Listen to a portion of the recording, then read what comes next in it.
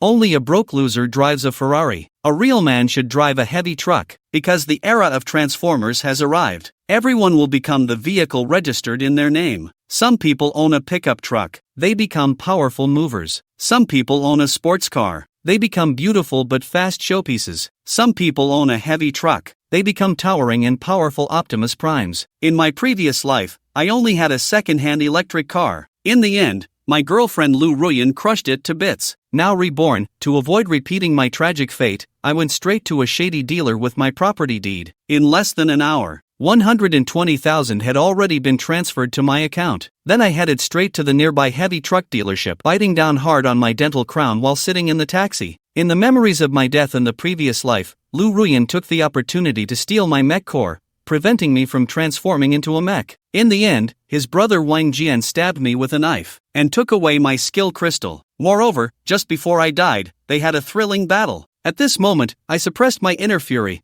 If it weren't for my previous life, where all my money went to gifts for Lu Ruyan, I wouldn't have only been able to take a loan for a second-hand grand. Now, in the early days of the apocalypse, choosing a mech is crucial, so I made my way to the heavy truck dealership. I rushed into the hall and told the salesperson to get me the latest heavy truck, the biggest and most powerful one. Without hesitation, the salesgirl took me straight to the garage. As the door opened, a completely red heavy truck appeared before me, measuring 12 meters long and 4 meters high, a complete giant compared to my previous grand. I'll take this one, paying in full. The salesgirl was stunned, having never seen such a decisive buyer. After completing the paperwork, I asked her to drive the truck to the designated location and just leave the keys inside. The salesgirl looked at the keys in her hand, bewildered, and asked if I wasn't going to follow her. It's not that I'm reckless, I just don't fear anyone stealing the truck. In the apocalypse, only vehicles registered in your name can transform into mechs, so it doesn't matter who steals them. I have other important things to do. There's no need to waste time on trivial matters. As night approached, I arrived at a large foundry. I asked the owner to help me weld a 5-meter alloy cleaver and a shield. The owner thought I was an idiot and waved me off. Seeing this, I pulled out 20,000 in cash and said, "Here's a deposit. Finish it in 3 days, and I'll pay you double." Under the pressure of money, the owner happily accepted my order. By the time I returned home, it was dark. After dinner, I began to recall memories from my previous life. When the machines first descended, a high-grade crystal appeared near Xinfeng Mountain in Chuan City, but no one knew its exact level or type. 3 days later, the cleaver and shield I had been eagerly awaiting were finally completed. Under my command, the 2 large swords were loaded into the trunk. After receiving the cleaver and shield, I drove straight to Xinfeng Mountain. Half an hour later, I arrived at the foot of the mountain. Looking up towards the mountain peak, if I remember correctly, that crystal would land at the top. I'll head up there to see what's going on and look for a suitable place to catch some mice. However, as I climbed the mountain, my expression gradually turned to shock.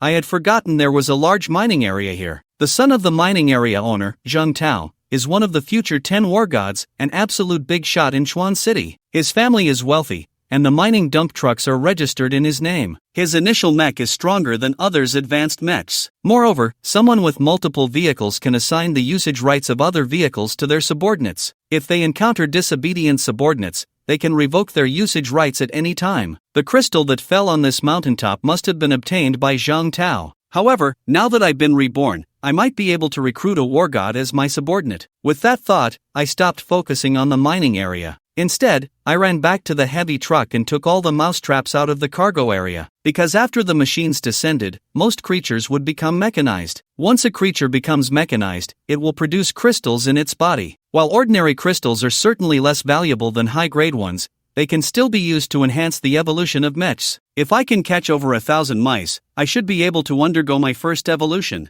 However, the mechanized mice will grow to 2.5 meters, and ordinary mouse traps won't be enough to control such big ones. Then I called the welding shop owner and ordered many iron chains. After several days of busy work, on the afternoon of the 7th day, suddenly, an exceptionally bright flash appeared in the sky. When people's vision returned, thick layers of dark clouds enveloped the entire world. Countless meteors appeared, hurtling toward the earth with a sense of destruction. Everyone was terrified and scattered, but I knew that these meteors were great opportunities. Each meteor contained a crystal, some high-grade and some low-grade. What you get depends on luck. When the meteor shower ended, a message appeared in everyone's mind. All vehicles registered in people's names had transformed to belong to them. At this moment, a red crystal appeared in my hand. At my command, the red heavy truck suddenly began to transform dramatically. In less than 5 seconds, a 10-meter tall, fully red heavy mech appeared before me. I looked at the mech, which had a somewhat fierce appearance, yet it had a certain violent beauty that made me sigh, but suddenly a beam shot out from the mech's chest. As the beam enveloped me, my body instantly vanished from the spot. At that moment, my body had merged into the mech's cockpit. The cockpit was completely filled with a flesh-like substance, and my original body was enclosed within it. At that moment, the mech was my body. Then I opened the mechs panel to check the information. Mech form, original mech level, weight 25 tons, type to be selected, standard power configuration, super matrix engine, equipment, no standard configuration. It turned out to be a super matrix engine, which I hadn't expected. After my surprise, I selected melee mech as the type. Then I happily closed the panel, not expecting a level 1 mech to already have 20 points of combat power. For those light or even rudimentary versions, reaching 10 points of combat power would be a question. Mechs need to reach level 10 for their first evolution. Now, it depends on how these mice evolve. Looking at the mice that are still evolving,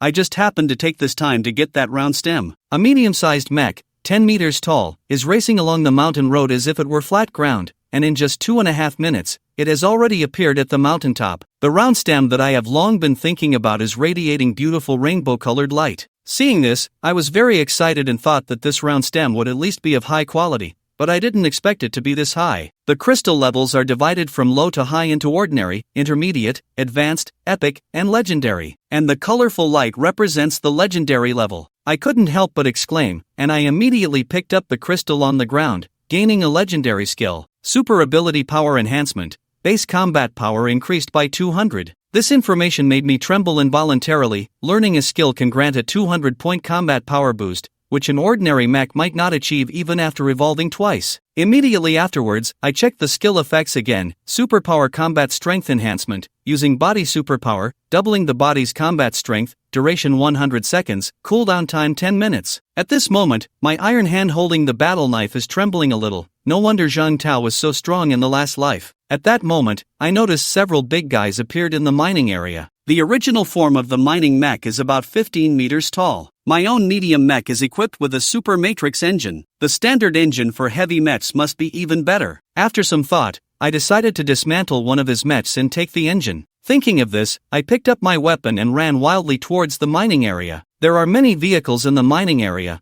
with various sizes and models of mechas arranged everywhere, and each mecha has people gathered around it. Some mechs have already been controlled by people, and their level of control makes it look like children learning to walk. I didn't care about those people still in a state of chaos. I rushed towards the nearest yellow heavy mech with my mech, stepping forward. The heavy mech placed here is unoccupied, making it a good opportunity to take action. While running wildly on Mars, the war knife in my hand successfully cut into the heavy mecha. Just a few minutes later, a 15-meter tall heavy mech was taken apart into pieces. I got the engine I wanted, and I immediately ran away. In this low-power era, having a numerical advantage is extremely strong. After returning to the mountaintop, I took out the seized dual-circuit joint venture engine, and it automatically finished changing in just a few seconds. The new engine has increased the combat power by 5 points compared to the mecha's built-in engine. Although the combat power boost is not very significant, the power and endurance it provides are much higher. Just as I was getting used to the new engine, the mice seemed to be injected with some kind of mysterious energy, their mechanical speed soaring like lightning. Facing the group of fully evolved mechanical mice,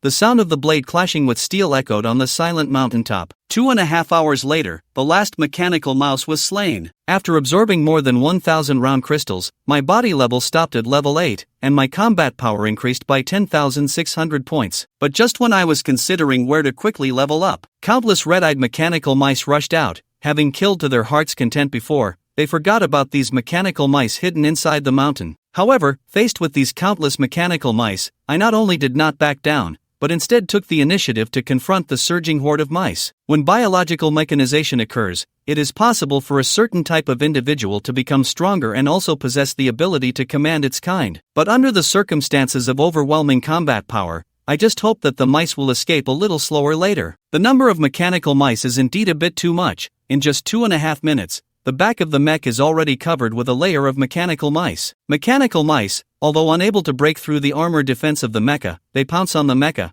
and this weight is to be borne by the mecha. In my line of sight, the engine power is rapidly decreasing. In fact, the loss of power is not a big deal for me, because the round crystal can not only upgrade the mech but also replenish energy for the engine. I just don't want to waste it. Any piece of round crystal in the early stages is valuable, so I controlled the mecha to roll wildly, and those mechanical mice were like fragile wheat ears, instantly crushed. Compared to the previous method of chopping with a knife, this rolling and crushing method was simply devastating and incredibly powerful. Just one roll, and 4 or 5 dozen mechanical mice perished. Just as I was happily using the wild donkey to roll around, a mechanical mouse was directing its little brother to work, messing with the iron chains I arranged on the ground earlier. When I noticed this, even a mechanical mouse had commanded its little brothers, cleverly looping the interconnected iron chains around the mecha. This sudden change at this moment feels like a bucket of cold water poured over my head. In this world full of machinery and the unknown, one must never let their guard down. At this moment, each iron chain has at least 20 mice desperately pulling on it, but even so,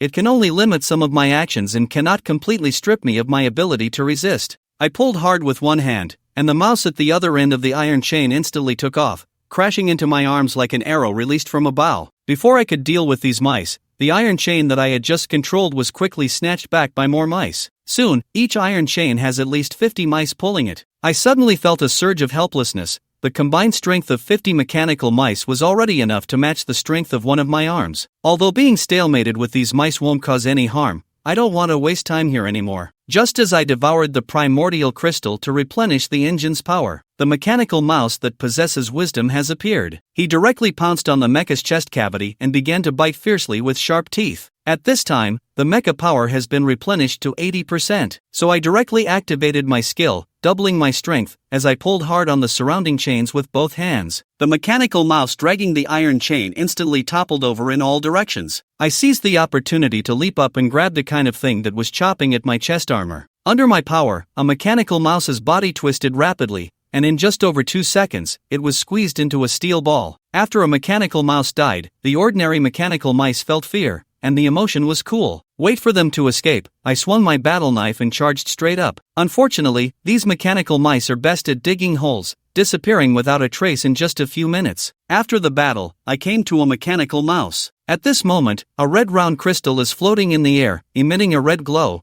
which signifies that the round crystal is a high-level round crystal. I had no hesitation and directly activated the round crystal, thinking I could get something good. But I didn't expect. It actually produces a finely crafted electric energy combat weapon. This weapon not only increases combat power by 50, but also has an electric shock effect on attacks. When my mastery of the battle squad reached a certain level of proficiency, I then turned my attention to the round crystals scattered on the ground. This time, I obtained a total of 800 round crystals. After consuming 750 ordinary round crystals, the machine's level successfully increased to level 10. After I choose to evolve my body, a mysterious energy seems to surge out of thin air in the void, then wrap the entire body of the mecha. As the evolution was completed, the mecha notification sound also came through, successfully evolved, combat power increased by 30, internal space of the mecha increased, internal and external equipment not activated, obtained ordinary external defensive armor, ordinary external thruster. After checking the mech attributes, I satisfactorily closed the panel, activated the thrusters obtained from the evolved body, and headed straight for the city. At this time, fires broke out all over the city. The sound of explosions and collisions continues. Amidst it all, there are the screams of the crowd, which is precisely a picture of. Standing in the chaotic city of the apocalypse, I pause for a moment. The place with the highest quality of mechanical biology should be the zoo. The higher the quality, the more advanced the gardeners that emerge, and the better the things obtained. Right now, I still lack a lot of equipment, and to obtain equipment, I can only go and hunt those powerful mechanical creatures. The mechanical creatures in the zoo of the previous life caused a great crisis for Chuan City.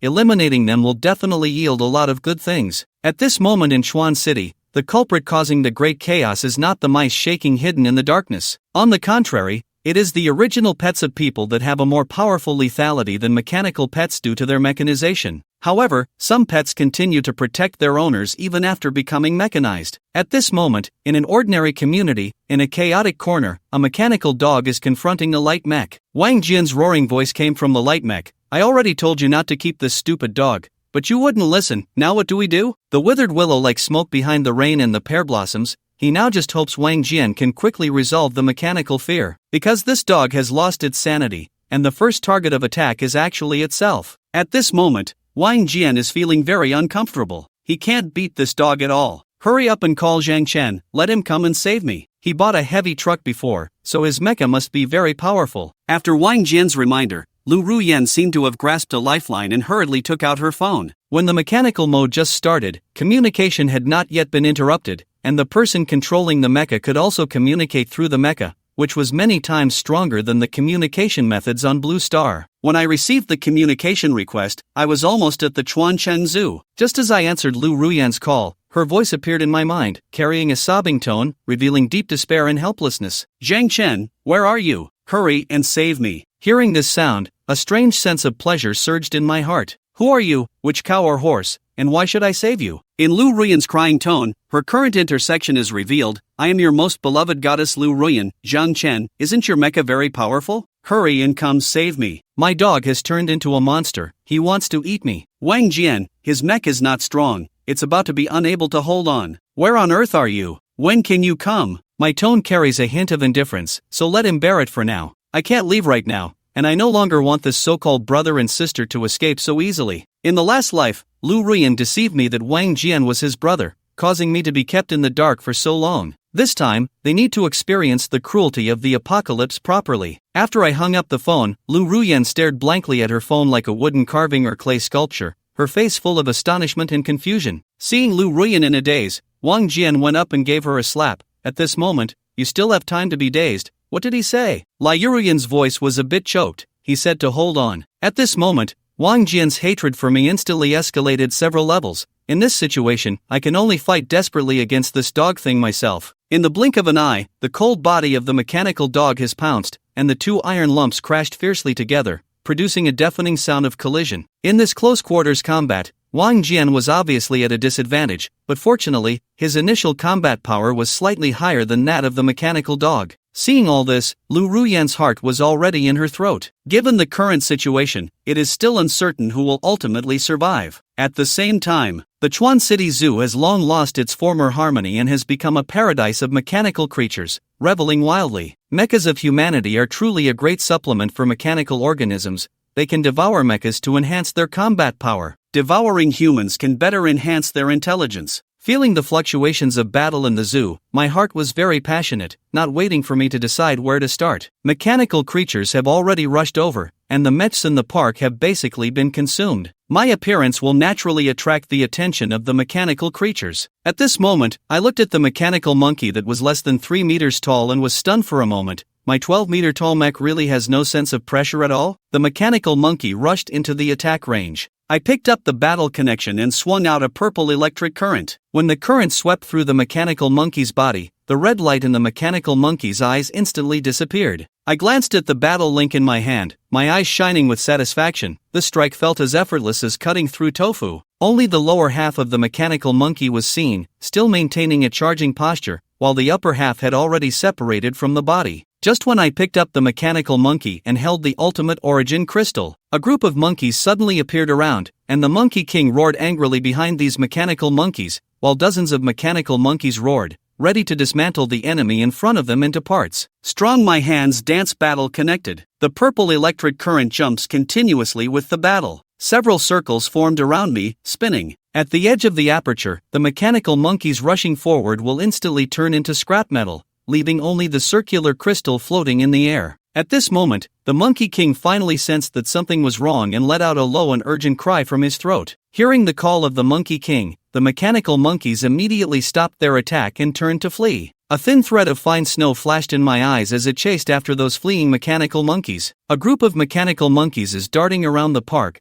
trying to use the surrounding buildings and trees to evade capture. However, all of this is in vain. Noticing my pursuit speed, the Monkey King is very frightened and immediately leads the remaining mechanical monkeys toward the crocodile area. When the huge steel crocodile appeared before my eyes, I just realized that this monkey actually learned to use strategies so quickly. Only saw the Monkey King cross the crocodile pool, then he turned his head and bared his teeth at me. In his view, the large, tough-skinned crocodile was enough to deal with. Moreover, there are more than 20 crocodiles in the park, and they will definitely tear the mecha in front of them to shreds when they gather together. I stared at the Monkey King, my gaze as cold as iron. Back then, a single mouse produced a fine weapon, so this Monkey King is sure to bring a different kind of surprise. However, the only regret is that among this group of crocodiles in front of me, none of them possess a unique deep blue color in their eyes, which is a pity. Immediately moved and charged towards the group of crocodiles. However, what surprised me was that the external armor of these crocodiles could actually withstand the sharp blades of the battle chain. Although the steel crocodile can withstand it hard, it doesn't die from a single blow. The electric attack accompanying the battle link causes the steel crocodile to fall into a brief paralysis. While dodging,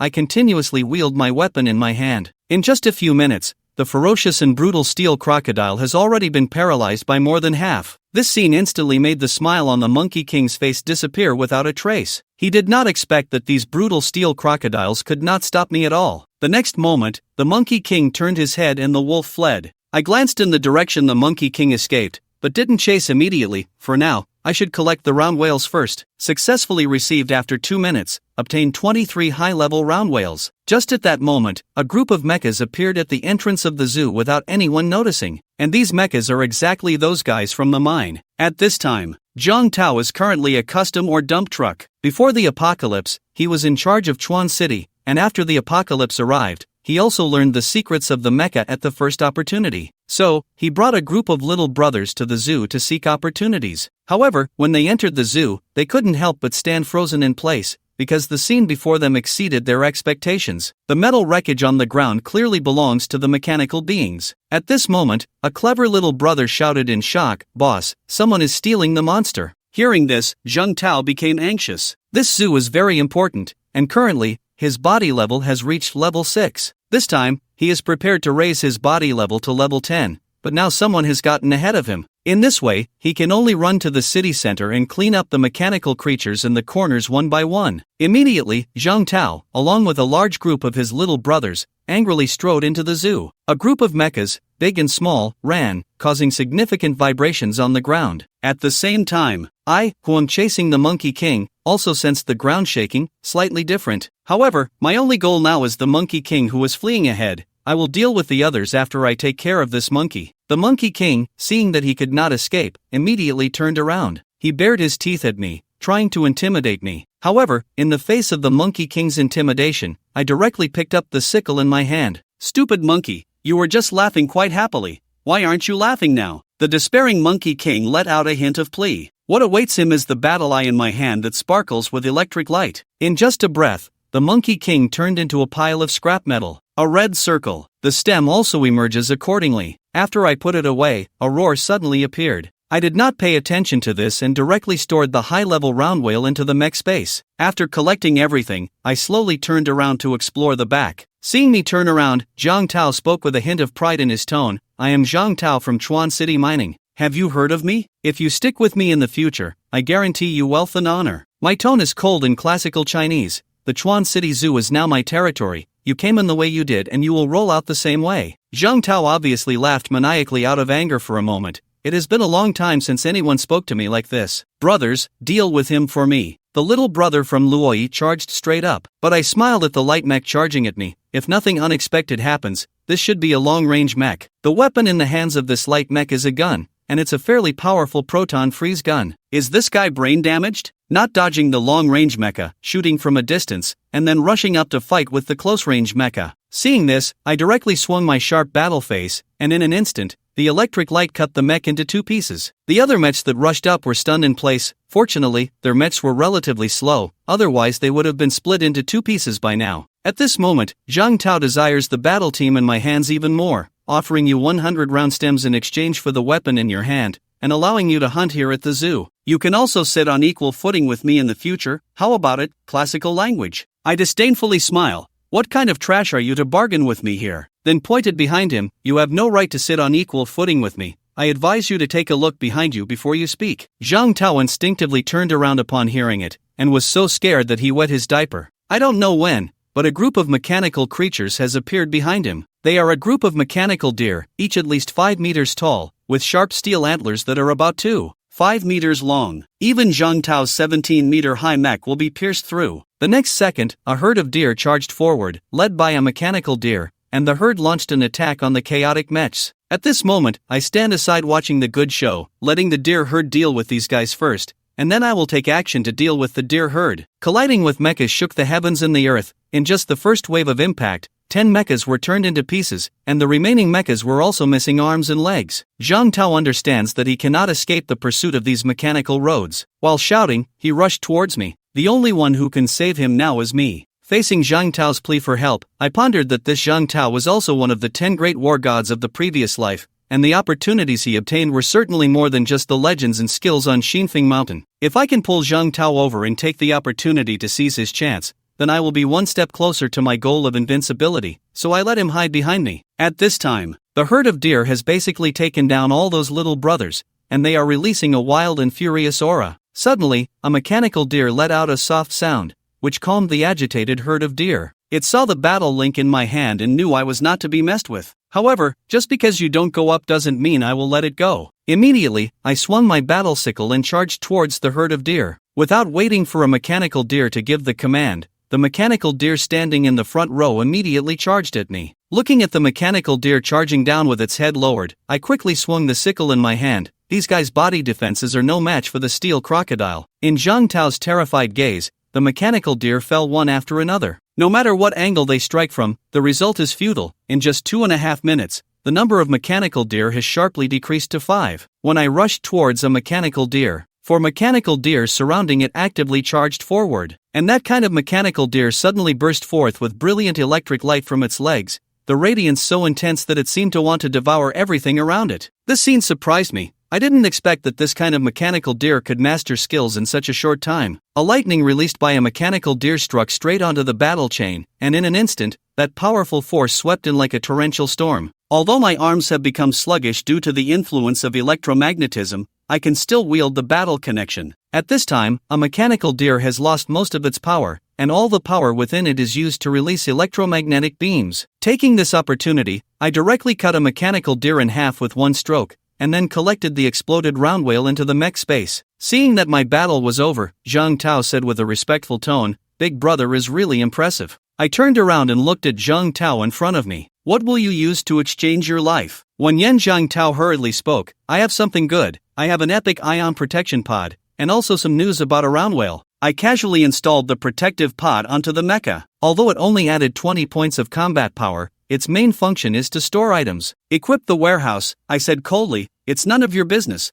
I'll come to find you when I'm done." Hearing that I still want to find him, Zhang Tao's mood plummeted to the bottom. "Good big brother, then I will go get that round stem back now." After Zhang Tao left, I took out the reinforcements I had obtained, and with all the reinforcements activated, I successfully leveled up to level 19. At the same time, also obtained a death laser skill, and an external armor. However, as I delved deeper into the zoo, I felt very puzzled. Nowadays, there isn't even a single mechanical creature in the entire zoo. But I didn't take action against these mechanical creatures, and there were no signs of fighting around, so they must have left the zoo. At this moment, I suddenly remembered Lu Ruyan and Wang Jian, that pair of dog men and women. If those two dog things are in good condition, I will definitely find some fun for them. Nightfall quickly descends, and the entire city is shrouded in fear. I strolled all the way to the community where Lu Ruyan is located. At this moment, the entire community is filled with smoke, metal debris is everywhere, the initial chaos of the apocalypse has basically ended, and those who should hide have already hidden. Although mechanical organisms have been eliminated, more are lurking in the shadows,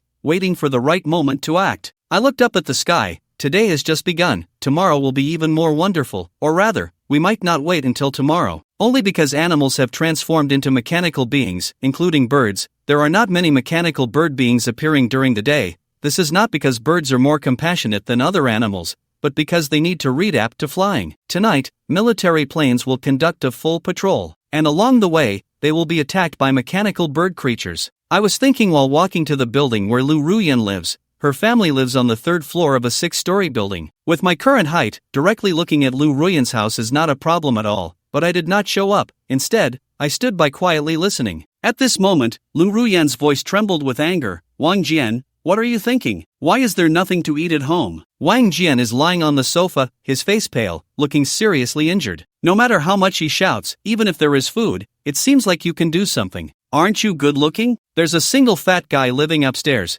You should go upstairs to seduce him and get some food." When Lu Ruyan's eyes flashed with a hint of longing, so I went up to take a look. This conversation makes me feel a wave of disgust, wishing I could slap myself a few times. Lu Ruyan's performance is clearly not that of a good person. When Lu Ruyan saw the entrance on the 4th floor, a delicate and aggrieved expression immediately appeared on his face, and he even tugged at his clothing with force. At this moment, he showcased his frailty to the fullest. "Brother, are you home? Can you give me something to eat?" I heard all of this and glanced into the room from the balcony on the 4th floor. I did not see the fat person they were talking about. However, I saw a mechanical cat that was 1.5 meters tall. When the mechanical cat heard the knock on the door, it was taken aback for a moment, immediately jumped up violently, pouncing on the sturdy security door. When the sharp cat claws collided heavily with the security door, a sharp metallic grinding sound instantly echoed throughout the entire room. Lu Ruyen was also frightened pale by this sudden sound. On the security door, 4 shocking cracks suddenly appeared. Through these 4 cracks, one can clearly see the mechanical cat's eyes emitting red light. A scream under the willow like smoke. At this moment he felt an immense fear in his heart, rolling and crawling down the stairs. However, the mechanical cat clearly does not intend to let it go easily.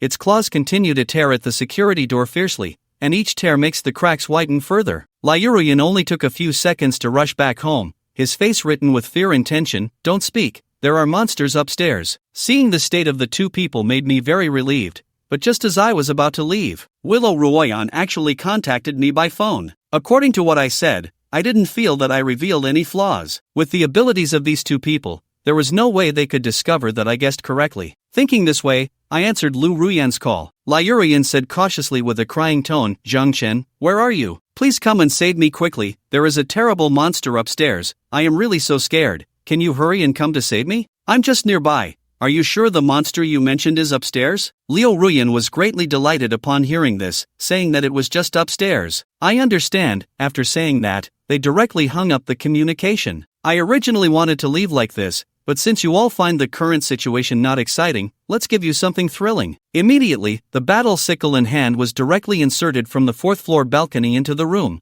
with the door and cat directly pressed against the wall of the corridor. However, this mechanical cat did not die as a result. Its eyes still sparkled with a cold light, struggling fiercely to break free from its restraints. Seeing this, I gently lifted the war scythe in my hand, then suddenly swung it down. The tip of the scythe stabbed into the ground, creating a gash between the mechanical cat and the ground. From this, one can clearly see the terrified faces of Lu Ruyan and Wang Jian. Lyurian didn't expect that I would appear the moment I hung up the phone. "Alright, the monster has been dealt with." After saying that, I turned around and left. Because my arrival at their home has basically become an open-air situation, and tonight mechanical birds will appear, I can already imagine how terrified those 2 will be at that time. Under the pitch-black night, the mech I control weaves through this silent city like a ghost, silently. I quickly arrived at the entrance of Zhang Tao's villa. The mecha responsible for patrolling discovered me. Zhang Tao was already wide awake in the villa. When he heard movement outside the door, he immediately got up to greet him. "Big brother, you've arrived. I was just waiting for you." I didn't talk nonsense, I spoke directly. "Where is the thing?" Zhang Tao had a beaming face, smiling as he took it out, already prepared. When my big brother saw the item, I couldn't help but exclaim in my heart, "It's actually a mayfly cannon. This thing is very open, belongs to special equipment, and does not occupy any equipment slots. And as long as it is activated, it will be bound to the mech, which can be said to be a very advanced thing. Even an ordinary person, after 3 or 4 evolutions, may not necessarily be able to obtain an ordinary floating cannon." I took a deep breath and gasped. The floating cannon in front of me is not only of the excellence class but also a special type of frozen floating cannon. After I equipped it, my panel also underwent new changes, obtaining an excellent level frozen type drone, combat power increased by 200, launch speed 1 second, maximum launch speed 0.1 seconds. Zhang Tao saw this scene and shed tears of envy. This was something that originally should have belonged to him. At this moment, the floating cannon is connected to my thoughts. With a single thought, I can control it, and the floating cannon can also defend itself autonomously. Seeing the satisfied look on my face, Zhang Tao politely invited, "Big brother, why not come in and sit for a while? It's already dark, and you haven't eaten anything yet, right? I'll have someone prepare some classical Chinese food." I opened my mouth to refuse. "No need, I'll just rest in the courtyard. Tomorrow there is something that requires you to go with me." Zhang Tao saw that I had no intention of leaving, and felt a wave of bitterness in his heart. "You killer god! Who can rest well in this situation?" Until midnight, the sound of helicopters echoed over Chuan City, followed by a broadcast urging the citizens not to panic, to protect themselves, and that the military would arrive for rescue as quickly as possible. Although I believe in the military's sincerity, I do not trust their speed, because there are too many issues they need to resolve, such as the mechanical birds that are about to appear. Suddenly, a dazzling fluorescence streaked across the sky, rushing in like a meteor. the one that is broadcasting in the air. The helicopter was almost penetrated by this beam of fluorescence in an instant. The people who were listening to the broadcast were all dumbfounded, stunned into a daze by this sudden turn of events. In people's hearts, the military is their last reliance, the lifeline in their hearts. Many people were so scared that they cried out loud, but crying and shouting for help would be of no use, and would instead attract deadly flames. Because the sounds that people erupt will attract the attention of those mechanical bird creatures, under the flying speed of these mechanical bird creatures, ordinary people won't even have a place to hide. In an instant, screams rose and fell, as if pulling the entire city back into the fear and despair of the daytime once again. At this moment, Zhang Tao walked up to me, his voice trembling slightly. "Brother, I can't sleep. Can I stay with you for a while?" I kindly reminded Zhang Tao about this, fearing that he would merge with the mech. "Your mech is not weak, so there's no need to be afraid of these avian mechanical creatures." Zhang Tao's eyes instantly lit up, and he immediately took out the mech to combine with the new option. After all, he had a mech that was 17 meters tall, so he didn't have to fear these little birds at all. At this moment, the roar of the helicopter approached from afar. Not all helicopters crashed under the first wave of attacks. There were still quite a few lucky ones who escaped a disaster. Unfortunately, this lucky one has also been targeted by the mechanical bird. The helicopter roared in the sky, its mounted machine gun had crazily started to fire, the barrel became red-hot from continuous shooting, yet this seemingly fierce firepower was merely delaying the time until it was destroyed. Zhang Tao saw the situation over by the helicopter from a distance. Those mechanical birds from his older brother have arrived. When I saw among the foolish birds chasing this helicopter, one of them had pupils that emitted a deep blue light. I instantly became interested and just happened to try the attack power of the floating cannon. Just when that group of mechanical birds was 500 meters away from me, the floating cannon fired, and the ice blue beam rapidly swept across the night sky. One-shot freeze, accurately hit a mechanical bird. Frozen but without the shell of this mechanical bird. What damage is caused? But the entire mechanical bird was almost instantly frozen, and soon fell from the sky. I stand in place looking up at the sky. The floating cannon fires again after 1 second, asking someone to collect the round whale back. Zhang Tao stares blankly at me, his heart bleeding, but unfortunately, he doesn't dare to express the grievances in his heart. And my act of rescue also caught the attention of the helicopter pilot, who immediately accelerated and charged towards me. However, the mechanical birds are not stupid, especially among this group of mechanical birds. There is one kind of existence that charges at me with a preemptive strike. In just a few seconds, it crossed a distance of 300 to 400 meters and was about to rush in front of me. I only saw my gaze shift from deep blue to light purple in an instant.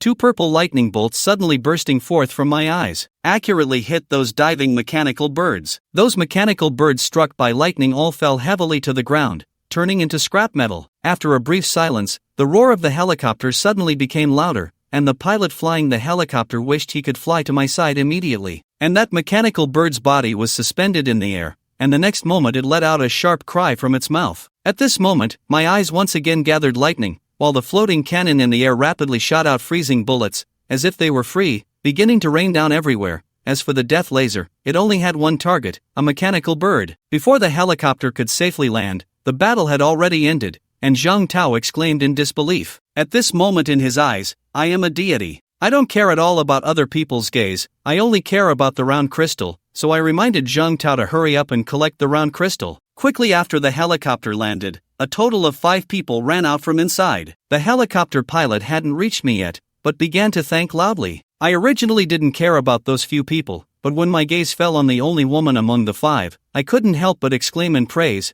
"What a beautiful woman!" Faced with my compliment, she did not appear shy or angry. Instead, she accepted it with a generous and appropriate attitude. "Thank you for the compliment. My name is Lin Xianyu. You are very impressive. If you have time we can exchange some classical Chinese." I opened my mouth and reported my name. "Hello, my name is Zhang Chun." At that moment, Lin Xianying suddenly shouted "Combine." 2 seconds later, a silver-white, approximately 7 meter tall, slender long-range light mecha appeared. My gaze fell on the mech, and a hint of amazement flashed in my eyes. "What a beautiful mech! Just as beautiful as you, but your gun is somewhat lacking." Hearing this, Lin Xianying gently stroked the rifle in her hand and said, "This is the rifle that comes with the initial mech. Its power is not very strong, but it's very accurate." I took out a freeze gun from the warehouse space. "Can you use the freeze gun?" At this moment, Zhang Tao looked at the freezing gun in my hand and felt like crying a little. He thought it looked familiar no matter how he looked at it. "Using my brother's stuff to send to beautiful women, you really are something. Big brother, you are truly outstanding. Lin Xianying did not take the frozen gun at the first moment. I can't take your things for free. How about I exchange it with you using a round crystal? Lin Xianying took out a dozen ordinary round crystals while speaking. I only have this much now. If it's not enough, I won't give you any more in the future. I nodded, handed the freeze gun to Lin Xianying, and also collected those dozen or so round crystals. Who says this girl is good looking? As long as I find her pleasing to the eye, even if it's just ordinary quality equipment, I wouldn't blink an eye even if I gave away exquisite quality items. Lin Xianying played with the freeze gun for a moment and then said to me, Zhang Chen, let's go save people. We don't know how many civilians are suffering right now. Since we have the ability, we can save as many as we can. Just when I was about to refuse, I ran to collect the bodyguards of the elemental crystals. After thinking it over, I changed my previous idea and went to collect some medium-grade elemental crystals that happened to be on the way. Although I can't produce any equipment, it can still raise the level of the machine a bit. On the way, Lin Xianying was busy and having a great time. His pure white mech looked really good, but under the night sky, it was like a guiding light, and would be discovered by mechanical creatures from a distance. Just as I was ready to watch the show all the way, a huge mechanical tiger, 7 meters long, has set its sights on us. It shows no intention of hiding at all, jumping out to crazily flaunt itself, as if it wants to see us display expressions of fear. Before I could take action, the freezing gun in Lin Xianying's hand had already shot out a cold flame. With his shooting skills, hitting a target as big as a mechanical tiger is simply too easy. However, the effect of the frozen bomb is somewhat small. Ice flowers formed on the mechanical tiger, only existed for 2.5 seconds before disappearing. Lin Xianying's combat power is too weak. Even as an 8th level mech, with the addition of a freezing gun, her combat power is only 50 points. The next moment, the sound of a tiger's roar appeared, and a massive mechanical tiger fiercely charged, appearing in front of Lin Xianying in the blink of an eye. At this critical moment, I quickly appeared to protect him, and the mayfly cannon also fired at that moment. Unlike the frozen bullets pulled by Lin, the frozen bullets fired by the floating cannon not only have stronger freezing power. Moreover, the impact force carried by the bullet knocked the mechanical tiger that was pouncing down to the ground. Lin was drawn in, looking at the completely frozen leg of the mechanical tiger. He fell into deep self-doubt. It's one thing to be inferior to others' mechs, but to not even compare to a floating cannon is just unacceptable. At this moment, I am already holding the battle company, swiftly moving forward like lightning. Seeing this, the mechanical tiger exerted force with its hind legs, supporting its body to a standing position, and the clash between the tiger's claws and the battle erupted with dazzling firepower. Just supported for a moment, the huge body of the mechanical tiger was violently smashed away under the intense impact. But I can't be happy. Not being able to defeat the mechanical king is simply a disgrace, especially when I'm trying to show off in front of beautiful women. But even so, Lin Xianying's eyes were still filled with admiration, especially for the posture I just had while waving the battle flag. Really a true man like Mamba. Although the mechanical tiger was not solved by my side, its current state is not much different from being dead. When he saw me rushing over, he let out a faint whimper, as if pleading, praying for a glimmer of hope. Before he could beg for mercy, I swung the battle chain again and struck the mechanical arc, cutting it into 2.5 pieces. The next moment, a dazzling round crystal unexpectedly appeared in the air. Collect. At this moment, Lin Xianying also caught up from behind Zhang Chen. Did you kill them? You're amazing. Lin Xianying looked at Zhang Chen with admiration. However, with the mech's eyes being a deep blue, Zhang Chen was destined not to see Lin Xianying's gaze. Not bad, Zhang Chen replied modestly. Did you get anything good? Lin Xianying wasn't after Zhang Chen's spoils. She was just curious about what such a powerful mechanical tiger could drop. I don't know yet. Let me take a look. Zhang Chen took out a high-grade source crystal. Then, the source crystal was activated by Zhang Chen. Ding! Obtained an exceptional grade thermal giant sword. Thermal giant sword, exceptional, combat power plus 100, possesses extremely high heat, helpful for cutting through enemy armor. Good stuff, Lin Xianying exclaimed. Even though she hadn't seen many pieces of equipment, she knew this giant sword was valuable. Hee hee, not bad. Zhang Chen pretended to be modest again. He liked this giant sword very much, not to mention, its combat power boost was significantly higher than the battle sickle he held. In the next moment, Zhang Chen stored the battle sickle in the cargo hold and equipped the thermal giant sword. The thermal giant sword was a two-handed sword, 8 meters long, with a blade width of nearly 1 meter, and weighed twice as much as the battle sickle, but it brought with it even greater power. I really envy you melee fighters, your weapons are so impressive, Lin Xianying said somewhat enviously. You'll get a good weapon too, Zhang Chen reassured her. He wasn't just trying to placate Lin Xianying, as the ranged mechs also had powerful weapons, they just hadn't dropped yet. Alright, I believe you. Let's go. Okay. Zhang Chen nodded at Lin Xianying. The fierce battle continued, and Zhang Chen's number of attacks was few and far between. Most of the time, it was Lin Xianying running around, saving countless people and receiving many thanks. Zhang Chen didn't keep count. However, aside from the gratitude, Zhang Chen's gains that night were much greater than Lin Xianying's. Because Zhang Chen wouldn't act unless it was a crisis, every time he did, it was because Lin Xianying was surrounded, so each time he acted, he could take out groups of mechanical creatures.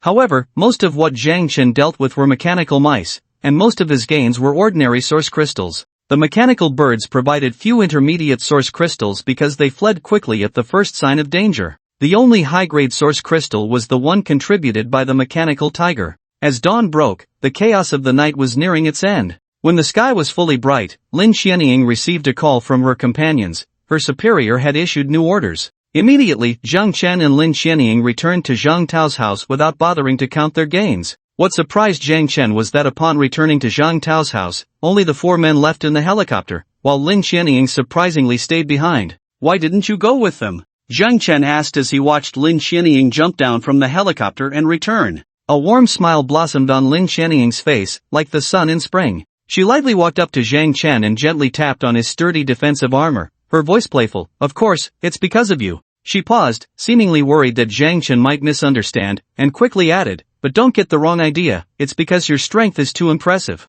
I stayed to win you over. Upon hearing this, Zhang Chen appreciated Lin Xianying even more. Her genuine nature made him feel comfortable. You're so strong, and we don't have enough standing to command you to do anything, so I can only stay and subtly influence you. Lin Xianying's personality was generous, but her thoughts were also very delicate. After spending a night with Zhang Chen, she had already realized that he was the type of person who wouldn't act without benefit, meaning he wouldn't do things without a good reason. Lin Xianying would not feel disgusted by Zhang Chen's way of handling things, but deep down, she had an impulse to try to correct his mindset. She wanted Zhang Chen to understand that sometimes, actively helping others and extending a hand could bring indescribable joy and satisfaction. Of course, it would be even better if Zhang Chen could join the military and follow unified command. Alright, as long as you're happy, Zhang Chen shrugged. He didn't believe that Lin Xianying could change him. His way of dealing with things had been formed over 10 years in his past life. Who wasn't a passionate youth in their younger days? He had just been dulled by the harshness of the apocalypse.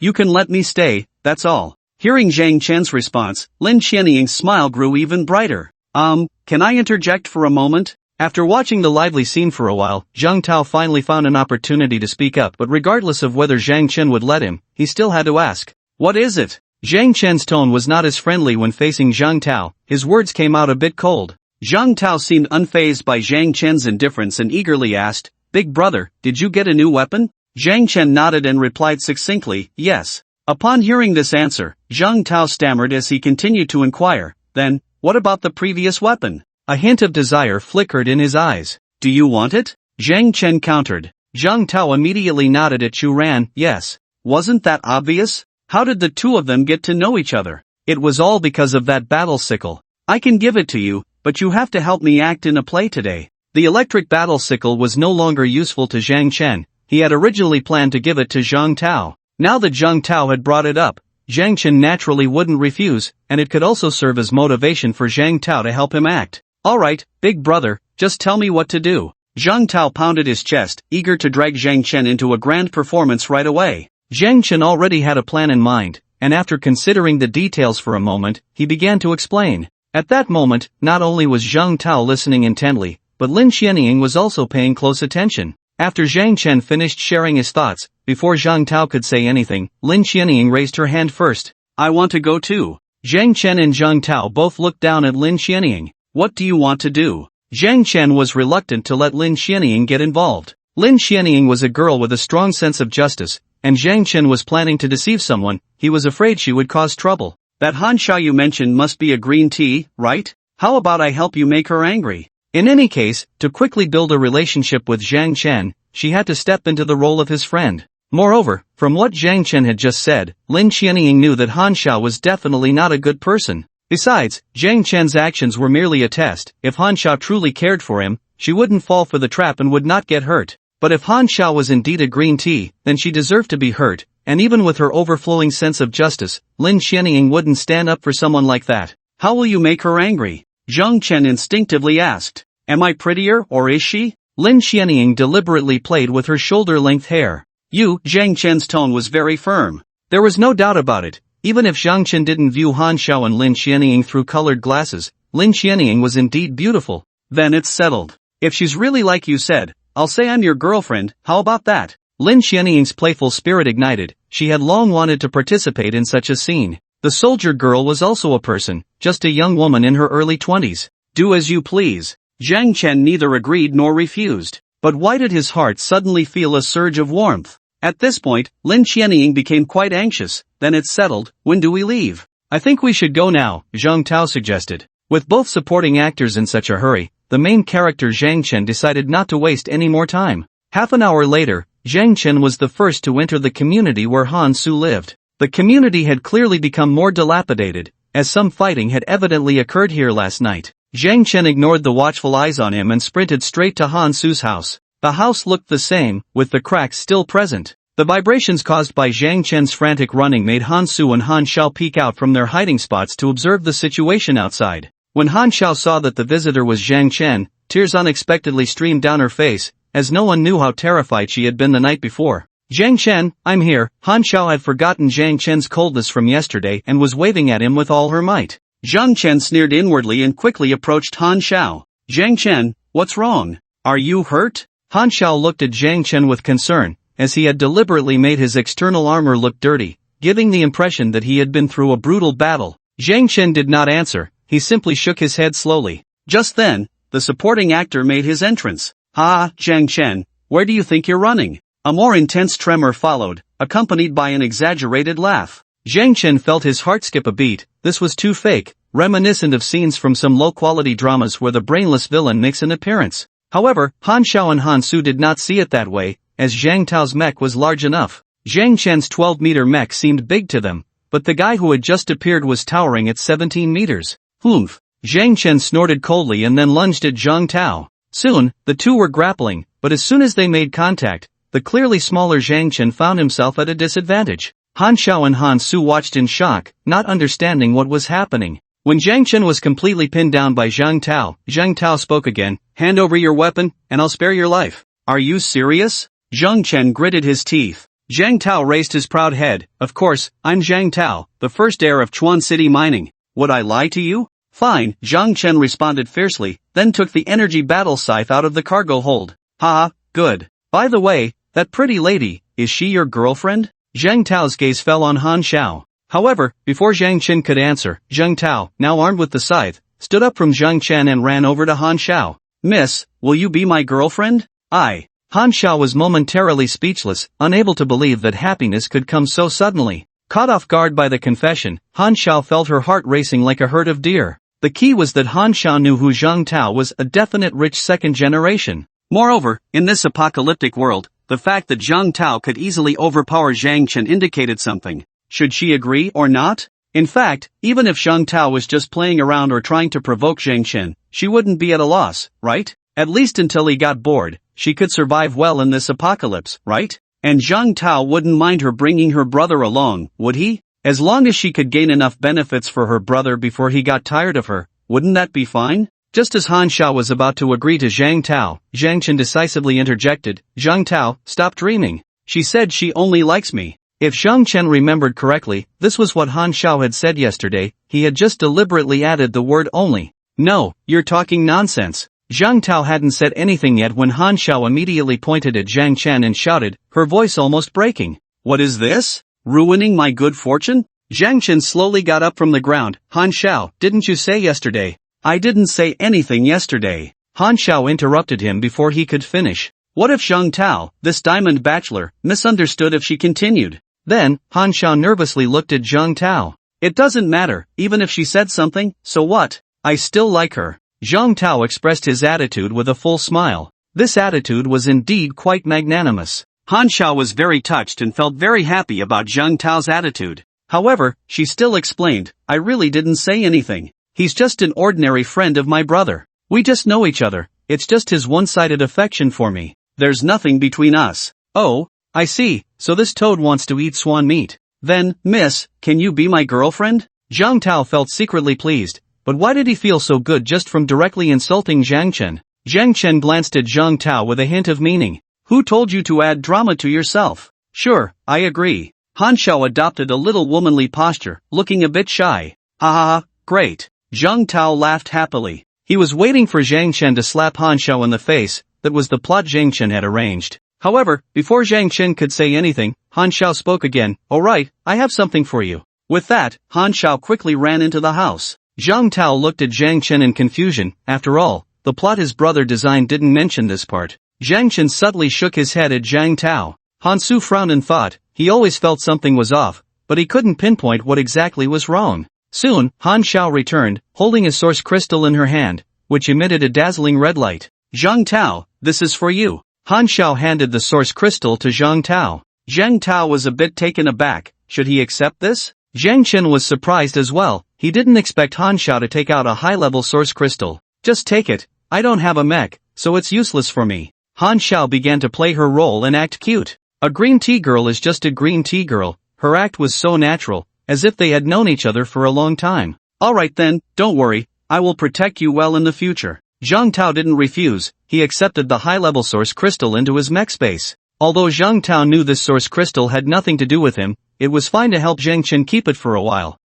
I picked up this source crystal at great risk yesterday, it should be useful for you, right? Han Xiao looked at Zhang Tao with a hint of expectation. Zhang Tao nodded affirmatively to Han Xiao, of course. By the way, I see you can't stay here anymore, how about you come back with me? Han Xiao smiled at first, then shyly asked, can I bring my brother? Of course. Zhang Tao gave a very definite answer. This answer made Han Xiao very happy. In her eyes, whether it was Zhang Chen or Zhang Tao, they were just passers-by, and only her brother was her safest support in the future. No way, Han Xiao, how can you do this? Han Su, aren't you going to say anything? Zhang Chen stood up, glaring at Han Xiao and Han Su. This time, Han Xiao didn't speak, she looked at Han Su. Han Su knew it was time for him to express his stance. So, even though he sensed something was off, he still said, Zhang Chen, we just know each other, I haven't done anything wrong to you. My sister has nothing to do with you, so stop being so persistent. Heh, you two weren't acting like this yesterday. Zhang Chen coldly sneered at Han Xiao and Han Su.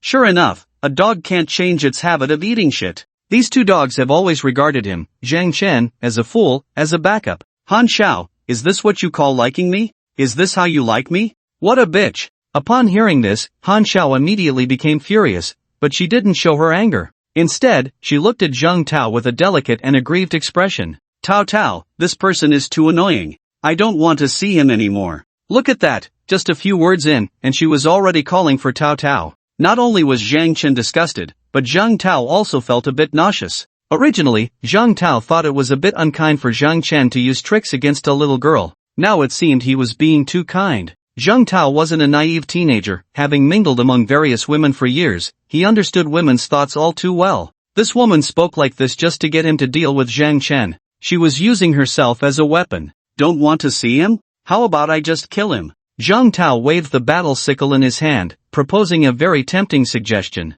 Han Zhao's face turned a bit red as she looked at Zhang Tao and said, I'll listen to you. Well, that statement was almost telling Zhang Tao to act quickly. Zhang Chen, did you hear that? She wants me to kill you. After saying that, Zhang Tao quickly charged at Zhang Chen. The distance between them wasn't far, and in just a few steps, Zhang Tao was in front of Zhang Chen. Big brother, this is the source crystal she gave me. It looks like a high-grade item. After reaching Zhang Chen, Zhang Tao acted very submissively, directly handing over the source crystal that Han Xiao had just given him. This sudden turn of events left Han Xiao and Han Su dumbfounded. Their expressions were almost identical, shocked and unable to believe it, their eyes wide open. Really? Let me see. Zhang Chen took the source crystal and chose to activate it. It's a ranged weapon. Zhang Chen was a bit surprised. This was his first time obtaining a ranged weapon. Excellent grade freeze gun, combat power plus 100, optimized for concentrated output, can unleash maximum damage in a short time. An excellent grade freeze gun, Zhang Chen said softly. What? An excellent grade freeze gun? Really? Lin Xianying, who had been hiding in the shadows, rushed out. Originally, Lin Xianying wanted to hide a little longer to watch the show. But when Zhang Chen mentioned he had obtained an excellent grade freeze gun, she couldn't hold back anymore. Why did you come out so quickly? Zhang Chen asked, a bit surprised. It wasn't time for Lin Xianying to make her entrance yet. There were still some lines left unsaid. Lin Xianying shyly stuck out her tongue. I just couldn't help it. Combined form. Lin Xianying had already shown her appearance in front of Han Xiao, so she didn't hide anymore and directly chose to combine. After the beautiful silver-white mech appeared, Lin Xianying looked at the nearly 1 meter long cluster freeze gun, and the more she looked, the more she liked it. Immediately, Lin Xianying reached out to Zhang Chen without hesitation, her voice filled with desire. I want it. When a beautiful woman tells a man she wants something, which man can resist? Zhang Chen's self-control wasn't very strong. He was momentarily stunned, and then the cluster freeze gun in his hand was unconsciously handed over to Lin Xianying. However, after giving the freeze gun to Lin Xianying, Zhang Chen couldn't help but whisper in her ear, aren't you going to pay me? Upon hearing this, a glint of cunning flashed in Lin Xianying's eyes, and the corners of her mouth lifted in a smile. What are you talking about? I'm your girlfriend. After saying that, she happily equipped the cluster freeze gun and then linked her arm with Zhang Chen's. Their movements were intimate, although their mech sizes differed a bit. The scene looked very smooth and harmonious, as if it was meant to be this way. Zhang Tao watched the scene, feeling a bit uncomfortable. He always felt that the benefits he received seemed the least. Clearly, he was the one putting in the most effort in the act. Zhang Chen was a bit dazed by Lin Xianying's sudden embrace. Didn't we say there wouldn't be any physical contact?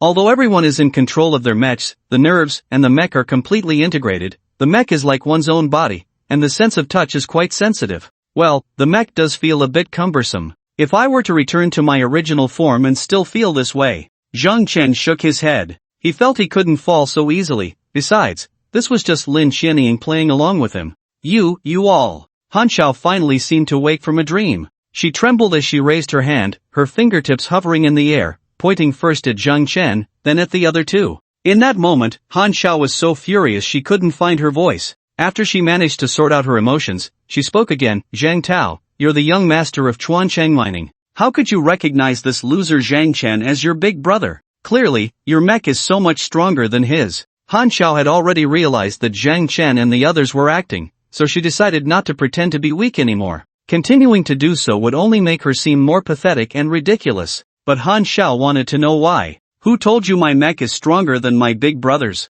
Zhang Tao retorted. Just because his mech was taller and bigger? He hadn't seen how formidable Zhang Chen was. But, Han Xiao's mind short-circuited. Isn't it true that the bigger the mech, the stronger the power? However, her past experiences made it clear that the bulkier and larger ones were indeed more durable and powerful. Short and nimble sounded nice, but in reality, it fell far short. Zhang Chen, what do you mean by this? Han Su took over Han Zhao's words. He didn't look at anyone else, he was just frowning at Zhang Chen. What do you mean? Do I really have to spell it out? Hand over your mech core, Zhang Chen said coldly, not wanting to say more. Han Su recoiled as if his tail had been stepped on, taking 2 steps back and exclaiming, what do you want my mech core for? The mech was their basic guarantee for survival in this apocalypse. Han Su couldn't imagine what life would be like without it. Would he be playing house with Han Xiao every day? The child couldn't turn into a mech, and besides, Han Su was already tired of that. Zhang Chen didn't explain, he just glanced at Zhang Tao. Seeing Zhang Chen looking at him, Zhang Tao immediately understood and walked towards Han Su with his battle scythe. The shadow of the 17-meter-high mech gradually enveloped Han Su, and at that moment, the pressure from the mech nearly suffocated him. Fine, I'll hand it over. Better to die later than to die now. Han Su was still able to face reality. Zhang Chen felt a chill in his heart. He believed he had been merciful enough. In his past life, Han Xiao had taken Zhang Chen's mech core, and Han Su had plunged a knife into his own belly. Now, Zhang Chen was merely taking Han Su's mech core without harming either of them. Wasn't this mercy to the utmost? Han Su readily handed the mech core to Zhang Tao. Once Zhang Tao received the mech core, he immediately understood what kind of mech it was. He looked at Zhang Chen in surprise. Big brother, what do we want this piece of junk for? Throw it on the ground and crush it, Zhang Chen replied casually. To his surprise, Zhang Tao took him seriously. He threw the mech core he had just received onto the ground and then stepped on it without hesitation. To Zhang Tao, this was indeed a piece of junk. His home had many 10-meter-high medium mechs, and although Zhang Chen had destroyed quite a few of the 15-meter heavy mechs, there were still a batch left. Han Su's heart was bleeding. The mech he cherished so much was being destroyed like this. You two, take care of yourselves. Let's consider our matters settled, Zhang Chen sighed in relief. Not killing Han Xiao and Han Su was something Zhang Chen had long thought out. Rather than letting them die peacefully, it was better to let them truly experience the cruelty of this apocalypse. It is only the second day of the apocalypse, and there are still many fun things they have yet to experience. If they don't get to fully experience this apocalypse, how can they justify the harm these two caused Zhang Chen in the last life? Big brother, is that it? How about we just kill them? Zhang Tao was serious about eradicating the roots. What do you know? Let's go, Zhang Chen shot back at Zhang Tao, then turned around. Lin Xianying had been holding onto Zhang Chen's arm without letting go. Just as Zhang Chen led her to turn, the freezing gun in her hand seemed to come to life, and a deep blue light quietly gathered at the muzzle. The light gradually brightened in the silence, and about 2 seconds later, a massive freezing bullet shot out from the gun, its size more than 3 times that of a regular freezing bullet. The freezing bullet hit the area below Han Su's apartment, shattering the entire second floor. The walls that didn't collapse quickly froze, causing the temperature to drop by 3 or 4 degrees in an instant. However, the chill in the air could not compare to the coldness in Han Xiao and Han Su's hearts. The upstairs had a crack split open by Zhang Chen, and the downstairs was encased in ice. The entire building was on the verge of collapse. You harmed my man, this is your punishment. Lin Xianying's cold words reached Han Su and Han Zhao's ears. Zhang Chen was puzzled. After all, he hadn't even paid extra, so why was Lin Xianying suddenly adding drama to her own role? At that moment, Han Xiao suddenly screamed, Zhang Chen, come back. I have something to say to you. Zhang Chen, hearing Han Zhao scream, did not turn back, as if he hadn't heard her. Seeing that Zhang Chen had no intention of stopping, Han Zhao's eyes filled with tears as she ran downstairs. She couldn't let Zhang Chen leave like this. Through what had just happened, Han Xiao had figured out some things. When she reached downstairs, Zhang Chen had not gone far. Zhang Chen, is it because of her that you're treating me like this? Is it because of her? Han Xiao shouted, pointing at Lin Xianying as she ran. This time, Zhang Chen still did not stop. However, Lin Xianying grabbed Zhang Chen. Pulled by Lin Xianying, Zhang Chen had no choice but to turn around. Soon, Han Xiao, panting, ran close to the three of them, her face filled with anxiety and anger. Tell me, is it her? What do you want? Zhang Chen's tone was icy, as if he were truly a machine devoid of any emotion. It must be her who said something in front of you, right? She must be sowing discord between us, right? You used to like me a lot, I said I liked you too, but after just one night, you changed. It was her doing, right? Han Xiao glared at Lin Xianying, as if she wanted to swallow her whole. In Han Zhao's eyes, all of Zhang Chen's changes were because of Lin Xianying. Heh, you weren't saying that just now, Lin Xianying coldly mocked before Zhang Chen could speak. She had seen and heard everything that had just happened. Don't talk, you green TB*TCH. If it weren't for your meddling, how could Zhang Chen treat me like this? Han Xiao truly hated Lin Xianying. Why did Zhang Tao listen to Zhang Chen so much? Who was Zhang Tao? This Lin Xianying was so beautiful, how could she become Zhang Chen's girlfriend in just one night? All of this could only mean one thing, Zhang Chen was very strong, so strong that Han Xiao couldn't even imagine. It was precisely because of this that Lin Xianying, knowing Zhang Chen liked her, would sow discord and stage today's drama. The purpose was to test herself. Unfortunately, she couldn't withstand the test, but Han Xiao wouldn't look for reasons within herself. She blamed everything on Lin Xianying. You are quite the funny woman. Lin Xianying was on the verge of exploding. Tell me, is it you? Han Zhao's eyes were ablaze with fury, almost bursting from her eye sockets. It's me, what do you want? Lin Xianying admitted, but it was pointless to deny it, as Han Xiao had already made up her mind about the situation. What do I want? I won't let you succeed. I admit I have my faults, but are you really a good person? You followed Zhang Chen after just one day of knowing him. What are you? Your mecha was given to you by Zhang Chen, right? This was the point that truly angered Han Xiao. She and Zhang Chen had known each other for a long time, and he had feelings for her. If it weren't for Lin Xianying's interference, that beautiful mecha would have been hers. In Han Zhao's eyes, Lin Xianying not only used underhanded tactics to take Zhang Chen away but also stole her rightful mecha. You really are so scheming, a scheming *TCH. The more Han Xiao thought about it, the angrier she became, and her words grew increasingly rude. Lin Xianying was genuinely infuriated by Han Xiao. She tightened her arms and held Zhang Chen even closer. How could a beautiful girl like Lin Xianying, full of justice and sunshine, not be praised wherever she went? This was the first time someone called her a green *TCH, a scheming *TCH. Speak up, why aren't you saying anything? Han Xiao shouted. Lin Xianying's silence gave Han Xiao the illusion that she had the upper hand. Lin Xianying suddenly looked up at Zhang Chen. I want to do something. Just go ahead and do whatever you want, Zhang Chen replied nonchalantly. He had already guessed what Lin Xianying wanted to do, and in his heart, Han Xiao was a complete stranger, he didn't care what Lin Xianying did to her. Okay. Lin Xianying agreed. Then, she actually disassembled her mecha. Under the astonished gazes of Zhang Chen and Zhang Tao, Lin Xianying walked towards Han Xiao. The arrogance that Han Xiao had just displayed was instantly suppressed by the invisible aura released by Lin Xianying. Your mouth is filthy, it needs to be cleaned up. Lin Xianying stood in front of Han Xiao and slapped her face without any courtesy. Han Xiao was stunned, she never expected Lin Xianying would dare to hit her. Wasn't Lin Xianying the one in the wrong? Your heart is even filthier. Lin Xianying swung her hand again. Both sides of Han Xiao's face were now balanced. UB*TCH, I'll fight you. After receiving 2 slaps, Han Xiao finally reacted. She lunged at Lin Xianying, but she didn't realize who she was up against. Lin Xianying was a soldier, the kind that even a couple of ordinary men couldn't get close to. How could Han Xiao, who only knew how to throw tantrums and pull hair, be a match for Lin Xianying? When Han Xiao lunged at Lin Xianying simply sidestepped, and Han Xiao ended up on the ground in a dog-eat-dog position, her pretty face making intimate contact with the ground.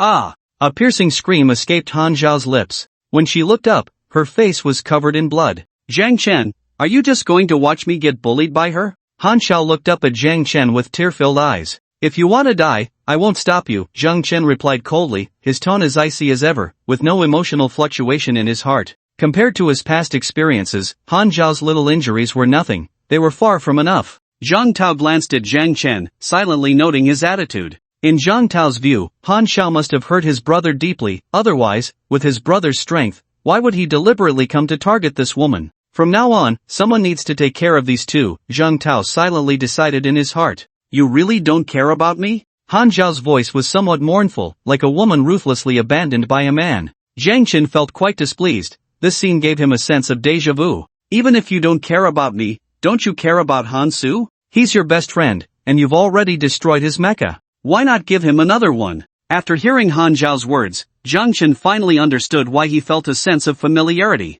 Ha ha ha ha ha. Zhang Chen couldn't help but burst into laughter. The demands that Han Xiao had once made echoed continuously in his ears. I just said, don't seek death yourself, isn't it good to be alive? Zhang Chen leaned down. The massive mech put immense pressure on Han Xiao, and at that moment, she surprisingly didn't dare to speak. Although the gaze of Zhang Chen's mech remained a deep blue, Han Xiao could actually see a killing intent within that blue. Lin Xianying frowned as she looked at Zhang Chen. She knew this wasn't just killing intent, it was the murderous aura emanating from Zhang Chen. But where did this murderous aura come from? Although Lin Xianying had never seen Zhang Chen before, it wasn't hard to guess that he was at most around 20 years old. How could someone so young exude such a strong murderous aura? Zhang Chen, I was wrong, my sister was wrong, please don't take action. Han Su rushed out, stumbling, his voice trembling with a full plea. Seeing the anxious Han Su, Zhang Chen sneered inwardly. Indeed, sibling affection runs deep. Forget it, let you continue living.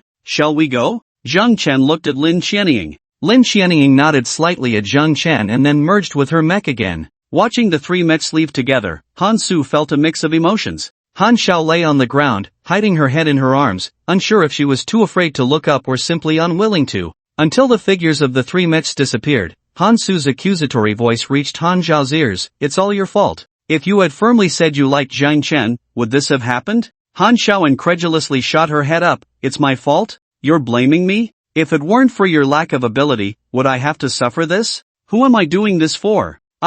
Han Su was left speechless. Alright, we can't stay here, it's too dangerous. We can't go home either. Let's find a place to deal with your face's injuries first. Han Su stepped forward to comfort her softly and pulled Han Xiao up. Did Han Su really have such a good temper? Of course not. He hadn't rushed out just to protect Han Xiao, he had other motives. After all, Han Xiao's looks and figure were above average, and in this apocalypse, they were quite useful. Big brother, where are we going today? After leaving the community, Zhang Tao's slightly excited voice appeared in Zhang Chen's ears. Zhang Chen ignored Zhang Tao and glanced at his own arm. Noticing Zhang Chen's movement, Lin Xianying felt something was off and immediately released Zhang Chen's arm, stepping aside. I was just afraid they were still watching us, so. Find a place with plenty of monsters. The mech evolution requires a lot of source crystals. Zhang Chen didn't continue Lin Xianying's sentence, he successfully shifted the topic. Mech evolution? Zhang Tao and Lin Xianying both looked at Zhang Chen in confusion. The information provided to humanity by the mechanical descent was very limited,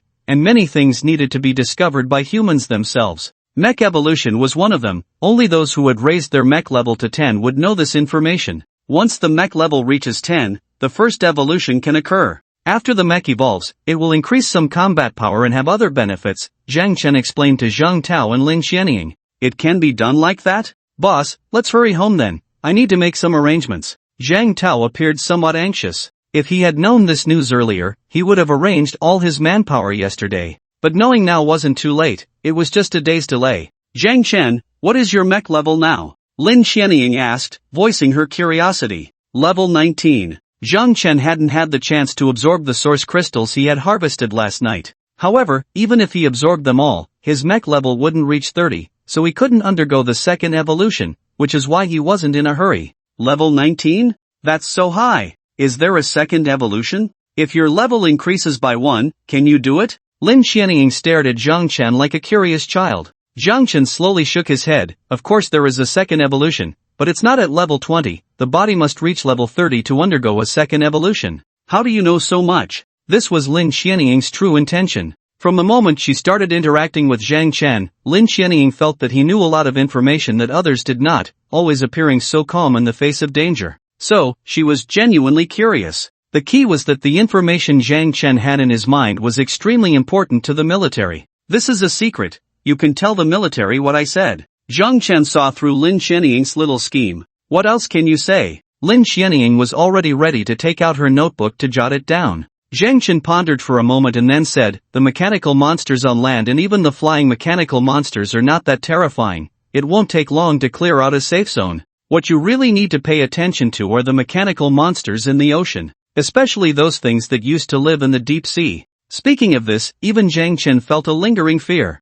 In his previous life, under the military's efforts, it indeed didn't take long to establish one safe zone after another. It was precisely because of this that Zhang Chen, without a mech, could survive for 2 years. However, when the mechanical monsters from the ocean surged out, everything changed. The steel walls of the human safe zones could not stop those monsters at all. As for things even more powerful than the ocean's mechanical monsters, Zhang Chen did not mention them. Saying it now would only dampen human morale and serve no good purpose. What else? Lin Xianying's tone became much heavier. After battling the mechanical monsters, Lin Xianying also felt that the mechanical monsters on land were indeed not that difficult to deal with. As long as the combat power met the standards and the mind remained calm, one could handle ordinary mechanical creatures without much effort. Therefore, Zhang Chen was correct in saying that a safe zone could be cleared in a short time. But when Zhang Chen mentioned the ocean creatures, Lin Xianying had already imagined the scene of the ocean mechanical monsters bursting forth from the sea in her mind. It was terrifying.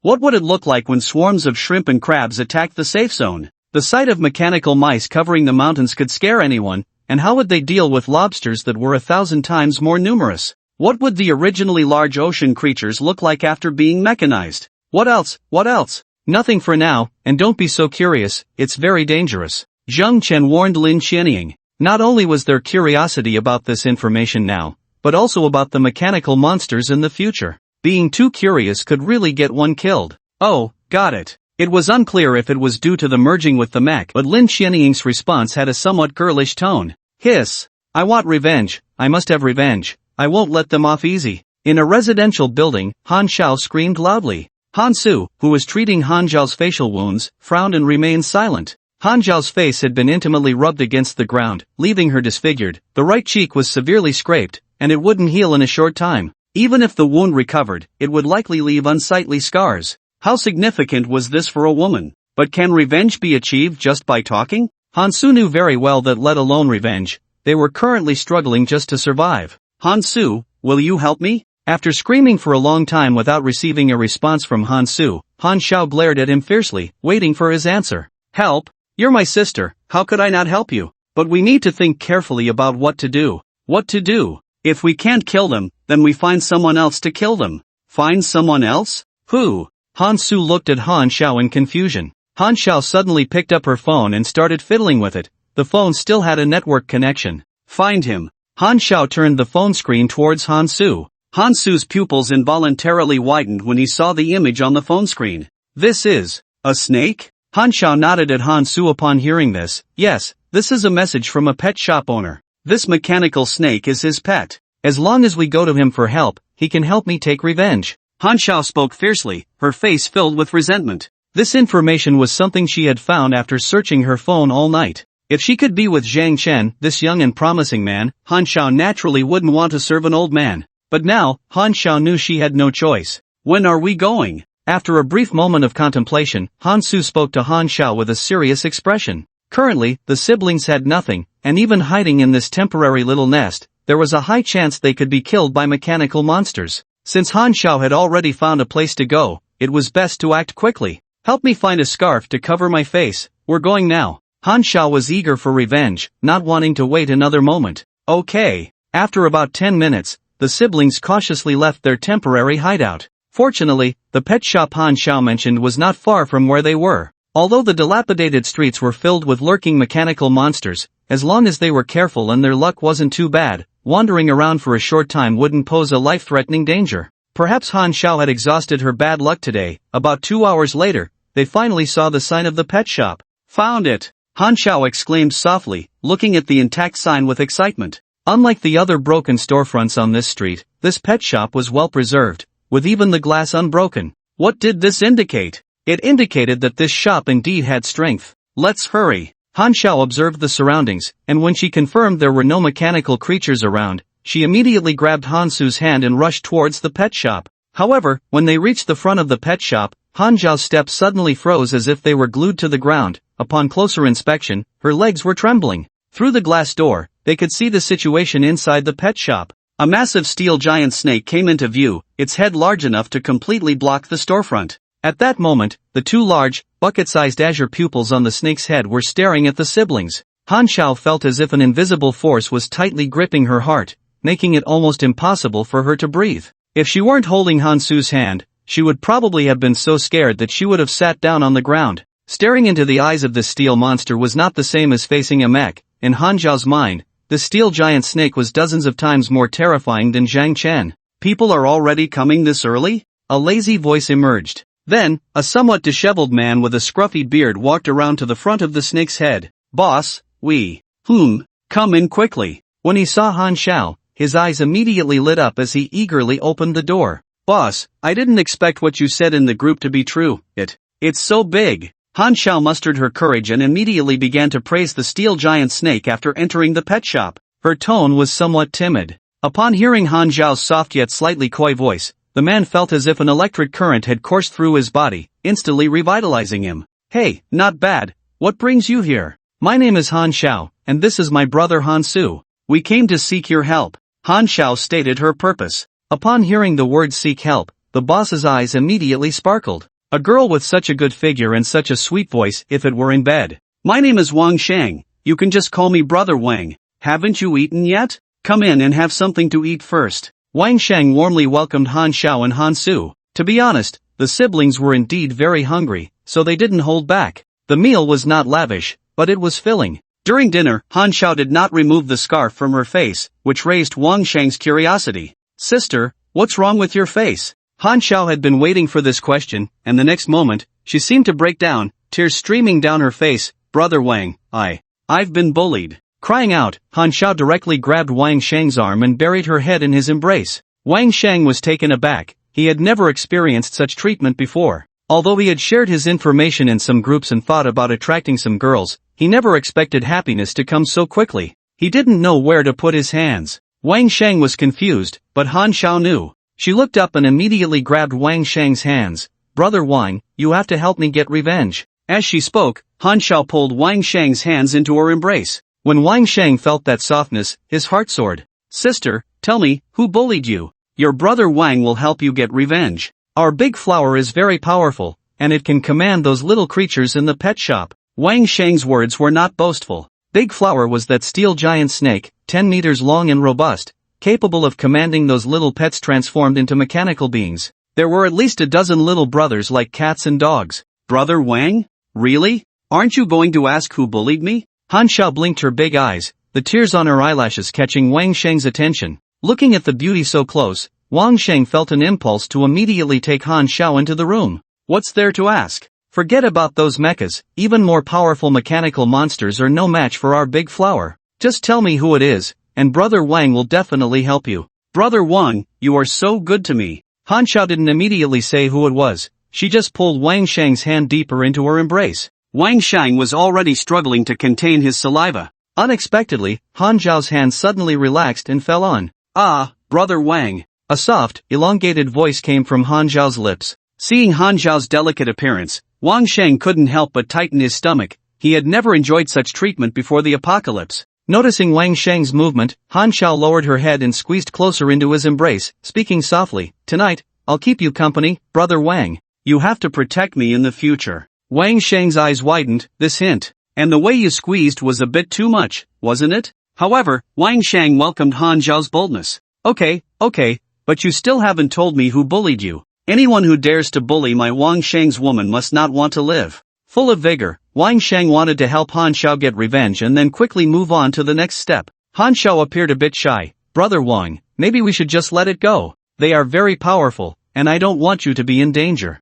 "That won't do. Just tell me who it is and where they are." Wang Shang clearly had no knowledge of military strategy, not even understanding the concept of feigned retreat. Their mechas are very powerful, equipped with good weapons. Although Big Flower will become stronger after eating those things, we still shouldn't go. It really will be dangerous. Let's just live our lives at home, okay? Han Xiao added fuel to the fire, having seen this information when she was searching yesterday. Wang Shang became even more excited upon hearing this. Really? Then we must find them. Wang Shang knew that Han Zhao's information was true because when Big Flower was first mechanized, it wasn't as powerful as it was now. It learned a skill after consuming several mechas, which is why it had its current combat power. If it could consume more mechas, Big Flower's combat power would increase, and his future days would be more carefree. Are we really going? Have you heard of Zhang Tao from Chuanchang Mining, brother Wang? Who did you say? Zhang Tao? Wang Shang was startled. Brother Wang, you're hurting me.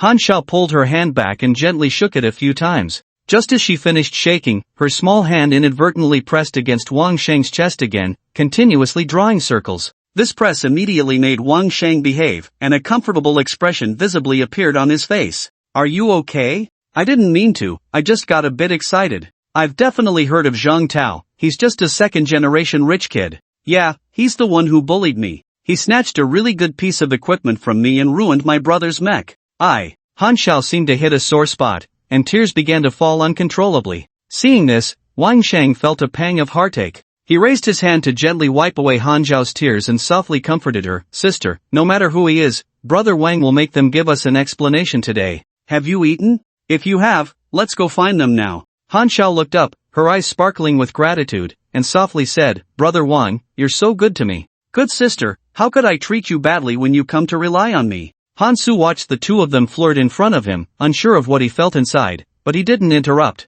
A few minutes later, they were ready to go. The three of them stood on the back of the steel big snake, with the spirited Wang Sheng in the lead, Han Xiao clinging to Wang Sheng's arm, her body almost entirely leaning against him. Han Su could only stand lonely behind them, feeling somewhat insignificant. Let's go check out Zhang Tao's villa first. Zhang Tao was indeed quite famous in Chuan City. While his exact location couldn't be said to be common knowledge, at least half of the people in Chuan City knew it. Finding Zhang Tao was very easy. The big flower led the way, and the little brothers tamed by the big flower kept watch around them. Along the way, all the mechanical creatures they encountered were torn apart by this group of little brothers, without even needing the big flower to intervene. Han Xiao felt very satisfied with this treatment. It was a far cry from the cautiousness they had when they first arrived.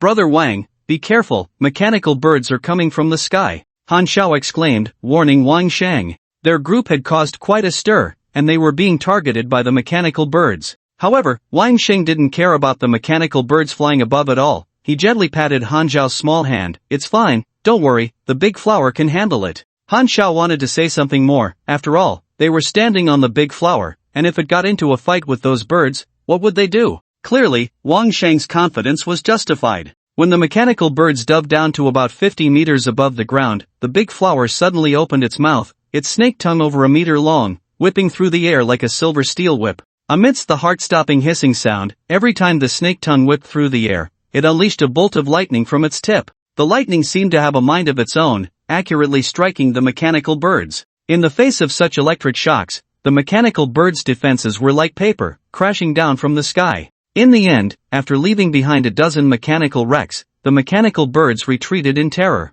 So impressive. Han Zhao's praise was heartfelt, In her eyes, the big flower was truly formidable. Hey, impressive, right? Wang Sheng happily wrapped his arm around Han Zhao's shoulder, pulling her closer to him. Yeah, it's amazing. With the big flower here, we're not afraid of them. Not just unafraid, we want to help you get your revenge. If he doesn't comply, then we'll kill him. I'll listen to Brother Wang. Hey! Amidst the playful banter between Wang Sheng and Han Xiao, their group drew closer to Zhang Tao's home. In less than an hour, they entered the villa area. There are many mechs in the villa area, but when those mechs saw Wang Sheng and his group, they all backed down, not a single one daring to block their path. In today's world, it's every man for himself. As long as Wang Sheng wasn't looking for trouble with them, they wouldn't meddle in others' affairs. However, when they were about to enter Zhang Tao's villa, they were stopped. What do you want? Do you know where this is? The bodyguards responsible for guarding the house were very diligent. They weren't afraid of the appearance of Dai Huang and the other mechanical creatures.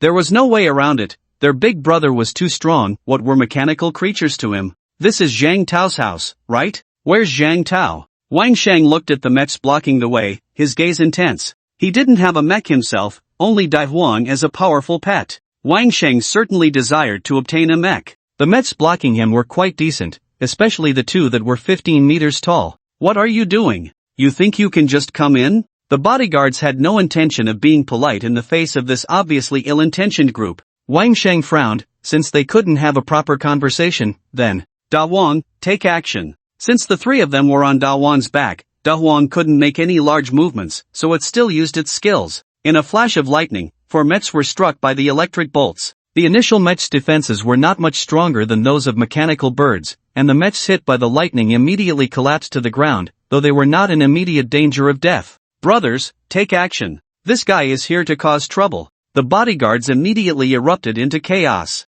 If this had happened yesterday, they definitely wouldn't have been so brave. But today was different. Their big brother was behind them, and they couldn't let him look down on them. Wang Sheng didn't expect these people to dare to resist. He was quite surprised. Let's go down first. Da Huang, incapacitate them, but don't kill them yet. With that, Wang Sheng pulled Han Xiao and jumped down to the ground. As for Han Su, he could jump himself. Once Wang Sheng and the others left Da Huang's back, Da Huang's body began to move rapidly, its speed increasing several notches. Open fire. The ranged bodyguards fired first. But their aim was really limited, and even if they hit Da Huang, it wouldn't matter, it wouldn't break through its defenses. Da Huang's combat power had already exceeded 100, even approaching 200. How could these mechs, still in their initial state, possibly harm Da Huang? With overwhelming force, Da Huang charged in, sweeping through the mechs. Dozens of guard mechs fell in the yard, toppled and scattered. Wait a moment, sir, wait. You can state your demands, and I will relay them to my young master.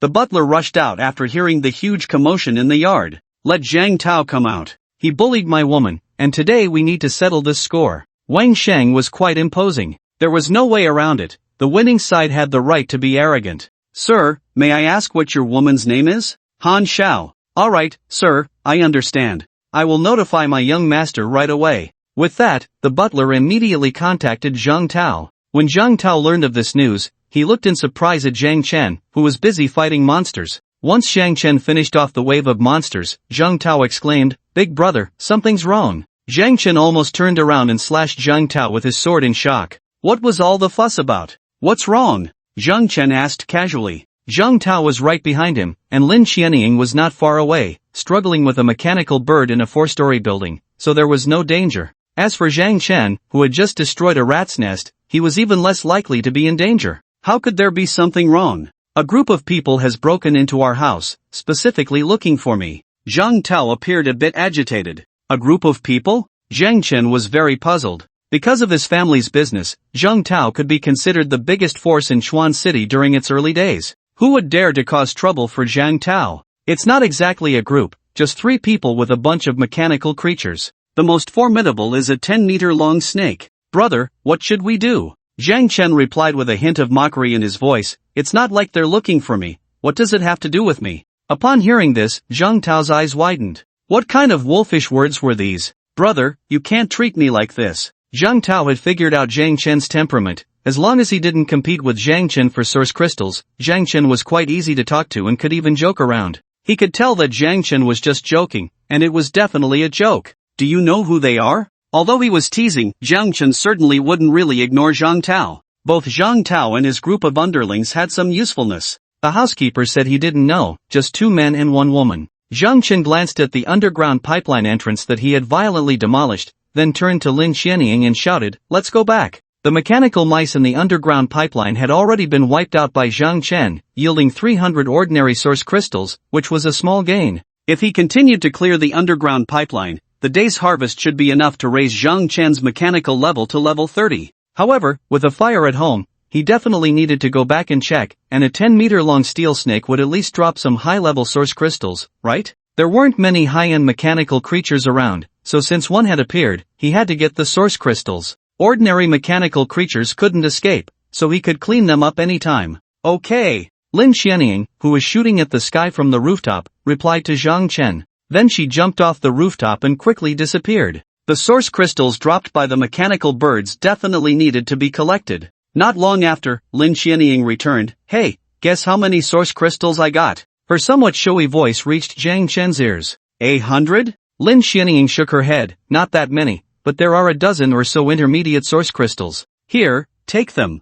As she spoke, Lin Xianying had already taken out the intermediate source crystals and handed them to Zhang Chen. Zhang Chen understood what Lin Xianying meant. She was paying him back for the money for that freeze gun. "You should keep them for revolving your body. Give them to me later when you're more affluent." After thinking for a moment, Lin Xianying nodded to Zhang Chen and put the source crystals back into her body space. "By the way, are we going back now?" "Where to?" "Someone's robbing the house, let's go back and take a look," Zhang Chen casually explained. Soon, the 3 of them left the battlefield, indirectly watched by those they had saved, their eyes filled with tears of gratitude. When the 3 of them returned to the villa area, they clearly felt the tense atmosphere. The entire villa area was eerily quiet, as if even the wind had stopped breathing. Just as Zhang Chen and the others approached Zhang Tao's house, a scream shattered the silence. "It's him!" Zhang Chen doubted his hearing. If he wasn't mistaken, that was Han Zhao's voice, right? What was she doing here? The next moment, a steel snake appeared in Zhang Chen's sight, a massive creature that could rival Zhang Chen in size.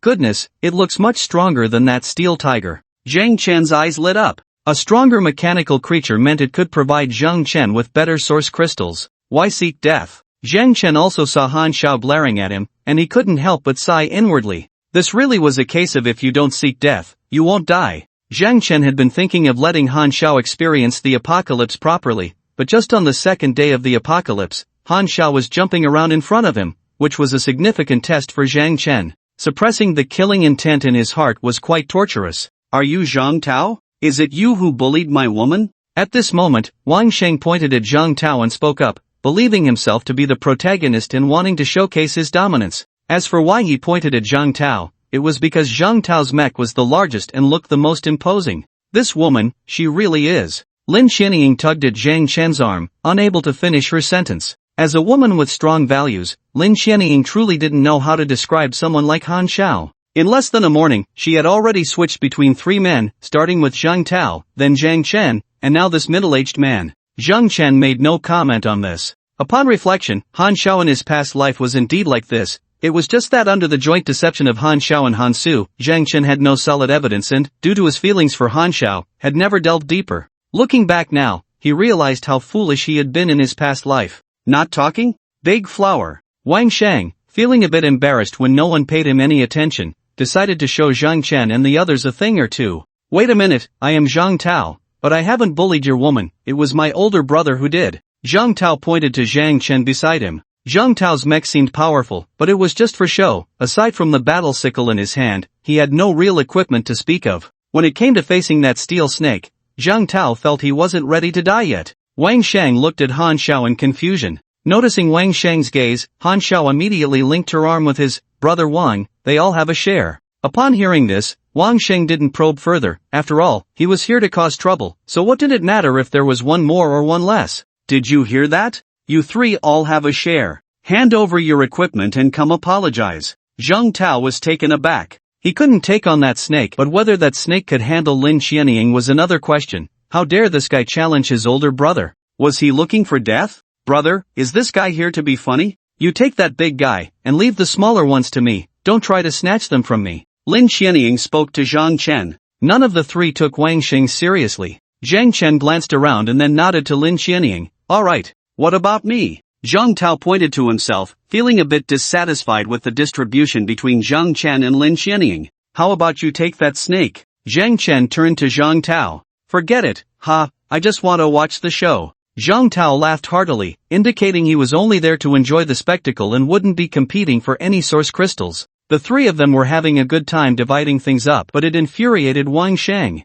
Were these three blind? Didn't they see all the mechs lying on the ground? Wang Sheng was furious at being ignored by Zhang Chen and the others. Big Flower, kill all three of them. Wang Sheng made a ruthless decision. After all, it was the apocalypse. What was a few lives? Besides, since Zhang Tao was such a spoiled rich kid, if he had offended him, he had to be dealt with, otherwise, he would surely retaliate. It would be better to just kill them all and turn them into nourishment for Big Flower. Upon hearing Wang Sheng's words, Han Zhao's eyes sparkled with excitement, and the thrill of revenge quickly grew within her. In the next moment, Big Flower lunged at Zhang Chen. At the same time, Lin Xianying opened fire without hesitation, freezing rounds pouring down like a torrential rain onto the surrounding mechanical creatures. Seeing this, Zhang Tao quickly withdrew from the battlefield, but there were still 2 or 3 oblivious little creatures targeting him. Sister Ing, it's not that I want to steal the monsters, they came at me themselves, Zhang Tao shouted to Lin Xianying as he swung his battle sickle. Lin Xianying didn't respond, she had plenty of monsters to deal with and couldn't afford to be distracted.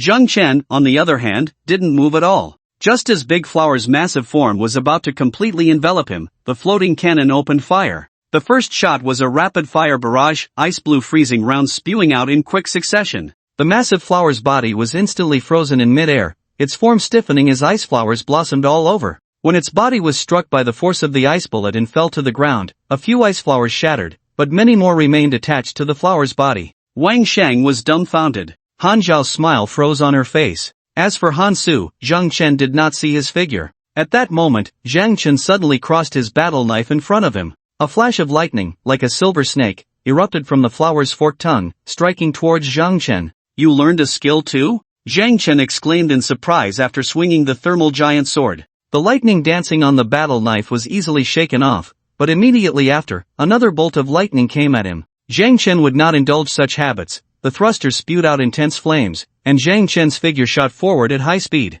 The thermal giant sword was raised high and brought down in a single strike, splitting the incoming lightning as if it were cut in half, yet the flower fared much worse than the severed lightning. Half of its face was sliced off. Fortunately, the flower's combat power was not weak. It barely managed to move its head to dodge when the battle knife came, but still, Zhang Chen's strike severed half of its face. The thermal giant sword, accompanied by high temperatures, was exceptionally sharp and cutting off half of the flower's face posed no obstacle. However, the flower's vitality was quite resilient. Even with half its face severed, it still survived and retained some fighting capability, its tongue resembling a sharp spear, lunging straight for Zhang Chen's abdomen. Zhang Chen seemed to have seen through the flower's tactics. He lifted his foot and kicked, landing a blow squarely on the flower's head. The tongue missed its target, and the flower's body tilted and crashed to the ground. Before the flower could rise, Zhang Chen had already stepped on it. Then, with a horizontal cut of the thermal giant sword, the flower's head was immediately severed from its body, and the blue light in its eyes extinguished simultaneously. This series of attacks flowed seamlessly, without any delay, taking less than 10 seconds, so fast that Wang Sheng didn't even have time to react. When the flower's head was relocated, Wang Sheng finally came to his senses. You owe me for my flower. He shouted as soon as he regained his composure, even his voice cracking. There was no way for Wang Sheng not to be agitated. The flower was his lifeline. Without its protection, he knew he was nothing, not even a basic mech. Zhang Chen turned to look at Wang Sheng. This time, under Zhang Chen's gaze, Wang Sheng felt as if a bucket of cold water had been poured over him, and he instantly sobered up. I was wrong. I shouldn't have trusted that woman. It's all her fault for inciting me to cause trouble. At that moment, there was no longer any arrogance in Wang Sheng. All that remained was humility, as he feared Zhang Chen would slice him into thin air. Indeed, into thin air. The high temperature accompanying the thermal giant sword would eliminate the need for cremation, likely leaving no ashes behind. Zhang Chen withdrew his gaze and remained silent, looking at the source crystal floating out from the flower's corpse. High-level source crystal. Zhang Chen happily collected the crystal, as it was likely to yield equipment since it came from the mutated steel snake. It's all your fault, you wretched woman, all your fault. Seeing that Zhang Chen ignored him, Wang Sheng immediately directed all his anger at Han Xiao. In truth, Wang Sheng's words were not entirely wrong. Without Han Xiao, he would never have come here to stir up trouble. As long as he didn't provoke Zhang Chen, he could live well with the flower's protection, even enjoying a superior life. But now, it was all gone. The more Wang Sheng thought about it, the angrier he became, reaching a boiling point. He casually picked up a piece of metal debris from the ground. Wang Sheng didn't know which unfortunate soul it had fallen from. He only knew that this object should be very useful in his hands. The next moment, before Han Xiao could explain anything, Wang Sheng had already thrust the metal debris into her abdomen. You could say that any metal fragment dropped from a mechanical creature was sharper than a regular knife. Han Xiao cried out in pain as she fell to the ground, a torrent of blood gushing from her abdomen. Big brother, I was really incited by that bitch. I helped you kill her, please spare me. Wang Sheng did not look at the fallen Han Xiao. He raised his head to Zhang Chen, hoping Zhang Chen would let him go. At that moment, Zhang Chen was unsure of what he felt inside. The thrill of avenging a great grievance? Watching Han Xiao's life quickly ebb away, he did not feel particularly exhilarated. Of course, he did not feel sadness or pain either. Zhang Chen's feeling was one of indifference, as if he were watching a stranger die before him. He was indifferent, but hidden in the shadows, Han Su's heart was filled with rage and fear. His sister Han Xiao was dead. Just like that, she was gone. He liked Han Xiao and had shared some indescribable moments with her, but they were siblings, only able to indulge in secret affairs, destined to have no outcome. But now, his sister was dead. Han Su glared at Zhang Chen with extreme hatred. Although Han Xiao was not killed by Zhang Chen could not escape responsibility for her death. Zhang Chen! Han Su gritted his teeth and silently roared in his heart. Then, he resolutely turned to leave. He knew he could not take revenge now, he had to run. Who told you to kill her? Zhang Chen, unaware of Han Su hiding in the shadows, coldly looked at Wang Sheng. Her life and death are up to me, understand? Big brother, I. Humph. Zhang Chen snorted coldly and then shot Wang Sheng with a freezing bullet. Wang Sheng did not even have the chance to become an ice sculpture. Under the impact of the freezing bullet, he shattered into scattered ice fragments. Ha! That's not right. After dealing with the mechanical creature that attacked him, Zhang Tao squatted down in confusion. What's not right? Lin Xianying appeared beside Zhang Tao. Her speed in dealing with the small monsters was not any slower than Zhang Tao's, although there were more to handle. With the advantage of ranged combat, accurate shooting, and sufficient combat power, the speed of clearing small monsters from a distance was unmatched by melee combat. Zhang Tao pointed at the ground covered in ice fragments and said seriously, they say that after killing someone, there will be some unpleasant physiological reactions. Why don't I have any? Lin Xianying kicked Zhang Tao's ankle. You didn't kill anyone, and this is just some ice fragments, not bloody at all. What physiological reaction are you expecting?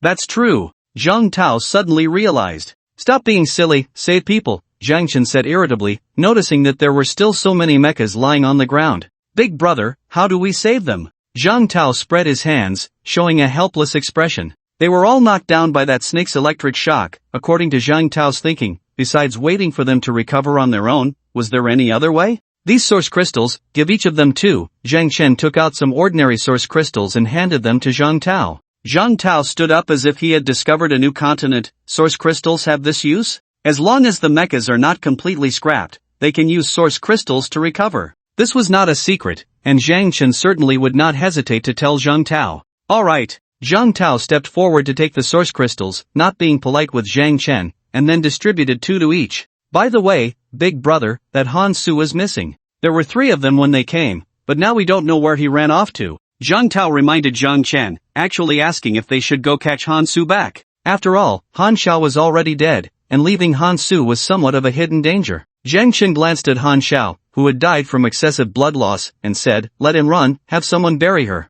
After saying that, Zhang Chen no longer looked back. When a person dies, their debts are settled, and Zhang Chen could not bring himself to desecrate a corpse. Then, Zhang Chen took the source crystals out of the cargo hold. A pile of source crystals, white, yellow, and red, shone brightly, looking very tempting. Zhang Chen had no intention of sharing these source crystals. He left behind 100 ordinary source crystals to replenish the mecha's power, planning to absorb the rest. Lin Xianying, seeing this, did the same. My mecha should be able to evolve now. Is there anything I need to pay attention to? Before absorbing the source crystals, Lin Xianying asked Zhang Chen, after all, he was experienced. There's nothing to worry about, don't be concerned about safety. With me here, just follow the prompts, he replied. Hey, good. Lin Xianying smiled and began to absorb the energy from the source crystals. Her mecha was already close to level 10, and when it reached that level, it seemed to be enveloped by an invisible force, a sign of mecha evolution, mysterious and shocking. Zhang Chen cast his gaze around, becoming vigilant. Although this was Zhang Tao's territory and there shouldn't be any danger, Zhang Chen wouldn't let his guard down. The fantastical scene of the mecha's evolution attracted everyone's attention, except for Zhang Chen. Once Lin Xianying's mecha evolution was complete, everyone snapped back to reality, and the bodyguards who had been lying on the ground, recovering from a semi-paralyzed state, looked at Lin Xianying with envy. Lin Xianying was already impressive, and after such a fantastical evolution, she must be even stronger, right? How does it feel? Zhang Chen asked after Lin Xianying completed her mecha evolution. Very good. Lin Xianying looked down at her brand new mecha. Her mecha's height increased from 7 meters to 8 meters, and its body became a bit sturdier, though it still appeared quite slender compared to Zhang Chen. Get used to the thrusters, Zhang Chen suggested. Everyone needed to adapt to using the thrusters after their first mecha evolution. Close combat mechas didn't rely on thrusters as much, but long-range ones depended heavily on them, as safety in long-range combat required maintaining a certain distance from the target. If a close combat fighter got too close, even if their combat power was inferior, the long-range fighter would be easily overwhelmed. Being able to skillfully use the thrusters was an important factor in assessing a long-range fighter's combat capability. Okay. Lin Xianying nodded at Zhang Chen. After that, Zhang Chen left her to bounce around the villa area on her own. Absorb the source crystals. Ordinary and intermediate source crystals all transformed into experience and were injected into Zhang Chen's mecha. His mecha level began to rise. However, it stopped at level 25. 24 combat power. Not bad, I guess. Zhang Chen felt somewhat dismissive of the combat power gained from the mecha level increase. After all, with his vast resources, even a single piece of equipment could be worth dozens of levels. Then, Zhang Chen's gaze fell on the remaining high-level source crystal. This was provided by the steel snake. Activate. Ding, obtained red star. What is this? Even though Zhang Chen was prepared for a pleasant surprise, he couldn't help but exclaim when he activated and received the red star.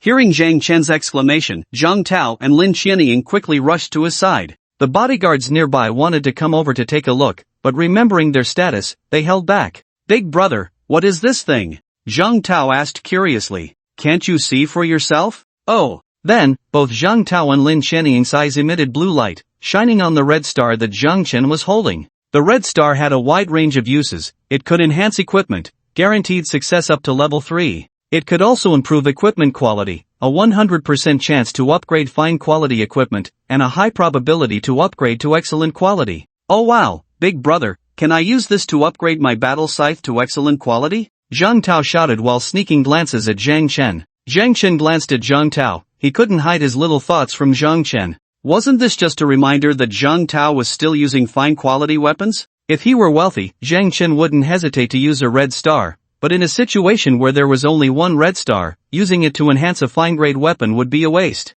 Big brother. Zhang Tao stretched his voice, almost reaching out to tug at Zhang Chen's arm. Zhang Chen felt quite disgusted. Calm down, using a red star to enhance the quality of the battle scythe is a waste. At that moment, Zhang Chen was thinking about how to use this red star. Alright, fine. Zhang Tao felt a bit uncomfortable, but his self-recovery speed was quite fast. No matter how Zhang Chen decided to use this red star, in the end, the one who would benefit would definitely be Zhang Tao. Because the equipment that Zhang Chen discarded would most likely end up with him, Zhang Tao. Big brother, how should we use this red star? Let's enhance the quality of the thermal giant sword. Zhang Chen had already made his decision. Weapons could provide more combat power, and in the early days of the apocalypse, combat power was the most important thing. But there's a chance of failure. Zhang Tao couldn't quite understand Zhang Chen's approach. Lin Xianying's eyes also flickered with the same doubt. The two of them focused their gaze on Zhang Chen, hoping he could clarify things for them. Zhang Chen took a deep breath and calmly spoke. Although using it to strengthen equipment is sure to succeed, it would still be a waste because meteors can also enhance equipment. If we use it to improve the quality of the equipment, even if this time fails, it will increase the success rate for the next enhancement. Listening to Zhang Chen's explanation further solidified Lin Xianying's judgment of him. This man definitely knew more information. Big brother, what is a meteor? Zhang Tao was full of question marks. Things that can enhance equipment and improve its quality include meteors, red stars, and purple stars. You'll know more about it later. Zhang Chen explained briefly. So many? Big brother, why is your knowledge so profound? Zhang Chen glanced at Zhang Tao and ignored him. Then, Zhang Chen laid the thermal giant sword flat on the ground, holding the red star, which was about the size of a basketball, and pressed it into the thermal giant sword with a finger. Everyone stared intently at the thermal giant sword. Waves of red light erupted from the thermal giant sword, and the blade, already hot enough to melt steel, now released a suffocating high temperature. Zhang Chen and the others stepped back a few paces. To be honest, Zhang Chen felt a bit nervous at that moment. If the thermal giant sword could be upgraded from excellent to epic, its combat power would at least double. Fortunately, the waiting time wasn't long. After half a minute, the scorching red light on the thermal giant sword suddenly receded like a tide, condensing back into the sword body. Immediately afterward, a wave of intense heat surged forth, like the breath of a fire dragon, sweeping in all directions. Under the onslaught of the heat wave, the shattered ice on the ground instantly melted, and even the flesh and blood within the ice disappeared under the heat wave. It worked, lucky! Zhang Chen's voice was filled with surprise. Hearing Zhang Chen shout, Zhang Tao and Lin Xianying immediately looked at the thermal giant sword on the ground. Thermal giant sword, epic, combat power plus 200, extremely high temperature. So strong. Zhang Tao felt a pang of envy when he saw the attributes of the thermal giant sword. His entire mech, when combined, didn't even reach 100 combat power. This weapon's combat power boost reached 200. How could he compare? How could he play? But just thinking that once Zhang Chen discarded the thermal giant sword, this weapon would be his made Zhang Tao's mood instantly bright.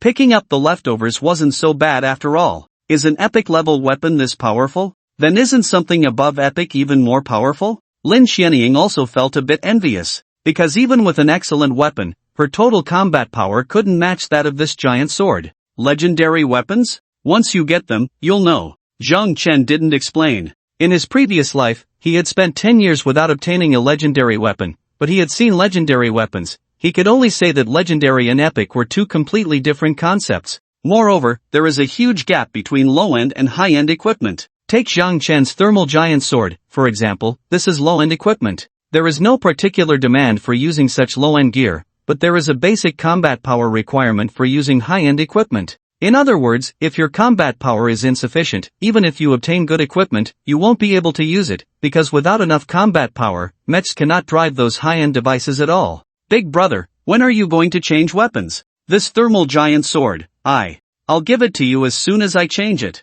Hey, big brother is still good to me. Zhang Tao was satisfied. It didn't matter when Zhang Chen would change this weapon, as long as he could use it afterward, that was enough. Let's finish up and go. Zhang Chen picked up the giant sword and called out to Zhang Tao and Lin Xianying. It was still morning, and they needed to continue clearing mechanical creatures. Zhang Tao was eager to try, and Lin Xianying was even more spirited. After spending time with Zhang Chen, they felt that this mechanical apocalypse wasn't so terrifying after all. However, just as the three of them were about to set off again to clear mechanical creatures, the butler rushed out in a hurry. Young master, young master. Hearing the butler's call, everyone turned to look at the hurried butler. It's bad, something big has happened. Another big problem? Zhang Tao exclaimed. How could there be so many big problems? It was only one morning, and there had already been two? Zhang Chen's eyes lit up. The first big problem had brought him an epic weapon, so what would this second big problem yield? Sure enough, Zhang Tao was a lucky star. In the north of the city, our people say that the mechanical mice have revolted. The butler's voice was somewhat terrified. Mechanical mice revolting? How many? Zhang Tao didn't feel much. Before they returned, they had cleared quite a few mechanical mice, and those little things didn't seem scary to him at all. Lin Xianying also didn't have much concept of a mechanical mouse revolt. Only Zhang Chen began to feel anxious. In his past life, there had been many disasters caused by mechanical mouse revolts. Don't be fooled by the individual weakness of mechanical mice. If they appeared in groups, the destruction they could cause could even surpass that of super beasts. As for how much destruction mechanical mice could cause, it depended on the size of the swarm. Not sure, but they said there are at least tens of thousands. The butler could imagine the scene of tens of thousands of mechanical mice gathering together. Just imagine, even if it were tens of thousands of ordinary rats rampaging down the street, that scene would be unimaginable. Let alone now, when it was mechanical mice gathering and revolting. Tens of thousands? Zhang Tao was stunned. How many people will die? The righteous Miss Qianying immediately thought of the people. Have our people return as quickly as possible. Zhang Chen ordered. Tens of thousands of mechanical mice cannot be resisted by ordinary mechs. It could be said that anything would be crushed under the impact of these tens of thousands of mechanical mice. This includes humans, buildings, mechs, and other mechanical creatures. Okay, I'll notify them right now. There were quite a few people Zhang Tao had sent out to collect source crystals, and if these people couldn't return, Zhang Tao's mechs would likely suffer heavy losses. Yes, hurry and get them back. Big brother, will those mechanical mice charge over here? Zhang Tao looked at Zhang Chen in a panic. Experiencing this for the first time, anyone would feel fear and confusion. Zhang Chen slowly shook his head. I don't know. We're in the south of the city, but it's highly likely they will charge over. Among these mechanical mice, a mouse king has probably already been born. What is a mouse king? Lin Xianying was ready to take notes again. A variant among variants, evolved from other variants.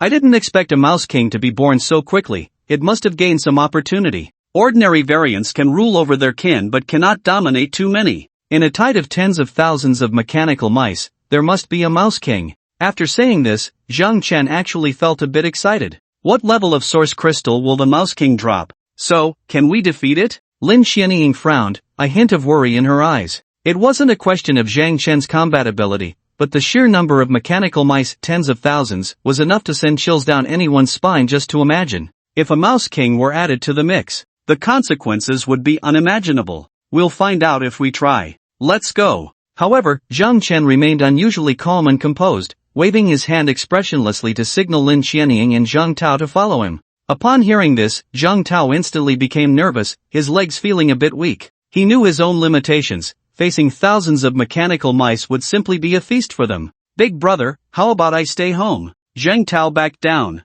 Without a second thought, Zhang Chen shook his head at Zhang Tao. No way. It was a joke. Zhang Tao was the lucky little prince. Having him along might just lead to some unexpected gains. As for safety, hiding a bit more should be fine. Big brother. Zhang Tao was almost about to act cute and beg. Unfortunately, it didn't work at all. Zhang Chen wasn't swayed by such tactics. Seeing Zhang Chen staring at him in silence, with the air growing a bit colder, Zhang Tao quickly changed his attitude. Alright, big brother, wherever you go, I go. A wise man knows when to yield. Zhang Tao understood he couldn't go against the stronger will. Let's go. Zhang Chen took the lead, with Lin Xianying closely following, leaving Zhang Tao trailing behind. With Zhang Chen leading the way, the journey was incredibly safe. Zhang Tao finally realized his role. While Zhang Chen was busy slaughtering, he didn't have much time to collect source crystals, so this happy trouble had to be handled by Zhang Tao. Just as Zhang Chen led Lin Xianying and Zhang Tao toward the northern part of the city, Han Su, who had disappeared from Zhang Tao's house, appeared in the villa area. Han Su stared at the departing Zhang Chen, his eyes filled with hatred. At that moment, his heart was filled with immense pain and regret, hating his own powerlessness, even lacking the courage to retrieve Han Zhao's body. Zhang Chen. Han Su gritted his teeth, forcing out the name through clenched jaws, as if pouring all his rage into it. Zhang Chen. He shouted again in a low, furious voice, revealing endless anger. Fueled by rage, Han Su unhesitatingly crossed several villas and finally slipped into one that appeared to have someone inside. Who? The homeowner was highly alert. The moment Han Su climbed over the wall into the yard, he sensed the presence of this uninvited guest. Startled, a hint of tension and doubt flickered in his eyes. Han Su did not hide his identity at all, even appearing somewhat self-righteous. He straightened up and replied loudly, I am Zhang Tao's subordinate. His tone carried a hint of provocation and arrogance. The homeowner was a middle-aged man who frowned and stared at Han Su. He was well aware of who Zhang Tao was. News of what had happened at Zhang Tao's home had spread throughout the owners group and their villa area, and each of them felt a bit of fear regarding Zhang Tao. It was precisely because of this fear that, despite his dissatisfaction, the middle-aged man dared not easily show anger toward Han Su. He took a deep breath, trying to remain calm, and asked seriously, What do you want here? This was the effect Han Su wanted. He walked slowly up to the middle-aged man, smiling as he said, My big brother said to check on the situation of the mechas here. How many mechas do you have? The middle-aged man replied irritably, Why should I tell you? Not cooperating? Fine, I understand. Han Su wasn't angry at all. A cold smile appeared on his face as he turned to leave. Seeing Han Su leave so readily, the middle-aged man immediately panicked. Wait! Han Su's eyes flashed with a cold glint. By the time he turned around, a provocative smile had already appeared on his face. What? Do you have any advice? The middle-aged man's expression was not good. He didn't want to know what would happen if he didn't cooperate with Zhang Tao. Faced with Han Su's taunting smile, he could only grit his teeth and speak up, I have 2 mech cores. Wouldn't it have been easier to cooperate from the start? Where are the mech cores? Show them to me, don't hide them. If the count doesn't match, I can't guarantee what will happen. The middle-aged man hadn't intended to hand over the mech cores, but hearing Han Su's words, he could only choose to swallow his anger. Under the eaves, one must bow their head. The middle-aged man took out 2 mech cores and threw them at Hansu with a bad attitude. Hansu didn't care about the middle-aged man's demeanor. After receiving the mech cores, his eyes lit up. Upon inspecting the cores, he felt even more exhilarated. Although the mechs within the cores didn't reach the medium-sized standard, one of them stood at 8 meters tall, likely transformed from an MVP model. This was far superior to the mechs he had before. In the next moment, Hansu activated the mech, and the massive machine appeared inside the villa. "What are you doing?" the middle-aged man shouted frantically. Summoning a mech in the house, wasn't that just tearing the place apart? However, he underestimated Hansu. What Hansu wanted wasn't to destroy the house, but to dismantle the man himself. Amid the middle-aged man's furious shouts, Hansu, now merged with the mech, stepped toward him. How could a human body withstand the power of a mech? Hansu didn't even exert much force, and the middle-aged man was crushed into a pile of flesh under the weight of the mech. "Are you stupid?" "Humph." Hansu snorted coldly and quickly left the scene. This place was too close to Zhang Tao's home. The bodyguards there would likely come to check if they sensed the commotion. Right now, Hansu didn't want to run into these people. He needed to gather strength. He wanted revenge. Chuan City, north of the city. Tens of thousands of mechanical mice swept through everything before them like a massive wave, and anything related to steel could not escape their sharp teeth. The cries of people, sporadic sounds of mech resistance, and the collapse of buildings intertwined. However, more were the mechs and other mechanical creatures frantically fleeing toward the south of the city. Faced with the tide of mice, even bloodthirsty mechanical creatures had to avoid the sharp edge, not daring to block their path. But not long after, the fleeing mechs discovered 3 mechs heading in the opposite direction. "What are you doing? Are you crazy? Hurry and run." At the beginning of the apocalypse, there were still many kind-hearted people. Someone shouted loudly, hoping that Zhang Chen and the others would immediately join the escape. However, Zhang Chen seemed to not hear and continued on his way. "Big brother, how about I find a place to hide here?" Zhang Tao suggested again, feeling helpless. Ahead of them, dust filled the sky, as if a yellow sandstorm that could sweep everything was rapidly approaching. If they got caught in that sandstorm, Zhang Tao didn't know how long he could hold on. "You stay nearby, absorb some source crystals, and undergo your first evolution. Use the thrusters well, you won't die in a short time. Lin Xianying, find a high place to unleash your abilities, and don't get killed." After giving his instructions, Zhang Chen continued forward, charging straight toward the area engulfed in yellow sand. "Be careful," Lin Xianying shouted loudly. Zhang Chen didn't respond. His figure grew more distant. Without 2 burdens, he could maximize his speed. "The reverse walker, so cool," Lin Xianying murmured softly, watching Zhang Chen's figure fade until it disappeared completely. "Sister, we're at a critical moment, and you still have the energy to swoon?" Zhang Tao shouted at Lin Xianying with an annoyed expression. Lin Xianying, hearing this, shot Zhang Tao a fierce glare and retorted, "What do you know? Wow, you actually swore?" Zhang Tao was taken aback. It was rare to hear the soldier's sister curse. "Stop talking nonsense and take care of yourself. If you don't find a safe place to evolve your mech, when those guys come charging in, you'll just be waiting to die." Lin Xianying scolded without holding back.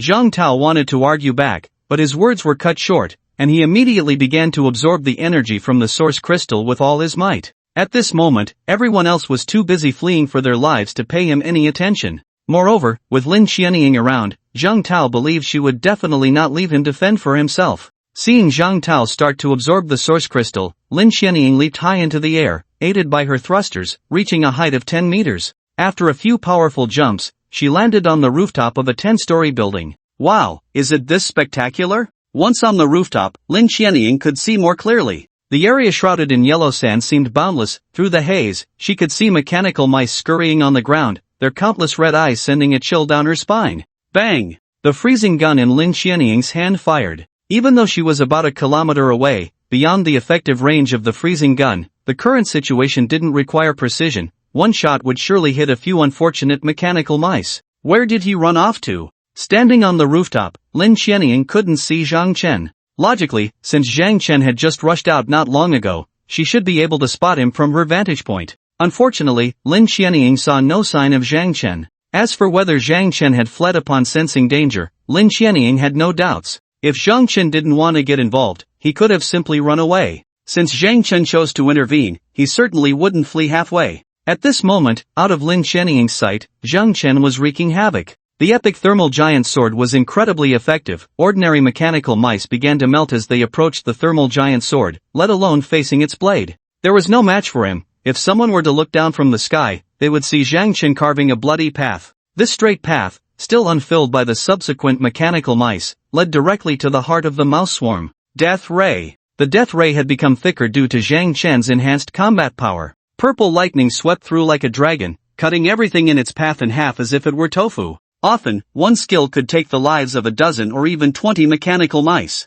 However, for a swarm of tens of thousands, it was merely a drop in the ocean. But Zhang Chen's appearance caught the attention of the Mouse King controlling the swarm. After forming, the swarm had swept through without encountering any resistance, so the sudden pushback naturally alerted the Mouse King. Faced with this resistance, the Mouse King didn't take it to heart. It had too many minions. The number of ordinary mechanical mice was so vast that even it couldn't count them, as new mechanical mice kept joining the swarm while it rampaged through the city. However, the Mouse King was well aware of the number of variant mechanical mice, over 100. With over 100 variants plus itself, who in this city could stand against it? Those once invincible powerful beings had all fallen at its feet, one after another. The Mouse King still had 3 high-grade source crystals stored away, obtained from killing the powerful mechanical creatures that had escaped from the zoo, which it hadn't had the chance to devour yet. Go check it out, kill the resistors. The Mouse King's command boomed like thunder. Yes. 7 or 8 variants received the order and shot out like arrows,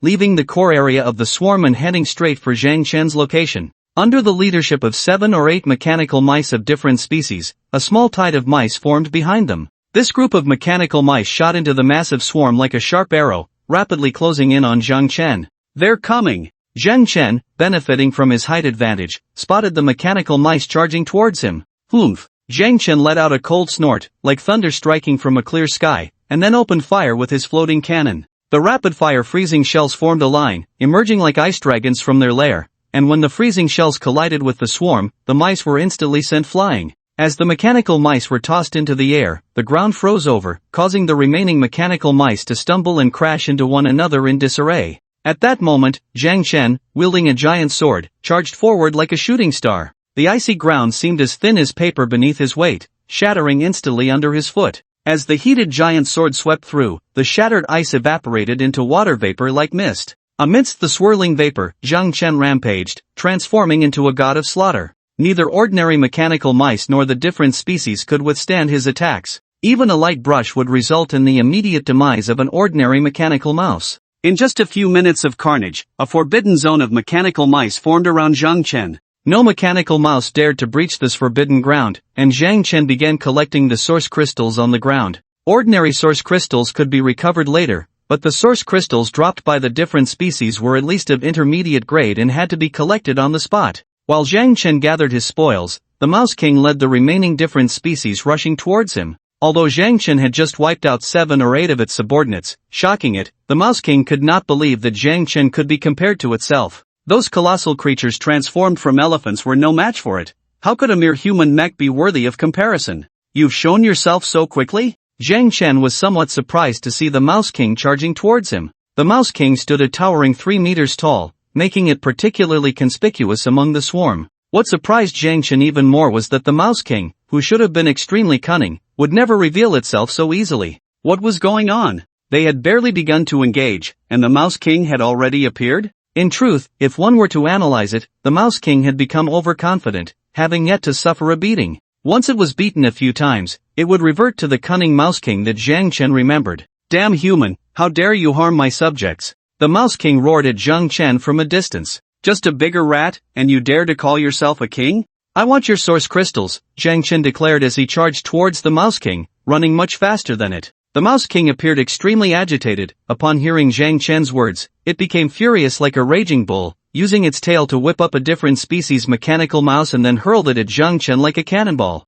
Zhang Chen swung his sword, slicing the different species mechanical mouse in half effortlessly, as smooth as cutting tofu, without any resistance. Fortunately, the two were now very close, preventing the mechanical mice near the Mouse King from being harmed by its wrath. Human, die! The Mouse King bellowed, shaking the ground as it opened its mouth, aiming at Zhang Chen from a distance of about 10 meters. In the next moment, 2 sharp teeth shot towards Zhang Chen like missiles on an erratic trajectory. Zhang Chen was well aware of his armor's limitations. Taking the Mouse King's attack head-on would likely result in injury. Thus, he sidestepped to evade while firing his floating cannon. At such a close distance, even with the erratic movement of the sharp teeth, they could not escape the freezing shell's interception. When one of the freezing shells collided with one of the sharp teeth, it erupted with a violent explosion, akin to several grenades going off simultaneously. The other sharp tooth, which Zhang Chen had dodged, hurtled towards his back. The mechanical mouse following Zhang Chen could be said to have run into a lifetime of bad luck, as its sharp teeth pierced into the body of another mechanical mouse. A violent explosion erupted instantly. The mechanical mouse that was directly hit by the sharp teeth soared into the air, its remains scattered like confetti, and within a 10-meter radius, not a single mechanical mouse was left unscathed from the blast. This power is quite impressive, Zhang Chen nodded in praise. The Mouse King's skill was simply unbeatable for clearing large groups of targets, even more efficient than the death laser. Before Zhang Chen could finish his admiration, the Mouse King lunged at him like a hungry tiger pouncing on its prey. In front of Zhang Chen's 12-meter-tall mech, the Mouse King, standing 3 meters tall, looked like a petite kitten. However, it was precisely because of its small size that the Mouse King moved with extraordinary agility. Although the Mouse King was furious, it chose not to confront Zhang Chen head-on. Instead, it circled around him like a ghost, attempting to launch a surprise attack from behind. Just as the Mouse King leaped towards Zhang Chen's back, mouth open to gnaw through the mech with its sharp teeth, Zhang Chen suddenly went berserk. The mech's thrusters roared to life, propelling him forward like a fierce cheetah. If Zhang Chen had merely charged to evade the attack, that would have been one thing, but his true intention was different. As he charged, he executed a 180-degree turn in mid-air, and the massive energy sword shot towards the Mouse King's face like a meteor. Squeak! The Mouse King cried out in surprise. In the next moment, a different kind of mechanical mouse flew up like a cannonball, crashing heavily into the Mouse King. The Mouse King was knocked away by the impact, narrowly avoiding Zhang Chen's turning strike. However, the other mechanical mouse was not so fortunate. It took the brunt of Zhang Chen's sword, and the outcome was predictable. Oh, Zhang Chen exclaimed lightly, not expecting the Mouse King to have such a move. But he was only slightly surprised. Could it dodge one sword, then two, or three? Just as Zhang Chen prepared to chase down the Mouse King, it cowered. Having faced the energy sword, the Mouse King sensed the taste of death and fled. Are you still the Mouse King? All you do is run away? Seeing the Mouse King retreating quickly, Zhang Chen couldn't help but taunt. Kill him. The Mouse King ignored Zhang Chen's words, commanding its minions to charge at him, including both the different kind of mechanical mice and the ordinary ones. In the Mouse King's view, with so many subordinates, they could simply overwhelm Zhang Chen. Why fight him head-on? As for giving up, that was out of the question. It shared the same thought as Zhang Chen, both coveted what the other had. A massive swarm of mechanical mice, under the Mouse King's command, charged at Zhang Chen without regard for their lives. Moreover, not only were there ground attacks, but mechanical mice also leaped down from the taller buildings above. Watching the overwhelming tide of mechanical mice, Zhang Chen sneered, "Are you planning to bury me?" Then, he stomped fiercely on the ground, and the thrusters erupted violently. In the next moment, Zhang Chen leaped high into the air, slashing down with his energy sword, cutting down the mechanical mice that jumped from the rooftops. As Zhang Chen's body reached a height of 7 or 8 meters, the jumping force dissipated, and he plummeted like a meteor. Boom! A cloud of dust rapidly spread out from the point where Zhang Chen landed. The ground shook, and the mechanical mice running on the ground were thrown off balance, stumbling in all directions. The Mouse King was furious at the sight and opened its mouth again. Coming again? How many teeth do you have left? Zhang Chen kept his eyes fixed on the Mouse King, having already discerned its intentions before it even launched its skill. In the next moment, 2 sharp teeth shot out from the Mouse King's mouth like lightning. Zhang Chen swung his giant sword. Even though the trajectory of the Mouse King's teeth was irregular, the area covered by the energy sword was large enough. As long as he calculated the general trajectory of the sharp teeth, he could intercept them. At the same time, the floating cannons were firing, freezing shells shooting towards the Rat King like meteors, one after another. After releasing its skill, the Rat King dared not stay in place. It fled clumsily among the rat swarm, and the freezing shells failed to hit it. It wasn't that the Rat King was running too fast, but every time a freezing shell was about to strike, a mechanical rat would leap out recklessly to block it. Where do you think you can escape to? Zhang Chen snorted coldly and then charged forward like a fierce tiger. Most of the mechanical rats blocking his path were violently kicked away, and only when a variant mechanical rat stood in front of him would Zhang Chen swing his thermal giant sword. In that moment, Zhang Chen was even more ferocious than the Rat King had been. Mice are inherently timid creatures. The Rat King's ferocity was based on its ability to command its kin to tear apart prey. But when the prey turned into a hunter, thoughts of retreat and escape immediately arose in the Rat King's mind. What could the Rat King do? Its little brothers couldn't get close. Even if Zhang Chen's mech had its back wide open, ordinary mechanical rats couldn't catch up to the rampaging Zhang Chen. Even if there were some that could attack him from the side, it would be useless. As for the variant mechanical rats that posed a slight threat, they would all be targeted by the floating cannons, which also had no effect. Ordinary mechanical rats that tried to pounce from the side would be knocked away by the shockwaves generated by Zhang Chen's movement before they could even stay on him for a second. And from the front? Don't even mention it, they couldn't block him at all. Only when the Rat King released its skill would it cause Zhang Chen a bit of trouble. But that was just a minor inconvenience. However, if it kept fleeing like this, how would it survive in Chuan City in the future?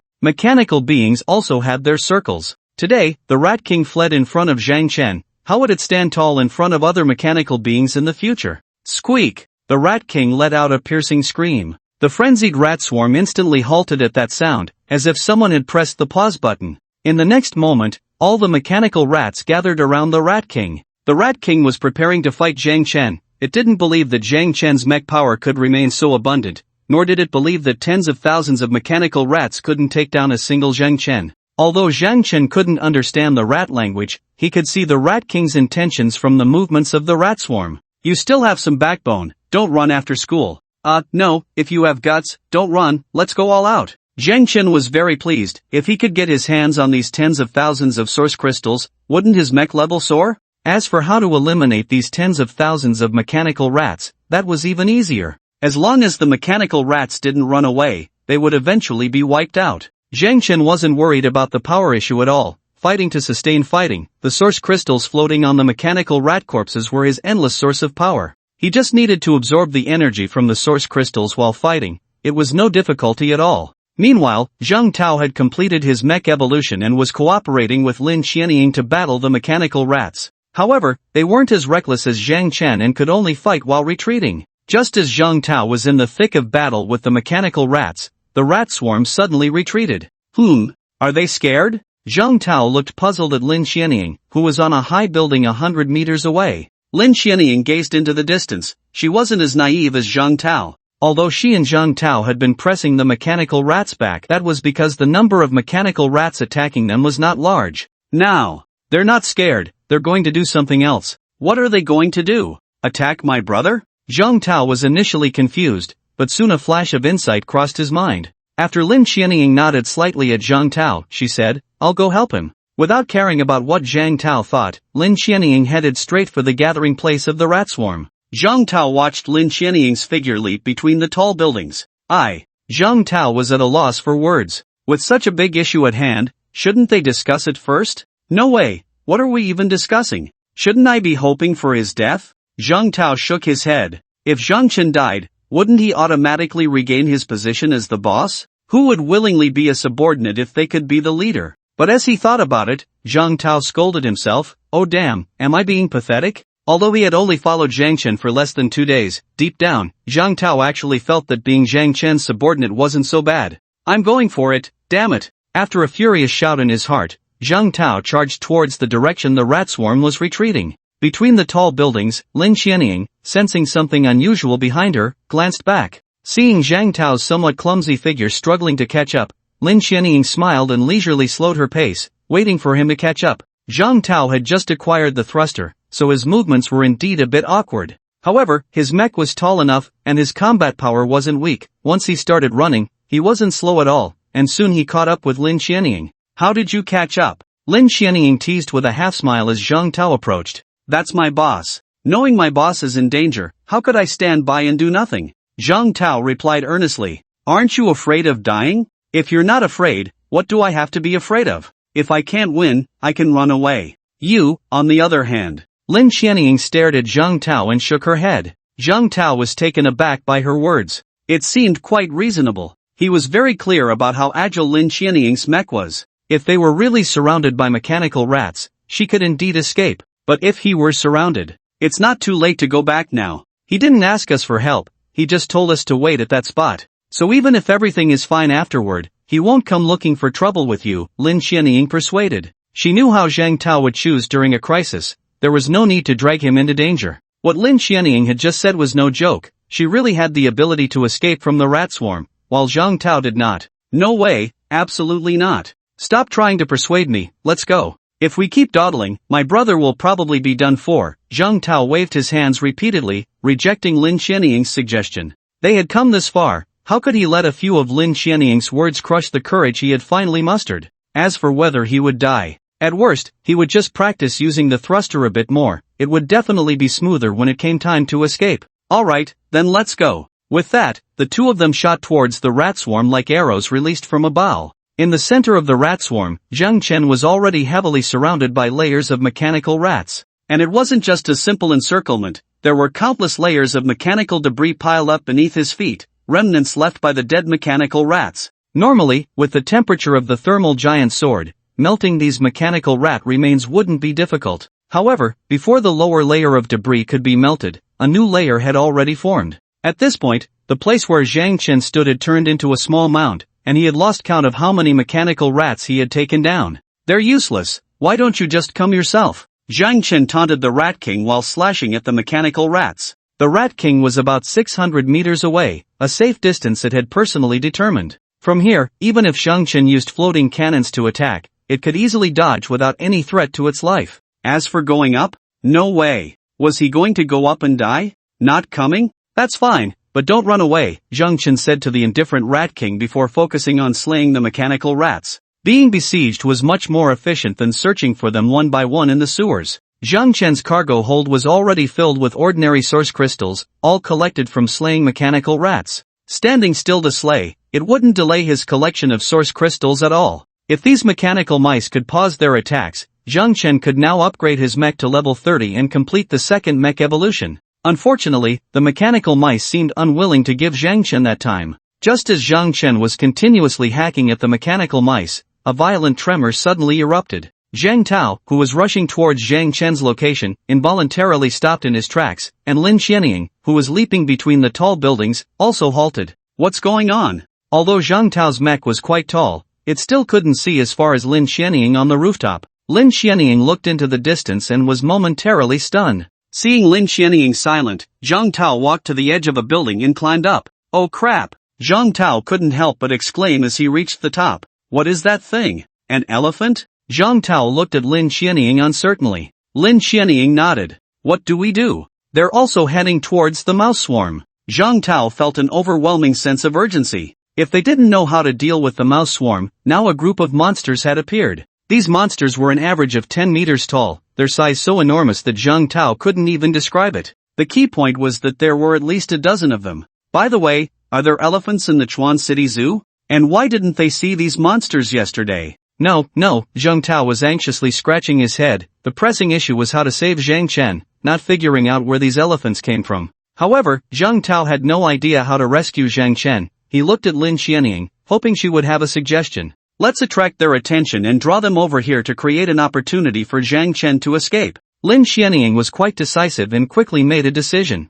How do we attract them? Zhang Tao was a bit confused. It was easy to say, but how to do it? Lin Xianying rolled her eyes at Zhang Tao. Just make noise by chopping down buildings, create as much commotion as you can. Upon hearing this, Zhang Tao suddenly understood. He immediately took his battle scythe and started attacking the surrounding skyscrapers. Fortunately, due to the mouse tide, there were no people left in the tall buildings, otherwise, he would have had to be more cautious. It must be said that when it comes to making noise, ranged combat really can't compare to melee. Under the slicing of the battle scythe, one building after another collapsed, and indeed, the commotion attracted the attention of the herd of elephants. Lin Xianying, standing high up, felt nervous when she saw the elephant herd stop moving and turn their heads towards them. As soon as the elephant herd showed signs of charging towards them, she would immediately take Zhang Tao and run. Ha! Suddenly, Lin Xianying exclaimed. Stop chopping! She called out to Zhang Tao, who was diligently hacking at the buildings. What's wrong? Zhang Tao looked at Lin Xianying in confusion.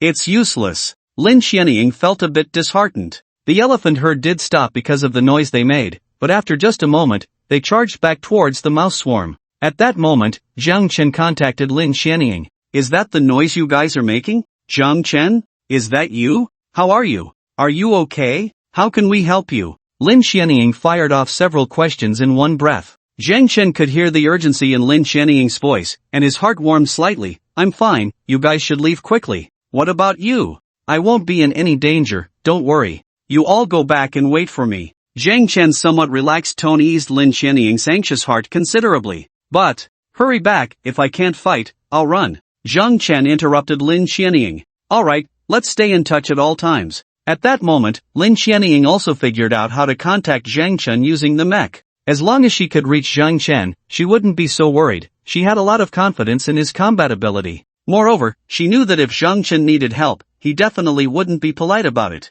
Let's go, back. Zhang Tao still didn't know that Lin Qianying had contacted Zhang Chen. With a hint of anger mixed with confusion, he looked at Lin Qianying and said, "Going back? Not going to save my brother? Your brother contacted me, he wants us to go back and wait." Contacted? Why didn't he contact me? Zhang Tao was a bit taken aback, his focus had always been so peculiar. What do you think? At this moment, Zhang Tao understood. This was clearly prioritizing romance over friendship, right? He had been so worried about her, and it felt like his sincere concern had been fed to a ghost. After venting his frustration, they still had to run. Soon, Lin Qianying and Zhang Tao quickly retreated. Meanwhile, over by Zhang Chen, the rat swarm was also showing signs of panic. The pressure created by the herd of elephants was terrifying, and the ground was shaking more violently, with the metal debris beneath Zhang Chen's feet threatening to collapse. They must be here for you, right? Zhang Chen looked at the visibly panicked Rat King. The Rat King was indeed anxious.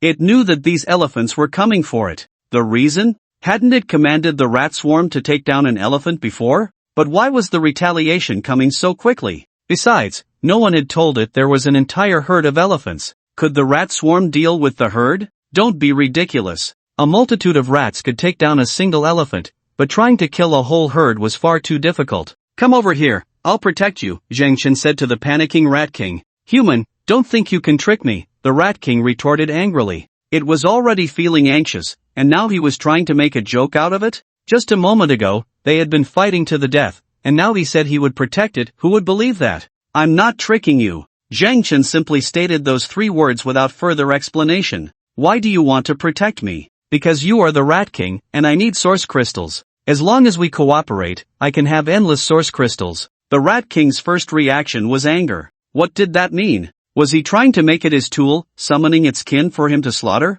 But then it thought about it. It seemed there was indeed some mutual benefit between them. As long as there was a relationship of interest, there was a basis for cooperation. Fine, you help me kill them, and I'll help you collect source crystals. The Rat King actually agreed, shocking and resisting its subordinates, the mechanical rats. However, no matter how shocked or resistant they were, it was useless. The Rat King was their leader, and even if they were different species, they couldn't resist. You command the rat swarm to harass them, I'll take care of the rest, Zhang Chen said enthusiastically, charging toward the herd of elephants. The Rat King didn't fully trust Zhang Chen. It followed him from about 100 meters away, not daring to get too close or to flee. The Rat King knew that if it ran away, Zhang Chen would definitely also escape. At that point, the herd would only chase after its enemy and not pursue Zhang Chen. So, by following Zhang Chen and directing the rat swarm to distract the herd, it could use Zhang Chen to eliminate the elephants. At the very least, it could redirect the herd's hatred. The Rat King was calculating furiously. Little did it know, Zhang Chen had his own plans, but right now, he was charging straight at the herd without holding back. The floating cannons had already opened fire from a distance. Zhang Chen's presence immediately caught the attention of the herd. Unlike the countless small creatures on the ground, Zhang Chen had a 12-meter-tall mech, standing tall and matching their height. Of course, the mechanical elephants had sturdy limbs, and a single mechanical elephant weighed over 100 tons, 4 to 5 times that of Zhang Chen's mech. If there were no special circumstances, the herd could easily sweep away Zhang Chen and the rat swarm without any difficulty. However, Zhang Chen was an unexpected variable. Zhang Chen's mech combat power was already close to 700. How much combat power could a single mechanical elephant have? It was probably stronger than that mechanical snake, but not by much. If they were given more time to strengthen themselves, devouring enough metal or source crystals, the combat power of the mechanical elephants would indeed rise rapidly. However, to catch up to or surpass Zhang Chen, it would take at least 7 or 8 days. Gaining 100 points of battle power in a day is already a very fast growth rate.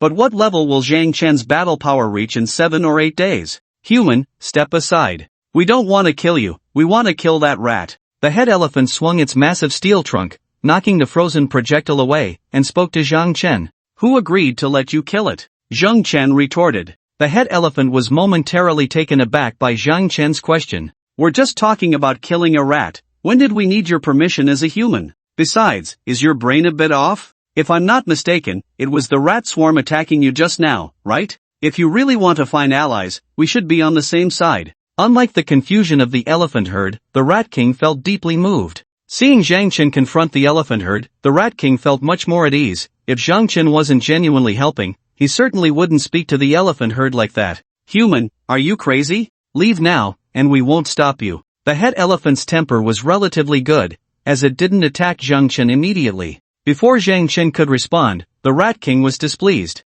Are you too presumptuous to incite my ally in front of me? Humph, kill them. The Rat King coldly commanded the rat swarm to charge at the elephant herd. A suicidal charge. The mechanical rats surged toward the elephant herd like a mechanical ocean. The elephant herd immediately reacted. There were a total of 13 elephants, and under the head elephant's command, they formed a defensive formation back to back. Their average 5-meter-long trunks whirled like windmills. Any mechanical rat that touched their trunks would be instantly shredded. How did the mechanical rats kill the mechanical elephants before? Because they targeted a lone mechanical elephant, the mechanical rats, relying on their small size, specifically attacked the holes on the mechanical elephant's body. Even using such despicable tactics, the mechanical rats paid a heavy price to kill one mechanical elephant. Now, the mechanical elephants in front of the mechanical rats were not a lone one but a group. Their back-to-back formation effectively protected the holes on their bodies, leaving no openings for the mechanical rats to exploit. Human, aren't you going to make a move?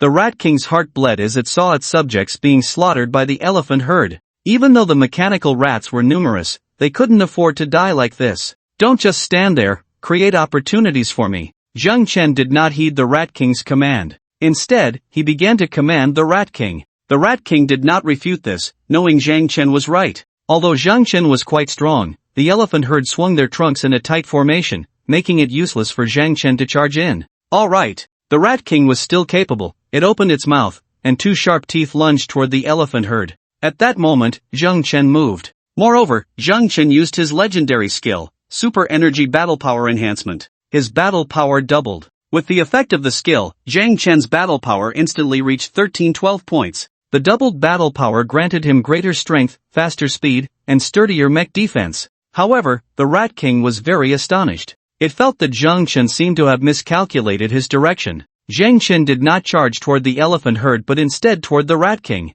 Just as the Rat King was in shock, Zhang Chen had already crossed 100 meters and stood before the Rat King. As the thermal giant's sword swung toward it like a massive door, the Rat King snapped back to reality. It turned out this person's target had always been itself. How naive it was to think this person genuinely wanted to cooperate with it. But at this point, it was too late to say anything. If the Rat King had maintained a distance of 600 meters from Zhang Chen, it would have had room to maneuver. At the very least, it could have let the mechanical rats continuously charge at Zhang Chen to create an opportunity to escape. But now, it was too close. Damn human, you tricked me, the Rat King screamed, its sharp teeth erupting from its mouth like they were free. In the moment of survival, the Mouse King couldn't care less about the consequences of losing all its teeth. It was better to unleash everything it had. The floating cannons opened fire, freezing bombs blossoming in all directions, targeting the mechanical mice that tried to get close. Zhang Chen wielded the giant sword as if it were a door panel. The sharp teeth intercepted by the energy sword exploded simultaneously, while those that weren't blocked pierced Zhang Chen's armor, the force of the explosion forcing him to pause for a moment. Once the shockwave dissipated, Zhang Chen checked the status of his mech. The body was unharmed, but the durability of the external defense armor had decreased by 70 points. All the power from that wave of explosions had been absorbed by the defense armor. The Mouse King had thought that with such a barrage of its sharp teeth, Zhang Chen would surely suffer some damage, but the outcome exceeded its expectations. The explosions only caused Zhang Chen to momentarily halt, without any sign of retreat. Just as the Mouse King considered turning to flee, Zhang Chen swung the energy sword in his hand. The Mouse King was indeed very agile on the ground, but after doubling its combat power, Zhang Chen could easily keep up with the Mouse King's movements, leaving it nowhere to hide. As the energy sword approached, the Mouse King felt the terrifying heat emanating from it. Before fear could fully take root in its heart, the energy sword had already severed one of its hind legs. Without the support of its hind leg, the Mouse King fell to the ground, crashing onto the metallic debris. As soon as it made contact with the metal wreckage, the Mouse King frantically waved its forelegs, quickly digging a hole. Want to run? Zhang Chen, well aware of the mouse's digging abilities, showed no signs of relaxation. He gripped the energy sword with both hands, crouched down, and easily plunged the sword into the ground, successfully severing one of the Mouse King's forelegs. The Mouse King, digging madly, let out a desperate scream. It had thought it could dig its way to freedom, but it never expected Zhang Chen's movements to be so swift, so fast that it saw no hope of survival. You think you can run in front of me? Zhang Chen rotated the giant sword and then thrust it upward at an angle, causing the Mouse King, now missing another foreleg, to be tossed among the flying metal debris. The floating cannons adjusted their aim, and a freezing bomb successfully hit the Mouse King, which was still airborne and hadn't yet landed. A small area of the Mouse King's body was frozen. However, the Mouse King still refused to give up, screaming frantically as the mechanical mice rushed forward one after another, trying to protect their king with their bodies. Unfortunately, Zhang Chen gave them no chance. His eyes gathered a purple glow, and in an instant, a purple lightning bolt formed.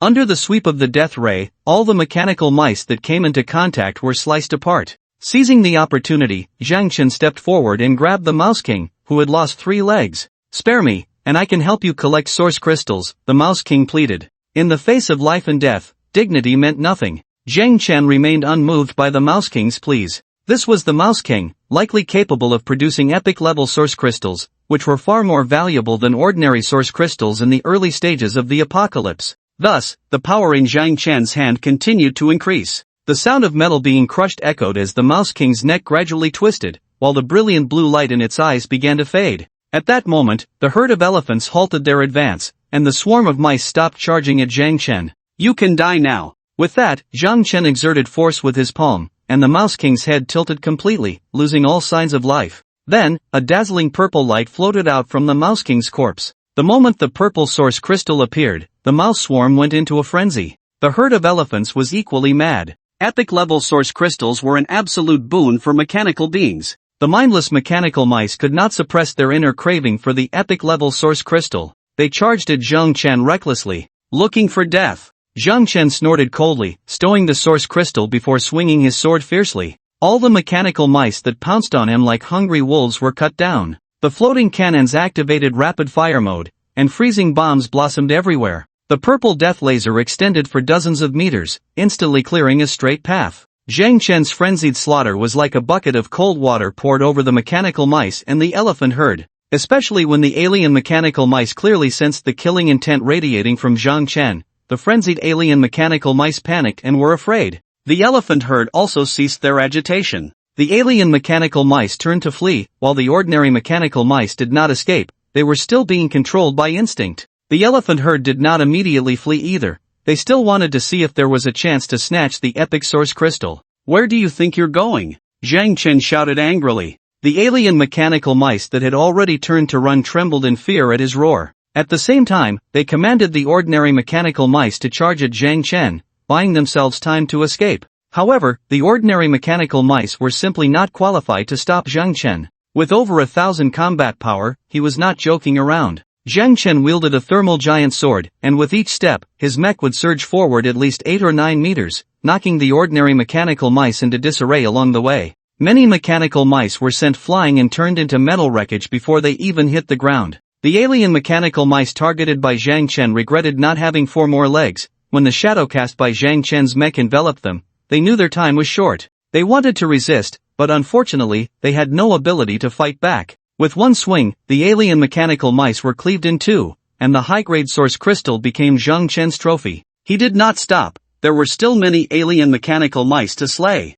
As Zhang Chen rampaged through the horde, the elephant herd wavered. "Run!" The 13 mechanical elephants were terrified. The combat power displayed by Zhang Chen was simply beyond their capacity to resist. Seeing this, Zhang Chen immediately gave up on chasing the mechanical mice. Although the alien mechanical mice could also drop high-grade source crystals, those dropped by the alien mechanical mice were certainly inferior to those dropped by the mechanical elephants. When it came time to choose, Zhang Chen naturally prioritized obtaining the better quality source crystals. The thrusters erupted, and after a brief moment of floating, Zhang Chen lunged toward the direction of the elephant herd. "You all run!" The leader of the elephant herd was a responsible one. It knew that if it did not stop Zhang Chen, none of them would escape. So, it commanded the herd to flee while it turned back to charge at Zhang Chen. "You can't stop me," Zhang Chen assessed. If Zhang Chen had not used his enhanced psychic power, the leader of the elephant herd might have been able to hold him off for a moment. Although the combat power of the mechanical elephants was just over 200, significantly weaker than Zhang Chen's over 600, their size was a factor. Even dismantling a mechanical elephant with the thermal giant sword would take time.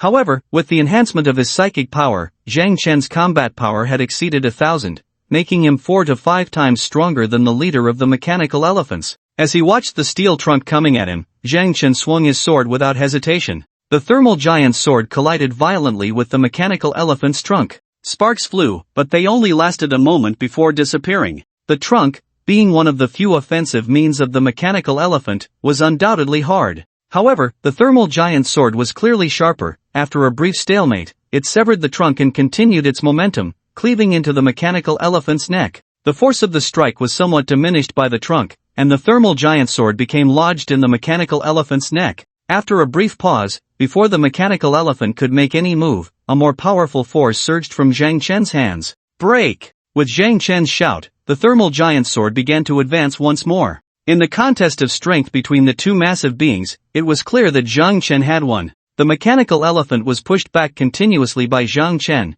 but soon it had nowhere left to retreat. Its head had already separated from its body, and the massive body crashed to the ground. Soon after, the blue light in the mechanical elephant leader's eyes quickly extinguished. In the next moment, a source crystal floated out from the gap in the mechanical elephant's neck. Zhang Chen was somewhat surprised.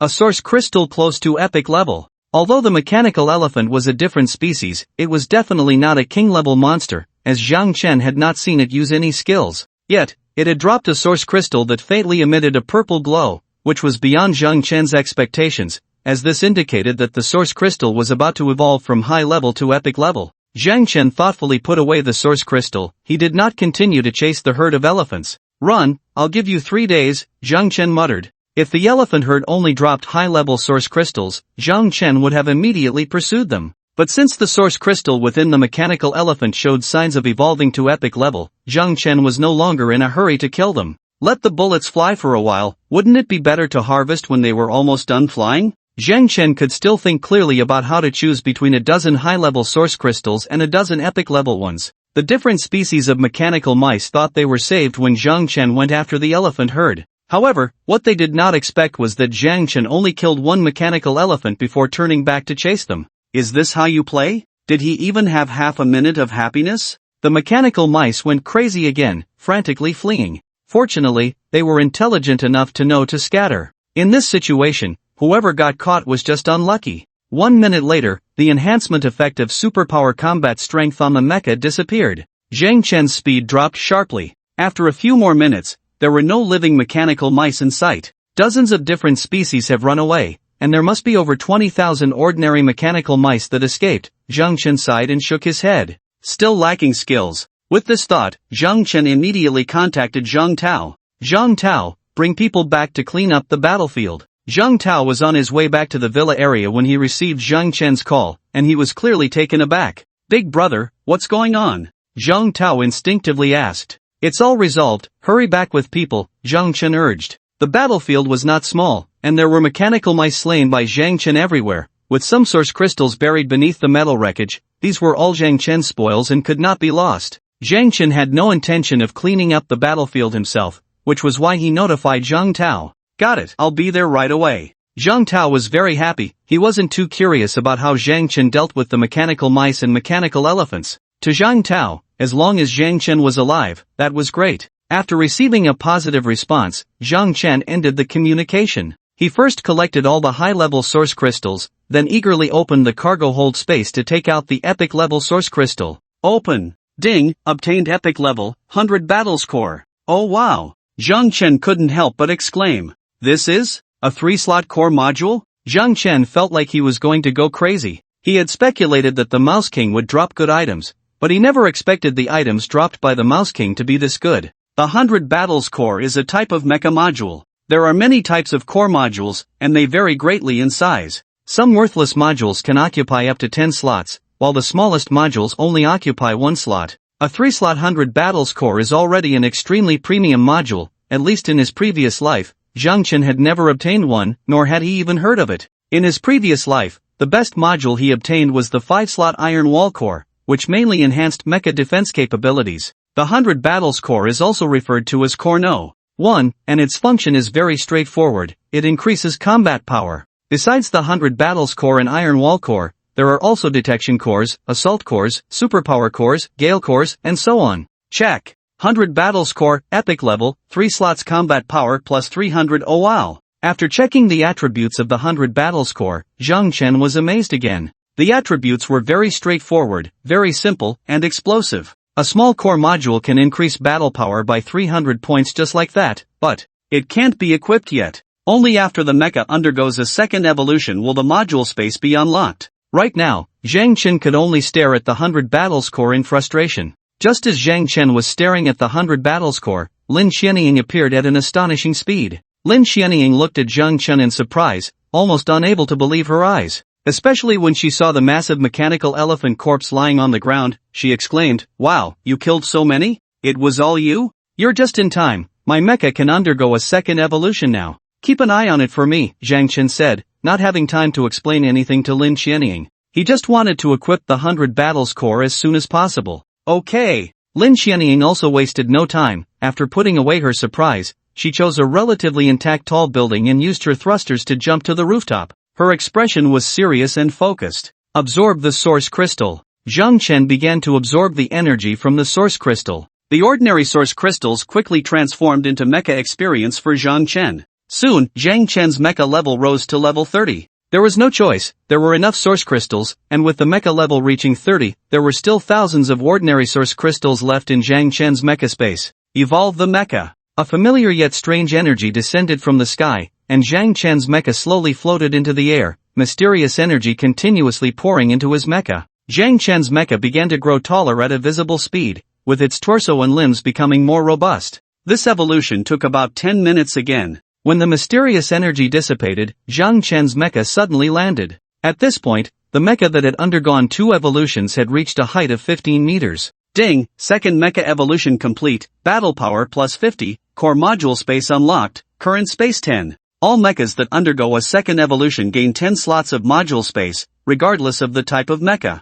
3 slots are actually enough, equip the 100 battle score. Zhang Chen ordered eagerly. The 100 battle score floated to the center of Zhang Chen's mecha. Then, a black box-like object popped out from the chest of the mecha, and the 100 battle score was stored inside this black box. Ding, equipped 100 battle score, battle power plus 300. The moment Zhang Chen equipped the 100 battle score, his newly evolved mecha underwent another change. The external armor of the mecha continued to increase in density, strength, and speed, enhancing all aspects, even its weight increased. Open the panel. Mecha form, level 2 evolution, 15 meters, mecha level, 30 weight, 41 tons battle power, 1066 type, medium melee power, dual cycle nuclear engine equipment, thermal giant sword, epic, alloy defense armor, excellent, continuous burn thruster, excellent, 100 battle score, epic. Skills, super energy battle power enhancement, legendary, death laser. These attributes are a bit luxurious. Zhang Chen couldn't help but praise himself.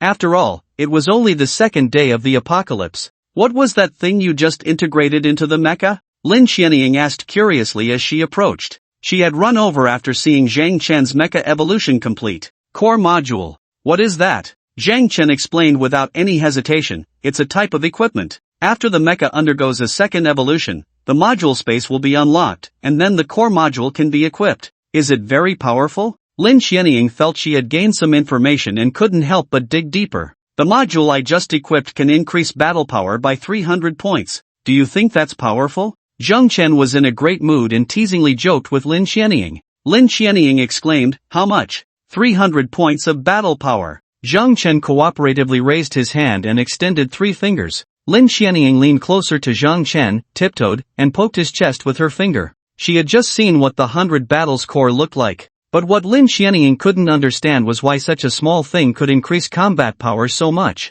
It didn't make any sense at all. However, Zhang Chen knew that it was very reasonable. The core was a highly advanced technological crystal, just like adding 16 gigabytes of RAM to a phone that already had its original memory. The phone's performance would naturally improve significantly. The core was such an existence for the mecha. However, top-grade cores were very rare, and ordinary cores only increased combat power by 10 or 8 points. What's your combat power now? Lin Xianying suddenly withdrew her hand and stared at Zhang Chen, asking. Well, Zhang Chen was considering whether to tell the truth. It wasn't that he wanted to hide anything, as there was no need to conceal it. Zhang Chen was mainly afraid of discouraging Lin Xianying. Just tell the truth. Lin Xianying put her hands on her hips, as if she had seen through Zhang Chen's thoughts. Zhang Chen helplessly spread his hands, 1066 points of combat power. What? Lin Xianying's excited voice went off-key. You heard me right, 1066 points. Lin Xianying instantly fell silent. She knew that there was a significant gap between her and Zhang Chen,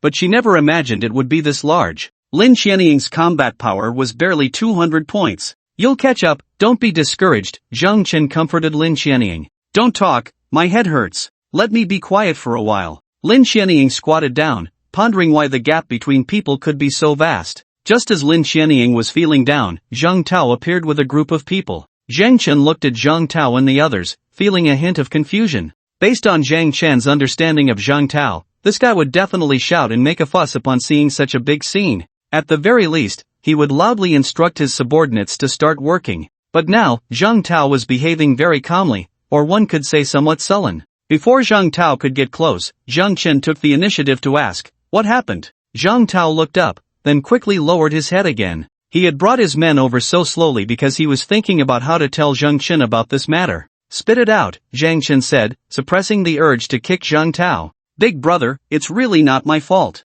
I don't know what happened either, but that Han Zhao's body is missing. Zhang Tao jumped back a step while repeatedly waving his hands at Zhang Chen. Upon hearing this, Zhang Chen coldly replied, what do you mean it's missing? You say it, Zhang Tao said, feeling the pressure from Zhang Chen's gaze. He decided to shift this pressure onto his little brother. The little brother pointed out by Zhang Tao could only brace himself and speak up. Big brother, it's like this. We wanted to bury that woman as you instructed, but there was an accident while we were burying her. What kind of accident? Zhang Chen's tone softened a bit. He wouldn't make things too difficult for these little brothers. Seeing that Zhang Chen's tone wasn't so harsh, the little brother relaxed a little and organized his words before speaking. I don't know the specifics. We only sent one brother to do this, but we waited a long time and he still didn't come back. At first, we thought he was slacking off, but the little brother paused for a moment, then spoke with a hint of fear. But when we went to look for him, we found that he was already dead. His mecha's chest was penetrated. We don't know how it happened. Zhang Chen listened seriously. From the little brother's description, he couldn't figure out what the situation was. And there's something else that happened, the little brother continued. What else? It's that iron snake, its corpse is also missing. Did other mechanical creatures appear? Zhang Chen asked in confusion. Mechas had no need for metal remains, only mechanical creatures would treat metal remains as food. Consuming metal remains could enhance the strength of mechanical creatures. No, it's not the other mechanical creatures, the other metal remains are all here, gathered by us. Only the remains of that steel snake are missing. Zhang Chen pondered for a moment before speaking. Alright, got it. Let's get to work and clean up the source crystals here. Yes, big brother. A group of younger brothers began to act in an orderly manner. Seeing that Zhang Chen didn't seem angry, Zhang Tao cautiously approached him, estimating Zhang Chen's height at that moment. Big brother, has your mech evolved again?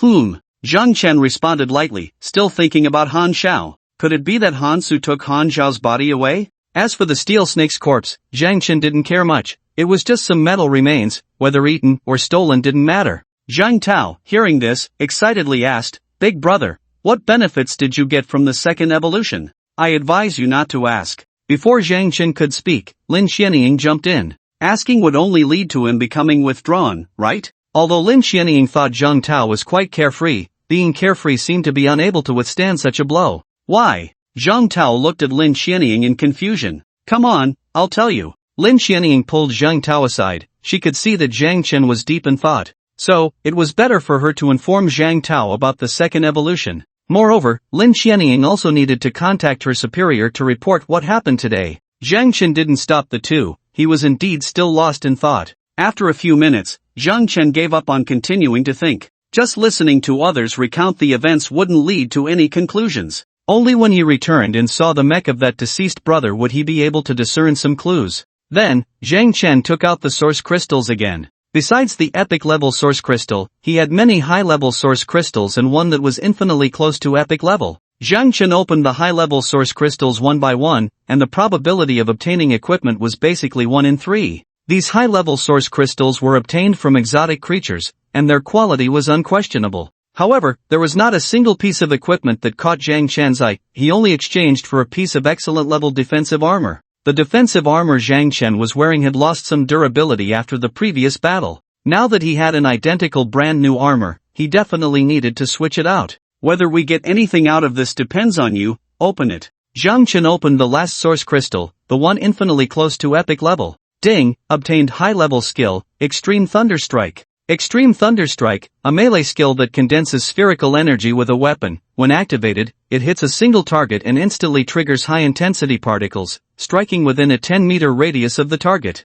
A group attack skill. After reading the skill description, Zhang Chen felt a bit excited, immediately pushing thoughts of Han Xiao aside. Although Death Laser could also be considered a group attack skill, its group attack effect was far inferior to Extreme Thunderstrike. One was a linear attack, while the other was an area attack within 10 meters. How could they compare? Learn. Ding, successfully learned Extreme Thunderstrike, combat power plus 20. It even increased combat power? Not bad. Zhang Chen was very satisfied, having this skill was a big win. Big brother, your combat power has exceeded 1,000? At that moment, Zhang Tao's exclamation rang out. This shout was quite powerful, not only catching Zhang Chen's attention but also alerting the younger brothers nearby. What's wrong? Zhang Chen retorted, almost reaching 1,001. Big brother. Zhang Tao was close to tears. Why was the gap getting bigger? There was no sign of it closing at all. Zhang Chen ignored Zhang Tao and took out a pile of equipment he had just obtained, saying, "You guys can divide these things." Most of this equipment was of fine quality, with about 3 or 4 pieces of excellent quality. Zhang Chen didn't care for this equipment, although the storage space was relatively large. Keeping so much equipment would take up space. It was better to hand it over to Zhang Tao than to let it sit there. The mechs controlled by those little brothers were all Zhang Tao's. Even if these pieces of equipment were given to the little brothers, he wasn't worried about them running away. As for Zhang Tao, who would dare to try? Zhang Tao didn't have that much time to think. He was overjoyed to see Zhang Chen pull out a pile of equipment. While Zhang Tao was picking and choosing among the gear, Zhang Chen spoke to Lin Xianying. "There are some you can use too, take a look." Although Lin Xianying hadn't contributed much in today's battle, Zhang Chen could clearly see her desire to help him, and he certainly wouldn't be stingy with her. Okay. Lin Xianying didn't hesitate or bring up the matter of the source crystal. In her view, they were all comrades now. Mentioning the source crystal would feel like putting up walls. After picking through the equipment, Zhang Tao had essentially upgraded his gear. While he couldn't change his weapon, he had completed his other equipment, armor, cargo hold, and thrusters. Zhang Tao's combat power was now close to 200 points, while Lin Xianying's exceeded 200 points. After all, Lin Xianying's weapon was better than Zhang Tao's. The other little brothers also received their share of equipment, and everyone was in high spirits. Although the combined combat power of all the little brothers' mechs didn't surpass Zhang Chen's own, at least their power had increased a bit, making them less helpless against ordinary mechanical creatures. How's the cleanup going? After the equipment distribution, Zhang Chen asked. Almost done, big brother. What should we do with all this metal debris? There's too much, should we just leave it? Zhang Tao had a business mind and felt it was a waste to throw away so much metal. The main issue was that there was just too much debris everywhere this time. After hearing Zhang Tao's words, Zhang Chen pondered for a moment. He hadn't thought about this problem before. After all, in his previous life, he didn't have the ability to wipe out so many mechanical creatures at once. Let's pile all the metal debris together. What's the use of that? Zhang Tao asked, and Lin Xianying also looked at Zhang Chen. Mechanical creatures can consume metal debris to enhance their combat power. This debris is valuable to them. And then? Zhang Tao couldn't quite grasp Zhang Chen's idea. However, Lin Xianying understood and spoke up before Zhang Chen could respond. Are you planning to set a trap? Zhang Chen nodded at Lin Xianying. Talking to smart people was easy. Ah, I get it. I'll have them do it right away. Zhang Tao slapped his forehead. It was like a huge pile of fatty meat left out in the open. Mechanical creatures would definitely be unable to resist coming to feast. Once they arrived, they would become part of that pile of metal debris. At that point, they wouldn't have to search hard for mechanical creatures. Those guys would come out on their own. Immediately, Zhang Tao energetically directed the little brothers to clean up the metal debris. Cleaning up the metal debris wasn't too strenuous, mainly because all the mechs were at least medium-sized, except for Lin Xianying. It was a bit challenging for these little brothers to confront mechanical creatures directly, but clearing the metal debris was a piece of cake. In less than half an hour, the metal debris was piled into a massive mound 10 meters high, with an unknown diameter. Looking at this huge metal pile, Zhang Tao felt a sense of accomplishment. However, before Zhang Tao could express his thoughts, Zhang Chen called out to him, "Let's go back and take a look." "Ha? We're not watching here anymore?" Zhang Tao still wanted to wait here for a catch, but he didn't expect Zhang Chen to call him home. "Nothing will come out today, let's go back and check." Zhang Chen wasn't lying to Zhang Tao. After just exterminating so many mechanical mice, what mechanical creature would dare to come here now? If they wanted to eat, they had to be alive first. Based on Zhang Chen's estimation, even after today, it was unlikely that any mechanical creatures would appear. It would only be when the fear in those mechanical mice dissipated that they would show themselves. As for other mechanical creatures, there were too few of them. Some cats and dogs were not within Zhang Chen's consideration. Alright, let's head back for now, but let's leave a few people here to keep watch, just in case something comes along? Sure, do as you see fit. Zhang Chen nodded at Zhang Tao. Then, Zhang Tao eagerly went to arrange the personnel, with 3 shifts, and no one was allowed to slack off. Once Zhang Tao finished the arrangements, they quickly advanced towards the villa area. Zhang Chen wanted to see what was really going on with Han Xiao. Had Han Xiao really been taken away by Han Su? If Han Su knew that Zhang Chen suspected him, he would definitely cry injustice. Han Su had no idea about Han Xiao's situation. After stealing the mech, Han Su fled immediately, not daring to stay at all. He had already run to the far west of Chuan City. If it weren't for his insufficient strength, he would have prepared to escape from Chuan City, far away from Zhang Chen. At this moment, in a sewer 2 or 3 kilometers away from the villa area, a scarred steel snake was enveloped in a layer of hazy light. This steel snake was frantically feeding, with a pile of mechanical rat corpses in front of it. The light on its body was a sign of recovery. Zhang Chen, you won't have a good death, just wait for my revenge, just wait. If Zhang Chen had heard this vengeful voice, he would have recognized it as Han Xiao's voice. Originally, Han Xiao thought she was doomed. The feeling of blood quickly draining away was terrifying. Just as Han Xiao lost consciousness and her breathing completely stopped, she didn't know what was drawing her in. Instinctively, she moved closer to that alluring thing, and when she regained consciousness, she had transformed into a snake less than half a meter long, about the thickness of a small arm. A steel snake. Moreover, she was hidden within her original body. When she discovered that a mech was trying to bury her body, she was filled with rage. Unable to contain herself, Han Xiao launched an attack on the mech, following the instincts of the steel snake's body. She burst out from the blood hole in her original body's abdomen, instantly piercing through the mech's abdomen. Such an injury would not be fatal if it were in another part of the mech, but the abdomen was where the human cockpit was located. Han Xiao's attack not only pierced the mech but also penetrated the person controlling it. So, it was a one-hit kill. After killing the mech, Han Xiao, regaining some rationality, felt a bit panicked. Was she panicking because it was her first time killing someone and she had turned into a snake? Han Xiao didn't know. Fortunately, she sensed that something was still calling and attracting her. This attraction dispelled her inner turmoil. She didn't know what would happen next, but she still followed the force that drew her in to investigate. To Han Xiao's surprise, what attracted her was the remains of De Hua's corpse. Without thinking much, she approached the remains of De Hua's body when no one was paying attention, and then she burrowed into the remains. After Han Xiao entered De Hua's body, she miraculously fused with the remains. After the fusion, she became De Hua, even the severed head was reconnected. Han Xiao didn't know what she felt at that moment, she only knew she couldn't stay there for long. If Zhang Chen could kill De Hua, he could also kill her, and she had no combat experience. So, Han Xiao ran away, and before fleeing, she went back to take her human body with her. As for how this happened, Han Xiao no longer cared, she only knew that she was still alive and had gained a very powerful body. She wanted revenge. If Zhang Chen could see Han Xiao's transformation with his own eyes, he would definitely understand it better than Han Xiao herself. The metal shard that pierced Han Xiao's abdomen and caused the fatal injury must have come from De Hua. Perhaps it was due to Han Xiao's obsession, or perhaps it was De Hua's unwillingness, or maybe it was both. Ultimately, it led to her current state. Why this happened, Zhang Chen couldn't explain. No one could explain it clearly. Just like how the mechs descended, who could say for sure? Villa area. In the woods not far behind the villa, a mech lay on the ground, silent. Big brother, it's this one, look, there's a hole in its abdomen. Zhang Tao pointed at the opening in the mech's belly as he spoke to Zhang Chen. Zhang Chen had already seen the hole, about the thickness of an arm. If it wasn't a fatal wound, it shouldn't have killed. Can't tell what made it, Zhang Chen muttered. Indeed, it was hard to tell. There were no other injuries on the mech, just this one hole. What kind of mechanical creature could inflict such a wound? Or was there a long-range mech that had ambushed it? But did any long-range mechs possess such attack power? Long-range rifles and machine guns could cause such physical damage, but bullets with this kind of penetration required a mech's combat power to be at least over 300 points.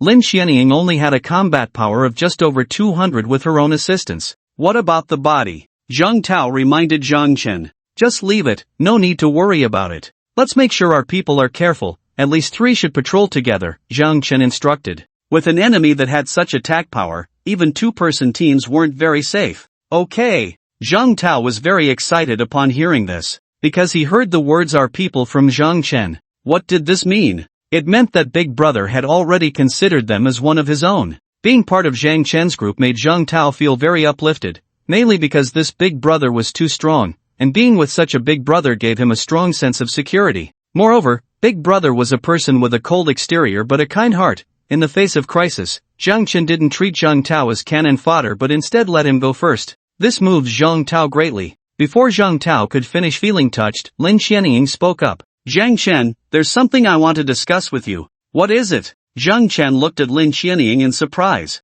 Lin Xianying appeared a bit shy. Well, my superior wants you to visit our base. Don't worry, there's no other intention, just to have you guide our people a bit. Lin Xianying was afraid Zhang Chen might misunderstand, so she explained very seriously and carefully. Zhang Chen didn't answer immediately. Contacting the military was only a matter of time, and having a good atmosphere for contact through Lin Xianying was also quite nice. However, Zhang Chen didn't want to engage with the military right now. Mainly, it wasn't safe enough. Lin Xianying probably wouldn't have any harmful intentions towards Zhang Chen, but others might. With Zhang Chen's luxurious equipment, who wouldn't be tempted? Therefore, without sufficient strength, Zhang Chen was unwilling to engage with the military. It would be better to wait until after 3 evolutions when he had a certain level of strength and the mech had a shield before making contact. One had to know that the military's planes and artillery were still operational. Early-stage mechs were like toys in front of such heavy weapons, and Zhang Chen's current mech couldn't withstand a missile attack. Moreover, if the military district sent someone to pick him up,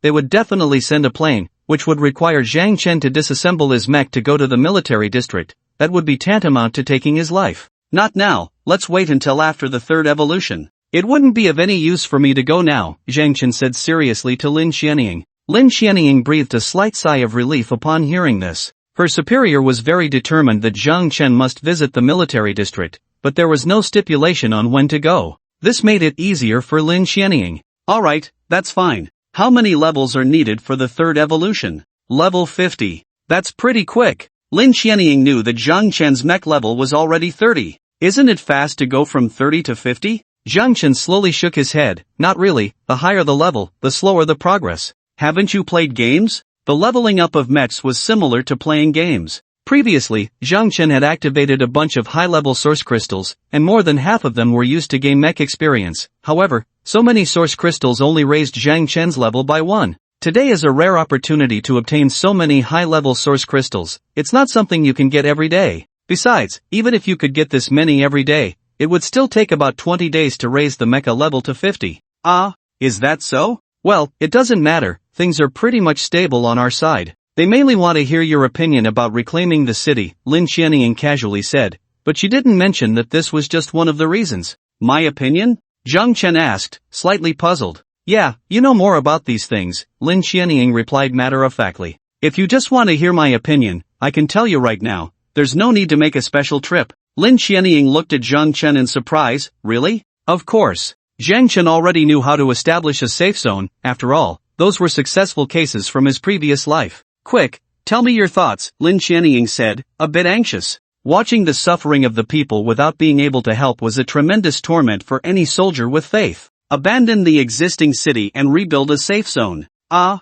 you want to give up the current city? Lin Xianying found it hard to understand Zhang Chen's idea. Frugality is ingrained in the Chinese psyche, and for them to give up a city is a very difficult choice. Zhang Chen nodded at Lin Xianying. You've seen the destructive power of the mechanical creatures. Even a swarm of mice can cause such great damage. Do you think the current city has the ability to resist mechanical creatures? Well, Lin Xianying was speechless. So, using the metal remains of the mechanical creatures, we can melt them down to build a metal city. That's the safest option. Lin Xianying was stunned. She didn't expect Zhang Chen's imagination to be so vast. A city entirely made of metal? That actually sounded pretty good. Lin Xianying immediately reported this news to her superiors. Whether this could be accepted was something her superiors needed to study, but she definitely had to report it. After Lin Xianying finished her report, everyone took a short break. Their bodies weren't tired, but their spirits needed some rest. In the afternoon, Zhang Chen took Lin Xianying and Zhang Tao out of the villa area for a stroll.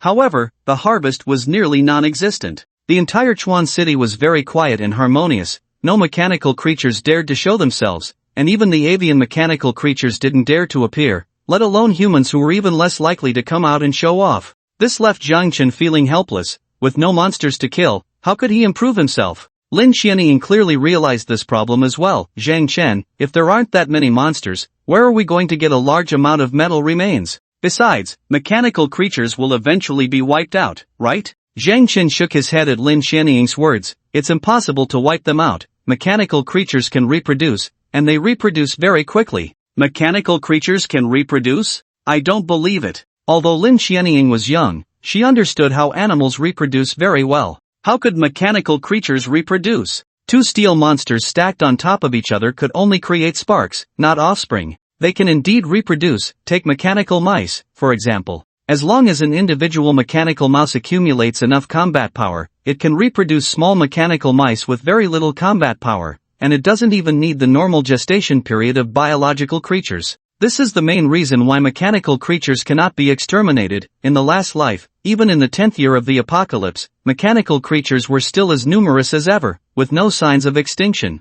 It can work like that? Lin Xianying was astonished. If that's the case, wouldn't humanity be doomed to never have peace? Big brother and sister, this isn't the time to study that. Let's focus on how to obtain source crystals, Zhang Tao said, somewhat dejected. Half the afternoon had already passed, and he hadn't seen a single shadow of a mechanical creature. How could they play this game? Zhang Tao also wanted to evolve again and get a top-notch core module. The mechanical creatures are scared and probably won't come out for a while. Let's head back for now. By the way, let's have our people keep an eye on those initial source crystals. There should still be some that haven't been found, Zhang Chen said to Zhang Tao. Zhang Tao understood what Zhang Chen meant by initial source crystals, which were the crystals that fell from the sky at the beginning of the apocalypse. In fact, Zhang Tao had been keeping an eye on them. Zhang Chen's floating cannon was obtained from the initial source crystals, and having witnessed the power of the floating cannon, Zhang Tao also wanted to get one to play with. Brother, there are almost no initial source crystals left in the city. They've either been taken by others or consumed by mechanical creatures. If we really want to find some, we need to go outside the city. Go outside the city? That's not impossible. Zhang Chen nodded secretly. Now that Zhang Chen had nearly 1,100 points of combat power, going outside wouldn't be dangerous, and Zhang Tao was right, there were definitely still many initial source crystals in areas away from the city. Besides the initial source crystals, there were also a large number of mechanical creatures. For example, mechanical creatures transformed from field mice and frogs appeared in groups. Moreover, although there weren't any large wild animals in Chuan City, there was a river. The mechanical creatures in the river far outnumbered those on land. Here's the plan, you all stay in Chuan City. With your current combat power, you should be able to protect yourselves. I'll go outside. Brother, you're not taking me with you? Zhang Tao immediately became unhappy. He also wanted to go outside and explore. What was the point of staying in the city to kill some rats and cats and dogs? It's too dangerous outside for you. I'll go alone. Zhang Chen had already made up his mind and wouldn't easily change it. All right. Zhang Tao had no choice but to nod. Lin Xianying spoke up with some concern. Be careful, will you be back tonight? Not necessarily, it depends on the situation. Zhang Chen replied casually. Zhang Tao looked at Zhang Chen with envy. It was too fast. In less than 2 days, his brother was about to win over the beautiful Miss Lin Xianying. Before the apocalypse, it would have taken him 3 to 5 days of spending money to win over someone of Lin Xianying's caliber, right? However, Zhang Tao also understood that such matters couldn't be envied. If he were a woman, he would choose Zhang Chen too. Then, before the sun set, Zhang Chen left Chuan City. He didn't choose the direction of Xinfeng Mountain but went the opposite way because the river was on this side. However, along the way, Zhang Chen didn't encounter any mechanical creatures. The mechanical creatures outside the city were more alert than those inside because the wilderness was filled with enemies. Mechanical creatures could devour each other to enhance their combat power. One could say that apart from their own kind, everyone else was an enemy. They would only unite when facing human mechs, as human mechs had a greater attraction for mechanical creatures. Just as Zhang Chen was leaving Chuan City, in a large gang to the west of the city, Han Su was saying something in front of a 12-meter mech. Chuan City was considered a second-tier city in the country, with a large area and a significant population, and various forces mixed together. Although it was only the second day of the apocalypse, many gangs of different sizes had already formed. The gang that Han Su had joined was the largest in the west of the city, without exception. The gang leader was known as Brother Lei. Brother Lei was originally a truck driver team leader, running several logistics companies, with a group of truck drivers under him and owning dozens of large trucks himself. These dozens of trucks, along with his group of truck drivers, became his important capital for dominating the west of the city. Brother Lei, what I'm saying is true. That Zhang Tao has a lot of good stuff, and that kid is very arrogant, looking down on others. He only has some mechs under his name and confiscates from other little brothers. If we go find him, he will definitely back down, Han-Su urged Brother Lei. Relying on Han-Su to take revenge in a short time was definitely unrealistic. Originally, Han-Su planned to bide his time and wait until he had the strength to find trouble with Zhang Chen. However, after joining Brother Lei's gang, Han-Su had new ideas. Brother Lei had 300 to 400 mechas under his command, and in Han-Su's view, even one person could kick Zhang Chen to death with so many mechas. Using someone else's hand to help him take revenge was still revenge. Han-Su was not picky at all. Zhang Tao? I know that kid, we've done quite a bit of work for him. He really is a pretty arrogant guy, but since we're operating in the west of the city, there's no need to provoke him, right? Brother Lei was also a prominent figure in Chuan City, with connections in both the underworld and legitimate circles, so he naturally knew Zhang Tao. If it wasn't necessary, Brother Lei didn't want to provoke Zhang Tao. Although he had hundreds of mechas, most of them were forcibly conscripted and lacked cohesion. If a real fight broke out, those mechas might not be of much use. Instead of looking for trouble with Zhang Tao, it would be better to find those hiding mechas in the west of the city.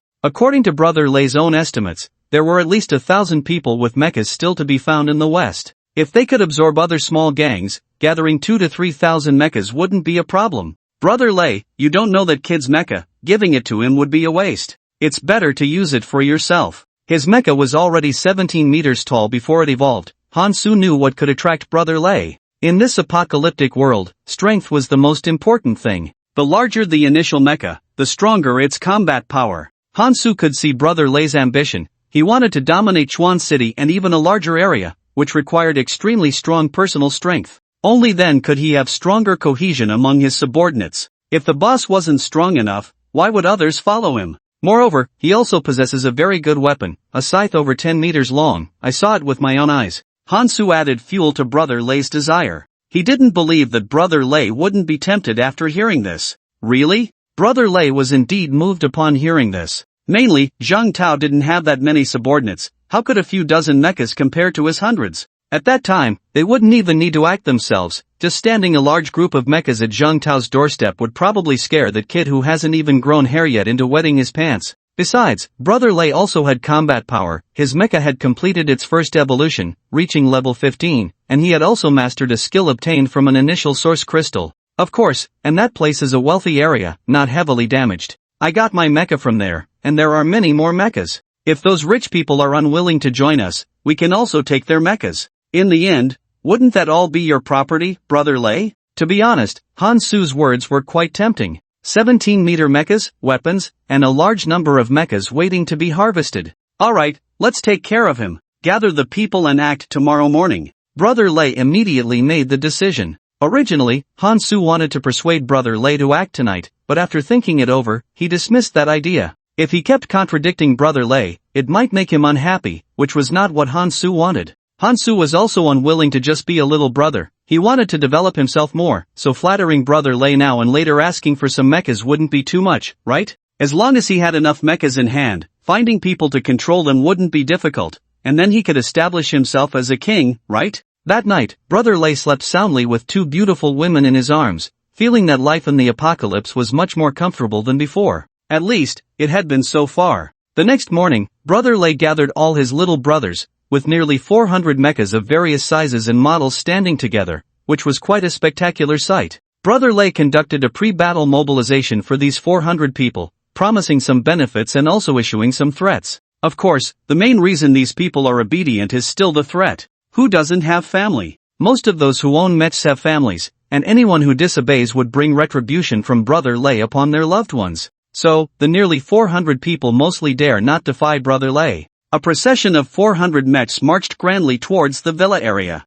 Along the way, no one dared to jump out and block them. Mechanical creatures all kept their distance upon seeing them. Some small gangs were so frightened they trembled, fearing Brother Lei was coming to trouble them. Fortunately, Brother Lei did not take action against them. After half an hour, Brother Lei led his men into the villa area. You know, this villa area is really something. If you ask me, we might as well not leave. Occupying this place wouldn't be bad, right? Brother Lei immediately took a liking to the villa area. Compared to the villa area, his territory in the west of the city felt like a doghouse. Of course, it's fine. After all, Brother Lei has the final say. Who would dare to say otherwise? Han-su flattered beside Brother Lei. Han-su's flattery annoyed some people, who had originally followed Brother Lei. Now, Han-su made it seem like their gang was only under his command aside from Brother Lei, which infuriated the older followers of Brother Lei. Hey, you kid are really something, Brother Lei said happily, patting Han-su. What are you doing? Get lost. A furious shout rang out. This was a bodyguard responsible for patrolling, accompanied by two others who remained silent but had already assumed a combat stance. Brother Lei was taken aback. Anyone seeing so many mechs acting together would be trembling in fear, so what was up with these three? Not only were they unafraid, but they also dared to block the road. What kind of tone was that? Brother Lei, these three are Zhang Tao's subordinates, Han-su reminded him. They do look impressive, all medium-sized mechs. Brother Lei nodded in satisfaction. He was very dissatisfied with the people controlling the mechs but was extremely pleased with the mechs themselves. They were all 10 meters tall, medium-sized mechs, the same model as his. Where's Zhang Tao? Brother Lei displayed his demeanor, not bothering to argue with the three in front of him. It would be too embarrassing for a boss to squabble with someone else's underlings. The three bodyguards were momentarily stunned. What was going on? Why was someone causing trouble every morning? If this continued every day, it would be too exciting. However, despite their confusion, the situation had to be reported. Soon, Zhang Tao received the news and quickly got up, rushing to the scene. After mingling with Zhang Chen, Zhang Tao had developed a good habit of not dismantling mechs, prioritizing safety. However, Zhang Tao was puzzled. He was sure he hadn't offended anyone yesterday and hadn't even seen anyone, so why was there trouble? Nevertheless, he had to go take a look. When Zhang Tao arrived, Brother Lei's eyes were shining. Han-su was right, Zhang Tao's mech was indeed quite imposing. After the first evolution, Zhang Tao's mech had reached 20 meters tall, almost double the height of his previous mech. Such a powerful and majestic mech should belong to Brother Lei. Are you Zhang Tao? Brother Lei's tone was very arrogant. Zhang Tao did not explode immediately. He calmly asked, who are you? Me? West of the city, Brother Lei. The one running logistics in the west? Zhang Tao asked uncertainly. In his memory, there was indeed such a person. His family's business relied heavily on logistics, and when capacity was insufficient, he would indeed seek out Brother Lei. Brother Lei nodded to Zhang Tao. That's me.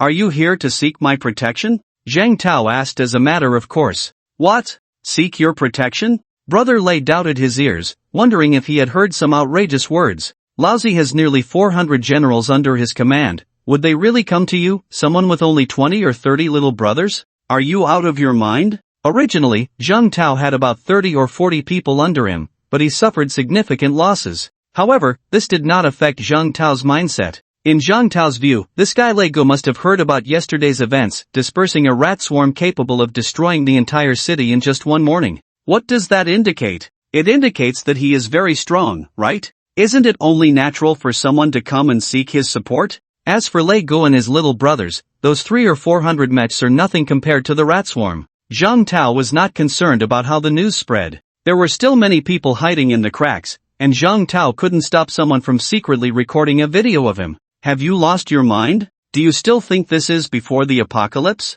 Lei Gu mocked. If it were before the apocalypse, he would indeed be willing to work under Zhang Tao. But now, oh, you're not here to seek refuge? Zhang Tao responded with a slight surprise, his tone showing no sign of taking Lei Gu seriously. This provoked Lei Ji's displeasure. It seems that unless I teach you a lesson, you won't recognize reality. Then, in an instant, Lei Gu swung his fist, a powerful blow aimed directly at Zhang Tao's chest. Originally, this punch was supposed to hit Zhang Tao's head, but unfortunately, it couldn't reach. Is this a skill? Zhang Tao was somewhat taken aback. It was clear that Lei Ji's punch did not match the speed of his mech. Boom! Zhang Tao took Lei Ji's punch solidly. Lei Ji's little brothers cheered behind him. This was exactly what Lei Go wanted to see. The effect of establishing his authority was very good. Zhang Tao's mech was pushed back 5 or 6 steps, and the durability of his defensive armor was reduced by 30 points. Without the defensive armor, this punch would indeed have caused Zhang Tao some damage, but only a little.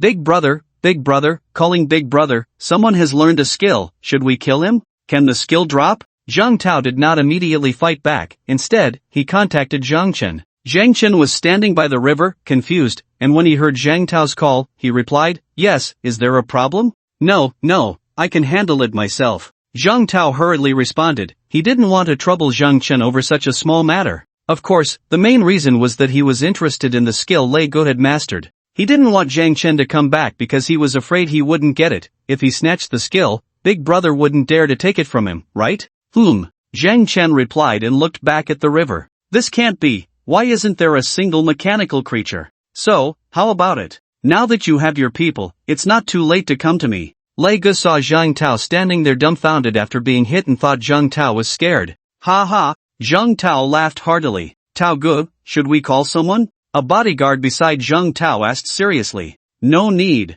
Zhang Tao waved his hand. This was just a bunch of trash. Why would he need to call for help? The main issue was that he couldn't beat Lin Xianying. If Lei Ge's skill was something Lin Xianying could also use, that would be troublesome. Lei Ge was not stupid. He clearly sensed that the conversation between Zhang Tao and his little brothers was off. However, he suspected even more that Zhang Tao was pretending to be tough to scare him. Zhang Tao, do you think scaring me will make me back down? Who is scaring you? Don't flatter yourself. Zhang Tao replied, casually pulling out the energy war scythe from the cargo hold. When Lei Ge saw the war scythe, his eyes lit up. This was the weapon Han Su had mentioned. Truly imposing. Such an imposing weapon should belong to Lei Ge. Give me your weapon, and I might spare you. Zhang Tao was somewhat stunned. This familiar phrase sounded so familiar. Right, it seemed like something he had said to Big Brother at the zoo. At this moment, Zhang Tao could understand Zhang Chen's thoughts back then. So, in Big Brother's eyes that day, I was just a fool. Zhang Tao accurately assessed himself while also evaluating Brother Lei. What did you say? Brother Lei was confused, not knowing who Zhang Tao was cursing. I said, you're just a fool. After saying this, Zhang Tao swung the battle sickle in his hand, and it cut through the air, leaving a trail of purple light. Suddenly, an unexpected turn of events occurred. Brother Lei didn't have time to dodge at all, as Zhang Tao's speed was extremely fast for him, considering the gap in their combat power. How much combat power could Brother Lei, who had no equipment, possibly have? Instinctively, Brother Lei raised his hand to block, but after the purple light flashed by, one of the arms of his mech detached from its body and fell to the ground. Laughter abruptly stopped. The little brothers following Brother Lei seemed to be frozen in place. They never expected that their seemingly invincible Big Brother would be so fragile. Come on, let's get him together. Brother Lei still had loyal little brothers, those who had been eating with him, among whom the most active were those who could only operate the mechs under Brother Lei's name with his permission. If something happened to Brother Lei, they wouldn't have anything to play with either.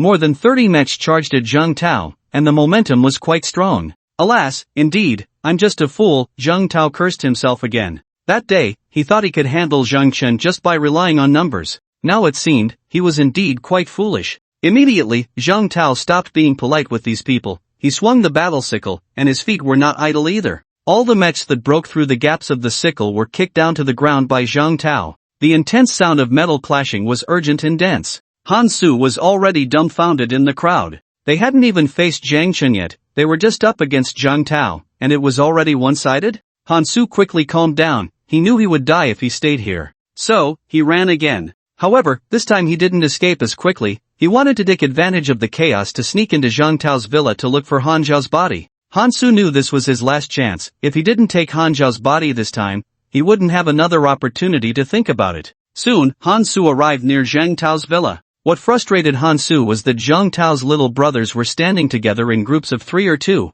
with no one alone, making it impossible to catch one to ask questions. Time was tight, and Han Su was anxious. Just then, a cold voice appeared. Who are you? Lin Xianying stood on the rooftop of a villa, looking down at Han Su. She had long known about the battle on Zhang Tao's side, but since Zhang Tao hadn't called her, she didn't join in the fun. I'm your grandpa, Han Su shouted back and then turned to run. Han Su knew how powerful Lin Xianying was. He didn't think he could get any useful information from her, and of course, the biggest possibility was that he would lose his life here. So, it was better to run first, but he had to vent a bit verbally. Lin Xianying was taken aback. She didn't expect to be cursed at. By the time she reacted, Han Su had already run 100 meters away. Humph. After a cold snort, Lin Xianying shot at Han Su. Although Lin Xianying was a righteous young lady, she would also get angry if someone cursed her for no reason. The speed of the freezing bullet was much faster than Han Su's. In the blink of an eye, the freezing bullet hit Han Su's back. A large area of the mech's back was frozen, causing Han Su's mobility to drop by more than half.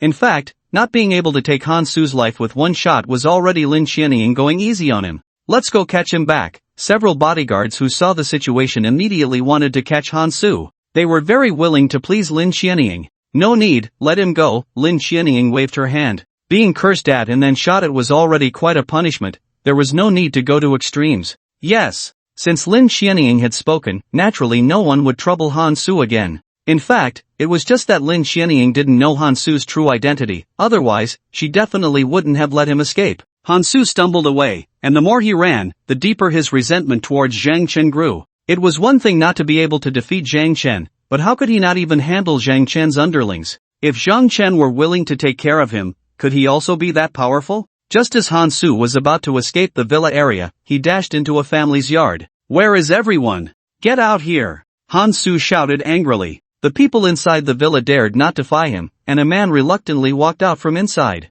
This man also had mechas, and not just one, but when it came to fighting Han Su, he was unwilling, not because he was afraid, but because he feared causing too much destruction and hurting those important to him. Do you have source crystals? Hand them over. Han Su was not polite at all. He needed source crystals to recover from the frostbite on his back. However, he didn't have many source crystals himself. Yes, I'll give you source crystals if you leave. The man nodded at Han Su. Using source crystals to keep trouble away was a good thing. Alright. Hearing Han Su's affirmative response, the man took out 10 ordinary source crystals. Only 10? That's fine, I have a question for you. After receiving the source crystals, Han Su spoke again. The man felt a bit displeased because he thought Han Su was not keeping his word. However, he did not resist. Ask away. Do you know about the woman who was killed at Zhang Tao's house yesterday? I know. The man nodded at Han Su. Such a big event could definitely be learned if one made an effort to inquire. Where did they bury that woman?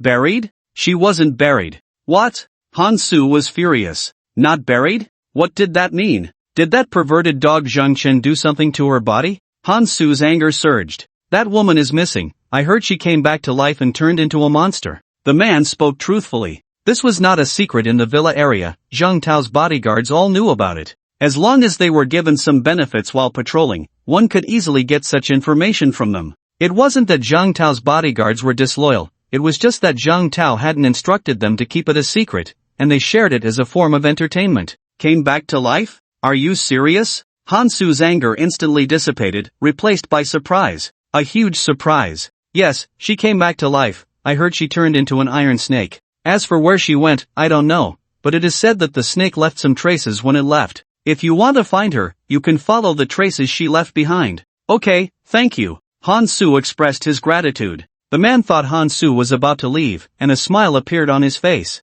But unexpectedly, Han Su suddenly attacked the man, grabbing him with one hand. You! The man's pupils dilated as he stared at Han Su. Unfortunately, Han Su didn't give the man a chance to speak. He squeezed hard and directly crushed the man to death. You definitely can't keep the secret of my visit, so you can only die. After saying that, Han Su searched the man's body, took the mecha core he was carrying, and immediately left. However, what Han Su didn't know was that inside the villa, a little boy with red eyes was biting his arm tightly, hiding behind the window. The man killed by Han Su was his father. He didn't dare to make a sound, fearing that Han Su would return and kill him too. After more than 10 minutes without Han Su returning, the boy finally dared to rush out of the house. Looking at his father, who had turned into a pile of flesh, the boy knelt on the ground and cried out in pain. Who are you talking about? Han Su? Are you sure that's his name? Zhang Tao, wielding a battle scythe, looked in surprise at the mechas kneeling in a row. Roughly counting, there were over 100 mechas on the ground, and their leader, Brother Lei, had long since become a ghost under Zhang Tao's command.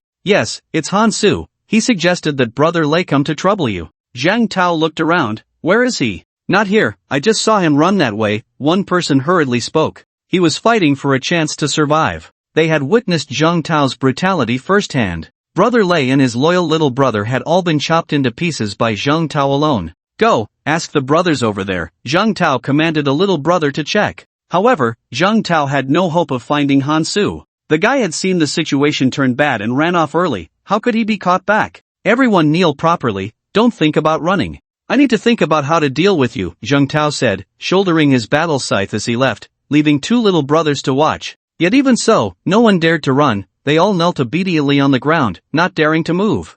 Thunderstrike, ordinary skill. Big brother, I got a skill, ordinary skill, Thunderstrike, should I save it for you? Zhang Tao tentatively asked Zhang Chen. Use it yourself, Zhang Chen replied, still pondering his own issues, having no time for Zhang Tao. Besides, the ordinary level Thunderstrike held no appeal for Zhang Chen. Thunderstrike merely consumed energy to deal nearly double the damage at a faster speed. Moreover, it was a single target skill, which Zhang Chen found utterly uninteresting. Alright then, I'll use it myself. Zhang Chen didn't care, but Zhang Tao was not picky, having a skill was better than not having one. I'm busy, don't disturb me, Zhang Chen snapped at Zhang Tao before hanging up the communication. What?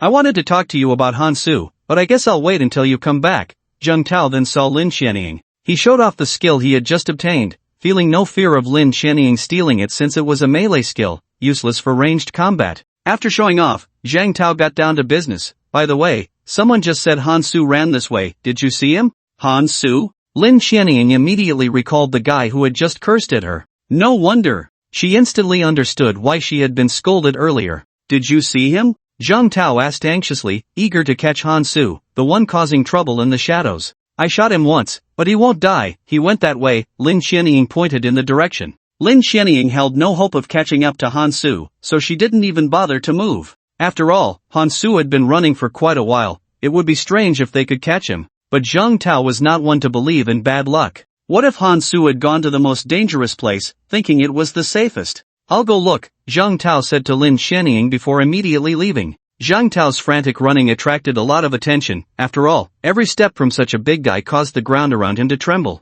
To Zhang Tao, this was called startling the snake. Unfortunately, the snake wasn't startled, but Zhang Tao heard a very loud cry. At first, he didn't pay it much mind, but after running several laps around the villa area, the crying continued. If it were another child, seeing someone run so wildly would have scared them into hiding. What was wrong with this child? Zhang Tao couldn't help but walk towards the child's home. From a distance, he saw a boy holding a mass of flesh and blood. Killed by someone. Zhang Tao knew immediately what had happened with just one glance. If this person had been killed by a mechanical creature, they would have been eaten. Only a human killing would leave a body behind. Kid, stop crying, it's annoying. Zhang Tao didn't approach the little boy too closely, fearing he might scare him. Although Zhang Tao was a second-generation rich kid, he still had some conscience. He had no psychological burden scaring adults, but he couldn't bring himself to bully a child. Get lost, you get lost. The boy shouted furiously at Zhang Tao. He had cried himself out and found the courage to shout. At that moment, in the boy's worldview, there was not a single good person controlling the mechas. Anyway, he didn't think he could live on after losing his father. It would be better to just die, so he was very brave. Zhang Tao was taken aback by the scolding. Hey, I didn't provoke you, kid, did I? Kid, look clearly, I didn't kill your father. Zhang Tao pointed to his own nose and said. Zhang Tao's mech was quite recognizable. He thought the kid would be able to recognize him. Unfortunately, reasoning with a child who had lost their sanity was utterly pointless. I told you to get lost. The kid shouted hoarsely, even picking up a stone to throw at Zhang Tao. Unfortunately, his strength was too weak to hit anything. Zhang Tao wasn't annoyed by the boy's actions. Instead, he felt a bit of sympathy. Who hasn't had a childhood? If he had lost his father at such a young age, then, kid, do you want revenge? I can help you. Upon hearing Zhang Tao's words, the kid suddenly looked up. At that moment, Zhang Tao felt a spark in the child's eyes. Really? You can really help me? The hatred for his father's murder was something he couldn't share with anyone. The kid actually stopped crying at that moment. Yes, just tell me who killed your father, and I'll help you get revenge. Zhang Tao patted his chest in assurance. I don't know who he is, the kid said, looking troubled, his little face scrunched up. Zhang Tao could understand, after all, no one announces their name before committing murder. Tell me what you know, what happened? Okay, I'll tell you. After that, the kid began to recount the story. Zhang Tao initially had little energy, but when he heard the kid mention that the killing mech had asked his father about Han Xiao, he immediately became excited because he knew who the murderer was. It had to be Hansu. Who else would inquire about where Han Xiao was buried? After the kid told Zhang Tao everything he knew, Zhang Tao immediately said happily, Good kid, well done. I'll help you get your revenge. Do you have anyone else in your family? The kid slowly shook his head, his gaze sorrowful. Alright, given the state of the world now, come with me to my house, I can spare you a meal. Zhang Tao, feeling generous, mainly because he was indeed well off and could afford it.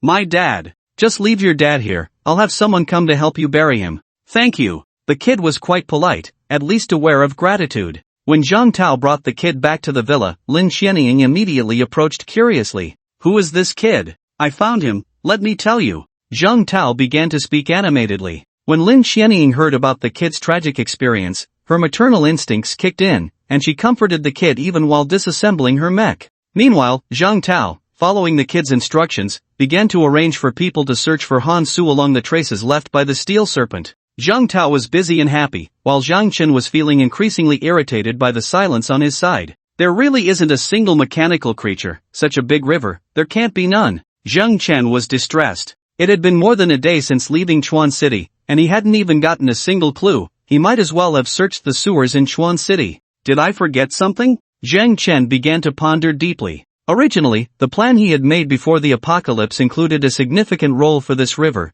as there should be a large number of mechanical creatures here, which could yield many source crystals. But Zhang Chen had forgotten one thing. In the first 2 years of his previous life, he was just a bottom-tier person living off scraps, without even a mech. He could remember some major events from the early days of the apocalypse in his past life, but he was unclear about smaller matters or things he hadn't experienced himself. For example, he didn't remember the rat tide incident, perhaps because it hadn't happened in his last life. After all, his existence could trigger some butterfly effects. The big creatures in the zoo in his previous life had initially never left the zoo. The reason they left in this life was because of Zhang Chen. Keep looking. If there are no mechanical creatures in the river, it will be even harder to find them elsewhere. Zhang Chen continued along the riverbank. Moreover, there was an advantage to moving along the riverbank. As long as he kept walking, he would eventually come across a village. There would definitely be poultry and livestock in the village. Although these mechanical creatures weren't as fierce, they weren't too small either, and at the very least, they could provide intermediate source crystals. After walking for about half an hour, Zhang Chen could vaguely see the shadow of a village. This village seemed to be relatively wealthy, with each household having two-story buildings, but at this moment, these two-story buildings had mostly collapsed. It was clear that the village had been ravaged by mechanical creatures. With the apocalypse having arrived, it was rare to see any living people in rural areas, something Zhang Chen had long known, so he wasn't surprised. There must be no one left, but there are definitely mechanical creatures. Zhang Chen hurried towards the village with excitement. As he got closer, he realized that this place could no longer be considered a village, it was merely a wasteland. Zhang Chen's excitement had faded, and as he walked through the ruins, he still did not detect any signs of mechanical creatures. It can't be. Even if those guys ate all the people here, they couldn't have all run off to other places, right? The discoveries in this village completely overturned Zhang Chen's understanding. Mechanical creatures generally wouldn't leave places where they felt safe, unless something irresistible had happened. What on earth happened to this village? Just as Zhang Chen was lost in thought, a sudden metallic clattering sound echoed from a distance behind him. Before he could turn around, the floating cannon had already opened fire. On the riverbank, 600 or 700 meters away, countless heads emerged, but what was even more eye-catching were the large metal crab claws. Crabs? Zhang Chen instantly understood upon seeing the scene before him. So that's why. They must have been raising river crabs here. Zhang Chen felt relieved. River crabs were food for humans before the apocalypse, but after the apocalypse, they had become a dominant force, turning into a disaster. Individual mechanical crabs could reach lengths of 1 to 1.5 meters, and their claws could extend up to 2 meters. The key was their sheer numbers. Although they couldn't compare to rat swarms, each sizable farm had at least thousands or even tens of thousands of crabs. What would happen if all these creatures transformed into mechanical beings? The villagers and the mechanical creatures must have all been eaten by these crabs, and the absence of mechanical creatures in the river was also the work of these guys. Zhang Chen didn't act immediately, but these large crabs showed no mercy. They waved their massive claws and charged up from the riverbank directly at Zhang Chen. The floating cannon began firing continuously, each shot taking the life of a crab. With Zhang Chen's combat power exceeding 1,000, the attack power of the floating cannon was greatly enhanced, making it easy to take down a crab with each shot. Meanwhile, due to the freezing shells, the ground quickly became icy from the frozen crab corpses. The crabs rushing up from behind were significantly slowed down by the slippery ground. At this moment, Zhang Chen took out the thermal giant sword. Let's try a new skill. The swarming crabs were the perfect targets for testing the skill. Extreme Thunder Strike. The tip of the thermal giant sword suddenly began to gather energy. After a second of concentration, a fire-red sphere of light about half a meter in diameter formed. Go! Zhang Chen swung the sword at the group of crabs from a distance. The light sphere shot towards the crab swarm like a cannonball. When the light sphere struck one of the crabs, Both the sphere and the crab paused for a brief moment.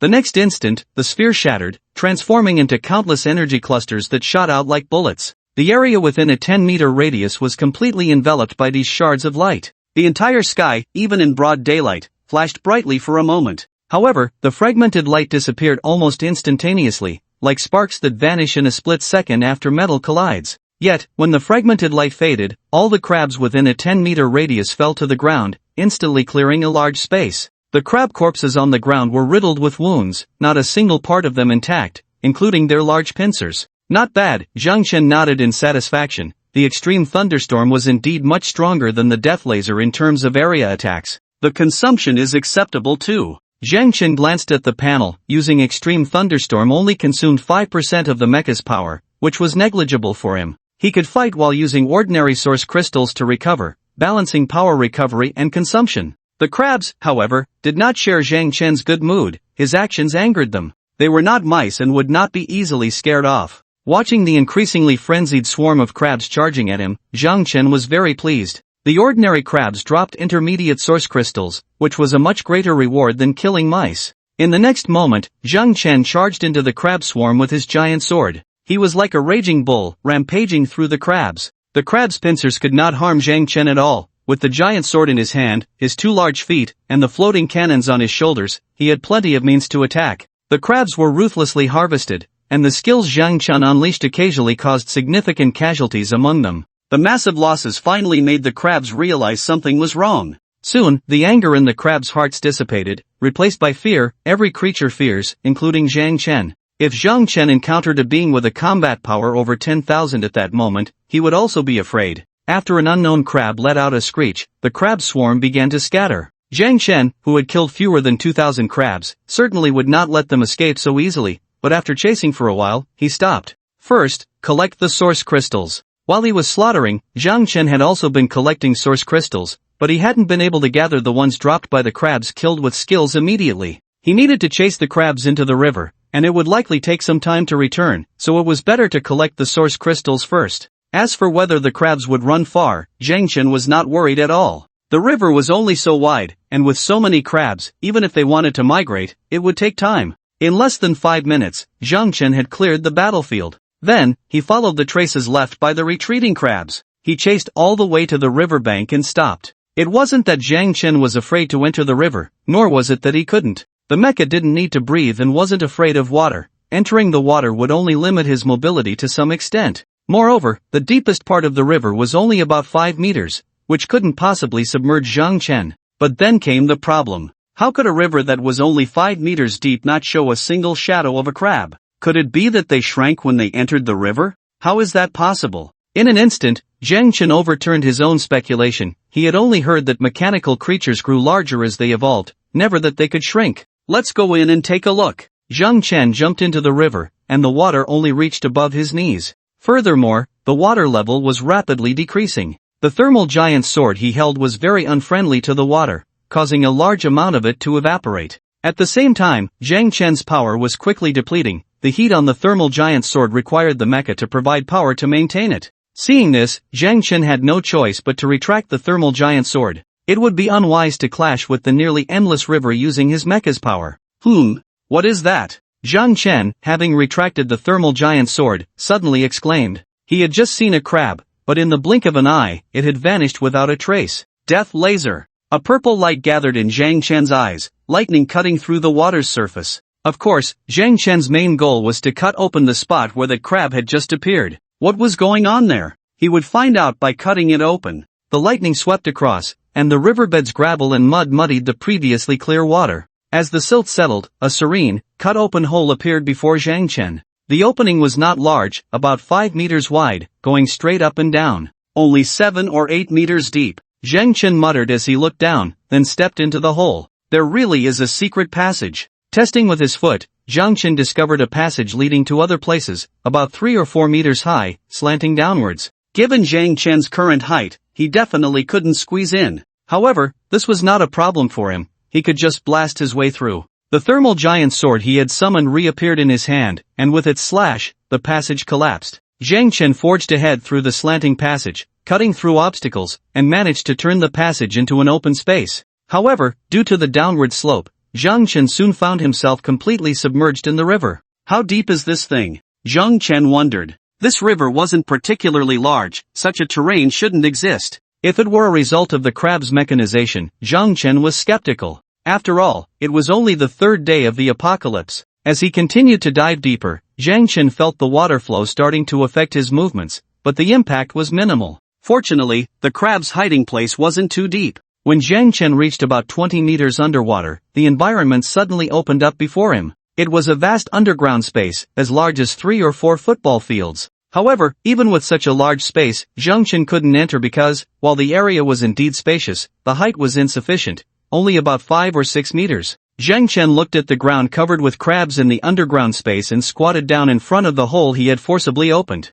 The thermal giant's sword was once again retracted. It consumed too much energy. This is a good place. Zhang Chen decided not to leave and had no intention of destroying this underground space. From his observation, the place he was in was the only entrance and exit to this underground space. The crabs could only leave through here. So, Zhang Chen planned to wait here for them. As for why he didn't destroy this underground space, it was naturally because of the source crystals. If Zhang Chen simply wanted to kill these crabs, he could easily destroy the structure of the underground space. Once it collapsed, none of the crabs inside would survive. But then the source crystals within them would be buried as well. Although Zhang Chen's mech had strong combat power and great strength, collecting source crystals from the ruins would be very laborious and time-consuming. Moreover, there were not only large crabs but also small ones. These guys have already started breeding in just 3 days. How much metal have they consumed? Zhang Chen's gaze was fiery as he looked at the small crabs, which were only about 20 centimeters long. These small crabs also contained source crystals, though they were certainly weak. But that didn't matter. As long as Zhang Chen guarded the exit, he could use the metal remains of the dead crabs to feed these small ones. With enough metal remains, the growth rate of the small crabs would be astonishing. Once these little things grew up, they would become a new wave of resources. It's a pity there aren't enough metal remains. Otherwise, I could set up a breeding farm here. Zhang Chen spoke with some regret. If he could really establish such a farm, he would achieve freedom with intermediate source crystals. Just as Zhang Chen was lamenting, the large crabs became furious. How could they not be angry when someone blocked their doorstep? Under the leadership of an unknown giant crab, the crabs collectively revolted. Unfortunately, the entrance was only so big. Even though Zhang Chen had violently expanded it by nearly double, it could at most accommodate 3 or 4 giant crabs attacking him at the same time. Facing the giant crabs wielding their pincers, Zhang Chen sneered inwardly. He saw himself swinging his hands continuously, each punch landing precisely on the crabs' heads. The number of crabs began to dwindle again.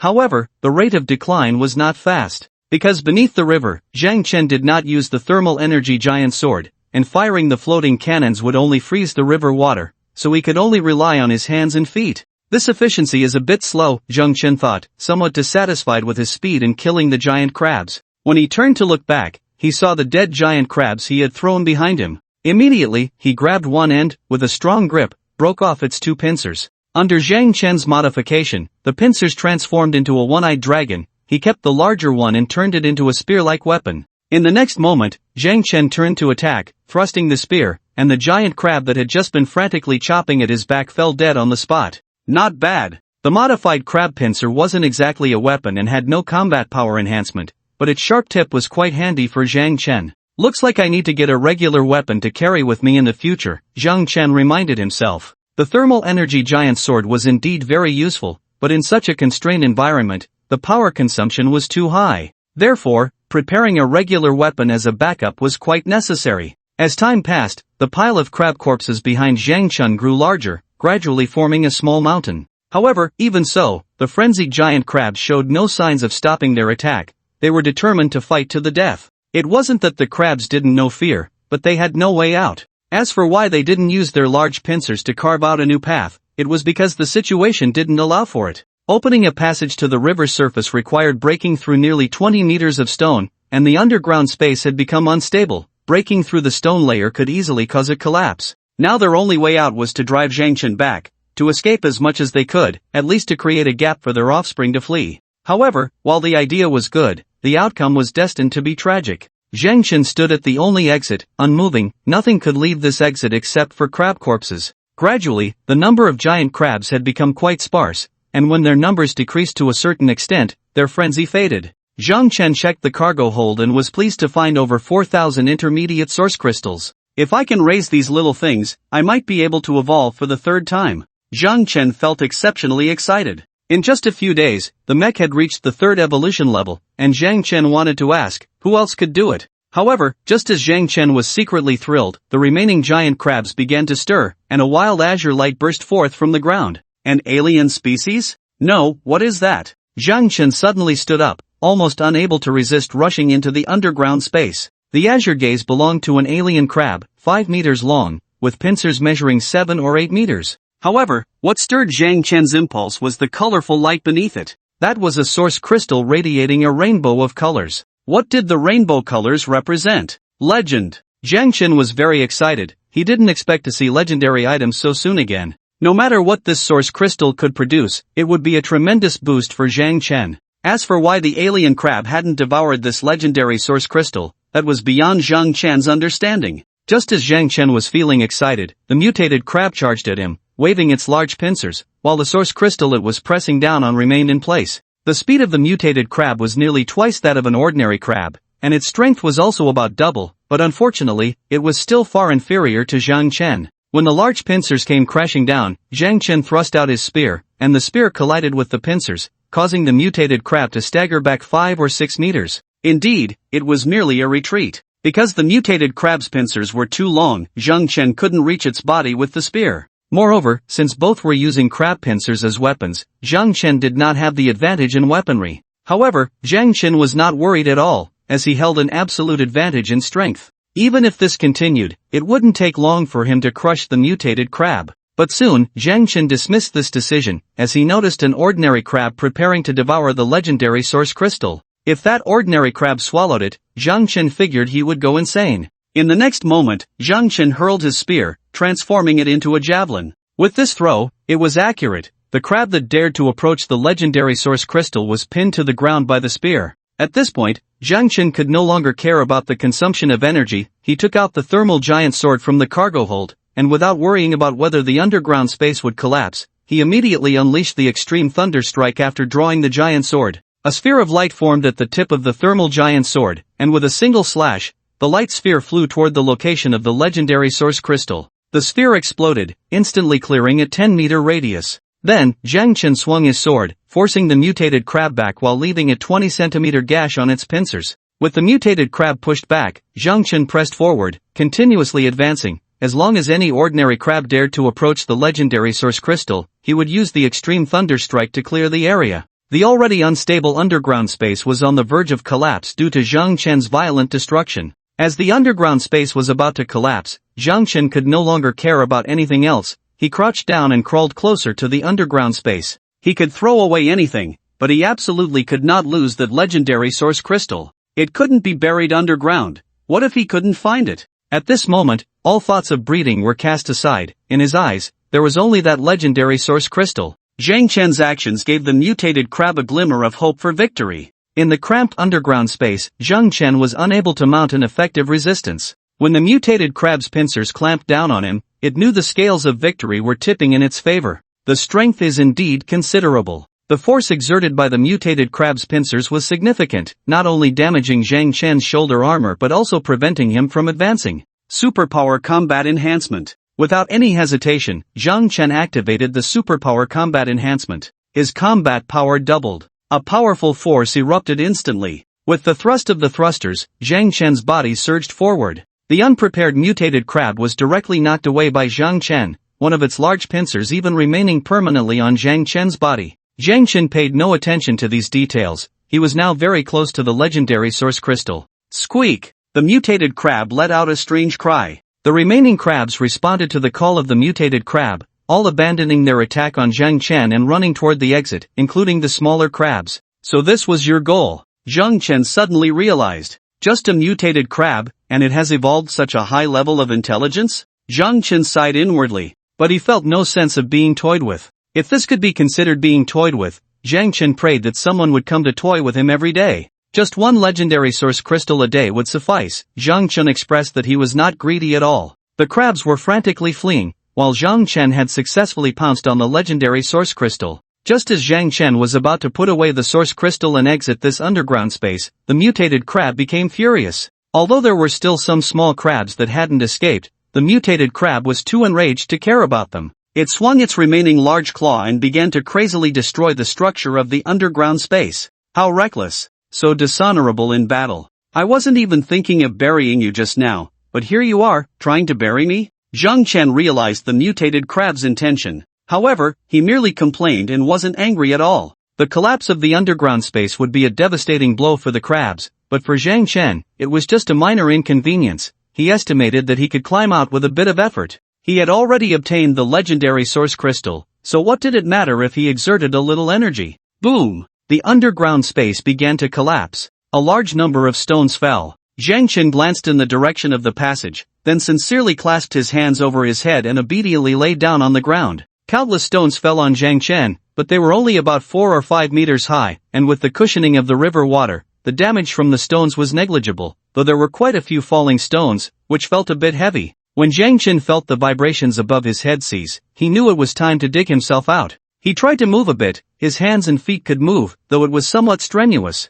Fortunately, there are enough source crystals in the cargo hold, otherwise, I might really have been buried here. Zhang Chen sighed, and then the mech began to absorb the source crystals to restore power. Once the power was nearly restored, the thrusters roared to life, and under their influence, the position of the debris on Zhang Chen began to shift. As the debris shifted, pressure formed above him again, and Zhang Chen, who had just managed to get up, was pressed back down to the ground. This is uncomfortable. A 20-meter layer of stones is indeed hard to bear. Right, floating cannon, fire. Zhang Chen suddenly activated the floating cannon. The freezing projectile struck the debris as soon as it was fired. However, the freezing projectile achieved the effect Zhang Chen needed. The debris and river water began to freeze. The debris above froze. Zhang Chen didn't struggle against the stones pressing down on him. He just needed to ensure that the stones above wouldn't continue to collapse. Once the ice and debris reached the hardness he required, Zhang Chen began to dig beneath him. This was relatively simple. The palm of Zhang Chen's mech was like the large claw of an excavator. If the force was strong enough,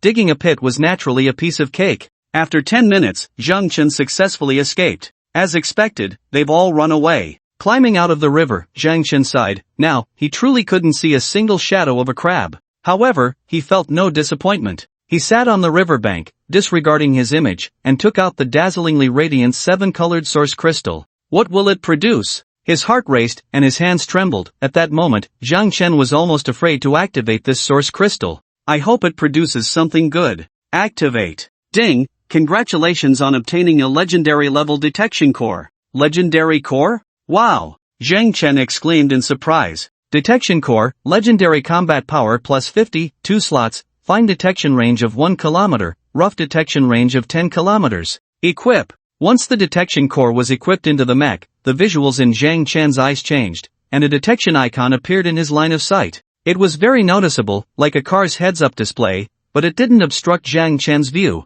When Zhang Chen shifted his gaze to the detection icon, he could perform fine or rough detection based on his intent. Fine detection. In the next moment, everything within a kilometer radius of Zhang Chen was imprinted in his mind, clearer than images transmitted by high-precision satellites. He could even view scenes from 10 meters underwater and underground, as well as any narrow spaces, as if a nano-camera were flying around, monitoring at his will. Rough detection. The detection range expanded to 10 kilometers, and the images transformed into those that high-precision satellites could provide, losing that fine detail, unable to detect deeper layers, much like a person looking down from a high altitude could see the details of open areas. Ha! Found it! Zhang Chen quickly stood up. During the fine detection, he hadn't noticed the escaping crabs, but during the rough detection, he saw those crabs. Initially, Zhang Chen thought he had no connection with those crabs, but unfortunately, their fate was forcibly intertwined by the legendary level detection core. Since he had found them, what was there to hesitate about?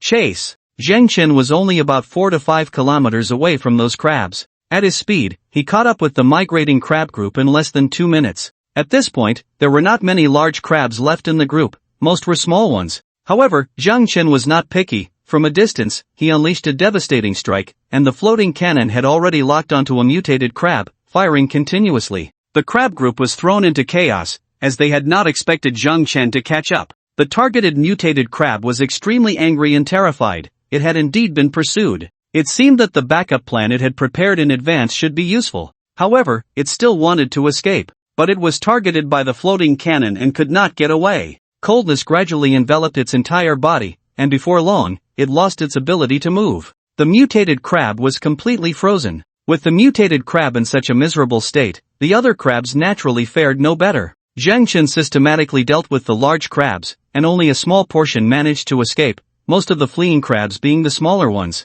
In less than 5 minutes, the battle was resolved, and Zhang Chen did not pursue the escaping crabs, allowing them to run 3 kilometers ahead. He approached the frozen mutated crab. The giant energy sword moved closer to the mutated crab, and the ice quickly melted. Once most of the ice was melted away, the mutated crab regained some mobility. I know you can understand me, so tell me, why didn't you swallow that legendary level source crystal? This was the only reason Zhang Chen spared the mutated crab's life. He couldn't understand why the mutated crab didn't directly devour the legendary level source crystal. If this crab had swallowed the legendary level source crystal, it would probably have already become a king level crab. What reason made it resist the temptation of advancing to king level? The mutated crab clearly did not want to communicate with Zhang Chen. It chose to ignore his question. If you don't speak, I will make your entire race extinct. Those escaping crabs must all die. Impossible, you won't find them. The mutated crab replied confidently. The large crabs couldn't escape,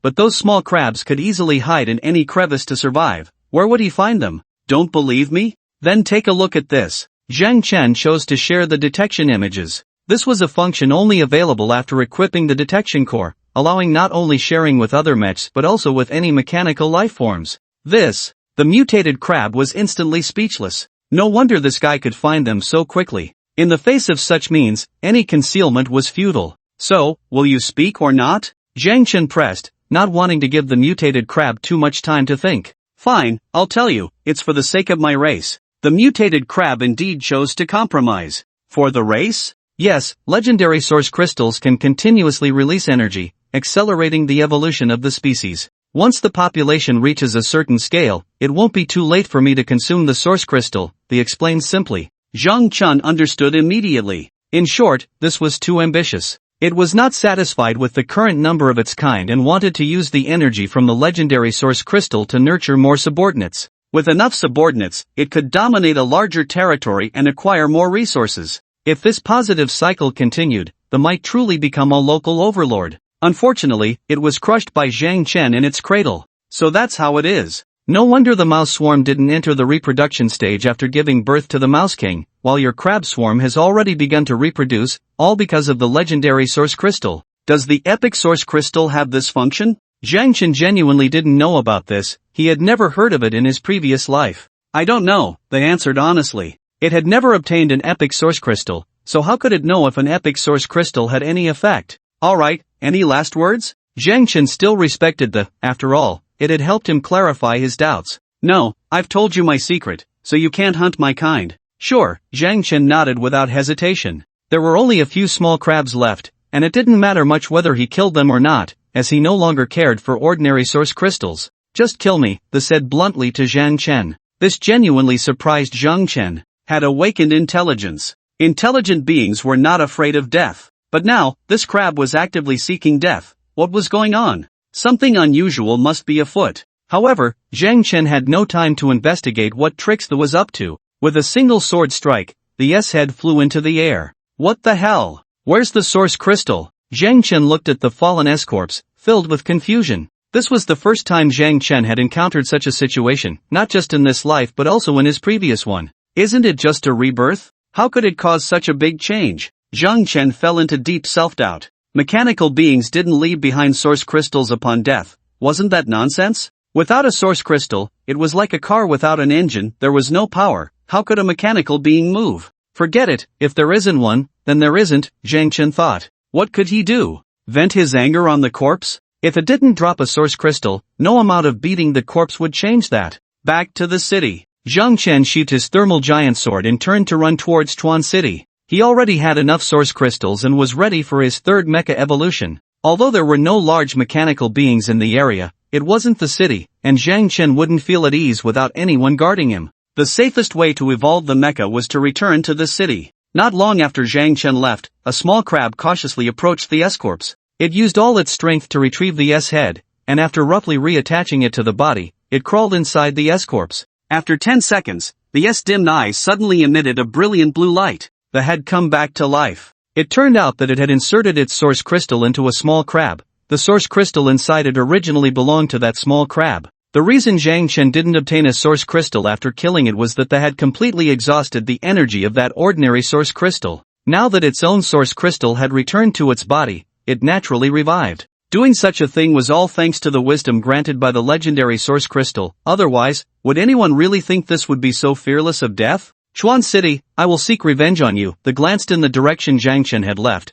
then quickly gathered the small crabs and continued to flee. As for how to take revenge on Zhang Chen, they already had a plan in mind. Zhang Chen naturally did not know that they could come back to life. He hurried back to Chuan City. By the time he entered the city, the sky was already darkening. At Zhang Tao's villa, "Big brother, you're back?" Zhang Tao shouted loudly as soon as he saw Zhang Chen from a distance. "Big brother, you have to see my new skill." After saying that, Zhang Tao used Thunder Strike on Zhang Chen. Seeing this, Zhang Chen kicked out directly. Before Zhang Tao's fist could even touch Zhang Chen, he was kicked away. Thunder Strike merely doubled Zhang Tao's strength and speed. However, even with his power and speed doubled, he was still no match for Zhang Chen. Dealing with Zhang Tao was a piece of cake. Damn! Zhang Tao, who was kicked away, rolled on the ground several times, making quite a noise. "Big brother, this is too strong, right?" Zhang Tao was almost in tears. Being kicked away was one thing. It didn't hurt much, and the mech wasn't damaged, but the durability of the defensive armor actually dropped by 50 points because of that kick. Was this even human? It was just a simple kick. If he got kicked a few more times, wouldn't the armor be scrapped? What happened? Zhang Chen was too lazy to waste words with Zhang Tao. He hadn't asked what had happened before, but now that he was back, he naturally wanted to ask. "It's like this." Zhang Tao, not caring about the durability of the armor, immediately started bragging. After all, this was his glorious achievement of single-handedly fighting 400 mechs. He definitely wanted to show off. Zhang Chen didn't care at all about Zhang Tao's heroic performance. What he cared about was that Han Su had come out again. These two guys really are relentless. Since you are so anxious, then there's no need to experience life in this apocalypse. After saying that, Zhang Chen actually turned around and left. "Hey, big brother, where are you going?" Zhang Tao was dumbfounded. He hadn't finished speaking, and Zhang Chen was leaving again? Didn't we already find traces of their departure? "I'm going to find them." "Big brother, don't joke around." They ran out of Chuan City. "It's such a big place outside. Where are we supposed to look?" Zhang Tao had tried to search, but after leaving Chuan City, all traces had basically disappeared, making it impossible to find anything. "I can find them." Zhang Chen was very confident. Before obtaining the detection core, he definitely wouldn't have been able to find them. But now that he had the detection core, even if he lost, he could ensure that Han Xiao and Han Su survived the night. "How will you find them?" "Big brother, I'm going with you." Zhang Tao was puzzled, but now wasn't the time to worry about that. Following him was the most important thing. "You stay home, I'll follow him." Lin Qianying suddenly popped out. Zhang Tao was very sad. Why was it that someone always took over his tasks? Zhang Chen glanced at Lin Qianying and did not refuse. Her speed was much faster than Zhang Tao's, so following her was no problem. Moreover, Zhang Chen believed that Lin Qianying must have something to say to him, not just following him for no reason. "Let's go." Zhang Chen called out, and Lin Qianying followed closely behind. Before long, Lin Qianying led Zhang Chen out of Chuan City. During the day, Lin Qianying had also checked the traces they found, so she naturally knew the way. However, once they left the range of Chuan City, it was Zhang Chen's turn to shine. The clues that others couldn't find, Zhang Chen could locate using fine detection. But Zhang Chen didn't start looking immediately. He looked at Lin Qianying. "Speak, what's the matter? I can't hide it from you. My superior wants to make a deal with you," Lin Qianying said to Zhang Chen. "What deal?" "They want to purchase metal scraps, specifically the large pile we have in the north of the city." Zhang Chen looked at Lin Qianying in surprise. Have they accepted the idea of building a metal city? Originally, Zhang Chen thought it would take time for some old-timers to accept such things. If they weren't given a deep lesson by the mechanical beings, they wouldn't be so obedient. "Accepted it, right? Why wouldn't you accept it?" Lin Qianying retorted as if it were obvious. "Alright, it can be handed over to them. Aren't you going to ask what they will use to buy it? How can one sell something without knowing its price? Equipment exchange is impossible. It can only be source crystals. With so many military personnel and a pile of mechas, the military itself doesn't even know how big its own equipment gap is, so trading equipment is definitely out of the question. Therefore, it can only be source crystals." As for how many source crystals to give, Zhang Chen really didn't care much. What mattered to him was building a good relationship with the military, which was also the main reason for keeping Lin Xianying around. Her looks were secondary. You know, sometimes being too smart isn't good. They originally didn't want to give many source crystals, but after my efforts, they agreed to buy that pile of metal scraps for 1,000 medium-grade source crystals. How about that? Not bad, right? 1,000 medium-grade source crystals? Zhang Chen was somewhat surprised. At this stage, offering 1,000 medium-grade source crystals was already a significant amount. Did they really think everyone was as wealthy as Zhang Chen? Yes. Lin Xianying proudly lifted her head. This was all the result of her hard work. Alright, that's impressive. Zhang Chen nodded in satisfaction at Lin Xianying. By the way, I'm not responsible for transportation. They can figure out how to move it themselves.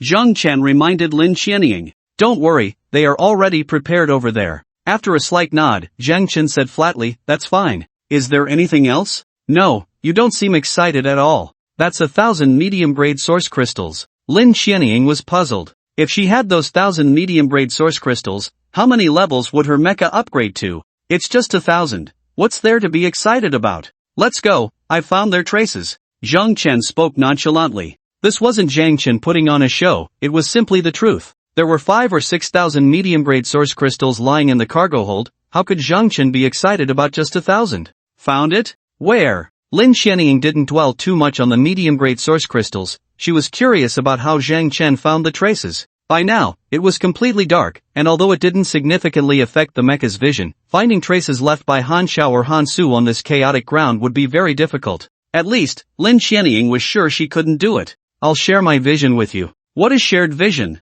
Lin Xianying transformed into a curious child. The next moment, Lin Xianying exclaimed, whoa. Fortunately, she restrained herself and almost let out a classic curse. What is this thing? Detection core, Zhang Chen explained briefly. You got another core? Yeah, let's go. Zhang Chen didn't elaborate. If he were to tell Lin Xianying that his detection core was legendary grade, she would probably shut down on the spot. Alright, what else could Lin Xianying say? She could only follow in Zhang Chen's footsteps. Outside the city, the ground was filled with various traces, and the roads were basically completely destroyed. Zhang Chen didn't find traces left by Han Su, but he had captured the traces left by Han Xiao. After all, Han Xiao had turned into a steel snake, and with her large size, she would definitely leave very obvious traces on the ground. Following the traces, Zhang Chen and Lin Xianying soon arrived at a small town 50 kilometers outside of Chuan City. The town was filled with smoke, and there were still flames that hadn't completely extinguished. Is she here? Although Lin Xianying could see the images provided by the detection core, she couldn't distinguish the traces left by Han Xiao. Zhang Chen nodded in response. She indeed entered this small town. I just don't know if she has already left. Zhang Chen felt a bit uneasy. Although the town wasn't large, the internal situation was complex, and the traces left by Han Xiao might very well disappear. Let's go in and take a look. Zhang Chen took the lead, with Lin Xianying closely following behind. As the two entered the small town, they immediately attracted the attention of several mechanical creatures and mechs. There was no helping it. Lin Xianying's mech wasn't that conspicuous, but Zhang Chen's mech was very eye-catching, towering over the street, even taller than an average three-story building, making it hard to miss. Zhang Chen didn't care about the guys watching him from the shadows. His purpose was clear, to find Han Xiao and kill her. Lin Xianying, on the other hand, was like a child who had just received a new toy, constantly shifting her perspective to observe those lurking in the dark. With this core, no one can ambush you, Lin Xianying exclaimed after playing for a while. Of course, there was a hint of envy in her tone. She didn't have a single core, while others had two.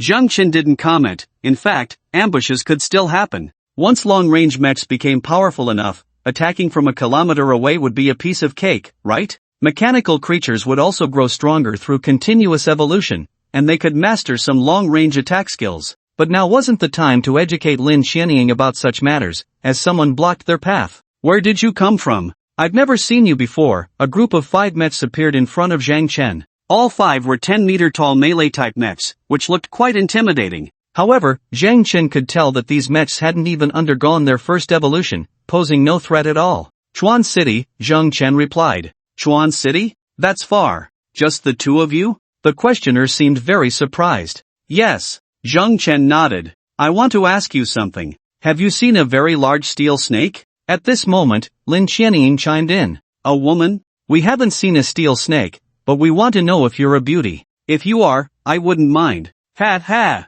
The questioner's attitude changed instantly. The 5 mechs took a few steps forward, trying to create an oppressive atmosphere. Do you want to come, or should I? Zhang Chen turned to Lin Xianying. After a moment's pause, Lin Xianying replied, I'll go. Okay, just don't kill them, Zhang Chen reminded her. He really didn't feel like getting his hands dirty with such small fry. The conversation between Zhang Chen and Lin Xianying left the 5 on the opposite side quite dissatisfied. What were these two discussing? The earlier inquiry was merely to find out how many people Zhang Chen had, and upon learning that there were only 2 of them, they revealed their fangs. Lin Xianying's presence only accelerated the process of showing their true colors. Now, instead of thinking about how to escape, these 2 were actually considering how to fight back? Since you don't want to cooperate, we'll have to take matters into our own hands, brothers. Bang! A close-range shot fired, and a freezing round exploded on the questioner's mech. Before the others could react, Lin Xianying had already gifted each of them a freezing round. It wasn't that Lin Xianying was stingy and didn't want to fire a few more shots, she was just afraid that if she shot too many, these people might freeze to death. The world fell silent as the 5 mechs, which hadn't even undergone their first evolution and had combat power of only a few dozen points, were all frozen in place.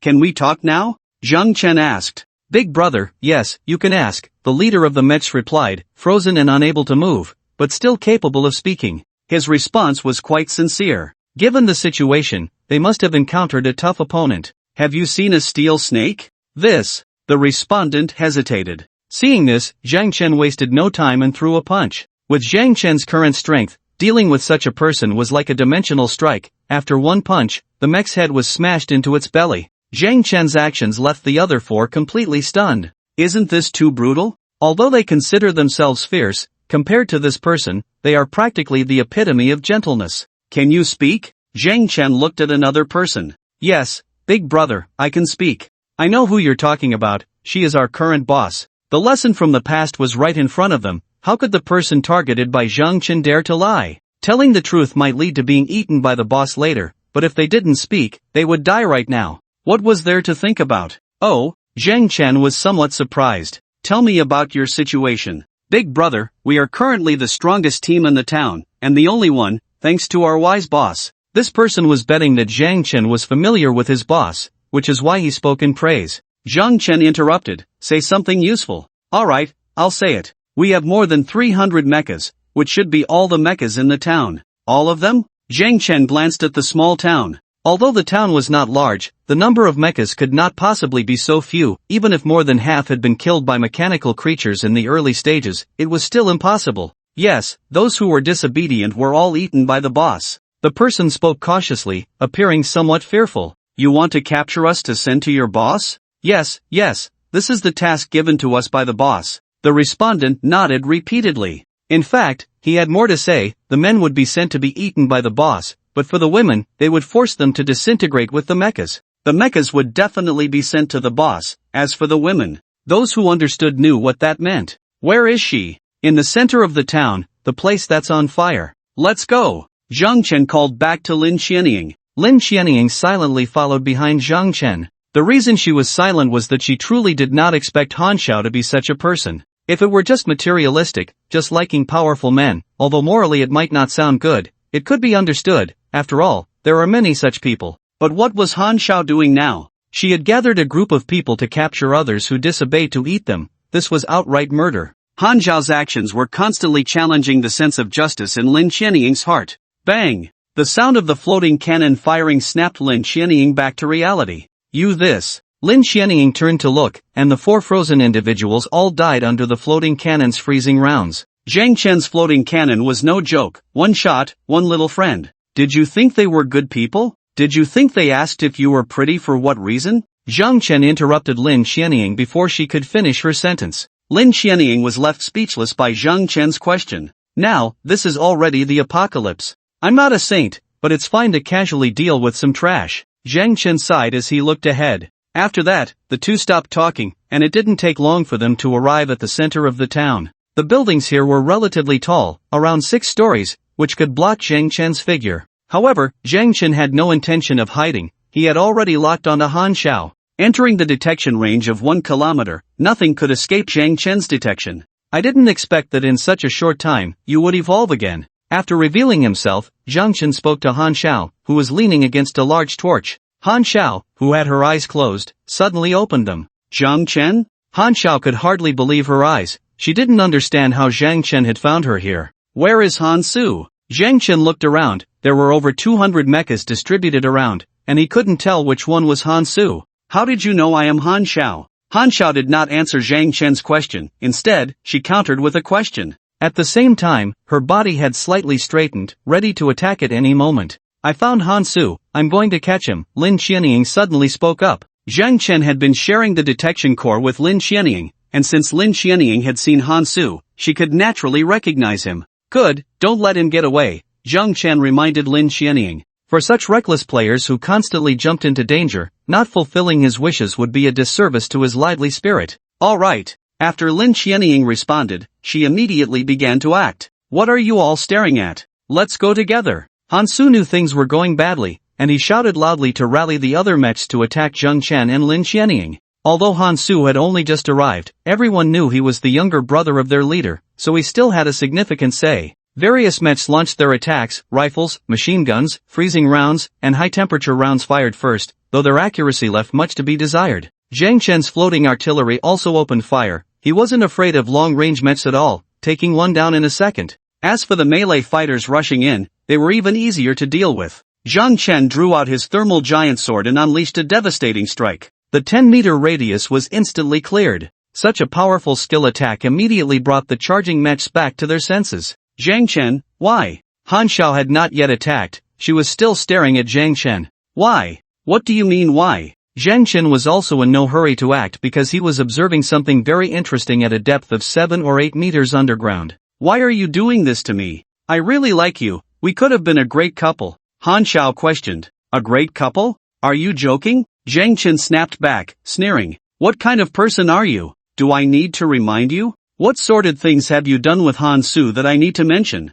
Han Xiao was momentarily speechless. She hadn't expected that Han Su, that fool, would tell Zhang Chen everything. The matters between them were known only to the two of them, and since she hadn't told Zhang Chen, it must have been Han Su who did. I gave you a chance, but unfortunately, you didn't cherish it. Since you don't want to enjoy this apocalyptic life, I can only send you to your end. Don't worry, this time, you absolutely have no chance of surviving. Zhang Chen's anger surged. If Han Xiao hadn't tried to play the emotional card, he might have remained calm. Unfortunately, Han Xiao still wanted to play that card, a card Zhang Chen had experienced too many times in his previous life, reminding him of the day Han Su had sent him away. Ha! Zhang Chen took a deep breath. So, die. Zhang Chen's eyes focused, unleashing a death ray straight at Han Xiao's face. Damn you, today I'm going to kill you. Han Xiao, realizing the emotional card was useless, immediately erupted in rage, reverting to her true nature. Ha, now that's more like it, Zhang Chen sneered. Then, the death ray collided with the lightning shot from Han Xiao's mouth. Han Xiao had actually inherited the skills mastered by De Hua. I didn't expect your combat power to be close to 500, right? Zhang Chen observed the canceling death ray and lightning with some surprise. This indicated that Han Xiao's combat power was indeed not low. After I eat you, my combat power will be even higher, Han Xiao lunged at Zhang Chen. Her body had grown to about 15 meters. She believed that as long as she could get close to Zhang Chen and entangle him with her body, she could strangle him in one go. How many people has this killed? I was wrong before. Someone with such a dark psyche as you doesn't deserve to live, Zhang Chen lamented. Previously, Zhang Chen had only thought about punishing Han Xiao, wanting her to struggle and experience the pain of the apocalypse. But he had forgotten what kind of person Han Xiao was. When she lacked power, she would show her delicate side to everyone, but once she gained power, she would unleash the darkness within her, just like now. This already scarred world could not accommodate so many dark-hearted individuals. If all of humanity were to perish, what meaning would it have for Zhang Chen to be alive? Fortunately, it's not too late. Zhang Chen sighed as he swung the giant sword in his hand. Han Xiao believed she was much stronger than De Hua and was very confident in her own defensive abilities. Therefore, when faced with the giant sword coming down, Han Xiao did not retreat. In fact, her figure surged forward with a sudden burst of speed. The faster she went, the stronger the impact would be. She intended to use her head to deflect Zhang Chen's giant sword and then wrap around his body. The idea was indeed quite good, making excellent use of her own advantages. Unfortunately, all of this depended on her being able to withstand the attack of the thermal giant sword and to expose Zhang Chen's vulnerabilities. The thermal giant sword collided with her snake head. With a single slash, sparks flew, and Han Xiao was sent flying by Zhang Chen's sword. A gruesome scar appeared on her head, and the steel at the scar was continuously melting. Han Xiao could hardly believe this was real. She did not understand why Zhang Chen possessed such immense power. Zhang Chen merely stood in place, swinging his sword without any speed to enhance his strength, yet even so, she was still no match for him. The injury on her head nearly reached her brain's core, if it had struck a vital area. Thinking of this, Han Xiao quickly retreated, spitting out her snake tongue and continuously using skills against Zhang Chen. I told you, today you won't escape. Zhang Chen saw through Han Xiao's intentions. Running away when you can't win is a very correct choice, a survival strategy in the apocalypse. However, if you can't even run away, then death is the only option. Zhang Chen's speed far exceeded Han Xiao's. With the help of his thrusters, he closed the distance between them in just a few steps. Seeing this, Han Xiao crashed into a building. She intended to use the structure to block Zhang Chen's pursuit. As a snake, she only needed to break through one hole to pass through the building, but Zhang Chen was a towering 15 meters tall. If he wanted to chase her, he would have to demolish the building violently. Alternatively, he could take a detour, but that would certainly slow him down significantly. One must admit, Han Xiao was somewhat intelligent. Even if she used the thermal giant sword to violently break through the building, it would still slow Zhang Chen's pace. However, Han Xiao forgot about the skills Zhang Chen possessed and overlooked his floating cannons. Just moments ago, the floating cannons were fully engaged with Han Xiao's minions. But upon witnessing Zhang Chen's power, those who were still alive were completely paralyzed with fear and dared not continue attacking. Thus, the floating cannons were left idle. A freezing projectile shot towards Han Xiao. At the same time, Zhang Chen swung his sword from a distance, unleashing a thunderous strike. Han Xiao had only mastered one skill and was in the midst of fleeing, unable to frequently turn back to release her skills. When the two attacks arrived simultaneously, she could only choose to use lightning to counter one of them. Han Xiao chose the freezing projectile. Although the freezing projectile might not cause her much harm, it could slow her movement speed. The lightning and freezing projectile collided and cancelled each other out, while the thunderous light sphere surged past them directly towards Han Xiao. Han Xiao whipped her tail to block it. When the light sphere collided with her tail, it shattered. Countless shards of light continuously bombarded Han Xiao's body. The first to bear the brunt was her whipping tail, which was violently shattered at the same moment the light sphere broke apart. However, this also gave Han Xiao a moment to escape the range of the shattered light. Just as she managed to flee the area and had no time to catch her breath, Han Xiao witnessed a scene that filled her with terror. Zhang Chen leaped high into the air and then stomped down on the building he had violently demolished. In the next moment, the thrusters erupted with fierce flames. As Zhang Chen pushed down with his feet, the thrusters powered up simultaneously, and his body descended like a meteor towards Han Xiao. In that instant, the speed Zhang Chen displayed was nearly 3 times his original speed. The cost was merely that the building was kicked down by Zhang Chen, and in addition, the high-intensity use of the thrusters consumed 10% of the engine's power in a short time. That was all. But what Han Xiao had to pay was the price of her life. What would happen if Zhang Chen caught up with her? Zhang Chen, don't kill me. Han Xiao didn't even have time to unleash her skills on Zhang Chen, who was in the air. She could only pray that her pleas for mercy would be effective. Zhang Chen was completely unmoved. He was already in the air, raising his giant sword to strike at Han Xiao. Zhang Chen didn't know how to perform a descending palm technique, but he certainly knew how to execute a descending sword technique. This time, Han Xiao's resolve crumbled. A snake's head was cleaved in two by a single sword strike. There was no dismemberment this time. The energy sword struck Han Xiao's forehead, splitting the entire snake's head in half. With a thunderous crash, the ground sank more than 20 centimeters under Zhang Chen's weight. After landing, Zhang Chen did not sheath his sword. He swung the giant sword again, aiming for Han Xiao's body. I'll cut you into 10 or 8 pieces and see if you can still come back to life. Just as Zhang Chen was frantically attacking Han Xiao's corpse, the previously detected mutant pangolin, which was about 7 or 8 meters underground, immediately began to burrow deeper. It was terrifying. The battle above was too brutal, and the pangolin felt it had to hide deeper to be safe. Just moments ago, it had been savoring the fluctuations of the battle above, hoping that Zhang Chen would cause trouble for Han Xiao. The bigger the trouble, the better, because Han Xiao was competing with it for food. But now, the pangolin hoped that after Zhang Chen killed Han Xiao, he would leave quickly and not linger here.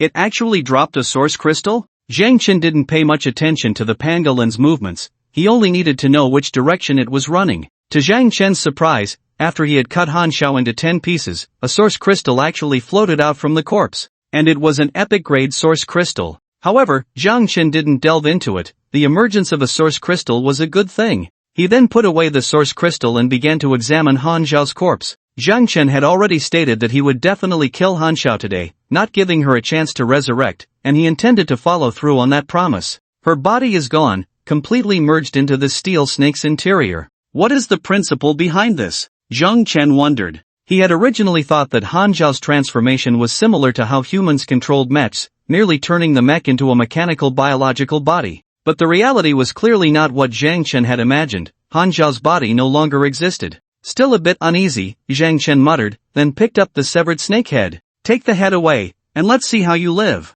He then looked around at the mechs that were frozen in place. How should he deal with these guys? To eradicate evil completely, these guys had done a lot of bad things following Han Xiao. If left alive, they would harm others' lives. However, the mechs they controlled were innocent. You all, disband. Zhang Chen ordered. Many resisted this command. In this world, only mechs provided them with a sense of security. Without the protection of mechs, then, disband. There was no room for debate, not disbanding meant death, and they had no choice but to obey. Hand over the mech cores. Zhang Chen continued. Subsequently, a group of people reluctantly handed over the mech cores to Zhang Chen. After receiving the mech cores, Zhang Chen's floating cannons opened fire. He had never intended to let these guys go. As for distinguishing whether there were any good people among them, Zhang Chen had no leisure for that. Since they had chosen the wrong side, they had to bear the corresponding price. After a dozen shots, the ground was left littered with ice sculptures. Over 100 people, devoid of life. Then, Zhang Chen took a large stride forward, and there were still some mechs hidden in the shadows. These people were also Han Xiao's subordinates, just not gathered here earlier. Zhang Chen would not let these people go either. After more than 10 minutes, there were no mechas left in the entire town, except for Zhang Chen. Chased out that far? Zhang Chen used a rough detection method to check on Lin Xianying's situation. At this moment, Lin Xianying had chased Han Su for 5 kilometers. Zhang Chen found it a bit hard to understand. With Lin Xianying's abilities, killing Han Su should have been easy, so there was no need to chase him that far. However, Zhang Chen didn't delve deeper into it. After all, Lin Xianying wouldn't be in any danger. Then, Zhang Chen took out the epic source crystal provided by Han Xiao. Activate. Ding, obtained Purple Star. Purple Star can be used to enhance equipment levels 7 to 9, can improve equipment quality, with a 100% chance to elevate equipment to epic level, and a small probability to elevate epic equipment to legendary level. It's actually a purple star. Zhang Chen felt a bit hot in his hands. Why? Because it gave him the possibility of owning legendary equipment. If he used the purple star to enhance the quality of the thermal giant sword, there was a certain probability he could obtain a legendary thermal giant sword. Legendary and epic levels were fundamentally two different concepts. However, that small probability forced Zhang Chen to remain calm. No, it's not worth it. Even if it can be upgraded to legendary quality, it's not worth it. The level of the thermal giant sword was too low. Even if it was upgraded to legendary quality, it would still be discarded once Zhang Chen obtained a better weapon. In the early stages of the apocalypse, using epic level weapons was already sufficient. Can't keep it either. Let's enhance the engine's quality. After thinking for a while, Zhang Chen made his decision. Good things only show their value when used. What good is it to keep it? The engine was the source of power, and for mechas, the stronger the power, the better. Although the engine in Zhang Chen's mecha was already quite good, Zhang Chen himself was also a big consumer of power. Floating cannons, thermal giant sword, thrusters, skills, these all consumed power to operate. After making the decision, Zhang Chen immediately took the engine out from the abdomen of the mecha. Then, he pressed the purple star into the engine. Enhance engine quality. Ding, engine quality upgraded to epic level, combat power plus 100. The increase in combat power wasn't that important to Zhang Chen. He wanted to know how much the engine's power had increased. About 3 times, pretty good. After reintegrating the engine into the mecha, Zhang Chen immediately felt the boost in power. After the 3rd evolution, it will be fine, I can see the intuitive data. I'll take care of the guys below and then head back. Zhang Chen muttered to himself. After the 3rd evolution of the mecha, all its attributes would be displayed in a data format, and at that time, all abilities would be clearly written out. Just as Zhang Chen was pondering, Lin Xianying returned. Why did you chase so far? Zhang Chen asked in confusion. I needed to retrieve some things from him, so it took a bit of effort, Lin Xianying casually explained, not going into too much detail. Zhang Chen had no intention of pressing for more information. Han Xiao is already dead. We'll head back in a bit. There's still something else. Lin Xianying looked at the ice sculptures scattered around and felt puzzled. What else is there? Hadn't the people who needed to be killed already been taken care of? It should be a good thing. After saying that, Zhang Chen thrust the thermal giant sword fiercely into the ground. The sword was over 10 meters long, and combined with Zhang Chen's arm length, this strike nearly severed the pangolin's lifeline. The pangolin thought it was safe, buried over 10 meters underground, only to be discovered. When the pangolin sensed the heat, it instinctively turned to run. If it had been found at over 10 meters, what about going deeper? After all, it could dig. It didn't believe it couldn't escape. If you run, you'll die a terrible death. Zhang Chen's cold voice reached the pangolin's ears. Upon hearing Zhang Chen's voice, the pangolin immediately realized that Zhang Chen wasn't just recklessly swinging and almost hitting it, he truly knew where it was. At this moment, the two voices of whether to run or not kept echoing in the pangolin's ears. Aren't you coming out yet? Zhang Chen struck again, the energy giant sword continuing to penetrate 3 to 4 meters deeper. This time, the pangolin saw the energy giant sword with its own eyes, as the sword's edge was almost touching its face. I'm coming out, big brother, don't chop. The pangolin shouted, then recklessly began to dig upwards. In just about 10 seconds, it covered a distance of over 10 meters and burst through to the surface. The speed at which it dug truly amazed Zhang Chen. Are you about to advance to the king level? Zhang Chen looked at the 6-meter-long pangolin in front of him, feeling quite astonished. Originally, Zhang Chen thought the pangolin was just a relatively powerful mutant, with combat strength comparable to the steel snake that Han Xiao had transformed into. But to Zhang Chen's surprise, he discovered that the pangolin was on the verge of evolving to the king level. As for how he could tell, it was all based on experience, because the tip of the pangolin's tail had evolved into an object resembling a meteor hammer. Not all king-level mechanical creatures could evolve additional objects on their original bodies, but if they did evolve something, it was definitely king-level. For example, the king-level mechanical rat, which, aside from being larger, had not evolved anything else. Big brother, did you see through it? The pangolin did not dare to be reckless. Even if it advanced to the king level, it did not think it could be Zhang Chen's opponent. How many mechanical creatures have you eaten? Or rather, how many people have you eaten? Zhang Chen's voice turned icy cold. Big brother, you misunderstood. I haven't eaten people, really, the pangolin immediately replied, not wanting Zhang Chen to misunderstand it. If there were any demon-slaying or righteous actions, wouldn't it be doomed? Haven't eaten people? Zhang Chen expressed disbelief. Mechanical creatures could indeed evolve by devouring metal, but the speed of evolution wouldn't be that fast, as the digestion speed of mechanical creatures was limited. Only by consuming both humans and mechs would mechanical creatures evolve quickly. Humans acted like catalysts for the evolution of mechanical creatures. Really, big brother, I'm not lying to you. I evolved to this point by eating ants. Ants? Do you really think I know nothing? Zhang Chen silently drew the energy giant sword, ready to kill the pangolin. In the early days of the apocalypse, insect-type creatures did not evolve into mechanical creatures at all. Insect-type mechanical creatures only appeared in the third year of the apocalypse. At that time, insect-type mechanical creatures would become the #1 enemy of all living beings. Really, there's a source crystal underground that I discovered. That source crystal can turn ants into mechanical creatures. I've been eating ants to evolve. The pangolin initially wanted to conceal the source crystal it had found. But now it seemed that it couldn't hide it any longer. If it continued to conceal it, it would be killed. As for resisting or escaping, the pangolin had never thought of that. Source crystal? Ants mechanized? Take me to see. Zhang Chen did not believe a single word of what the pangolin said, unless he saw it with his own eyes. Okay, I'll help big brother dig a tunnel. The pangolin immediately agreed without hesitation.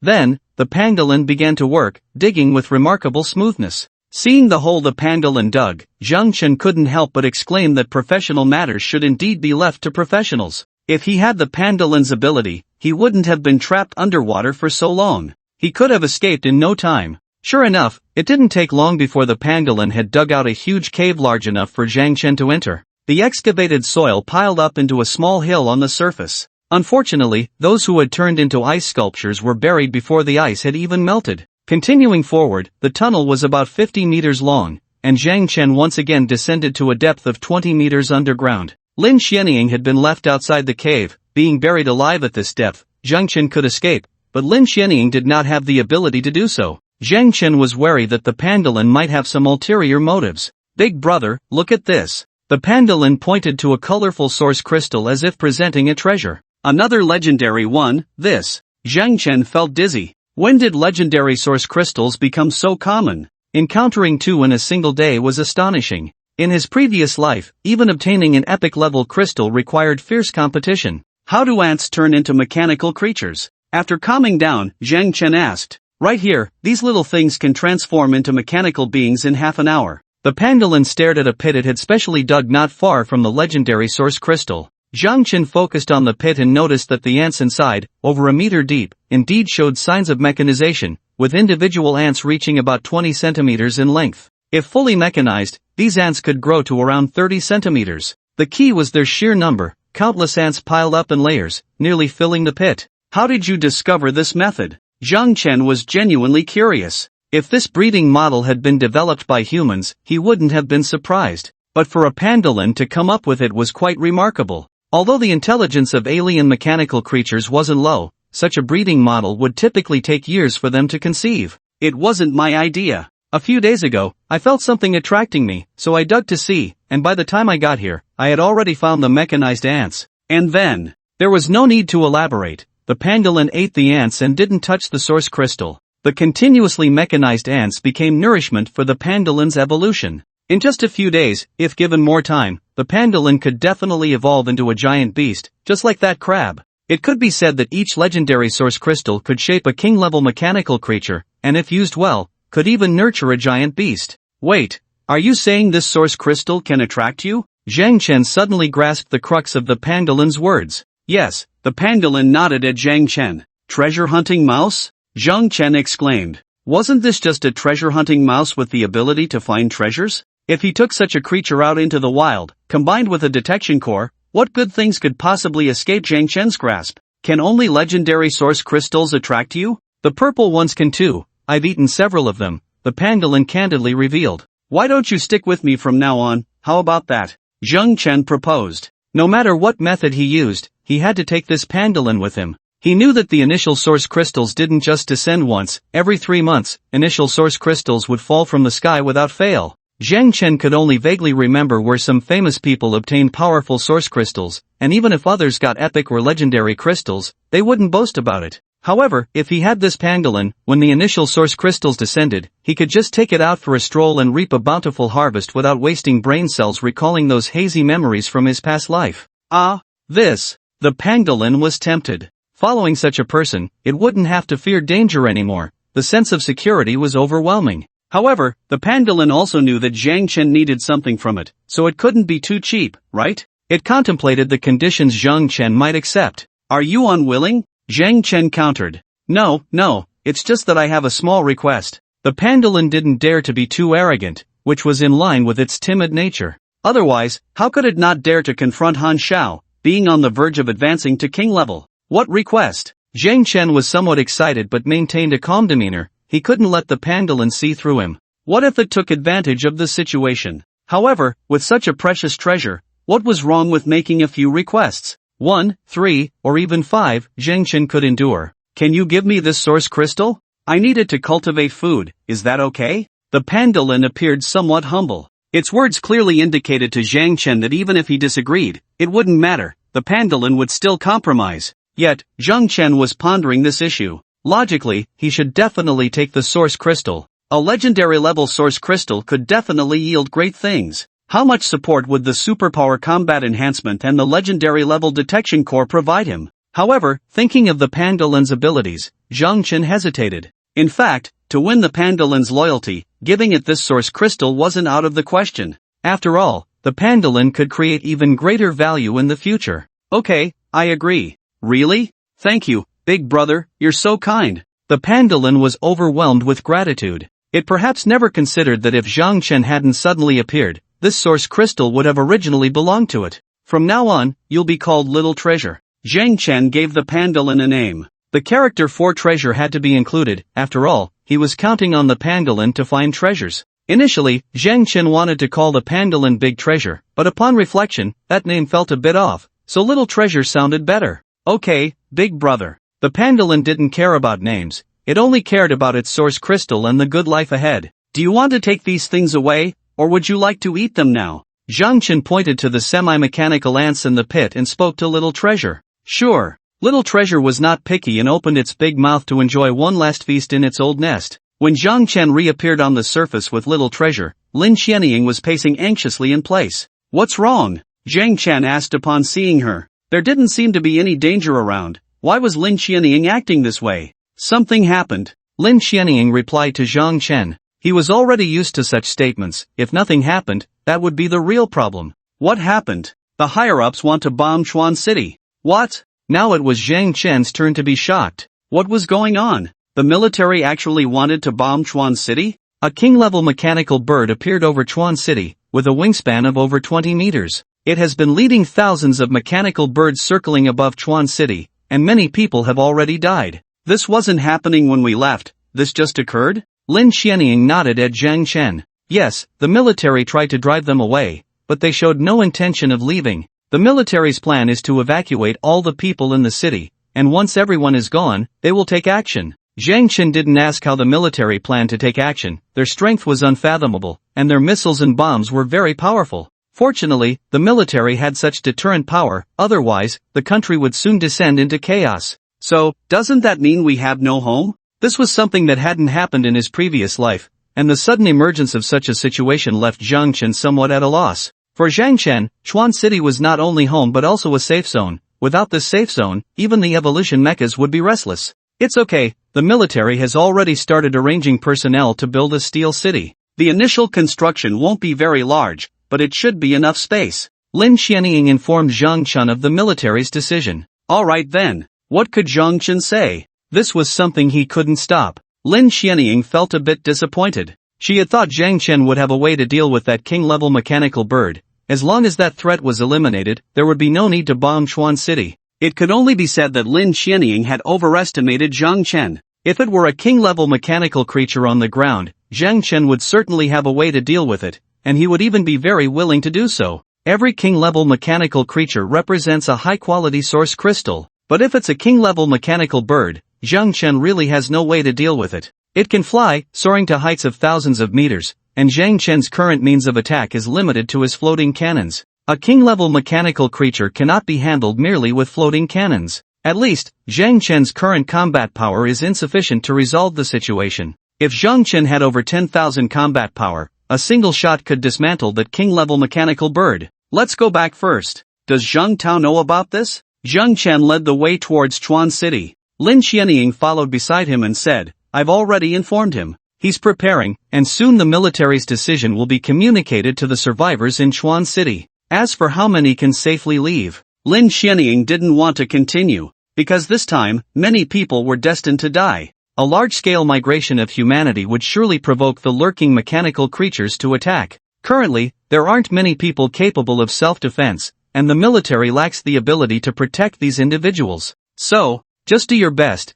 Zhang Chen comforted Lin Xianying. For Zhang Chen, this couldn't be entirely considered a bad thing. As humanity gathers, those lurking in the shadows would likely be unable to resist jumping out. While they hunt humans, Zhang Chen could also hunt them. By the way, this is Xiao Bao, he'll be hanging out with us from now on. Zhang Chen introduced Xiao Bao to Lin Xianying. You kept it as a pet? Zhang Chen's words pulled Lin Xianying back to reality. Sort of, Zhang Chen nodded. This verbal agreement could only be considered as such. As for signing a contract, that was impossible, such a service simply didn't exist. Hello, sister, I'm Xiao Bao. Xiao Bao behaved very well, knowing that this was his big brother's companion and not to provoke. Hello, Xiao Bao, I'm Lin Xianying. Lin Xianying introduced herself as well. However, after introducing herself, she contacted Zhang Chen through her mech. Does it have any special abilities? Lin Xianying was very curious. It was evident that Xiao Bao was a high-grade mechanical creature. Based on Zhang Chen's previous performance, such a creature wouldn't last more than 2 episodes in his hands.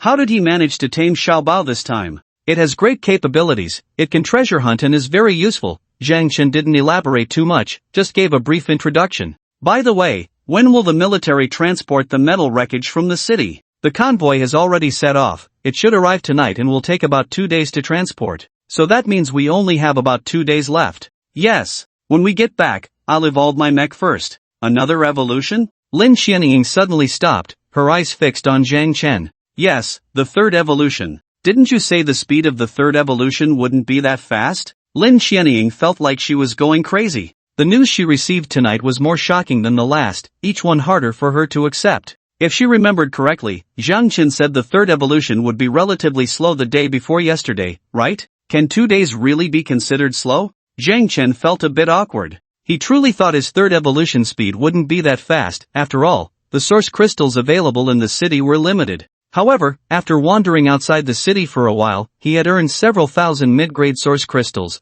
which was indeed enough for evolution. Before returning to Chuan City, I obtained some source crystals, Zhang Chen explained a bit, not wanting Lin Xianying to think that leveling up the mech to level 50 would be that easy. How many source crystals? A few thousand mid-grade source crystals. Lin Xianying was speechless. He went out for less than 2 days and brought back several thousand mid-grade source crystals? Was it 1,000 or 9,000? Enough to raise the mech's level to 50, it must be several thousand. Lin Xianying was already considering whether she should also go out for a stroll. We'll talk about the details later. Zhang Chen decided that he still needed to give Lin Xianying and Zhang Tao a good science lesson. He couldn't let them think that mechanical creatures were weak. If they encountered a swarm of crabs, it would only be Zhang Chen who survived, while others would have died countless times over. Okay. The journey was silent. They encountered no dangers and found no treasures. Xiao Bao remained quiet throughout, showing no signs of abnormality. However, as they approached Chuan City, Xiao Bao displayed signs of nervousness. Big brother, up there, there's something. Following Xiao Bao's reminder, Zhang Chen switched from fine detection to rough detection. Sure enough, about 5 or 6 kilometers away in the sky, a flock of mechanical birds was continuously circling, occasionally diving down from above. Zhang Chen glanced at Xiao Bao. He didn't expect this guy to sense danger from such a distance. This was a pleasant surprise. It's fine, it doesn't dare to come down. Let's go. Zhang Chen reassured Xiao Bao. If that bird dared to fly down and cause trouble, Zhang Chen would let it know who it couldn't mess with. In the villa area, the lights were bright. Zhang Tao was directing his subordinates as they busied themselves. When he felt a slight tremor in the ground and turned to look, the first thing he saw was Xiao Bao, who looked like a small mountain. Big brother, there's a monster. Zhang Tao raised his battle sickle and charged towards Zhang Chen, clearly intending to chop Xiao Bao. Xiao Bao was startled by Zhang Tao's imposing demeanor and instinctively hid behind Zhang Chen. Don't make a fuss, it's newly acquired, Zhang Chen reminded Zhang Tao.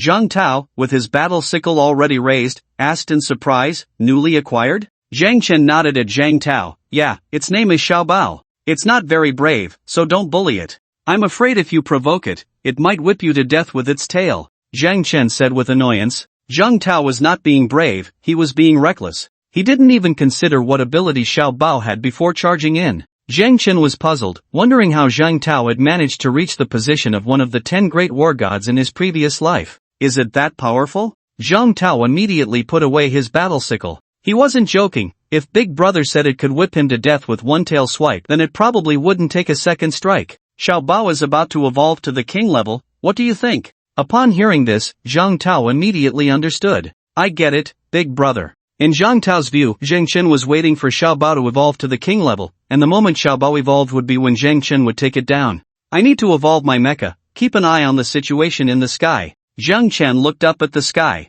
In the villa area within the city, the large bird was only about 2 kilometers away from Zhang Chen. If Zhang Chen evolved his mecha, it would definitely attract the bird's attention. Zhang Tao, hearing this, immediately spoke anxiously, Big Brother, it's dangerous. That bird is very difficult to deal with. They not only kill people but also hunt mechanical creatures. Do you remember that group of elephants? Yeah, what's wrong? Zhang Chen naturally remembered the herd of elephants. They were the mechanical creatures he had raised. That bird has already killed 2 elephants. Zhang Tao's information was indeed sharp. He already knew about something that had just happened. Upon hearing this, Zhang Chen became even less pleased. Have they touched that pile of metal wreckage? Not before, but I don't know now. I've already called everyone back. Let's go over there. After calling out, Zhang Chen turned and walked away. Xiao Bao and Lin Xianying followed behind him. Zhang Tao was bewildered, wondering if he hadn't made the seriousness of the situation clear enough. Big Brother, are you coming or not?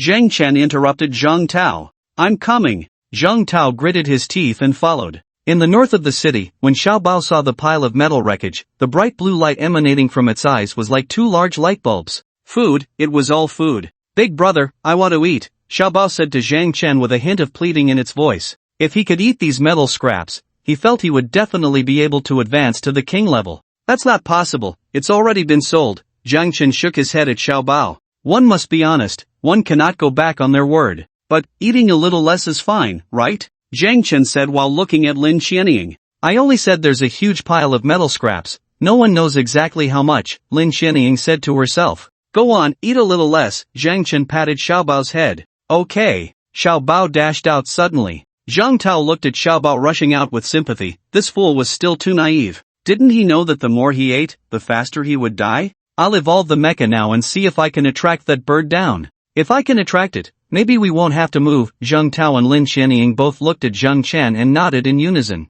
For Zhang Tao, not having to move was naturally a good thing. Once they were on military territory, he definitely wouldn't be as comfortable as he was now. Lin Xianying was concerned about the lives of the people in Chuan City. Devour the source crystal. The source crystals in Zhang Chen's cargo hold began to be rapidly consumed, and the energy released from the source crystals continuously surged into Zhang Chen's mecha. The level of the mecha started to rise with the infusion of source crystal energy. In just a few minutes, consuming over 5,000 medium-grade source crystals, Zhang Chen's mecha level rose to level 50. From level 31 to level 50, his combat power increased by 95 points, and Zhang Chen's current combat power had reached 1235 points. Begin evolution. The third evolution of Zhang Chen's mecha commenced. As Zhang Chen's mecha floated in the air, mysterious energy descended from the sky, forcing Zhang Chen to become the largest glowing entity in the northern part of the city. Such a conspicuous presence naturally caught the attention of the large bird in the sky instantly. Human, mecha, such audacity, the king-level mechanical bird fixed its gaze on Zhang Chen,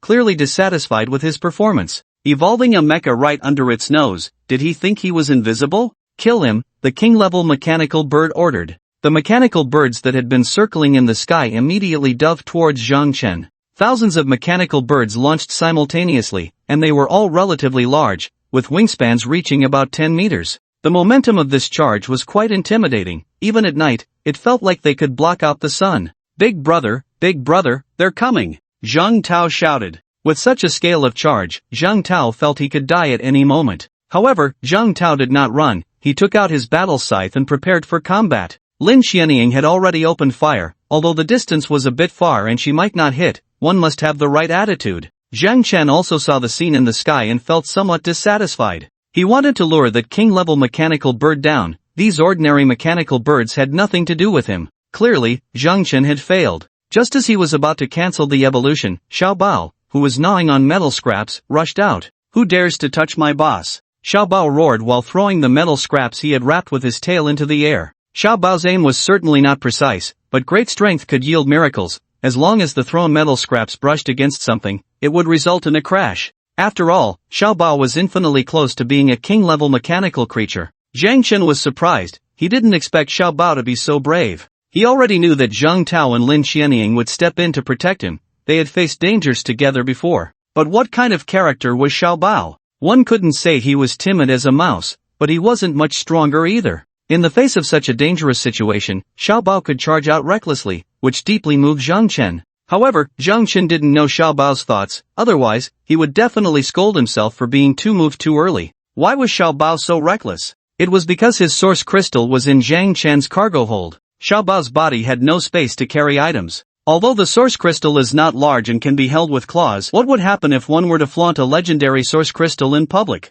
Therefore, Xiaobao stored the source crystal in Zhang Chen's cargo hold. Xiaobao's reasoning was simple. If Zhang Chen were killed by those foolish mechanical birds, wouldn't his source crystal be lost? This was a significant reason for Xiaobao's bravery. However, having only Xiaobao was clearly not enough. The mechanical birds charged at a very high speed and in large numbers, making it impossible for Xiaobao to block them all. It was also unfortunate that Zhang Chen was suspended in midair. If he were on the ground, as long as the king-level mechanical bird remained still, Xiaobao could still protect him adequately. Forget it, let's wait and see. Zhang Chen decided to continue evolving. Interrupting the evolution process would cause significant damage to Zhang Chen's mech, and although he could use the energy from the source crystal to recover, it was better to conserve it. He wasn't too concerned about the attacks from a few mechanical birds. If the king-level mechanical bird personally joined the fray, that would be a different story. Killing that king-level mechanical bird would at least yield an epic source crystal. With such a guaranteed reward, using any mid-grade source crystals to recover the mech's injuries would be worth it. As the fierce battle erupted, Xiaobao repeatedly jumped around on the ground, using its claws, the meteor hammer on its tail, and its tongue as attack methods. Any mechanical bird targeted by Xiaobao did not survive. Lin Xianying was also holding her own. if she could hit the same mechanical bird with a few consecutive shots, she could bring it down. Zhang Tao could only watch helplessly. There was nothing he could do. As a close combat mech, he had no ranged attack capabilities, and standing on the ground, he couldn't keep up with the speed of the mechanical birds unless he used his skill, Thunderstrike. But Zhang Tao was not Zhang Chen and didn't have enough source crystals to restore his power, so he could only stand as close to Zhang Chen as possible, ready to use his body to shield him if any mechanical bird slipped through. Even so, some managed to get past the layers of defense and pounced on Zhang Chen. Faced with these intruders, Zhang Chen didn't care at all. He let them attack, as they couldn't even scratch his armor's durability. A few minutes later, in the sky, the king-level mechanical bird was in a bad mood, dissatisfied with the performance of its subordinates. A large group had charged in but achieved nothing, and how could they have lost so many of their own? A screech erupted from the king-level mechanical bird. Then, a purple energy beam shot out from its mouth like a laser, targeting Xiaobao. Upon hearing the screech, Xiaobao realized something was wrong and quickly dodged after landing. The purple laser narrowly missed and struck the ground, leaving a hole about 10 centimeters in diameter, the depth unknown. The king-level mechanical bird continued to screech. It was a bit far from the ground, so it was understandable that its attack had been evaded. This time, the king-level mechanical bird lowered its altitude to just 500 meters above the ground, and instead of attacking Xiaobao, it targeted Zhang Chen. As the purple laser shot toward Zhang Chen, Zhang Tao felt an intense hesitation. With his large frame, he could handle the ordinary mechanical birds without much issue, but blocking this laser. Here goes, damn it, Zhang Tao resolutely jumped up, calculating the angle. He planned to use a less critical part of his mech to block the laser. In fact, he just needed to ensure that the laser didn't hit the mech's abdomen. If other parts of the mech were destroyed, Zhang Tao could disassemble it. But if the abdomen were pierced, he would die inside the mech. As for whether the mech would be destroyed, Zhang Tao didn't care. He had plenty of mech cores, and worst case, he could just switch to another mech. Moreover, considering his bravery, would his big brother treat him poorly in the future? Zhang Tao had beautiful thoughts, but shortly after he jumped, Xiaobao blocked him at an even faster speed. Xiaobao's body curled up almost into a ball, continuously spinning rapidly in the air. Purple lasers descended. Intense sparks erupted from Xiaobao's surface. Xiaobao's defense was still quite impressive. After all, it had been equipped with armor even before the apocalypse, and after mechanization, its defense naturally became stronger, with power as an advantage. The only drawback was its relatively slow speed and lack of skills. Seeing Xiaobao withstand the laser attack, Zhang Tao immediately relaxed a lot. This action by Xiaobao not only saved Zhang Chen but also saved him. Zhang Tao. Xiaobao, good job. I will definitely not treat you poorly. In the future, if my big brother wants to kill you, I will absolutely help you stop him. I will reason with him, and if I can't convince him. If he couldn't convince him, then there was nothing to say, right? Xiaobao had no time to listen to what Zhang Tao was saying. It was fully focused on resisting the laser attack. The reason it was spinning was that it couldn't withstand the laser's attack in one spot for too long. No matter how tough the armor, there would be a time when it could be pierced. Spinning allowed it to prevent the laser from continuously attacking the same spot. Once the laser's brilliance faded, the mechanical bird of the king became even angrier. You're seeking death. In fact, the mechanical bird of the king was unwilling to engage with these large mechanical creatures. Although it could obtain more food, fighting also posed risks. Previously, it had almost been caught by those elephants. In the sky, this was its territory. It could play however it wanted, but if it were caught and rubbed against the ground by an elephant, what would it be? Thus, it had been reluctant to approach the ground. Even though it was very angry, it still hovered around 500 meters in the air. Silly bird, get lost. Xiaobao landed, standing upright and roaring at the mechanical bird of the king in the sky. Humph. The mechanical bird of the king would not take such insults lightly. It descended another 200 meters, getting closer, and its skills would be even more powerful. It wanted to see how many of its skills Xiaobao could withstand. Zhang Chen watched everything closely. He had heard Zhang Tao's mumbling clearly. Zhang Chen knew that Zhang Tao was too afraid to talk to him directly about Xiaobao, so he could only use this method to remind himself that Xiaobao had saved him and to refrain from thoughts of killing Xiaobao. Regarding Zhang Tao's little thoughts, Zhang Chen could only say that this guy had a rather broad mindset. Soon, it will be over. The evolution process of Zhang Chen's mech had reached the final stage. Normally, this evolution would take longer, but Zhang Chen chose to use source crystals to replenish energy, accelerating the evolution process. A laser descended again. Xiaobao had no other means of defense and could only use the old method. Surprisingly, after getting closer, the power of the purple laser indeed increased a bit. Burn marks began to appear on Xiaobao's armor, dark streaks settling on its surface. Xiao Bao, you go down first, let me block it once. Seeing the state of Xiao Bao's armor, Zhang Tao immediately stepped forward. If Xiao Bao's armor were pierced, it would be fatal. Zhang Tao was different. As long as he was careful, he felt he had many lives to spare. You can't block it. Xiao Bao completely ignored Zhang Tao's words. Zhang Tao's mech looked big, but its defense was really quite average, far inferior to Xiao Bao's armor. Xiao Bao wasn't really concerned about Zhang Tao's life. It was mainly afraid that if the laser pierced Zhang Tao's mech, it would harm his big brother. As for itself, it understood its own situation and knew it could withstand 2 more hits. You guy, are you seeking death? Zhang Tao was lost in self-moved emotions. He had never seen such a loyal pangolin. With such character, how many people had it surpassed? Sparks appeared once again. Lin Xianying gave up attacking the other mechanical birds and aimed her gun at the king mechanical bird.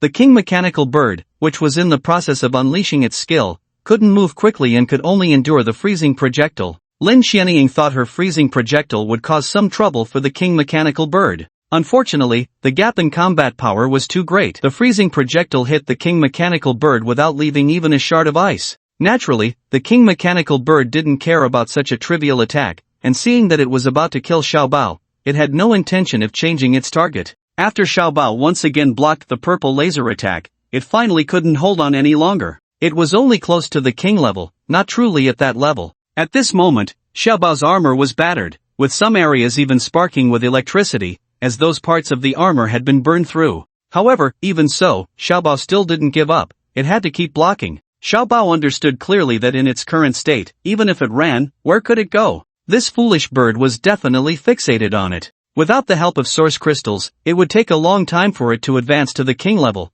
and this foolish bird wouldn't give it the chance to evolve. Now, Xiao Bao could only choose to trust Zhang Chen, believing that Zhang Chen would have a solution. What it needed to do was buy time for Zhang Chen. Facing the incoming purple laser, Xiao Bao jumped again, but this time, it carefully adjusted its angle to minimize the impact on the nearly collapsing armor. Just then, Zhang Chen's hand suddenly landed on Xiao Bao. As Xiao Bao spun rapidly, it felt a tremendous force acting on it, causing its body to come to an abrupt stop, unable to move. What kind of power is this? Take a break, you've worked hard. Zhang Chen pressed Xiao Bao down to the ground, turning his back to the king mechanical bird. Big brother, behind you. Xiao Bao shouted anxiously. Zhang Chen, however, didn't take the attack from behind seriously at all. The floating cannons automatically opened fire, and several freezing projectiles were almost simultaneously launched from the barrels. The freezing projectiles and lasers cancelled each other out in midair. Ding, the mech's third evolution successful, combat power plus 200, core module space plus 10.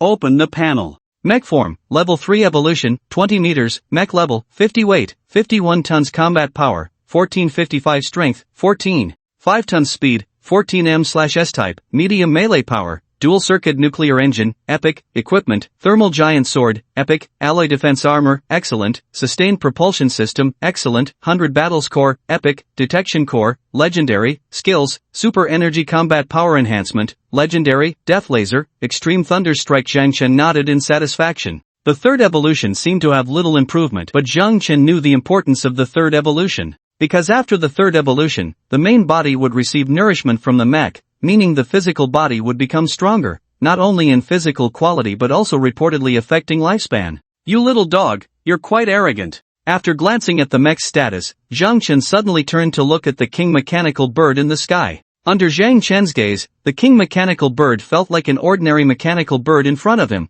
while Zhang Chen was the true king. Super energy combat power enhancement. In the next moment, Zhang Chen jumped fiercely, and the propulsion system instantly coordinated with his movement, the powerful thrust even pushing Xiao Bao's body backward. Such powerful output brought about fierce momentum. Zhang Chen's body shot out instantly, heading straight for the king mechanical bird in the sky. Zhang Tao was completely dumbfounded at this sight. Big brother, you can fly now? In Zhang Tao's eyes, wasn't this flying? Have you ever seen someone jump 200 or 300 meters? Zhang Tao certainly hadn't. Lin Xianying also murmured to herself, this guy has gotten stronger again. Zhang Chen soared violently into the sky, startling the mechanical bird king, whose wings flapped chaotically. In that moment, its flying posture became frantic, unable to stabilize its body, and it even began to descend. As the giant energy sword approached, the mechanical bird king quickly adjusted its flying posture to steady itself while also starting to gain altitude. I don't believe you can catch up to me, the mechanical bird king said angrily.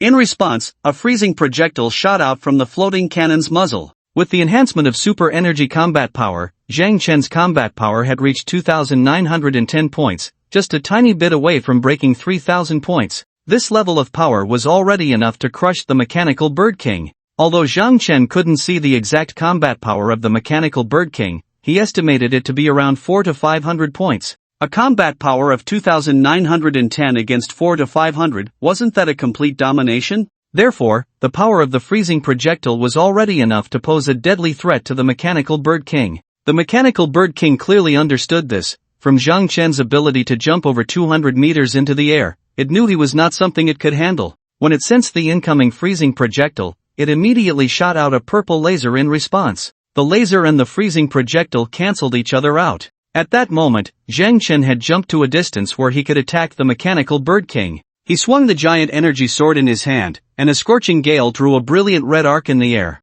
The mechanical bird king dared not withstand it with its body. It extended one of its legs to block the energy sword. The energy sword paid no heed to such trivialities. Whatever was in front would be cut down. The energy sword, wrapped in heat waves, sliced through the mechanical bird king's leg as easily as cutting tofu, the process smooth without even a spark. It was also because the mechanical bird king's leg was too thin, otherwise, it could have at least offered some resistance. However, thanks to the buffer from this strike, the mechanical bird king's body finally began to ascend rapidly. At that moment, the mechanical bird king had no lingering thoughts. It only had one obsession in its heart: to fly quickly, the higher the better. After this strike, Zhang Chen's upward momentum disappeared. Even continuous flames from the thrusters were of no use. What a pity! Zhang Chen sighed as he watched the mechanical bird king fly higher and higher. There was no way. Being able to jump over 200 meters was already a remarkable feat. Expecting to jump over 1,000 meters in one leap was simply impossible at this stage. Even with over 10,000 combat power, it wouldn't be feasible unless he obtained a more powerful thruster. But I won't let you escape so easily. Death Ray! Zhang Chen's eyes gathered purple light, and a bolt of lightning, resembling the laser released by the mechanical bird king, shot out from his eyes. Damn human, I won't let you have it easy, the mechanical bird king said as it fired its laser. You think you can run away and still not let me go? Fine, just wait. The two purple beams collided in the air. However, this time they did not cancel each other out. Zhang Chen's death ray was clearly much stronger. The laser released by the mechanical bird king was assimilated by the death ray in no time, then shot straight towards the mechanical bird king. Seeing this, the mechanical bird king flapped its wings furiously, its ascent speed increasing even more. Ultimately, the death ray still couldn't catch up to the mechanical bird king. Zhang Chen's body began to fall rapidly. With his current weight, the speed of descent was very fast. In the blink of an eye, he had already fallen to the ground. A cloud of dust and a massive rumble erupted at the spot where Zhang Chen landed. Big brother! Zhang Tao rushed forward immediately. Falling from such a height, wouldn't that mean a direct crash? Zhang Tao was already prepared to inherit Zhang Chen's legacy. Unfortunately, Zhang Chen disappointed him. In the nearly 2-meter deep pit created in the ground, Zhang Chen slowly stood up straight. At the moment of the fall, the thrusters erupted violently, reducing the force of the impact, while Zhang Chen bent his legs, which also helped alleviate the shock. So, Zhang Chen was completely fine. What a pity, couldn't kill it, Zhang Chen said, spreading his hands. That was pretty impressive, Zhang Tao expressed his true thoughts. At this moment, Lin Qianying also walked over and nodded at Zhang Chen. I know you did your best. However, even though we couldn't kill it, it probably won't dare to stay here for long. At least the people in Chuan City are safe now. Lin Qianying was still in a good mood. In her view, it meant fewer people would die. Big brother, I need to replenish. Xiaobao didn't come over but instead moved closer to the pile of metal wreckage. Go ahead and eat, Zhang Chen said to Xiaobao, having observed its performance. If he were to skimp on Xiaobao's rations, Zhang Chen would feel he was being inhumane. Alright. Xiaobao immediately dashed toward the metal wreckage, showing no signs of injury whatsoever. This guy is full of energy. Xiaobao really can take a beating, Zhang Tao said enviously. Today, Zhang Tao didn't know what was wrong with him. He felt Xiaobao looked quite handsome. Human, I won't leave. I will keep an eye on you. If you don't let me have it easy, I won't let you have it easy either. The flying height of the mechanical bird had risen to 700 or 800 meters, and its voice transmitted from the sky to the ground, not only remaining strong but even growing louder. Not only Zhang Chen could hear the mechanical bird's voice, but most areas in Chuan City could hear it clearly. At this moment, the fear in countless hearts was being amplified. Is it getting more arrogant? Zhang Tao stared at the sky in surprise. Logically, a loser should have the awareness of a loser and should walk away with its tail between its legs. Why was this thing so arrogant? Because it can fly, can you? Zhang Chen retorted, looking at Zhang Tao. I can't. No matter what you do, I will keep an eye on you and cause you trouble. I want to see who is truly suffering here. This mechanical bird had a strong sense of revenge. It was clear that if it couldn't have peace, it wouldn't let anyone else have it either. Zhang Chen looked up but did not respond. Zhang Tao was getting anxious. Big brother, what should we do? It was hard not to be anxious. If there was such a thing hovering overhead while trying to do anything, then there was no point in doing anything at all. For example, when Zhang Chen went out hunting, this silly bird would just need to make a slight noise, and all the prey would flee. Without hunting, there would be no source crystals, and without source crystals, how could one grow stronger? The military has fighter jets, right? Zhang Chen did not respond to Zhang Tao. He looked at Lin Xianying. Lin Xianying nodded at Zhang Chen. Yes, have you thought of a way? Well, I might need to borrow a military fighter jet. Is that possible? If it's you borrowing, there will definitely be no problem, Lin Xianying assured him. Because there really wouldn't be any issues. The military was trying to win Zhang Chen over, and wasn't this a good opportunity? Then it's settled. Let Chuan City handle what it needs to handle.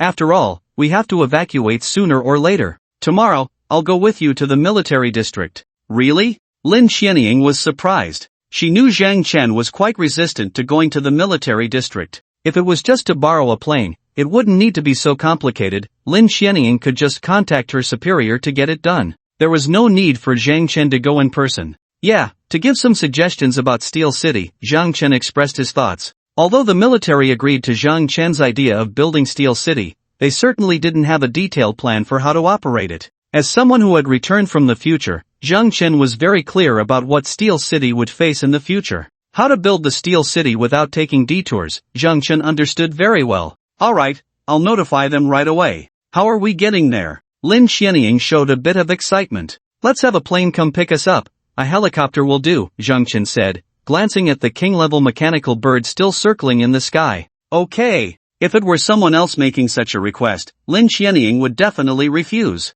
With a king-level mechanical bird in the sky, calling for a helicopter would be like asking for death, right? But since it was Zhang Chen making the request, it was fine. Moreover, Lin Xianying was also very curious to see what Zhang Chen looked like. Big brother, can I go? Zhang Tao asked quietly. It wasn't that Zhang Tao was particularly eager about the military. He was just afraid that after Zhang Chen left, he would become the bird's meal. You stay at home. Xiao Bao will keep you company. That thing in the sky is injured. It won't dare come down with Xiao Bao around. Alright, then I'll have them prepare again tomorrow, ready to move at any time. Zhang Tao nodded at Zhang Chen, accepting his order. Xiao Bao didn't care at all. As long as there was food, it was fine wherever it was. The night passed without a word. Zhang Chen did not disengage from the mech because it was continuously nourishing his body. This nourishment wasn't instantaneous. It didn't mean a large amount of energy was injected into Zhang Chen's body all at once. However, after a little more than half a night of nourishment, the current mech's enhancement of Zhang Chen's body had concluded.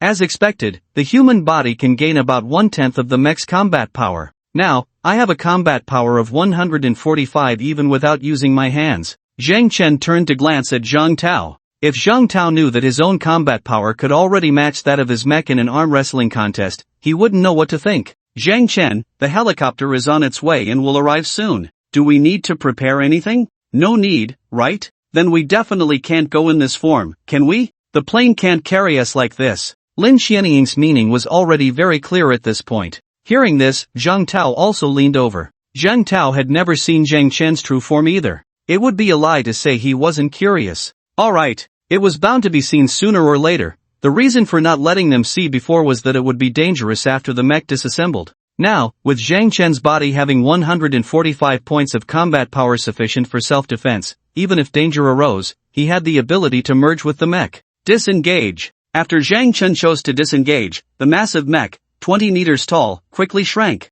In just a few seconds, the colossal figure disappeared from the spot. In its place stood Zhang Chen, now towering at 1 meter 80. Originally, Zhang Chen was somewhat frail, but now he looked a bit more robust, and his bare upper body muscles were no exaggeration. My god! Zhang Tao disregarded his image and lay on the ground, his eyes fixed on Zhang Chen. He had to lie down. He was too tall to see this little guy otherwise. After staring for a while, Zhang Tao couldn't help but praise, so cool. It wasn't flattery, he was indeed cool. Not only were his features good-looking, but the key was his well-defined muscles. Not only did women like it, but Zhang Tao was also very willing to look. Disengage. After Zhang Chen and the mech disengaged, Lin Qianying also disengaged from the mech. After disengaging, Lin Qianying quickly walked in front of Zhang Chen. So you really are a little brother. I didn't expect you to be so handsome. Lin Qianying circled around Zhang Chen twice, her eyes filled with admiration. She liked this kind of true man full of masculinity. Those effeminate types were simply not her taste.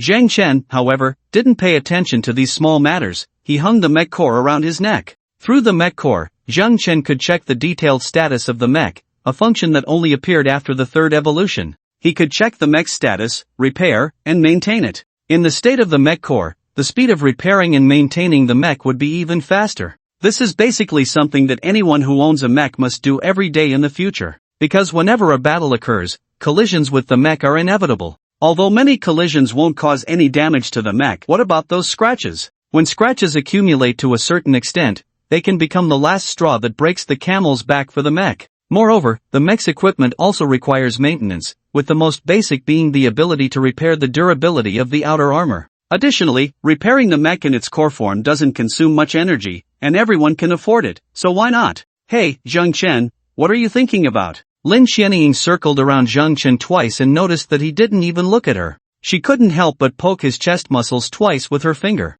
Wow, it's real. Sister, it's enough to know that yourself, there's no need to say it out loud, right? Zhang Chen shot Lin Qianying a glare. Although Lin Qianying was indeed 3 years older than Zhang Chen, being called sister by him still made her a bit uncomfortable. How do you speak? You should call me Miss Sister, got it? Okay, Miss Sister, could you help me find a piece of clothing? Big brother, why don't you wear my clothes? I have some at home. At that moment, Zhang Tao, having exited his envious state, spoke to Zhang Chen. Sure. Zhang Chen wasn't picky about clothes, as long as he could wear them, it was fine. Big brother, why are you shirtless? After arranging for someone to find clothes, Zhang Tao asked Zhang Chen. Zhang Chen glanced at Lin Qianying and then smiled without saying anything. Zhang Tao was left puzzled. It seemed like this was a question that should be asked by us guys, right? Why did he look at Lin Qianying? And he even smiled. Zhang Chen didn't explain. He had never been one to suffer losses. The third evolution required the mech's energy to be injected into the body,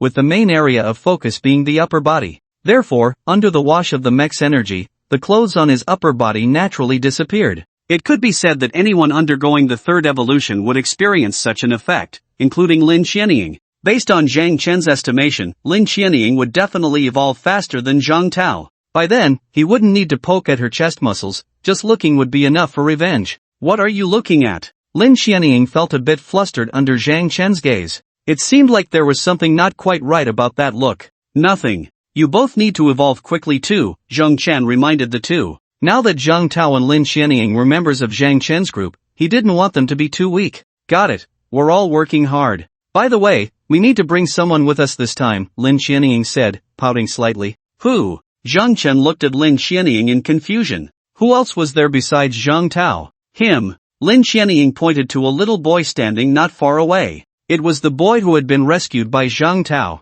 Big brother, this little boy is the one I saved. That bastard Han Su killed his father, Zhang Tao reminded Zhang Chen. You want to take him with you? Zhang Chen looked at Lin Qianying in confusion. Yeah, I've already helped him get his father's mech back, but this place isn't suitable for raising a child, so I want to take him back, Lin Qianying expressed her thoughts. Zhang Chen nodded slowly. Alright. Indeed, this place was not suitable for raising children. Thank you, big brothers, thank you, sister. I will work hard, the little boy said, mustering his courage, his expression very serious. Just do your best, Zhang Chen responded, neither warm nor cold. Lin Qianying was clearly not satisfied with Zhang Chen's response. The little boy had already seen Zhang Chen's heroic figure yesterday, and now this little guy regarded Zhang Chen as an idol. If Zhang Chen could encourage him a bit, it would surely become a key force in motivating the little boy's growth. Zhang Chen understood what Lin Qianying meant, but he really didn't want to do that. Encourage what? Encourage him to take risks, to become fodder for monsters?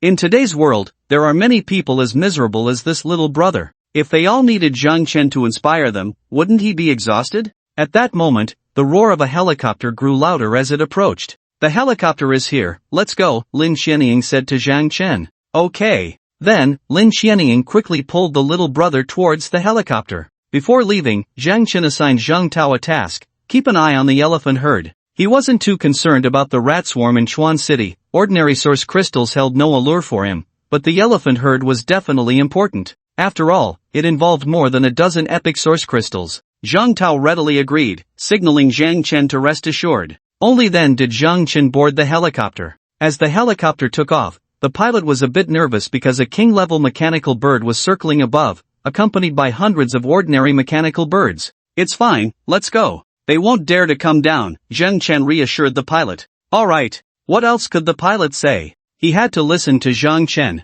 The higher-ups had already instructed that whatever Zhang Chen requested, they should do their best to accommodate. Hello, Zhang Chen, I'm Shangwan Lin. Shangwan Lin extended his right hand to Zhang Chen. Shangwan Lin appeared to be around 30, a capable-looking man with a somewhat rugged appearance and a mature masculinity. Hello, brother Shangwan. Zhang Chen shook his hand, speaking very politely. Thank you for taking care of my sister these days, Shangwan Lin said with a smile after retracting his hand. No problem. Zhang Chen had little desire for conversation, giving a very brief response. Fortunately, the helicopter took off, and the noise was loud enough that Zhang Chen didn't have to engage with Shangwan Lin. Once the helicopter was airborne, the king mechanical bird couldn't sit still. What was it trying to do? Did it think so little of itself? Just boldly sitting on a slow-as-a-snail helicopter? Was it not afraid of getting a harsh lesson? Dare to move, and I'll kill you. Zhang Chen leaned out and glared at the king mechanical bird in the sky. Hearing Zhang Chen's threat, the king mechanical bird felt uneasy.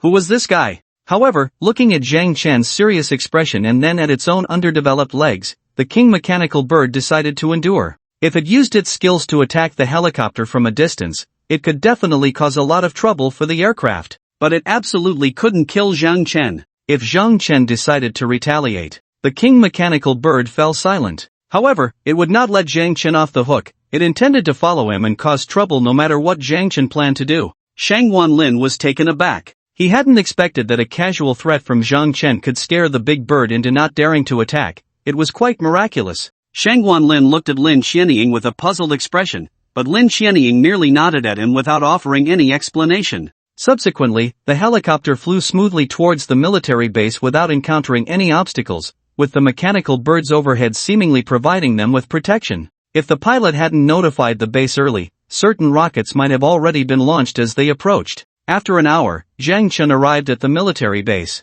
The highest-ranking officer was already waiting. Being personally received by such a high-ranking figure made Zhang Chen feel a bit proud and excited. Of course, he wouldn't show this pride outwardly. Hello, officer, I am Zhang Chen. Zhang Chen proactively extended his hand to the middle-aged man approaching him. Good, a very good young man. We're all family here, no need to be so formal, just call me Uncle Zhang, the officer said with a smile, warmly accepting Zhang Chen's hand. Alright, Uncle Zhang. Zhang Chen wore a sincere smile. He was naturally very willing to build a relationship with someone like him. If any situation arose in the future that he couldn't handle, he could still contact Uncle Zhang for fire support. Don't say it's Zhang Chen now. Even 10 years later, Zhang Chen wouldn't dare to underestimate the power of the military. If they were to drop a mushroom bomb on you without hesitation, what would you use to defend yourself? Come on, Xiao Zhang, let's welcome you properly. Chief Zhang was very pleased with Zhang Chen's performance. He wasn't arrogant and was quite humble, which was good. Alright, then I'll trouble Uncle Zhang. Let's go, Xiaoying can come along too. Chief Zhang laughed heartily and called out to Lin Xianying. With Lin Xianying present, if they discussed certain matters and had any disagreements, there would be a good buffer. Yes, Chief. Lin Xianying didn't dare to act so casually and saluted with a very standard military gesture. Then, they entered deeper into the base. The cafeteria is a bit simple, don't mind it, Xiao Zhang. Chief Zhang sat down at a round table, accompanied only by Lin Xianying, Shangwan Lin, and another young man who seemed to be a secretary. Uncle Zhang, having these conditions now is already quite good. You speak well, in this day and age. By the way, tell me your thoughts on Steel City. Chief Zhang was also a bit impatient. The food hadn't even arrived yet, and he started asking Zhang Chen for his thoughts. Zhang Chen naturally wouldn't hold back. Uncle Zhang, it's like this. Building Steel City doesn't mean that if the city is entirely made of steel, we can rest easy. We also need to guard against the birds in the sky and the rats underground, etc. You know, they all feed on steel now. If we don't take precautions, the city we build will just become their buffet. Upon hearing Zhang Chen's words, Chief Zhang immediately clapped his hands in approval. Good. Xiao Zhang, what you said is exactly what we are worried about. We haven't come up with a solution yet, and with my already sparse hair, I don't know how much has fallen out these past few days. Since you brought it up, do you have any solutions? Zhang Chen smiled and nodded. Uncle Zhang, I do have some ideas, you can try them out. Quick, tell me. Chief Zhang seemed a bit anxious. The military had already collected a lot of metal debris, and quickly melting and recasting these metals wasn't a problem. But as long as the issue Zhang Chen just mentioned wasn't resolved, building the city would be useless. Uncle Zhang, I was thinking, for the sky, we can temporarily set up a high-voltage power grid. Mechanical creatures are also afraid of electricity. Later, when conditions allow, we can upgrade it to an electromagnetic net. For the underground and the walls, we can add a layer of coating on the surface. The military had long had various methods to deal with mechanical birds in the sky. Even without using Zhang Chen's method, they could use anti-aircraft weapons to counter them. What truly troubled them was the walls and underground. What kind of coating? It's the kind of exterior wall coating we used before. Zhang Chen's words were astonishing. Everyone present showed an incredulous expression, including Lin Xianying. They all thought Zhang Chen was joking. A layer of exterior wall coating could prevent mechanical creatures from devouring them? I discovered it by accident. The exterior wall coating we originally used contains substances that mechanical creatures dislike, just like how we ordinary people can't stand the taste of canned herring. As long as the exterior wall coating is thick enough, most mechanical creatures won't attack the city and may even avoid it because of the coating. However, to prevent any unexpected occurrences, I suggest building a sensing point every square meter underground. As long as there's a problem with this point, we can detect it immediately. I just don't know if this will be difficult. Zhang Chen said he didn't know, but in reality, he was as clear as day in his mind. The plan he proposed was exactly the model of the first mature steel city from his previous life. Before this, all steel cities had fallen. A pile of steel sitting there was simply irresistible temptation for mechanical creatures. Building an unguarded steel city, even if the walls are lined with weapons, cannot withstand the relentless onslaught of mechanical creatures. When did you discover that the coating can prevent mechanical creatures? Lin Xianying gently nudged Zhang Chen beside her. It's a secret, Zhang Chen replied quietly. The others fell into deep thought, clearly shaken by Zhang Chen's words. After a while, Commander Zhang finally looked up at Zhang Chen. Xiao Zhang, let Xiaoying accompany you for dinner first. Uncle Zhang needs to try the method you mentioned. Uncle Zhang, feel free to go ahead, you don't need to accompany me, Zhang Chen stood up and said. Alright then. With that, Commander Zhang immediately ran off. Yes, he was running, and the secretary chased after him. How many more things are you hiding from me? Once the commander left, Lin Xianying returned to her usual self, glaring at Zhang Chen and questioning him. I just thought of it suddenly. Zhang Chen slightly defended himself. I don't believe you. Ha, stop doubting. Haven't you all gone several days without a proper meal? Thanks to you, I can finally have some meat today. Shang Wanlin laughed as he approached. Several soldiers followed him, each carrying food. We're doing fine, Lin Xianying replied. At Zhang Tao's home, they might not feast every day, but having big fish and meat at every meal was definitely achievable. Then I won't be polite, let's dig in, Shang Wanlin called out. During the meal, Shang Wanlin was quite satisfied, while Lin Xianying ate little, and Zhang Chen ate even less. Zhang Chen's body, having undergone mechanical enhancement, no longer required much food. If he truly felt hungry, he could merge with his mech and replenish his energy through it. Without such abilities, this apocalypse would be even more terrifying. Cannibalism would likely occur frequently. The commanders are still researching and don't have time for us right now. How about you take a look around the camp outside the base? Quite a few people have gathered here, and they've spontaneously formed several camps. It's quite lively, Shang Wanlin suggested. Lin Xianying looked at Zhang Chen, waiting for him to decide whether to go. Let's go take a look, Zhang Chen nodded. More people means more strength. Who knows what good things they might find? Besides, no one is paying attention to him right now, and he can't find anyone to borrow a fighter jet from. Alright, wait for me, I'll change my clothes, Lin Xianying said, not waiting for Zhang Chen's agreement before running off. My sister, don't be fooled by her serious demeanor in military uniform, she's quite lively and cute in casual clothes. Shang Wanlin looked at Zhang Chen with a hint of meaning. Zhang Chen was a bit confused, wondering why he was saying this. You young people should communicate more. Alright, wait for her here, I have things to do, so I won't keep you company. With that, Shang Wanlin also left. Zhang Chen stood there dumbfounded. What was going on? But was Shang Wanlin really Lin Xianying's brother? Cousin? About 10 minutes later, Lin Xianying rushed back, full of energy. Hey, where's brother Shang Wan? He said he had something to do and left. That's fine, don't worry about him. Let's go, Lin Xianying said, reaching out to pull Zhang Chen along. Why are you so excited? Zhang Chen didn't stop Lin Xianying, allowing her to grab his arm. Just want to see the hustle and bustle of life, is that so wrong? Alright, by the way, is brother Shangwon really your brother? No blood relation, but my dad and his dad are comrades. I've known him since I was little, Lin Qianying casually explained, then didn't give Zhang Chen a chance to ask further, pulling him along. Along the way, the soldiers in the base couldn't help but glance at Lin Qianying a few more times. There was no helping it, as Shangguan Lin said, Lin Qianying, with her shoulder-length short hair, indeed looked better and was lively and cute.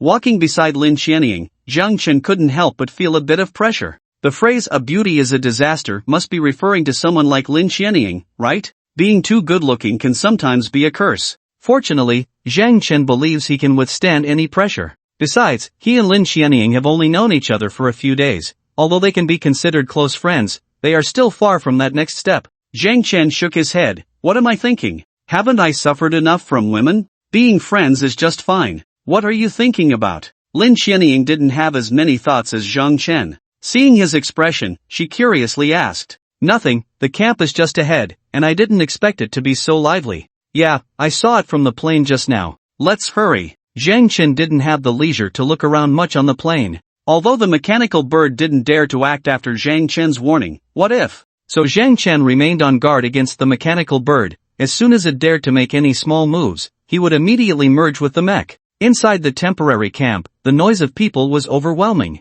It was clear that living near the military base was indeed very safe. Most of these people had come here on their own. The military hadn't sent rescue personnel to save those in more distant areas. It wasn't that they were unwilling, but they truly lacked the capability. Zhang Chen, look, the people here are living quite well. Lin Qianying was relatively satisfied with the living conditions of the people in the camp. Although most of them lived in tents, there was hardly any fear visible on their faces. That was good enough. Zhang Chen responded lightly. Currently, it was only a few days since the apocalypse began, and various supplies weren't so scarce. Without a shortage of supplies, humanity wouldn't quickly revert to their true nature. Hey, beautiful, handsome, need anything? Come check out our stall, we have everything. A vendor shouted to Zhang Chen and Lin Qianying from a makeshift market. The street was bustling with people, selling almost everything imaginable. There were various daily necessities, as well as items related to mechs. Undoubtedly, in this era, mech-related items were the most sought after.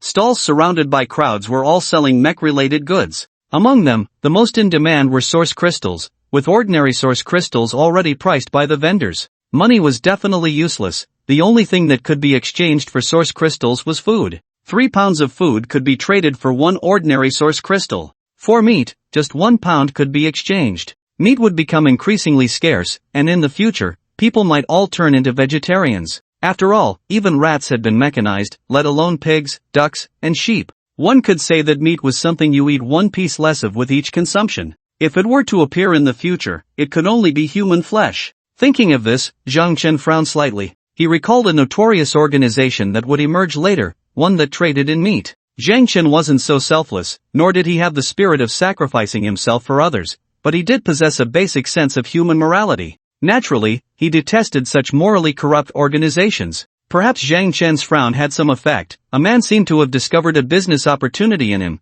pushing through the crowd to stand in front of Zhang Chen. Hey, little brother, are you worried about mechs? The man, dressed in a suit and wearing glasses, had a smile that seemed to see through everything. Zhang Chen looked up. Now it was the man's turn to be stunned. This kid looked so familiar. Ah, so it's you. Isn't it time to pay back the money you owe? The glasses-wearing man suddenly shouted. Wasn't this the kid who mortgaged his house for a loan before the apocalypse? The glasses man had a strong impression of Zhang Chen. After all, there were not many who could exude such an aura when borrowing money. Although Zhang Chen's face and physique had changed significantly, the glasses man thought it was just that his memory wasn't as clear anymore. Pay back the money? Why should I? Zhang Chen retorted, having recognized the bespectacled man. You borrowed money from me, of course you have to pay it back. How can you be so brazen about owing money? The bespectacled man spoke as if it were a matter of course, his voice loud enough to attract the attention of many. With the rules falling apart, the bespectacled man could only resort to this method to make Zhang Chen comply. It didn't take much, a bit of food would suffice. Didn't you mortgage the house to me? Just take the house away, Zhang Chen replied, much more nonchalant than the bespectacled man. The bespectacled man felt like cursing. The house? What good is that? We don't even know if your house is still standing. Besides, what use is it to get the house back? Who would dare to buy it and move in? I don't want the house. You should understand what a mortgage is, right? Zhang Chen was in a relatively good mood and didn't mind chatting a bit more with the bespectacled man. Hey, fine, I guess I'm unlucky, but you ran into me, so you could say your luck is pretty good. The bespectacled man quickly changed his strategy upon realizing he wouldn't be getting the loan back. What luck? Zhang Chen already knew what kind of business the bespectacled man was running, but he still asked on purpose. Ahem, you definitely don't have your own mech, right? I'm currently in the mech rental business. Of course, if you want to buy one, I'm selling two, the bespectacled man said with a hint of pride. You have to admit, these unscrupulous guys do have some brains. They don't dare to fight against mechanical beasts themselves, but they can still earn a decent income through rent. It's not that they can live a life of luxury, but they definitely make more than just enough to get by, with plenty left over.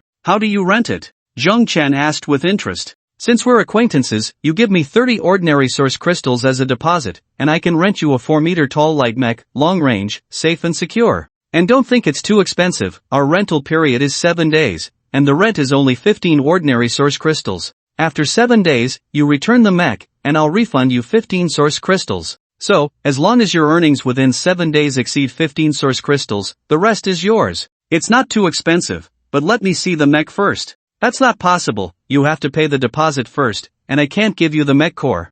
I'll only authorize you to use it. The bespectacled man was clearly not foolish, he knew quite well about the mech business. Forget it, I have source crystals, but your mech is too inferior, only 4 meters tall. What combat power can it have? Zhang Chen said, preparing to leave. Upon hearing that Zhang Chen had source crystals, the bespectacled man couldn't let him go easily. Brother, wait a moment. What I just mentioned was only the worst mech. I have better stuff, why don't you come with me over there, and we can discuss it in detail. Zhang Chen glanced around and then nodded to the bespectacled man. Alright, let's go. In a relatively luxurious tent area of the temporary camp, when the bespectacled man brought Zhang Chen and Lin Xianying over, a group of fierce-looking individuals immediately turned their attention toward them. It's fine, just doing business, the bespectacled man greeted. Upon hearing this, the group returned their gaze and continued chatting and laughing among themselves. Zhang Chen nodded at this, these people had some sense. If it were anywhere else, seeing such a beautiful woman like Lin Xianying,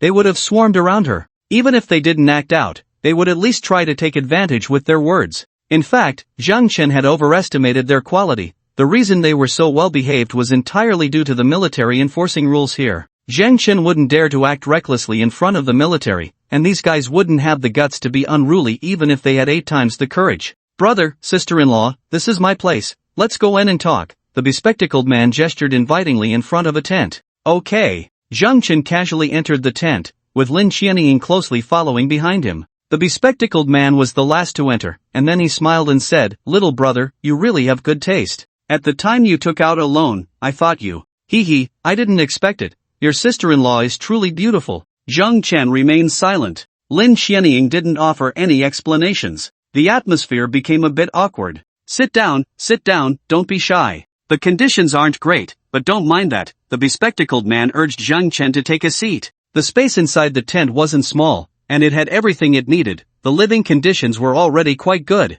The bespectacled man was actually putting on a show. There weren't many in the camp who could reach his level of living conditions. Let's get down to business, Zhang Chen said to the bespectacled man. Alright, I can see you're a straightforward person. Then I won't beat around the bush. How many source crystals do you have? As long as you have enough source crystals, I can get you anything good, the bespectacled man said confidently, patting his chest. Do you have legendary source crystals? Zhang Chen followed up on the bespectacled man's words. Isn't it just showing off? Who can't do that? Besides, Zhang Chen wasn't just pretending, he genuinely wanted to obtain legendary source crystals. The bespectacled man's brain momentarily crashed. What are legendary source crystals? He hadn't even heard of them, let alone seen one.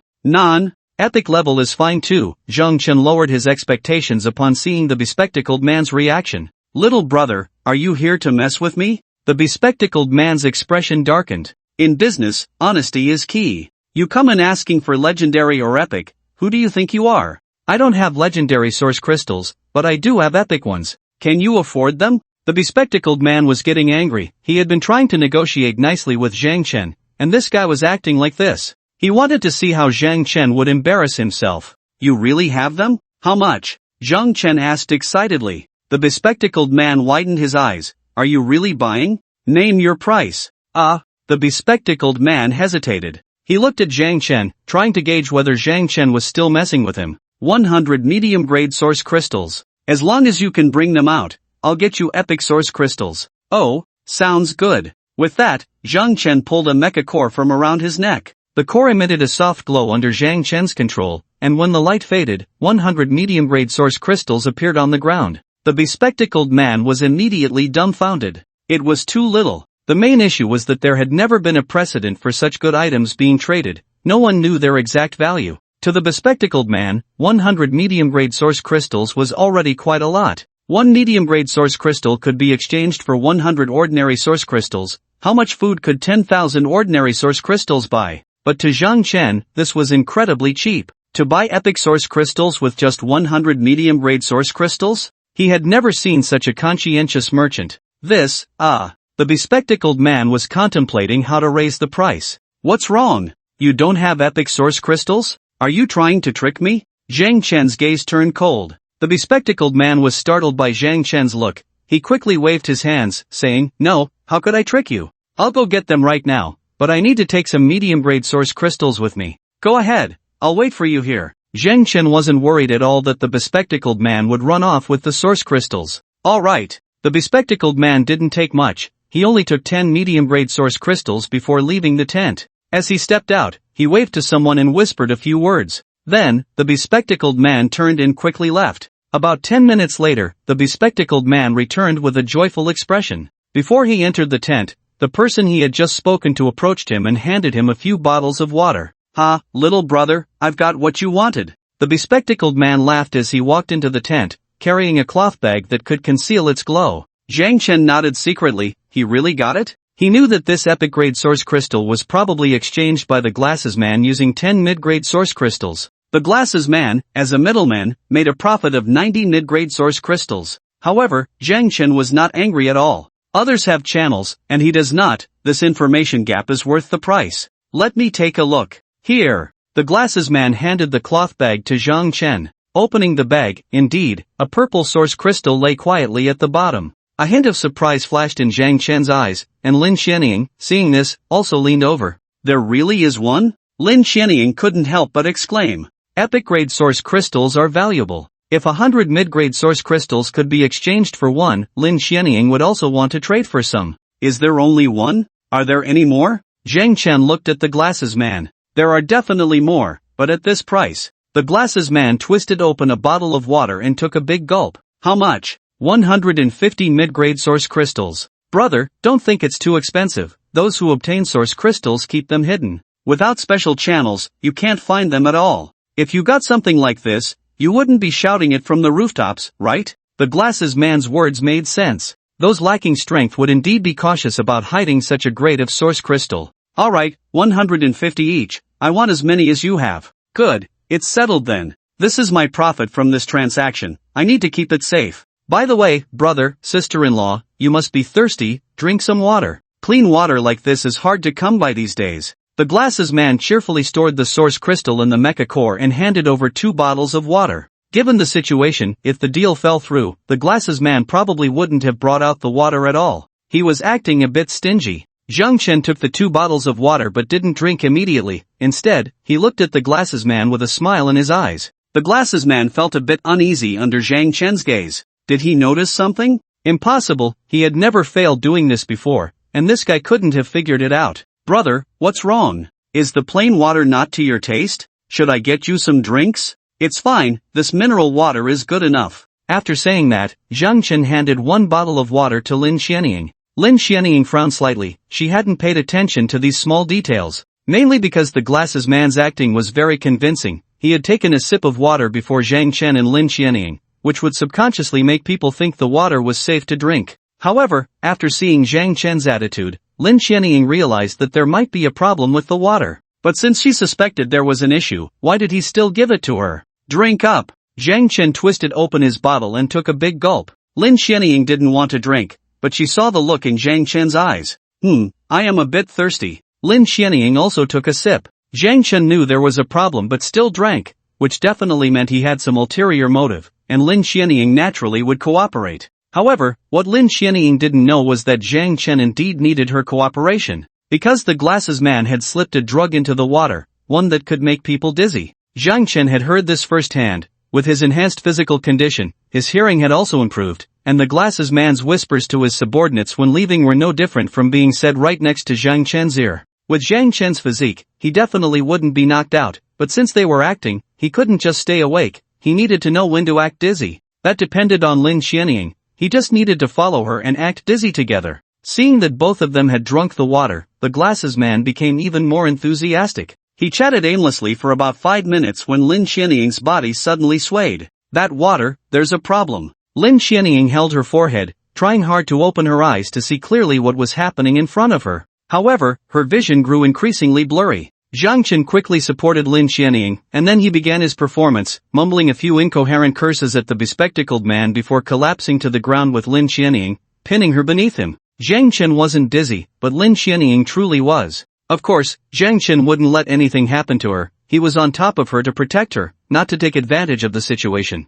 Everyone come in, the fat pig is out cold, the bespectacled man called out loudly. Ah, big brother, this isn't a fat pig at all, it's clearly a pretty girl. Can we have some fun? One person laughed as he entered the tent. You think about that all day. If something really happens, those soldiers won't let us off. They'll take their mechs and throw us far away. Do whatever you want before you throw them, the bespectacled man instructed. Hey, let's make it clear, I'm going first, no objections, right? The first person to enter said with a strange laugh. The others followed suit, laughing and joking without any competition. No way, I have objections, Zhang Chen suddenly spoke up. It wasn't that he couldn't keep up the act, he could still cooperate well. It was just that these people were definitely going to lay hands on Lin Xianying, and that Zhang Chen couldn't tolerate. Who? You. The bespectacled man looked at Zhang Chen, who was lying at an angle on the ground, in horror. Zhang Chen's playful gaze made the bespectacled man extremely anxious. What they were doing was not something that could see the light of day.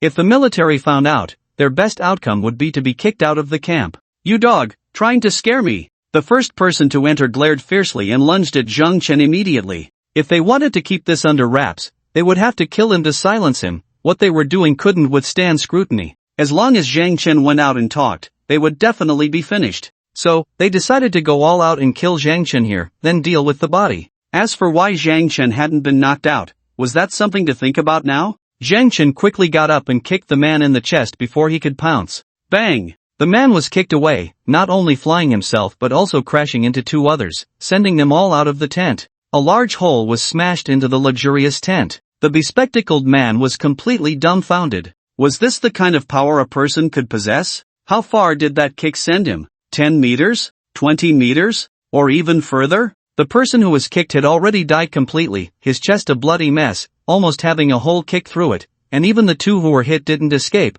also losing their lives. 1 kick, 3 lives. Killing and robbing, I told you this dog wouldn't do anything good, and sure enough, Zhang Chen retracted his leg, feeling very satisfied with his first battle. You.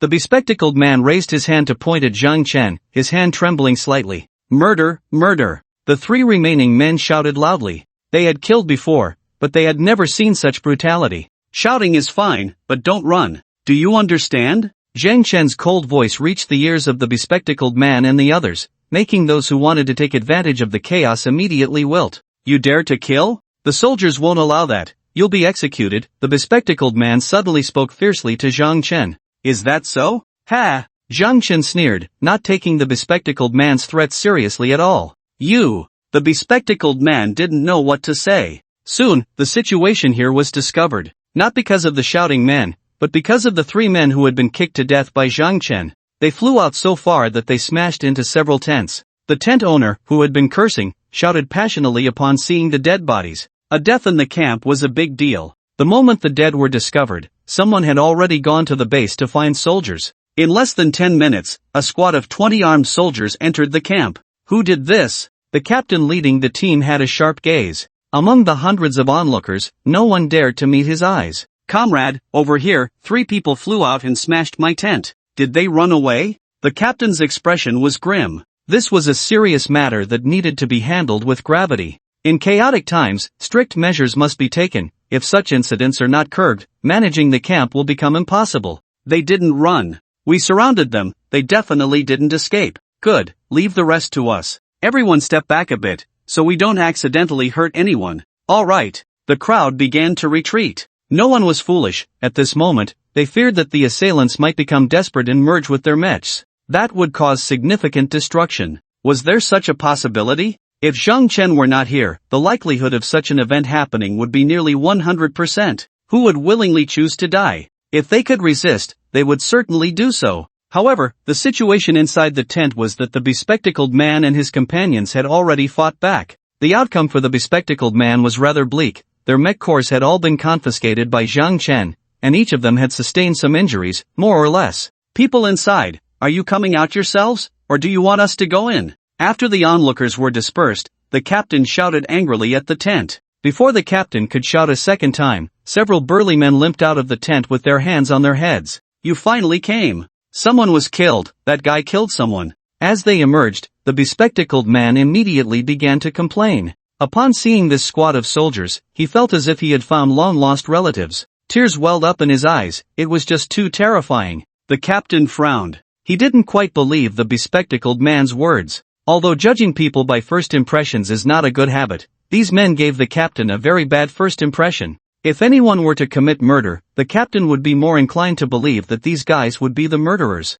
However, looking at their appearance, they seem to have truly suffered a great injustice. Did I tell you to put your hands down? Zhang Chen's voice came from inside the tent. The bespectacled man instinctively raised his hands back to his head. Then, Zhang Chen walked out of the tent, holding Lin Xianying. Upon seeing Zhang Chen carrying Lin Xianying, the captain's pupils suddenly constricted. It's him! Zhang Chen, this fierce man, was quite famous in the base. Mainly, they had been instructed not to provoke Zhang Chen. The patrolling soldiers had all seen Zhang Chen's photo. After Zhang Chen stepped out, he wanted to explain, as it was better to avoid conflict with the soldiers if possible. However, before Zhang Chen could say anything, the captain spoke first. Brother Zhang Chen? Yes, it's me. Zhang Chen nodded in surprise. Good, cuff these people. After seeing Zhang Chen nod, the captain immediately gave the order. A squad of soldiers quickly moved forward, leaving the already dazed bespectacled man and his companions even more bewildered. What are you doing?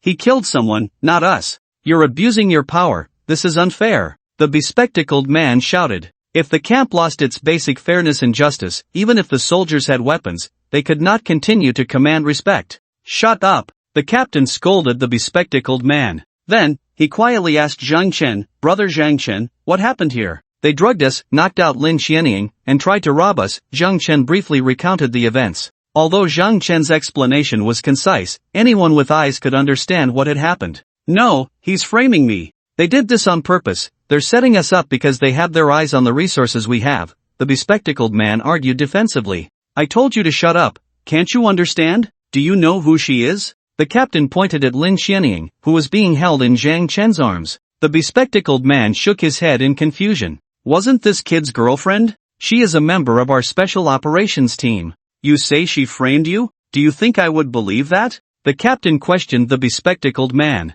The man's eyes were a bit frantic. He hadn't expected Lin Xianying to have such an identity. But it was impossible for him to just accept his fate like that. Even if what you said is true, it was still them who framed me. You really are not being honest, Zhang Chen said as he gently placed Lin Xianying on the ground. Upon seeing this, fear immediately took hold of the bespectacled man, and he squatted down in terror. Sir, look, he's going to commit murder again. I framed you to steal your things? You think you're worthy? Zhang Chen immediately took out all the source crystals from his mech space. A pile of bright source crystals appeared, and there were very few ordinary source crystals, almost all were medium grade. Suddenly seeing so many source crystals, the onlookers' eyes widened. When had they ever seen so many source crystals? At this point, no one believed the bespectacled man anymore. If they saw so many source crystals, they would probably feel greed as well. Moreover, the bespectacled man and his group were not good people. Most people in the camp knew them. The bespectacled man was completely speechless.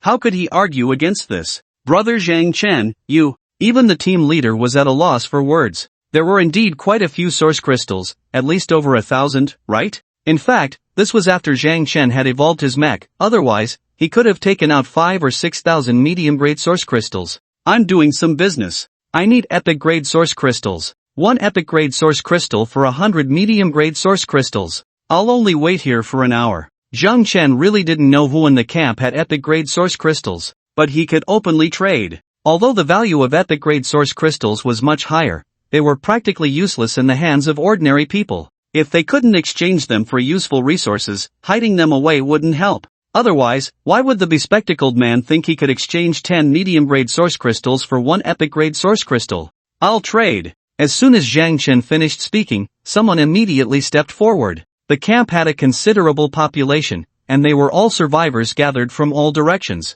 Each survivor was lucky, and it was quite normal for them to find some high-quality initial source crystals. It couldn't be that Zhang Chen alone took all the good things. There were still many lucky ones around. Good. Zhang Chen smiled. He wasn't afraid of people coming to trade. He was afraid no one would dare to come. Sure enough, once there was one, there was a second. In just an hour, Zhang Chen exchanged for 5 epic-grade source crystals. When he saw that no one else was coming to trade, he collected the source crystals on the ground. My name is Zhang Chen. In the future, anyone who has epic-grade source crystals or higher can come to me for exchange. Just find me at the base. The onlookers silently noted down Zhang Chen's name. They didn't know if the price Zhang Chen offered was reasonable, but at least they could really get source crystals. That was enough. Brother Zhang Chen, let's head back, the captain said, waiting for Zhang Chen to finish his business. Okay, please help protect those who exchanged for source crystals. Don't worry, we've already noted down those who just traded. If anything happens to them in the near future, we will investigate thoroughly. The captain was quite reliable. When he spoke, he looked at the people around him, exuding a strong sense of intimidation, which made some who had ill intentions retract their thoughts. Thank you, Zhang Chen said, then walked back to Lin Xianying's side. The drug the bespectacled man used was quite potent. After almost an hour, Lin Xianying still showed no signs of waking up. After checking on her, Zhang Chen could only reluctantly carry Lin Xianying in his arms again. Let's head back. Alright, let's take them back and leave 2 people to handle the bodies over there. Then, Zhang Chen and the others returned to the base, and Zhang Chen felt a bit anxious. They had harvested a total of 6 epic source crystals. What good things would they unlock this time? Upon returning to the base, the team leader personally led Zhang Chen to Lin Xianying's tent. Brother Zhang Chen, is our little Ing okay? Upon hearing this, Zhang Chen immediately replied, don't worry, it's just some sleeping medicine, she'll be fine after a nap. That's good to hear. I'll leave her in your care, I have other matters to attend to. If you need anything, just call out, and I'll leave you 2 guards. Alright, thanks. Zhang Chen didn't stand on ceremony. Having soldiers help him with anything in the base was indeed better than acting alone. After saluting Zhang Chen, the captain turned and left. Zhang Chen scratched the back of his head. Was it really necessary to salute himself? However, he didn't think much of it and carried Lin Xianying into the tent. To Zhang Chen's surprise, Lin Xianying had a single room, but it was just a plain single room, lacking the warmth of a young girl's space, resembling an ordinary military tent. Zhang Chen placed Lin Xianying on the bed and let her sleep. As there was no one else in the tent, it was just the right time to activate the source crystals. Activate source crystals. Ding, obtained epic level disintegration freezing gun. Disintegration freezing gun, epic, combat power plus 200, has a certain disintegration effect, increases freezing damage. Ding, obtained hydrogen power engine, epic. Hydrogen power engine, epic, combat power plus 100, regular power, 2000, overdraft power, 1000. Zhang Chen was in a great mood. He hadn't expected to obtain a higher level engine. Although both were epic level, the hydrogen power engine was much stronger than the dual circuit engine he was currently equipped with. Regular power is the storage limit of engine power, supporting the mecha's movement, weapons, skills, and so on. The strength of this hydrogen power engine lies in its ability to activate overdraft power when the regular power is insufficient to support greater kinetic energy. Of course, using overdraft power would cause some damage to the engine, but at critical moments, it could be extremely useful. Continue activating. Ding, obtained purple star plus 1. Ding, obtained floating cannon evolution stone plus 1. Ding, obtained skill 100 strikes in the void, epic. Ding, obtained super energy solar sword, epic. 100 strikes in the void, epic, a ranged active skill that sweeps attacking enemies in a fan-shaped area. Super energy solar sword, epic, combat power plus 400, possesses higher temperatures than the thermal giant sword, an upgraded version of the thermal giant sword, a two-handed physical giant sword. Initial source crystals are indeed all good stuff. Zhang Chen couldn't help but exclaim. None of the 6 epic level source crystals were useless. The purple star and skill equipment were self-evident, and the floating cannon evolution stone was also a significant boon for Zhang Chen. Mechas could evolve, and so could floating cannons. The first evolution of a floating cannon requires 1 evolution stone, the second requires 2, and so on. Similar to mechas, the power of floating cannons would see a tremendous increase after evolution. Zhang Chen initially wanted to hold back a bit, but now he couldn't contain himself. He stored all the items back into the mecha core, then walked out of the tent without even glancing at the unconscious Lin Qianying, completely unaware that this was a perfect opportunity to take advantage. "Brother, where can I use the mecha around here?" A soldier guarding the tent entrance immediately spoke up. "If you need, I can take you there." "Alright, thanks. Lin Qianying will take a while to wake up, so I'll need you to keep an eye on her," Zhang Chen said to the soldier who hadn't spoken. "It's my duty." Zhang Chen nodded. Then, under the soldier's guidance, Zhang Chen headed southwest of the base, and before reaching the area, he could already see mechas moving in the distance. When they arrived, after a brief negotiation with the soldiers, he brought Zhang Chen into the military mecha camp. Inside the camp, the ground had been reinforced countless times, and various light, medium, and heavy mechas could run across the surface without leaving any noticeable traces. "Not bad," Zhang Chen commented after taking a look. The military mechas had basically undergone their first evolution, with a few even having completed their second evolution. However, there were none that had reached the third evolution. Mechas can be used here, but intentional destruction is not allowed. "Okay, understood. Merge." Zhang Chen took out the mecha core and chose to merge. A 20-meter-tall mecha, with a sturdier build and limbs, appeared within the camp. Just by looking at its exterior, it was clear that Zhang Chen's mecha was more threatening. Equip the Super Energy Solar Sword. The Super Energy Solar Sword appeared in Zhang Chen's hand, increasing his combat power by 100 points. Equip the Hydrogen Power Engine. After equipping the Hydrogen Power Engine, Zhang Chen's mecha's power surged, and his combat power increased accordingly. Finally, Zhang Chen took out the Floating Cannon Evolution Stone. Use the Floating Cannon Evolution Stone. The Evolution Stone in Zhang Chen's hand dissipated into light points. These light points gathered on the floating cannon on Zhang Chen's shoulder. As the light points continuously infused into the floating cannon, its size slowly increased. After about 5 minutes, the floating cannon completed its evolution. Exceptional level Frozen Floating Cannon, Stage 1, Combat Power plus 300, Launch Speed, 0. 8s, Maximum Launch Speed, 0. 1s. Oh right, there's also a purple star. The floating cannon could also be equipped, and the purple star could be used to enhance its quality. Enhance the quality of the floating cannon. The purple star shattered. Purple light enveloped the floating cannon. Using a purple star on an exceptional level equipment could increase its quality to epic with a 100% success rate.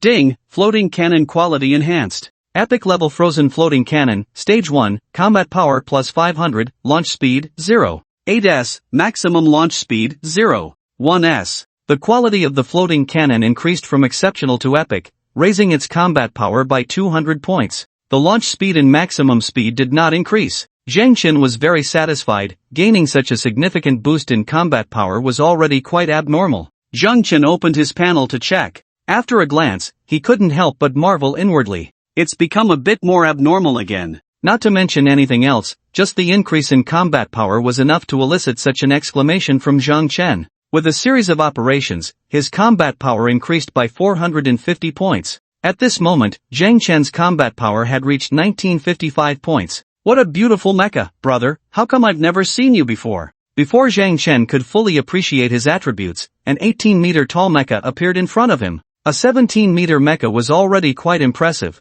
This was a medium mecha that had undergone its second evolution. It was also how Zhang Chen's mecha looked during his second evolution, though there were still significant differences in appearance. I'm Zhang Chen, not a soldier. Oh, you're the Zhang Chen from Chuan City? Upon hearing Zhang Chen's introduction, the mecha standing in front of him was clearly very surprised. Ah, right, I'm Zhou Jun. If you have time, how about we spar a bit? Zhou Jun introduced himself. He had clearly heard of Zhang Chen's great name and was understandably excited to meet him in person. Zhang Chen did not refuse or agree but instead looked a bit puzzled. Is that really okay? Zhou Jun's attitude was quite good, but with his small arms and legs, could they really spar? What's wrong with that? We won't use weapons, so there shouldn't be any problems. Zhou Jun clearly did not want to miss the opportunity to spar with Zhang Chen. Originally, Zhang Chen had little fame, but through Lin Qianying, various information had reached the military, and Zhang Chen's name had become known throughout the base in recent days. Soldiers were eager to meet strong individuals and admired them. Being able to spar with Zhang Chen and see the gap between themselves and a strong person would also provide motivation to strive to become stronger. Therefore, when Zhang Chen met Zhou Jun would definitely not let this opportunity slip away easily. Alright then, With Zhou Jun being so enthusiastic, Zhang Chen naturally couldn't keep refusing. Moreover, Zhang Chen knew the mindset of these soldiers. Although the soldiers in other areas seemed busy with their own tasks, they were basically observing the situation on his side. In the future, Zhang Chen would definitely have opportunities to cooperate with the military, and he didn't want certain people to go against him at that time. It was better to let these soldiers be convinced by him now. Okay, let's do it here. My combat power is definitely not as good as yours, so let's keep it light, how about that? Zhou Jun said excitedly, taking up a fighting stance. You could tell the difference between a professional and an amateur. From the stance Zhou Jun took, it was clear that his combat power was very strong, and he could definitely unleash the mech's power beyond normal limits. In contrast, an ordinary amateur player might only manage to exert 50 out of 100 points of combat power. Just like Zhang Tao. Zhang Chen didn't take any stance, he hadn't learned systematically, but after 10 years of survival in the apocalypse, he had his own rhythm in combat.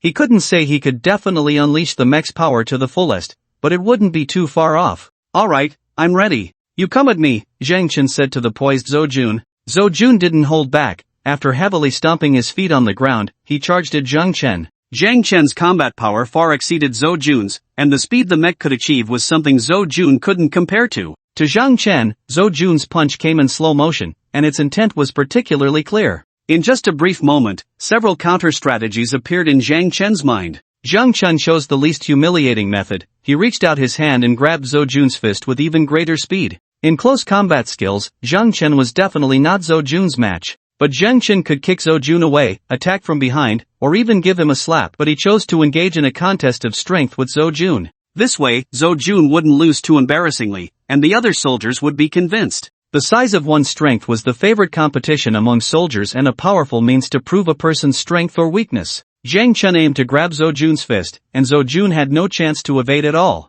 Zhou Jun only felt a flash in his eyes, and then his fist was completely under Zhang Chen's control. Zhou Jun wanted to retract his fist, but it wouldn't budge. He tried to forcefully push Zhang Chen away, but he simply couldn't do it. Zhang Chen's hand was like a vice, firmly gripping his fist. In the next moment, Zhou Jun, feeling determined, lifted his foot to kick Zhang Chen. Zhang Chen's response was quicker. His foot ruthlessly stomped on Zhou Jun's calf. If an expert saw this, they would definitely exclaim in surprise at the intercepting fist technique. But Zhang Chen knew himself. He didn't know a damn thing about intercepting fist techniques. He was just faster and could accurately intercept Zhou Jun's attack. However, that seemed to be the essence of intercepting fist techniques, right? The attack was intercepted, and Zhou Jun still didn't concede. After retracting his leg, he leaned towards Zhang Chen, and when his other hand grabbed Zhang Chen's arm, he attempted a shoulder throw to toss Zhang Chen away. Zhang Chen acted as if he hadn't noticed, allowing Zhou Jun to exert his strength. Here you go. Zhou Jun was very confident in his shoulder throw and couldn't help but shout loudly.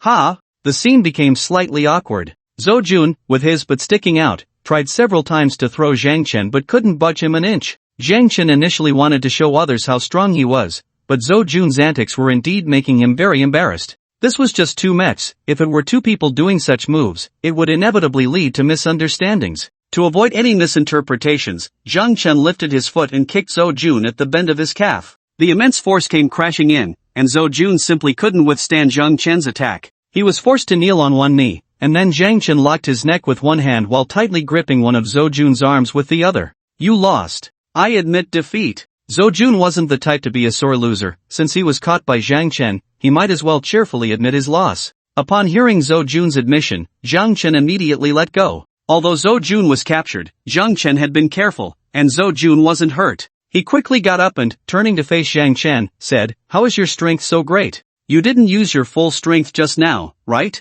That's impressive." It was clear that Zhou Jun was surprisingly excited about his loss. Zhang Chen chuckled. "It's not bad. If your combat power increases, you could have such strength too." "Ha, what's so great about just having strength? Real battles are not just about strength." An incongruous voice suddenly interrupted. Zhang Chen looked towards the crowd of onlookers not far away. This comment came from one of them. "Zhang Chen, this guy is Su Kai," Zhou Jun reminded Zhang Chen. Zhang Chen was puzzled. He thought that by demonstrating his strength, these soldiers would surely admire him, just like Zhou Jun, but he didn't expect someone to mock him. What was going on? This was a bit different from what he had planned. "I don't know him," Zhang Chen whispered to Zhou Jun. "But he knows you. He's been pursuing Lin Xianying for a long time, and their families have a good relationship." He might have been provoked by Lin Xianying these past few days, so his attitude towards you. Got it. Zhang Chen quickly understood the situation. I'm just friends with Lin Xianying. If you have issues, take them elsewhere. Zhang Chen spoke directly to Su Kai, not bothering to hide his words from the others. Who has issues? Su Kai's face immediately flushed with embarrassment at Zhang Chen's words, as if he were deliberately making things difficult for Zhang Chen because of Lin Xianying. If you have no issues, then shut up. Boom! The floating cannon fired. Zhang Chen wasn't in the mood to be nice, regardless of the reason. Since Su Kai dared to provoke him, Zhang Chen had to make him understand one thing: don't mess with Zhang Chen. The freezing projectile exploded on the ground in front of Su Kai. The ground was instantly covered with a layer of frost, and the temperature nearby dropped by 2 or 3 degrees. You're a ranged fighter, right? In terms of skill, you're not my match, understand? Su Kai was left speechless, while the others looked at Zhang Chen with even more admiration. Clearly, Zhang Chen was a close combat fighter, yet he possessed such long-range capabilities. The thing he was carrying on his shoulder was the floating cannon, right? How could it be so powerful? Su Kai, what are you doing? At that moment, a cool voice appeared. Lin Xianying had arrived. Zhang Chen sighed inwardly, realizing the trouble. If Lin Xianying hadn't come, this matter would have ended here. Su Kai definitely wouldn't dare to provoke him. However, Zhang Chen knew how men were. Lin Xianying's appearance would only add fuel to the fire. Even if Su Kai knew he wasn't a match, he couldn't back down at this moment. Sure enough, as soon as Lin Xianying spoke, Su Kai couldn't hold back anymore. In Su Kai's eyes, Lin Xianying was defending Zhang Chen. How could he tolerate his crush defending another man, especially at their young and passionate age? This is a matter between men. We're just sparring. What does it have to do with you? Zhang Chen, don't mind him, let's go. Lin Xianying had come in her mech form. She reached out and tugged at Zhang Chen's hand, signaling him to follow her. Is your body okay? Zhang Chen was still concerned about Lin Xianying's health. I'm fine now. Lin Xianying nodded at Zhang Chen, though she could only look at his stomach. There was quite a height difference between their mech forms. After Lin Xianying's mech undergoes its third evolution, this gap will finally be bridged. According to Zhang Chen's estimation, Lin Xianying's mech should be about 14 or 15 meters tall after the third evolution. Su Kai was about to explode with anger. Was this showing off love right in front of him? Zhang Chen, I want to duel with you. Su Kai was already too preoccupied with proving himself in front of Lin Xianying to care about how powerful Zhang Chen was. Lin Xianying wanted to turn around and scold Su Kai, but Zhang Chen held her back. He really didn't want to play this childish game of competing for a girl. It was too immature. But some people just couldn't help being so childish. Did he really think that if Su Kai beat him up, Lin Xianying would look at him differently? Come on, first of all, he had no relationship with Lin Xianying in that way. If they were really that kind of relationship, do you think beating up Lin Xianying's crush would make her like you? She would probably hate you even more. As someone who had been through it, Zhang Chen saw things quite clearly. Su Kai, calm down. Lin Xianying turned around and glared at Su Kai. Their relationship had been quite good, but after they became adults, Su Kai's pursuit of Lin Xianying had caused a rift between them. Lin Xianying only saw Su Kai as a friend, but Su Kai thought otherwise. Are you still protecting him? Su Kai pointed at Zhang Chen. Lin Xianying was about to go crazy. Protecting him? She was clearly protecting Su Kai. You know Zhang Chen's identity. If you want to go crazy, do it somewhere else. We have things to do, let's go. Wait. Su Kai was somewhat losing his mind. He actually pulled out a long-range weapon. Lin Xianying wished she could slap Su Kai a few times. Was there any need to seek death like this? I'll handle this, don't move. Lin Xianying ignored Su Kai. Her first priority was to calm Zhang Chen down. She knew how terrifying Zhang Chen could be when he got serious. I know you two are friends. Here, take these two things. You can switch to the weapons directly, don't use the skills, and don't let that thing find out. Zhang Chen glanced up at the sky. In the sky, the mechanical bird of the king was still circling. At this moment, Lin Xianying couldn't care less about being angry with that fool Su Kai. These were exchanged for those epic source crystals. Zhang Chen handed the disintegration freezing gun and the 100 strikes skill to Lin Xianying. Lin Xianying didn't hesitate to equip the disintegration freezing gun and learned the skill right away. She didn't think it was wrong to accept what Zhang Chen had given her. After all, it was something he obtained after she had fainted. She had contributed too. However, for Su Kai, it was a different story. The things he had given to Lin Xianying, she had never accepted. Why was it so easy for her to accept Zhang Chen's things? Did they already? Just thinking about this made Su Kai's anger erupt instantly. Zhang Chen, I told you, don't go crazy. If you really want to go crazy, I'll accompany you. Lin Xianying glared at the somewhat deranged Sukai. How long had Sukai been waiting for Lin Xianying to say this? "I'll accompany you," such sweet words. Unfortunately, hearing this at this moment felt a bit uncomfortable, especially with Lin Xianying's ice blue gun barrel pointed at him.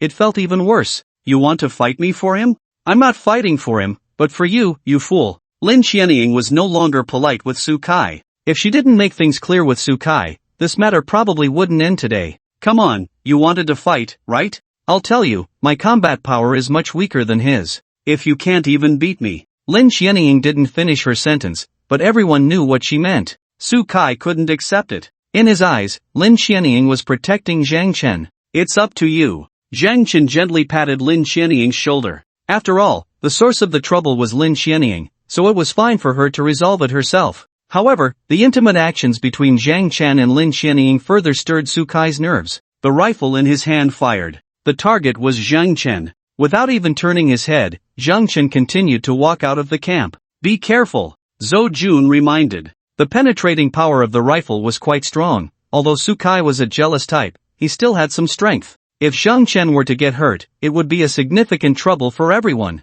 However, just as Zhou Jun spoke, the floating cannon had already fired. Although the penetrating power of the rifle bullet was strong, it was still far inferior to the power of the floating cannon's shell. Ice flowers blossomed in the air, neutralizing the rifle bullet. At that moment, Sukai's anger was also replaced by panic. Not because the floating cannon intercepted his attack, but because of his own impulsive actions. "Sukai, you actually ambushed from behind?" Lin Xianying glared at Sukai. Other soldiers also began to accuse Sukai. I didn't mean to, it was not intentional," Sukai hurriedly defended himself. If he admitted to such behavior, he would probably have no friends left in the future. If Zhang Chen were an enemy, then any means used would be justified. But Zhang Chen was not an enemy. Such underhanded actions were truly despicable. "Sukai, what are you doing?" At this moment, a very stern voice appeared. It was not the voice of a mech, but a human voice. The newcomer had a square face, thick black eyebrows, and a stern expression, currently looking at Sukai with displeasure. "Captain, I was wrong. What time is it? Fighting over personal matters like this, you really disappoint me. Apologize." Sukai lowered his head, and then without hesitation said, "Zhang Chen, I'm sorry, it was my fault. You can hit me to vent your anger." This attitude of apology was quite sincere. "However, I only apologize for shooting at you from behind. I will not give up on Lin Xianying." Sukai's demeanor was somewhat stubborn. Even when reprimanded by the captain, he did not restrain his feelings for Lin Xianying. "Forget it," Zhang Chen said flatly. "Brother Zhang Chen, I am his captain. I truly apologize." "It's okay, everyone makes mistakes." Zhang Chen genuinely did not want to hold it against Sukai, otherwise, it wouldn't have just been a single shot. If there was another shot, Sukai would regret it deeply. "By the way, the commander asked me to call you over." "Okay, thank you, let's go." Zhang Chen called out to Lin Xianying. Lin Xianying followed behind Zhang Chen, not even glancing at Sukai. "Zhang Chen, I'm sorry, if it weren't for me, he wouldn't have acted that way." After leaving the mech camp, Lin Xianying spoke apologetically to Zhang Chen. "It's not your fault, don't worry." Zhang Chen reassured Lin Xianying before disassembling from the mech. He could feel his own strength had increased again. Lin Xianying also disassembled from the mech. Once outside the mech camp, it was not easy to merge with the mech again, as it was a rule within the base. Just as Lin Xianying was about to say something, a soldier quickly ran up to Zhang Chen. "Zhang Chen, someone is looking for you at the base gate, saying they want to exchange source crystals with you." "Oh, let's go take a look." Zhang Chen was a bit surprised. Why didn't this person come to exchange while he was in the camp, but now suddenly showed up? "Okay." Lin Xianying nodded to Zhang Chen. Exchanging source crystals wouldn't take long. After the exchange, it wouldn't be too late to find Commander Zhang. At the base gate, a person looked somewhat anxious, peering into the base. When he saw Zhang Chen appear, he immediately waved his hand at Zhang Chen repeatedly. "Zhang Chen, over here, I want to exchange source crystals with you." The newcomer shouted loudly. Zhang Chen frowned slightly. This person was acting strangely. Earlier in the camp, this person didn't seek Zhang Chen for an exchange, but now he had come, indicating that he was cautious and didn't want others to know about his transaction with Zhang Chen. This was understandable. But now he was so loud and boisterous. Why? Was he not afraid of others finding out? There were many people watching at the base gate. "Something's not right, be careful," Zhang Chen reminded Lin Xianying. Lin Xianying couldn't understand why Zhang Chen thought something was off, but she trusted his judgment and became secretly alert. "What source crystal do you have?" Zhang Chen asked the person waving at him after leaving the base. "Here, take a look." The newcomer cautiously approached Zhang Chen. However, when he got close, he suddenly took out a mech core and merged with the mech. A mech over 6 meters tall appeared. Everyone was startled by this sudden turn of events, and the soldiers guarding the base immediately aimed their guns at the mech. "What do you want?" a guard soldier questioned. "Die, Zhang Chen." The mech lunged at Zhang Chen. Zhang Chen grabbed Lin Qianying by the collar and immediately threw her to a distance. "Everyone, get down," Zhang Chen warned. Then, the mech pounced on Zhang Chen. This was a lightweight long-range combat mech, not very powerful, but it used a special high-temperature gun. The mech stepped on Zhang Chen, then without hesitation, opened fire. Bullets whistled, and the soldiers did not heed Zhang Chen's warning to take cover. They all unleashed their firepower on the mech. Sparks flew, and the lightweight mech's armor was not something ordinary bullets could penetrate. Zhang Chen held the mech's foot with one hand. With sheer strength, he could easily crush the mech, handling it with one hand. However, Zhang Chen did not wait for the flames to descend. When the mech's gun spewed fire, Zhang Chen had already grabbed the mech's foot and began to exert force. The mech, unsteady, swayed, and its aim naturally faltered. Then, Zhang Chen kicked the other leg of the mech with force. The already unstable mech fell to the ground instantly. At that moment, a freezing projectile came flying from not far away, smashing into the fallen mech's face. "Why aren't you merging with the mech?" Lin Qianying's anxious voice came through. "Let's see what I can do now," Zhang Chen replied nonchalantly. At this moment, the onlookers gasped in their hearts. What just happened? Zhang Chen was actually able to withstand the mech with his physical strength. No, it wasn't just withstanding, he had beaten the mech up. This was unimaginable to ordinary people. "Why? How are you so strong?" "It's impossible." The mech, lying on the ground and having lost most of its combat power, roared. Its upper body was almost entirely frozen, unable to move. "Who are you?" "I can assure you, I don't know you," Zhang Chen said, puzzled. Why did this stranger want to kill him? Han Su and Han Xiao were already dead. Zhang Chen couldn't think of anyone else he had a grudge against. If he had to force it, Su Kai could be one. However, although Zhang Chen hadn't known Su Kai for long, he could tell that Su Kai was a person who dared to take responsibility. He probably wouldn't resort to hiring someone to kill. Besides, Su Kai didn't have the time for that. After all, he had just come out of the mech camp with Lin Qianying.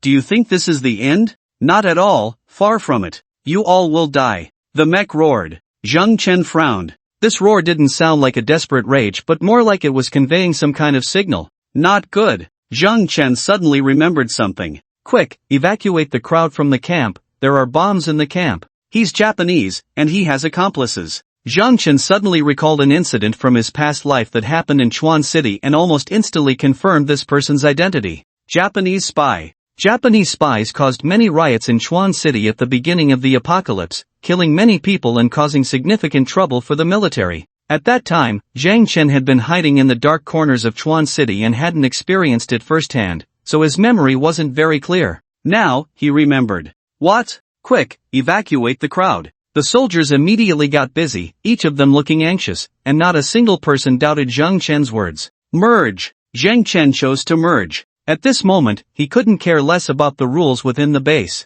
Zhang Chen's body could wrestle with ordinary mechas, but who knew what kind of bombs these crazy little Japanese would come up with? Moreover, these people were clearly coming for him. Their purpose was very clear, to eliminate all valuable individuals. It was obvious that Zhang Chen was considered a valuable person in their eyes. As for why the little Japanese were doing this at this time, Zhang Chen was also clear. The little Japanese territory was surrounded by the sea. It wouldn't take long for marine mechanical creatures to land, and by then, the little Japanese would be completely doomed. They needed a place to survive, and this land they had once invaded naturally became their first choice. The spies they had long since planted in this land became the sharpest knives in their hands, aiming to eliminate any threats to them as much as possible. Originally, the military base was the target of these little Japanese, but Zhang Chen's sudden appearance disrupted their rhythm. In their view, eliminating Zhang Chen was more meaningful than causing trouble for the military. Moreover, killing Zhang Chen would also create significant trouble for the military. Because of all this, the current scene unfolded. Everyone, leave the camp, don't panic, hurry. Zhang Chen shouted loudly. His mecha stood 20 meters tall, and his voice was naturally very loud, carrying far. Reminded by Zhang Chen, the camp instantly became chaotic, with people running everywhere, but their destination was basically the same, they all wanted to enter the military base for refuge. Zhang Chen activated fine detection, he needed to identify every person approaching the base. Sure enough, Zhang Chen quickly made a discovery. "You few, stop and don't move." Zhang Chen suddenly swung his sword. The super energy solar sword plunged into the ground, blocking several people who were running towards the base. The heat waves from the sword forced them back, and they struggled to look up at Zhang Chen. "Why are you stopping us? Arrest them," Zhang Chen ordered. The ground soldiers cooperated immediately, and someone rushed towards the few individuals. "Don't think about detonating the bombs on you. Trust me, the bombs won't explode, but you will die." "You." The few were left speechless by Zhang Chen's words.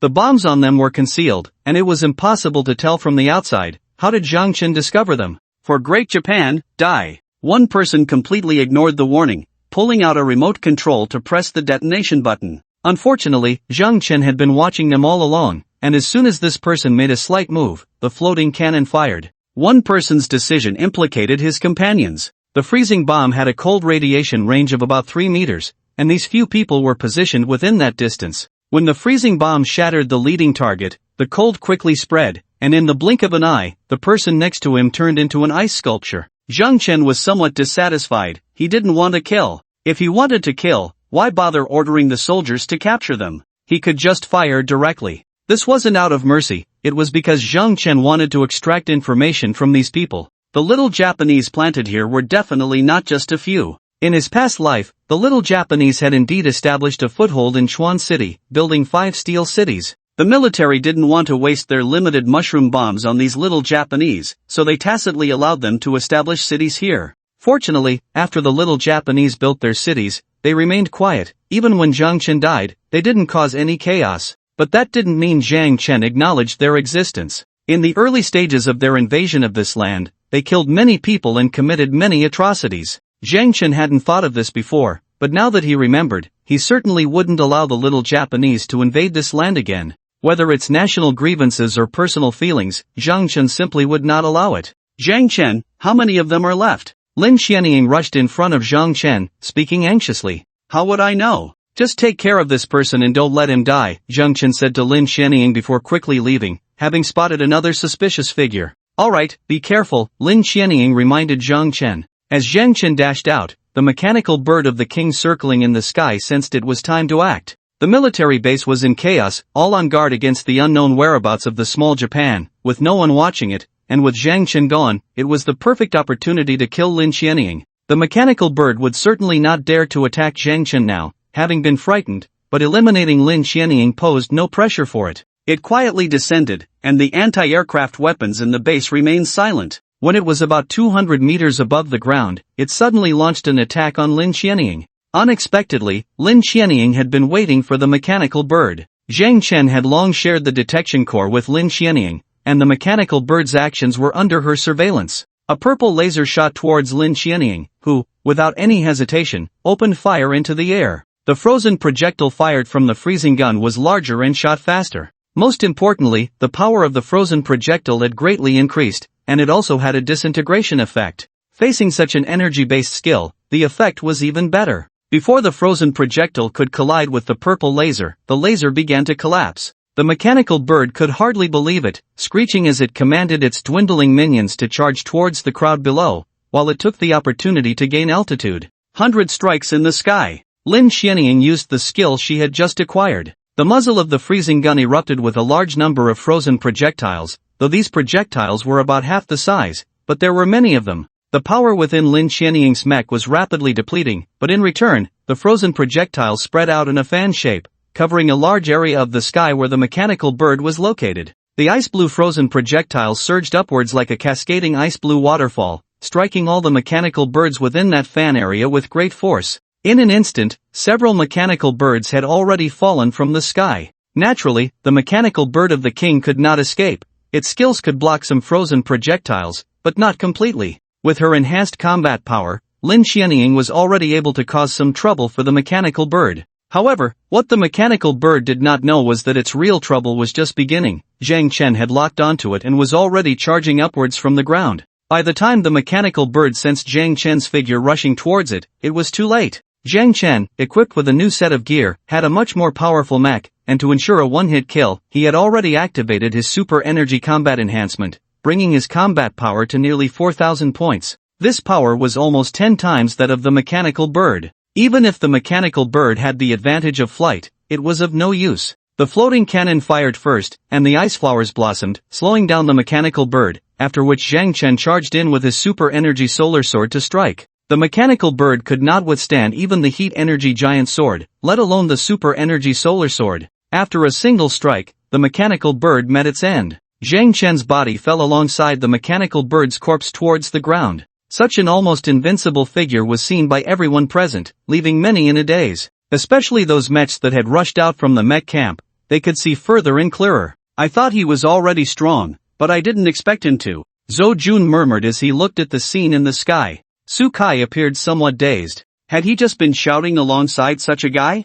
No wonder Lin Xianying would choose this guy. If I were a woman, I would probably make the same choice, right? Zhang Chen violently slashed the king mechanical bird, stunning everyone. When he landed and caused the ground to shake, they finally came to their senses. Epic level source crystal, not bad. Zhang Chen took the source crystal from the corpse of the king mechanical bird. The source crystal that burst out from the mechanical creature was certainly not as good as the initial source crystal, but Zhang Chen was still very happy to obtain an epic level source crystal. Forget about those birds, let's find people first. Zhang Chen reminded, as the chaos was not over yet. The real source of the chaos was those hidden little Japanese. Without the command of the king mechanical bird, those mechanical birds would soon vanish without a trace. Yes. Witnessing Zhang Chen's violent slaying of the king mechanical bird, every soldier was willing to listen to Zhang Chen. Ordinary people dared not refute him either. The crowd dispersed, and those entering the base were strictly checked and had to accept the control of the mecha camp, unable to run around, only allowed to stay in one place, and everyone cooperated extremely well, with no discordant voices. However, even with the military speed of action, if something was going to happen, it would still happen. Boom! A small mushroom cloud rose, and a camp far from the military base was bombed. Zhang Chen did not move, nor did the soldiers, but the mecha camp dispatched 10 mechas to respond. At this moment, everyone was doing what they were supposed to do. Their target is not those camps. Killing some ordinary people won't be their goal. Their target must be the military base. Do you know where the military's ammunition depot is? Zhang Chen contacted Lin Xianying using the mecha communication. I know, it's inside the base. But the ammunition depot is a key protected area. Do they have a chance? Lin Xianying initially wanted to say that the ammunition depot was definitely foolproof. In this apocalypse, how could the military suppress everything? It relied on ammunition. Without sufficient ammunition, who would fear you? Now, it was basically impossible to produce ammunition. Every piece used meant one less, so ammunition had to be heavily protected. Don't underestimate them. Where is it? I'm going over. Zhang Chen did not dare to underestimate the little Japanese. In his previous life, they had managed to establish 5 steel cities here, which already indicated their strength. They had to come from the Japanese islands, and the number of sea beasts they encountered on the way was needless to say. Moreover, they had to withstand the pressure from China to establish the steel cities. What compromises the little Japanese made and what price they paid to establish these 5 cities, Zhang Chen was unclear. But Zhang Chen knew that since they could build these cities, they must have the capability. They should not be underestimated. Okay, I'll mark the location for you. Lin Xianying did not waste words. She trusted Zhang Chen and immediately marked the location of the ammunition depot on the detection map. After getting the location of the ammunition depot, Zhang Chen rushed over immediately. Fortunately, it was not far, and Zhang Chen quickly arrived at the ammunition depot. Zhang Chen, what are you doing here? Is it you? Zhang Chen was surprised because the one guarding the ammunition depot was Su Kai. It's me, I'm responsible for guarding the ammunition depot, Su Kai said to Zhang Chen. Along with Su Kai, there were also 30 mechas stationed here, and the guarding force was indeed very strong. Zhang Chen used the detection core to scan the situation around the ammunition depot. Then Zhang Chen spoke to Su Kai, you all listen to me now. Su Kai wanted to refuse. Why should they listen to Zhang Chen? But before Su Kai could refuse, the captain of the mecha camp appeared. This time controlling a mecha. A second evolution heavy mecha, and just in its second evolution, its size was already comparable to Zhang Chen's current form. From now on, all of you will listen to Zhang Chen. Brother Zhang Chen, this place is handed over to you. Okay, leave it to me. Zhang Chen nodded to the captain. Then, without any further ado, the captain led his men out of the base, where the mech battalion was needed to guard. All of you, look at the map. I will mark the exact location for you. I have only one requirement. Hold the position I marked for you. You don't need to worry about anything else. Even if something unexpected happens elsewhere, you don't need to move.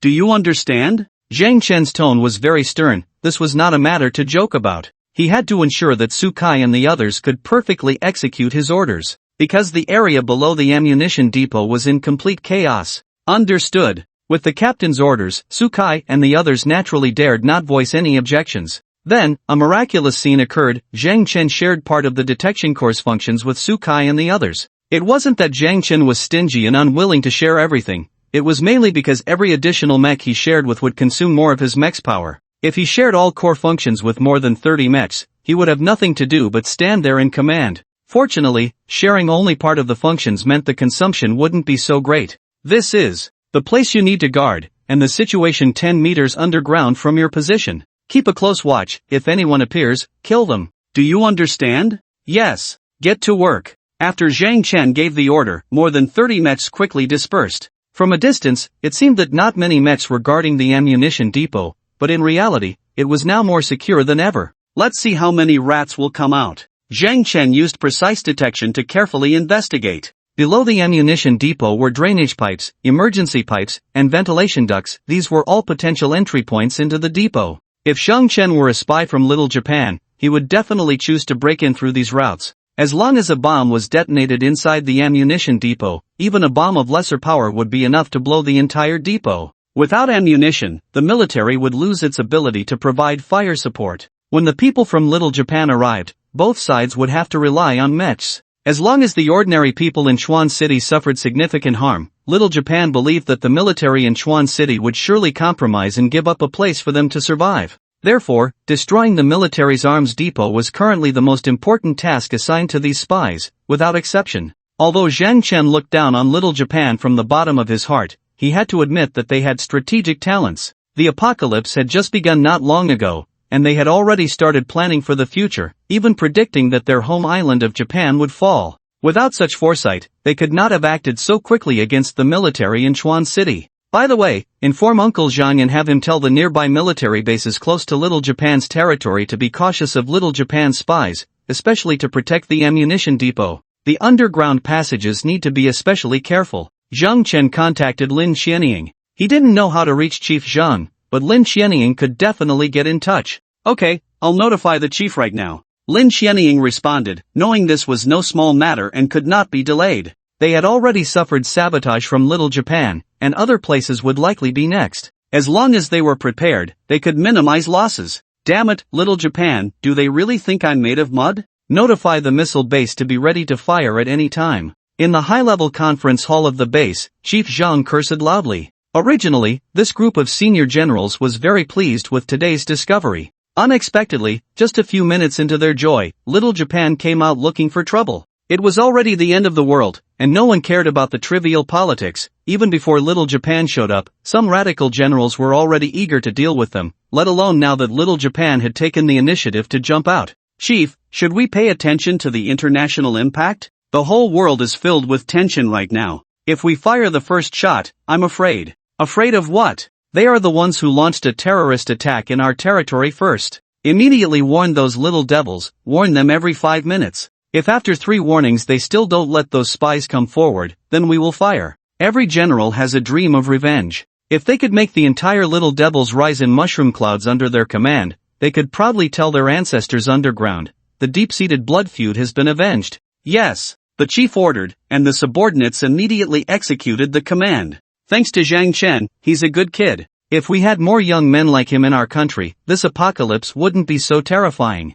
Inform Zhang Chen to do his job without holding back. If anything happens, I'll take responsibility for him. Chief Zhang spoke again to give orders. Yes. Soon, Chief Zhang's orders reached Zhang Chen through Lin Xianying. Are we really going to bomb them? Zhang Chen was very surprised. He didn't expect his Uncle Zhang to be so tough. He had only asked him to be a bit cautious, but he didn't expect him to be this cautious. 3 warnings, and if they still don't listen, then it's straight to bombing. Zhang Chen had no doubt about the military's capabilities. If they said they would bomb, they would definitely do it, and it would be the kind that the little devils couldn't defend against. Zhang Chen had some doubts. If it weren't for the current international environment on the brink of collapse, the little devils would probably have been bombed right at the outbreak of the apocalypse. Of course, if we really bomb, who has the time to joke with them? Lin Xianying was also firmly in support of bombing the little devils. No, every soldier would firmly support this decision. It's just that there hasn't been an opportunity. If there were, they would probably rush to Tokyo to take revenge.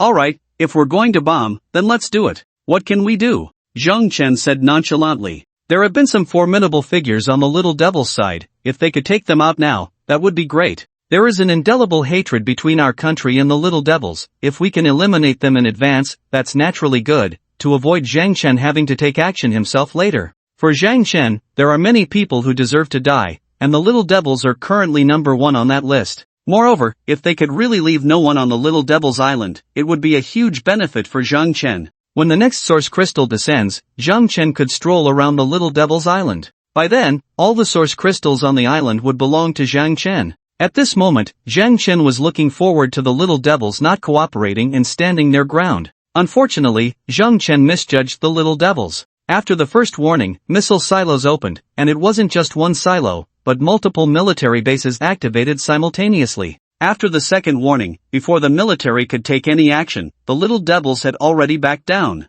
Naturally, the Little Devils had the capability to see the situation on the military side, so they backed down very quickly. Not only did the Little Devils spies in Chuan City actively come forward to surrender, but there were also spies from other bases who jumped out. Zhang Chen watched as more than a dozen people crawled out from the underground passage, feeling quite displeased. Why couldn't these guys have one or two stubborn ones who would rather die than let the munitions depot be bombed? There are still more than 2 months left. 2 months later, I must set foot on the Japanese island. Zhang Chen set a small goal for himself. In Chuan City, when Zhang Chen did certain things, he still had to be restrained by his conscience and morals, but if he set foot on the Japanese island, what would he have to worry about? Nothing at all, not a bit. By then, it would be about looting, killing, and burning everything. The resources of the entire island will sustain me. It will definitely be very comfortable. Hey, what are you thinking about? I've been standing in front of you for a long time, and you haven't even acknowledged me. Lin Xianying stood in front of Zhang Chen, raising her foot and waving her hand repeatedly. Zhang Chen came to his senses and looked down at Lin Xianying. I've thought of something. Let's go to Tokyo in 2 months. Ha! Lin Xianying was taken aback, not expecting Zhang Chen to suddenly say such a thing. Wasn't this a bit too sudden? Moreover, if you feel uncomfortable because of Japanese spies, can't we just send some spies over there? Why go ourselves? Going in person has its advantages, and you'll understand when the time comes. But we need to find a way to bring Xiao Bao along, which is a bit troublesome. Zhang Chen was already pondering how to take Xiao Bao with him. With Xiao Bao around, it would be much easier to find the initial source crystal. Lin Xianying didn't understand Zhang Chen's thought process, but if he really decided to go, she felt she would most likely follow him. For some reason, Lin Xianying found herself somewhat looking forward to Zhang Chen's plan to cause trouble on the Japanese island. As for whether Zhang Chen was going to Japan to save the world, Lin Xianying would never believe it. He didn't need to worry about post-disaster reconstruction, he couldn't help with that anyway. However, when Zhang Chen met with Director Zhang again, he learned from him that due to the recent small-scale uprising by Japanese spies, over 1,000 people had died. It was hard to imagine that so many people died from just a small-scale uprising. If Zhang Chen hadn't been there, how many more would have died from the Japanese spies' rampant destruction? By the way, enough about that. The little Japanese won't be bouncing around for long. Let's talk about you. I've heard you have something to tell me, so don't be polite with your Uncle Zhang. Director Zhang transformed back into the amiable uncle in front of Zhang Chen. It's nothing now. I originally planned to borrow a fighter jet to take care of that bird, and it's already done. Zhang Chen spoke truthfully. So that's how it is. You really are something, doing it for the country and the people. Director Zhang was very pleased. When asking someone to do something, the thought was naturally to eliminate that bird to protect more people. Zhang Chen felt a bit guilty hearing this. Who's doing it for the country and the people? If I say I'm after the source crystal inside that bird, I wonder what Uncle Zhang would think. However, Zhang Chen certainly wouldn't clarify this misunderstanding. Uncle Zhang, although that bird is dead, the establishment of Steel City should be done sooner rather than later, because we don't know how many more of those birds are out there, and there will be more and more king-level mechanical creatures in the future. What I wanted to talk to you about is this. Your ideas are perfectly fine, we've already tested them. Steel City is about to start construction, and we need you to put in more effort and gather more metal wreckage. Director Zhang nodded at Zhang Chen. For matters concerning people's lives, Director Zhang would definitely not be vague. I'll head back to Chuan City today. Alright, Uncle Zhang won't stop you. The source crystals I promised you are ready, so don't forget to take them with you when you leave. Uncle Zhang, just leave those source crystals. I said I wanted to exchange for epic-level source crystals. If someone comes to exchange, I'll need your help with that. Zhang Chen couldn't stay at the base forever, nor could he give up the opportunity to exchange for epic-level source crystals. The epic-level source crystals that ordinary people could obtain were basically all initial source crystals, which were good stuff. It would be impossible to exchange for epic-level source crystals with 100 mid-grade source crystals later on, so if he could get more now, he would. That's a small matter. Then thank you, Uncle Zhang. If we're talking about thanks, it's us old folks who should thank you. Your contribution this time is not small, and the higher-ups are discussing what reward to give you. I'll let you know when there's news. Okay. Zhang Chen didn't refuse politely. Building a good relationship with the military was one of Zhang Chen's strategic goals. Uncle Zhang, there shouldn't be anything else here. I'm getting ready to head back. Alright, aside from that girl Qianying, I'll send a few more people to help you. Commander Zhang expressed his thoughts. It wasn't about monitoring Zhang Chen, he genuinely wanted to send someone to help him. Although Zhang Chen's personal combat power was evident, having an extra helper often meant an additional chance for survival. Commander Zhang didn't want to see Zhang Chen fall midway. Zhang Chen's existence was like a stabilizing force, giving ordinary people hope and providing the soldiers in the base with a goal to strive for. If one day Zhang Chen were to fall, it would be hard to say how many people's confidence in surviving this apocalypse would be shattered. Uncle Zhang, there's no need. I still have quite a few people in Chuan City. Zhang Chen didn't tell the truth.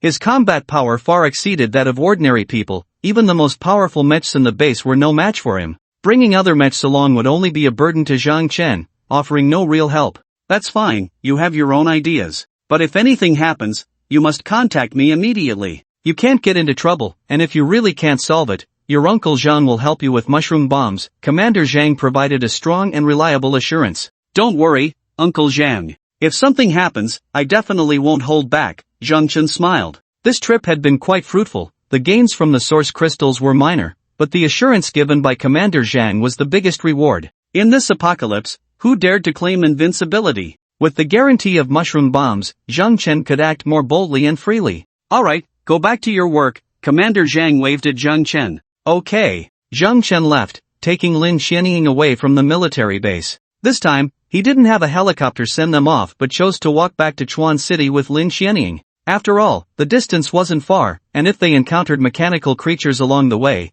they could gain something and help the military clear the roads for transporting metal debris. After all, the military needed to transport metal wreckage back and forth. A night passed without a word, with very little gain. The mechanical creatures in Chuan City had become very quiet at night. Mainly because with Zhang Chen, such a killing machine around, many mechanical creatures had already moved far away from the Chuan City area with their families. How long had it been? How many powerful mechanical creatures had died at Zhang Chen's hands? He had already killed 2 king-level mechanical creatures. And they weren't just any king-level, the Rat King and the Bird King, who were easy to deal with. Living around such a ruthless figure made it hard to sleep soundly. Why wouldn't they run away? While Zhang Chen was thinking about his little days, the little days were naturally thinking about him. That damn Chinese, he must die. In the highest command of the little days, a group of men with small mustaches glared angrily. It's all because of him, he ruined our plans. The price we've paid is too great. We must find a way to kill him. How to kill?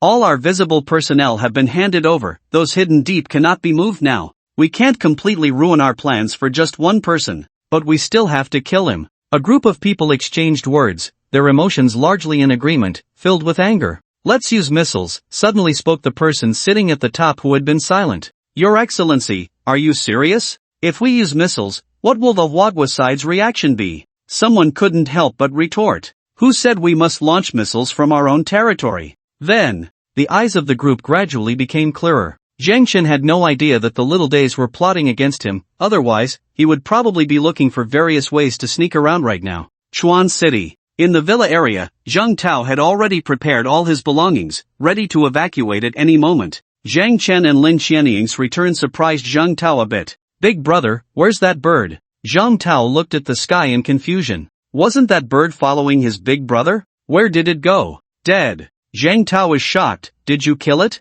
How long had his big brother been gone to have killed that bird? Yeah. Then, big brother, what good stuff did you blow up? Zhang Tao rubbed his hands and approached Zhang Chen. He was well aware of the bird's capabilities. It could definitely produce something good. If his elder brother had any discarded items. Here you go. Zhang Chen took the energy giant sword from the cargo hold and handed it to Zhang Tao. Wow! This is great! Zhang Tao had long coveted Zhang Chen's energy giant sword, and to get it so quickly exceeded his expectations. Where's Xiao Bao? Overeaten, fell asleep, probably evolving. While fiddling with the energy giant sword, Zhang Tao replied without even looking at Zhang Chen, his eyes filled with the sword. Equipped with the energy giant sword, Zhang Tao finally understood why Zhang Chen wasn't afraid of the heat released by it. The heat from the energy giant sword wouldn't harm the mecha body at all. What was the principle behind this? Evolving? This time it was Zhang Chen's turn to be surprised. Without devouring any high-level source crystals or having any special encounters, just by eating metal scraps,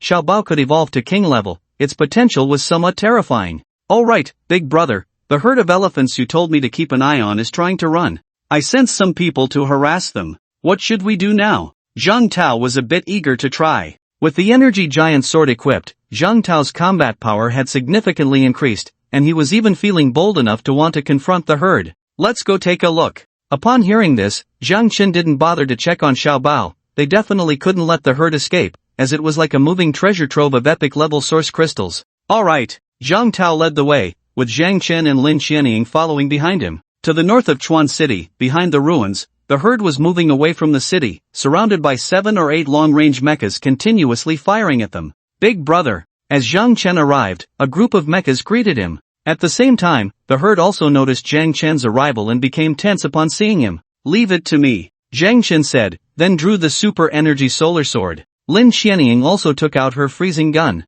Seeing Zhang Chen and Lin Xianying both switching to more powerful weapons, Zhang Tao suddenly felt that the energy giant sword in his hands wasn't as appealing anymore. In the next moment, without any further ado, Zhang Chen charged towards the herd. The herd panicked. Before Zhang Chen could get close, they began to scatter in all directions, with a few elephants even colliding and falling to the ground. What had once been somewhat difficult for Zhang Chen to deal with now appeared as lambs ready for slaughter. Zhang Tao had thought he might have a chance to take action, but now he could only watch the spectacle, while Lin Xianying could still occasionally fire a few shots to hinder the escaping elephants. In less than 10 minutes, Zhang Chen had dealt with the herd, not even using any skills. The super energy solar sword cut through them like chopping vegetables. 8 high-level source crystals, 5 epic-level source crystals. This was somewhat below Zhang Chen's expectations. If these elephants hadn't run and had been raised for a while longer, they probably would have all dropped epic-level source crystals. What a pity. Zhang Chen sighed inwardly. Big brother, quickly see what good things we can get.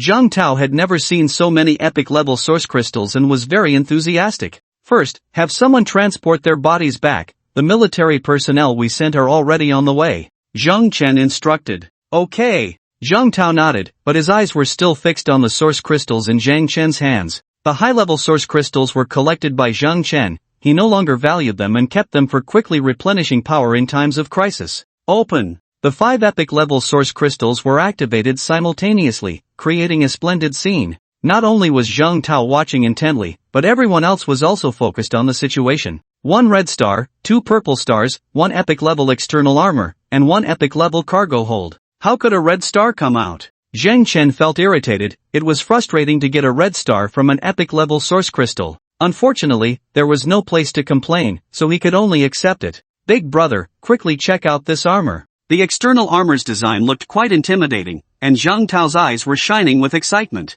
The static pressure nuclear fusion armor, epic, had a combat power of plus 150 and durability of 500. The armor came with a static pressure function that could reduce the power of various energy attacks. Zhang Chen was quite satisfied with this armor. The armor was shaped like a T, protecting both shoulders while effectively safeguarding the mech's abdomen, extending all the way to the crotch. Equip the armor. Zhang Chen replaced his superior grade armor with the static pressure nuclear fusion armor, which adapted to the color of the mech's body. From the outside, it looked much more imposing than the superior grade armor. Zhang Tao was envious. However, before Zhang Tao could express his admiration, Zhang Chen handed the epic cargo hold to him. Zhang Tao couldn't believe it. Big brother, is this for me? Zhang Chen nodded at Zhang Tao. The main reason was that he already had an epic cargo hold, and this one was of no use to him. Zhang Tao, on the other hand, came from a wealthy family with many subordinates, and he would have more and more mechs in the future. Zhang Chen planned to give all the mechs he obtained from the glasses-wearing man to Zhang Tao. He couldn't keep all the junk he acquired for himself. So, giving the cargo hold to Zhang Tao would allow him to act as a mobile warehouse, which was a great deal. Zhang Tao didn't have many thoughts about it. If his big brother gave it to him, he would take it. The size of the cargo hold didn't matter. What mattered was that this cargo hold could provide an additional 50 points of combat power. Zhang Chen had already lost interest in the 50 points of combat power, but it was very appealing to Zhang Tao. While Zhang Tao fiddled with his cargo hold, Zhang Chen took out the red star. Enhanced the super energy solar sword. There's no need to elaborate on how important weapon enhancement is for combat power. Although the super energy solar sword was still a low-end weapon, using the red star to enhance it was not a waste. Ding, enhancement successful. Super energy solar sword, epic, +1 combat power +500 had a higher temperature than the thermal giant sword, making it an upgraded version of the two-handed physical giant sword. Combat power increased by 100 points, not bad. Zhang Chen nodded in satisfaction. Then, he put away the purple star. Red stars could be obtained from high-grade source crystals, so Zhang Chen wouldn't feel bad about using one to enhance the super energy solar sword. However, the purple star had too many uses and couldn't be wasted like that. Let's go, back. Zhang Chen ordered, and the group set off towards Chuan City. Just as Zhang Chen was returning to Chuan City, Xiao Ri had already contacted Third Brother. No one knew what conditions Xiao Ri agreed to with Third Brother, but the outcome was clear. Third Brother agreed to Xiao Ri's request. Third Brother promised to help Xiao Ri eliminate Zhang Chen. Some in Xiao Ri's upper echelons had doubts about this. They weren't questioning Third Brother's sincerity but rather his capability. After all, everyone had seen what kind of missiles Third Brother's family had. To address Xiao Ri's concerns, Third Brother had his own means of reassurance. They brought out the support of the beautiful country to back them up. They might not be able to hit their targets accurately, but with the technical support from the beautiful country, what was there to worry about? Moreover, this news had been recognized by the beautiful country. This truly put Xiao Ri at ease. This matter should be acted upon sooner rather than later. The quicker, the better. This was the unanimous thought among Xiao Ri's upper echelons. Third Brother was also quite straightforward, stating that there would be action within a day or two. Zhang Chen was unaware that missiles were poised to drop on him at any moment. He was busy directing his subordinates and military personnel to transport metal debris. In the northern part of Chuan City, this area had become a site for the enemy's metal debris. Besides the rats and elephants Zhang Chen had killed, there were also mechanical creatures killed by others or metal debris they had collected, all piled up in the northern part of the city. The military's transport capacity was quite limited, but they were very good at mobilizing the power of the masses. In Chuan City, those hiding in the shadows didn't believe in Zhang Chen and his group, but they did believe in the military personnel. So, when the military personnel arrived, many who had been hiding in the shadows voluntarily came out, and those with mechs became an important transport force. Zhang Chen, are you coming back with us? The one responsible for transporting the metal debris was Zhou Tao. I won't go for now, I have some matters to attend to. Let my people return with you first, Zhang Chen replied after thinking for a moment. Xiaobao was still evolving, and Zhang Chen needed to wait until Xiaobao completed its evolution before leaving. Alright, then I'll head back first. Zhou Tao nodded to Zhang Chen. Zhang Chen did not try to keep him, their relationship had not reached that level yet, and the transport team needed protection. The convoy was quite long, and Zhou Tao and the others faced significant defensive pressure. Why don't you go back with them? Zhang Chen suggested to Lin Xianying, who was beside him. Although he couldn't see Lin Xianying's expression, she had been staring at the convoy transporting the metal debris, clearly uneasy. That works. I'll go back with them. Once Xiaobao finishes evolving, you can come over, Lin Xianying said after weighing her options. She understood Zhang Chen's abilities, and now that she was with him, she couldn't really help. On the contrary, the transport team needed experts like Lin Xianying. After all, with such a long convoy, it was inevitable that some mechanical creatures would emerge along the way. Okay. Zhang Chen nodded to Lin Xianying. Zhang Tao, however, steadfastly stayed by Zhang Chen's side, showing no intention of leaving. A night passed in silence, and the metal debris in the north of the city had been mostly transported. After keeping watch all night, Zhang Chen and Zhang Tao returned to the villa area. Xiao Bao was sound asleep in the villa, unaware of when it would complete its evolution. The villa area was now quite desolate. No, it should be said that the entire Chuan city was very quiet, regardless of ability. Almost everyone who could move had left the city with the military. Upon returning to the villa area, Zhang Tao felt restless. After obtaining the thermal giant sword, he had yet to truly engage with any mechanical creatures, and he was feeling a bit itchy for action. Zhang Chen noticed Zhang Tao's eagerness and said, "Take some people out to hunt monsters, I'll watch over Xiao Bao." "Alright, big brother," Zhang Tao exclaimed, nearly jumping up with excitement upon hearing Zhang Chen's words.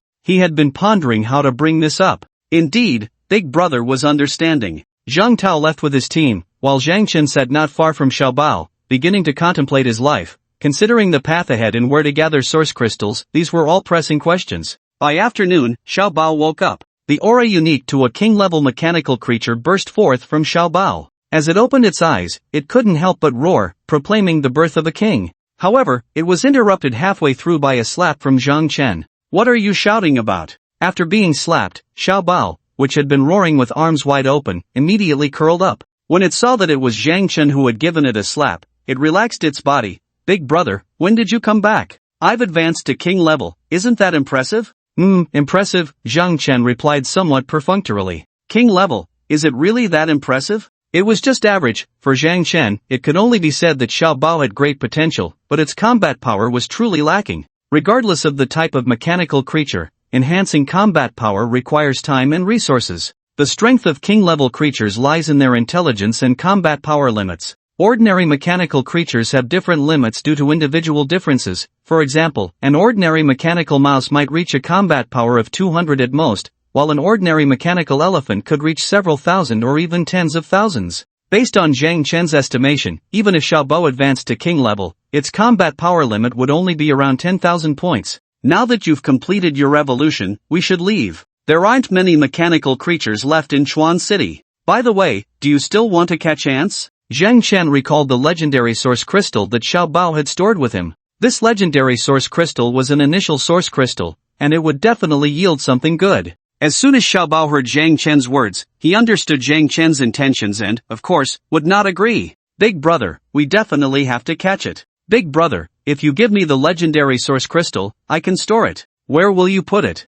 Zhang Chen looked Xiao Bao up and down. Xiao Bao's body had indeed grown larger due to evolving to the king level, but Zhang Chen couldn't see anywhere to store the source crystal. Hearing this, Xiao Bao stretched his tail out in front of Zhang Chen, and then, surprisingly, the meteor hammer at the tip of his tail split open in the middle. Zhang Chen was momentarily stunned. This guy didn't evolve just to create a storage space, did he? The size of the space inside the meteor hammer seemed specifically designed to hold source crystals. Alright then. What else could Zhang Chen say? He was counting on Xiao Bao to work for him in the future, and since Xiao Bao had a place to store the source crystal, he couldn't refuse. Reluctantly, Zhang Chen placed the legendary source crystal inside the meteor hammer. The meteor hammer closed, and Xiao Bao was overjoyed. With the legendary source crystal stored this way, it could continuously provide energy to his body. This meant that his combat power would increase even faster. Just as Xiao Bao was excitedly swinging his tail, suddenly, his body stood upright, and he looked up at the sky. "Big brother, there's something up there."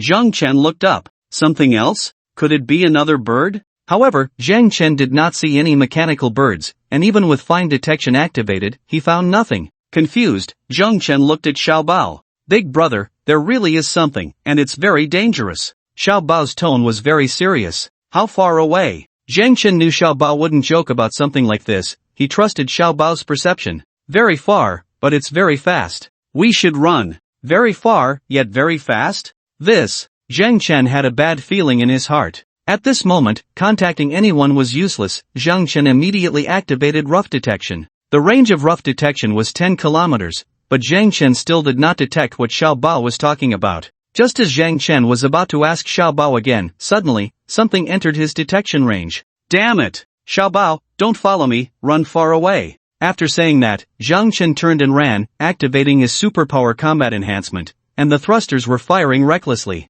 Zhang Chen's body shot forward like an arrow released from a bow, charging fiercely ahead. Xiao Bao had no idea what was happening. He stared blankly as Zhang Chen disappeared from his sight. "It's really a missile, traveling at 2 Mach. I have about 10 seconds left." Zhang Chen quickly calculated in his mind. He had roughly estimated the missile's speed, and the detection core had confirmed that the missile's target was him. That's why he was running. But while running, Zhang Chen casually grabbed a stone over a meter in diameter. The whistling sound of the missile reached Zhang Chen's ears. Looking up at the sky, he could already see the exhaust flames shooting from the missile's tail. So fast. At 2 Mach, how could it not be fast? The missile was rapidly approaching Zhang Chen, continuously adjusting its attack trajectory as he ran. Zhang Chen had long anticipated this situation. The missile was chasing him, and he was calculating its trajectory in his mind. Time felt like it was stretching. Finally, the missile was only a few hundred meters away from Zhang Chen. If he dared to stop, the missile would hit him in less than a second.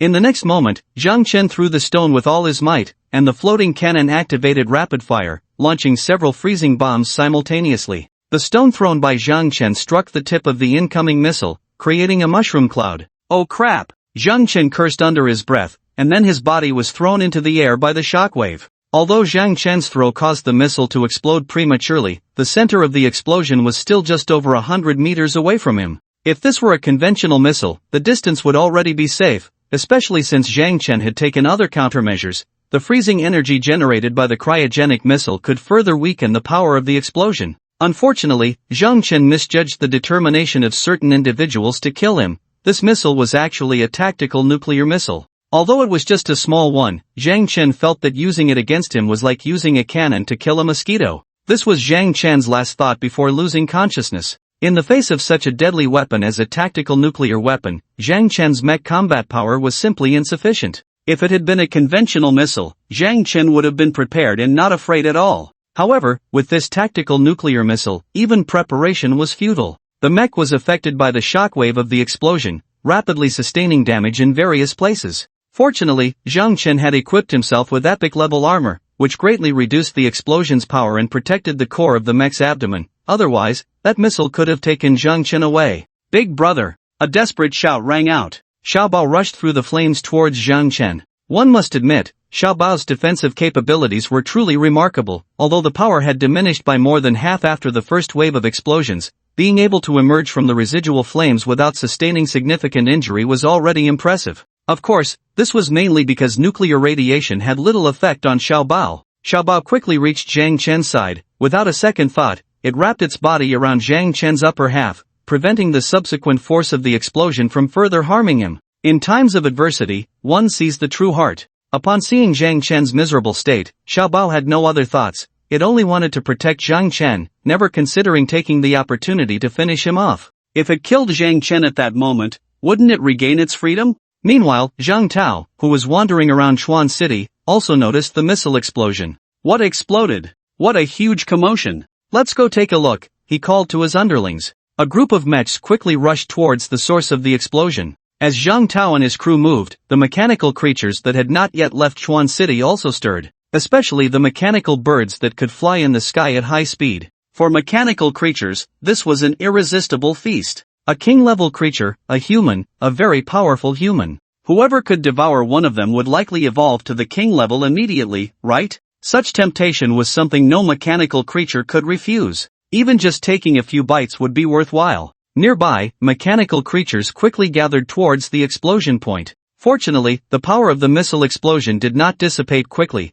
The intense heat forced the mechanical creatures to stay away. Xiao Bao was anxious, although it excelled in defense. There was little it could do to protect Zhang Chen. Big brother, please wake up, Xiao Bao kept calling out, hoping Zhang Chen would regain consciousness. As long as Zhang Chen could wake up and protect himself a little, Xiao Bao would have the ability to drive away all the surrounding mechanical creatures, including those birds in the sky. Unfortunately, Zhang Chen showed no signs of waking. Not only was his mech severely damaged, but his body had also sustained significant injuries, and he would definitely not wake up in a short time. The shockwave would eventually dissipate. When the power of the shockwave had nearly faded, the eager mechanical creatures charged forward. Mice, wolves, cats, dogs, and various other types of mechanical creatures all pounced towards Xiao Bao and Zhang Chen. Most of these mechanical creatures had red eyes, with only a few emitting a blue glow. These few anomalies were still observing from the periphery, not daring to act recklessly. Roar! Xiao Bao bellowed, its tail swinging wildly. Any mechanical creature that was struck by Xiao Bao's tail would meet its end, without exception.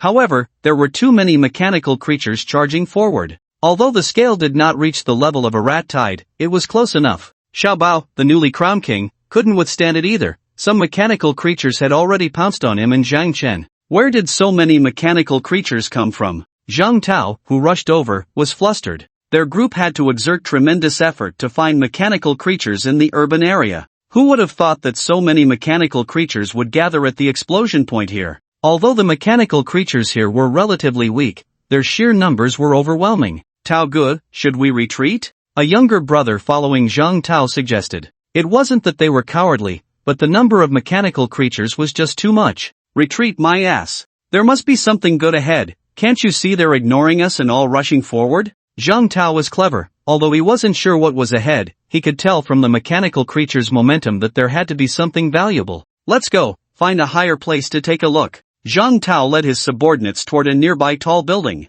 From a distance, they indeed couldn't see Zhang Chen and Xiao Bao, who were surrounded. Zhang Chen lay on the ground, only 3 or 4 meters high. Even with Xiao Bao lying on him, they barely reached around 10 meters. Surrounded by a dense mass of mechanical creatures, they were truly invisible. However, when Zhang Tao and his men reached the top of the building, he saw clearly. Damn it, big brother. When Zhang Tao realized what was happening, he instantly became furious. Without caring about anything else, he quickly jumped down from the building and charged toward the center of the encirclement. Those with combat power over 100, charge with me. Those under 100 stay outside. Zhang Tao ordered as he rushed forward. Mechs with combat power under 100 would be torn apart by the mechanical creatures in no time and were of little use. Those with over 100 could hold on a bit longer. Some questioned Zhang Tao's orders, and some hesitated. For them, charging into a horde of monsters was indeed a test. However, some still resolutely followed behind Zhang Tao. At this moment, Zhang Tao didn't dwell on the details, but he remembered all those who hesitated.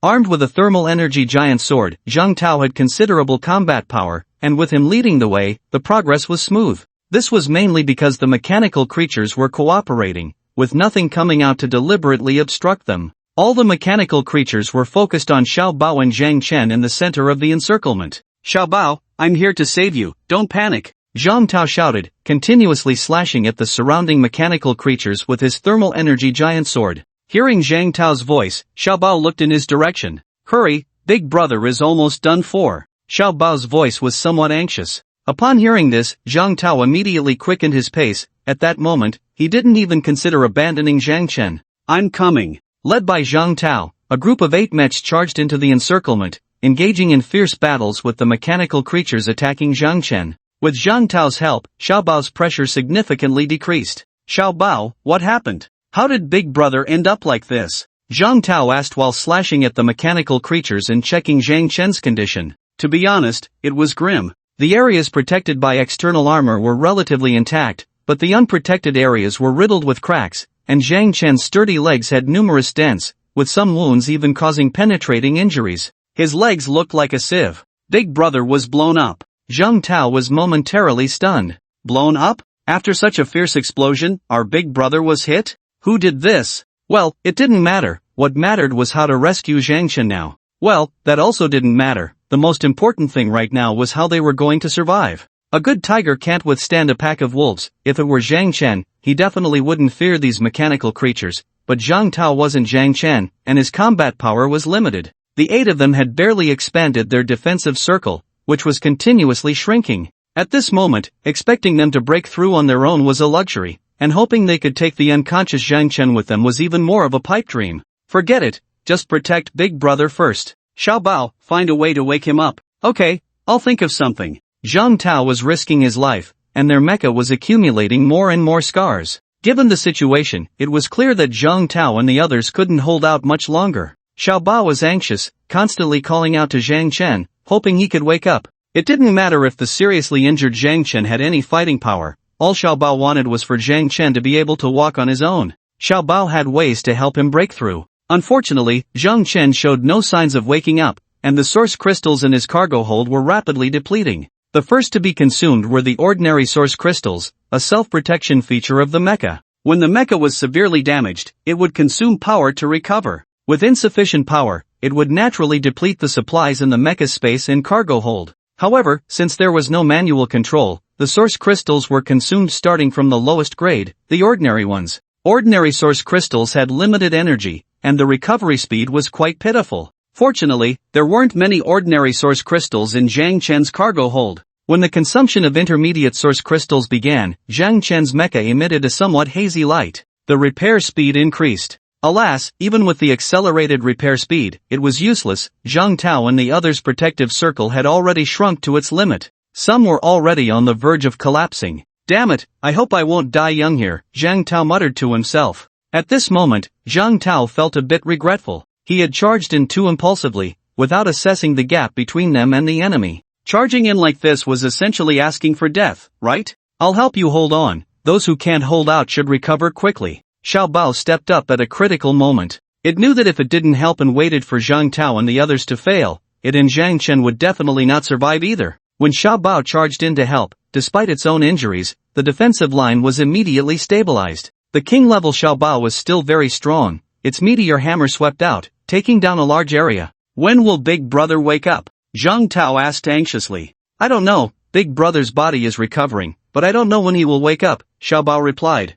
Just try to hold on. What else could Zhang Tao say? Besides holding on and enduring, he couldn't do anything else. At that moment, an unsettling rumble echoed from the sky. It wasn't the sound made by mechanical birds flying overhead. This sound. It's the sound of warplanes. Damn, bombs are coming. As Zhang Tao looked in the direction of the sound, he saw 2 missiles released from the warplane. Get down! Seeing the missiles heading straight for them, Zhang Tao didn't have time for anything else. He quickly dropped to the ground. If the missiles exploded near him, he estimated he would be blown to pieces. Initially, Zhang Tao thought the missiles were aimed at them. Surely some military personnel considered Zhang Chen a threat and wanted to blow him up. They were just collateral damage. However, when he realized that the 2 incoming missiles did not explode near him but instead detonated among the monster horde, Zhang Tao was puzzled. Did they miss? Just then, the warplane flew over their heads, and as it passed, over 20 massive figures fell from the sky. Someone had chosen to merge with the mecha while airborne, resulting in the current scene.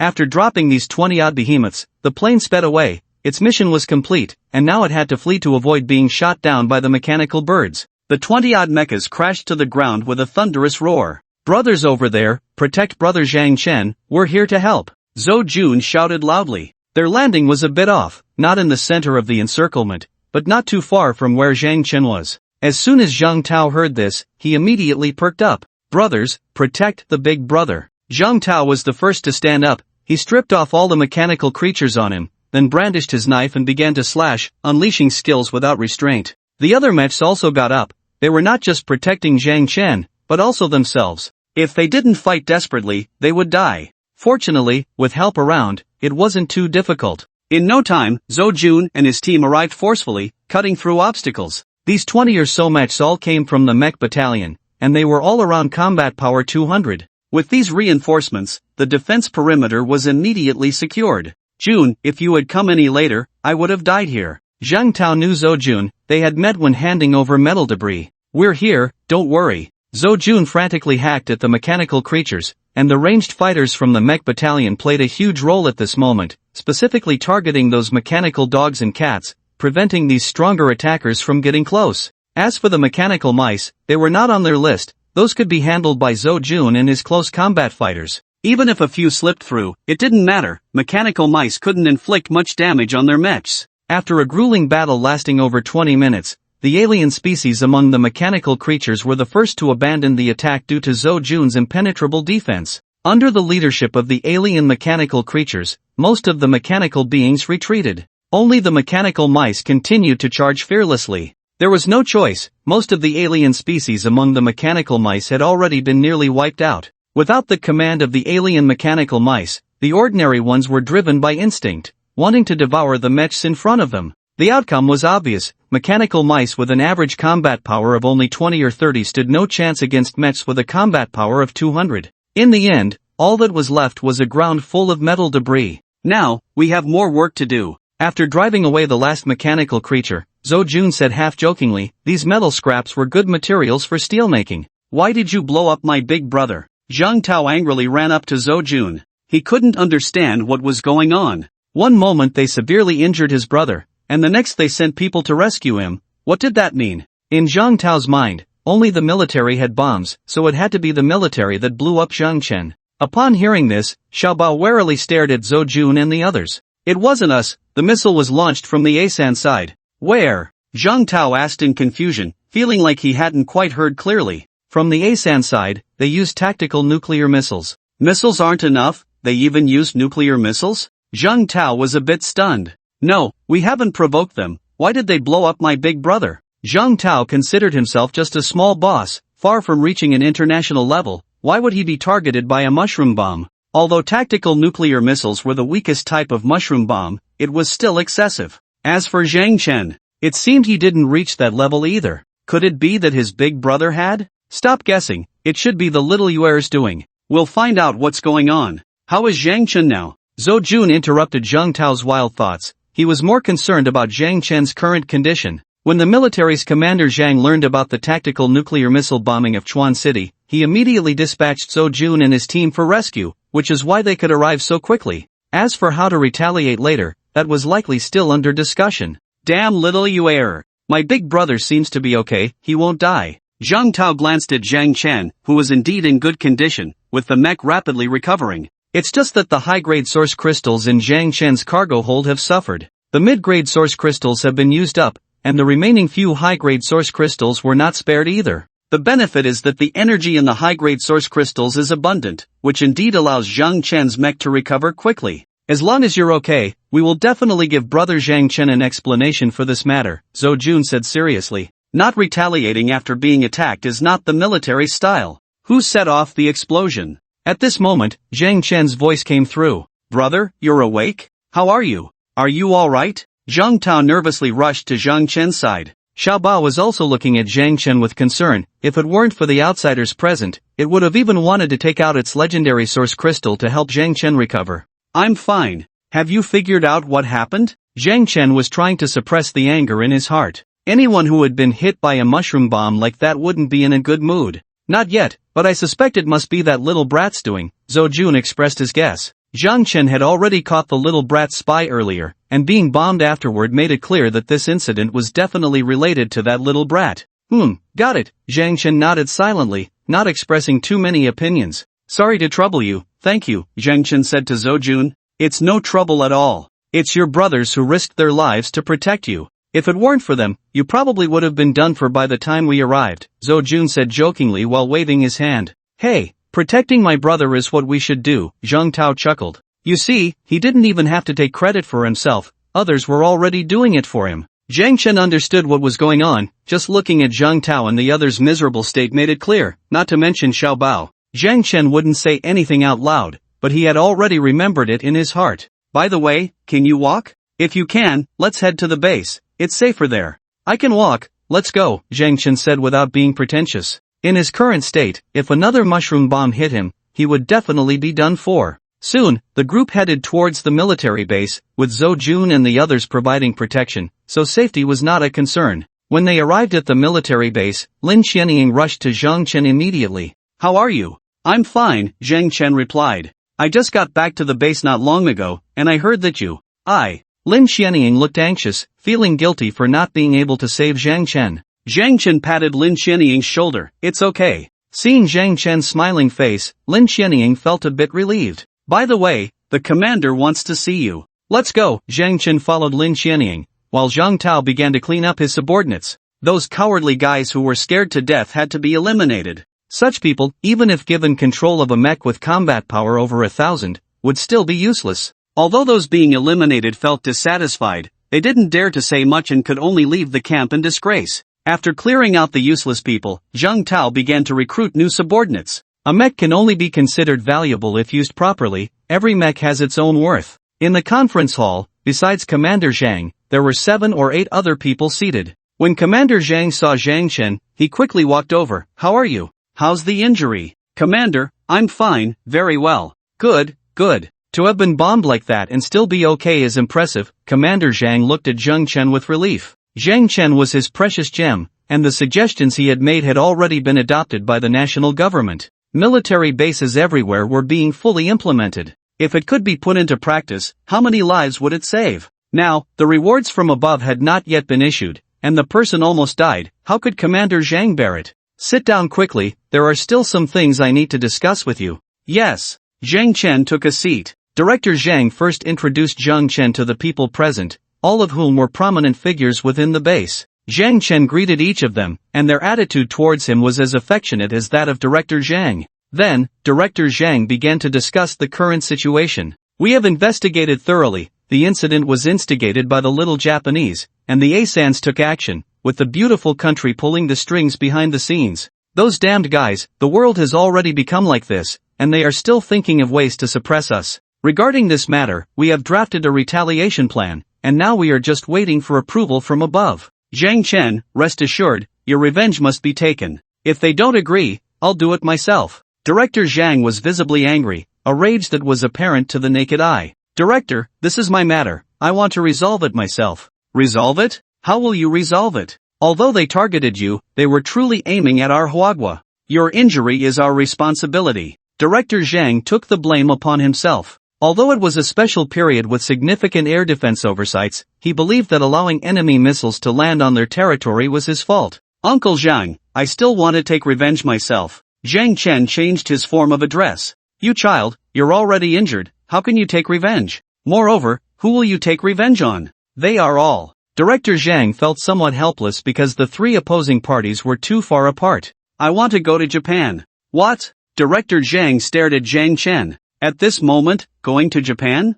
If they can come to our place to cause destruction, then I can naturally go to their side. But that's very unsafe, and how will you get there? There are no ships sailing in the ocean right now. The oceanic mechanical creatures were always under national surveillance. If the chaos on land was rated a 1, then the chaos in the ocean was a 10. They were not even on the same level. I can go by myself. I have another piece of news to tell Uncle Zhang. Do you still remember the day the source crystals fell from the sky? Director Zhang nodded slowly. He certainly remembered. They still had not figured out where these source crystals were coming from. Since that day, every 3 months, a batch of initial source crystals would fall from the sky, and these initial source crystals could yield many high-value items, so they needed to be collected diligently. Is that so? They fall every 3 months? Director Zhang found it hard to believe. The key was that he was unclear how Zhang Chen had obtained this information. Yes, I want to go to Japan, not just for revenge, I also want to seize their initial source crystals. But how will you get to Japan?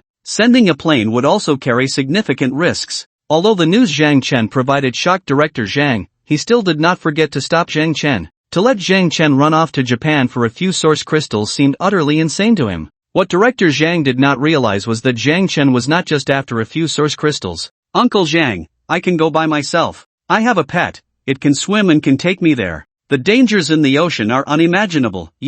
Uncle Zhang, my pet is a king-level creature. If it's just moving on the surface of the sea, there won't be any danger. King level? Director Zhang knew what a king-level creature was. It was precisely because he knew that he could not believe Zhang Chen could tame a king-level mechanical creature as a pet. Yes. Can mechanical creatures really be kept as pets? This was another piece of good news. Zhang Chen slowly shook his head. They can, but there's no contractual guarantee. So that's how it is. Can you ensure it won't have second thoughts? If it develops bad intentions towards you once you enter the sea? Uncle Zhang, don't worry. If it hadn't risked its life to save me this time, I would probably already be dead. Well, since you've made up your mind, I won't try to persuade you. I only have one request for you. Uncle Zhang, what is it? Come back alive. Zhang Chen grinned upon hearing this. Uncle Zhang, don't worry, I will definitely come back alive. Good. Do you want someone to accompany you? No need, I'll go by myself. Zhang Chen knew who Uncle Zhang was referring to. If possible, he would gladly take Lin Xianying and Zhang Tao with him. But the reality didn't allow it. Zhang Tao and Lin Xianying didn't have the capability to cross the ocean. Are you really sure about this? Uncle Zhang still felt a bit reluctant. Is it right to let such a promising talent take risks? I'm sure. Once the mecha is almost ready, I'll set off. But please help me prepare some source crystals. Ordinary ones or intermediate ones will do. Alright, don't worry. I'll have someone prepare them for you right away. Okay, Uncle Zhang, you all take your time to chat. I'll be leaving first. Go ahead. Uncle Zhang waved at Zhang Chen. As Zhang Chen left, he didn't express his opinion on the matter of revenge. Because he knew his opinion didn't really matter. This was a national level issue, not something he needed to worry about. He could only focus on his own tasks. When Zhang Chen found Zhang Tao and Lin Xianying and told them about his plan to go to Japan, both of them refused in unison. No way. Big brother, you can't go alone. Zhang Tao was a bit anxious. How could Zhang Chen go to Japan by himself? You have to take me with you. I'm familiar with that place and often go there to bring glory to the country. Zhang Tao said, winking at Zhang Chen. Lin Xianying shot Zhang Tao a glare. It's too dangerous for you to go alone. Actually, it's not as dangerous as you think, Zhang Chen replied to Lin Xianying. As for Zhang Tao, Zhang Chen didn't even want to acknowledge him. Zhang Chen also wanted to bring glory to the country, but the previous economic conditions didn't allow it. For someone like Zhang Tao, who was well off, Zhang Chen just wanted to kick him. When you were bringing glory to the country, why didn't you think of bringing me along? Now that I want to dominate, you're thinking of mooching off me? Is it that easy? How could it not be dangerous? You're going alone, without any helpers. I have a helper, Xiaobao is going with me. and really, there's not much danger. Think about it, what's the situation over there now? They must be too busy to care about anything else, chaos everywhere, who has the energy to deal with me? Even if their officials discover me, can they blow up their own people too? Big brother, they are very perverse, they can do anything, like that. Shut up, Zhang Chen scolded Zhang Tao. He knew Zhang Tao wouldn't have anything good to say, and how could he describe such perverse things in front of Lin Xianying? If he had to say it, it should be in private. I've made up my mind. Once I collect enough source crystals, I'll leave. You two focus on developing here. When the next initial source crystal arrives, make sure to collect as many as possible, especially pay attention to the legendary 7-colored source crystals. Zhang Chen reminded the two. Got it, big brother, don't worry, our team will keep growing stronger, Zhang Tao promised, patting his chest. Lin Xianying was still very worried about Zhang Chen. Going alone to a foreign land felt extremely dangerous no matter how she looked at it. Unfortunately, Lin Xianying couldn't control Zhang Chen, since he had already made up his mind, she could only let it be. Alright, you go ahead. We'll wait for you to come back. Lin Xianying nodded at Zhang Chen. Zhang Chen breathed a sigh of relief. He didn't know why, but whether he went to Japan or not had nothing to do with Lin Xianying, he didn't need to seek her approval. But hearing her agree, well, Zhang Chen decided not to think further. After reassuring Zhang Tao and Lin Xianying, he still needed to go outside the camp to talk to Xiao Bao. That was easily resolved. Zhang Chen only needed one trick to make Xiao Bao willingly agree to him. Endless food. In Xuan City, most of the metal scraps are handed over to the military for the construction of steel cities. But things are different in Japan. Zhang Chen doesn't care how the people there feel. Every piece of metal scrap is food for Xiao Bao. Once Xiao Bao heard about this good fortune, there was no reason to refuse. As for carrying Zhang Chen across the ocean, what's the big deal? Pangolins can swim, after all. Zhang Chen himself is not afraid of water. Even if he encounters danger, he can handle it easily. Nowadays, as long as Zhang Chen doesn't run into those gigantic creatures in the depths of the ocean, the small marine mechanical creatures that appear on the surface are merely there to deliver source crystals to him. Everything is ready except for the source crystals. This wait lasted 2 days. During these 2 days, Zhang Chen had restored the mech to its optimal state, but the only regret was that the epic armor he had just acquired could no longer be used. Its durability had completely reached zero, and the energy from the source crystals could not repair it. One day, Chief Zhang personally found Zhang Chen. Kid, the source crystals are ready for you. You must be extra careful. In case of any trouble, prioritize your safety, understand? Chief Zhang spoke earnestly, his words filled with concern and reluctance. Uncle Zhang, don't worry, I'll be fine. If anything happens, I can contact you anytime. Just provide me with artillery support when the time comes, Zhang Chen replied with a smile. Right, don't feel burdened. If you encounter something you can't handle, just tell Uncle Zhang. I'll take the blame and help you. Chief Zhang perked up. Bombarding Japan Island, just thinking about it is thrilling. As for whether they can actually hit Japan Island, is that even a concern? Forget missiles, even rockets can reach Japan Island. Thank you, Uncle Zhang. No need to thank your Uncle Zhang. Just see if the source crystals we prepared for you are enough. Chief Zhang led Zhang Chen to a storage room. Inside, there were piles of intermediate source crystals, estimated to be around 3,000. Uncle Zhang, this is too much, Zhang Chen was surprised. Although the military is large, they consume a lot daily, and to be able to spare this many source crystals was beyond Zhang Chen's expectations. Not too much. A poor family has a rich road. This is all the intermediate source crystals we have. Chief Zhang implied that it wasn't enough, and if they could gather more, they would likely give Zhang Chen even more. Zhang Chen felt a bit moved. Although this concern was largely related to interests, caring out of self-interest is still caring. Some people wouldn't care about your life even if you gave them benefits. Thank you, Uncle Zhang. Quickly put it away. When are you planning to set off? Do you want me to send a plane to take you to the seaside? Upon hearing this, Zhang Chen replied while collecting the source crystals, no need, I can walk there myself. I have Xiao Bao with me. Chief Zhang had already met Xiao Bao, and he was very pleased that Zhang Chen could take care of such a pet. That's true, with it around, our plane wouldn't be able to carry it. Take care, Uncle Zhang. I'm setting off now. Yes, make sure to keep in touch with us at all times, understand? Okay, I won't notify Lin Xianying. Uncle Zhang, please tell her for me. Alright. Zhang Chen disliked the emotions that came with farewells, so he decided not to mention it. After all, when merged with the mech, they could communicate in real time without any phone charges, which was very convenient. Then, Zhang Chen left the base and headed straight for the camp outside. Xiao Bao was not far from the camp. When Zhang Chen found Xiao Bao, Lin Xianying caught up with him. Zhang Chen, come back alive. Lin Xianying hadn't merged with the mech, she was a bit out of breath from running, and her eyes were slightly red. Zhang Chen left, taking only Xiao Bao with him. 3 days later, Zhang Chen arrived at the seaside with Xiao Bao. Along the way, Zhang Chen didn't collect many source crystals, not because there were no mechanical creatures in the wild, but because he didn't specifically seek trouble with them. Only those blind fools who block Zhang Chen's path will become souls under his blade.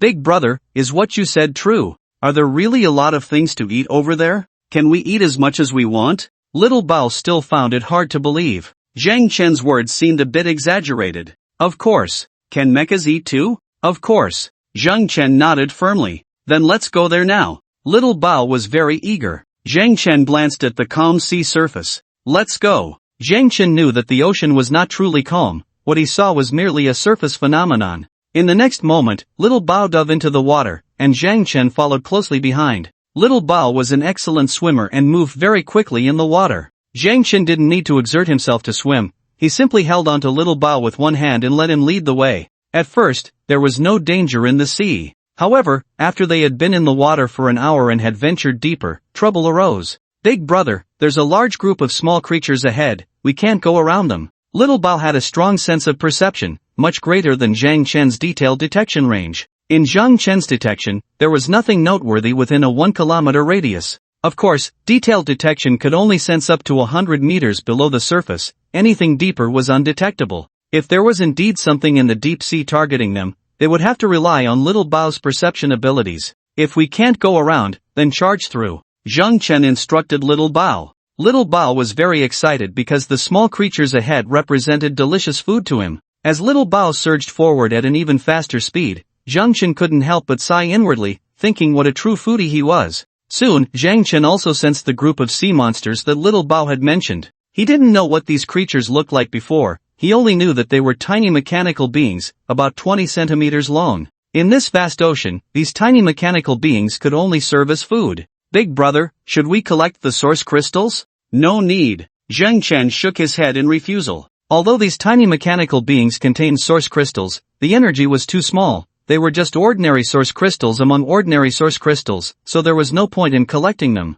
Alright. Little Bao dove headfirst into the group of mechanical beings, opening his mouth and eating without a care, accepting everything that came his way, even without the intention to chew. Zhang Chen followed him in, and the sound of clanging echoed around him as the mechanical beings collided with his body. These guys don't seem to be wandering, they look like they're fleeing for their lives. Zhang Chen closely monitored the movements of these small creatures. They showed no inclination to attack Little Bao or himself, they were all desperately trying to escape. Little Bao, be careful, something must be chasing them. Got it, big brother. Little Bao responded but did not issue any warnings. Zhang Chen activated his rough perception but turned it off shortly after. Rough perception could only see the situation at the surface of the sea and could only detect up to 2 meters deep. 2 meters of depth was practically useless for identifying underwater dangers. After about 5 or 6 minutes, Little Bao suddenly became alert and stopped eating. Big brother, there's a larger creature coming up ahead, and there are quite a few of them. Can we go around?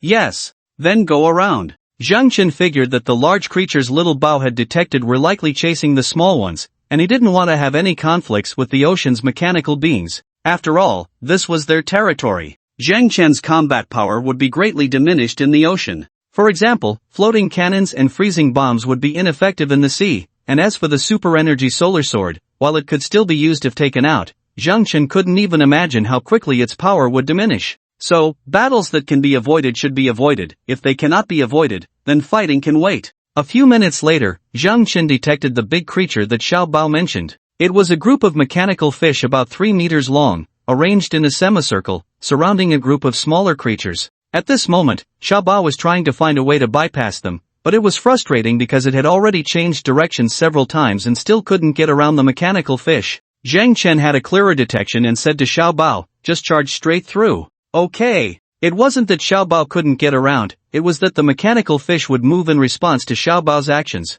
Those 3-meter-long mechanical fish dared not approach Xiao Bao and Zhang Chen. In the ocean, the strength of mechanical creatures is judged by their size, at least for now, unless they have special abilities. Otherwise, smaller mechanical creatures are definitely no match for the larger ones. What size is Xiao Bao? What size is Zhang Chen? In the eyes of the mechanical fish, they were two enormous beings, and naturally, they would want to avoid them. Thus, in Zhang Chen's detection, he and Xiao Bao became the ones driving away the mechanical fish, like a protective umbrella for the smaller creatures. Sure enough, as Xiao Bao charged forward, the mechanical fish blocking the way retreated, and the perfect encirclement was torn open by Xiao Bao. Xiao Bao, when you encounter creatures of this size again, just charge straight through, Zhang Chen reminded Xiao Bao. After this experience, Zhang Chen realized that the strategy he had set with Xiao Bao was a bit too cautious. Although they were not in their own territory, they could not forget their status as powerful beings. With their status, there was no need to give way to these small mechanical creatures. Got it,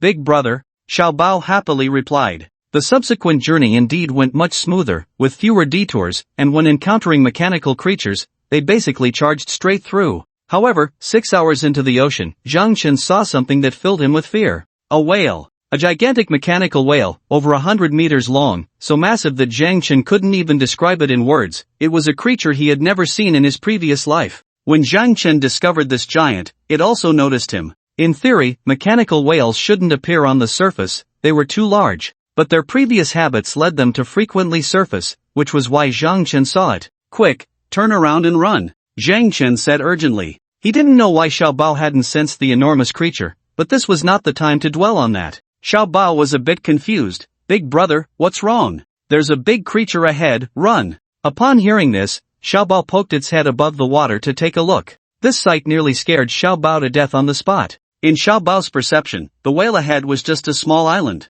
Who would have thought it was such a massive mechanical creature? Xiao Bao urgently turned to escape. Humans? At that moment, a voice came out. Zhang Chen was a bit stunned. When he turned to look, he saw two enormous, deep blue eyes that were several stories high. They were truly captivating. Don't run! The voice called out again. Run! Zhang Chen hurriedly urged Xiao Bao. Don't run? Don't be ridiculous. Xiao Bao had no time to talk, it was already at full throttle. Just then, a water column shot out from the whale's back. This was definitely a high-pressure water jet, and in the blink of an eye, it reached Zhang Chen from a kilometer away. Chaos ensued. Zhang Chen was knocked about by the water column, and Xiao Bao fared no better. They both were sent down over 20 meters underwater. Fortunately, although the impact of the water column was strong, it did not cause any substantial harm to Zhang Chen and Xiao Bao. Don't run, I'm not going to eat you, the whale's voice came again. Zhang Chen was filled with doubt. Not eating? Is that for real? Xiao Bao, be ready to escape at any moment, let's see what it wants to do first.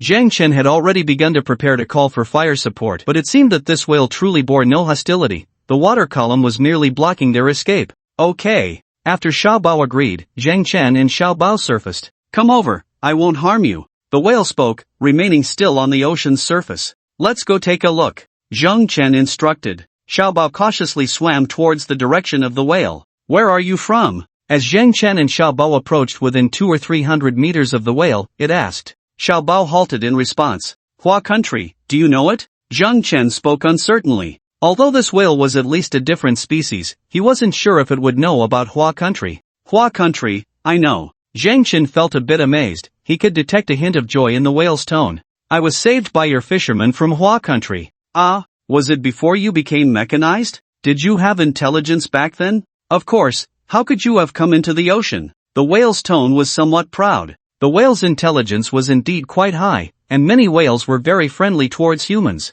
Zhang Chen didn't expect that the whale, having become a mechanical being, would inherit this fine tradition. I want to go to Japan. What do you want to do there? At this moment, the whale's tone showed obvious hostility. Zhang Chen picked up on the whale's tone. Although it had gained intelligence, it wasn't good at hiding its preferences. This was quite good. The enemy of my enemy is my friend. If there could be such a giant helping in the ocean. Kill. Zhang Chen spoke truthfully. Why? The whale asked curiously. Because they want to kill me, so I want to take revenge. I can help you. The whale felt a sense of empathy at that moment. It had just stopped Zhang Chen out of curiosity about why he was in the ocean. It merely wanted to satisfy its curiosity. But now it was different. Do you have a grudge against the Japanese too? Yes, they wanted to hunt me back then, and it was your Hua country people who saved me. I can help you. The whale emphasized again. I also want revenge, but I don't have the ability to go ashore. I can take you there and also provide support in the ocean. If you are in danger and enter the ocean, I can protect your safety. The whale began to stress its importance. Clearly, the harm the Japanese had caused it was still fresh in its memory. Zhang Chen could understand this. The Japanese kill thousands or even tens of thousands of whales each year, not for the meat, but to obtain valuable materials from them. Even when condemned by the whole world, the Japanese have never ceased their cruel actions. It was a shared outrage among humans and gods. So, how about letting me help you? The whale was very proactive. Zhang Chen observed the whale's actions and had even begun to guess how Japan had ultimately fallen in his past life. People act, and heaven watches. It's not that retribution doesn't come, the time just hasn't arrived. The Japanese have long hunted whales, and now that the whales have turned the tables, what would happen if they were surrounded by hundreds of such colossal creatures? Currently, the whales couldn't go ashore, but what about in the future? Even if the whales could never go ashore, wouldn't it be difficult for them to recruit some smaller allies who could? Just like the whale Zhang Chen encountered, its goal was to take Zhang Chen to the island to kill the Japanese.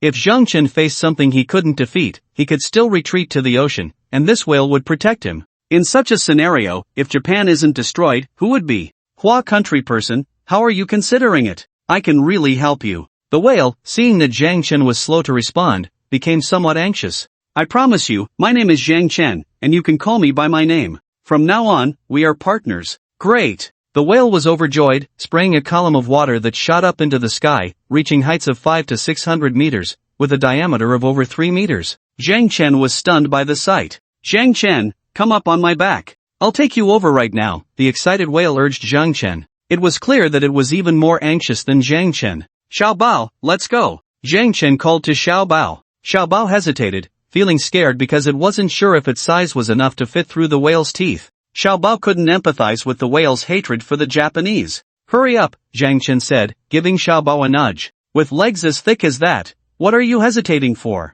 With it around, we can basically walk sideways in this ocean, you know? Ow! Xiao Bao swam towards the whale with Zhang Chen. The whale cooperated fully, allowing Xiao Bao and Zhang Chen to climb onto its body without fear of them causing any damage. Once Zhang Chen was on the whale's back, he realized how small he was, having underestimated the whale's size. The whale's length above the water was indeed about 100 meters, but its body was much longer beneath the surface. After careful measurement, Zhang Chen discovered a truth: the whale's total length was at least 300 to 400 meters. What does 300 to 400 meters mean? It's about the size of an aircraft carrier, and standing on the whale, Zhang Chen felt like a tiny dot. Fortunately, the whale moved smoothly through the water, not jostling at all. The whale was quite talkative, perhaps because it had never chatted with humans before. It didn't stop talking the entire way. Zhang Chen affectionately named the whale Fish Sister. Yes, this giant whale was female. Zhang Chen, once you reach the island, be careful. The Japanese are very bad. You are my friend, so please don't die.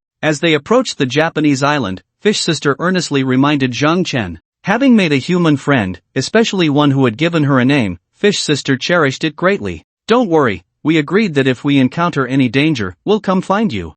Make sure to keep the whistle I gave you safe. It's already stored away. Fish Sister handed Zhang Chen a whistle, which was a special item. It had no real power and didn't make much noise, but the sound it produced had a unique allure for Fish Sister, audible from hundreds of kilometers away. They agreed that as long as Fish Sister heard the whistle, she would come to the Japanese coastal waters to assist Zhang Chen. In a country like Japan, which didn't have mushroom bombs, Fish Sister wouldn't face any real threat, even missiles wouldn't cause her serious harm. Then you all go, but be careful, Fish Sister couldn't help but remind Zhang Chen again. Alright, we're off, Xiao Bao. Zhang Chen called to Xiao Bao, and at that moment, they could already see the Japanese island from Fish Sister's back. Meanwhile, the high-ranking officials on the Japanese island were restless. A massive whale was approaching the coast. What did it want? If this giant charged the island, what damage would it cause? The Japanese were quite foresight. They knew how awkward their position was. Defending against marine mechanical creatures coming ashore was their current top priority, without exception. Fortunately, Fish Sister didn't get too close to the Japanese island, as her size made it easy for her to run aground in shallow waters. Fish Sister's decision not to enter the coastal waters slightly reassured the Japanese officials, but they remained vigilant, their eyes still fixed on Fish Sister. As for Xiao Bao and Zhang Chen, who had run down from Fish Sister, they had been completely overlooked. Zhang Chen and Xiao Bao did not swagger towards Japan Island on the surface of the sea. Instead, Xiao Bao led Zhang Chen to dive about 10 meters underwater, with no intention of surfacing even as they approached Japan Island. Xiao Bao could dig, and directly creating a hole into the island would save them a lot of trouble. According to Zhang Chen's reconnaissance, there was a defense point every kilometer near the coast of Japan Island. The firepower configuration within these defense points was quite complete, and the personnel were sufficient. If they landed on the beach, they would definitely be given special attention. The digging process went smoothly. Xiao Bao was capable enough without Zhang Chen's help. The tunnel was dug a full 2 kilometers, bypassing the defense point before connecting to the surface. Xiao Bao, remember this place and cover it well. We might need it later, Zhang Chen reminded Xiao Bao, while he also marked this point on the core map. Okay, big brother, where to now? Wherever there are more people, that's where we go. Zhang Chen didn't know where he had landed, as he hadn't come here on his own but had been brought by Fish Sister. However, the exact location didn't matter at all. Killing and looting didn't depend on the location, did it? From a distance, Zhang Chen saw a city in ruins. There must be people and mechanical beings among the ruins. Let's start from here, move, Zhang Chen said as he set off with Xiao Bao. Their destination was a place about the size of an ordinary county town in Huagua, with basically no intact buildings inside. However, the town was still quite lively. Even before entering, Zhang Chen could already sense the fluctuations of battle. The fact that he could feel the battle fluctuations without being detected meant that the battle was definitely over a kilometer away from him. Switching to rough reconnaissance, Zhang Chen got a general idea. Several mechas were fighting each other, and the fighting was quite intense. So many days have passed, these mechas should have collected some good stuff by now, Zhang Chen muttered as he walked towards the battlefield. When they were about 500 meters from the battlefield, Zhang Chen instructed Xiao Bao to wait in place. Xiao Bao had no objections. Zhang Chen charged into the battlefield alone. You bastard Inoue, why are you doing this? An angry roar came from the surrounded mecha. Zhang Chen could understand their conversation, as the mechas automatically translated their language into Zhang Chen's mother tongue. Similarly, if Zhang Chen spoke, his language would also be translated by the other mechas. Matsushita, if you want to blame someone, blame your own arrival. If you hand it over to me, I can spare your life. Zhang Chen focused his gaze. It was just an extraordinary grade one-handed sword, of little value. However, for these small mechas, this sword was quite valuable. Stop dreaming, since you want to die, I'll send you to your deaths, Matsushita roared. Wait. One person suddenly spoke and then looked in Zhang Chen's direction. There was no way around it. Although Zhang Chen was crouching,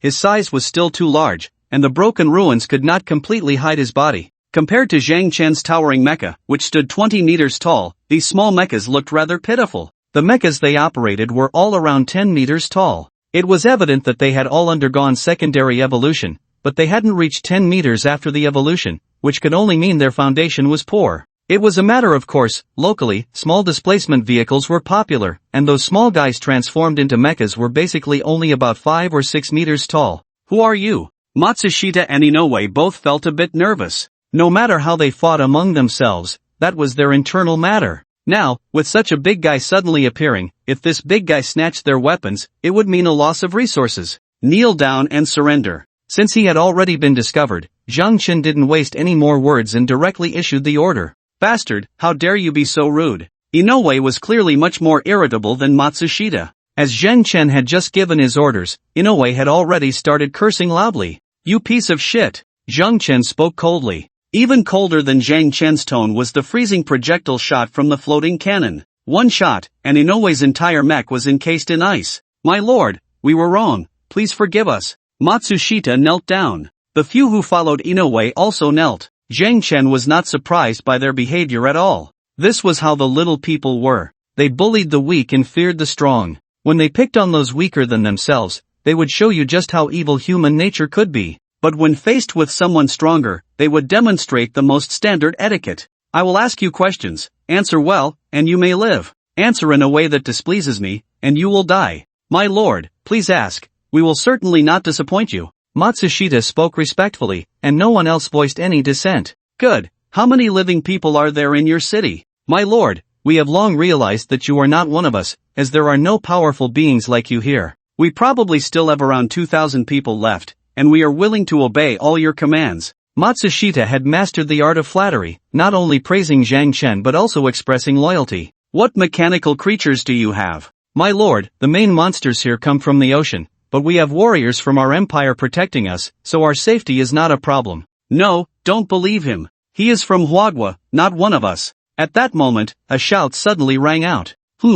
Matsushita was taken aback. The mech could automatically translate languages, so Matsushita did not understand that Zhang Chen was speaking Huagua. However, those not controlling the mech could hear what it was saying. The shout just now came from someone hiding in the ruins. You are from Huagua? Matsushita's tone suddenly changed. Yes, what will you do about it? Zhang Chen's tone was icy. Respected sir, I am willing to become your subordinate. I will help you kill that trash right now. With that, Matsushita stood up and rushed towards the person who had just shouted. Zhang Chen watched coldly, making no move. He firmly believed that Matsushita would not run. Even if he did, Zhang Chen could easily catch up and kill him. Now, Zhang Chen just wanted to see how far Matsushita could go. The battle blade swept through. A head flew up. The face twisted in anger froze in midair. After killing a fellow countryman, Matsushita returned to Zhang Chen as if nothing had happened and knelt down firmly. At that moment, Matsushita had come to hate the person who shouted. Even if you figured it out, couldn't you say it quietly?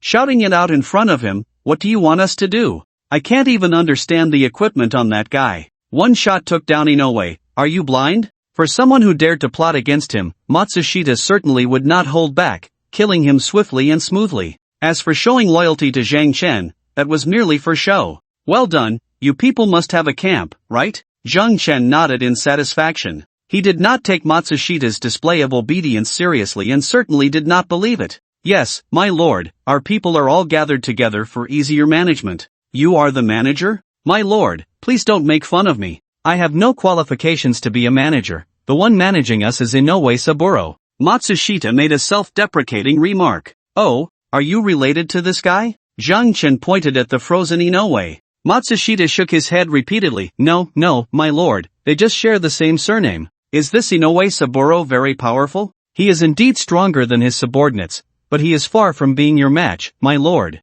You are the strongest here, and all the resources here will belong to you. Matsushita displayed an unusually submissive demeanor. At this moment, even if asked to lick Zhang Chen's heel, he would likely not utter a word of protest. In fact, he might even smile and savor the experience. Take me to your camp, no tricks, or you'll end up like him. Zhang Chen lifted his foot and stomped down on the frozen mech. The sound of shattering clearly reached Matsushita and the others' ears. Under their watchful gaze, the mech completely shattered, and Zhang Chen casually collected the exposed cargo hold inside, not even glancing at the other items. He had no interest in them. They were all high-quality goods, but ruined by the freezing projectile, making repairs a waste of source crystals. However, the items in the mech's cargo hold were intact, and Zhang Chen opened it briefly before taking the excellent-grade cargo hold. Matsushita and the others were left speechless, having never seen someone kill so decisively. Their own mech battles were always back and forth, even the victor bore scars. Now, witnessing this situation, it was life-threatening and terrifying. But if they could follow this person, that wouldn't be bad. At least they could thrive in their small town. They would have women and resources, and he could even trample on that guy Inoue Saburo. Matsushita's heart began to burn with excitement. As for the fact that he was following a Chinese person, did it matter? As long as the Chinese person was strong enough, he could still become Matsushita's boss. My lord, this is a battle knife I recently acquired. I wish to present it to you. Matsushita respectfully offered the knife with both hands to Zhang Chen. Zhang Chen glanced at Matsushita and reluctantly accepted the battle knife. It was excellent grade, decent enough to keep or gift. Seeing Zhang Chen accept the knife, Matsushita was overjoyed. This meant he had accepted him, right? Lead the way. Yes, my lord. Matsushita eagerly got up, and the others obediently followed behind him. Just moments ago, they were accomplices on the mech. Now, in the blink of an eye, they had become Matsushita's subordinates. The change was that swift and unadorned. By the way, are there any Chinese people here? Zhang Chen suddenly asked while walking. Matsushita's heart sank. This was a question he dreaded. But since Zhang Chen had already asked, he didn't dare lie, as anyone could find out the answer easily. If he dared to deceive Zhang Chen, he didn't know what would happen to him. My lord, there are no Chinese people left here. Matsushita spoke cautiously. However, my lord, please don't be angry, they weren't all killed. Many have been relocated, but only Inoue Saburo and the others know where. Matsushita spoke quickly, fearing that if he took too long, Zhang Chen might kill him. Understood, let's go. Zhang Chen's mood remained relatively stable. In this era, living in an enemy country, he had already guessed what kind of treatment Chinese people living here would face. Inside the city, in a makeshift camp of about 3,000 square meters surrounded by rubble, there were over 2,000 survivors. Most were crammed into a small space, often 3 people sharing a tent that occupied only 3 square meters. After all, the per capita living space was limited, and those managing the area had to have better living conditions. Fortunately, the survivors here did not complain, as they had long grown accustomed to such living conditions. After all, they could live comfortably in a 7 square meter single room, so a 1 square meter living space was not unacceptable. When Zhang Chen followed Matsushita into the camp, his presence almost drew everyone's attention, as they had never seen such a massive mech. Damn it, have they finally remembered us? Are they finally here to save us? Are we really moving to a bigger camp? Thank heavens, thank you, sir. Many people cried out, while some frowned. Inoue Saburo was one of those frowning. Enter the camp, disarm. Inoue Saburo warned. No matter who it was, entering the camp required disarming the mechs. Such a small space couldn't accommodate mechs moving around. Unfortunately, Zhang Chen completely ignored Inoue Saburo's warning. Bastard, didn't you hear what I said? As Zhang Chen was about to force his way into the camp, Inoue Saburo immediately objected. Merge! Inoue Saburo merged with his mech and charged at Zhang Chen, injuring countless people in his path, and even kicking some to death. Outside the camp, the mechs responsible for guarding rushed over. The crowd didn't understand why Inoue Saburo was clashing with Zhang Chen. They ran around like headless flies, trying to avoid harm. As the crowd dispersed, those with mechs inside the camp no longer held back and all merged with their mechs. There are quite a few mechs. There must be over 200, right? Zhang Chen roughly calculated. Yes, sir. Matsushita, standing beside Zhang Chen, bowed in response without even looking at the charging Inoue Saburo. Matsushita, what are you doing? Inoue Saburo saw Matsushita and questioned him, hoping for a reasonable explanation. However, Matsushita had no desire to respond. In his eyes, Inoue Saburo was already a dead man. You talk too much. Zhang Chen spoke. Who are you? What do you want? What brings you here? Inoue Saburo wasn't a fool. He acted fierce only to prove he was the boss of this camp. If it came to a confrontation with Zhang Chen, he didn't have the guts for it either, as it was his first time seeing such a massive mech. From now on, this camp is under my control. Do you have any objections? Zhang Chen casually asked. On what grounds? Inoue Saburo was used to being a local tyrant and wouldn't allow anyone to challenge his position. Simply because I'm stronger than you. After saying that, Zhang Chen directly shot Inoue Saburo with a freezing projectile. Inoue Saburo had some ability and tried to dodge. Unfortunately, even with his thrusters smoking, it was useless. The distance between him and Zhang Chen was too close, just a few dozen meters, and the speed of the freezing projectile was too fast. With an angle of attack too tricky, Inoue Saburo never expected that the object floating on Zhang Chen's shoulder could also attack. Thus, Inoue Saburo was doomed. One shot to the heart. The gap in combat power between Inoue Saburo and Zhang Chen was too great. His mech had no defensive capability against the freezing projectile. In the blink of an eye, most of his mech was frozen, covered in ice crystals. This scene instantly froze the other mechs that had gathered around. The boss was taken out in one shot. Now, what to do? You all, come over here. Zhang Chen called out. Baka, didn't you hear the master's command? Hurry up and act. Matsushita scolded. Now it was his turn to play the role of the fake military. Hearing Matsushita's scolding, the other mechs finally complied and rushed to Zhang Chen's front, each one lowering their heads, not daring to look at Zhang Chen's face. Of course, even if they wanted to look, they couldn't see. The height difference was evident, and standing in front of Zhang Chen, they could only see his chin even if they looked up. Hand over all the source crystals. Anyone found hoarding them, along with the 10 people around them, will die together. Zhang Chen stated. Upon hearing this, everyone was dumbfounded, including Matsushita. Inoue Saburo had also exploited these people, but he had never been this ruthless. Sir, this is my source crystal. Matsushita was someone who knew how to navigate situations. Although he was also stunned, he understood what he needed to do. As someone who wanted to be Zhang Chen's #1 lackey, he would fully cooperate with whatever orders Zhang Chen gave. You all, hurry up.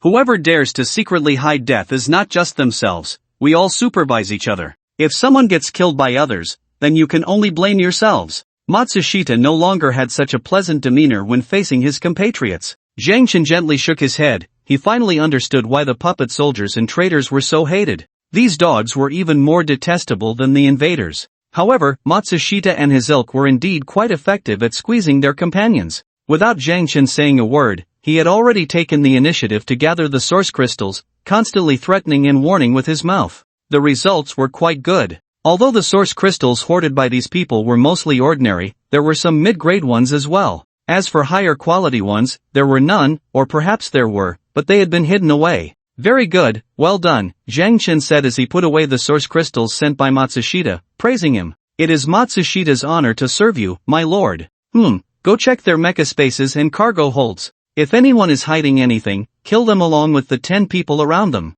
Zhang Chen had no sympathy for these people. They had already been given a chance to live. If they were unwilling to cherish it, there was nothing he could do. Yes, my lord. Matsushita had already tasted the feeling of being above others, and although the trouble was caused by his compatriots, it felt very good. Ignoring how others felt about him, he swaggered to the front of the mecha at the edge. Open the mecha space and cargo hold for me to inspect. Yes. This mecha clearly had nothing to hide, allowing Matsushita to check the mecha space and cargo hold without issue. However, among the more than 200 mechas, some individuals were not so open-hearted. While Matsushita was checking other mechas, one suddenly turned and ran. The 10 people around him, chase him down and kill him to spare your own lives. If you can't catch him, you all die together, Zhang Chen ordered. Without any pause, at least 20 mechas around the fleeing one took off after him. Zhang Chen didn't intervene, merely watching coldly. Among these mechas, some genuinely pursued the runaway, while others became new fugitives themselves.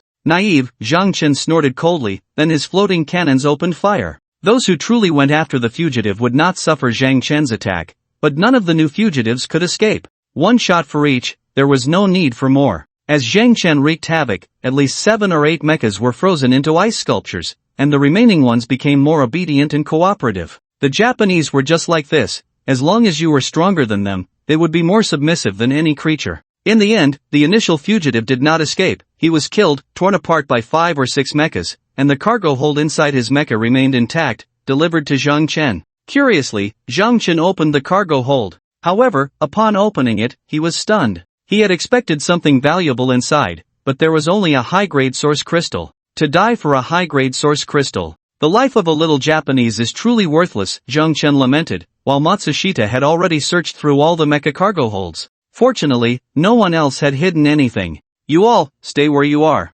Without orders, you cannot move, Zhang Chen issued another command. You, come with me. Zhang Chen called Matsushita over. Yes, my lord. Matsushita hurriedly followed behind Zhang Chen as they gradually moved away from the camp. The mechas in the camp did not dare to move, even as Zhang Chen and Matsushita walked further away. They were afraid because no one knew if there were other subordinates of Zhang Chen hidden here. Outside the camp, Zhang Chen found Xiao Bao, who had been following at a distance of 2 to 3 kilometers. When Matsushita saw Xiao Bao, his legs trembled in fear. My lord, this is. Don't be afraid, he's my pet. Zhang Chen walked over to Xiao Bao and patted his head. Matsushita was at a loss for words. A pet? Seriously? Call them out, there's something I need you to do. Yes, my lord, please give your orders. The remaining mechas in the camp should be divided into 10 teams. I want you to place at least 2 of your people in each team to monitor them. Understood, my lord. I will definitely complete the task. Go, tell them each person must submit 20 ordinary source crystals every day. Those who fail will have their families killed, those without families will have their hands and feet chopped off. If anyone dares to run away, let your people deal with them. Can you handle that? My lord, no problem. However, those who follow me, their workload will be halved. If they can't complete it today, they can make up for it later. Yes. Get to work. This starts tomorrow. I only give you 1 day to recruit subordinates. By the way, have someone bring all the mecha wreckage here. Yes. Matsushita didn't dare to utter a word of dissent, he didn't even want to, because according to Zhang Chen's instructions, he could have 20 subordinates. This was a huge benefit. Excited, Matsushita hurried back to the camp. After Matsushita delivered Zhang Chen's orders, the mecha operators were furious but dared not speak out, cursing Matsushita's ancestors in their hearts, and of course, some were cursing Zhang Chen as well. But would Zhang Chen care? With such orders, Zhang Chen wasn't really after the little source crystals they collected. What he wanted was to surround and attack. The military strategies left by the ancestors must be applied in real life. With so many people in the camp, even if those ordinary people without mechas couldn't contact the outside world, there were definitely mechas that could. If some major powers learned that this Huagua person was ruling this camp, would they let him off? They would definitely send people to eliminate him. In this way, Zhang Chen wouldn't need to exhaust himself searching for Japanese people, he could just stay here, kill one when one came, and when there was no one left to kill, he could just move to another camp. Soon, Matsushita arranged for people to bring the mecha wreckage over. Looking at the delicious food that had been delivered, Xiao Bao was so excited he was stomping his feet. Eat, no one is competing with you, Zhang Chen said. Xiao Bao also spoke up, eating, and he did so in front of those who brought the mecha wreckage. Crunchy, with a meaty flavor. The 4 mechas that delivered the wreckage were already starting to sway, it was too terrifying. After a few minutes, Zhang Chen seemed to just realize and said, you can go back now. Yes, my lord. The 4 mechas wished their parents had given them a few more legs, running away as fast as they could, as if running slowly would mean they would be the next to be eaten. Big brother, the mechas here are quite tasty. If it's good, eat more. In a few days, there might be so much of this that you won't be able to eat it all. Impossible, I can eat as much as there is. Xiao Bao expressed that Zhang Chen underestimated him. Zhang Chen smiled but said nothing. That night, Matsushita left the camp and found Zhang Chen, followed by 2 young girls. These were the 2 girls Matsushita had carefully selected to serve Zhang Chen. My lord, it's time to rest. Do you need these 2 girls? Matsushita was unsure what kind of person Zhang Chen was, and although he had selected 2 girls, it was merely a tentative question. Keep them. Arrange for someone to patrol at night. Anyone who dares to run away, kill. Yes. Matsushita was very satisfied to leave the 2 girls behind and return to the camp. Zhang Chen didn't even enter the camp, which made Matsushita's sense of satisfaction swell. Because Zhang Chen wasn't there, he was the boss of the camp, free to do as he pleased. Dismantle. Zhang Chen commanded as he separated from the mecha. They had already come to the territory of the little Japanese. Why pretend to be a gentleman? When the 2 young girls saw Zhang Chen, they were both surprised, as they hadn't expected him to be such a young man. Come here. Zhang Chen waved to the 2 girls. The 2 girls were not too surprised, as they had long known that Zhang Chen was from Huagua, and they could understand simple Huagua phrases. They cautiously walked up to Zhang Chen. Zhang Chen frowned. Go back, wash up, and then come back. These 2 girls looked decent, but Zhang Chen couldn't tolerate the smell on them. It was understandable, ordinary people's living spaces were limited, and with all sorts of waste around, it was no wonder they smelled. Yes. The 2 girls returned to the camp. When Matsushita heard Zhang Chen's order from the 2 girls, he couldn't help but slap himself. Quickly, wash up, hurry, inside and out, someone, prepare water for them. Water was an important resource, but right now, it wasn't the priority. Getting these 2 women cleaned up was the most important thing. With the help of a group of women, it didn't take long for the 2 girls to be scrubbed clean, and they even changed into new clothes. When they reappeared before Zhang Chen, he nodded in satisfaction. Come here. Yes. Kneel down, use your mouths. Zhang Chen commanded. The 2 girls showed no resistance and eagerly began to serve. Zhang Chen let out a comfortable hum. He had a bit of a cleanliness obsession. If he were to take up arms, he would feel some resistance, wanting to save that first time for the woman he loved. However, he had no qualms about accepting service from others. While being served, he deliberately exposed the mecha core hanging around his neck, acting as if he had no defenses. The 2 girls were no pushovers. Not only was their service attitude good, but their skills were also impressive, with various tricks never ceasing. While they served, they naturally noticed the mecha core that Zhang Chen had intentionally revealed, and they silently took note of it. Smiling on the outside, they thought to themselves, it was impossible for little Japan to genuinely serve Huagua people. Although these 2 women appeared weak, shy, and fearful, given the chance, they would definitely backstab Zhang Chen. Zhang Chen was now presenting that opportunity to them, wanting to see when they would make a move against him. Clearly, Zhang Chen overestimated their courage. 20 minutes later, he handed over his gun. In fact, Zhang Chen wanted to hold out a bit longer. He estimated that with his current physique, he could last half an hour without issue. He wouldn't be satisfied until these 2 women were left with sore backs and aching waists. Unfortunately, Zhang Chen overestimated his own strength and underestimated the 2 women. Despite their age of only 17 or 18, their skills and endurance were undeniable. They were clearly seasoned from experience. You 2, go back and have Matsushita arrange a better place for you to stay. Zhang Chen, pulling up his pants, was still considerate, at least remembering to arrange a better living environment for the 2 women. Thank you, my lord. Thank you, my lord. The 2 girls expressed their gratitude, wanting to use honorifics like Zhang-san, but unfortunately, they didn't know Zhang Chen's name. Zhang Chen waved his hand, signaling that they could leave. The 2 girls bowed and retreated, but as they turned around, a hint of barely perceptible coldness flashed in their eyes.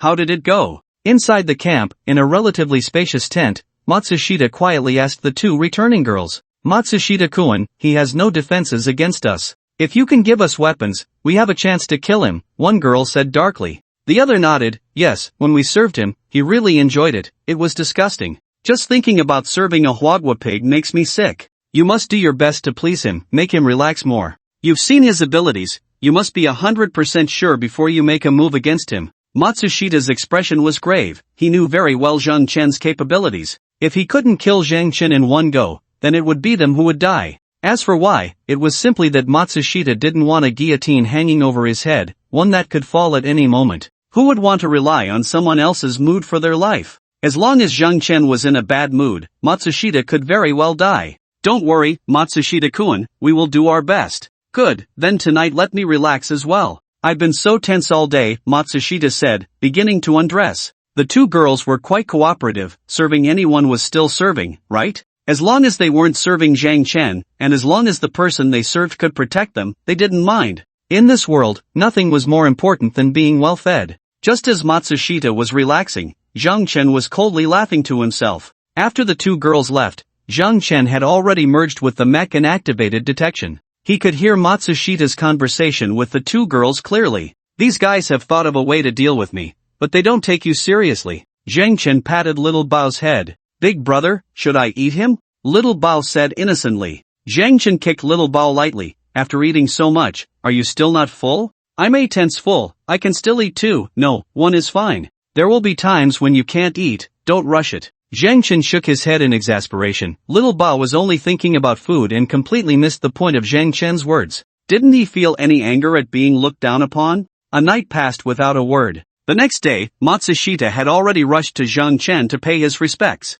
Zhang Chen had to admit that the Japanese were quite skilled in acting. If it weren't for detecting Matsushita's conversation with the two girls, Zhang Chen wouldn't have suspected him at all, for he was acting far too humble. In response to Matsushita's greeting, Zhang Chen didn't show much enthusiasm, nor was he cold, he simply instructed Matsushita to get to work. Matsushita gladly accepted the order but made an effort to glance at the floating cannon on Zhang Chen's shoulder as he left. At present, Zhang Chen hadn't displayed any other abilities, only using the floating cannon. This gave Matsushita a slight illusion that Zhang Chen was relying on the floating cannon to survive. If he could obtain the floating cannon, could he also become as powerful as Zhang Chen? Matsushita left with a heavy heart. Zhang Chen remained still, activating rough detection to observe the movements within 10 kilometers. Although he had already uncovered Matsushita's schemes yesterday, he still had to guard against others. After all, if someone contacted the outside world through a mech, Zhang Chen wouldn't be able to detect it. He needed to prevent anything from sneaking up on him. Fortunately, Zhang Chen's worries were somewhat unnecessary. The day passed peacefully. As night was about to fall, Matsushita joyfully approached Zhang Chen, holding an ordinary cargo hold filled with the source crystals collected that day. My lord, today's source crystals have been gathered. They all worked hard, and everyone contributed enough. Very good, put it down. Yes, my lord. Do we still need those two maids to serve today? Oh, maids? That's good, have them change into their outfits and come find me. Yes. Matsushita praised his own cleverness and then bowed as he left. Not long after, the two girls from yesterday walked over, dressed in rather revealing maid outfits. If their hearts weren't so dark, they would indeed be quite pleasing to the eye. Zhang Chen separated from the mech, and as the two girls approached, he immediately issued an order. Come here. Today, Zhang Chen wasn't in the mood to be gentle. Facing two women who were always ready to take his life, why be polite? The two girls obediently came before Zhang Chen. They lowered their heads, afraid to meet Zhang Chen's gaze, fearing he would discover the murderous intent hidden in their eyes. Zhang Chen sensed their hostility but chose not to expose it. However, today he held out a bit longer, 40 full minutes. After the two women left, exhausted, Zhang Chen sighed and said, they shouldn't last more than a few days. I hope you can surprise me tomorrow. Zhang Chen didn't want to play games with these two women for long. The sooner he took action, the sooner he could apply pressure on the people in the camp, and they would naturally mobilize nearby reinforcements according to his wishes. The next day, the two women tried something new, donning sailor uniforms. However, it was clear they were ready to act. Each had a handgun tucked into their waist. This was the smallest and most lethal weapon Matsushita could find. Against mechs, such a handgun was hardly more than a toy, but at close range, it was definitely powerful enough to kill. The two women felt anxious, after all, they were about to kill someone. But when they saw the slight smile at the corner of Zhang Chen's mouth, their nervous hearts settled instantly. The humiliation Zhang Chen had inflicted on them physically and mentally the day before solidified their resolve to kill him. Fortunately, Zhang Chen seemed oblivious, and everything was proceeding as they had hoped. After a few minutes, the assisting girl felt the moment had come. She quietly reached behind her back, careful not to make a sound that would attract Zhang Chen's attention, and also wary of being noticed by the little treasure nearby. Her movements were subtle and cautious. Finally, she retrieved the gun and gradually brought it in front of her. Zhang Chen showed no unusual behavior, eyes closed, breathing heavily. Excitement flickered in the eyes of the two women, they could already see the hope of victory. At last, the muzzle of the handgun in the girl's hand was aimed at Zhang Chen's head, just inches away. All she had to do was pull the trigger, and Zhang Chen would be dead. Ha, what are you doing? Zhang Chen's cold laughter echoed in the ears of the two women. At that moment, the girl holding the gun couldn't help but pull the trigger. However, Zhang Chen's speed was beyond what these two women could compare to. He quickly reached out, grabbed the barrel, and forced the gun to point at the sky. Don't move! The two women were stunned. Why was this happening? Zhang Chen sneered, then seized the handgun, playing with it lightly before aiming it at the assisting girl. Sir, Bang! Brain matter splattered. A blood hole appeared in the assisting girl's forehead. Ah! The main attacking girl screamed. But before she could act, Zhang Chen grabbed her chin. Don't try anything funny, continue. He couldn't let this woman act out. Although Zhang Chen was physically strong, a bite shouldn't be too harmful. Even if there was a 1 in 10,000 chance of being bitten and getting hurt, he couldn't let that happen. I told you to continue, can't you understand? No, sir, I understand. I will now. It wasn't over yet. If he was going to kill, it should be after some enjoyment. As for the idea of not killing women, that didn't apply to Zhang Chen at all. What time was it to still be playing those gentlemanly games? These two women were trying to kill him in various ways. Why bother with such nonsense? In this apocalypse, there were only two types of people, friends and enemies. Zhang Chen could be sure that in Japan, 99% of the people were his enemies. A single burst could kill 100 people, and not a single one would be an innocent victim. Given the nature of the Japanese people, even if some felt guilty towards China, they likely perished early in the waves of this apocalypse. Because for these people, being pro-China was tantamount to being anti-Japan. Therefore, they were enemies. And enemies had to die first. Inside the camp, Matsushita was so frightened that he couldn't speak. He held the binoculars, trembling as he stared at the situation unfolding with Zhang Chen. What should I do? I actually failed. What now? Matsushita was afraid that the woman still alive would betray him. If Zhang Chen found out he was behind it, would Zhang Chen let him go? No, she can't be allowed to live. With that thought, Matsushita rushed out of the camp, instantly merging with the mech as he left. Even from a distance, Matsushita called out loudly, "My lord, are you alright?" Hearing Matsushita's voice, the main attacking girl let out a whimper, pleading for help. Sigh, this is so unsatisfying. Zhang Chen shook his head in displeasure.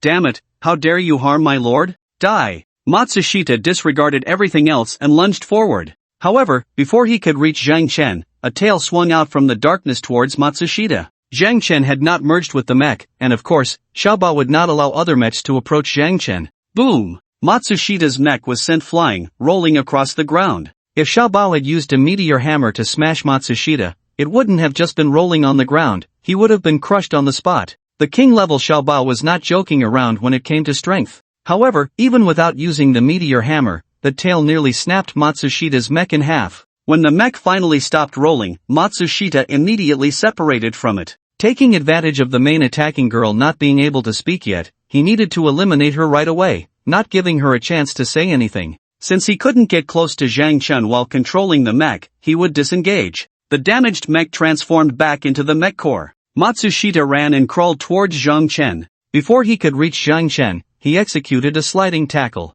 However, this slide was done on his knees. The knee slide was Matsushita's original move, and he slid right up to Zhang Chen. My lord, are you alright? Look at that, a loyal dog asking the right questions. What do you think? Zhang Chen stared coldly at Matsushita. Damn it, how dare you harm my lord? This woman is mine. With that, Matsushita didn't wait for Zhang Chen's response and grabbed the woman's hair. Zhang Chen smirked, leisurely pulling up his pants. If he wasn't satisfied, he could at least enjoy Matsushita's performance. Matsushita clearly understood Zhang Chen's preferences. He dragged the main attacking girl's long hair and, showing no mercy, raised his hand to slap her hard. He held nothing back. After 2 slaps, the girl's face immediately swelled up. Damn it, you still have a gun? At that moment, Matsushita seemed to realize the gun at the girl's waist. The next second, he snatched the handgun and aimed it at the girl's forehead. Confusion, resentment, and fear filled the girl's eyes, her emotions frozen in that moment. The gun fired.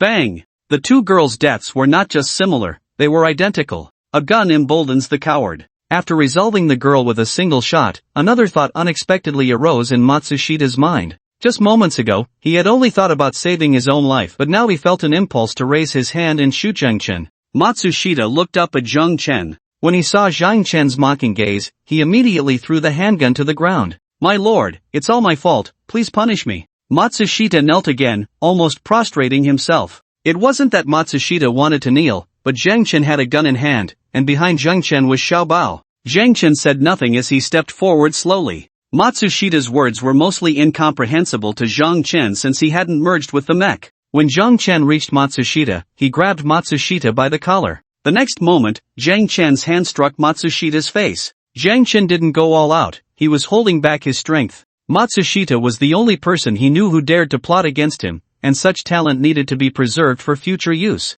If the others in the camp were all spineless, then the subsequent matters couldn't continue. However, punishment had to be severe. A slap was necessary. Smack! Hey! Smack! Ouch! After a dozen slaps, Matsushita's face was completely swollen, looking like a pig's head, and he was feeling dizzy. If Zhang Chen hadn't been holding onto Matsushita's collar, he would have already collapsed on the ground. Seeing that he had slapped enough, Zhang Chen released Matsushita's collar. Matsushita fell limply to the ground. It took him 3 or 4 minutes to slowly get back up, swaying unsteadily. Clean this place up. If anything like this happens again, you're dead. Zhang Chen's cold voice was like a bucket of cold water poured over Matsushita's head. Upon hearing Zhang Chen's words, Matsushita immediately sobered up. Yes. Matsushita knelt on the ground and nodded vigorously. His head shook so much that he almost fell face-first onto the ground. Then, seeing that Zhang Chen had no intention of speaking further, he struggled to get up and began to drag the bodies of the 2 girls with all his might. Zhang Chen showed no intention of helping. He merged with the mech and then lay down on the ground without any grace. As Matsushita struggled to drag the bodies, he kept stealing glances at Zhang Chen. Seeing the floating cannon resting on Zhang Chen's shoulder, Matsushita gritted his teeth. Fine, his teeth were almost all loose, but he could only say that his teeth were quite strong. Damn it, I will definitely kill you, Matsushita thought viciously. But he maintained a flattering smile on his face. Finally, after dragging the bodies far from Zhang Chen, he let go and staggered back to the camp. Matsushita-kun, what happened? As soon as Matsushita entered the camp, people immediately surrounded him. They had heard the gunshots outside the camp very clearly. Those 2 damned women dared to assassinate the master. They have already been executed by the master. You all go collect their bodies. Matsushita-kun, your face. Humph, this is the punishment I deserve. You few, come with me. Matsushita raised his hand and pointed at a few people. These were Matsushita's true confidants. Inside Matsushita's tent in the camp, the few of them gathered together and knelt in a circle. Matsushita-kun, did it not succeed? What should we do next? It was clear that these people knew what Matsushita had done. I will contact Ono-kun immediately. He will send someone to deal with this Chinese pig. But we can't rely entirely on Ono-kun. Here's the plan, you all go find a sturdy iron box about half a meter long. The sturdier, the better. Matsushita-kun, what scheme do you have now? Humph, why is he so powerful? It's just because of that weapon on his shoulder. As long as we control that weapon, what do we have to fear from him? Matsushita did not hide his thoughts and coldly laid out the plan. Without his weapon, how could we fear him? The other's spirits lifted upon hearing this. He will lie on the ground when he rests at night. As long as we find the right opportunity, we can naturally control that weapon. At that time, we can all rush in and kill him. Matsushita couldn't help but grin with excitement, but unfortunately, he couldn't laugh out loud and instead grimaced in pain. Yes, that's a good plan, let's go find it now. Go ahead. Matsushita waved his hand. The few of them got up and left the tent. Chinese pig, I won't let you continue to be arrogant. After saying that, Matsushita also got up to leave. He needed to go outside the camp to merge with the mech. The injuries on his face needed the mech to recover, and to contact the Ono-kun he mentioned, he also needed to operate the mech. On the other side outside the camp, Matsushita merged with the mech. After merging, Matsushita immediately contacted Ono. Hello, Xiaoya-kun, this is Matsushita. What is it? Xiaoya's voice was very impatient. Xiaoya-kun, we have a powerful Chinese person here. I don't know where he came from, but he has already killed many people in our camp, and our camp commander, Inoue Saburo, has also been killed by him. A Chinese person? Are you sure? Upon hearing Matsushita's words, Xiaoya immediately became interested. Xiaoya was an extreme anti-Chinese, and since the apocalypse, thousands of Chinese had died at his hands. Hearing that a Chinese person was so rampant on their territory, Xiaoya could not just sit back and do nothing. Xiaoya-kun, I can confirm that he killed 2 of our young girls today. It's truly despicable. I hope Xiaoya-kun can help us eliminate him. Matsushita stated his request. Alright, tomorrow I will personally lead people to your camp. Prepare your camp's most beautiful women. Xiaoya did not hide his inner desires at all. Yes, I will await your arrival, Xiaoye-kun. After saying this, the communication was cut off. Matsushita was very excited. He wanted to try to kill Zhang Chen before Xiaoye arrived the next day. If he couldn't kill him, he could at least run away. He believed he could escape. After running away, when Xiaoye arrived, he could naturally kill Zhang Chen. Matsushita had great confidence in Xiaoye. Originally a gang leader, Xiaoye had plenty of subordinates and many mechs. After the apocalypse, he led his men to control a large camp with a population of over 10,000. With so many people searching for resources to support Xiaoye, one could imagine how strong his power was. The next day, before dawn, Matsushita received good news. His core subordinates found several trash bins, stacking them together to create a sturdy iron box. This was exactly what Matsushita needed. When Matsushita saw the iron box, he was very satisfied. Good, this is just right. Matsushita-kun, when do we act? Matsushita's subordinates were also very excited. Why were they secretly plotting against Zhang Chen? Wasn't it because of his identity as a Chinese? Being ruled by a Chinese made them feel extremely ashamed. Now, thinking about being able to break free from Zhang Chen's control, or even kill him, they couldn't help but feel very excited. Don't rush. I'll take this over first. I will use this to restrain his weapon and press down with my body. Once I control his weapon, you all rush over to kill him, understand? Matsushita-kun, isn't that very dangerous for you? Someone voiced their concern. My danger is nothing. Let's do it this way. Matsushita was not the type to sacrifice himself for others. He believed that if he controlled Zhang Chen's weapon, at most he would just take a few punches and kicks from Zhang Chen, not die instantly. And those facing Zhang Chen would definitely fare worse than him. Matsushita-kun, you. Alright, no need to be moved. This is what I should do. By the way, you all secretly gather personnel and have them stand by at the camp entrance, ready to strike at any time. Matsushita ordered. Yes. Matsushita-kun, we will definitely complete the mission. Good, everyone go prepare. Yes. After that, several people resolutely disbanded and returned to the camp. Matsushita cursed inwardly, a bunch of fools, when you start fighting him, I'll just run away holding his weapon, not caring about your lives. Once his weapon becomes my equipment, killing him will be as easy as pie. A little over 10 minutes later, the sky was already dimly lit, and Matsushita walked towards Zhang Chen, holding the iron box. Zhang Chen seemed to be sleeping soundly, and even when Matsushita got very close, he showed no intention of getting up. Matsushita was very excited. The closer he got to Zhang Chen, the higher the chances of success for his plan. As Matsushita approached within about 100 meters of Zhang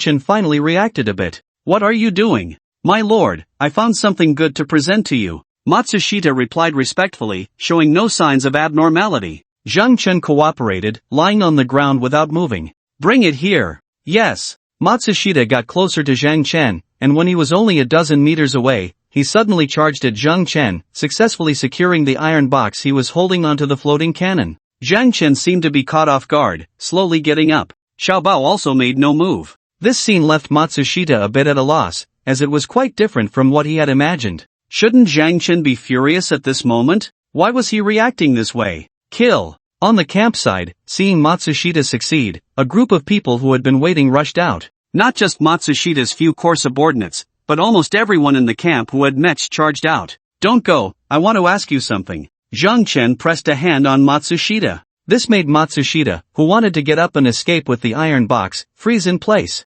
No matter how hard Matsushita tried, his body couldn't move an inch. My lord, what do you want to ask? Matsushita felt that his mouth wasn't working well at this moment. What kind of power was this? Have you contacted anyone to come kill me? Zhang Chen had actually heard the conversation between Matsushita and his subordinates, otherwise, he wouldn't have cooperated with Matsushita's actions. But he still needed to ask directly to feel at ease. No, my lord, absolutely not. Matsushita was panicking, feeling as if Zhang Chen could see right through him. If there really isn't, then you can go die. After saying that, Zhang Chen was about to make a move. Matsushita thought he could withstand Zhang Chen's punch, but now he had not a shred of confidence. My lord, wait, I contacted him, I really did. Very good, Xiaobao, kill them. Zhang Chen ordered Xiaobao. Big brother, can we eat them? Xiaobao, the foodie, only cared about whether he could eat. Yes. Zhang Chen nodded at Xiaobao. Great. After answering, Xiaobao instantly charged out, the ground shaking with his movements. Tell me, who did you find?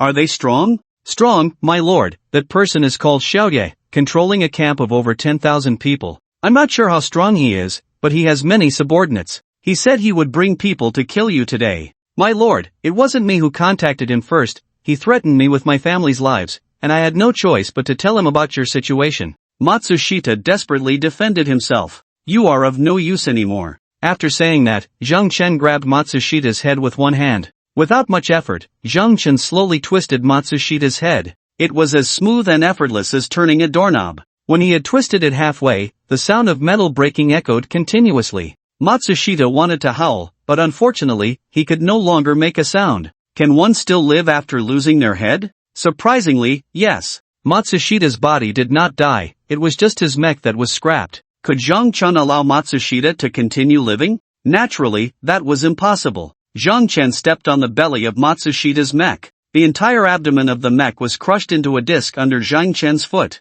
Naturally, Matsushita, who was inside the mech's abdomen, could no longer survive. With you, you still want to control the floating cannon? Dream on. Zhang Chen scoffed. In fact, even if Zhang Chen didn't take action, Matsushita wouldn't be able to take away his floating cannon. Not to mention, the power possessed by the floating cannon itself was not something Matsushita could contend with. It's not an exaggeration to say that if Matsushita held onto the floating cannon, it could fly him around in the sky. Many mechs witnessed the situation on Zhang Chen's side. They had no way to break through Xiao Bao's defenses. When they saw Zhang Chen easily crush Song Xia to death, their morale shattered. Run! A group of mechas scattered in all directions, no one daring to flee back to the camp, for returning to the camp meant certain death. You can't escape. Zhang Chen spoke coldly. These people no longer had any value in living, and Zhang Chen naturally would not show mercy. The floating cannons fired continuously, targeting every mecha within 500 meters of Zhang Chen. No exceptions, one shot, one freeze.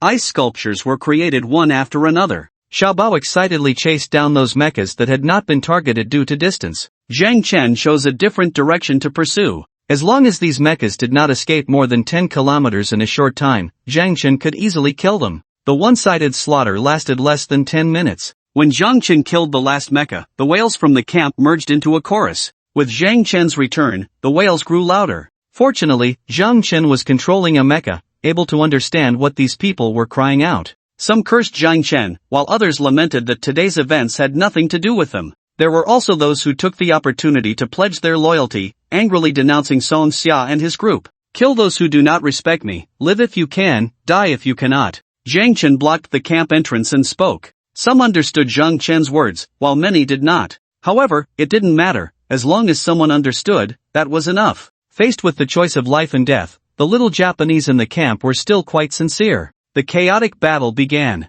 It was essentially the most primitive form of combat, with only a few sporadic gunshots proving that this was a society with firearms. Zhang Chen didn't care about anything else, he stood at the entrance, and anyone daring to charge in was met with a tragic death. Zhang Chen was indifferent to how many people would survive in the camp because he was merely watching a show. There would be no survivors in this camp. Coldly observing was Zhang Chen's current attitude. The camp was in chaos, these people would do anything to survive. In just a few minutes, there were hardly any left who could still breathe. Ultimately, no more than 100 people made it to Zhang Chen's front. These 100 were all relatively strong men, the rest. My lord, we are willing to pledge our loyalty to you. A man who spoke Mandarin stood at the front of the line, expressing his loyalty to Zhang Chen. You are not worthy. After saying this, the floating cannons opened fire. After a few shots, the world fell silent. There was not a single survivor in the entire camp. Zhang Chen looked up at the sky. The day had completely brightened.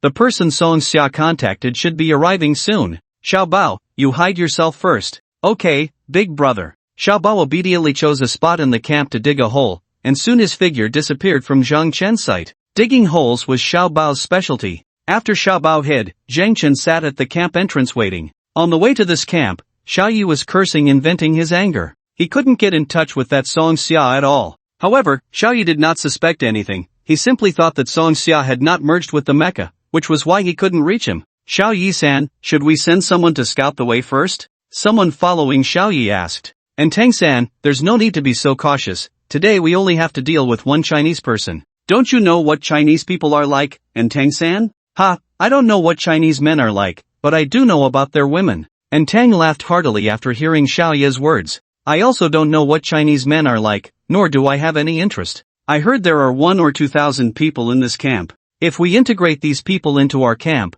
our power will grow even stronger. We should first consider how to transfer these people to our camp. Xiao Yi-san is indeed thinking long-term, so you came here for this purpose. Of course, leveling up requires a lot of source crystals, and having more people to serve us is a good thing, isn't it? What Xiao Yi-san said makes sense, so let's move forward quickly. Alright. Xiao Yi quickened the pace with a group of mechas, totaling about 100 mechas in their party. Although Xiao Yi looked down on Matsushita and didn't believe that the people controlling the mechas in this camp would rebel against him, what if? Therefore, Xiao Yi brought more people. 100 mechas would definitely be enough to intimidate the scene. After all, the people under him were originally members of the organization, and each of them had combat capabilities far superior to ordinary people. Not to mention, in terms of ranged combat, many in the organization had handled guns, and their shooting accuracy was not something ordinary people could compare to. Without such abilities, how could they oppress others? As they moved forward, Xiao Yi and his group encountered no mechanical creatures. When they arrived near the camp, the first thing they saw was Zhang Chen sitting at the camp entrance. What kind of mecha is that? Why is it so huge? And Tang exclaimed. They truly had little experience. In the small island of Japan, there were hardly any minerals, and there were basically no large mining dump trucks in the country. Even if there were some heavy trucks, none could reach the level of third evolution. Therefore, they had never seen a mecha like Zhang Chen's, standing 20 meters tall with thick limbs, looking quite formidable. That should be the mecha controlled by that Huagua person. This mecha is quite impressive. Be careful when we make our move later, don't damage it. Xiao Yi thought highly of Zhang Chen's mecha, feeling excited. He believed that if he could seize Zhang Chen's mecha, his future days would definitely be more prosperous. Even if he ran to the headquarters, he would have enough say. Hey! The people following Xiao Yi were his underlings, and they naturally obeyed his orders. Only 100? Zhang Chen slowly shook his head and stood up. When Zhang Chen stood up, Xiao Yi felt even more excited. He liked such big guys. Huagua person? After quickly approaching, Xiao Yi spoke to Zhang Chen. Are you the reinforcements those guys called? Zhang Chen did not answer Xiao Yi's question but instead asked one in return. What about the people in this camp? Xiao Yi also did not answer Zhang Chen's question. He already sensed something was off. Because outside the camp, it was evident that a considerable battle had taken place, and there were not only traces of the fight but also various fragments left behind from broken mechas. The people Xiao Yi brought were all on high alert. They were not inexperienced rookies. They all realized something was wrong. You're dead, you can surrender because you are already surrounded. When Zhang Chen's words reached Xiao Yi and his group, they immediately scattered, taking up positions for ranged combat while exploring their surroundings for close combat. Being surrounded was not a good thing, and they must not gather together. This was all experience. However, after they scouted the area, they were all dumbfounded. They had explored several thousand meters outward and found no hidden mechas. Huagua person, you lied to me.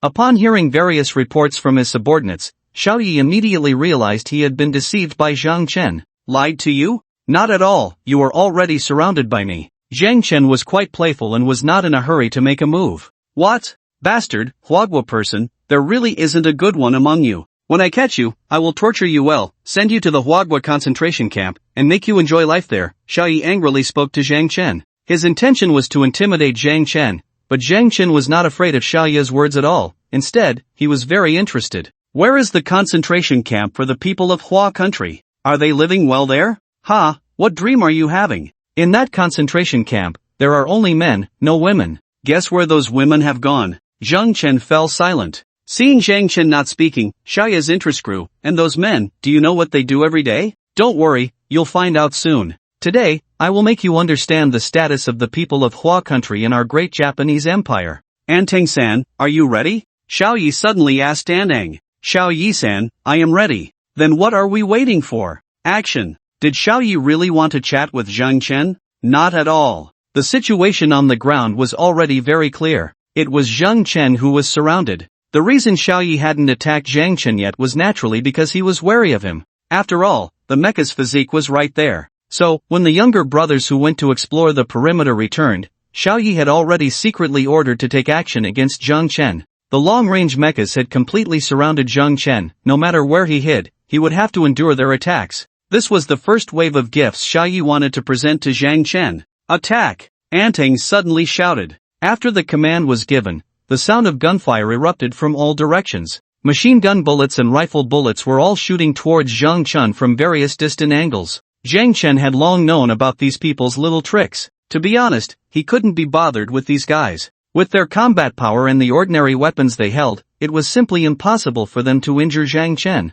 Even those with fine or even superior weapons were not taken seriously by Zhang Chen. The gap was too vast, a mere numerical advantage could not compare. The rifle and machine gun bullets hit Zhang Chen with a clanging sound, sparks continuously bursting on his surface. It worked! Xiao Yu was very pleased and thought Zhang Chen was too foolish. He didn't even know to dodge. In close combat, control him, quickly. This time it was Xiao Yi giving the order. The close combat mechas charged forward. They were not holding melee weapons but iron chains, the kind with barbs. Each mecha was not a complete flat surface, there were gaps at each joint. If there were no gaps, how could the mecha move? Based on the characteristics of the mecha, Xiao Yi and the others had long researched a method to control other mechas. Using iron chains, with barbs, the chains would hook onto the mecha. They didn't need too many, 3 or 4 chains could successfully immobilize the targeted mecha. This had been proven effective through multiple practices. Although Zhang Chen's mecha was a bit larger, adding more chains would suffice. Zhang Chen, seeing this, still did not resist.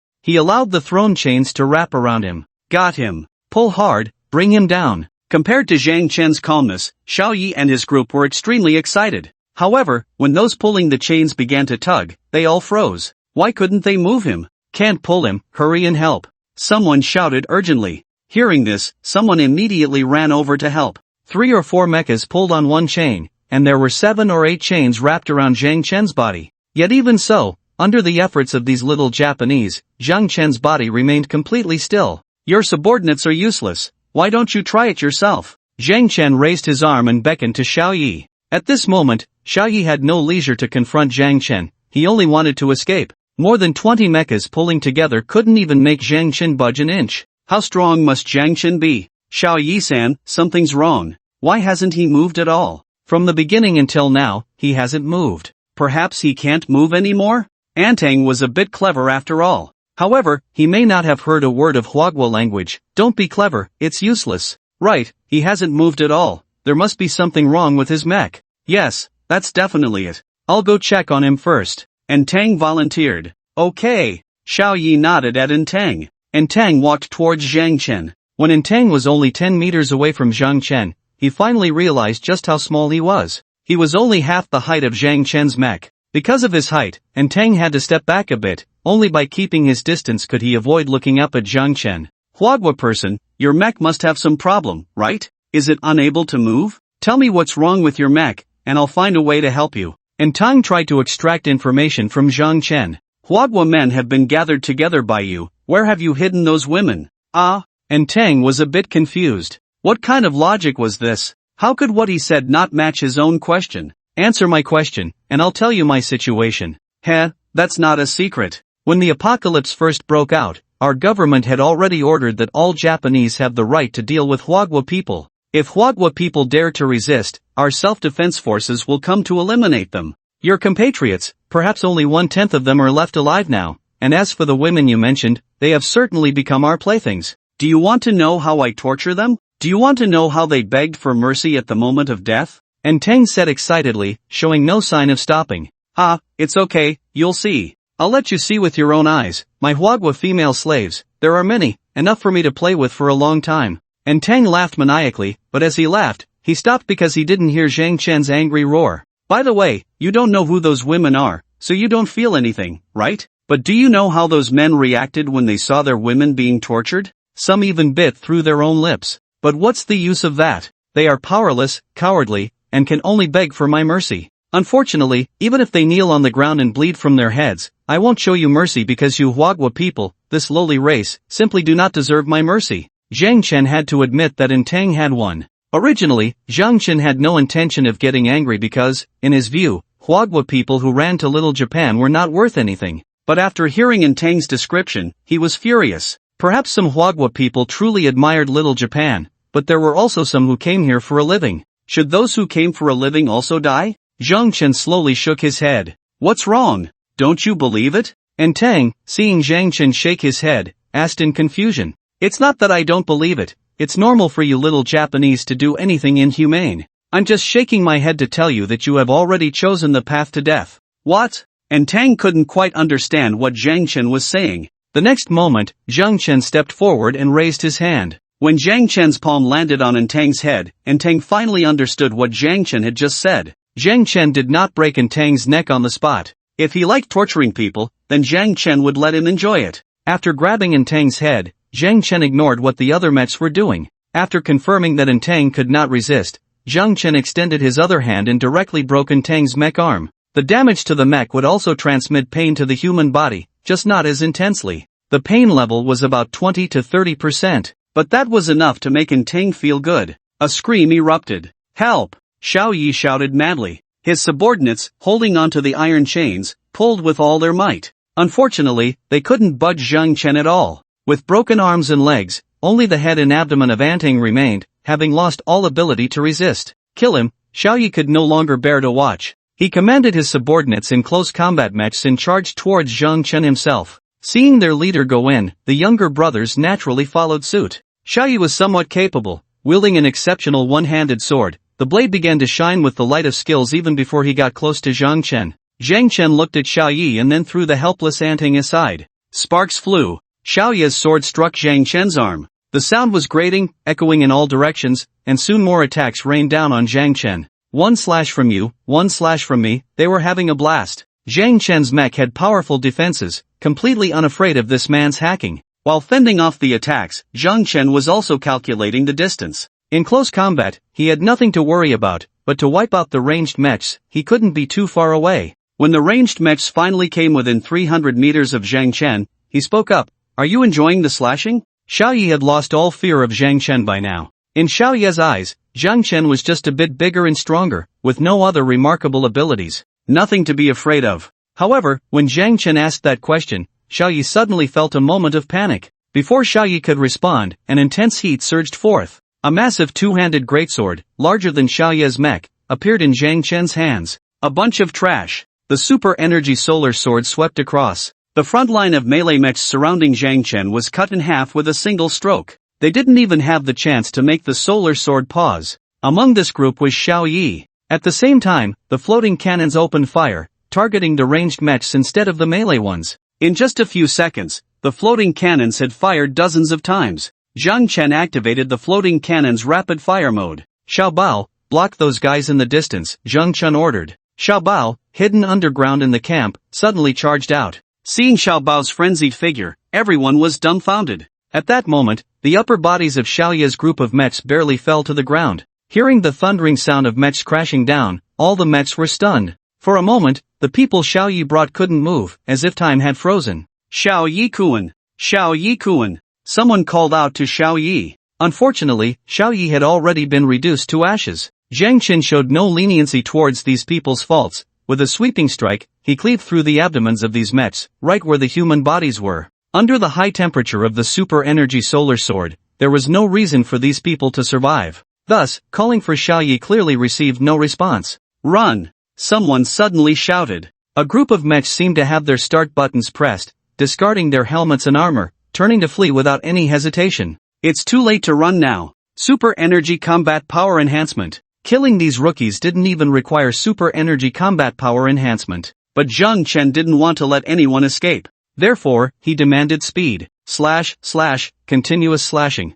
Jiang Chen transformed into the Grim Reaper, each sword stroke capable of taking a life. Xiao Bao was also on a killing spree. The ranged mechs targeted by the floating cannons fared even worse. When Jiang Chen didn't use super energy combat power enhancement, being hit by the floating cannons meant freezing to death on the spot. Now, after a single shot, the ground was littered with ice crystal fragments. "Big brother, you don't need to worry about these guys, let me handle it." Xiao Bao was anxious. This couldn't go on like this. If it continued, there wouldn't be any intact mechs left for ranged combat. How would they eat? Would they have to scavenge for scraps? That would be too embarrassing for a king-level figure. Jiang Chen secretly nodded. There were not many long-range mechas left, they died faster than the close combat mechas. After all, they were the most likely to escape, so naturally, they would be given special attention by Jiang Chen. "Your Excellency, I was wrong, I know I was wrong, please forgive me." Suddenly, someone turned around and knelt on the ground. There was no choice because he realized he couldn't escape, he simply couldn't run away.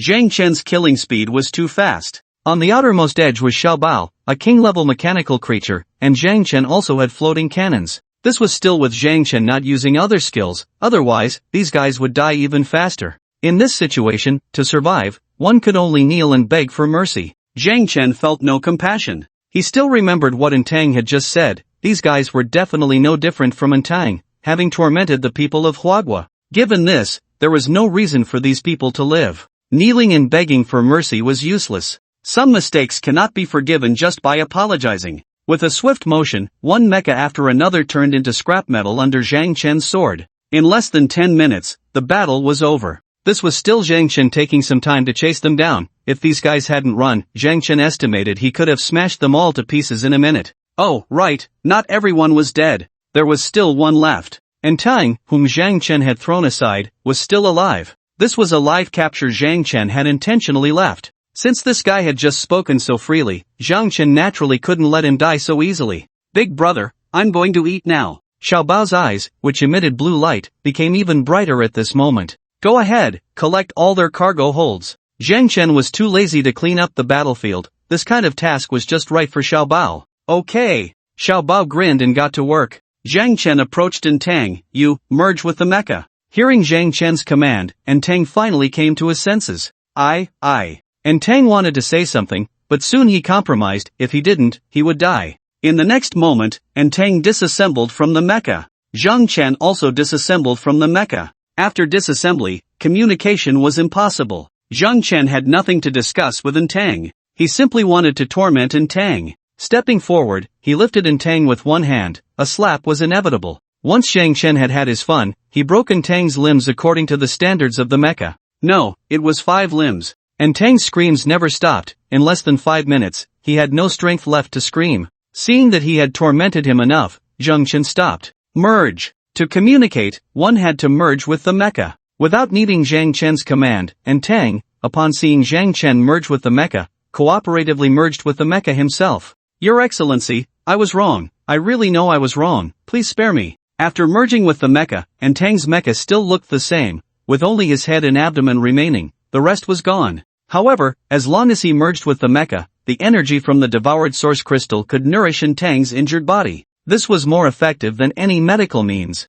I'll spare your life if you take me to your camp. Can you do that? Zhang Chen spoke coldly. I can do it. Entang dared not say no now. Zhang Chen was too strong. Strong beyond Entang's comprehension. So many mechas, so many good brothers. They were all gone. Moreover, Zhang Chen could even control monsters. It was simply. Xiao Bao, hurry up and eat. Once you're done, we have to leave. It was still early, and after cleaning up the battlefield, there was enough time for Zhang Chen to rush to the next camp.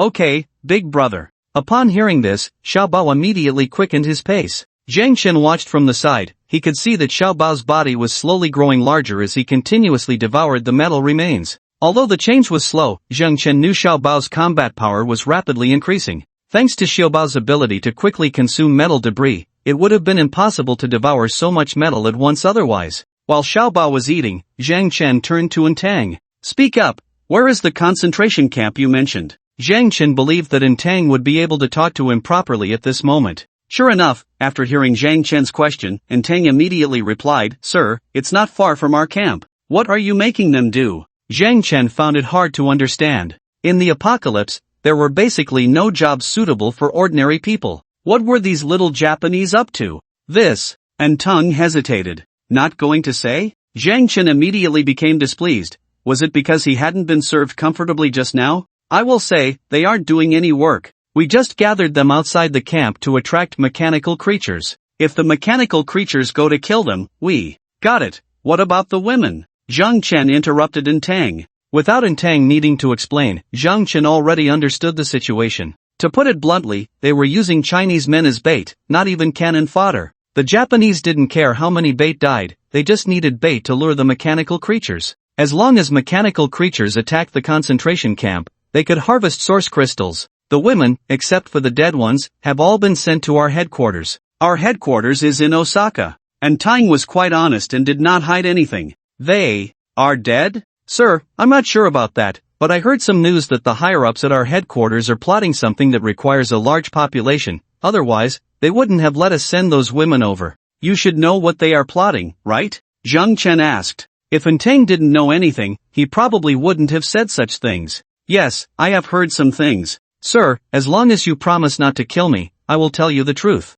Oh, alright, go ahead. Zhang Chen nodded without hesitation. And Tang was very happy. Although this verbal assurance was of little use, he believed that as long as Zhang Chen agreed, he had hope for survival. Sir, I heard that the higher-ups of the organization found a very secret place, where there is a very large and exaggerated mechanical creature. A giant beast? Zhang Chen suddenly spoke. A mechanical giant beast. Impossible, how could a mechanical giant beast appear now? Zhang Chen became a bit unsettled. With Zhang Chen's current capabilities, he wasn't able to confront a mechanical giant beast. Mechanical giant beasts were not products of Blue Star, they were true mechanical creatures that descended with the initial source crystals. However, in Zhang Chen's impression, mechanical giant beasts would only appear a year after the apocalypse began. How could they appear here in Little Japan now? Sir, your description is very accurate. It is indeed a giant beast, but it hasn't regained its ability to move yet. Our organization's higher-ups have made contact with that giant beast.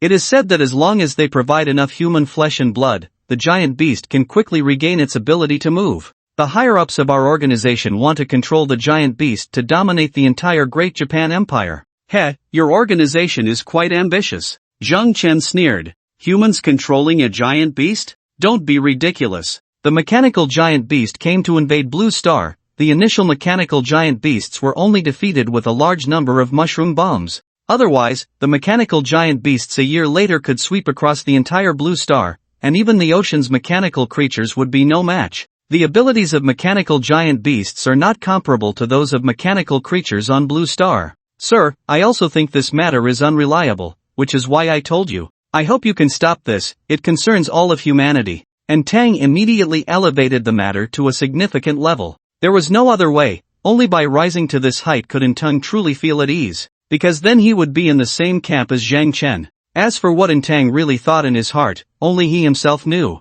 Zhang Chen let out a cold smile in his heart. This kind of thing was definitely not something Intang's organization could accomplish. If one were to say that there was no shadow of the Japanese government behind this, Zhang Chen would never believe it. In my previous life, the rapid fall of Japan Island might also be related to this giant beast. In my previous life, my strength was too weak to touch such matters. I just don't know how this giant beast was eliminated back then. However, since I have already come, then eliminating this giant beast should not require the means of my previous life. Zhang Chen's heart was ablaze. The giant beast was indeed powerful and difficult to eliminate, but the benefits gained from defeating the giant beast were also enormous. For example, legendary high-end equipment. Just thinking about the power of those high-end legendary equipment made Zhang Chen unable to contain his inner joy. Sir, are you listening? And Tang was a bit flustered. What does it mean to be silent? Does it mean he disagrees with what we are saying? The human community, isn't that what your Hwagwa promotes externally? In the past, I would have scoffed at what you said, but now I completely agree. We are a community, we cannot kill. Let's go, lead the way. Zhang Chen spoke after regaining his composure.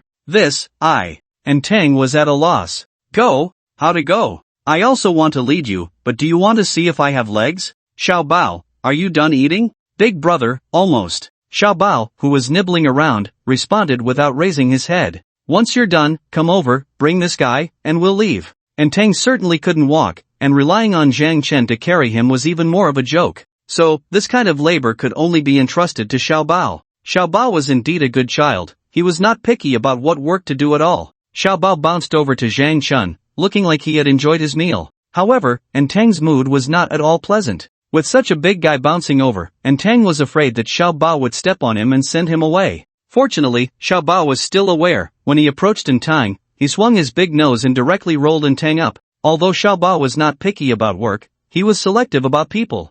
Tang could absolutely forget about riding on Xiao Bao. Being rolled along by his nose was already the best treatment Xiao Bao could give him. Zhang Chen didn't care at all about what treatment Tang received. As long as Tang could lead the way, that was enough. Tang felt bitter inside. But he couldn't say it, he had to smile, even if he was being tossed around by the excited Xiao Bao. However, on the surface, he smiled brightly while secretly cursing. Moreover, Tang was secretly contacting the higher-ups of his organization, hoping that it was impossible for him to truly obey Zhang Chen. It would be more likely to scheme against Zhang Chen. Zhang Chen was not surprised at all. He never expected Tang to be his little brother. He was just something to be used and then discarded. On the way, Zhang Chen used the source crystals he had just collected for Xiao Bao to restore the power he had just consumed. The recovery speed was a bit slow, but that was unavoidable. After all, most of the source crystals Xiao Bao collected were ordinary. None of those little crystals had anything good. Not even a single piece of equipment. All the equipment below the exceptional level had been gnawed on by Xiao Bao, and there was not a single piece above the exceptional level. Just as Zhang Chen was heading to the next camp with Xiao Bao, and Tang's superior finally responded to his contact. "And Tang, is what you said true?" It was clear that Tang's superior did not quite believe his words. Even after multiple confirmations, they still found it hard to believe. Or rather, they were afraid to believe. Ono can no longer be contacted, and those who followed him are basically unreachable as well. Those who can be contacted have already confirmed that Ono has left the camp. Furthermore, what Antang said can also prove that Antang is telling the truth. "President, it's true, Ono has been killed. This Chinese man is very ruthless, we are no match for him. He is currently heading towards our camp. President, you must find a way to kill him. If that's not possible, then contact the self-defense forces," Antang suggested. Antang believed that conventional means would definitely not be able to kill Zhang Chen. So many mechas had been wiped out by him. What good would bringing in more mechas do? "I will consider your proposal." The president did not agree or refuse Antang. "President, please make a decision quickly, as we will arrive at our destination soon." "Understood, do your best to stay alive." The communication ended. Antang cursed inwardly. What time is it? Still unable to lower himself to ask the self-defense forces for help? Even if the self-defense forces helped you this time, you wouldn't lose your current status. At most, you would give up some benefits. Do you know how many people would die without the self-defense forces' assistance? Unfortunately, Antang's complaints were of no use, as no one would listen to him. The president had no intention of contacting the self-defense forces. If he let them take over now, he would likely lose more than just a camp. However, even without asking the self-defense forces for help, he had ways to deal with Zhang Chen. "Come here, call Aina over," the president said. "Hi." Someone outside immediately responded. Soon, a petite and cute woman walked into the president's office. "President, you called for me?" Aina held a lollipop, rubbing it against her red lips. "There's something I need you to do." The president didn't pay much attention to Aina. It wasn't that he was noble or uninterested in women, but rather that he was too old and lacked the energy. "What is it?"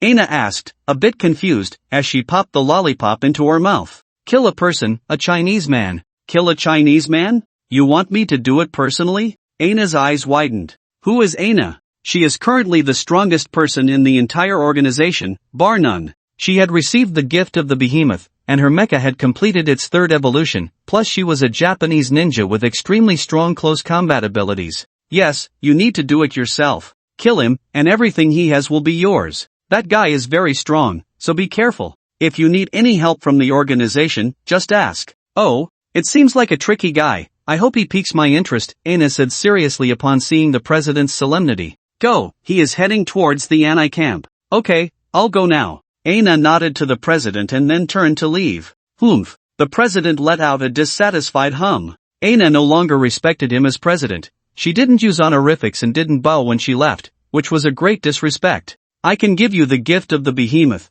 and I can also give it to others. I hope you will listen well, otherwise." The president didn't finish his sentence. Aina, leaving, had a smirk on her lips. Those who had not undergone the third evolution would never understand how powerful those who had received the mecha's gift could become. The president's self-talk could not hide from Aina's ears. "Do you think you control the whole situation?" "Ha!" Aina spoke forcefully, and the lollipop in her mouth was instantly crushed. The crunching sound continued as Aina chewed, and a chilling aura rapidly spread outwards from her. "Miss Aina, what did that old man want with you?" A few young women dressed provocatively gathered around Aina as she appeared downstairs. "We need to do something for him, give him some face, help him this time, and in a few days, we won't have to look at his expression anymore," Aina explained. "Hi!" The other girls looked to Aina with utmost respect. "Let's go to the anti-camp." "Hi!" Aina led the group. There were 4 of them in total, with the other 3 being Aina's assistants. Their mechs were naturally the strongest, but even after 3 evolutions, Aina's mech was only 10 meters tall, while the other 3 women's mechs were around 7 meters.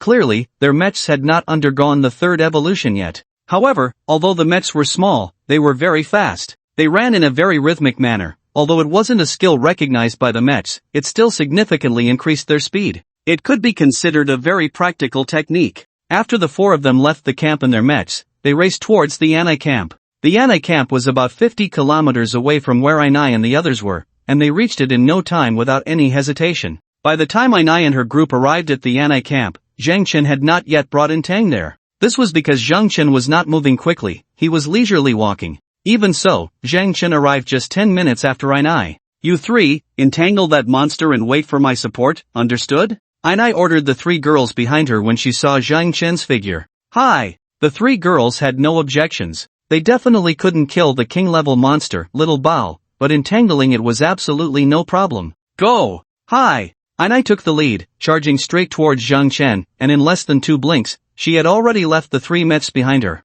This showed that Ainai's mech combat power far exceeded that of the 3 behind her. Is this the person you called? Zhang Chen coldly addressed Tang when he saw Ainai. No, sir, it definitely wasn't me. I didn't contact anyone, and Tang hurriedly denied. How could he admit to such a thing? Ha! Zhang Chen merely smiled coldly, saying nothing more. Zhang Chen was aware that Tang could call for help. He just couldn't understand why Tang had only called such a small number of people. Who did he look down on? The speed is okay, but still a bit slow. Little Bao, don't let this guy die, he might still be useful. Okay, big brother, should I kill those 3? Little Bao responded to Zhang Chen. It's up to your mood, Zhang Chen replied nonchalantly. Alright. Little Bao eagerly charged towards the 3 mechs, initiating a countercharge. Zhang Chen did not draw his weapon. When Ainai was only 200 meters away, his eyes shone with a purple light. The next moment, a purple lightning bolt condensed and shot straight towards Ainai. Death Ray. Ainai did not expect Zhang Chen to release a skill in this manner and immediately rolled on the ground to dodge.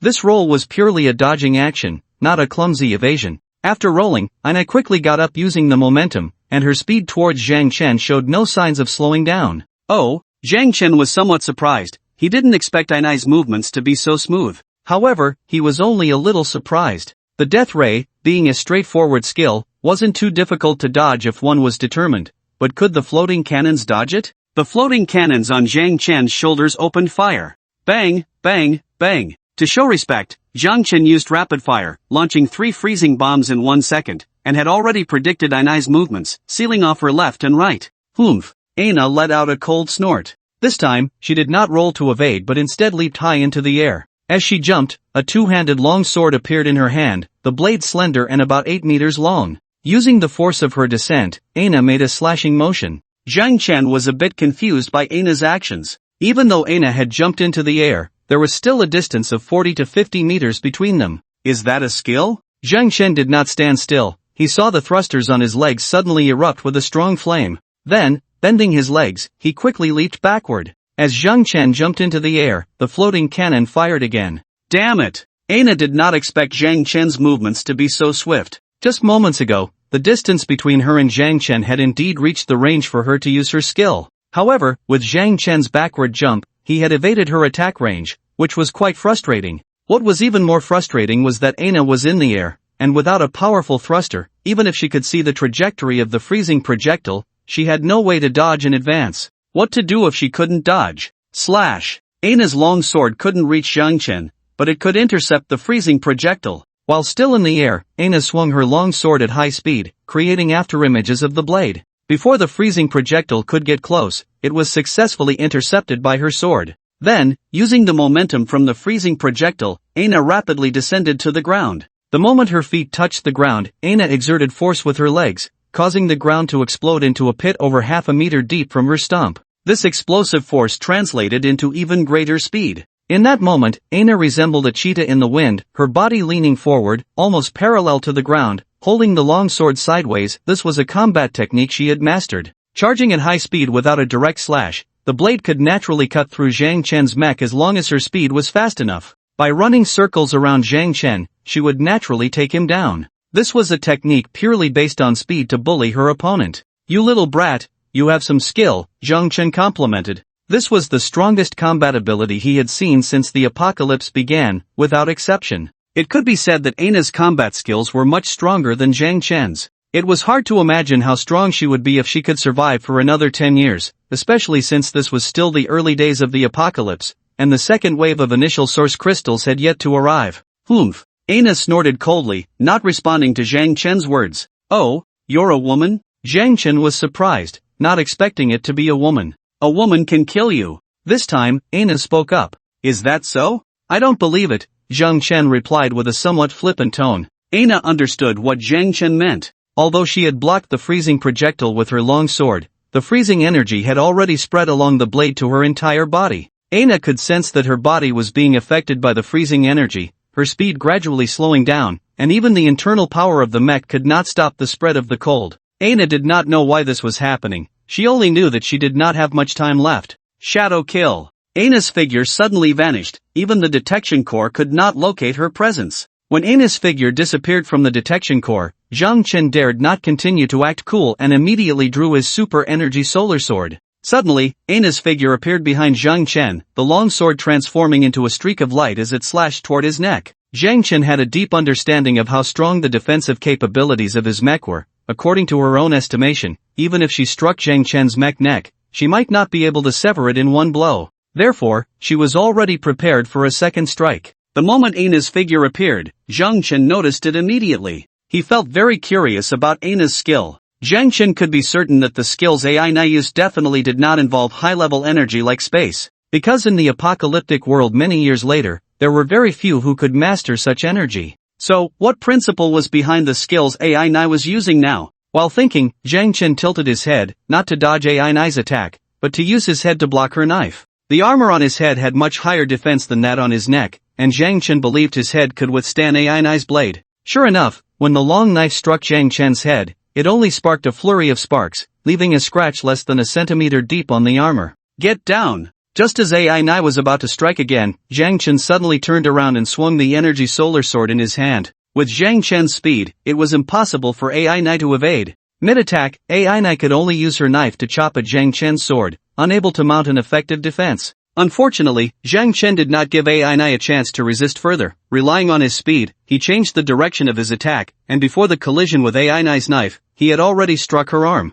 Zhang Chen could rely on the armor's defense to withstand Aina's multiple attacks, but Aina could not block Zhang Chen's assault. With one strike, her arm was severed, and the long knife she held fell to the ground. After cutting off one of Aina's arms, Zhang Chen immediately retracted the energy solar sword into the cargo hold and then reached out to grab Aina's neck. When Zhang Chen's immense strength acted upon Aina, she felt a choking sensation. Although the armor did not require breathing, this suffocating feeling was very real, the kind that enveloped her heart with the shadow of death. Let go of Lady Aina. At that moment, the few people entangled with Xiao Bao could no longer sit still. They could not allow Zhang Chen to kill Aina. However, just as they were about to rescue Aina, Xiao Bao became serious. The battle on the big brother's side was already resolved. She had to put in some effort too. With a flick of her tail, the meteor hammer smashed mercilessly toward the armor. The sudden burst of speed from Xiao Bao's tail was something the three mechas could not withstand. With one strike, all three mechas' heads were smashed into pieces. Aina was already in despair. She never expected to die so simply, it was something she had never considered.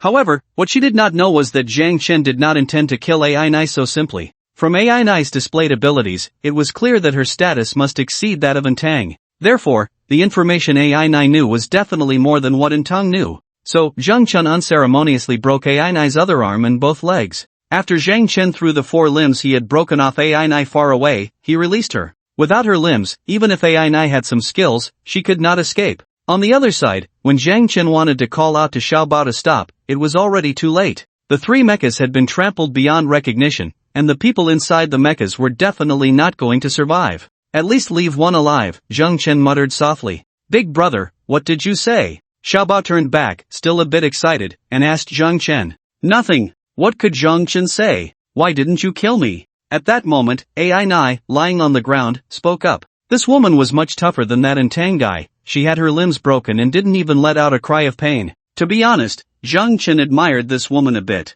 What was the skill you used just now? Humph, I won't tell you, Aina snorted coldly. She knew she was doomed and decided that before she died, she would not reveal a single word to Zhang Chen. As for the means of torture, as long as she did not disintegrate with the armor, what could Zhang Chen do to her? Torturing him like this has little effect on the mecha. Not going to talk? Do you believe I'll kill everyone in that camp behind you? If you want to kill, go ahead. Their lives have nothing to do with me, Aina retorted. Zhang Chen hadn't really thought deeply about that question. It made sense, he was dealing with a little brat. Expecting the brat to care about the lives of their fellow countrymen seemed a bit unrealistic. If you don't care about their lives, do you care about your own? Will you let me go? Don't think I'm that stupid. As I spoke, she glanced at the spot where Tang was lying. And Tang was definitely getting hurt even while lying down. A bit clever, Xiaobao, stop playing around. Kill him, bit by bit, let him enjoy it, understand? I understand.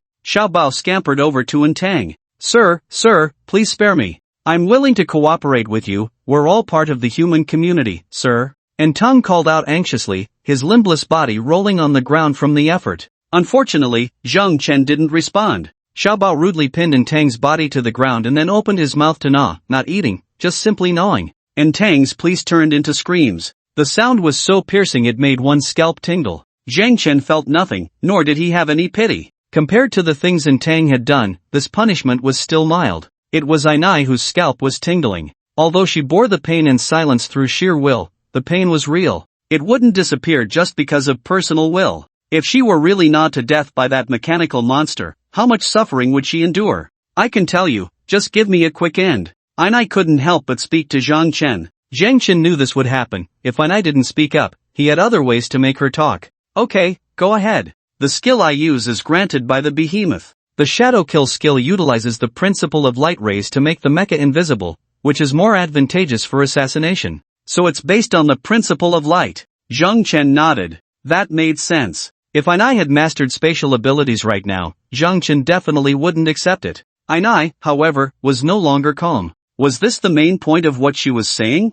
Shouldn't the focus be on the behemoth? How did you connect with the behemoth? As far as I know, the behemoths should all be in a dormant state now. The mechanical energy available on Blue Star is insufficient to awaken them. How do you know so much? Ainai was shocked. Although Zhang Chen didn't say much, the information he conveyed was more than what Ainai, who had encountered the behemoth, knew. The behemoths were indeed in a dormant state, but Ainai didn't know why they were asleep, nor did the organization behind her. Now, Zhang Chen told Ainai that the reason the behemoths were asleep was due to insufficient mechanical energy. Why do initial source crystals fall from the sky every so often? It was precisely because Blue Star lacked mechanical energy. Only when the mechanical energy reached a certain level would the behemoths truly awaken and sweep across the world. How did you obtain skills from the behemoth? Zhang Chen didn't answer Ainai's question. Losers had no right to question winners. This was discovered by them. As long as enough people are fed to the behemoth, it will spit out some source crystals. My skill was unlocked from an epic source crystal.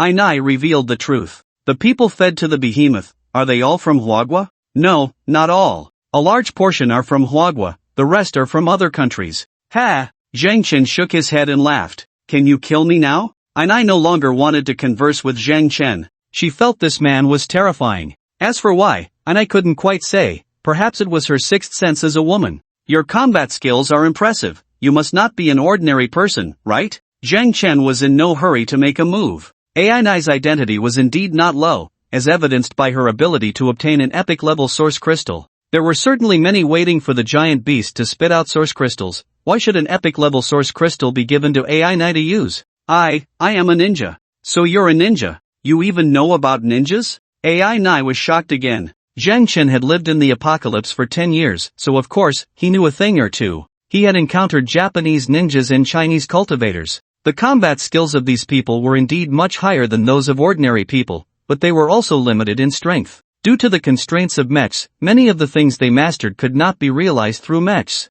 For example, ninjas. Ninjas wield blades, can throw smoke bombs and shurikens, and can be considered an assassin-type profession. However, when operating mechs, these methods could not be used. The only usable skills were some combat techniques. I've already told you, I know a lot. How many mechs does the force behind you have now? I'm not sure, I'm investigating too. Oh, Zhang Chen became more interested. It sounded like there was gossip. I really don't know. If I did, I would have overthrown that old guy's rule long ago. According to my investigation, the giant beast has at least spat out one legendary source crystal, but I haven't seen that crystal. I am the strongest on the surface of the entire organization, but I suspect there are at least 1 or 2 people secretly capable of opposing me, or even stronger than me. Ainai expressed her suspicions. She hadn't intended to say so much to Zhang Chen, she just wanted a quick death. But Zhang Chen's demeanor calmed Ainai. No matter what she said, Zhang Chen showed no surprise, as if he already knew everything. Ainai didn't know Zhang Chen's depth, so she had no intention of hiding anything.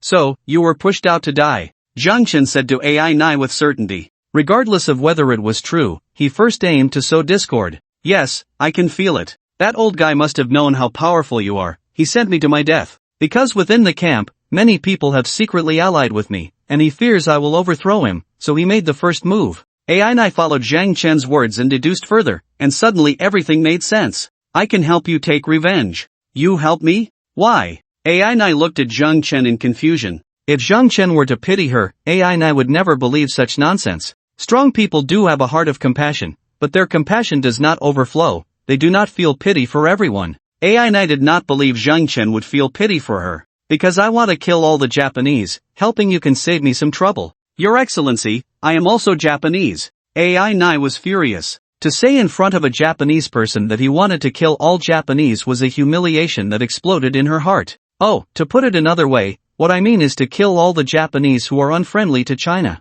Would that be acceptable to you? That could. Ai compromised. Zhang Chen's statement was indeed reasonable. If today Ai were in Zhang Chen's position, she would also kill all the Chinese. In the past, many ninjas had died in China, a deep-seated humiliation ingrained in every ninja's bones. Every ninja harbored hatred towards China, including Ai. Since that's the case, I think you should be willing to cooperate with me. I help you take revenge, and afterward, whether I kill you or not will depend on your own choice. What do you think? Zhang Chen proposed. Different strategies were needed for different people. For someone like Tang, a soft-hearted person, merely applying pressure and intimidation would be enough to make him cooperate. But this trick probably wouldn't work so well on Ai, so Zhang Chen switched to the current tactic. What do you want me to do? Ai didn't immediately agree to Zhang Chen. What you need to do is take me to see that giant beast. On the way you take me, that old guy you mentioned will definitely send someone to stop us, or even show up in person. At that time, I will naturally help you take revenge. If that's all, I agree. Ai accepted Zhang Chen's proposal for cooperation. Since that old guy wanted to kill her, she certainly wouldn't let that president off easy. If they were to die, they might as well die together. As for whether Zhang Chen could see the giant beast, that would depend on his abilities. If Zhang Chen could fend off the assassins, she would keep her promise to take him to see the giant beast. If Zhang Chen died on the way, it wouldn't be her fault for not keeping her word. In that case, let's set off. You can contact that old guy now, Zhang Chen reminded Ai. The satellites on this side probably weren't that advanced, unable to monitor in real time, so they wouldn't know the dire situation Ai and the others were in. What happened here still needed Ai to inform them actively. Aren't you afraid at all? I've already told you, I don't know what tricks he has up his sleeve. Ai looked at Zhang Chen in disbelief. In Ai's view, they should be sneaking forward while the other side was still unaware, not acting so recklessly like they were now. What do you think? Zhang Chen countered. Ai was silent for a long time. Fine, I'll listen to you. What could Ai say? Zhang Chen wasn't afraid of death, and as someone who was already half dead, she had to swallow her opinions. Tell that old man I couldn't stop that Chinese person, my mech is broken, and now that person has gone to Osaka. He should be prepared to die. Ai contacted the president's subordinate, believing her words would soon reach the president. Sure enough, the president, who was in the Osaka camp, quickly learned about Ai's situation. When he heard this information, his first reaction was disbelief. Impossible, absolutely impossible. How could Ai lose? President, this is what Lady Ai said herself. If she is lying to you, then she. The subordinate didn't elaborate further. But the president was sharp and immediately understood what his subordinate meant. If Ai had deliberately let the man go, her intention was clear. She wanted to use this Chinese man to kill herself. However, that didn't make sense. If that were the case, Ai could have simply not informed them and waited for the Chinese man to suddenly attack the camp, catching them off guard. No, although Ai has some other thoughts, she wouldn't joke about something like this. You can leave now. The president waved his hand. A few minutes after his subordinate left, the president, having thought it through, picked up the landline on the table. It wasn't long before the call connected. How is the experiment progressing? The president asked. President, the experiment is developing in a good direction. We just need 2 more days to complete it. No, you don't have time. Release the subjects immediately. I need them to be combat ready right now. President, that might not be possible. Our experiment isn't fully successful yet. If we release the subjects recklessly, they might harm our own people. The experiment personnel on the other end sounded a bit panicked. Only they knew how strong the subjects they had created were. If they can't become combat ready, our entire camp will be destroyed. Is it more important to lose a few people or to have the camp destroyed? Hurry up and do as I say. the president roared. Yes. At this, the experiment personnel became obedient and responded very straightforwardly.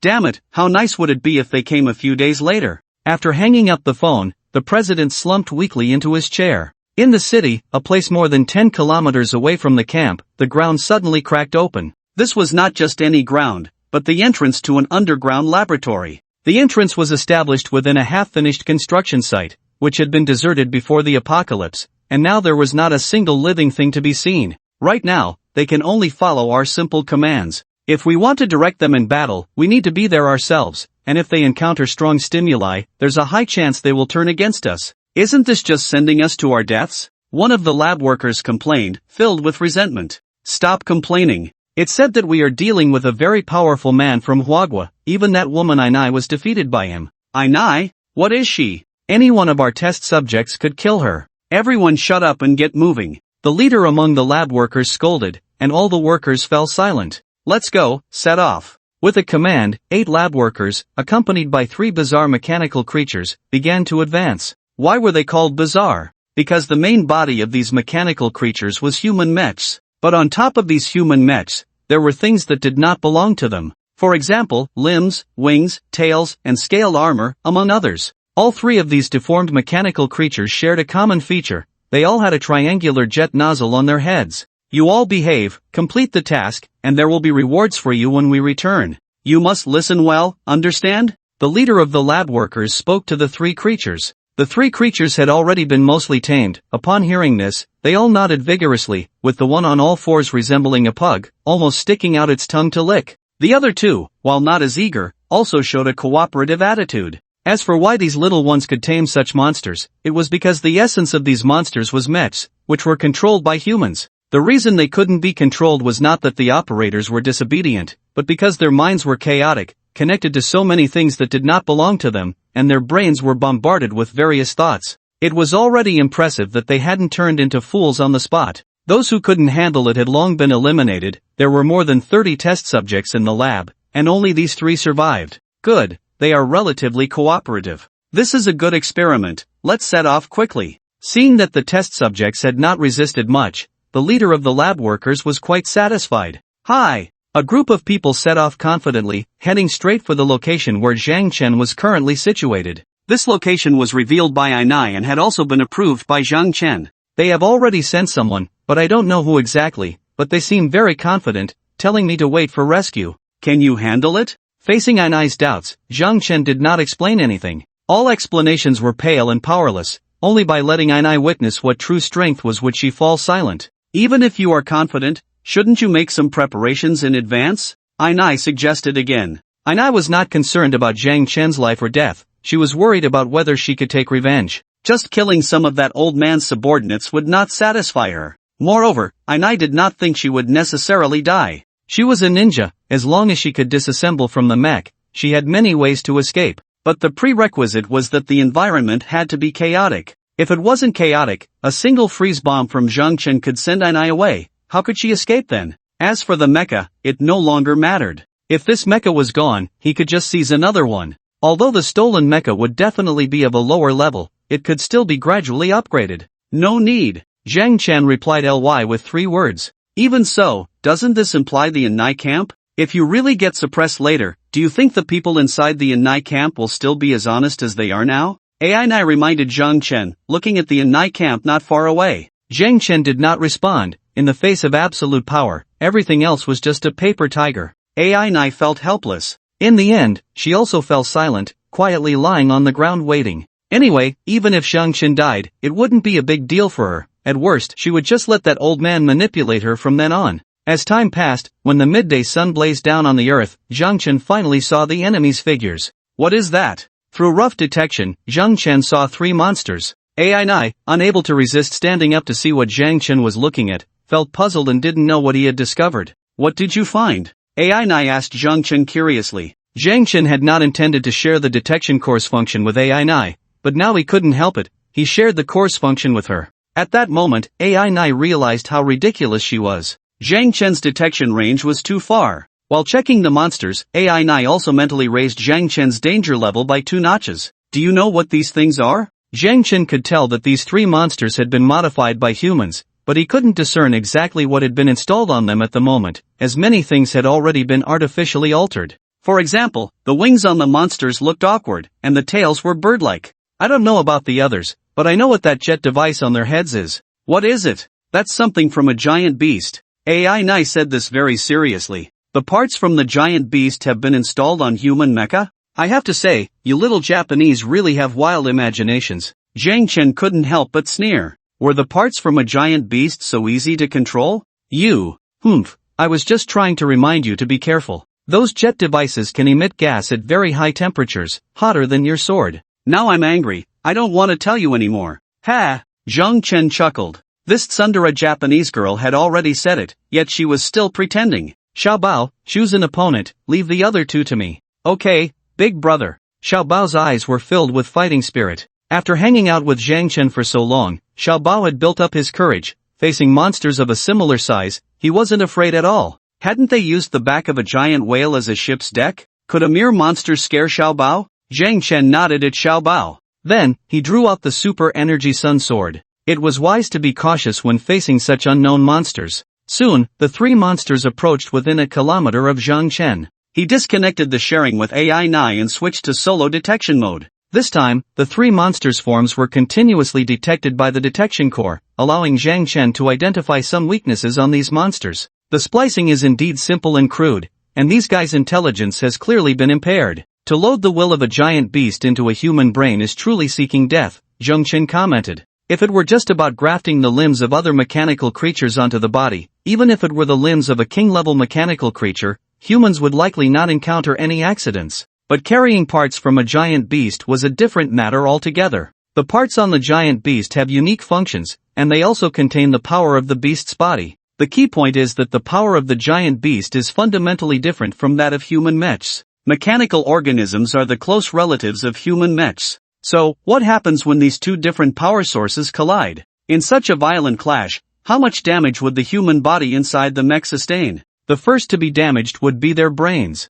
In fact, if Jiang Chen knew that only 3 out of more than 30 experimental subjects survived, he could only say it was a miracle. Of course, the survival rate is closely related to the experimenters. It must be acknowledged that Japan has a certain talent for conducting such perverse experiments. Splicing? Right, I understand now. That legendary source crystal must be in their experimental base. They must have used the energy of the legendary source crystal to complete their experiments. AI Nai suddenly seemed to have thought of something and quickly spoke to Jiang Chen. There is indeed that possibility, Jiang Chen nodded. The use of a legendary source crystal is significant. There is one hidden in the meteor hammer at the tip of Xiaobao's tail. Xiaobao's source crystal can give rise to mechanical insects, so it seems reasonable that Xiao Benzi used the energy of the legendary source crystal to help them create such monsters. What do we do now? Are you sure you can take them on? If you can't beat them, just run. AI Nai needed a partner like Jiang Chen. She didn't want him to die so soon. At least, before Jiang Chen killed the old man above her, AI Nai didn't want him to die.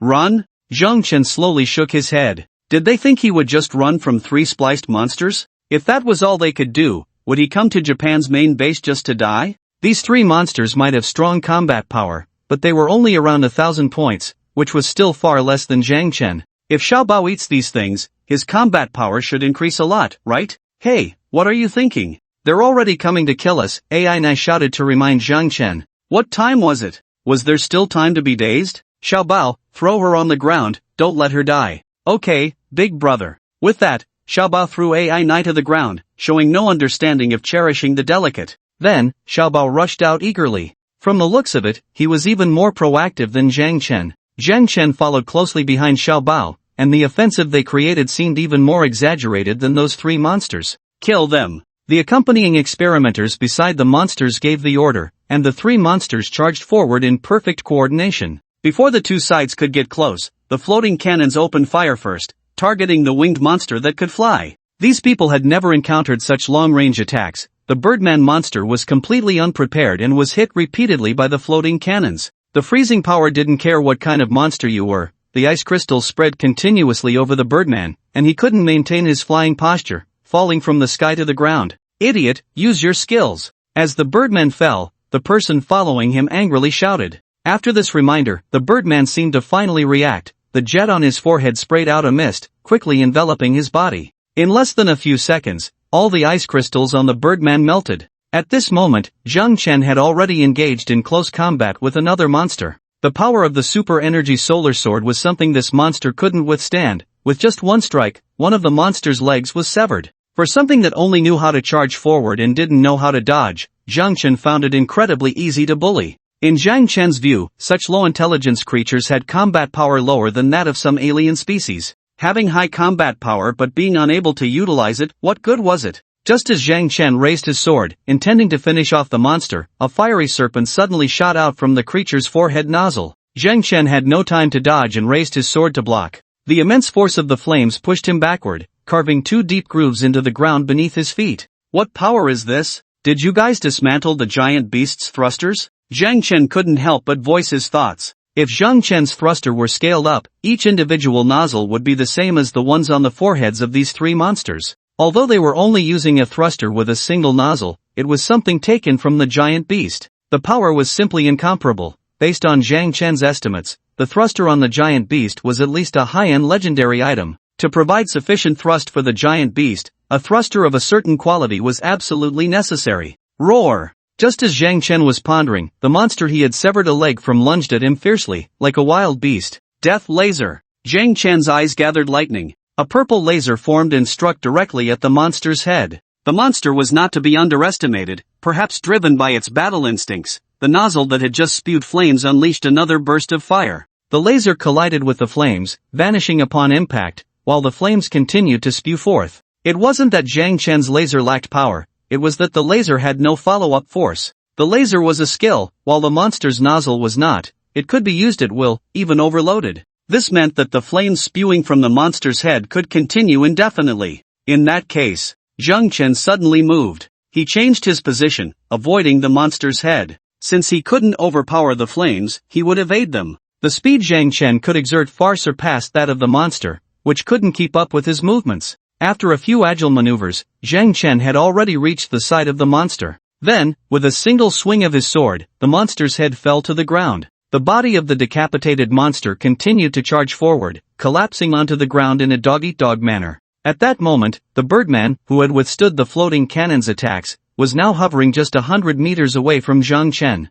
He did not continue to approach. Instead, the nozzle on his head continuously spewed flames to fend off the floating cannon's attacks, while countless sharp blades suddenly shot out from his flapping wings. The blades were palm-sized, seemingly small, but all were exceptionally sharp. Zhang Chen swung his hands, the super energy solar sword slashing diagonally into the air. Extreme Thunder Strike! A sphere of light was flung from the tip of his sword. When the sphere touched the first blade, it exploded in mid-air. The energy released from the Extreme Thunder Strike affected an area of 100 meters around. Only a few of the palm-sized blades managed to cross this barrier and hit Zhang Chen. Unfortunately, the power of these few blades was quite limited, nearly leaving a few scratches on Zhang Chen's armor. The Birdman monster did not expect Zhang Chen to withstand so much. He fell from the sky in confusion. It wasn't that he didn't want to keep flying, but he had just shot all the feathers from his wings, and without feathers, the skeletal wings could not support him in the air any longer. As he fell to the ground, Zhang Chen had already crossed the 100-meter distance and rushed beneath him. Zhang Chen gave the Birdman no chance to explain. He raised his sword and aimed directly at the Birdman's groin. With this strike, Zhang Chen did not intend to sever the Birdman's life source but to cut him in two. The Birdman was not particularly bright. If he had used his thruster to change his falling trajectory at that moment, he could have avoided Zhang Chen's attack. Unfortunately, he had no awareness of using the thruster. The super energy solar sword struck the Birdman's groin. Unlike the Birdman's feeble wing attacks, Zhang Chen's strike was something the Birdman could not withstand. A sword slashed from the crotch all the way to the top of the head. When the 2 pieces of mech debris fell to the ground, everyone was stunned. Ainai was so shocked that she didn't know what to say. The researchers following the 2 monsters gaped, speechless. The powerful experimental subjects they had high hopes for were effortlessly wiped out by someone. This was truly effortless. It was almost a one-hit kill. How could this group of researchers, who prided themselves on having 3 experimental subjects, accept this? But they had no choice but to accept it, because this was the reality. The fact was right in front of them. Don't be afraid, we still have 1 experimental subject left. At that moment, someone shouted this out. The next second, everyone turned to look at their last hope. Hope shattered. Xiaobao also resolved the situation quickly. facing something that only knew how to charge recklessly, Xiaobao had no trouble at all. When these people looked over at Xiaobao, he was already eating. The meteor hammer had smashed the monster in half, and the researchers following the other monster were all silenced, with not a single one surviving. Tell them not to think about running, whoever runs will die. Zhang Chen turned to Ainai, who had been thrown a short distance away. Upon hearing Zhang Chen's words, Ainai finally reacted. Okay. Then, Ainai relayed Zhang Chen's words. Several researchers trembled in fear. At this moment, let alone running, they probably couldn't even walk steadily. Ask them what these three monsters are about. The researchers had no mechs, and without mechs, they couldn't understand Zhang Chen's words, so they needed Ainai to relay his questions. As for what these researchers said, Zhang Chen could understand. Sir, this esteemed person from Huadhua, we are just researchers. Science knows no borders, we are also working for the survival of all humanity. Please spare us. Make them answer the questions. Zhang Chen was very dissatisfied. Science knows no borders? Indeed. But scientists have borders. And for the sake of all humanity? If humanity relies on you few worthless things, it would be better not to live at all. A mass suicide would be more straightforward. Ainai picked up on Zhang Chen's dissatisfaction, and her tone became much sharper. Hey, these three experimental subjects were created through grafting techniques. We didn't expect them to be so easily defeated in front of the brave, sir. Ask them if they used legendary grade source crystals to facilitate the fusion of these mechs with the monsters' bodies. Ainai was momentarily stunned by this but quickly asked, as this was something she wanted to know. Yes, sir, not only are you brave, but you are also knowledgeable. We succeeded in the experiment by using the power of that legendary grade source crystal. The other parts of their bodies are ordinary mechanical biological limbs we collected, but the jetpacks on their heads were taken from giant beasts. If you need, we have many related materials in our experimental base. Take us to the experimental base. Zhang Chen made a decision. Going to the experimental base, Zhang Chen was certainly not interested in the worthless materials they mentioned. Such things were only fit for Xiaobao's food. Zhang Chen was eyeing that legendary grade source crystal. Thank you for sparing us, sir. We will definitely help you perfect the mechs. Ainai, your condition can also be greatly improved. The researchers clearly recognized Ainai and knew of her current state, which was practically the perfect experimental subject. They didn't even need to cut off her useless limbs. Ainai was filled with anger. Although her mech's limbs had been severed, as long as there was enough source crystal support, her limbs could self-repair. Who would want to install those strange things on themselves? However, with Zhang Chen present, Ainai didn't let her dissatisfaction explode on the spot. Xiaobao, come over and eat these guys' heads, it will be good for you. Zhang Chen called out to Xiaobao. Xiaobao scampered over, knowing that eating the heads of these strange creatures would benefit him. He had just eaten one head, and his combat power had increased by more than 50 points. 10 minutes later, after Xiaobao had eaten everything he needed to, the team set off again. However, this time the size of the team had increased, and there were more people for Xiaobao to lead. Fortunately, their speed did not slow down. Along the way, the researchers kept a distance from Xiaobao and Ainai. They wanted to whisper something to Ainai but dared not contact her directly, each one feeling quite uncomfortable. Ainai knew what these people wanted to say, but she couldn't be bothered with them. They were all lackeys of that old man, and Ainai would not help them. In fact, Ainai was being a bit petty. These surviving researchers were not asking Ainai for anything, they just wanted to remind her. Unfortunately, there was no opportunity. When their group arrived outside the experimental base, they found no chance to communicate with Ainai.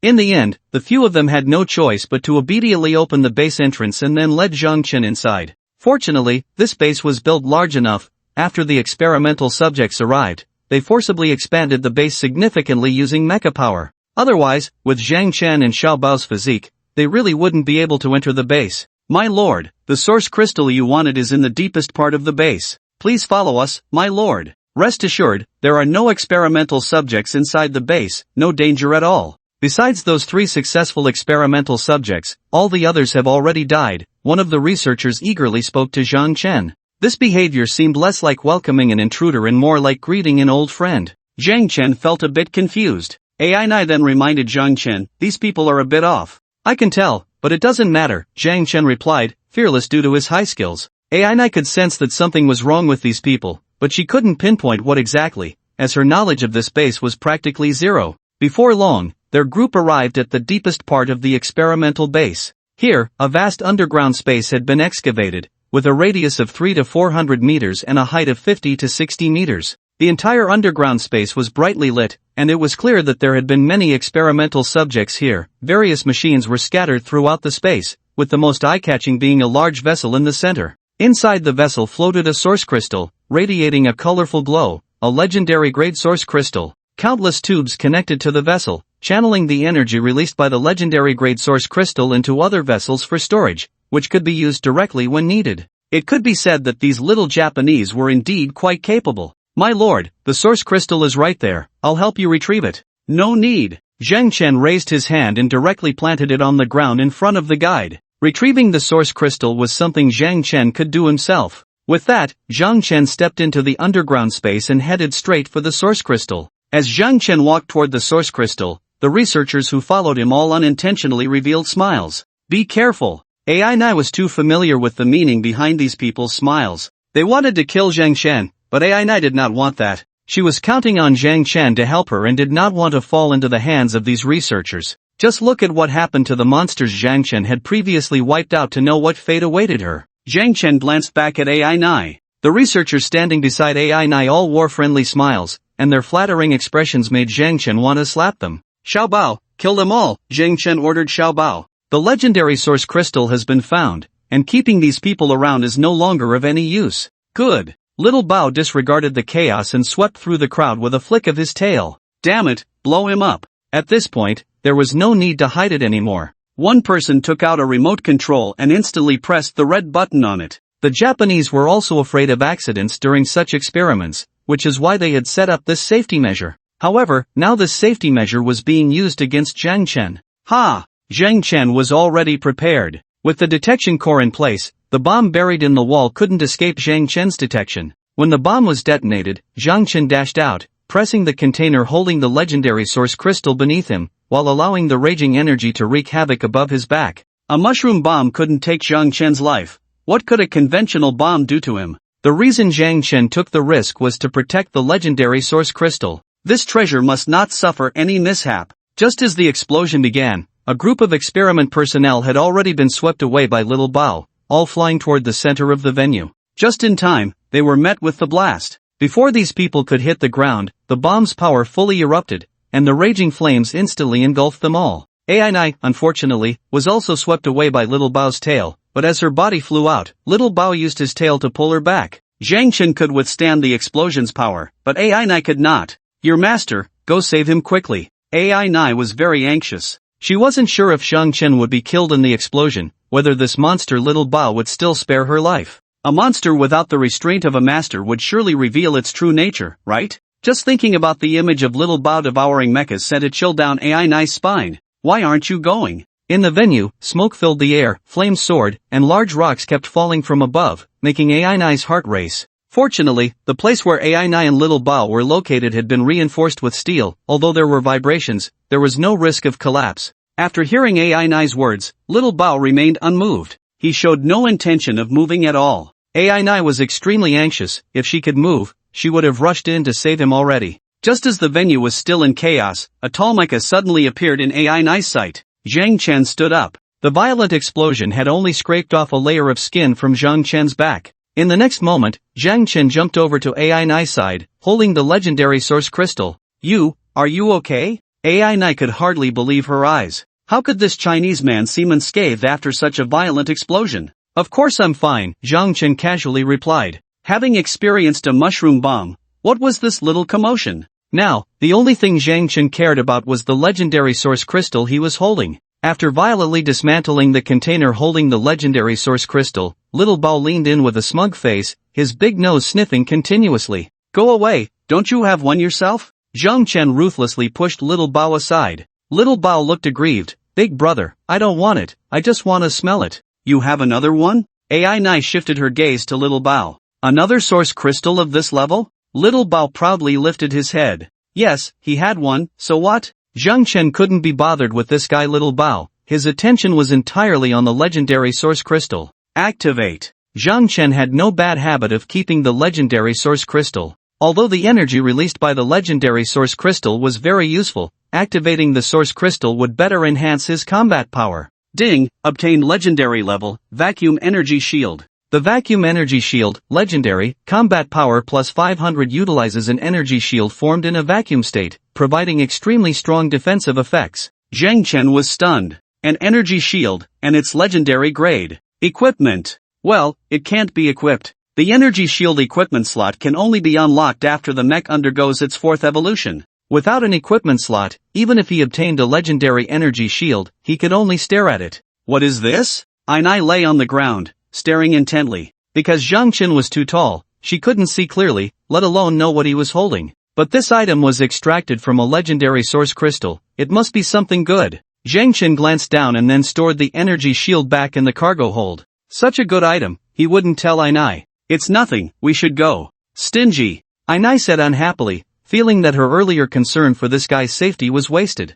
Zhang Chen pretended not to hear Ainai and turned to leave. Xiaobao was still a bit reluctant. The explosions in the area had stopped, but there were still many broken metal pieces around, which were all food. Let's go, there are more delicious things outside. If not, I'll get you a giant beast's leg to eat. Zhang Chen patted Xiaobao's head. Upon hearing this, Xiaobao immediately followed Zhang Chen happily. Hey, what about me? Ainai couldn't help but exclaim. Xiaobao didn't even look back, wrapping his tail around Ainai's body and tossing her onto his back. Osaka camp. Feeling the tremors from the experimental base, the club president Okamoto's old face was already wrinkled with tension. What happened? Can anyone tell me what happened? Okamoto roared. The few people standing behind him were trembling, unsure how to respond. Speak! Okamoto turned and shouted angrily. Hi, President, the experimental base self-destructed. We haven't figured out exactly what happened yet, but according to preliminary investigations, it seems our people led the Chinese person into the base.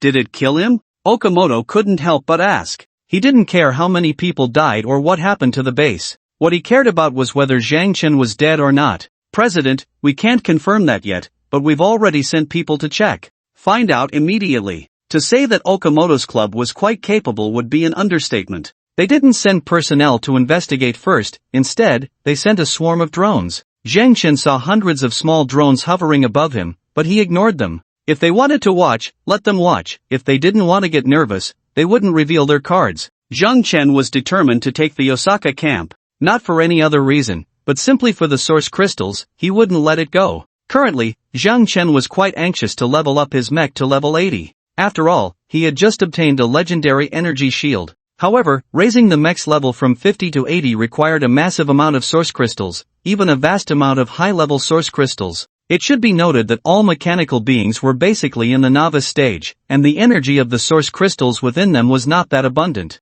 Leveling up to 80 in the novice village was no small feat. Moreover, there simply weren't that many high-level source crystals available for Zhang Chen to use. However, according to Ainai's description, the number of source crystals in the Osaka camp was quite considerable. Therefore, Zhang Chen was very willing to mobilize all the opposing forces within the Osaka camp. If they harmed his source crystals, Zhang Chen's mood would become very irritable. Hey, they've sent drones over. The next step will definitely be to find a way to kill you.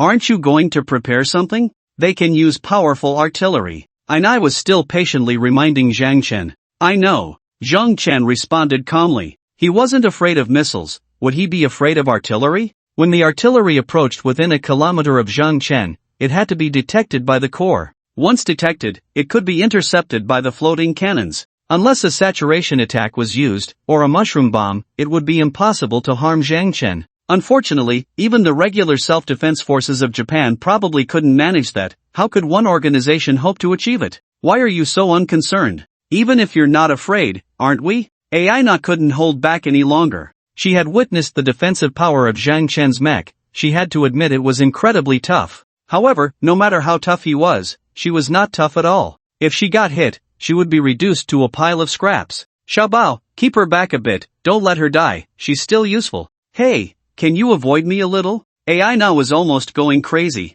Speaking like that in front of her, did he even consider her a person? Zhang Chen showed no intention of avoiding Aina, he wasn't afraid of her throwing in the towel. Even if she really did, it wouldn't matter. There were bound to be plenty of people in the Osaka camp who knew the location of that giant beast, and they could just capture another informed one later. Alright, big brother. Xiaobao didn't care whether Aina complained, he only listened to Zhang Chen. Soon, Xiaobao fell back about a kilometer behind Zhang Chen. At this point, Zhang Chen was already very close to the Osaka camp. Okamoto had been in contact with Aina, but unfortunately, Aina had cut off all communication. She didn't want to deal with anyone. As Zhang Chen was about to reach the Osaka camp, Okamoto could no longer sit still. Immediately send someone to intercept him. We can't let him enter the camp. If such a giant were to enter the camp and cause chaos, the entire camp would be doomed. Hey! A massive army of mechs gathered within the Osaka camp. In the Osaka camp, having a few drones was already quite impressive. Artillery was just brought out to scare the ordinary people in the camp.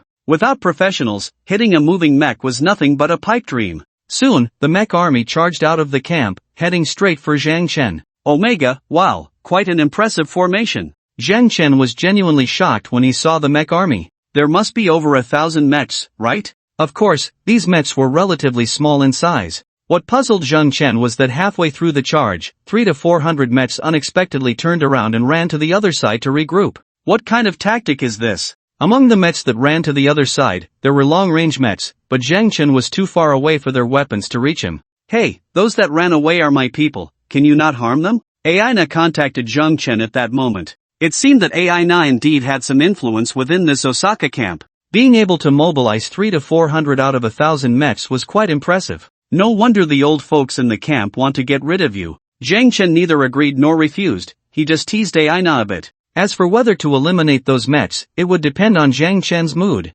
Extreme Thunder Strike. In the face of such a group assault, using Extreme Thunder Strike was the best option. With a dense swarm of mechs charging in, it would be a disservice to the skill not to unleash it. A sphere of light was flung from the tip of Zhang Chen's sword. The mechs still 500 to 600 meters away had no idea what the approaching sphere of light meant. However, when the sphere touched the first mech, those not affected by the skill's power understood. Their minds instantly cleared up a lot. Within 100 meters, all the affected mechs were paralyzed, with none surviving. Scatter, everyone scatter. A calm-headed guy ordered. The next moment, a large number of mechs charged towards Zhang Chen in a fan shape. What's the use? Zhang Chen muttered to himself before suddenly accelerating. Various long-range bullets from afar continuously shot at the spot where he had been standing. Zhang Chen's speed far exceeded the mech's expectations, and with the help of his thrusters, he covered the 500 meters in just a few blinks of an eye. When Zhang Chen's towering mech finally appeared before the little ones, they all calmed down,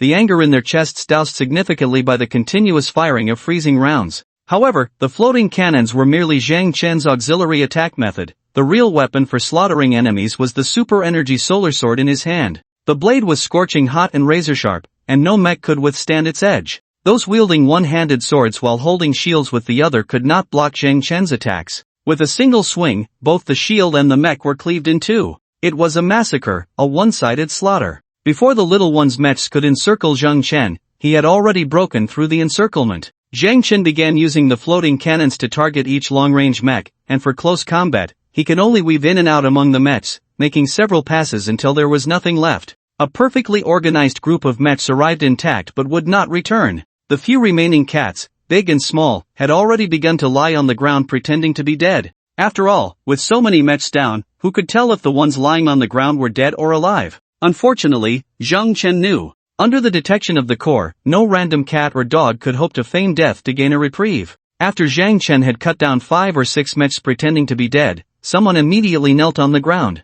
Respected Lord, please forgive us, we beg you. There were more than a dozen mechs kneeling, some even from a distance among the long-range mechs. The long-range mechs were even more broken. They had never encountered such an overwhelmingly strong battle. It wasn't that they suppressed Zhang Chen, but rather that Zhang Chen suppressed them all. A single floating cannon had the long-range mechs crying for mercy, completely unable to fight back. Looking at those colleagues lying on the ground like ice sculptures, the surviving long-range mechs didn't even have the courage to raise their guns. As for escaping? Don't be ridiculous, could you run faster than their bullets? Zhang Chen showed no mercy to these little ones. Since they had chosen to come and kill him, they had to be prepared to be killed in return. Could kneeling and admitting fault save their lives? Such a good deal didn't exist. Therefore, the outcome was predictable. Zhang Chen showed no mercy whatsoever. After Zhang Chen resolved the battle, Xiaobao scampered over. With food scattered all over the ground, his combat power would increase significantly. Are you a freak? Aina couldn't help but speak after coming back to her senses from her shock. She knew that saying this was somewhat disrespectful to Zhang Chen, but it was a true reflection of her inner feelings. In Aina's eyes, Zhang Chen was indeed a freak. A single person challenging 600 or 700 mechs and finishing the battle in just over 10 minutes was astonishing. More importantly, AI9 noticed that Zhang Chen had not sustained any injuries. No matter how strong a person was, there should be a limit. To AI9, Zhang Chen's strength seemed limitless. In fact, AI9 was right. This was just the beginning. Zhang Chen hadn't even used his super energy enhancement yet. After using this legendary skill, that would truly be called freakish. Have your people clear the way, kill all resistance encountered. Can you do that? Zhang Chen ignored AI9 and issued an order to her. AI9 felt conflicted. She truly didn't care about the lives of some ordinary people, but to slaughter her own people, she found it hard to do. However, sensing Zhang Chen's indifferent attitude, she knew that if she didn't agree, it would be her own death, and the death of her subordinates. Yes. Very well, let's go. Zhang Chen did not linger. He patted Xiao Bao, signaling him to follow. The mech wreckage on the ground couldn't escape. It could be dealt with whenever. Xiao Bao felt a bit reluctant, trailing behind Zhang Chen while occasionally snacking on some treats. In front of Zhang Chen were AI9's 300 to 400 subordinates. At this moment, the gratitude these 300 to 400 little ones felt towards AI9 was almost overwhelming. Why? Because without AI9's obstruction and orders, they would have already become one of the wrecks scattered on the ground. Damn it, damn thing, turn back. I command you to turn back and kill him. Okamoto shouted helplessly from atop the camp's outer wall. There was no other guard force left in the camp. He could only rely on these mechs. But now, these mechs had turned into accomplices of that Huagua person. How could Okamoto accept this? Zhang Chen heard Okamoto's words, as he was less than a kilometer away from the Osaka camp, and Okamoto's actions were all under the surveillance of Zhang Chen's detection corps. President, those damn cowards have betrayed us. What should we do? Go, contact the people from the behemoth immediately, sacrifice all Huagua people, regardless of gender, awaken the behemoth, awaken it now. Okamoto almost roared as he issued the command. Hi! Zhang Chen was displeased. Indeed, there were quite a few Huagua people here. I wanted to let you live a little longer, but I didn't expect you to be so eager to die. Bang! The floating cannon fired. The freezing projectile streaked across the sky like a meteor, and before the roaring Okamoto could even turn around, he was blasted into a pile of ice shards. Even the little one who wanted to give orders was caught in the blast, dying very peacefully. This shot shattered the morale of the remaining guards in the camp.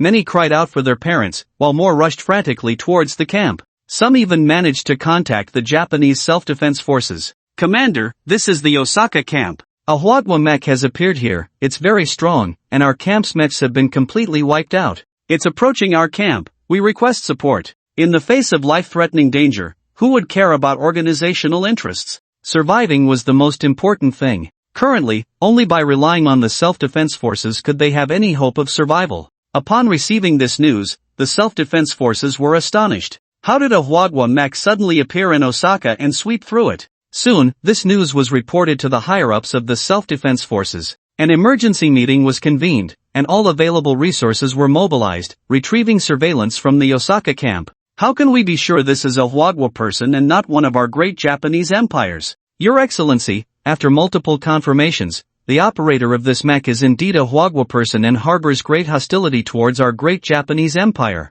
In that case, kill him. Send a large team to eliminate him, and remember, do not harm anyone in the Osaka camp, and do not let him get close to the behemoth. Hi! The self-defense forces reacted with extreme speed. Of course, the main reason they were forced to respond so quickly was because of the behemoth. At this point, a small number of civilians were of no importance to them. What they valued was the behemoth. Previously, they had kept Okamoto's organization because it was useful and everything was under the self-defense forces' control. However, now, Zhang Chen was not under their control. They could not allow the behemoth to be exposed to this Huagua man. Controlling the behemoth, manipulating it, was what they were looking forward to. As long as they could control the behemoth, who could stop the great Japanese empire on this vast blue planet? All continents would tremble under the iron hooves of the great Japanese empire. This was currently Japan's most important strategic goal, so the self-defense forces would not allow Zhang Chen to run rampant in the Osaka camp. Just as the self-defense forces were dispatching troops, Zhang Chen had already entered the Osaka camp.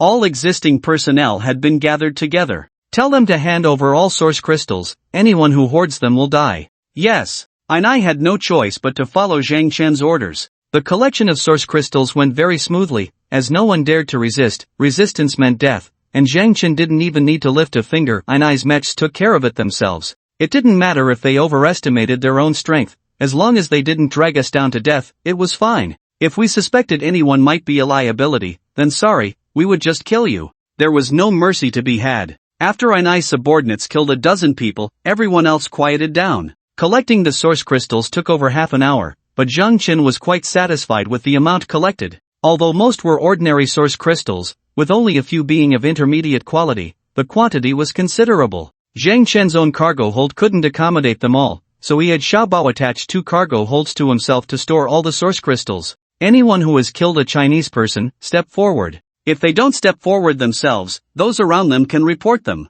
If no one reports and it is found out later, then the 100 people around that person will be buried with him. Zhang Chen was not a nice guy. There were no ordinary people here who couldn't fight back. Those who had done evil must die. One word stirred up 1,000 waves. After Ainai relayed Zhang Chen's words, someone immediately stood up and tried to escape. The person who stood up to flee definitely had something to hide, that was obvious. Of course, there were also those who were lucky, hiding their faces almost in their pants, afraid of being discovered. Unfortunately, they still underestimated humanity's survival instinct. Soon, a large number of people were identified. The identified individuals, enraged and humiliated, immediately began to fight back against those who pointed them out. Zhang Chen had grown accustomed to such things. Similar incidents had occurred in the previous camp. This was human nature. The chaos lasted only a few minutes from start to finish. All those who had done evil were now lying on the ground, some already lifeless, others barely hanging on. There was no way out, as the wicked were besieged. 2 fists could not fight against 4 hands, and even if they had something, it was of no use. Of course, there were also some innocent people on the ground, but did that matter to Zhang Chen? The only thing that made Zhang Chen sigh was that not everyone in the camp had died. Looking at those cowering in fear, trembling and too scared to even look at their fellow Japanese, Zhang Chen sneered contemptuously. Have your people hand over the mech cores, and from now on, the people here will be under your management. Zhang Chen turned to Ainai. Ainai was very reluctant. She didn't want to hand over the mech cores. Without the mech cores, even she would only be slightly stronger than an ordinary person. If she encountered a powerful mechanical creature, there would be no chance of survival. However, if she didn't comply, she feared she would die right then and there. Alright. After agreeing, Ainai began to issue orders. Ainai didn't know what she said to her subordinates, but they were quite cooperative, and nearly 400 mech cores were handed over to Zhang Chen, including Ainai's damaged mech. Zhang Chen had no desire to keep Ainai's mech, but he wouldn't leave it for her either. Ultimately, the mech cores were given to Xiaobao, who happily consumed them. Ainai dared not express her anger. Without the mechs, she couldn't even understand Zhang Chen's words anymore. Anyone who can speak Chinese, step forward. As Zhang Chen asked, someone immediately stood up from the crowd. I can speak Chinese. Zhang Chen was a bit puzzled. This person's Chinese was very close to Mandarin, lacking the distinct accent typical of Japanese speakers. Are you Chinese? I have half Chinese blood. My mother is Chinese, so I can speak Chinese. Sir, whatever you need, I can help convey it. Zhang Chen felt displeased, but he did not vent his anger on this person. Choosing to be a traitor was his mother's decision, not his. You, come here, follow this woman, let her lead the way to find the giant beast. Yes, sir. After saying this, the man immediately ran to where Ainai was and conveyed Zhang Chen's request. Ainai would certainly not resist. After instructing her subordinates to calm the remaining people in the camp, she walked ahead to lead the way again. Without the help of mechs, Ainai's pace was not fast. Fortunately, the location of the giant beast was not far from the Osaka camp. The giant beast is inside this underground cave. After bringing Zhang Chen to their destination, Ainai spoke. Zhang Chen had long expected to see the giant beast buried underground. To be honest, it was quite difficult for these little Japanese. Zhang Chen could only detect a distance of 10 meters underground, and in his detection, he could only sense a metallic skull. The other parts of the giant beast could not be fully detected. Yet, even so, the little Japanese had discovered the giant beast underground, and they had installed many elevators above it. The fact that they could find the giant beast in such a short time and use the elevators to go up and down showed that the organization controlled by Okamoto indeed had something. However, Zhang Chen did not need to be so troublesome when facing the giant beast. Xiaobao, get to work, dig this giant beast out for me. Okay. Zhang Chen knew very well how fast Xiaobao could dig. Even though the amount of work was a bit large, it was not a problem for Xiaobao. It would just take some time to dig out the giant beast. However, just as Xiaobao started digging, an elevator rose from underground to the surface. You are Chinese, we already know. Leave now, and we can guarantee the safety of those Chinese underground. Otherwise, we will feed all the Chinese to the giant beast. Make your pet stop. The bald man who appeared in front of Zhang Chen from the elevator spoke fiercely, with a strong tone of threat. How many Chinese have you killed? Zhang Chen retorted. The mixed-blood translator immediately relayed Zhang Chen's words. Chinese, a lowly race. The Chinese who have died at my hands are already over 100. I wouldn't mind killing the remaining thousands underground. This man still did not realize the seriousness of the situation. He was still boasting about his achievements and threatening Zhang Chen. Disassemble. Zhang Chen commanded the mech to disassemble. Xiaobao, wait a moment, don't move yet. After disassembling, Zhang Chen instructed Xiaobao. You are surprisingly handsome? Ainai said, somewhat dazed, to Zhang Chen. After hearing the mixed-blood translator's words, Zhang Chen ignored Ainai and looked at the bald man. The bald man was also looking at Zhang Chen. A young person? A young man, easy to handle. The bald man felt more relaxed. However, when Zhang Chen walked in front of the bald man, before the bald man could say anything further, Zhang Chen had already reached out and grabbed the bald man's neck. Threatening me? You think you are worthy? Zhang Chen's gaze was cold as he stared into the bald man's eyes. At this moment, there was no need for the mixed-blood translator to say anything. The bald man had already realized the meaning of Zhang Chen's words from his tone and expression. The bald man was close to suffocating. He wanted to beg for mercy, and his eyes revealed a plea for mercy. Unfortunately, Zhang Chen was completely unmoved. If he weren't a bit anxious, he wouldn't let this dog die so easily. A few seconds later, the bald man, whose neck was being squeezed by Zhang Chen and was kicking his legs wildly, stopped moving and completely lost his breath. The mixed-blood translator was terrified by Zhang Chen's actions. Go down, Xiaobao will guard up here. Yes, big brother. Xiaobao obediently nodded to Zhang Chen. Ainai and the mixed-blood translator followed in Zhang Chen's footsteps. At this moment, Ainai really wanted to have a good conversation with Zhang Chen, just a simple exchange, with no other intentions. Unfortunately, there was a language barrier, and Ainai didn't want the people around her to help translate. As for using her abilities to kill Zhang Chen, who was disassembling his mech, Ainai had never even considered that. Only those who had completed the third evolution of their mechs would understand what the third evolution truly meant. Zhang Chen's mech was so powerful, how much combat strength could it provide him? Ainai didn't believe that she could kill Zhang Chen with just her ninja skills. So, Ainai obediently followed Zhang Chen, without any tricks. The elevator, though somewhat shabby and just an iron cage without outer walls, was still quite fast. After descending about 100 meters, the elevator finally stopped. Outside the elevator, armed personnel were already pointing their guns at it. Tell him to relax, Zhang Chen said calmly, as if the guns were not pointed at him. Ainai ordered, put down all your guns. Ainai still had some influence. All the armed personnel in this beast base recognized her. Some lowered their guns, while others stubbornly kept them raised, as they had received orders to resist fiercely, believing that the self-defense team would soon come to deal with the trouble that was Zhang Chen. They had more faith in their own self-defense team. Looking for death. In the next moment, Ainai threw something, and a cloud of smoke suddenly appeared at her feet. When the smoke completely enveloped her, Ainai's figure vanished. Zhang Chen frowned slightly. Ainai's speed was a bit too fast. The key was that he hadn't seen how Ainai had darted out. The smoke had deceived his eyes.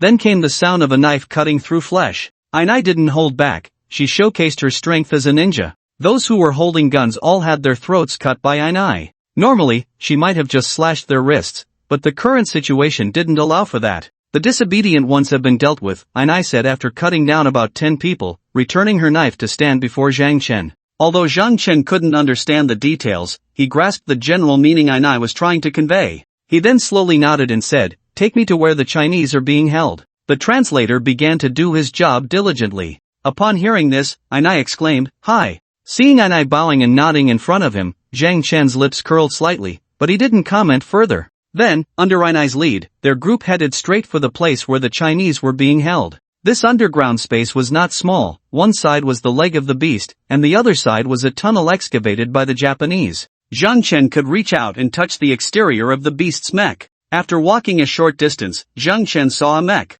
It was about 3 meters tall, resting against the exterior of the beast's mech, with tightly arranged jet ports above it. This was beneath the beast's thrusters. The small mech, about 3 meters tall, also served as a translator. Although the beast was not fully awake yet, it could express some of its own intentions thanks to the Japanese's feeding, which required the built-in translation of the mech. Otherwise, who could understand what the beast was saying? Is this where you feed it? Zhang Chen pointed at the jet ports of the beast's thrusters. Dried blood could still be seen on these ports. Hi! Everyone following Ainai lowered their heads, not daring to look at Zhang Chen. Zhang Chen smiled coldly, not saying anything further. As everyone continued to ascend, about 20 meters up, Zhang Chen heard a cacophony of voices. Are you still human, Ma?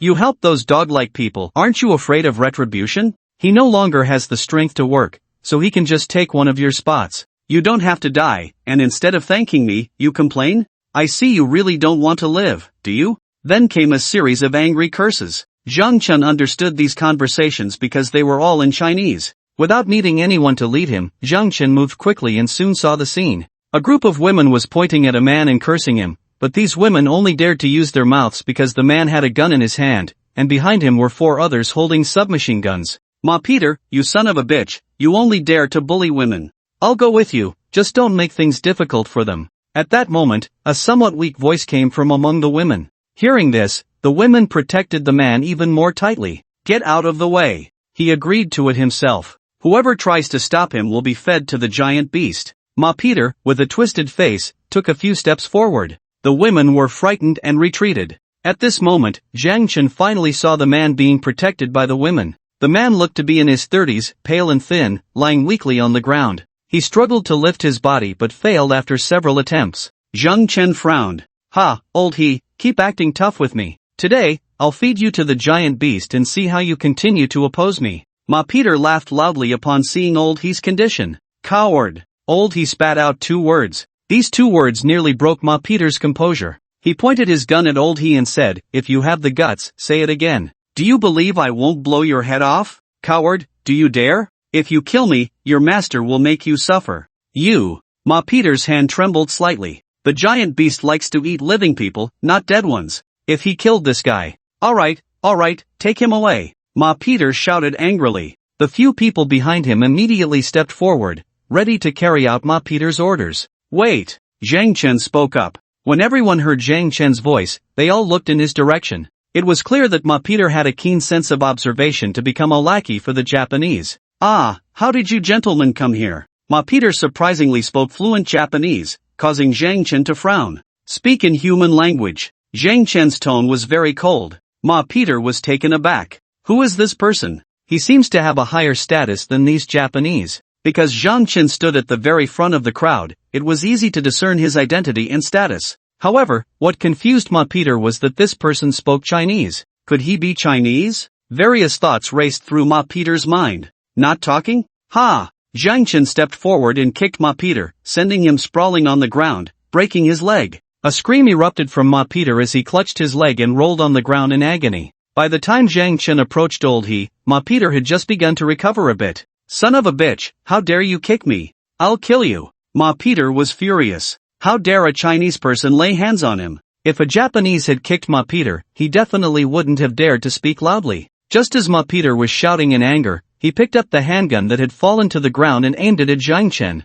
Zhang Chen turned sharply, his cold gaze landing on Ma Peter. This made it difficult for Ma Peter to pull the trigger. What kind of gaze is this? Is this a gaze that a person can possess? Coward. Zhang Chen commented. Ai Nai was also cursing Ma Peter in her heart. If you're going to shoot, do it quickly. If you can kill this handsome man, I will definitely give you greater power. Ma Peter seemed to have heard Ai Nai's heart, or perhaps it was because of Zhang Chen's evaluation that he felt embarrassed and really pulled the trigger. The gun was only a dozen meters away from Zhang Chen. 7 steps away. Is the gun faster or the person? Definitely the gun. And within 7 steps, the gun is both accurate and fast. Unfortunately, Zhang Chen's existence had transcended common sense. As soon as Ma Peter exerted force on the trigger, Zhang Chen had already made a move to dodge. The bullet missed. Zhang Chen appeared in front of Ma Peter, then kicked out twice, shattering Ma Peter's arms, leaving only skin and flesh connected. Don't let him die, Zhang Chen said, looking at Ai Nai. The translator immediately conveyed Zhang Chen's words to Ai Nai.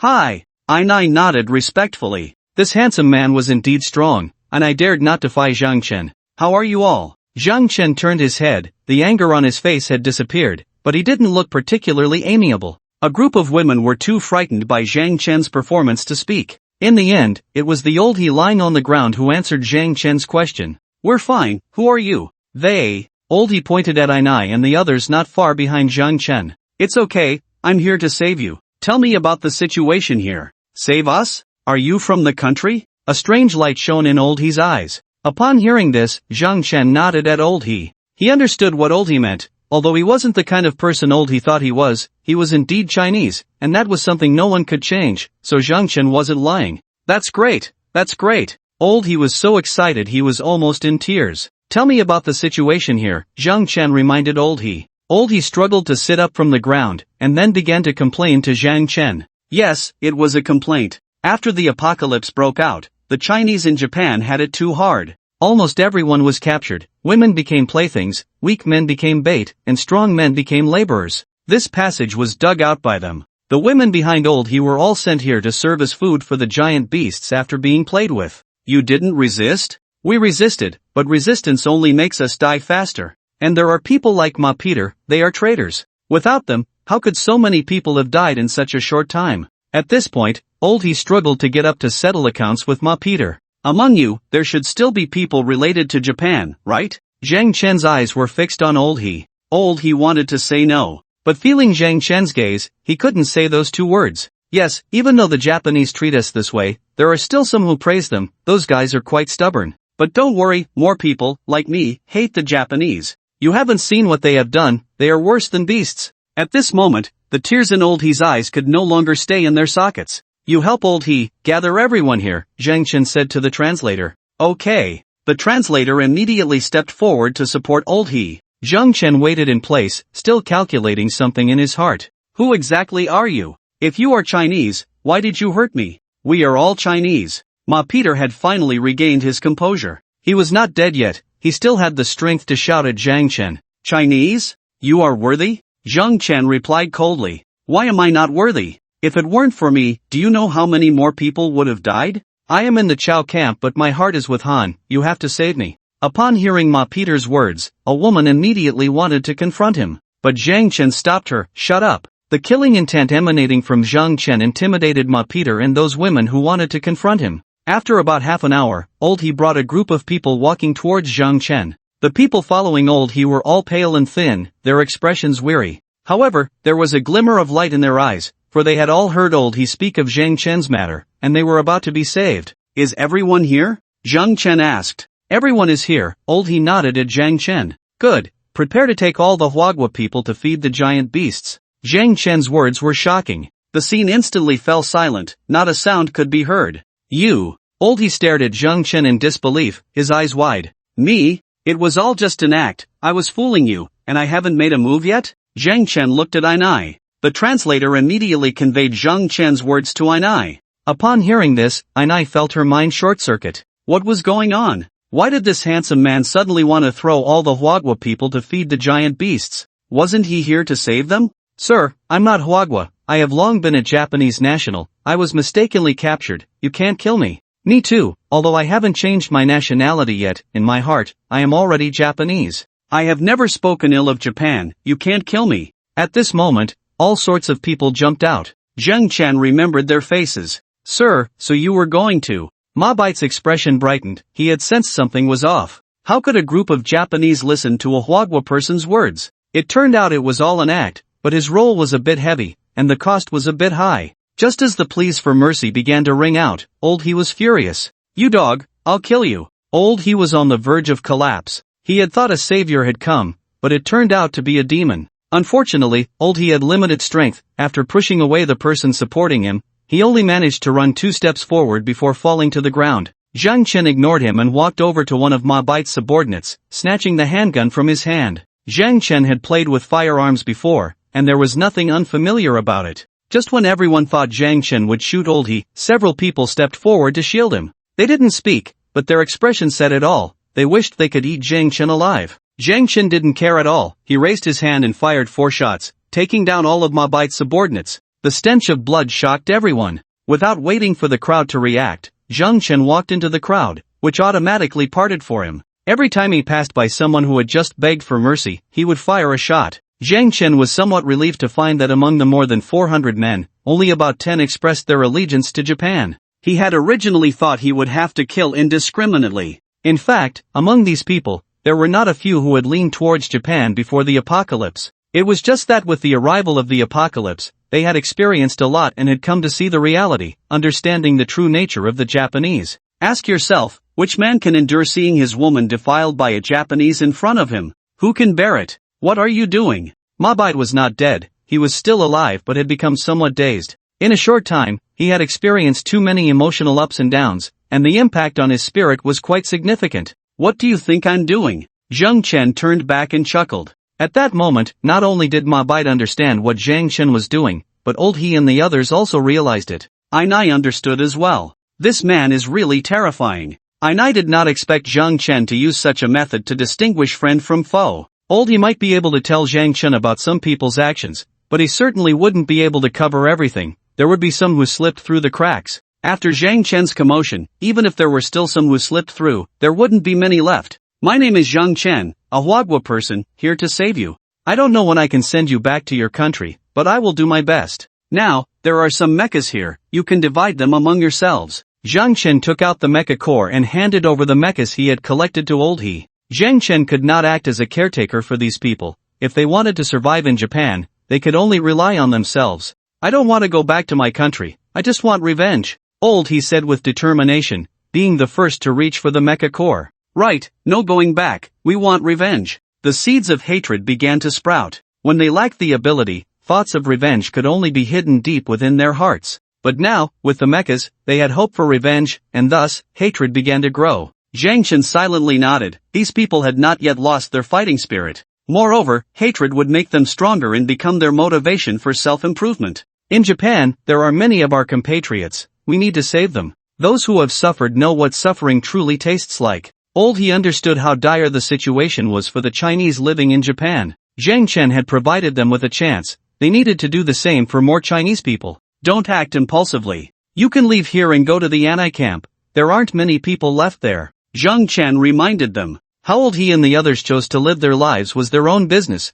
Zhang Chen had no right to plan for others. Thank you, Zhang Chen, Old He said gratefully. Although the others did not speak, they all looked at Zhang Chen with appreciative eyes. Don't do anything that would disgrace China. Don't do anything that would bring shame to our country. That is the best thanks you can give me. Leave quickly, there will be more things happening here, and you cannot stay for long. Okay, we'll leave now. Everyone, quickly grab the mecha core. Men protect the women, let's get out of here first. Old He showed some leadership skills. Under his arrangement, the group had a clear division of labor. Seeing this, Zhang Chen no longer paid attention to the situation here. He grabbed Ma Peter by the collar and dragged him back the way they came. Ai Nai and the others did not need Zhang Chen to give any orders, they obediently followed behind him. Old He and the others moved quickly, and when Zhang Chen brought Ma Peter to the bottom of the giant beast's thruster, Old He bid farewell to Zhang Chen. Zhang Chen simply waved his hand and watched as Old He and the others left. Once they left this underground space, they could merge with the mechas. 300 to 400 mechas would be enough to protect their group. After most of the people had left, Zhang Chen finally looked up at the giant beast's thruster. Feed him to the giant beast, I want to see how the giant beast eats people. Zhang Chen handed Ma Peter over to the mecha responsible for feeding the giant beast. Hurry up and feed him. At this moment, the translator began to play its role. Under the translator's scolding, the 3-meter-tall mecha grabbed Ma Peter and was about to throw him into the thruster's nozzle. Wait, hold on, Zhang Chen, I know many secrets here, I can tell you. Just don't kill me first. Ma Peter, seeing his imminent death, immediately began to shout. He knew all too well what happened to those thrown into the giant beast's thruster. He didn't want to die, even if he had already been tortured into a cripple by Zhang Chen. What secrets? Zhang Chen made no promises, but he was still willing to listen to the secrets. Speak. Zhang Chen's voice was cold, the gun aimed at Ma Peter's forehead. Looking at the dark muzzle of the gun, Ma Peter did not make any demands. He backed down again. I know the secret about this giant beast, even the Japanese don't know it, and I haven't reported it. Continue. Zhang Chen lowered the gun, signaling Ma Peter to go on. Above, in the passage above, they dug a tunnel that can enter the giant beast's body. Enter the giant beast's body? Zhang Chen was a bit taken aback. If this news is true, Zhang Chen was unsure if he could destroy this giant beast. Even if he enhanced his combat power with super abilities, he still had doubts. The giant beast was a massive weapon, and even the sleeping giant was not something an ordinary mech could breach. But that referred to the external armor of the beast, not the interior. If he could enter the beast's interior, Zhang Chen was 100% confident he could destroy it. Moreover, there were many valuable things inside the beast. If he could stroll around inside, he would be more than willing. Not to mention, Zhang Chen was particularly interested in the beast's engine. What kind of power must the engine possess to provide energy for such a colossal creature? there would surely be other treasures as well. Yes, I can confirm, it's the passage to enter the beast. If you let me go, I'll tell you. Alright, let's go. Zhang Chen nodded to Ma Peter without any hesitation. Zhang Chen's swift agreement made Ma Peter feel uneasy, as if it were too unreal. According to the usual script, there should have been some bargaining, right? Well, it didn't matter. What mattered was that he could survive. Then, Zhang Chen took control of Ma Peter's body again, and under Ma Peter's guidance, he led the group upward. After climbing about 50 meters, Ma Peter suddenly shouted to stop. It's right here. How do we get in? Along the way, Zhang Chen knew that this underground passage was spiraled around the giant beast. The Japanese were looking for a way to control the beast, or at the very least, to obtain something valuable from it. For instance, the thruster discovered by the Japanese had almost become their private property. At this moment, the place where Ma Peter called to stop was smooth and showed no abnormalities, nor were there any gaps in the beast's armor. Zhang Chen looked at Ma Peter with a puzzled expression, hoping for a reasonable explanation. It's this, just kick it hard, and you'll know. Upon hearing this, Zhang Chen kicked the smooth armor without any hesitation. To everyone else, it looked like a metal wall, but after Zhang Chen kicked it hard, it actually caved in. Ma Peter was almost going crazy. He realized that this spot was purely accidental. He had bullied someone here and pushed them against this wall, which had caused a slight dent. It had taken several people a tremendous effort to push this wall in. Yet now, Zhang Chen had caved it in with a single kick. What kind of power was this? Ma Peter glanced at his own leg in confusion. He felt as if he had stood up.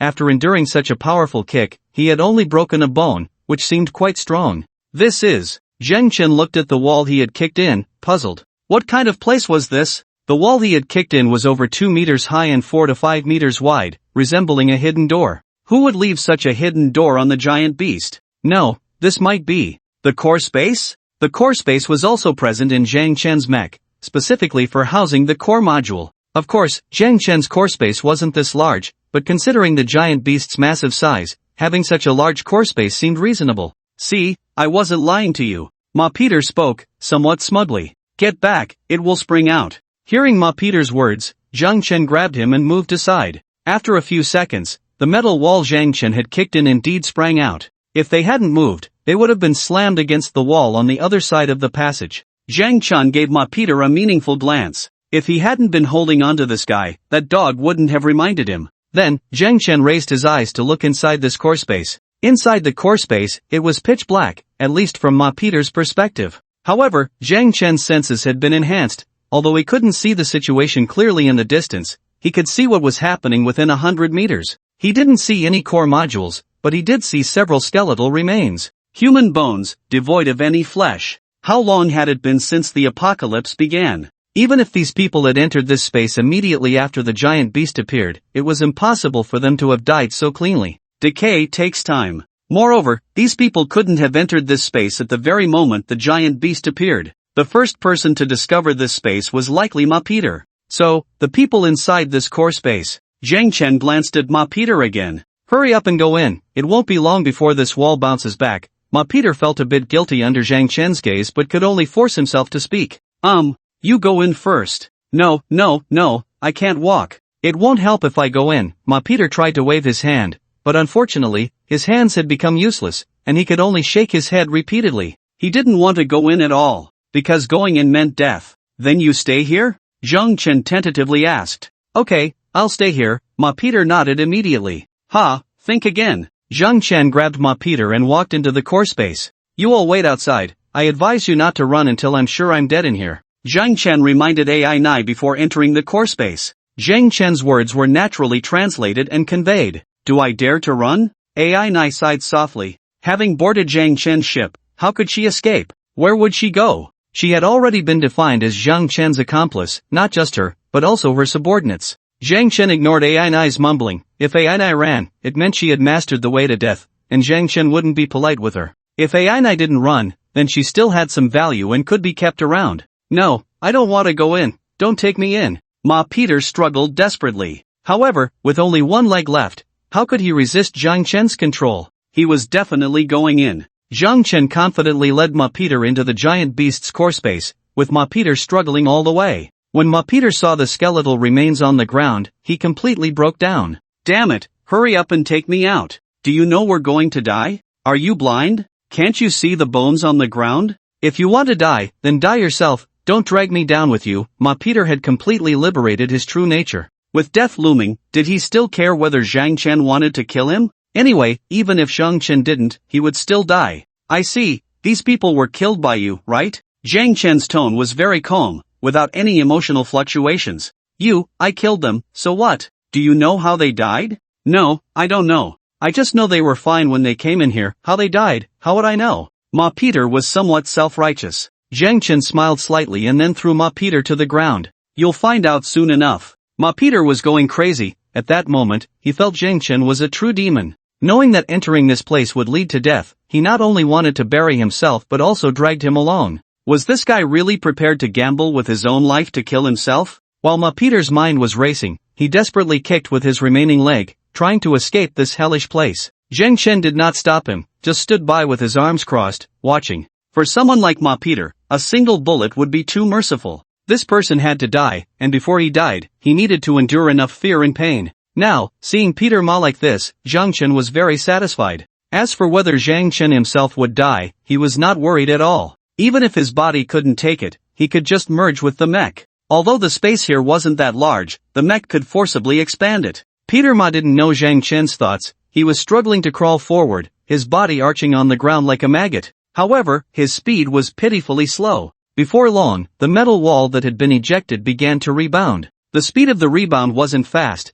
but when Peter Ma saw the metal wall starting to return, he completely went mad. Hurry up, get me out of here, I don't want to die here, please, don't die here either, let's all get out. Zhang Chen remained unmoved, showing no intention of moving. As the metal wall was about to return to its original position, Peter Ma cursed angrily again. You won't die, well, I'll die, and you won't survive either, you dog, killing me while risking your own life, you're such a fool. Who told you I would die? Zhang Chen retorted. Peter Ma was taken aback. And do you feel the temperature here starting to rise? Zhang Chen reminded Peter Ma. Zhang Chen had already guessed how those dry bones on the ground had died. High temperature evaporation, they had been evaporated alive by high heat, and the heat had taken away their flesh and blood, leaving only bones. One can imagine that this process of death must have been very unpleasant. The entire core space fell into darkness. The metal wall completely closed. When the metal wall was fully closed, the temperature in the core space instantly rose by more than 10 degrees and continued to increase.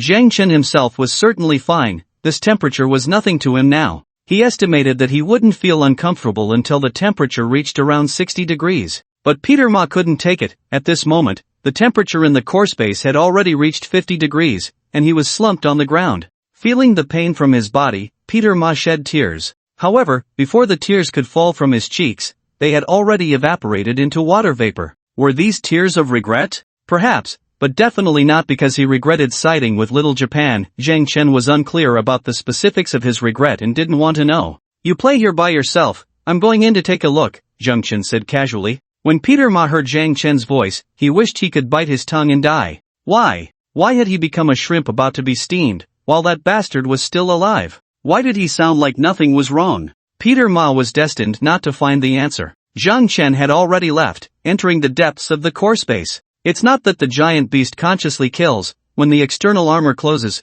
the heat generated inside the giant beast won't dissipate, only circulating internally, which is why it becomes like this. I wonder if there's any core module inside this giant beast. But even if there is, I probably can't use it, right? Zhang Chen muttered while exploring forward. Not long after, Zhang Chen saw the core module he had imagined in his mind. To his surprise, the core module didn't look big, the same size as the core module equipped on his mech. All the modules are the same size. What do you need such a large core space for? To make yourself look big? Zhang Chen was a bit speechless. Then he pulled a grid-like metal wall in front of him. This grid-like metal wall was where the core was installed. The grid-like metal wall of the giant beast covered a larger area than Zhang Chen's mech, and upon closer inspection, this metal wall had as many as 50 grids. If 2 or 3 cores were equipped in each grid, how many cores could be installed? What a waste of such a large space. Why are there only 2 cores? Zhang Chen raised his hand with a smile to pull the 2 cores from the metal wall. Don't be fooled by his complaints. Inside, he's feeling ecstatic. The core that comes with the giant beast must be at least epic level, right? Moreover, even if they are all legendary level cores, Zhang Chen wouldn't be too surprised. When Zhang Chen yanked the core off the metal wall, he immediately took out the mecha core. Identification. A soft blue light emanated from the mecha core. As the blue light swept over the two cores, it gradually formed a light screen in front of Zhang Chen. Assault core, epic 3 slots, combat power plus 100, mecha attack ability increased by 30%. Gale core, epic 3 slots, combat power plus 100, thruster kinetic energy increased by 30%, power consumption reduced by 30%. Goodness! Zhang Chen couldn't help but exclaim after seeing the information on the light screen. 2 epic level cores, although their quality didn't reach legendary level, Zhang Chen was already very satisfied. How could he be so greedy for core modules obtained for free? The key is that these 2 core modules are incredibly useful, and the combat power they can enhance far exceeds the 200 combat power they provide.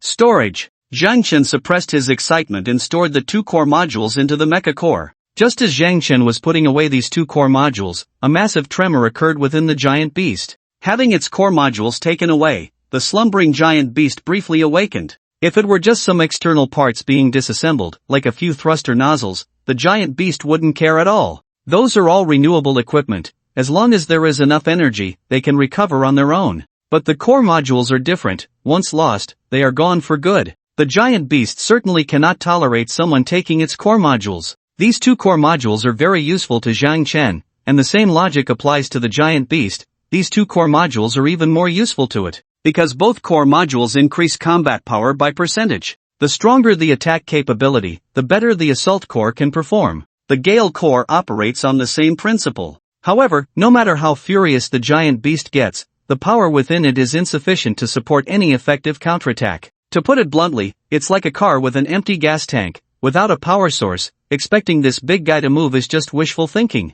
The giant beast sleeps underground, gathering and condensing power. However, although the giant beast cannot move yet, it can barely control the airflow within its body. Intense high-temperature gas began to condense towards the core space. This caused the temperature in the core space, which had already reached over 50 degrees, to rise again. In just a few blinks, the temperature had already climbed above 60 degrees and continued to rise 70 degrees, 80 degrees, 100 degrees. When the temperature reached 100 degrees, Zhang Chen also felt quite uncomfortable. Peter, lying on the ground, had long since lost consciousness, let alone 100 degrees. He had already passed out when the temperature hit 60 degrees. It was like being in a sauna. At temperatures in the 40s, one might feel comfortable, but what about 60 degrees? Who would want to experience the sensation of their respiratory tract burning? In any case, Peter wouldn't get to enjoy it, while Zhang Chen was currently relishing it. Can the temperature go even higher? Zhang Chen spoke softly, with no intention of leaving. Having finally entered this treasure mountain, how could he leave so easily? At the very least, he felt he needed to take the engine from within the giant beast for this trip to be considered complete. It would be easy to walk out of this core space, but getting back in would likely not be so simple. With such a noticeable vulnerability in its body, the giant beast would also self-repair. Therefore, Zhang Chen had no intention of leaving. He only felt a bit uncomfortable with the 100 degrees, far from being in danger of death. The giant beast never expected someone to be so audacious, surviving even the high temperatures that Baidu couldn't withstand, far beyond the beast's expectations. However, the giant beast found itself at a loss. Not only was it unable to move, but even if it couldn't do anything about Zhang Chen, who was stubbornly clinging to its body. Just as Zhang Chen was preparing to take action, the voice of the giant beast reached his ears. Human! It spoke in Chinese. Zhang Chen was taken aback. It wasn't surprising that the giant beast could talk. After all, other species could speak as well.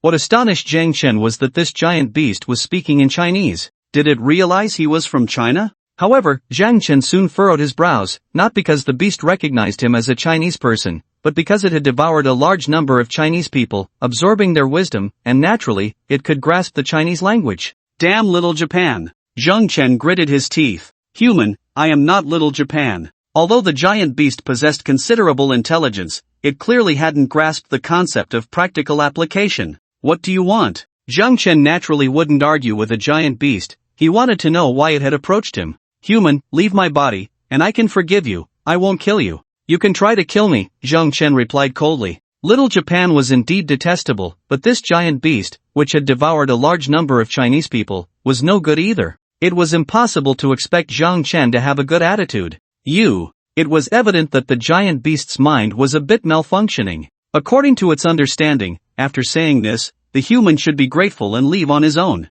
It had dealt with the Japanese in this manner before. Zhang Chen's handling of the situation left the giant beast in confusion. How about this? If you want me to leave, hand over your engine to me, and I will go. Zhang Chen was unsure of where the engine was located within the giant beast, hence his suggestion. What? Human, you have angered me. The giant beast was furious. This human was not only stealing its core module but was also trying to take its engine. Although the engine was also a renewable piece of equipment, it could only be restored if it malfunctioned or was damaged, using energy to recover. If the entire engine was taken away, there would be no recovery at all. Did Zhang Chen understand the law of conservation of energy? How could it be created out of nothing? What kind of behavior was this? It was robbery, leaving no way out. With such a massive body, without the power provided by the engine, the giant beast wouldn't wake up even after sleeping for hundreds of years. No, it couldn't even sleep that long. Without power, various problems would arise inside and outside its body,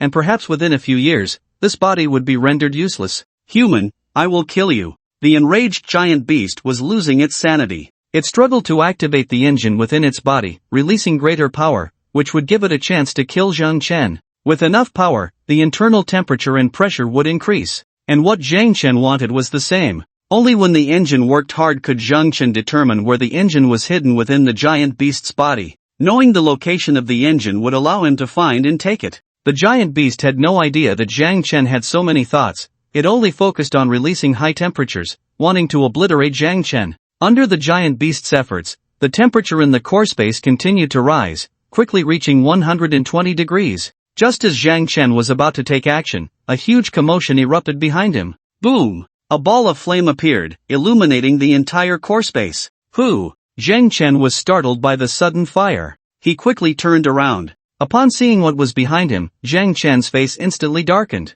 There was no one, it was the body of Ma Peter lying on the ground that had caught fire. The temperature was too high, igniting the clothes on Ma Peter's body, along with his corpse. That scared me. Zhang Chen felt a bit relieved, but then he glanced at his clothes. His outfit was provided by the military at the base in Chuan City. It was said to be fireproof and waterproof, with some defensive capabilities. At first, Zhang Chen was skeptical, but now he believed it. He saw that everything on the ground was burned, yet he was completely unscathed. I thought you were up to something. Zhang Chen sighed, then continued to examine the entire space by the light of the flames. Although he could see quite clearly in the dark, having light made everything clearer. So, those gases were released from this place. With the firelight, Zhang Chen made a new discovery. In the core space, the metal wall housing the core module was connected to the ground, linked by an iron pillar, which had gaps around it, allowing the hot air to escape through these openings. With this discovery, Zhang Chen had no intention of being polite to the giant beast.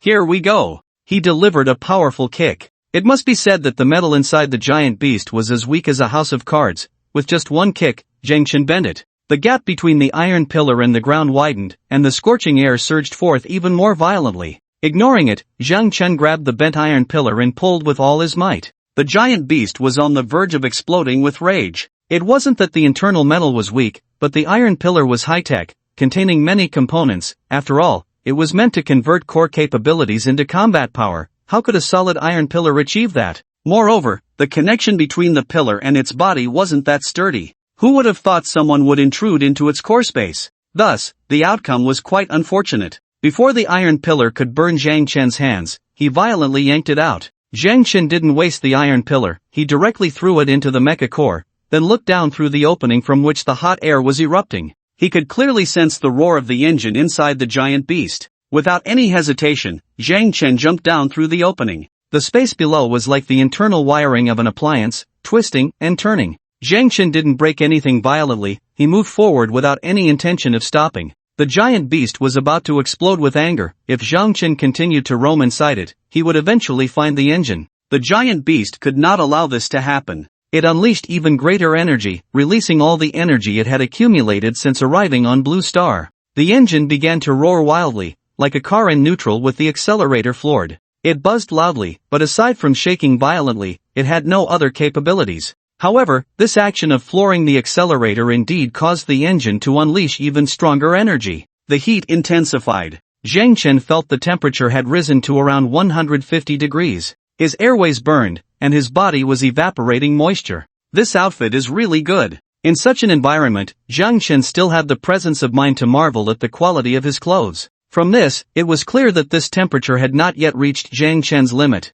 but it had reached the giant beast's limit. Zhang Chen disregarded the chaos around him and followed his instincts, descending further. It didn't take long before he fell into another space. After all, the giant beast was only about 100 meters tall. How big could its interior be? In this space, Zhang Chen saw an engine roaring and working. The engine was over 3 meters tall, and just from its appearance, it was clear it was no ordinary item. Can my mecha fit such a large engine? The engine should be able to adapt in size, right? Zhang Chen was a bit uncertain. After all, who could get such an impressive engine when their mecha was still at a low level? However, regardless of whether it would fit or not, Zhang Chen was determined to have this engine. No one could stop him. With that thought, Zhang Chen immediately rushed forward and hugged one corner of the engine. Then, Zhang Chen exerted force, and the engine, which was significantly larger than him, was lifted up by him. The moment the engine was raised, it disconnected from the giant beast. The giant beast was completely panicked. "Human, I can give you anything you want,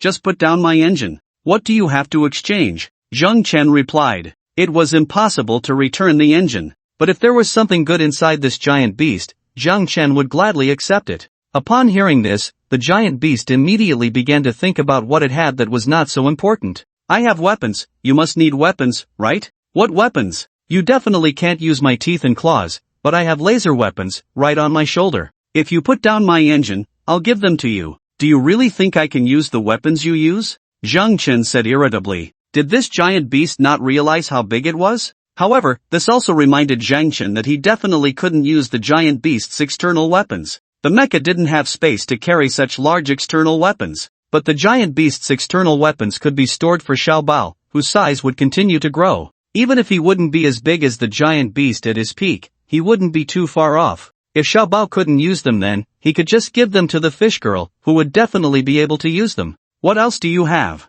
Don't hide anything. If you don't have sincerity, I'll just take this engine. I still have. What else? The giant beast was at a loss. What else could it offer? There were only a few things it could present. How about the thruster? The defensive armor? It seemed none of these would work. They were all suitable for the giant beast, not for human mecha. The thruster was longer and wider than the mecha's thigh. Just how would you use it? It seems you don't have anything good left, so I won't be polite. After saying this, Zhang Chen shouldered the engine and turned to leave. This was putting pressure on the giant beast. Without some pressure, how could the giant beast confess? Unfortunately, Zhang Chen miscalculated. The giant beast withstood the pressure. One could also say that the giant beast truly had nothing to exchange with Zhang Chen. Sigh. Zhang Chen sighed, then used the mecha core to store the engine he was carrying.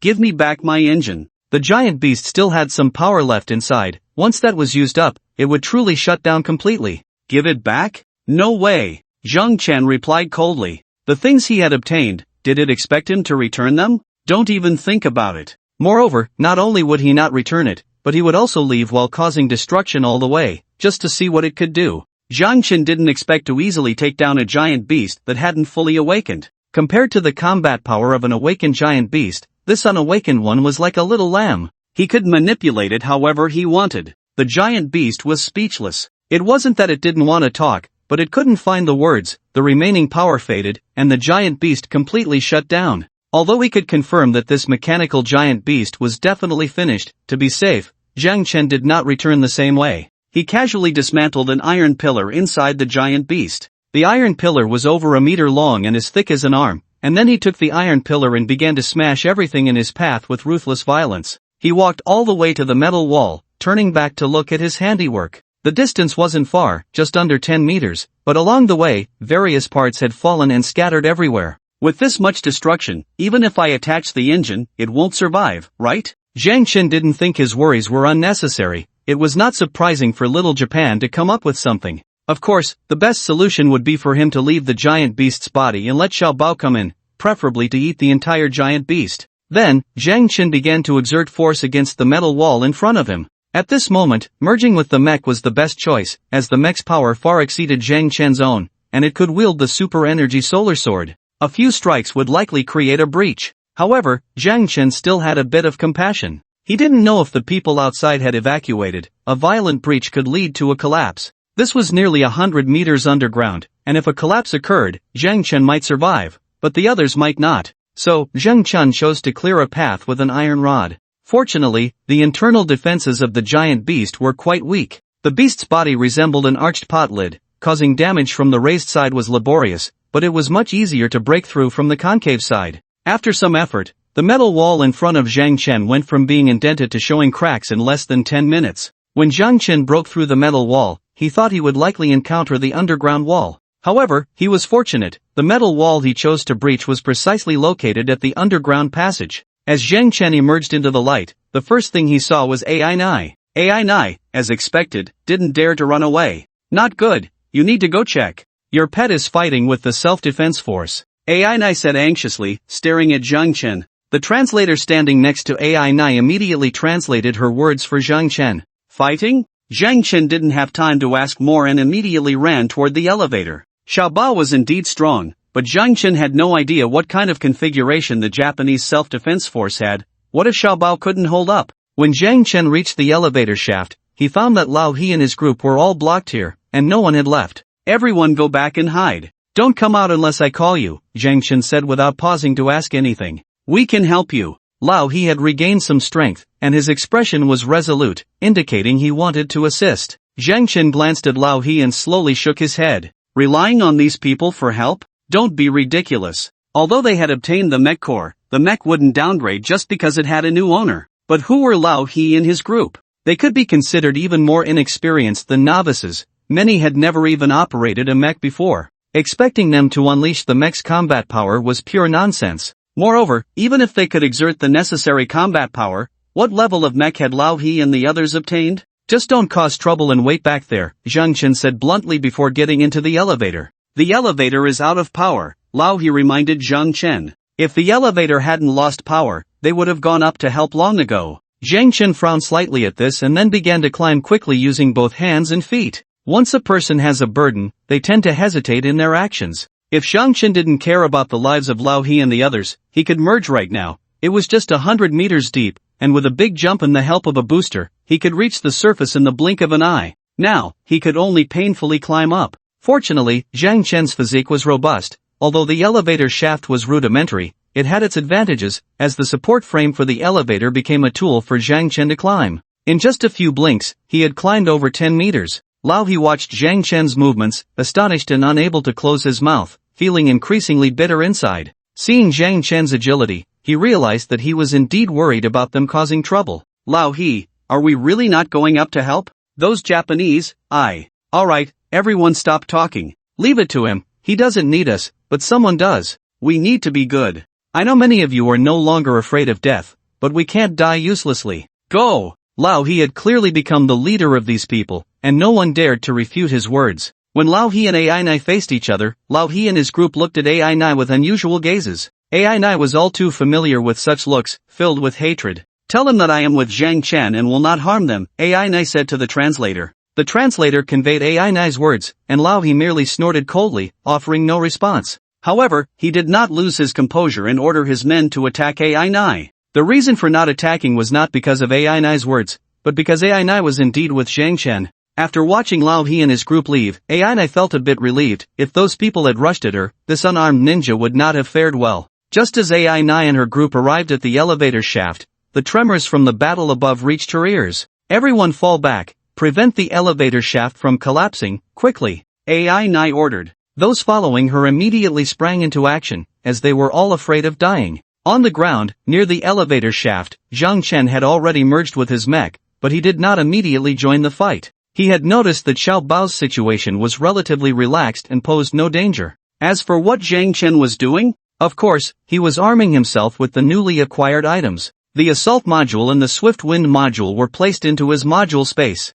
Although Zhang Chen's module space only had 20 slots, these two modules only occupied 3 slots. He could easily fit 3 or 5 more of such modules. With the successful installation of the 2 modules, Zhang Chen's mech combat power increased by 200 points, but the actual combat power he could unleash was at least equivalent to over 1,000. The 30% attack power provided by the assault core was already worth over 1,000 combat power. After installing the 2 modules, Zhang Chen took out the engine he had snatched from the mechanical behemoth. Previously, he hadn't examined it closely while inside the behemoth, so now he needed to take a good look. Electromagnetic range extension engine, legendary, combat power plus 500 regular power, 10,000 overdrawn power, 5,000 short-term burst power, 8,000 heavy-duty range extension engine, equipped with an electromagnetic accelerator, can output a large amount of power in a short time. What powerful energy! Zhang Chen was thrilled. This power was overwhelming. While he couldn't say it would allow him to squander it at will, at this stage, it was basically impossible for him to drain the engine's power to zero.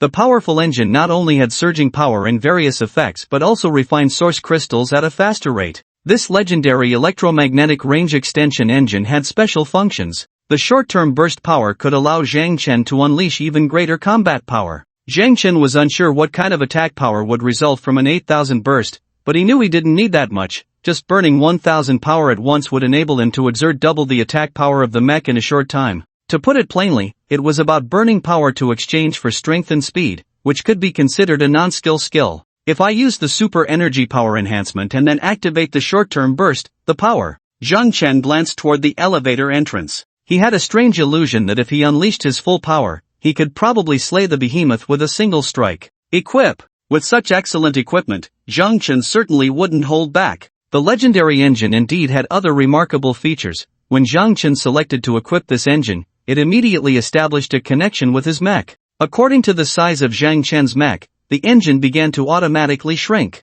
Legendary items are truly extraordinary, Zhang Chen marveled. He then placed the replaced epic hydrogen power engine back into the cargo hold. Although the hydrogen power engine was much inferior to the electromagnetic range extension engine, it was still a good item that would remain useful even in the late stages of the apocalypse. After all, there are only so many good things, so Zhang Chen wouldn't waste them. The hydrogen-powered engine had to be placed properly. Once Zhang Chen secured the hydrogen-powered engine, the electromagnetic range-boosting engine activated within his mech. The source crystal in the cargo hold of the mech was burning rapidly, and the engine's power began to recover quickly with the combustion of the source crystal. Zhang Chen felt the surging power within the mech continuously flowing into his body, and he couldn't help but let out a pleasurable groan. As the combat power of the mech increased, the mech naturally responded to Zhang Chen's physical form, creating a dual pleasure of body and spirit. This kind of pleasure could be addictive. Soon, the feeling of euphoria faded. Zhang Chen didn't pay much attention. After all, the increase in his combat power this time wasn't significant, just 600 points from the core module and the engine combined.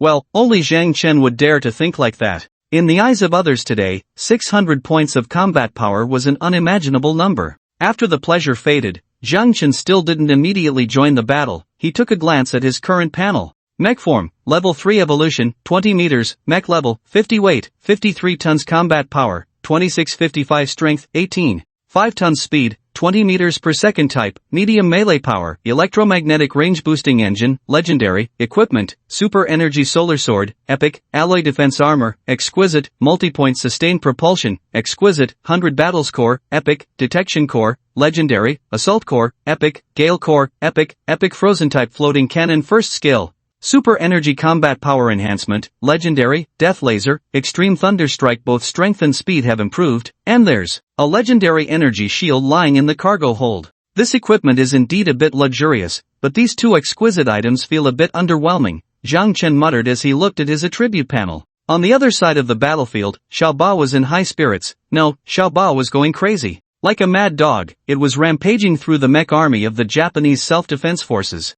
Facing such a powerful king-level mechanical creature like Xiao Bao, the current mechs of the Japanese self-defense forces were simply there to serve as fodder, with no chance of a single confrontation. Melee mechs faced the fate of being directly crushed by Xiao Bao, while ranged mechs could attack Xiao Bao, but unless they aimed for its vital points, Xiao Bao wouldn't pay them any mind. Currently, the only vital point on Xiao Bao was its eyes, as long as it didn't open its mouth to bite. These fools can't even defeat Xiao Bao. It's a bit of a waste of feelings. Zhang Chen stared at the battlefield, feeling a sense of helplessness. All the mechs were surrounding Xiao Bao, which was frolicking around, occasionally sending a few mechs flying into the air. Those were the unfortunate ones tossed away by Xiao Bao. In such a harmonious scene, Zhang Chen felt that if he charged in, it would probably disrupt this harmony. Just as Zhang Chen hesitated about where to strike, a squad of elite mechs descended from the sky. This squad consisted of only 10 mechs. Although the number was small, Zhang Chen could tell that all 10 were in a state of third evolution. I knew it, even if the self-defense forces are cowardly, they wouldn't be that weak, Zhang Chen nodded.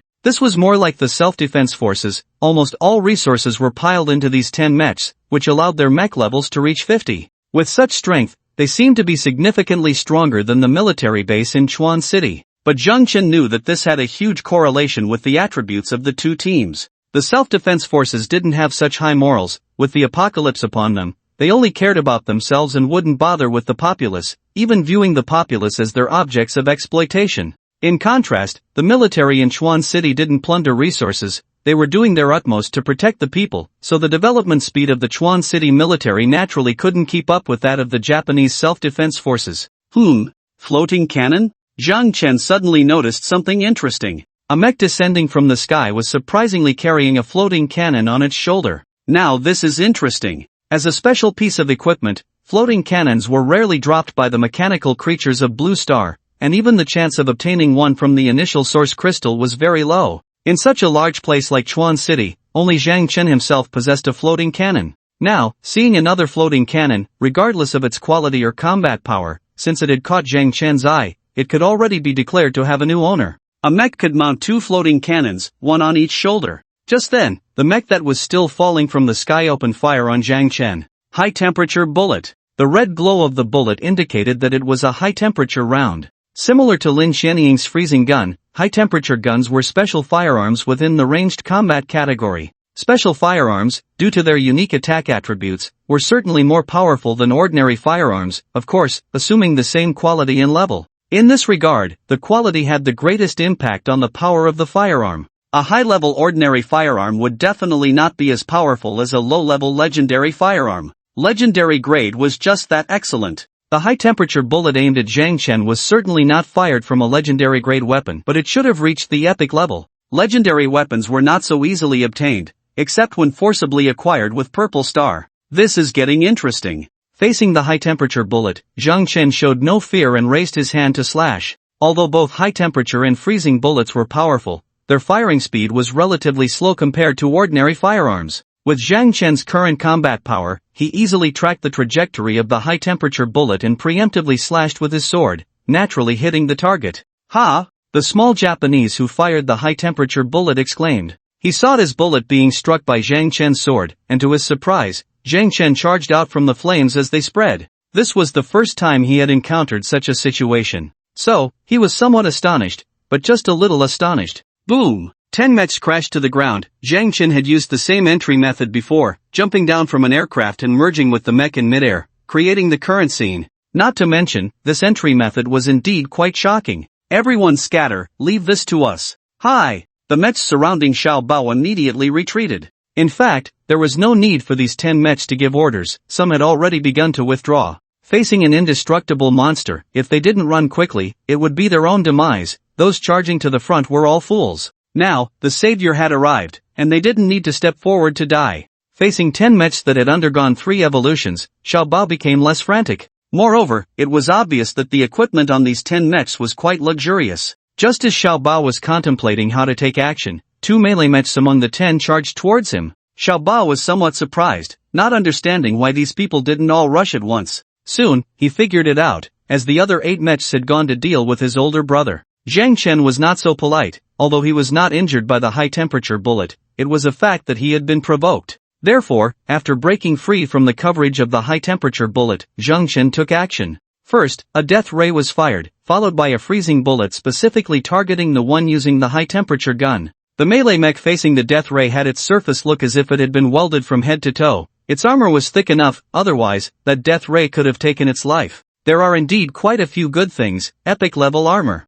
This isn't a team of elite mechs. This is a team delivering treasures to the little prince. Zhang Chen felt that he could really trade in his bird gun for a cannon this time. This Huagua person has strong combat power, engage him in melee, and take him out from a distance, the leader of the elite squad ordered. 2 melee mechs acting as meat shields immediately charged towards Zhang Chen. These mechs were about 15 meters tall, clad in epic-level external armor, providing them with formidable defense. If it weren't for the epic-level external armor, how could these 2 block the death laser unleashed by Zhang Chen's over 2,000 combat power? Extreme Thunder Strike. From a distance, Zhang Chen swung his sword. A sphere of light was cleaved from his blade. When the sphere exploded, the melee mechs rushing towards Zhang Chen were all frozen in place. Extreme Thunder Strike was also a lightning attribute skill, and as it radiated outward, it generated lightning attacks. Although the meat shield type melee mechs had thick skin, being struck by lightning would still cause a brief paralysis. The third tier mechs do have some skill, I can't take them out in one hit. Zhang Chen sighed as he charged to the front of the two melee mechs. Facing these two mechs, Zhang Chen swung his sword without hesitation. The reaction time of these two mechs was quite impressive. Despite the paralysis, they raised their shields. Their shields were no ordinary items, they were all epic level one-handed shields. The coordination between these two was seamless. As they raised their shields for defense, they swung their one-handed swords towards Zhang Chen's legs. This move would indeed be effective against equally matched opponents. Though it wasn't a skill, it was better than a skill. The meat shield type melee relies on defense and counterattacks. But the premise for a counterattack is that you must be able to defend. Was Zhang Chen's sword so easy to block? Although the epic level shields could withstand the edge of the super energy solar sword, they couldn't withstand Zhang Chen's strength. Considering the momentum from his charge, the force Zhang Chen could exert with this sword exceeded 30 tons. The power his mech could originally exert was already 20 tons, and when combined with the impact of his charge and the weight of the super energy solar sword, how could such force be easily blocked? Even if these two melee mechs assumed a defensive stance, crouching to better absorb the impact, the force of this sword was too great for them to withstand. As they swung their swords, their bodies uncontrollably fell backward and rolled. Consequently, their attack naturally missed. Fortunately, at that moment, long-range support arrived. Besides the one using a high-temperature gun, 4 of the 10 mechs in their group were long-range. It was half melee and half ranged. Zhang Chen's advance was slowed by the impact of rifle bullets, followed by an uncountable number of machine gun bullets. While machine gun bullets lacked the single-shot power of rifle bullets, their continuous barrage could easily force the opposing mechs to lean back even if they couldn't break through their defenses. Unfortunately, they were not facing ordinary opponents, they were up against Zhang Chen. In the face of the dense machine gun fire, Zhang Chen's body showed no sign of leaning back. Aside from the occasional sparks erupting from his mech, there was no impact at all. As Zhang Chen approached, the two meat shield mechs that had been knocked over clearly panicked. They wanted to get up quickly, but their speed was no match for Zhang Chen's charge. In the next moment, Zhang Chen leaped as if a deity had descended, landing with both feet on the two meat shield mechs. Fortunately, they managed to block Zhang Chen's massive feet with their shields, otherwise, the force of those feet would likely have destroyed them. However, even with the shields, they were still in a bad position. The mechs bore immense pressure, sinking into the ground. Moreover, the critical point was that they had to use their shields to block Zhang Chen's feet, leaving them to face Zhang Chen's giant sword with their heads. Just as Zhang Chen stood on these two mechs and swung his sword, 2 more melee mechs arrived. They simultaneously swung their weapons. Both mechs were equipped with two-handed weapons, maximizing their output. Zhang Chen ignored these two mechs, his giant sword still aimed at the two meat shield mechs he was standing on. A harsh metallic grinding sound erupted, and sparks flew from Zhang Chen's body. At the same time, Zhang Chen's body retreated for the first time. Having been struck twice, Zhang Chen, who was already unsteady standing on the meat shield mech, could not maintain his balance. However, the 2 hits he took resulted in the decapitation of 2 mech heads, an injury for a kill. Moreover, the 2 strikes on the mechs were merely minor injuries for Zhang Chen, not even worth mentioning. The 2 melee mechs clearly had confidence in their own attacking capabilities, aiming their strikes at Zhang Chen's mech abdomen, where his main body was located. As long as they could penetrate Zhang Chen's mech defenses, they could deliver a fatal blow. Unfortunately, although Zhang Chen was wearing exceptional grade external armor, its defensive capabilities were limited. Once that external armor was cleaved and rendered useless, their weapons met the main body of Zhang Chen's mech. The defense of Zhang Chen's mech body was far beyond what these 2 melee mechs could imagine. The enhanced combat power was not for show. The sparks were generated from the friction between their weapons and Zhang Chen's mech body. "You all seem quite anxious," Zhang Chen said, raising his hand to remove the external armor. The already useless armor was just a burden. Then, Zhang Chen swung his sword. With his arm span and the length of the super energy solar sword, he was able to cleave at the 2 melee mechs in front of him. "Retreat!" A loud shout rang out, and the 2 melee mechs' legs ignited with flames as they activated their thrusters. With the help of the thrusters, their bodies quickly retreated. However, did Zhang Chen not have thrusters? Although his thruster quality was not very high, also exceptional grade, the power of Zhang Chen's mech was sufficient. Embracing the idea of using the thrusters until they were worn out, Zhang Chen suddenly unleashed 1,000 points of power. With the surge of 1,000 points of power, Zhang Chen's thrusters began to roar. It was a true roar, so loud that it even drowned out the sounds of the distant mechs firing. Under this power boost, Zhang Chen's speed instantly reached its peak, his massive figure seeming to transform into a shadow, surpassing the remaining 2 melee mechs in the blink of an eye. This happened in an instant. When Zhang Chen surpassed the 2 melee mechs, an eerie silence fell over the scene. The ranged mechs had ceased fire. They were not stunned into silence, Rather, Zhang Chen's movement had been too fast for them to keep up. When their gun sights finally locked onto Zhang Chen again, he had already surpassed the two melee mechs. They had no time to call out to Zhang Chen. They wanted to see how their companions fared. Boom! The two mechs fell to the ground. Zhang Chen could withstand the cleaving attacks of these two mechs, but they could not endure the giant sword in his hands. Both mechs' abdomens bore a red line, a mark left by the super energy solar sword that had burned the metal red. In the next moment, the upper and lower halves of the two mechs separated. Not only the mechs but also the pilots inside were destroyed by Zhang Chen's strike. These two were worse off than the two meat shields. Although the two meat shields had their heads chopped off, at least the pilots controlling the mechs had not died. It's your turn. Zhang Chen did not linger. He quickly charged towards the ranged mech using a high-temperature gun, while the floating cannon aimed at the ranged mechs using rifles and machine guns. Why? Because the ranged mech with the high-temperature gun had been hit twice by the floating cannon. Although the freezing rounds were not enough to take the opponent's life, they significantly restricted the mech's movement speed. For such an enemy, all it took was to catch up and deliver a single strike.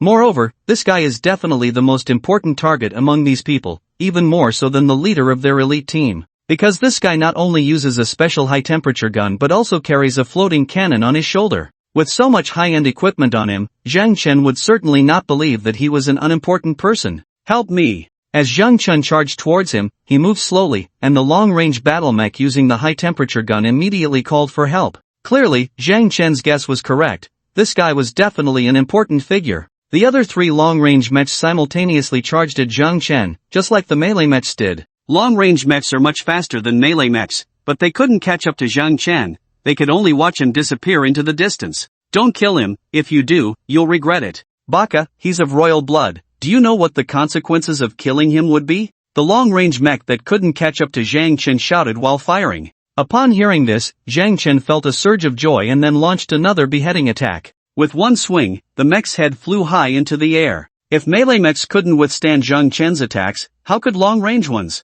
Just because he was of royal blood? The Japanese royal family was nothing but a joke in Zhang Chen's eyes. Damn it, don't worry about that monster. In fact, there was no need to shout. The two mechs that had been facing off against Xiaobao had already charged over, but they were still some distance away, so it would naturally take time to reach them. With two mechs running away, Xiaobao chased closely behind, but unfortunately, Xiaobao's large build meant he couldn't match the speed of the two mechs equipped with boosters, so he could only trail behind, kicking up dust. Zhang Chen didn't pay any attention to these two mechs at all. With 8 mechs attacking, only 3 were left now. Since we came together, let's leave together. Zhang Chen turned around and charged. At the moment Zhang Chen turned, the 3 long-range mechs were nearly scared to death. As Zhang Chen pursued, they turned to run, scattering in different directions. They didn't know if they could escape, but they had to try their best to run as far as possible to create an opportunity for their other 2 companions. As long as there was enough time, their companions could rescue the royal figure. I thought I wouldn't need it,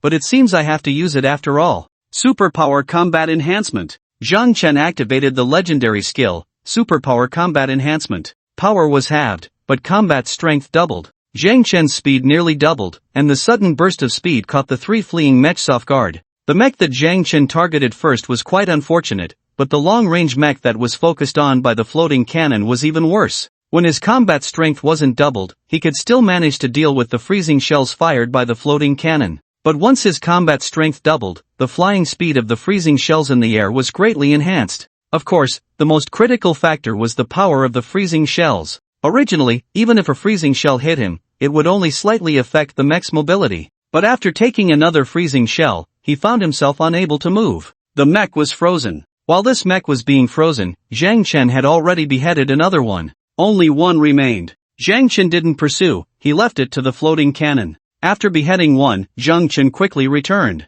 The so-called royal figure from that little Japanese was already disassembled from the mech and was preparing to escape under the escort of 2 mechs, tears still on his face. These 2 mechs were quite considerate. The melee mech was escorting the royal figure, while the long-range one was gathering the high-temperature gun and floating cannon. Just as he was about to stow the high-temperature gun and floating cannon into his cargo hold, Zhang Chen returned. There was nothing to say, he simply delivered a flying kick. The relatively petite long-range mech was sent flying by Zhang Chen's kick, truly taking off, with both feet leaving the ground at least 5 meters, and the mech flew in a parabolic arc for dozens of meters. Watching the dust rise before him, the melee mech carrying the royal family came to a halt. He knew he definitely couldn't escape. Out of the 10 members of the elite squad, he was the only one left in such a short time. How could he run? When he struggled to turn back and check, he saw a giant sword swinging towards him. One strike to behead, very smooth. With the fall of the last melee mech, this battle was halfway over. Don't come over here, go chase those things, Zhang Chen commanded as he looked at Xiao Bao, who was still rushing this way. Xiao Bao immediately turned around silently and charged towards the outer mechs. Killing such small trash was something Xiao Bao was experienced in. Zhang Chen, however, was too lazy to chase. He first ran out a few dozen meters, quickly stowed away his high-temperature gun and floating cannon, and then returned to the side of the high-temperature gun's ranged mech. The weapons this guy used were so advanced, the other equipment on him must be luxurious as well. External defense armor, epic level, and it was even enhanced to +3? Take it. Epic thrusters, still enhanced to +3? Take it. Cargo hold, excellent level? Trash engine, excellent level? Trash. Zhang Chen focused on taking what he should take and tossed aside what he didn't want. Excellent level equipment simply didn't catch Zhang Chen's eye. After stripping one mech, Zhang Chen ran to another mech and continued his previous actions. The slumped Japanese royal on the ground was already dumbfounded. This powerful Huagua person didn't take him seriously at all, not even glancing at him. Then, the remaining survivors all gathered around this royal. Except for the 2 melee mechs that Zhang Chen had cut down, everyone else was alive. However, the mechs they controlled were scrapped. They could have been repaired, just reinstall the heads. But under Zhang Chen's violent dismantling, these mechs were completely finished. By the time Zhang Chen had dismantled most of them, he began to regret it. These were mechs that had undergone 3 evolutions. If they were kept for Lao He and the others to use, wouldn't their chances of survival be greater? Fortunately, Zhang Chen reacted in time because there were still 2 mechs that hadn't fallen victim to his hands. Of course, the reason he could think of this was that Zhang Chen had been picking up equipment until his hands were sore. Moreover, the best items had already been collected by Zhang Chen, specifically the royal's equipment. The equipment on the other mechs only had the cargo hold that was somewhat attractive to Zhang Chen. Prince, let's escape while we can, one person spoke up. Where to run? Look around. Another person retorted. Although their bodies had been enhanced by the mechs, they were still mere mortals. Unless they had combat power as high as Zhang Chen's,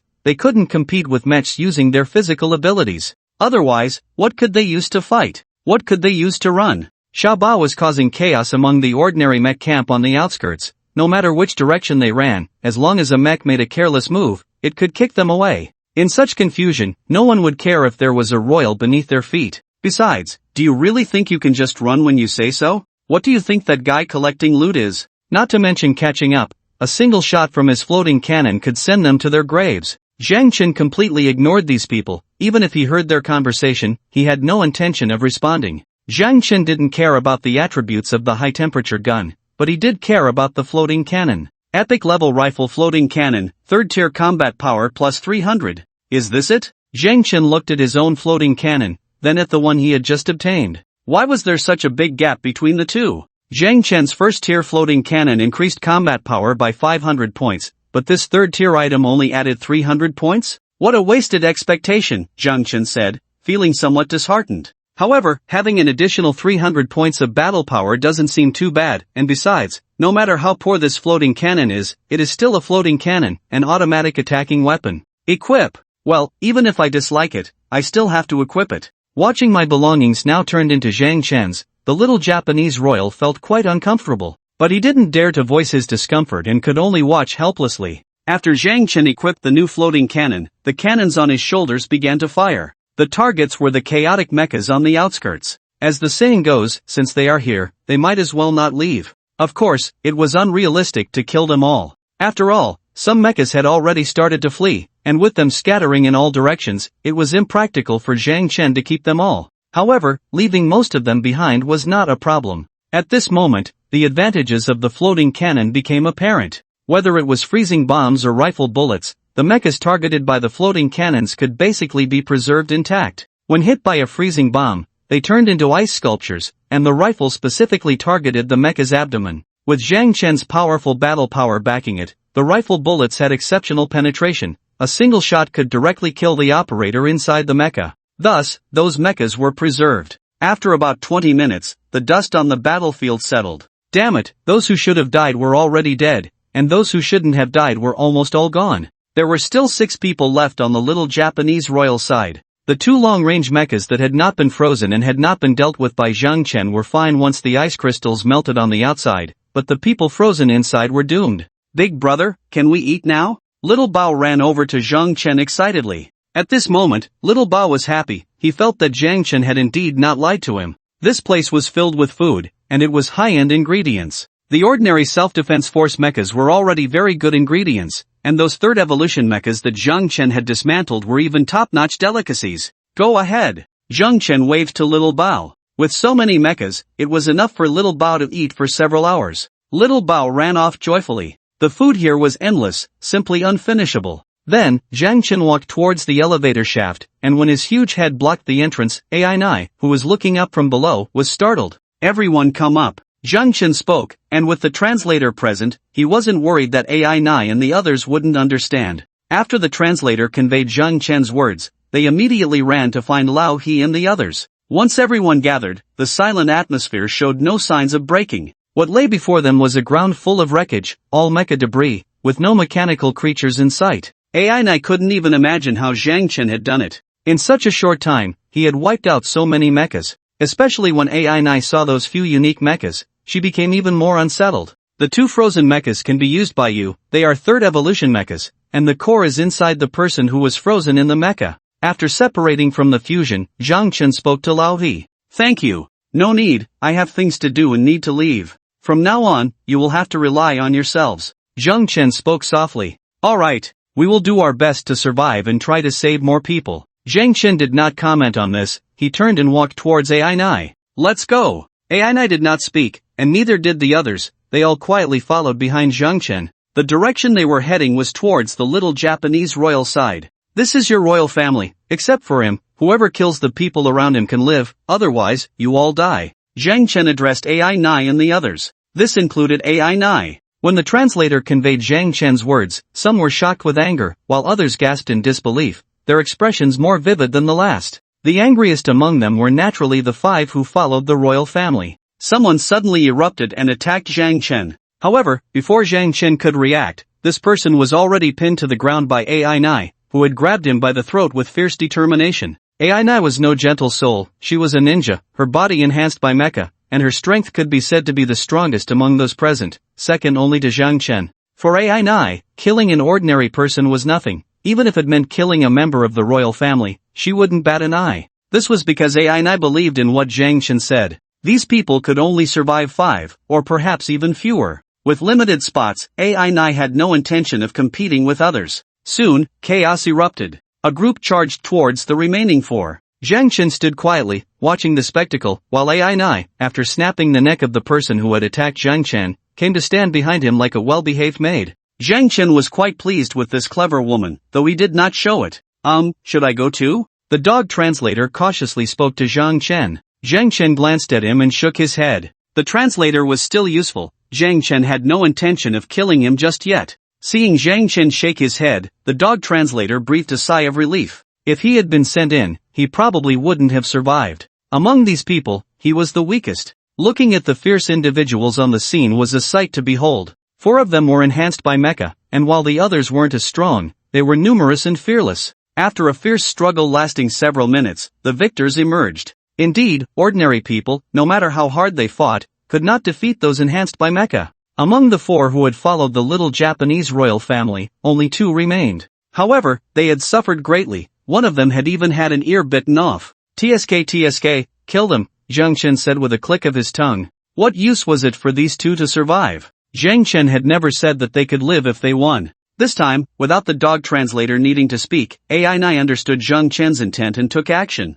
Subsequently, Zhang Chen paid no attention to the situation there. He looked down at the prince nearby, who appeared somewhat dazed. Don't kill me, I surrender, the prince said in somewhat awkward Mandarin as he surrendered to Zhang Chen. Oh, you can speak human language? Zhang Chen was a bit surprised. Yes, I can. Zhang Chen smiled coldly and said, are you really a prince? Yes, I am a prince, and also a royal prince. My name is Tao Shan. A royal prince? Zhang Chen was somewhat astonished. He hadn't expected that such a small Japan could come up with so many titles. By the way, did this royal prince have a fief? Zhang Chen really didn't know much about the Japanese royal family. "Sir, this Prince Tao Shan has some status," the dog translator, noticing Zhang Chen's confusion, leaned in to quietly remind him. Zhang Chen didn't care whether he was a prince or a royal prince.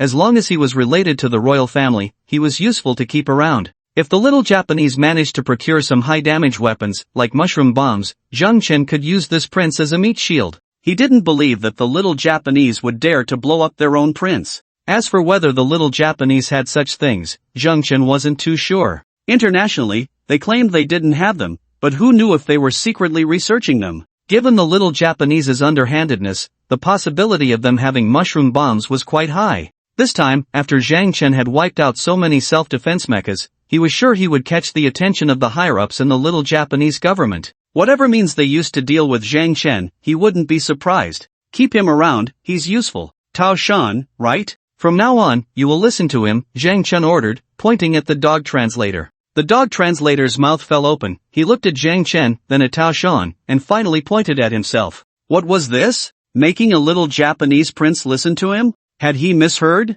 Whether before the apocalypse or now, a royal prince was someone far beyond his reach. Now it's fine, letting a prince be your little brother? Hey! Prince Toyama will definitely not disappoint your expectations. Compared to the shock of the dog translator, Toyama's performance was quite good. This Prince Toyama had clearly mastered the art of flexibility from Little Japan. Translator, hello, I hope to receive your guidance in the future. Toyama faced the dog translator and even bowed to him. This scene left the dog translator somewhat at a loss. Alright, I understand. Ainai frowned slightly as she looked at the few people. She felt like she had already drifted away from the main group. She couldn't understand what Zhang Chen and the others were saying at all. It was quite frustrating. To avoid feeling disconnected from society, Ainai decided to have a good discussion about life with the dog translator that night and learn some Chinese. Little Bao, eat gently, save some room, there are still good things to come. After dealing with Toyama's matter, Zhang Chen called out to Little Bao. This guy was happily devouring food and had even skipped eating the top-tier delicacy, the three-stage mecha, first. Zhang Chen could guess what Little Bao was thinking.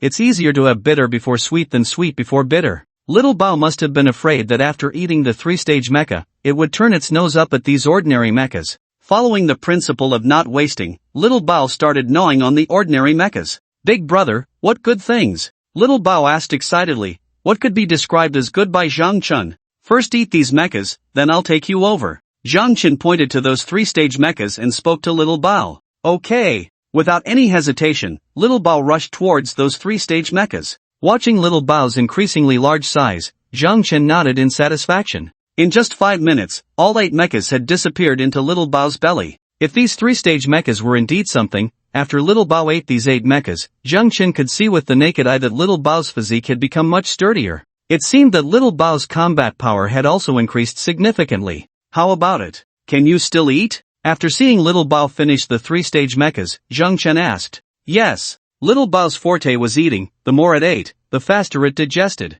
The metal remains entering Little Bao's belly would be quickly melted down, enhancing its own body. Zhang Chen had not studied the specific internal structure of mechanical organisms, but as long as he knew Little Bao could continue eating, that was enough. Let's go down, 100 meters deep. Zhang Chen pointed to the elevator shaft. Okay. After Little Bao responded, it was the first to run towards the elevator shaft. The entrance to the elevator shaft was a bit small for Little Bao. It had to clear the way in front, and since there was no one down below, Zhang Chen didn't care if it collapsed. Watching Little Bao start to clear a path violently, Zhang Chen walked forward slowly. Without needing Zhang Chen to call, Ainai and the other 3 followed closely behind him, not saying a word. Originally, this elevator shaft had a straight up and down passage, and with Little Bao's digging speed, it was incredibly fast on the basis of the existing passage. In less than 5 minutes, Little Bao had dug to the deepest part underground. Alright, that's enough. Zhang Chen called out to Little Bao. If he hadn't called, Little Bao would probably have continued digging down. Look over there, see if you can eat it. Zhang Chen pointed to the metal wall and spoke to Little Bao. When Little Bao saw the metal wall, its eyes lit up. It didn't even have time to answer Zhang Chen's question before charging up. However, when Little Bao bit into the metal wall, a harsh sound erupted, and a series of sparks continuously burst from its mouth. It couldn't bite through. Zhang Chen nodded. This was reasonable. Although the giant beast had completely lost its power, its defense was still intact. Don't gnaw on this, change places, go in from over there. Zhang Chen indicated the direction, which was the position he had previously broken through from inside the giant beast. As long as there was a gap, Zhang Chen believed that Xiaobao would definitely be able to gnaw at this giant beast. Even if he couldn't bite through the beast's outer armor, he could still hollow out its insides. Zhang Chen didn't believe that the giant beast could revive after being hollowed out. Xiaobao was someone who listened to advice, especially Zhang Chen's. Following the direction Zhang Chen pointed, he quickly found that gap. Then came the violent demolition. Xiaobao's large tail transformed into a tool like an iron hook, and with his desperate pulling, the originally small gap was forcibly stretched into an opening over 4 meters high. Because the soil and rocks above the passage were in the way, Xiaobao also removed some of the overhead soil and rocks. When Zhang Chen saw Xiaobao burrowing into the giant beast's body, he felt completely at ease. So, tell me, what is the current situation of your self-defense force? Zhang Chen suddenly turned to ask Tao Shan. Ah, my lord, I am not a member of the self-defense force, I only know some general information. Currently, there are about 50,000 members nationwide, all of whom are still alive. My unit has around 3,000 people, with more than 2,000 mechs, but it seems that less than half are left now. What about elite mechs? Is it just your small team? Yes, my lord, it's already quite difficult to support our small team. They have no more resources to train other elite mechs. You have eliminated this elite team, which means a significant reduction in the self-defense force's offensive capability. Tao Shan truly had a clear view of the situation. The way he spoke made it seem as if the self-defense force had nothing to do with him. Your status within this self-defense force is quite high, isn't it? Yes, although Tao Shan's strength is lacking, I still have some status and can indeed say a few words within the self-defense force. My lord, do you want to incorporate this self-defense force? If so, Tao Shan can assist you. After saying this, Tao Shan deeply bowed to Zhang Chen. Zhang Chen glanced at Tao Shan. Incorporate? To be honest, Zhang Chen had never thought about such a thing. What would he incorporate them for? To wait for these dogs to turn against him at any moment? Don't be fooled by Tao Shan's polite demeanor. In reality, his heart was likely very dark. If AI was a poisonous flower, then Tao Shan was a highly venomous snake. The more adaptable these dogs were, the less trustworthy they became. Does this self-defense force have heavy weapons? Zhang Chen did not respond to Tao Shan and continued to ask. Yes, my lord, we have conventional missiles, tanks, and so on, but the numbers are not many, and most of the weapons belong to those people from the beautiful country. Speaking of the beautiful country, Tao Shan's expression turned somewhat unpleasant. Reminded by Tao Shan, Zhang Chen suddenly thought of this point. The territory of Little Japan was occupied by soldiers from the beautiful country, and these guys could be said to exist like emperors on Little Japan's land. You don't have the right to use them? We can apply for use, but have you never thought about getting rid of them? Zhang Chen interrupted Tao Shan before he could finish. Of course we have thought about it, and we want it very much, but even now, we are still oppressed by the beautiful country and dare not use overly aggressive means. Zhang Chen looked at Tao Shan with a hint of meaning. See, this guy is a black-hearted dog, look at his gritted teeth. What Zhang Chen did was even more excessive than those soldiers from the beautiful country. If given the chance to turn the tables, this guy would be even harsher and darker against himself. If it weren't for the fact that Tao Shan still had some use, Zhang Chen would definitely kill this dog right away. You say your people would apply to use heavy weapons to attack me? My lord, that is impossible. Tao Shan would absolutely not let them harm you. Well, what a loyal dog. Speak the truth. Zhang Chen's voice suddenly turned icy. Hearing Zhang Chen's cold tone, cold sweat instantly broke out on Tao Shan's forehead. This, my lord, for their own safety, they should apply for it. The soldiers from the beautiful country will probably agree as well. Tao Shan spoke the truth under Zhang Chen's cold gaze. He was afraid that if he didn't tell the truth, he would lose his life on the spot. Zhang Chen nodded in satisfaction. Although the truth was unpleasant, Zhang Chen was willing to listen. If they know you are by my side, will they still shell me? I can call the royal family and let them pressure the self-defense forces. As long as the royal family speaks up, the self-defense forces definitely won't dare to act recklessly. Tao Shan hesitated for a moment before confidently speaking to Zhang Chen. He couldn't hesitate, he had to think this through carefully, after all, it concerned his own life. If they really came to shell him, Zhang Chen could merge with the mech, and Tao Shan wasn't sure if the shells could kill Zhang Chen. But Tao Shan knew he would definitely die. Although his physique had been enhanced, it was far from being able to withstand shells with bare hands. So, Tao Shan spoke sincerely. It seems you, Prince, still have some use. The Osaka camp should be able to make calls, right? The dog translator saw that he had a role to play and immediately began translating. Yes, it can. Also appeared very humble. Wait a moment, go back and call your royal family, tell them you are in my hands. If they don't care about your life or death, then let them send someone or directly use heavy weapons. If they do care about your life or death, then let the self-defense forces take care of those soldiers from the beautiful country, understand? Zhang Chen's words were not meant for the royal family behind Tao Shan, he was speaking to Tao Shan. Zhang Chen's intentions were clear, and how Tao Shan negotiated with the royal family was his own business. If the self-defense forces really used heavy weapons to bomb Zhang Chen, he would definitely survive, but Tao Shan would die. Tao Shan understood this point as well, and he bowed deeply to Zhang Chen again, saying, "Yes, my lord, rest assured, Tao Shan will complete the task." Zhang Chen smiled but did not comment. Whether it would work or not, they would see. In any case, no matter how things developed, Zhang Chen would not lose out. As for having the self-defense forces kill the soldiers from the beautiful country, that was purely trouble for little Japan. Because once a fight broke out, it would be a situation where both sides suffered, and the soldiers from the beautiful country would definitely report little Japan's actions. There were not just 1 or 2 soldiers from the beautiful country here. Zhang Chen was unclear about the exact number, but it wouldn't be small. Moreover, these soldiers had masters behind them, and Zhang Chen was quite interested in seeing little Japan and the beautiful country tear each other apart.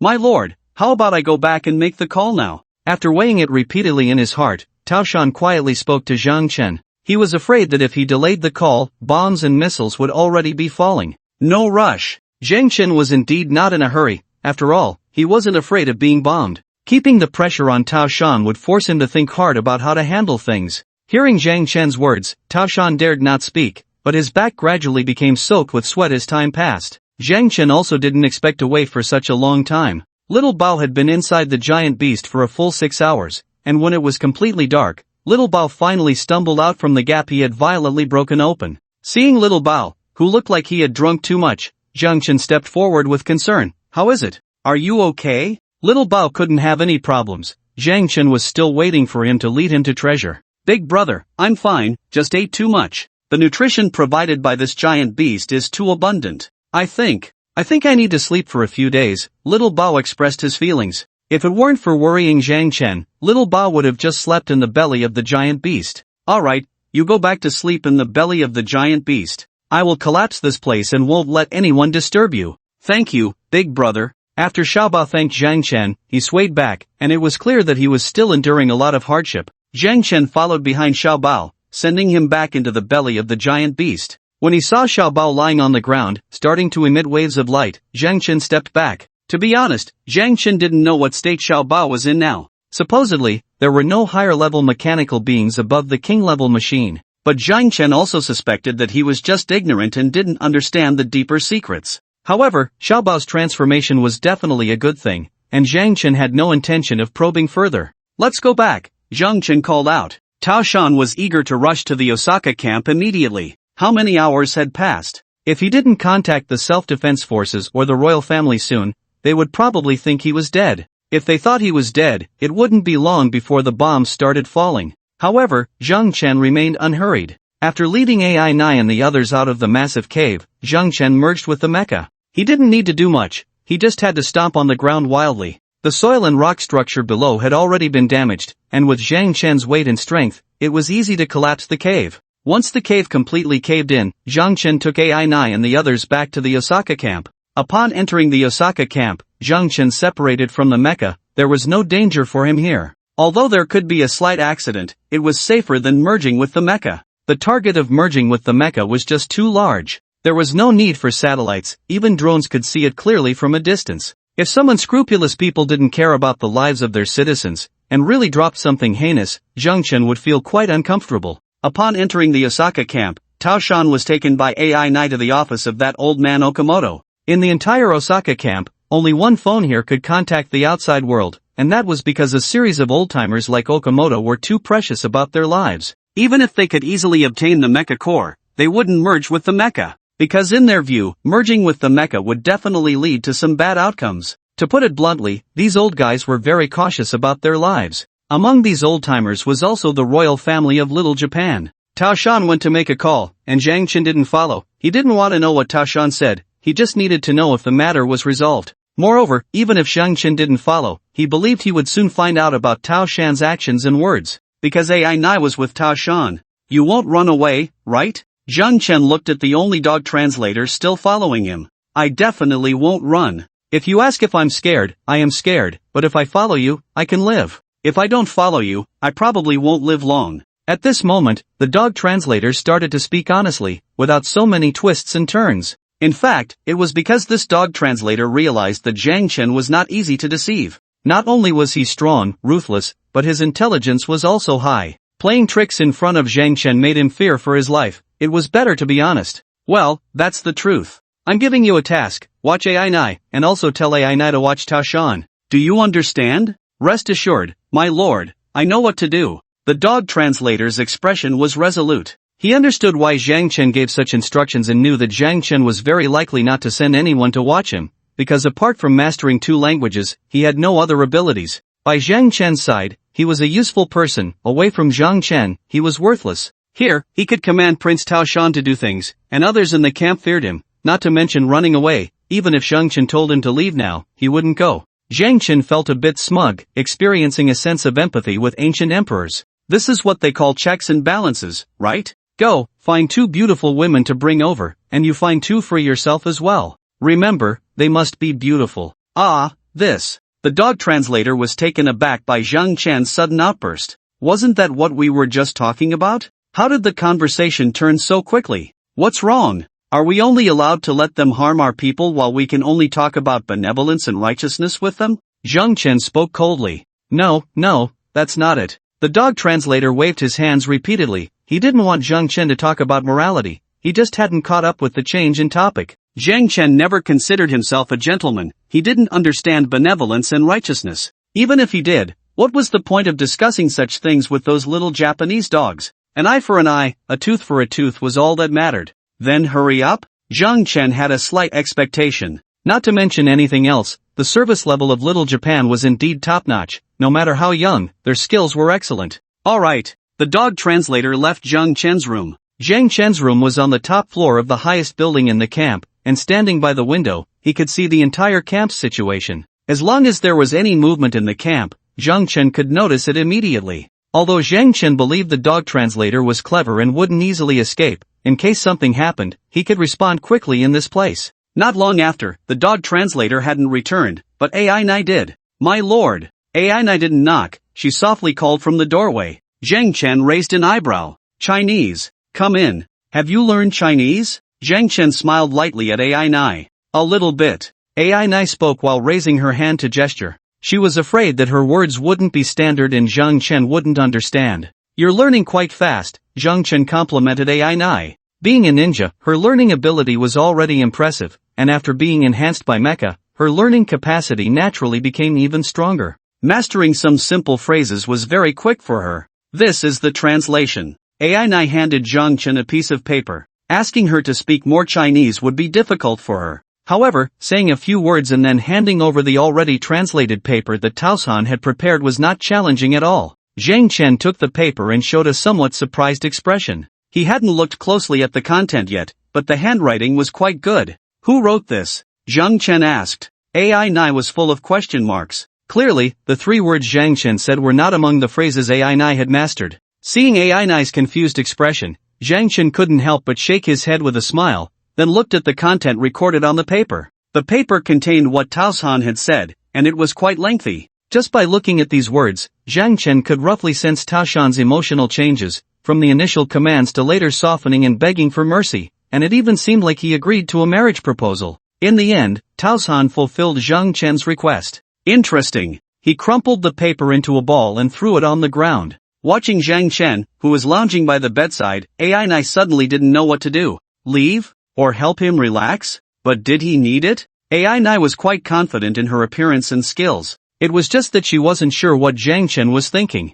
The language barrier was indeed a problem. It was frustrating. This only strengthened AI Nai's determination to find the dog translator to learn Chinese properly. Just as AI Nai was feeling a bit at a loss, the dog translator returned, followed by 2 women. Before Zhang Chen could express his opinion, AI Nai was already displeased. She chattered excitedly at the dog translator, her expression a bit agitated. The dog translator was also quite excited. This wasn't his fault, it was Zhang Chen's request. Why was this woman coming to scold him? Was it just because he hadn't delivered her to Zhang Chen's bed? Was it really that serious? Can AI Nai not be excited? Here she is, a stunning beauty, why would she need to find these rough branches and leaves? The dog translator has really stood up, arguing back without giving an inch. Anyway, Zhang Chen is right here. He doesn't believe AI Nai would dare to hit him. AI Nai indeed doesn't dare to lay a hand on the dog translator, she just expressed her anger. After a few exchanges, things quieted down. You two can go out, don't forget to find two for yourselves, Zhang Chen said, waving his hand after the two had argued enough. Okay. The dog translator responded, getting angry himself, not bothering to translate for AI Nai, and turned to leave. Seeing this, AI Nai was furious. She didn't even have time to say anything to Zhang Chen and directly followed him. After the two left, Zhang Chen smiled. These two guys really know how to act. They deliberately argued in front of him just to make Zhang Chen feel at ease, to make him think they weren't on the same side. There's no need for that, really no need, in the face of absolute strength. You two come here. Zhang Chen called the two women over. Although they didn't speak the same language, gestures were understandable. As for how these two women served Zhang Chen, that's another story. After the dog translator left, he really did find himself two women. The main point was obedience. Moreover, he played even more flamboyantly than Zhang Chen. Having lived in Little Japan, he knew many tricks. However, just as he was showing off all his skills, AI Nai suddenly burst into his room. It wasn't the kind of entrance after knocking and getting permission. She really barged in, kicking the locked door open. The dog translator, about to launch, nearly died of fright on the spot. AI Nai, are you crazy? When the dog translator saw that the intruder was AI Nai, he roared in madness. In this regard, the dog translator was indeed a normal man. Anyone would go crazy if scared like that at such a moment. The key was, what if he got scared? What if it didn't work later? The little translator, who usually needed half a minute to completely retract, was now completely shrunk back in less than a second, and even smaller than usual, leaving less than 2 centimeters. To avoid letting AI Nai discover his embarrassment, the dog translator hastily grabbed a piece of clothing to cover his essentials, while the two women on the bed shrank into the blankets, not daring to show their heads. The dog translator was with Zhang Chen. They couldn't provoke him, so they could only serve diligently. They couldn't provoke AI Nai either, as she was the big boss in this camp, and now her word was law. I have something to find you for. AI Nai didn't think she had done anything wrong. Instead, she looked quite pleased. She could have come to find the dog translator long ago, even directly following him back. She deliberately chose this moment to appear. In fact, she had been listening outside the door for a while, wanting to break in at the most critical moment. What is it? The dog translator suppressed his anger. If Zhang Chen sent AI Nai to find him, then getting angry would just be directing his anger at Zhang Chen, right? He didn't dare show any temper towards his current master. Teach me Chinese. You, the dog translator was so angry he pointed at AI Nai. As he extended his hand, the covering tool naturally fell. AI Nai looked down a couple of times, then a meaningful smile appeared on her face. TSK, is it really that small? I'll give you 2 minutes to get dressed, I'll be back in 2 minutes. After saying that, AI Nai directly left. The dog translator felt a buzzing in his head. Because he needed to learn Chinese, she chose this critical moment to scare him and then laughed at him afterward. This damn little notebook. Furious, the dog translator could only get up and get dressed. No matter what, he couldn't really confront AI Nai. He didn't have that capital. A night without conversation. AI Nai dragged the dog translator to study for an entire evening. It is true learning, nothing else happened. Even if there were some special courses to attend, and I would still have to go with Zhang Chen, not with this little dog translator. The next day, when Zhang Chen woke up, Ainai was already waiting in the room. She was staring intently at Zhang Chen, looking as if she wanted to leap onto his bed. Moreover, today Ainai had deliberately dressed a bit more revealingly. When she saw Zhang Chen open his eyes, she almost sprang up from the chair. The sudden movement caused a significant sway, and Zhang Chen's eyes were immediately drawn to two white objects swaying before him. This early in the morning, and he was being shown this before his morning erection had even subsided? In the next moment, Zhang Chen fulfilled Ainai's wish, pulling her in to let her showcase her skills with her mouth. After a full 20 minutes, Ainai, exhausted and with tears in her eyes, walked into the bathroom. Master! Ainai, back in Zhang Chen's line of sight, spoke in a somewhat delicate tone, her face still a bit flushed. Zhang Chen had already gotten dressed. It was just a game, and Zhang Chen wouldn't take it seriously. Besides, he hadn't really done anything with Ainai, he had merely borrowed her mouth for a while. What's wrong? You came over so early. Master, Prince Momoyama wants to see you, Ainai said slowly. After a night of study, Ainai's Chinese had improved significantly, even her intonation was hard to distinguish from that of a native speaker. Let him come over, your Chinese is quite good, Zhang Chen praised Ainai. It was unclear whether he was genuinely complimenting her Chinese or her skills with her mouth. "Alright, master. Do you need something to eat?" Ainai asked Zhang Chen with a smile after receiving the compliment. "No need, you eat." Zhang Chen waved his hand in refusal. Food was optional for him. Moreover, he had to be wary of others possibly poisoning him, so it was better not to eat. After all, once he merged with the mech, it would naturally replenish his energy. "I just had a big bite, it was all essence, and I'm full." Ainai gently rubbed her hands together in front of her, not daring to look up at Zhang Chen. She didn't know if he could handle such a level of intimacy. Zhang Chen was momentarily stunned, then grinned. He had thought Ainai went to the bathroom to throw up, but it turned out she had eaten? "Go ahead and let Momoyama come in." "Okay." Ainai didn't continue speaking, stopping just short. That was enough. She couldn't be too aggressive or excessive. She believed that sooner or later, she would be able to bring Zhang Chen down. On the other side, Momoyama had been waiting anxiously. He had come early in the morning to tell Ainai his request, and after waiting for more than 2 hours with no news, how could he not be anxious? Fortunately, Ainai finally appeared. "Miss Ainai, did the master say anything?" Momoyama approached Ainai, his expression urgent. Ainai took 2 steps back in disdain and said, "The master wants you to go in." Why the disdain? Because Ainai needed to maintain her distance from Momoyama. No, she needed to maintain her distance from all men. If she wanted to truly win over Zhang Chen, she had to do this. She couldn't be careless. With that thought, Ainai didn't care what Momoyama thought. She ran back to her room to change clothes. When appearing before others, Ainai needed to dress appropriately. Revealing clothes were only for Zhang Chen. Momoyama didn't care about Ainai's attitude towards him. He knew Ainai was a ninja, and as a member of the royal family, he understood the ninja profession all too well. One could say there was nothing they couldn't do. Even if Ainai wanted to get close to him, Momoyama wouldn't be pleased. If something were to happen between them, he probably wouldn't even know how he got into trouble later. After Ainai left, Momoyama tidied up his clothes and went to find Zhang Chen. He knew where Zhang Chen was staying. When Taosan went to find Zhang Chen, he was still contemplating whether to remind Zhang Chen, because Taosan knew that woman, Ainai, must have climbed into Zhang Chen's bed. However, Taosan only thought about it. He definitely wouldn't remind him. What if one day Ainai successfully killed Zhang Chen? Wouldn't Taosan be free then? Wouldn't he still be the powerful Prince Taosan? "My lord, may I come in?" Upon reaching the door, Taosan respectfully spoke. Even though he couldn't see Zhang Chen, he bowed to the door. Not to mention, the little notebook was really good at playing the role of being devoted on the surface. They appeared polite, but in reality, they were full of malice.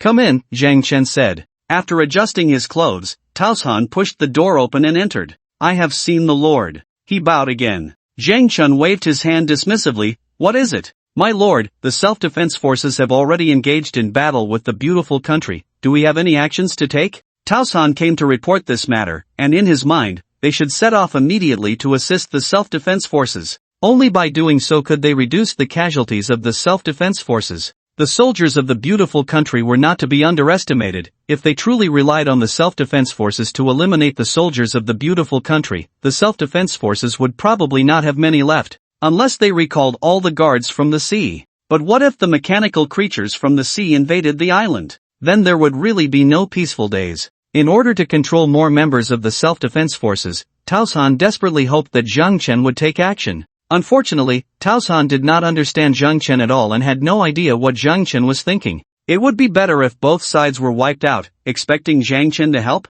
That was unthinkable. Why should we take action? Zhang Chen countered. This question left Taosan momentarily stunned. However, Taosan was clever enough. He only paused for 2 seconds before organizing his thoughts. "My lord, I fear the self-defense forces will lose. If they lose, those soldiers from the beautiful country will probably take all the resources of the self-defense forces. What good things do they have?" Zhang Chen showed a bit of interest. He had forgotten to ask about this yesterday. Zhang Chen knew what the self-defense forces were like. Although they had managed to assemble 10 Type 3 mechas, there should still be many source crystals within the self-defense forces. I'm not sure how many ordinary source crystals there are, but I know there is a legendary source crystal within the self-defense forces. Taosan knew Zhang Chen's strength. With such power, his standards must be very high. Ordinary things would definitely not catch Zhang Chen's eye. Only a legendary source crystal could impress him. When Zhang Chen heard about the legendary source crystal, he wasn't overly excited. Legendary items were indeed good,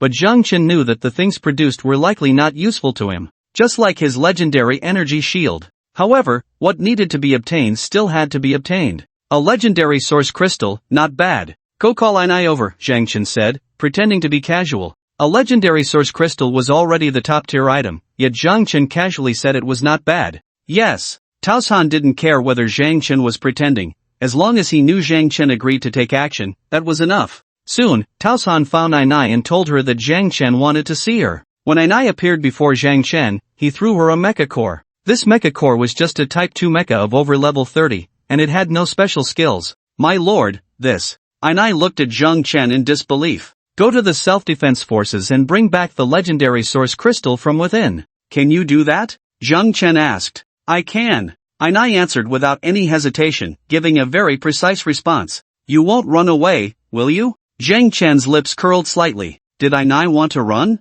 If possible, she indeed wanted to run. But she knew Zhang Chen's capabilities. With his means of detection, even if she ran, where could she escape to? The reason she knew she couldn't escape from Zhang Chen was precisely why she went to such lengths to please him. Otherwise, did she really think this ninja would be willing to serve a Wagwa man like Zhang Chen? Ordinary women from Little Japan are very resistant to serving Wagwa men, let alone a ninja like Ainai. Master, Ainai is already yours, Ainai will not run away. As long as you know that, go to your job. Yes. Zhang Chen indeed had no intention of going himself. Although there shouldn't be any major issues with Xiao Bao, what if there were? A legendary source crystal is not worth more than Xiao Bao's life. Zhang Chen needed to protect Xiao Bao and wait for him to wake up. The legendary source crystal couldn't be discarded either, which is why Zhang Chen arranged for Ainai to go. Ainai, this ninja, still had considerable combat power, and there were no more mechas at the self-defense force. Zhang Chen believed Ainai could complete the task he assigned her. As for whether Ainai would run away, Zhang Chen thought it was a 50-50 chance. However, even if Ainai did run, it wouldn't matter. Just as Ainai herself thought, with the detection core, finding Ainai wouldn't be too difficult for Zhang Chen. Since there was a 50% chance, and he had the ability to find Ainai, it was no problem to leave this task to her. Then, Ainai left with the mecha core. She had regained her mecha. Ainai, how is it? Does the master have any orders? Upon seeing Ainai walk out of Zhang Chen's room, Toyama immediately stepped forward to inquire. You, call the self-defense force and inform them that to protect the safety of the legendary source crystal, they should hand it over to me. I'm going to get it now. What? Toyama could hardly believe his ears. Can't you understand? Do I need to say it again? Ainai looked at Toyama impatiently. If what Toyama said worked, it would save Ainai a lot of trouble. If it didn't work, then it didn't matter. Ainai had nothing to lose. Toyama dared not speak up. Wasn't it just a moment of doubt? Why so fierce? No wonder he heard that guy didn't need you to serve him. If he really made you angry, wouldn't you have bitten him off? I'll try, I don't know if it will work. Toyama didn't dare to guarantee anything. This wasn't about protecting the source crystal, it was clearly a blatant robbery. Toyama wasn't even in the self-defense force. Would what he said be effective? Well, regardless of whether it worked or not, the call had to be made. Under Ainai's watch, Toyama ran to make the call. To be honest, if it weren't for Toyama's somewhat special identity, the person on the other end of the line would probably be cursing. Here we are, listening to your slander while fighting for our lives against the American soldiers, and you still have the nerve to call and ask for the source crystal? Have some shame. How should such shameless scum be dealt with? Just hang up the phone without a word, let whoever wants it have it. Toyama, looking bewildered, put down the phone and looked at Ainai. Waste. Ainai gave a very candid assessment. Then she turned and left, her little backside swaying, which made Toyama feel extremely frustrated.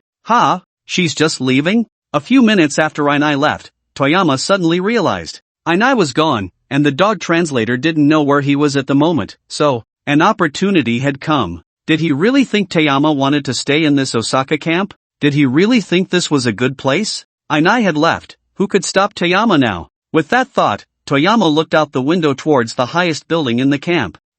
There was still one person, that Wagwa man, but he probably didn't have time to keep an eye on him. At that moment, Toyama could no longer hold back. As long as he left this cursed place, away from that man's control, Toyama would still be a royal prince. He could still summon the winds and call the rain. Toyama was ready to escape. He quietly went downstairs. Outside the building, some people were wandering around, and there were also some managing the area. No one paid attention to Prince Toyama. Those in charge were all AI nice people, and they were not responsible for keeping an eye on Toyama, only for maintaining order within the camp. This was fine. Toyama's eyes burned with determination. After wandering around the camp a couple of times, realizing that no one was watching him, he made his way to a pre-selected spot, a higher place on the outer wall of the camp.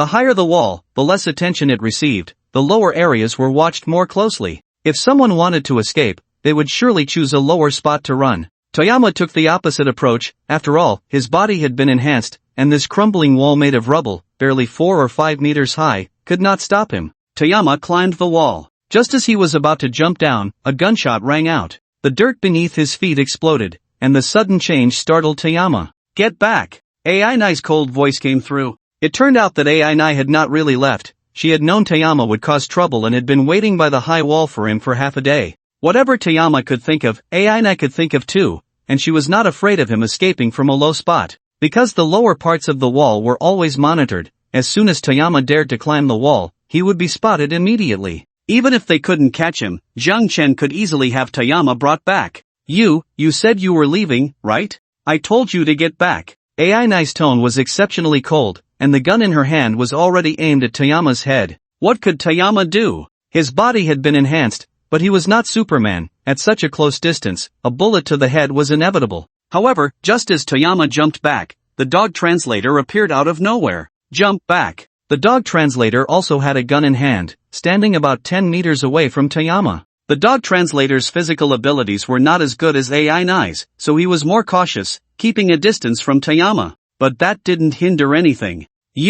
Toyama was stunned. How did another one pop up? "I told you to jump back." The dog translator's temper flared up. According to Zhang Chen's orders, Toyama was under his supervision. If Toyama escaped under his watch, who would be responsible? Having finally gained some status, the dog translator did not want to be reduced to nothing. Seeing Toyama ignoring his orders, the dog translator fired 3 shots. To say his physical abilities were poor was an understatement. He clearly aimed at Toyama's feet, but after 3 shots, the first 2 hit the wall, and the last shot, due to the recoil, ended up hitting Toyama's calf. Cold sweat immediately dripped down Toyama's forehead. It wasn't from pain, it was from fear. Fortunately, the dog translator only fired 3 shots. If he had fired 5 or 6, with the gun barrel rising, that dog would have sent him off for good. "I'll jump. Just don't get excited." Toyama did not get angry. He spoke gently, trying to calm the dog translator's unstable emotions. This time, Toyama succeeded. He limped over the wall, his calf bleeding from the exertion.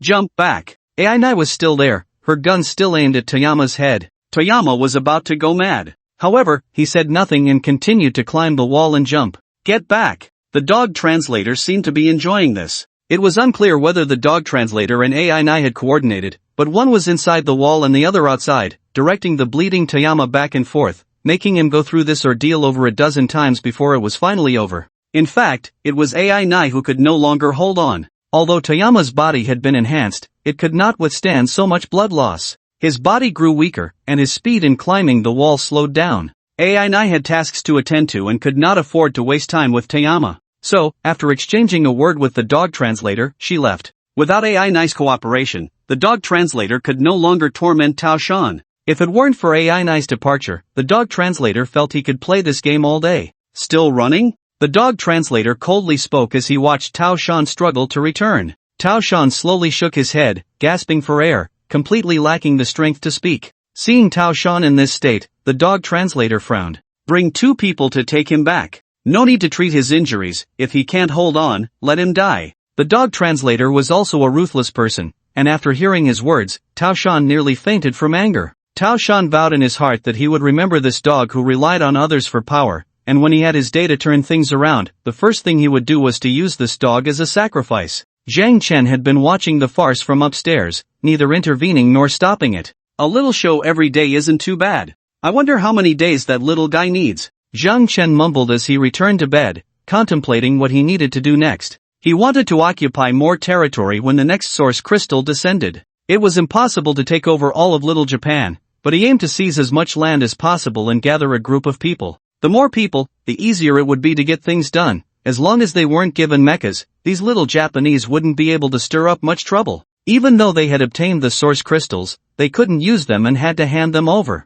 At that time, he would just give them some rewards. As for why he needed people, it was still because of the mechanical creatures. Although Zhang Chen hadn't seen many mechanical creatures after arriving in Little Japan, there were definitely quite a few, not just those in the sea, but also on land. Not seeing them didn't mean they weren't there. Eventually, the mechanical creatures would compete with Zhang Chen for the source crystals, and he couldn't expect to gather too many source crystals by himself in the first place. Just as Zhang Chen was pondering how to proceed next, Aina had already set off on her journey. After merging with the mecha, Aina felt very uncomfortable. She was used to operating the third-level mecha, and the second-level mecha felt too heavy for her. Many of her usual techniques couldn't be executed, and even her running posture had to change due to the mecha's insufficient power. Fortunately, Aina had good adaptability. She spent nearly 2 hours reaching the self-defense forces base. There was indeed fierce fighting going on here, with the sound of gunfire ringing in her ears. Aina had no intention of getting involved in the battle. After disengaging, she headed straight for the self-defense forces stronghold,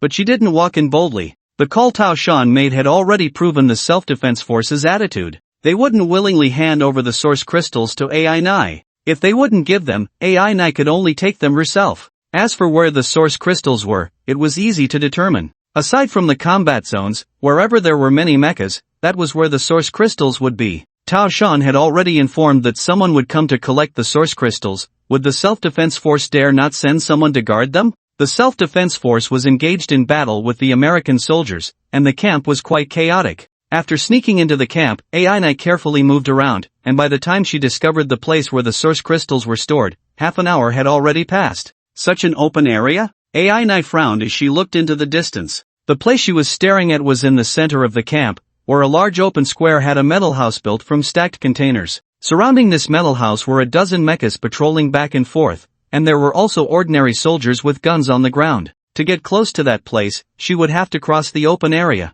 At that time, she would definitely be discovered. Break in? No way. Aina shook her head. If she were controlling her third-level mecha, breaking in would be no problem. But now she was controlling a second-level mecha, and breaking in would be suicidal. Since breaking in was not an option, she had to think of another way. With that in mind, Aina ran to the kitchen inside the camp. Although there are quite a few mechs in the self-defense forces, more members do not have mechs to operate. Without mech energy to supplement their bodies, they need to eat, drink, and take care of their needs. So, Aina went to the kitchen, and it was also close to noon, time for a meal. However, before Aina entered the kitchen, she first put on a set of self-defense forces uniform. The male outfit didn't fit her perfectly, but it was still acceptable. Then, Aina walked into the kitchen. "Ha, who are you?" In the kitchen, more than 20 cooks were busy, and half of them turned to look at Aina. "Hello, brothers, I'm the new kitchen helper. The officer asked me to help you deliver meals," Aina said in a delicate voice, inadvertently popping open 2 buttons on her chest as she fidgeted.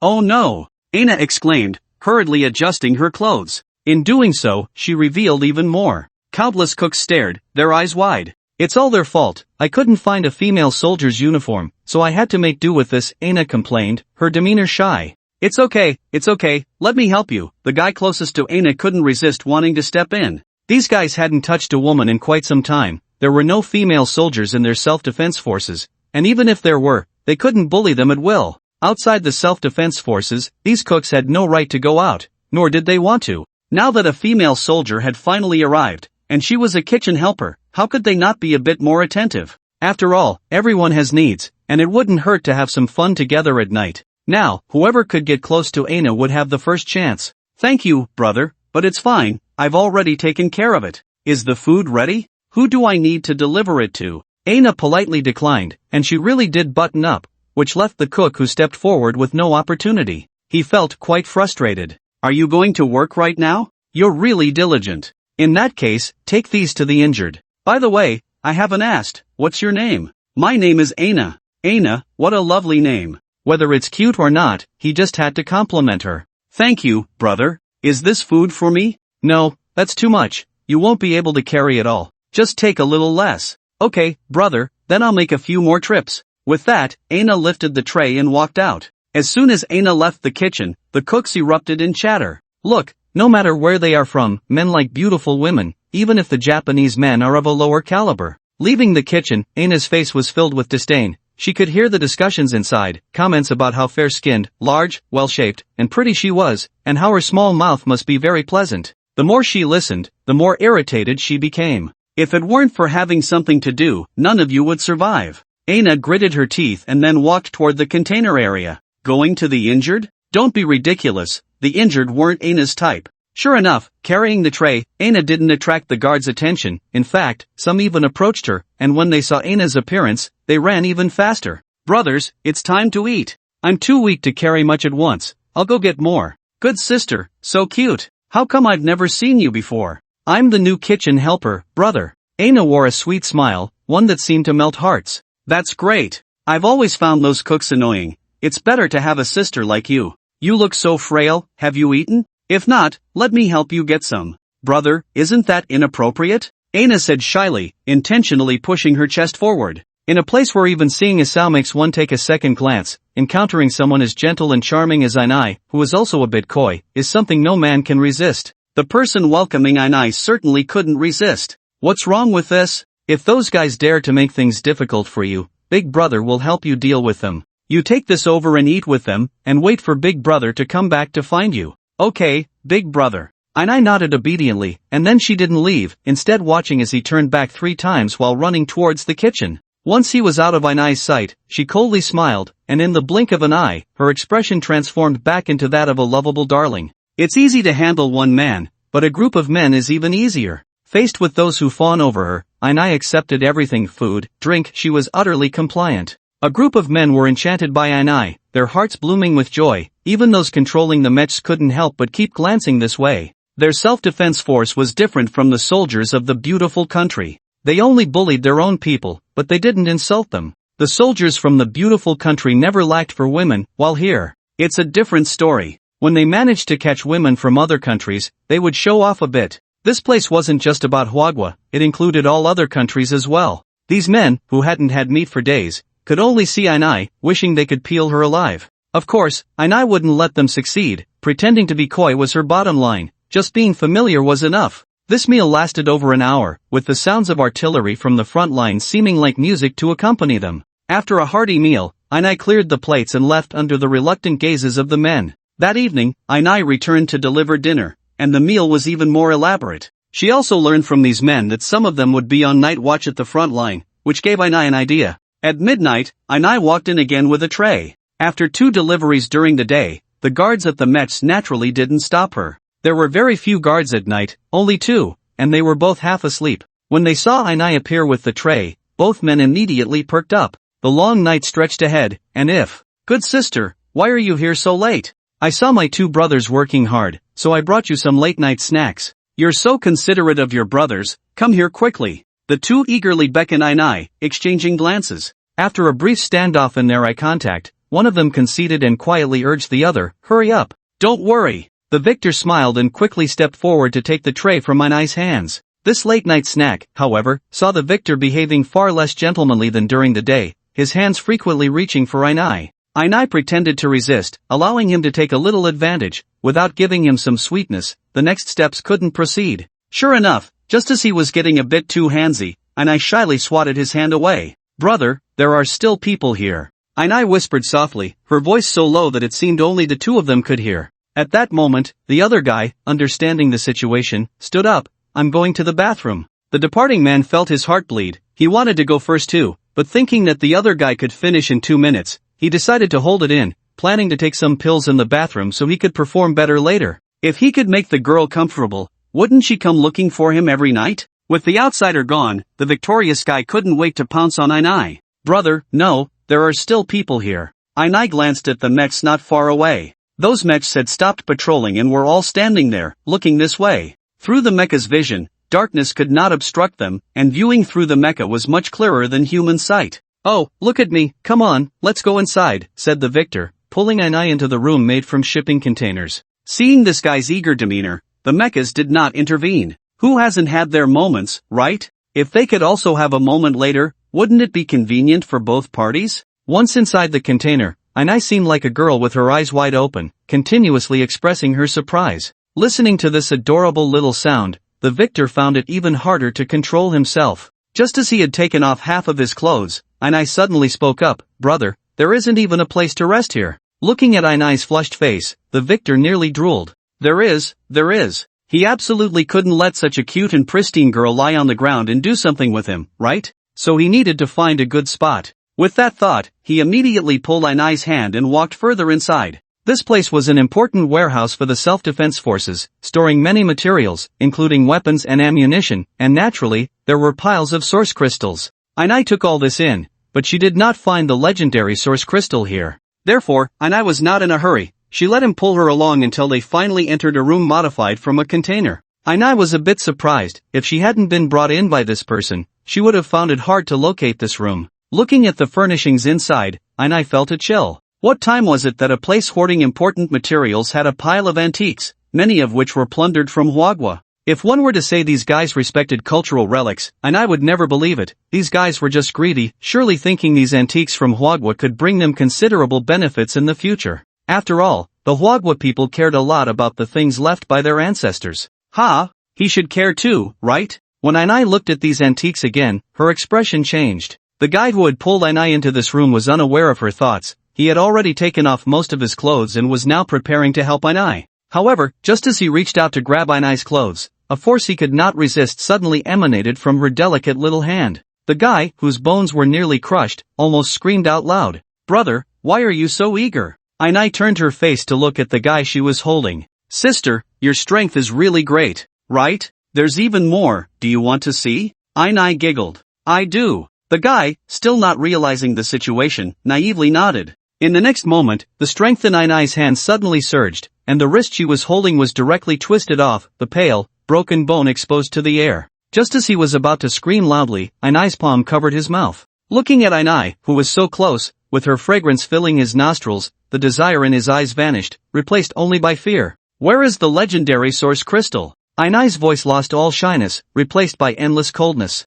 There." The guy, with his mouth covered, mumbled, managing to express his meaning. Ainai glanced in that direction, then slightly exerted her hands. With a crack, the neck of the guy she was holding was twisted off. Ainai disdainfully glanced at the limp figure on the ground, then unbuttoned 2 buttons of her clothes and left the room. As Ainai exited, she began to breathe heavily. "Oh, brother!" A series of weak sounds echoed throughout the warehouse. However, this commotion only lasted a few minutes before it stopped. This made the guy waiting outside extremely anxious. How did this fellow perform so exceptionally today? It wasn't until he could no longer hear Ainai's voice that he slightly calmed his mindset and prepared to enter. However, before he could step in, Ainai poked her head out. Upon seeing Ainai, the man's eyes went wide. Her cleavage was simply magnificent. The mechs staring this way were also fixated on Ainai, and if they had a camera function, the shutters would probably be shattered by now. "Brother, it's your turn." The brother isn't very capable. "Don't worry, I can handle it." At this moment, who cared whether Ainai's words were wolfish or not? Since the girl had a need, it was the duty of her brother to satisfy it. In the next moment, Ainai hurriedly pulled this man into the warehouse and shut the door. No one felt anything was amiss, including the guy being dragged in by Ainai. However, once inside the warehouse, everything changed. Ainai revealed a fierce look, and before the man could react, she twisted his neck with the same move. "Still taking medication?" Ainai glanced at him, feeling an impulse to stomp him down. Fortunately, Ainai didn't go off on a tangent. A loud groan escaped her lips as her body moved to the room indicated by the first dead guy. "Locked? This won't stump a ninja." Ainai pulled out a very thin needle from her hair, bent it a few times, and began fiddling with the lock in front of her. It wasn't that Ainai couldn't force the lock open violently, but doing so would expose her. The mechas watching this area wouldn't come in immediately, but if they heard anything unusual, they would definitely come to check. In just 3 to 5 seconds, the lock clicked open. The moment the door opened,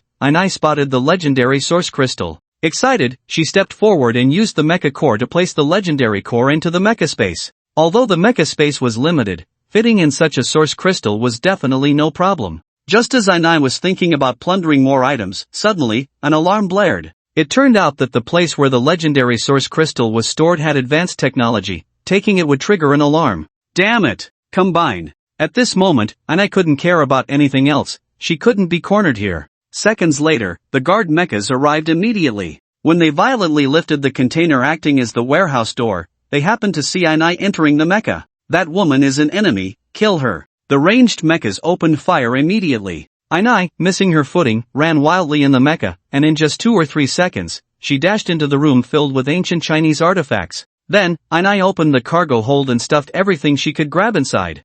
Feeling that the time was about right, Ainai drew out an exceptional 2-handed sword and with a single slash, cut a gap in the room's wall. Beyond that gap was an open square. Without caring about anything else, Ainai immediately ran out through the gap. Coming towards her were a dozen mechas rushing here in response to the alarm. Ainai launched a counter-offensive against these mechas. Indeed, these guys had very weak adaptability. When they first saw Ainai, they didn't attack her. By the time they realized Ainai's actions and tried to organize a counterattack, it was already too late. Although Ainai's second-generation mecha wasn't as agile as the third, her combat skills were definitely not something these self-defense teams could compare to. Ainai quickly dashed into the midst of the mechas, moving like a ghost among them, causing the already struggling mechas to become even more flustered. As the guard mechas came to support, the scene became even more chaotic. After having her fun, Ainai swiftly shifted the battlefield. The knife in her hand had already claimed the lives of 2 or 3 self-defense team members and severed the legs of 5 or 6 mechas. Then, Ainai ran towards the cooking team in the camp.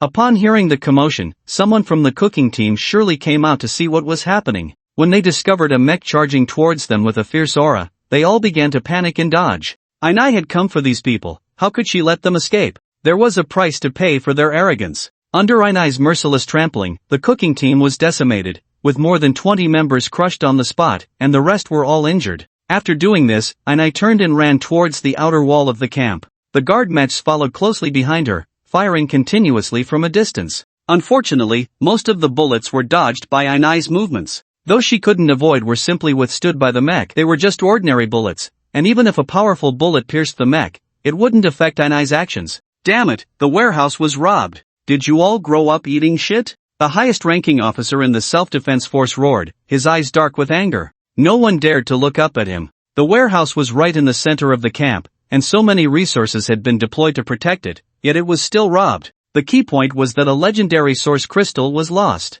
It must be Toyama's doing. No, it was that Chinese person who captured Prince Toyama. They all remembered clearly what had happened during the day. Toyama had explicitly demanded the source crystal and said he would send someone to collect it. Now, that person had come and successfully taken away their source crystal. That damn Chinese person, does he think he can act recklessly just because he captured a useless Toyama? Contact the royal family immediately. The highest-ranking officer's temper was indeed a bit volatile. However, this was the norm. The self-defense force members generally didn't regard the royal family members highly. This confidence came from their power. Not to mention in this apocalyptic world, even before the apocalypse, it was pretty much the same. Of course, the royal family still deserved some respect. It was just that the cost of that respect had become quite high. Losing the top-tier mech and its luxurious equipment was already excessive. Now, they had even lost the only legendary source crystal within the self-defense force. This absolutely could not stand. Although it was already late at night, the phone was quickly connected. How is Toyama handling things? He sent someone to steal the legendary source crystal from the team. This matter needs to be addressed by the royal family. The highest-ranking officer showed no intention of giving the royal family any face, not even asking who was on the other end before he started to roar. Calm down, officer. A very calm voice came through the receiver. Upon hearing this voice, the highest-ranking officer of the self-defense force immediately calmed down. The owner of this voice was not some random person but the highest leader of the royal family, Emperor Yuta. Your Majesty, it was Yuta who overstepped, please punish him. The officer could disregard the other royal family members, but he truly dared not lose his temper in front of the emperor. The emperor's influence was incredibly strong. In the territory of Little Japan, whoever lost their temper would meet their end. I already know about Toyama. Your current task is to deal with those soldiers from beautiful country. The losses you incurred will be compensated by the royal family. Are you satisfied with this arrangement? Your Majesty, please do not be angry, the officer does not dare. Get to work. I hope to hear good news tomorrow. Yes. The officer bowed to the air, nearly banging his head on the table where the phone was placed. Beep beep beep. The call ended. The officer slumped back in his chair. He knew that if he had answered in a way that displeased the emperor, he would be met with countless bombs. The officer had no doubt about the emperor's methods and ruthlessness. How could a Toyama attract the emperor's attention? The officer couldn't understand this question. Within the royal family, there are many existences like princes, which is also why the official does not care much about Momoyama. In his view, in the eyes of the emperor, Momoyama is not as important as he is, a high-ranking official. After all, he has troops and weapons at his disposal, capable of becoming a blade in the emperor's hand. No matter what abilities Momoyama possesses, he is merely a soldier under the official's command. If he is sent to battle, he cannot rest. Could it be that some old-timers in the royal family are pressuring the emperor? Ah, who cares? Just complete the task assigned by the Emperor. The official has no other thoughts in his mind. Complete the task and wait for the Emperor's reward. Having lost a legendary source crystal, at the very least, he should be compensated with something of equal value, right? Order! Thinking of this, the official suddenly shouted loudly. Yes! Outside the door, 2 orderlies immediately pushed the door open and entered. Now, launch a full-scale attack. No matter the cost, we must capture the base of the beautiful country before dawn. Yes! The gunfire from the self-defense forces, which had been sparse, became intense again. At this moment, Ainai could no longer hear the gunfire, as she had run far away, and the pursuers behind her had disappeared. Without the pursuers, Ainai took out the legendary source crystal from the mecha space, looking at the crystal in front of her, feeling very conflicted. In her heart, there was a voice arguing with her, urging her to claim the source crystal for herself. But Ainai resisted. She knew that what she was doing was wrong. It had nothing to do with loyalty, only with her own life. Now, activating the source crystal would bring her immense benefits, but what about later? What if Shang Chen found her then?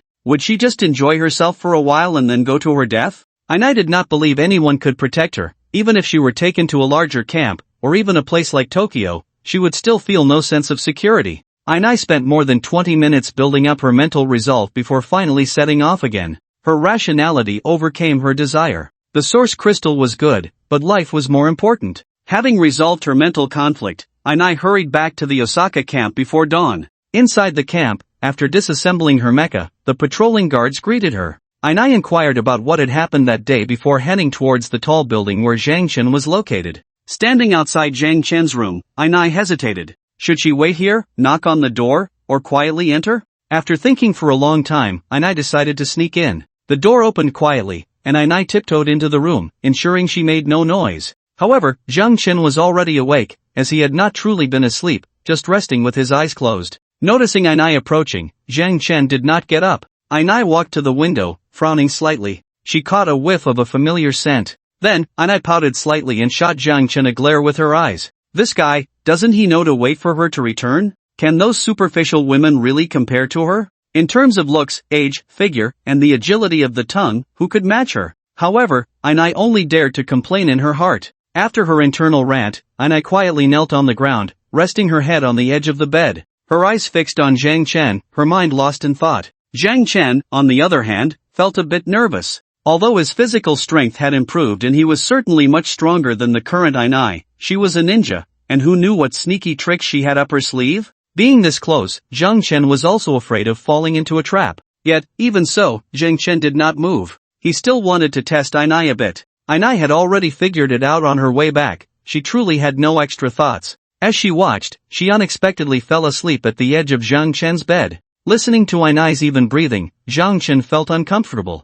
This girl was sleeping so soundly. What was he supposed to do? Should he also fall asleep peacefully? Impossible, absolutely impossible. What if I fall asleep and Ainai comes at me with 3 knives and 6 holes? What would I do? Fine, I'll just wait until dawn. When Ainai woke up, the first thing she saw was Zhang Chen's handsome face. The key was that the eyes on that handsome face were wide open. Awake? Upon hearing this, Ainai hurriedly sat up. My lord, it was careless of me. It's fine, did you complete the task? I did. Without any hesitation, Ainai took out the mecha core and then retrieved the legendary source crystal from within it. Seeing the colorful light emitted by the legendary source crystal, a smile appeared on Zhang Chen's face. Well done, you can keep the other spoils for yourself. Zhang Chen was still quite generous. Since Ainai could get things done, he certainly wouldn't exploit her too much. As long as he could keep Ainai under control, he wasn't afraid of her causing trouble. My lord, Ainai brought back some good things to present to you. What good things?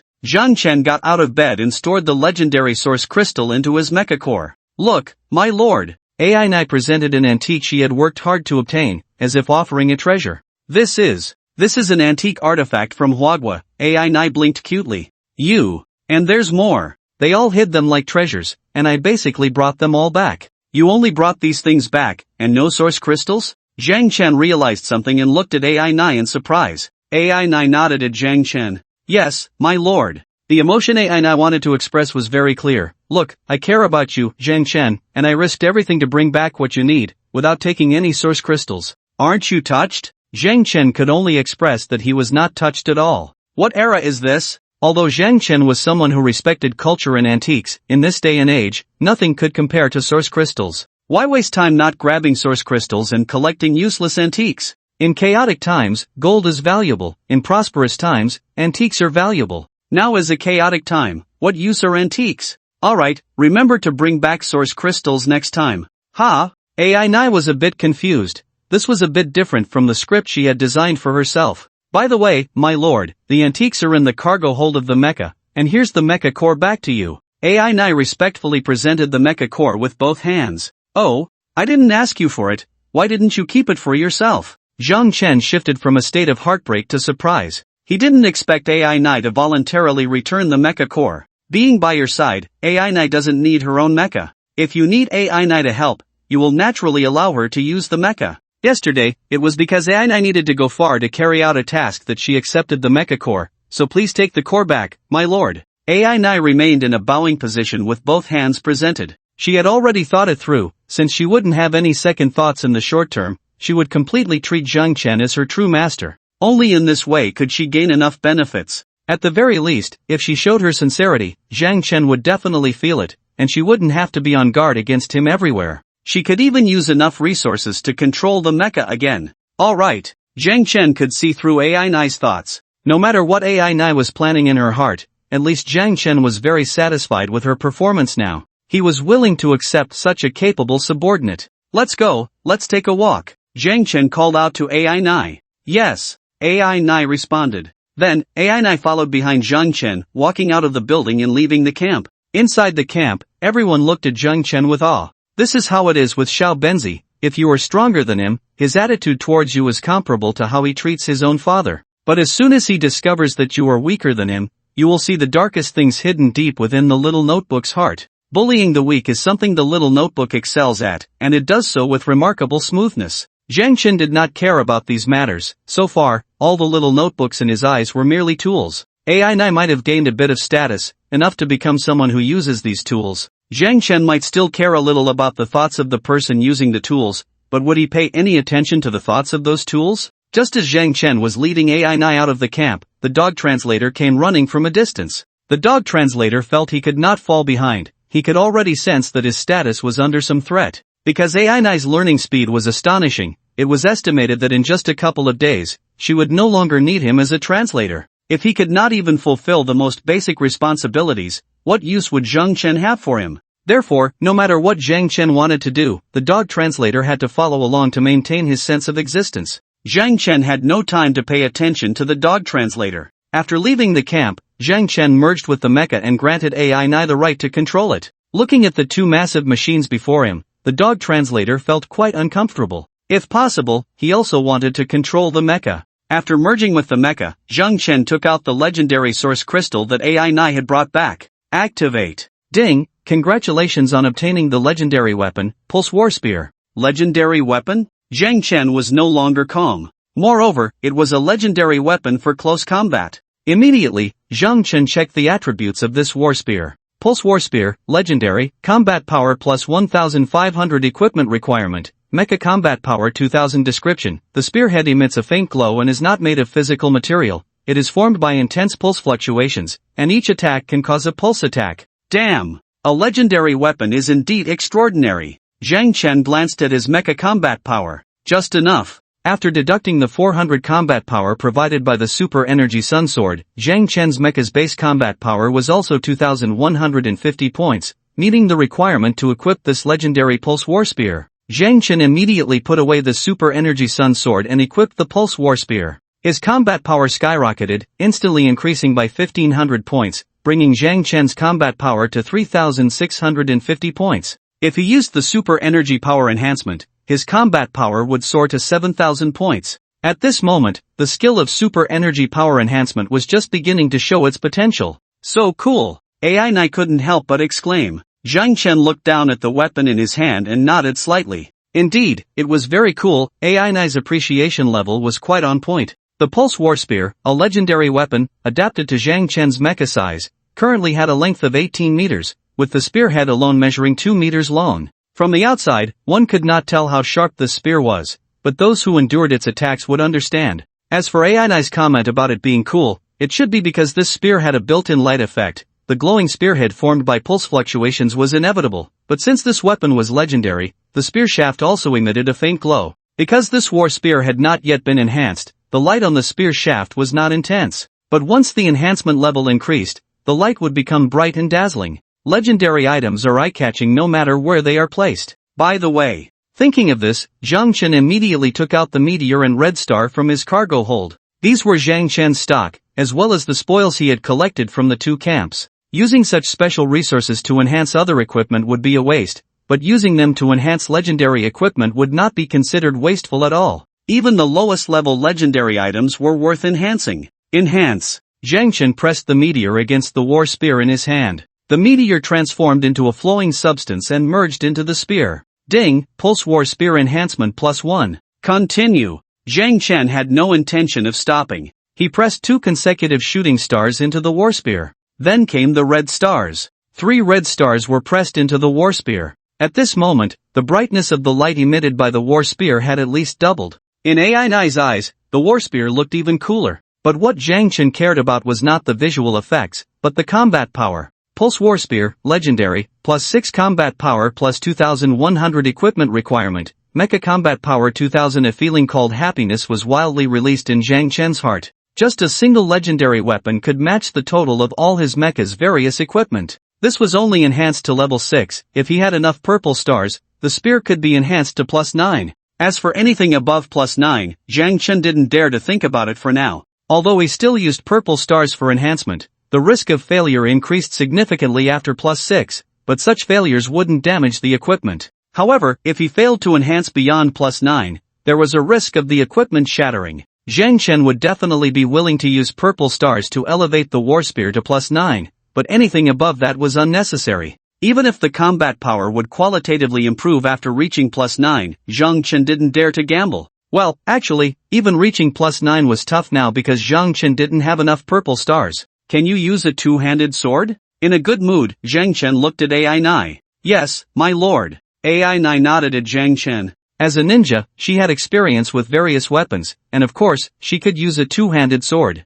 There's a bit of a height difference, but it shouldn't be a problem after 3 levels. Saying this, Zhang Chen handed the Super Energy Sun sword to AI9. This epic two-handed greatsword was 3 or 4 meters taller than AI9's mecha, which was why Zhang Chen asked her. As for rewarding his subordinates, that didn't exist at all. Because the mecha core was with Zhang Chen, any equipment he added to the mecha was still his. AI9 was merely a user. It was like this mecha was a car, and Zhang Chen bought a steering wheel cover for his beloved car, while AI9 was the driver. AI9 would just feel more comfortable holding the steering wheel, but in reality, the steering wheel cover had nothing to do with her, it still belonged to Zhang Chen. Therefore, Zhang Chen was not stingy at all. AI9 using this epic weapon could have stronger combat power and do more things. AI9 didn't care about the intricacies, she just knew she really liked this great sword. But looking at the additional combat power made AI9 unable to put it down. What kind of weapon did she have before? Thank you, my lord. AI9 said gratefully. Zhang Chen nodded indifferently at AI9. My lord, can I see the attributes of the new weapon you obtained? AI9 felt she had received Zhang Chen's initial recognition, so she spoke without much hesitation. Sure. Zhang Chen was just about to show off, and here came the opportunity. Zhang Chen displayed the attributes of the Pulse War Spear to AI9. Upon seeing the attributes of the Pulse War Spear, AI9 instantly felt that the great sword she had just received was no longer appealing. Looking at her mecha's combat power, well, even the other party's weapon was better. Even with the Super Energy Sun sword equipped, the attributes of the mecha AI9 controlled were only a little over 800. In fact, Zhang Chen wasn't just showing off, he wanted AI9 to have a clear understanding. That is, Zhang Chen was invincible, unbeatable, so that AI9 would be even more loyal. To deal with this kind of little notebook, as long as she felt you were terrifyingly strong, she would be more obedient than anyone else. So strong. So amazing. Zhang Chen felt like he had heard AI9 say this before. If he remembered correctly, it should have been one morning when AI9 swallowed something.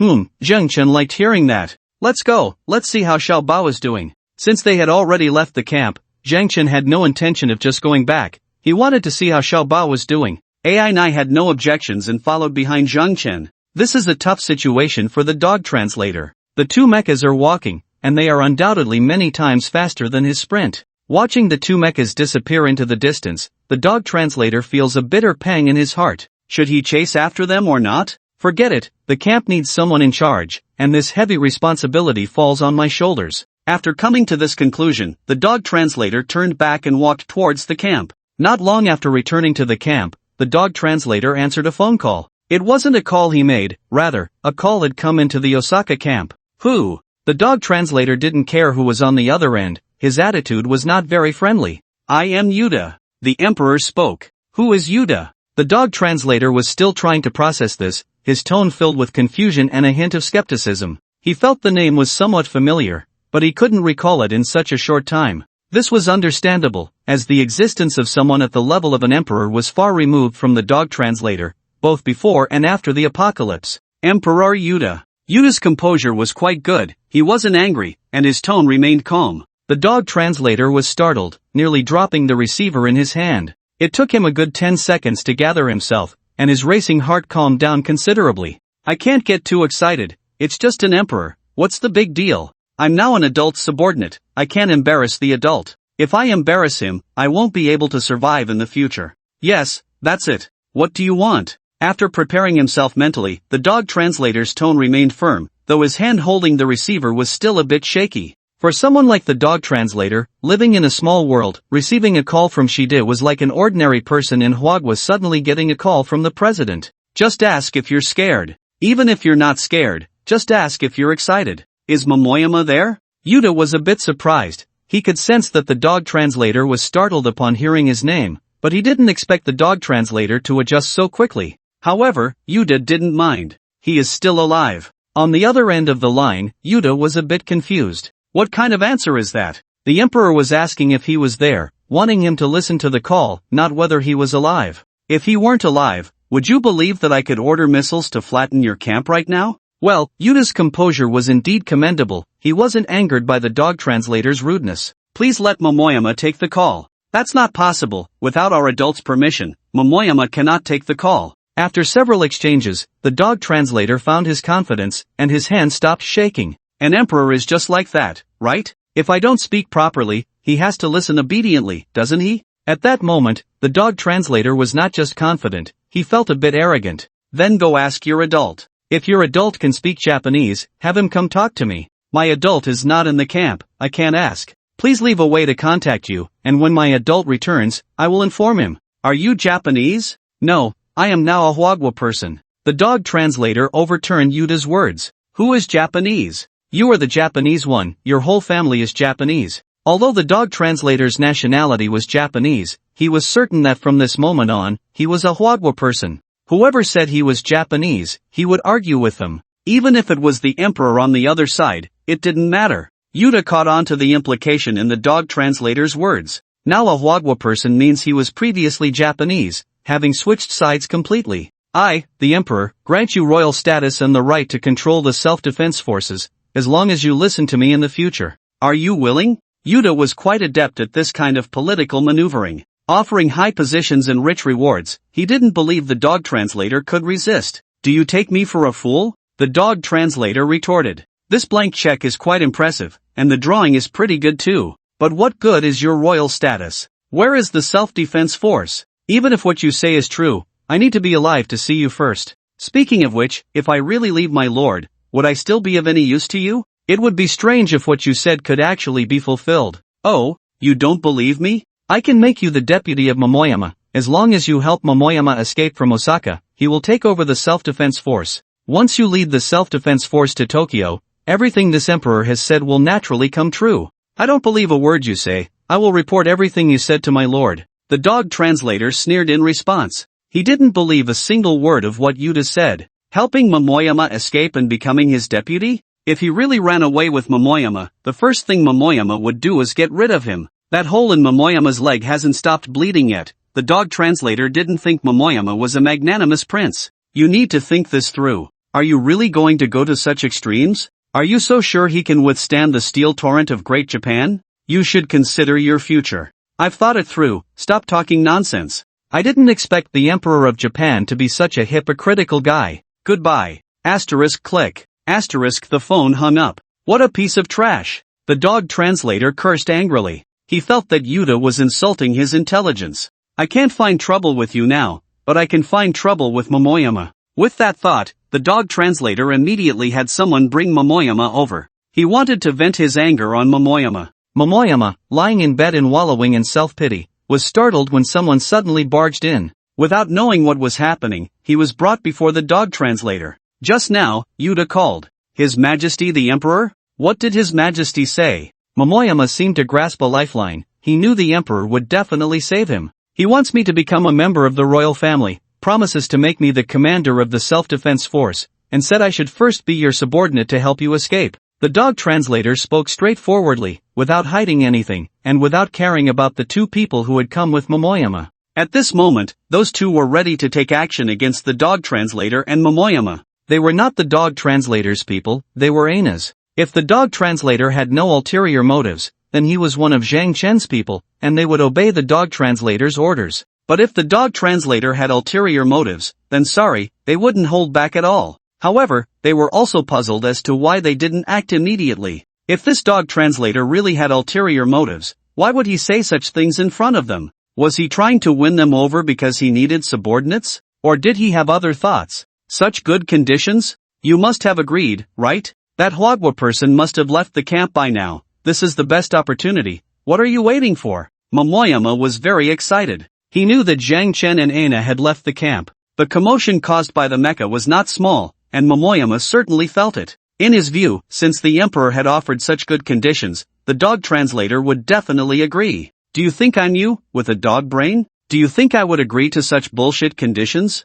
What are you thinking? The dog translator was furious. Not only did Yuta treat him like a fool, but Momoyama also thought he was an idiot. Hold him up for me. The dog translator rolled up his sleeves. The two who were ready to act were momentarily stunned, then obediently held Momoyama up. This was good. The dog translator was still on their side, still one of that lord's people, and they needed to obey. What are you going to do? Momoyama, being held up, was somewhat terrified. His body was very weak. Not only had he lost a lot of blood, but he hadn't eaten anything to replenish his strength, and he had no ability to resist at all. What am I going to do? I'm going to beat you. You stupid fool, you want to run? That idiot Yuta actually made me betray the master. You all deserve to die. After saying this, the dog translator swung his fist and charged in. One punch after another, each blow landed on Tao Shan's soft abdomen. Although the dog translator was just an ordinary person, he was still a man and had some strength. Each punch to the stomach was quite painful. The dog translator felt refreshed from the beating.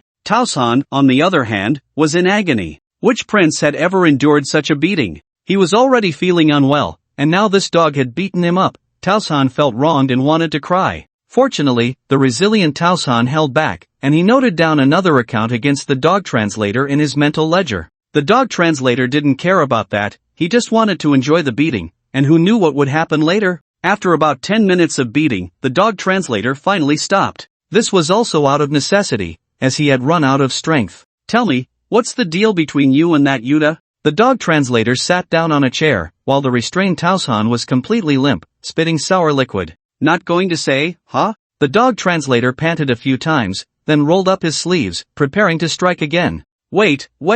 Tao Shan hurriedly spoke, nearly choking on the sour liquid in his mouth. Speak! The dog translator sat back down. He really didn't want to hit anyone anymore. He hadn't expected that beating someone would be so tiring. I have a good relationship with the Emperor. He won't abandon me. His name is Yuta, you know? The dog translator reminded Tao Shan. Who were they talking about? The Emperor. Alright, it's Yuta, he will definitely save me. Tao Shan resigned himself to the situation. The circumstances were stronger than the person, and he had no choice but to comply. Now, tell me, is there something going on between you two? No, really not. I couldn't reach him when I called before. Tao Shan tried to wave his hand, but unfortunately, both of his arms were being held down, unable to move. Oh, so he called to negotiate with my boss? Yes, that should be it. Tao Shan nodded at the dog translator. Alright, take him away. The dog translator waved his hand impatiently. Wait a minute, let me talk to Yuta. I can negotiate for more things. If he doesn't know I'm still alive, he might do something bad.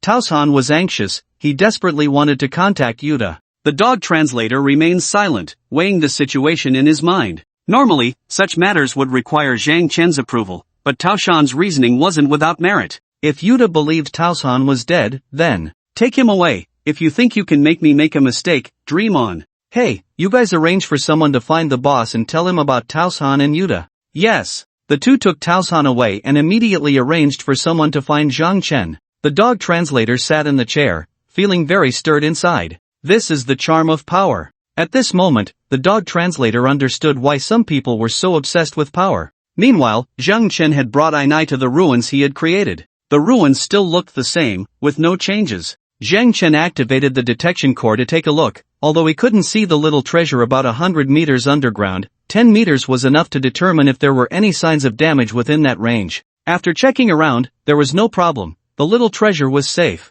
Ainai, who do you think would win, the self-defense forces or those pretty country soldiers? Zhang Chen suddenly asked. Master, the self-defense forces will win, Ainai expressed her thoughts. She had personally entered the self-defense forces camp and knew some of their capabilities. Just by seeing them cook safely, she knew they could achieve victory.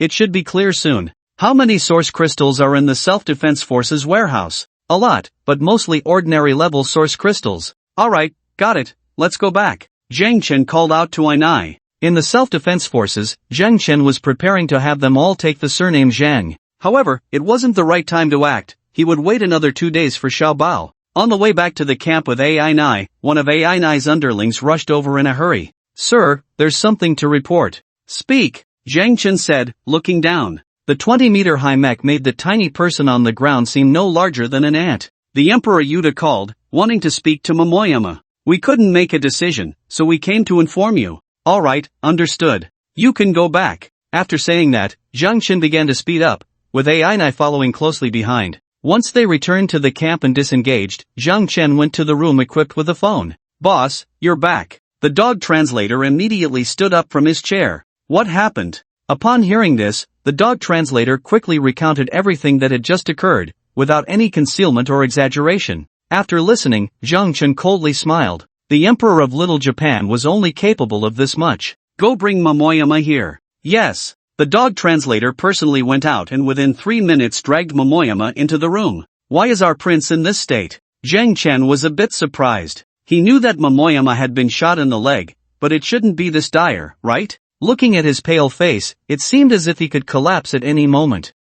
It might be related to the fact that I just beat him up a bit, the dog translator mumbled, feeling a bit embarrassed. Zhang Chen waved his hand dismissively. As long as he was alive, that was enough. Make the call. Zhang Chen looked at Momoyama and then pointed to the phone.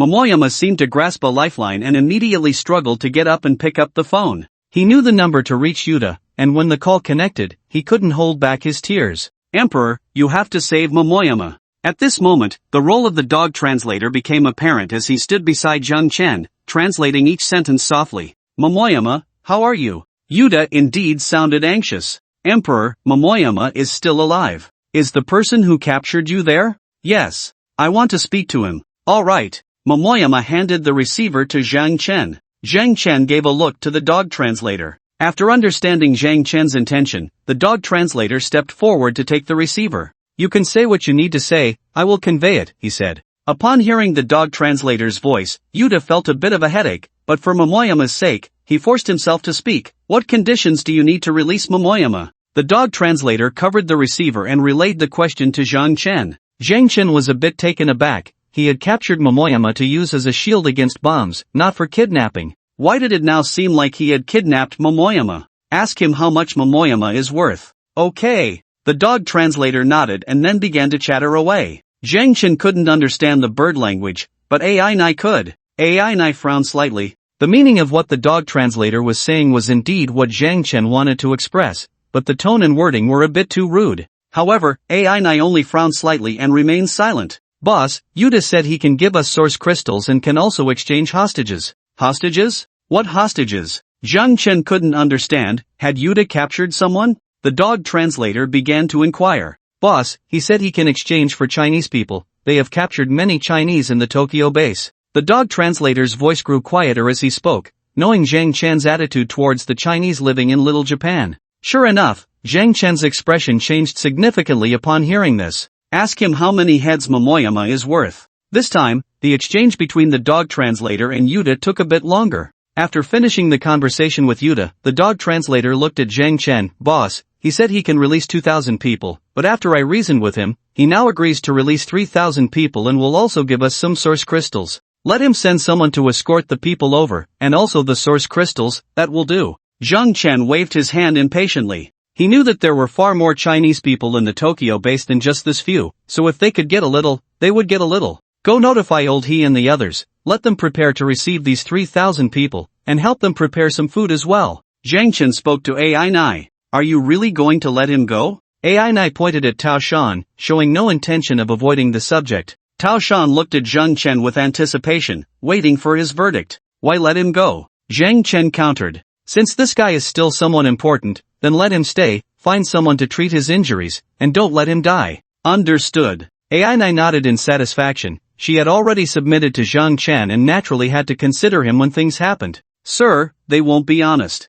Among those they sent, there will probably be some. I know. The royal family has ninjas at their service, and they have many resources they can mobilize. There should be some mechas appearing soon. AI Nai continued to remind him. Zhang Chen's eyes lit up at her words. Mechas were indeed valuable. It would be great if 2 more could come. Got it, go do your work. Wait, you can't do this. I've been very cooperative, why are you still treating me like this? Everyone else was satisfied, but Tao Shan was not satisfied at all. Zhang Chen had no intention of letting him go, so how could he be satisfied? You're very cooperative? Then why did you run? Zhang Chen's counter-question immediately stumped Tao Shan. Indeed, he had escaped yesterday and got caught, but didn't Zhang Chen understand why he had to run? I just want to live. There are many people who want to live, who do you think you are? Take him away, treat his injuries, and keep an eye on him. Yes. The translator replied and then arranged for people to drag Tao Shan away, giving him no chance to speak further. Sir, if we do this, we will completely fall out with the royal family. AI Nai continued to remind Zhang Chen. In this place, completely falling out with the royal family was not a good thing. So what? Tell me, if I demand a piece of territory for us to govern ourselves, would you agree? Zhang Chen voiced a bold idea. There was just a little over a month until the next initial source crystal arrived, and Zhang Chen felt that his time was absolutely insufficient. Therefore, he needed to secure a larger and safer territory before the initial source crystal arrived. That seems impossible. AI Nai's eyes widened. Would the emperor agree to seize land right under the royal family's nose? What if we killed all the self-defense forces on the coastline? Sir, that won't work. Without their defense, mechanical creatures from the ocean will flood in, and then we will be in trouble. AI Nai was anxious, trying to dissuade Zhang Chen from this dangerous idea. The influx of ocean creatures onto land was no joke. Not to mention, swarms of crabs and similar creatures were not something they could handle. Zhang Chen was indeed strong, but others were not as strong, and old he and his group were even weaker. You think so too, so the emperor must think the same. If we take this piece of territory, we must also be responsible for its defense, so the emperor will agree. Zhang Chen nodded. Just having Tao Shan as a trump card was not enough. This trump card might make the emperor hesitate, but what about the others in the royal family? If he took over the defense of this sea area, then even if the emperor wanted to blow him up, the others in the royal family would intervene. Defending against mechanical creatures in the sea was not something that could be done with mere words, it required a lot of manpower and resources. Sir, even if the emperor agrees, we can't hold it. Who says we can't hold it? Zhang Chen smiled gently at AI Nai. Simply relying on humans would definitely not be enough to hold it. But who said Zhang Chen needed to rely on humans for defense? Did he really think Fish Sister was a pushover? As long as Fish Sister roamed the sea area, no small mechanical creatures dared to approach.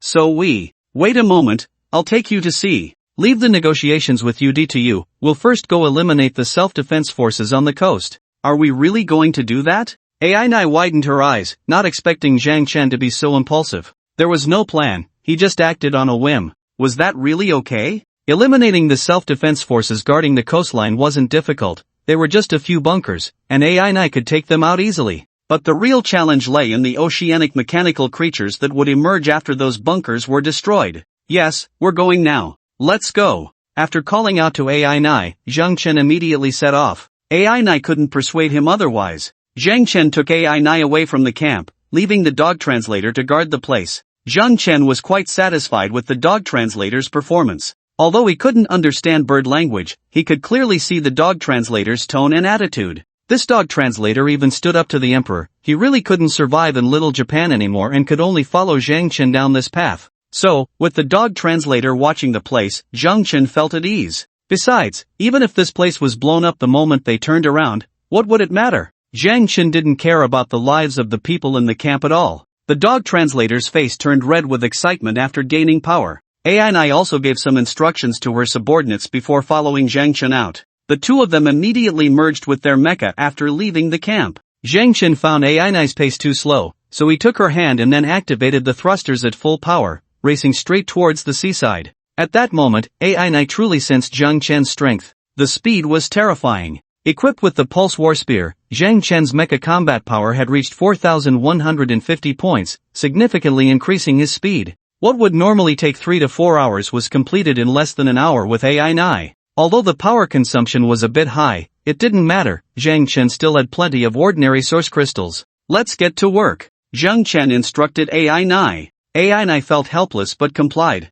Was it easy to demolish the bunkers on the coast with the mecha? Very easy. The soldiers inside the bunkers had no real ability to resist. Their weapons were effective against small oceanic mechanical creatures but had no effect on a mecha like Ai. The bullets from machine guns merely sparked against Ai's mecha, and only the armor-piercing rounds from heavy sniper rifles could inflict some damage. However, Ai wasn't foolish enough to just stand there and take the bullets. In her rapid maneuvers, not just anyone could hit her. Equipped with the super energy solar sword, Ai's attack power saw a tremendous boost. Often, just passing by a bunker would result in everyone inside being wiped out. There was no way around it. The heat released by the super energy solar sword was so high that it could melt even a mecha. How could humans withstand that? The speed of dismantling the bunkers was incredibly fast, and Ai showed no mercy to the self-defense force members. Zhang Chen nodded in satisfaction. There was no need for him to lift a finger to kill these weaklings. After Ai cleared about 10 kilometers of coastline, Zhang Chen called out to her, "That's enough, come back."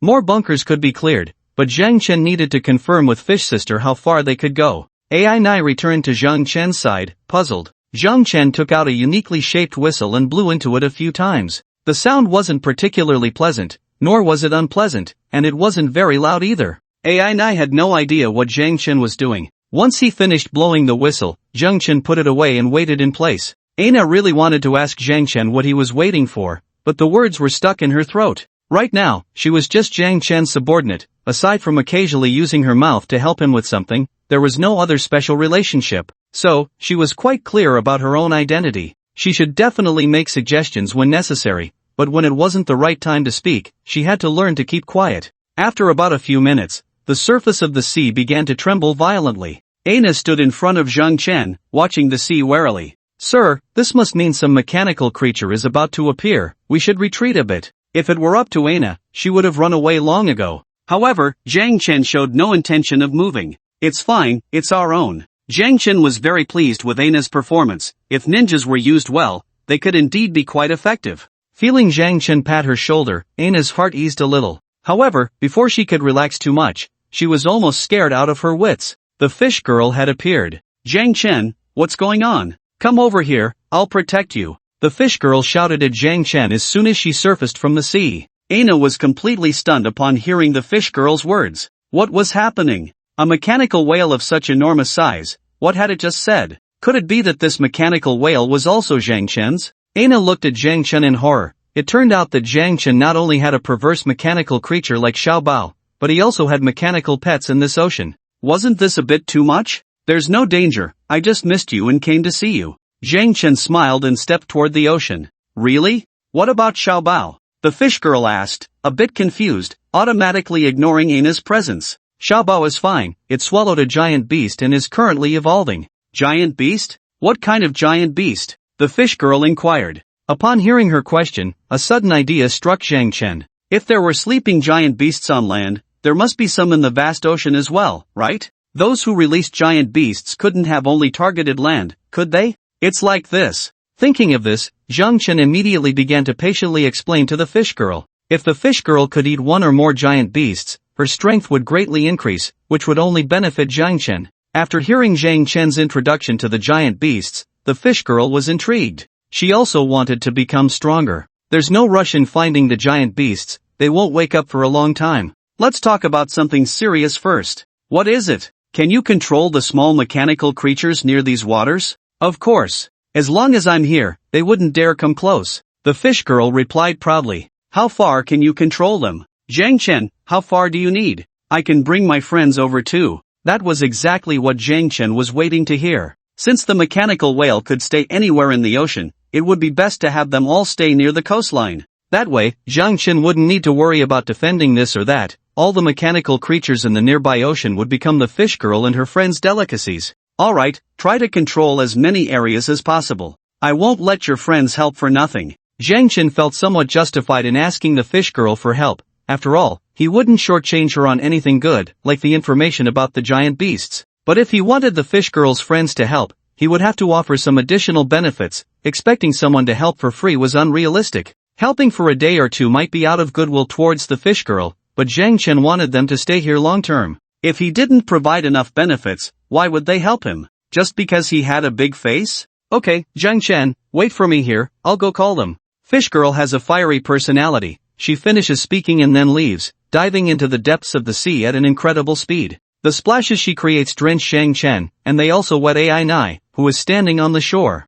Master, this is. AI Nai stammers, pointing at the spot where Fish Girl just left. Zhang Chen has already finished discussing serious matters with Fish Girl, yet AI Nai still hasn't reacted. Are you scared? When a bunch of mechanical whales come, won't that scare you to death? Zhang Chen laughs as he speaks to AI Nai. The more shocked AI Nai is, the better, because the more shocked she is, the less she dares to betray Zhang Chen. I am indeed scared. I didn't expect the master to become friends with these whales. Zhang Chen remains silent. Becoming friends with mechanical whales, that's something to thank you Little Japan for. After all, you keep slaughtering whales for no reason. Soon, the sea surface began to boil. Countless massive water columns erupted from the ocean, shooting straight into the sky. Such a spectacular scene not only frightened AI Nai but also terrified the self-defense forces stationed further away. They had never seen such a grand spectacle before. They had already reported Zhang Chen's actions, waiting for higher-ups to criticize him and to receive orders to temporarily retreat. After all, the distances between each station point were not far, and they could see what was happening.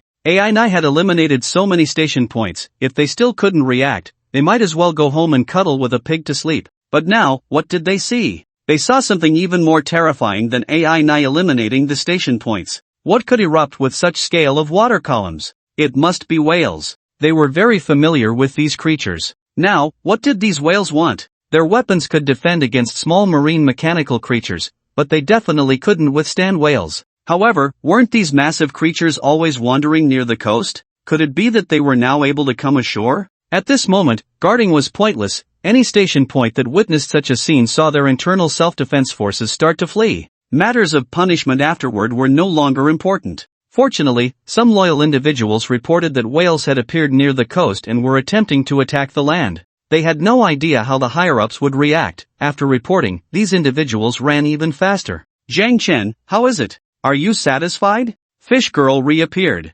Zhang Chen looked at Fish Girl emerging from the water and nodded in satisfaction. Stay away from the shore. If you get stranded here, I might not be able to move you. He wasn't sure if he could handle such a massive creature over 100 meters long. It's fine, all those little things around have been scared away, so there won't be any danger here. Fish Girl casually boasted, saying that stranding was impossible, even if something unexpected happened. She had so many companions that they could always get her back to the sea. By the way, I got you a big cannon. I'll install it on you later. Zhang Chen remembered the external cannon that the giant beast mentioned. Little Bao probably wouldn't be able to use such a thing, so it was just right for Fish Girl. Really? Zhang Chen, you are too good to me. By the way, you've been gone for several days. How many Japanese have you killed? Fish Girl asked curiously. She didn't pay much attention to the cannon. As long as it was a gift from Zhang Chen, she would like it. After all, he was her only human friend. As for the cannon's power, Fish Girl didn't care at all. I should have killed quite a few. Zhang Chen hadn't kept track of such things. Anyway, he had killed those who needed to be killed.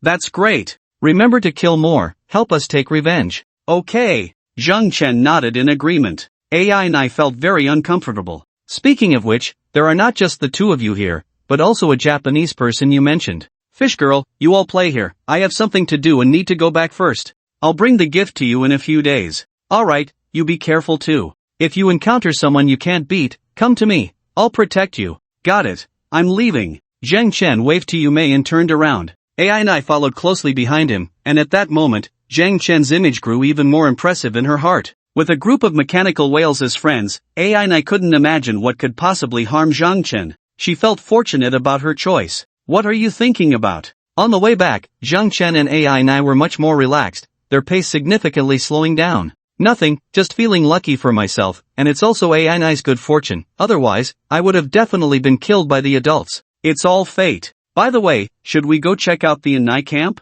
AI suggested. The rescued Chinese people were all at the Nai camp. No need, they can develop on their own. Zhang Chen shook his head. He didn't want to have too much interaction with the Chinese people on the Little Japan side. Saving them was already Zhang Chen's limit. He wasn't their babysitter and wasn't responsible for after-sales service. Of course, when the time came to use them, Zhang Chen wouldn't be polite. Do you think that old man Yudu would agree to my terms now, given the current situation? Sir, if I were Yudu, I would definitely agree. AI nodded confidently. As long as one wasn't a fool, they would inevitably agree to Zhang Chen's demands. After all, even guarding such a large area was of no benefit to Yudu. Mechanical creatures were scarce, and there wasn't much source crystal to be obtained. The near sea was occupied by whales, and they could attack the land at any time. If this place were ceded to Zhang Chen, it would be a tremendous boon for Yude. Because if those whales really attacked the land, Zhang Chen would be the first to bear the brunt. Letting the Chinese people take the lead as cannon fodder, how could you possibly refuse?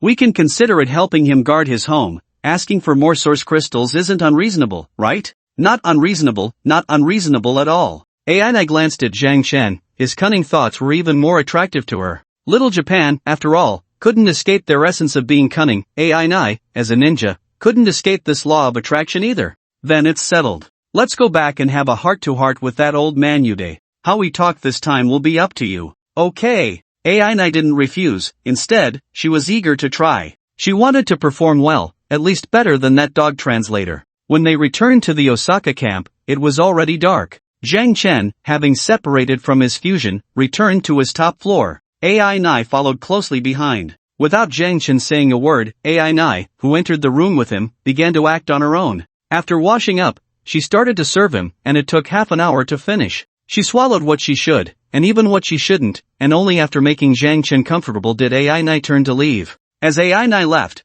she didn't rush to contact Yudi. The situation with the whales in the near sea needed to ferment a bit. She wanted the royal family and those ministers to have a good headache. Only when they felt the pressure would it be easier to negotiate terms with them. The next day, early in the morning, AI came to find Zhang Chen. Seeing the spirited little Zhang Chen, AI couldn't help but pinch him and started smacking her lips again. What could Zhang Chen say? It was hard to refuse, right? After feeling refreshed from washing up, Zhang Chen took AI to the office where the phone was installed. The dog translator had already made this room his home, usually staying there, answering calls, and issuing some orders, living a life similar to that of President Okamoto. Boss. The dog translator, lying on the bed and reminiscing about the wonderful taste from last night, immediately jumped up when he saw Zhang Chen. Get someone to bring Momoyama over. He's not dead, right? Not dead, still alive. I'm going now. The dog translator replied quickly and then dashed out of the room. He didn't dare to give orders to AI, this little lady.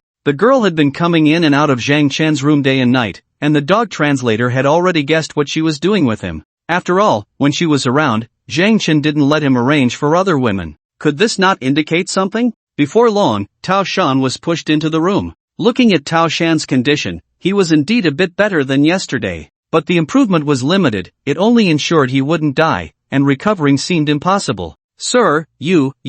Wait, don't talk, Zhang Chen interrupted Tao Shan. If Tao Shan cooperated, Zhang Chen might show him some kindness, but this guy was completely uncooperative. Keeping him alive was already Zhang Chen's greatest mercy. Ainai, make the call. Yes. Ainai nodded to Zhang Chen and then dialed the number. Soon, the other side picked up the phone. Tell Yude to take the call. Ainai didn't even ask who was on the other end. She spoke in a commanding tone. How dare you? Every minute you waste, I'll put a hole in Tao Shan. If you don't care about his life or death, then don't rush. Damn it, just do what you're told, hurry. The person on the other end wasn't anxious yet, but Tao Shan was already panicking. He knew how ruthless Ainai was. He understood that Ainai would definitely follow through on her threats. Hearing Tao Shan's angry curses, the other side naturally didn't dare to delay. After a minute, a gunshot erupted in the room, accompanied by Tao Shan's scream. Ainai indeed was a woman of her word. After a minute, she shot a hole in the leg that was already injured. Shut up!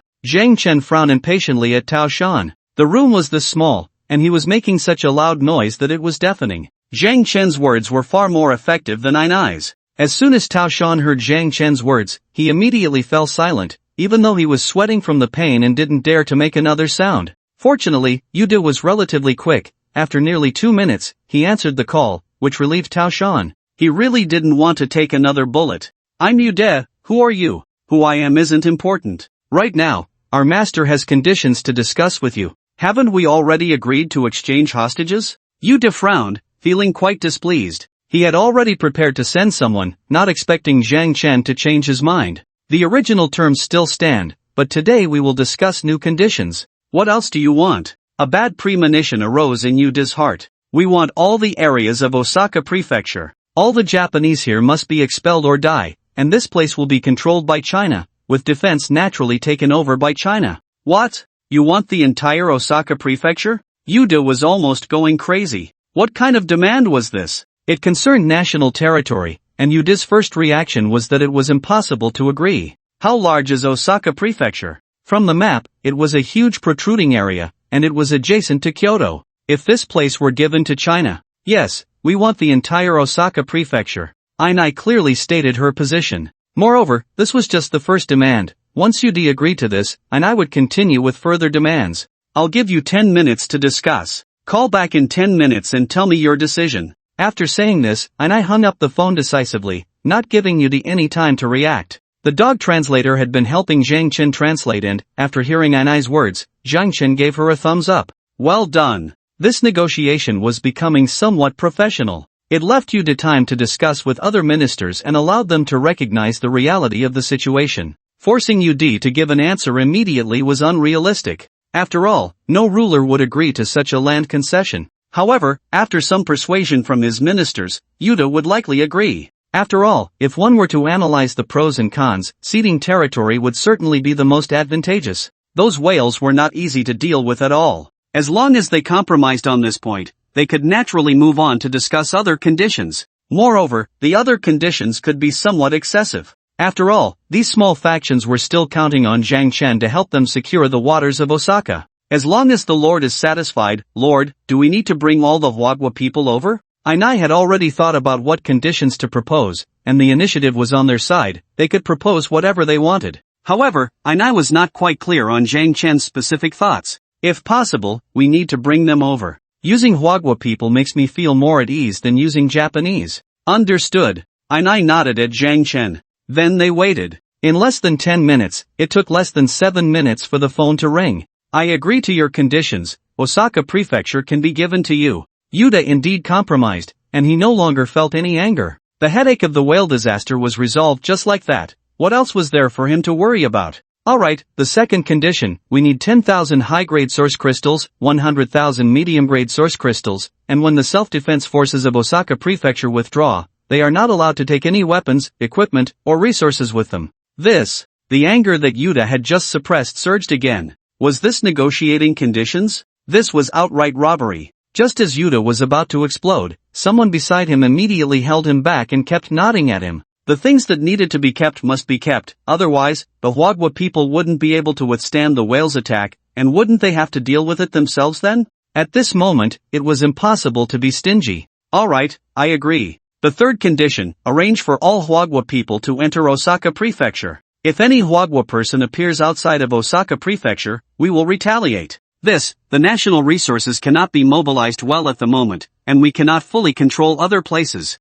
This requirement. That's your problem, it has nothing to do with us. I only give you 10 days. Ainai's attitude was very firm. Zhang Chen kept nodding upon hearing this. This woman was quite something, very impressive. She was capable both in literature and martial arts. Alright, wait for our news. We will proceed with this handover first. Today, the people can arrive. The first wave of handover began. The assassins originally sent to kill Zhang Chen were urgently recalled. This left the two recalled ninjas very dissatisfied. I've sharpened my knife, and you tell me we're not playing anymore? That's definitely not acceptable. Among the 3,000 Hwagwa people being handed over, 2 ninjas mixed in. Originally, there were 10 ninjas, but in the end, only these 2 couldn't hold back, taking the initiative to defy orders and attempt to kill Zhang Chen. These ninjas had no idea about the story behind the high-level decisions, otherwise, they would not have been so reckless. Zhang Chen also thought he wouldn't gain anything this time. After all, both sides had reached an agreement, and the little Japanese were counting on Zhang Chen to help them with the coastline, so there would naturally be no tricks. However, when those 3,000 Huagua people were escorted outside the Osaka camp, Zhang Chen was stunned. Having merged with the mecha and watching Lao He and the others hand over the hostages, Zhang Chen noticed something was off. The self-defense forces escorting the hostages were quite honest, but among those 3,000 people, there were many who were not. Not only were there the two disguised ninjas, but also some who, upon seeing their fellow countrymen, kept complaining and shouting. These people, although speaking Huagua language, clearly had their thoughts in the wrong place. Lao He and his group were not Zhang Chen. They did not have such a ruthless heart. They were all people who had experienced suffering and naturally held the greatest tolerance for those who had the same experiences. However, sometimes, tolerance only led to the other party becoming more audacious. Some even demanded that they be given mecha cores. Ainai, let your people go and kill those troublemakers. Zhang Chen felt no mercy in his heart. Those who disobeyed would be killed without a second thought, leaving no room for negotiation. Zhang Chen had no time to discern what kind of people they were. As long as they didn't listen, they would be killed, until everyone obeyed and dared not defy him. Ainai would not hesitate to act against her own kind. If she was ordered to kill some Chinese, would she hesitate? With Ainai's command, a group of robust individuals charged out of the Osaka camp, and as they plunged into the crowd of hostages like tigers among sheep, gunfire erupted almost immediately. As people fell to the ground, shot, those who had been shouting suddenly quieted down. Faced with the armed Japanese, those who had been bold against their compatriots showed what it meant to cower. Why could these people act recklessly against their fellow countrymen in mechs? Because they knew that old he and his group wouldn't do anything to them, and could even satisfy many of their rude demands. But the Japanese were different. They would kill at the slightest provocation. Thus, these people were very timid in front of the Japanese. These dogs! Kill them all! Zhang Chen was furious, calling out names one by one, and all those named were dragged out by Ainai's subordinates and executed. After killing more than 50 people, the group of hostages finally quieted down. Your Excellency Zhang Chen, we have brought the people you requested, along with the supplies you need. Please check them. The leader of the self-defense forces spoke to Zhang Chen. They certainly had mech cores, but they did not merge with their mechs, which better demonstrated their sincerity. Zhang Chen did not move. He left the task of counting resources to Ainai. Once counted, return that guy from Momoyama to them. I have other matters to attend to, Zhang Chen instructed Ainai. He did not act against the two ninjas still mingling in the crowd. After all, there were many ordinary people around, and if they acted here, who knew how many would die? So, Zhang Chen decided to change locations. As Zhang Chen stepped away towards the direction where Xiaobao was, the two ninjas exchanged glances, and taking advantage of the handover between the self-defense forces and Ainai, they successfully escaped and followed Zhang Chen's path. In fact, Ainai had seen everything. She understood how ninjas operated all too well. So foolish. Ainai coldly commented on the actions of the two ninjas. What kind of fools dared to act against Zhang Chen? The royal family would pay a greater price for the actions of these two ninjas.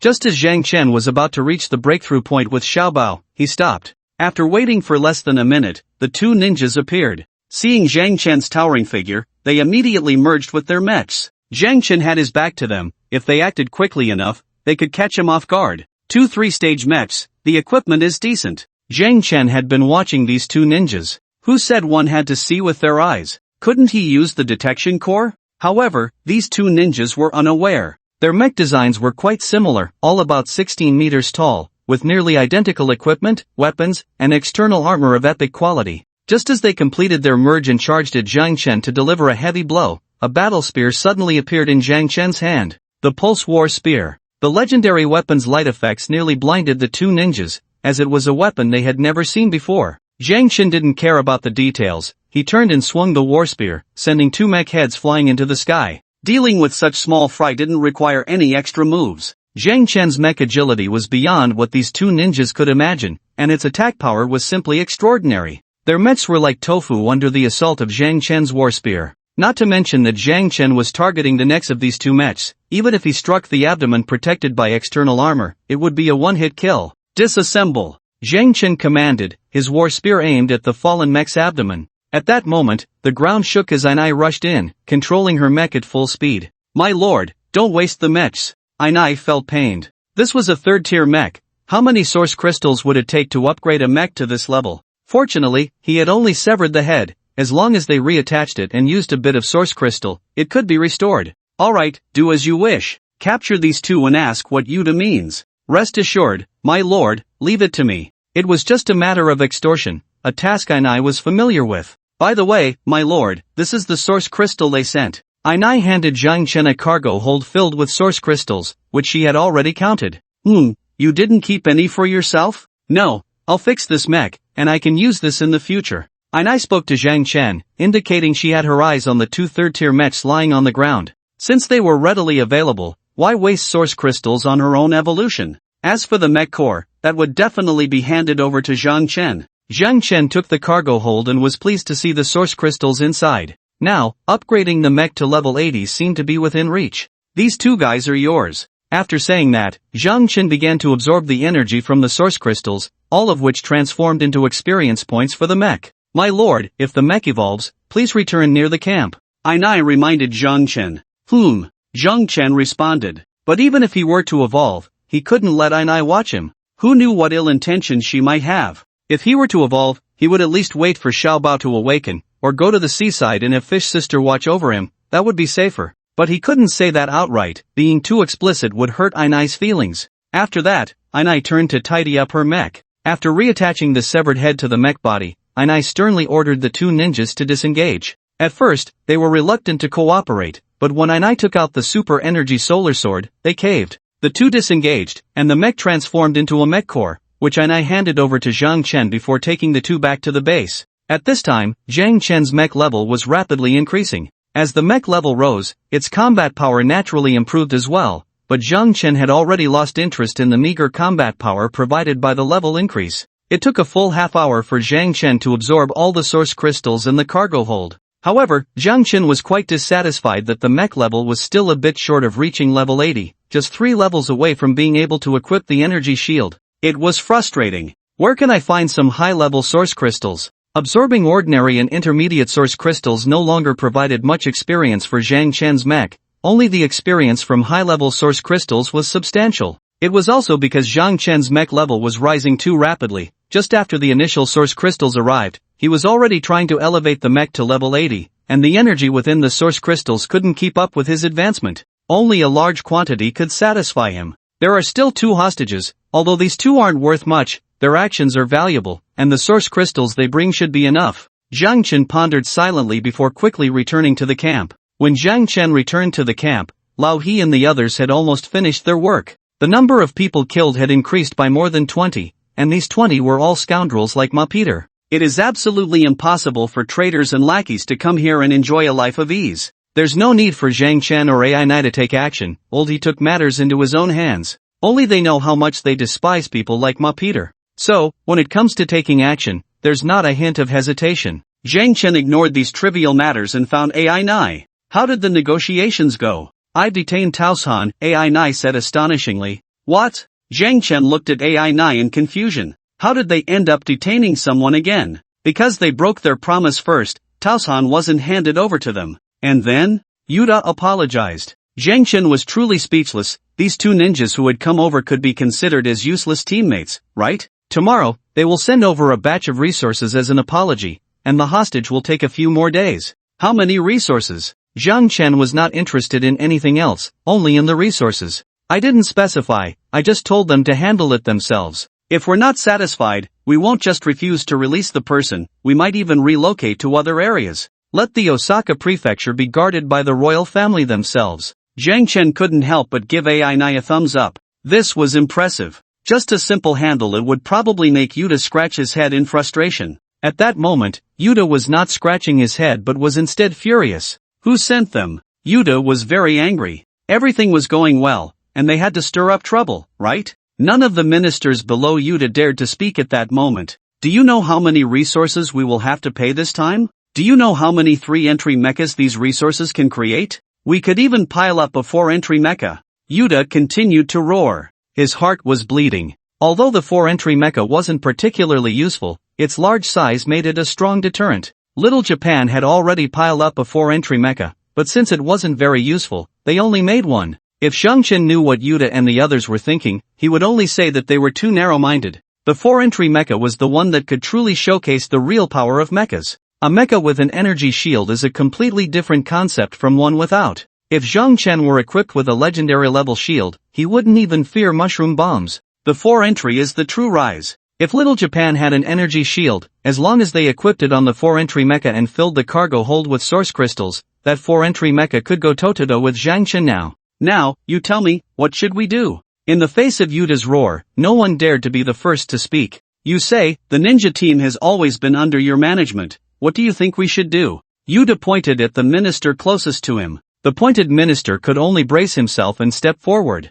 There was no choice. After all, it was the ninjas who caused the trouble, and this mess could only be cleaned up by him. Your Majesty, in my humble opinion, as long as we give them enough source crystals, this matter can be resolved. Although it's still unclear what is attracting them in Osaka Prefecture, I can assure you that they will not easily give up on Osaka. They just want to gain more benefits. You make it sound easy. How many source crystals is enough? How about giving them half of today's source crystal amount? The old minister suggested tentatively, wanting to know Yuta's bottom line. Half? How could you even say that? If you were in his position, would you agree? Yuta lamented. Those source crystals belonged to them. They were extracted from their own people, and they didn't know how many lives were sacrificed to obtain them. Now they had to hand them over willingly. How could that not hurt? The old minister wiped the sweat from his forehead, knowing that this was far from the number Yuta had already considered in his mind. How about we give them double? One time, you say it lightly, but these source crystals need to be compensated by your ninja troops. Yuta had finally gotten to the point. As the true ruler of Japan, Yuta had many matters to weigh. Now that the ninja troops were showing signs of disobedience, he wanted to take the opportunity to give them a good lesson. This is unacceptable, Your Majesty. The old minister was nearly scared to death. So many source crystals, and they were to be taken by the ninja troops, would they still be able to play in the future? Without a supply of source crystals, the mechs within the ninja troops would become mere decorations. Why is it unacceptable? The trouble was caused by you. Do you expect others to clean up after you? Yuta questioned. The old minister was left speechless, and there was no one else to speak for him. Whoever spoke up would have to take source crystals from their own pockets to fill the hole. No one was foolish enough to do that. Well, fine, but you can't take them all at once, otherwise, the ninja troops will come to a standstill, which is not beneficial for our empire. Give them double the source crystals, send them tomorrow, and also keep an eye on the news about that underground giant beast to see if we can still detect any life fluctuations. In my opinion, that Hwagwa person has his eyes on that giant beast. Yuta expressed his speculation. Just now, the old minister of the ninja troops had also reminded Yuta. Zhang Chen wanting to occupy Osaka Prefecture definitely had some hidden secrets. Although Osaka Prefecture had already decided to hand over to Zhang Chen, Yuta would certainly not let him have it easy. As for how to operate, it would depend on the subsequent situation. Yes, Your Majesty. Everyone, step back. If anyone causes any more trouble, you'll have to clean up after yourselves. Also, the matter of bringing over the Hwagwa people must be expedited. Yes. A group of ministers left. Yuta sat on his throne, rubbing his temples. Tired, so tired. Fortunately, the subsequent matters did not cause much of a stir. The resource handover the next day went very smoothly, except that the cargo hold containing the source crystals had changed from 1 to 2. Ainai was quite satisfied with Yuta's sincerity. She handed over Momoyama to the person who came for the handover and also returned the 2 ninjas who had lost their legs. The person who came for the handover said nothing and left with the people. On the way back to Kyoto, Momoyama cried for the first half and cursed for the second half. At this moment, Momoyama was filled with fighting spirit, completely transformed from anger. Zhang Chen didn't care about Momoyama's ramblings. He headed straight for the mechanical giant beast with the cargo hold. However, just as Zhang Chen was about to absorb the source crystals to upgrade the mech, the ground suddenly began to shake violently. The intensity of the tremors was significant, like a magnitude 6 or 7 earthquake. Ainai ran over quickly, and upon seeing Zhang Chen unharmed, she felt relieved. She had just offended the emperor so severely. If something happened to Zhang Chen first, her days wouldn't be any better. My lord, has little Bao awakened? Zhang Chen replied to the rushing Ainai, then focused intently on the elevator shaft. Before long, a massive creature appeared in Zhang Chen's detection core. It was Little Bao. As soon as Little Bao appeared in Zhang Chen's detection core, in just over a second, the earth flew up, and Little Bao shot up into the sky in a very violent manner. It truly burst out from underground, it's 4 feet off the ground by more than 10 meters, and when it landed, the ground shook even more violently. From this tremor, one could feel how exaggerated Little Bao's weight was now. Wow, it's so big now? Zhang Chen couldn't help but exclaim. Before Little Bao fell asleep, Its normal walking height was about 6 or 7 meters, but now, it was 17 or 18 meters tall, and standing on all fours, it was already nearly as tall as Zhang Chen's mech. If you counted Little Bao's long tail, it was even more astonishing, 50 meters long. If it stood up, a smaller mechanical giant beast. Big brother. Little Bao saw Zhang Chen and called out affectionately, rushing over to give Zhang Chen a hug. Stop! Zhang Chen hurriedly shouted to halt. Xiao Bao definitely couldn't handle this weight, being pressed down might even crush him to death. Big brother, what's wrong? Xiao Bao felt a bit wronged. It had been several days since they last met, so why was the attitude so cold? Look at your physique now, do you want to kill me? Zhang Chen said irritably. Ow, how much combat power do you have now? Zhang Chen, ignoring Xiao Bao's emotions, curiously asked. I don't know, but I know I'm very strong now. When it came to strength, Xiao Bao immediately asserted that he could stand up. All that king-level stuff was nothing compared to him. Zhang Chen nodded secretly. It should be so. Xiao Bao had devoured a mechanical giant beast that hadn't even been born yet, one that was 100 meters tall. This giant beast was only sleeping underground because it lacked sufficient power, its internal parts were all intact. Xiao Bao had swallowed such a creature whole. If he didn't experience a significant boost, that would be strange. Big brother, just say it, who are we going to fight? I'll go first this time. Xiao Bao was getting a bit inflated. If we encounter another big guy, I can fight too. Well, this guy was still thinking about eating. Getting addicted to devouring giant beasts was troublesome. Zhang Chen didn't know where to find such beasts for Xiao Bao to eat. Calm down, first, adapt to your current abilities. I need to evolve my mech. Okay, big brother, you can focus on evolving, safety is up to me. Xiao Bao confidently replied. He didn't believe there was anything he couldn't smash with his tail now. Protecting Zhang Chen was more than enough. Alright, with Xiao Bao around, Zhang Chen felt much more at ease, mainly because Xiao Bao's current size indeed gave a strong sense of security. By the way, there should be external devices on the shoulders of that giant beast. Be careful when you take them off, later, we'll give them to Fish Sister. Okay, I'm going now. After saying that, Xiao Bao scampered off to dismantle the parts, showing no intention of claiming the weapons from the giant beast for himself. Ai Nai, standing aside, was a bit confused. If she had Xiao Bao's abilities, she would still listen to Zhang Chen, but she definitely wouldn't be this easy to talk to. Transitioning from a superior-subordinate relationship to an equal partnership should be fine, right? But looking at Xiao Bao's state, he still recognized Zhang Chen as his big brother, and his obedience was the same as when Ai Nai first met Xiao Bao.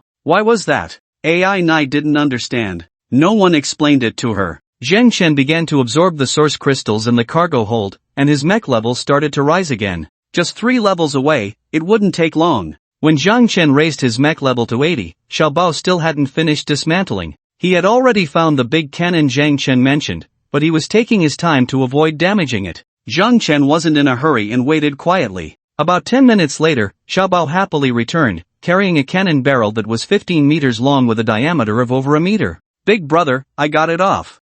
Just put it there, I need to start evolving. With Xiao Bao watching nearby, Zhang Chen could safely begin his evolution. Starting evolution. Mysterious energy descended. Zhang Chen's mech uncontrollably floated into the air. When the mech's feet were about 10 meters off the ground, it began to spin in place. The mysterious energy started to modify the mech. As the transformation progressed, the mech gradually emitted light, becoming increasingly dazzling. Xiao Bao was very alert, sensing his surroundings. Any movement nearby couldn't escape his perception. 10 minutes, 20 minutes. At this point, the external shape of Zhang Chen's mech was basically completed, its limbs were more robust, and the mech's height had reached 25 meters, giving it a somewhat colossal feel. However, completing the external modification did not mean the evolution was finished. The transformation was still ongoing. Inside the mech, additional space had been created due to the increase in size. The most significant of this extra space was the installation position for the energy shield, while other areas, such as the core module space, had also expanded.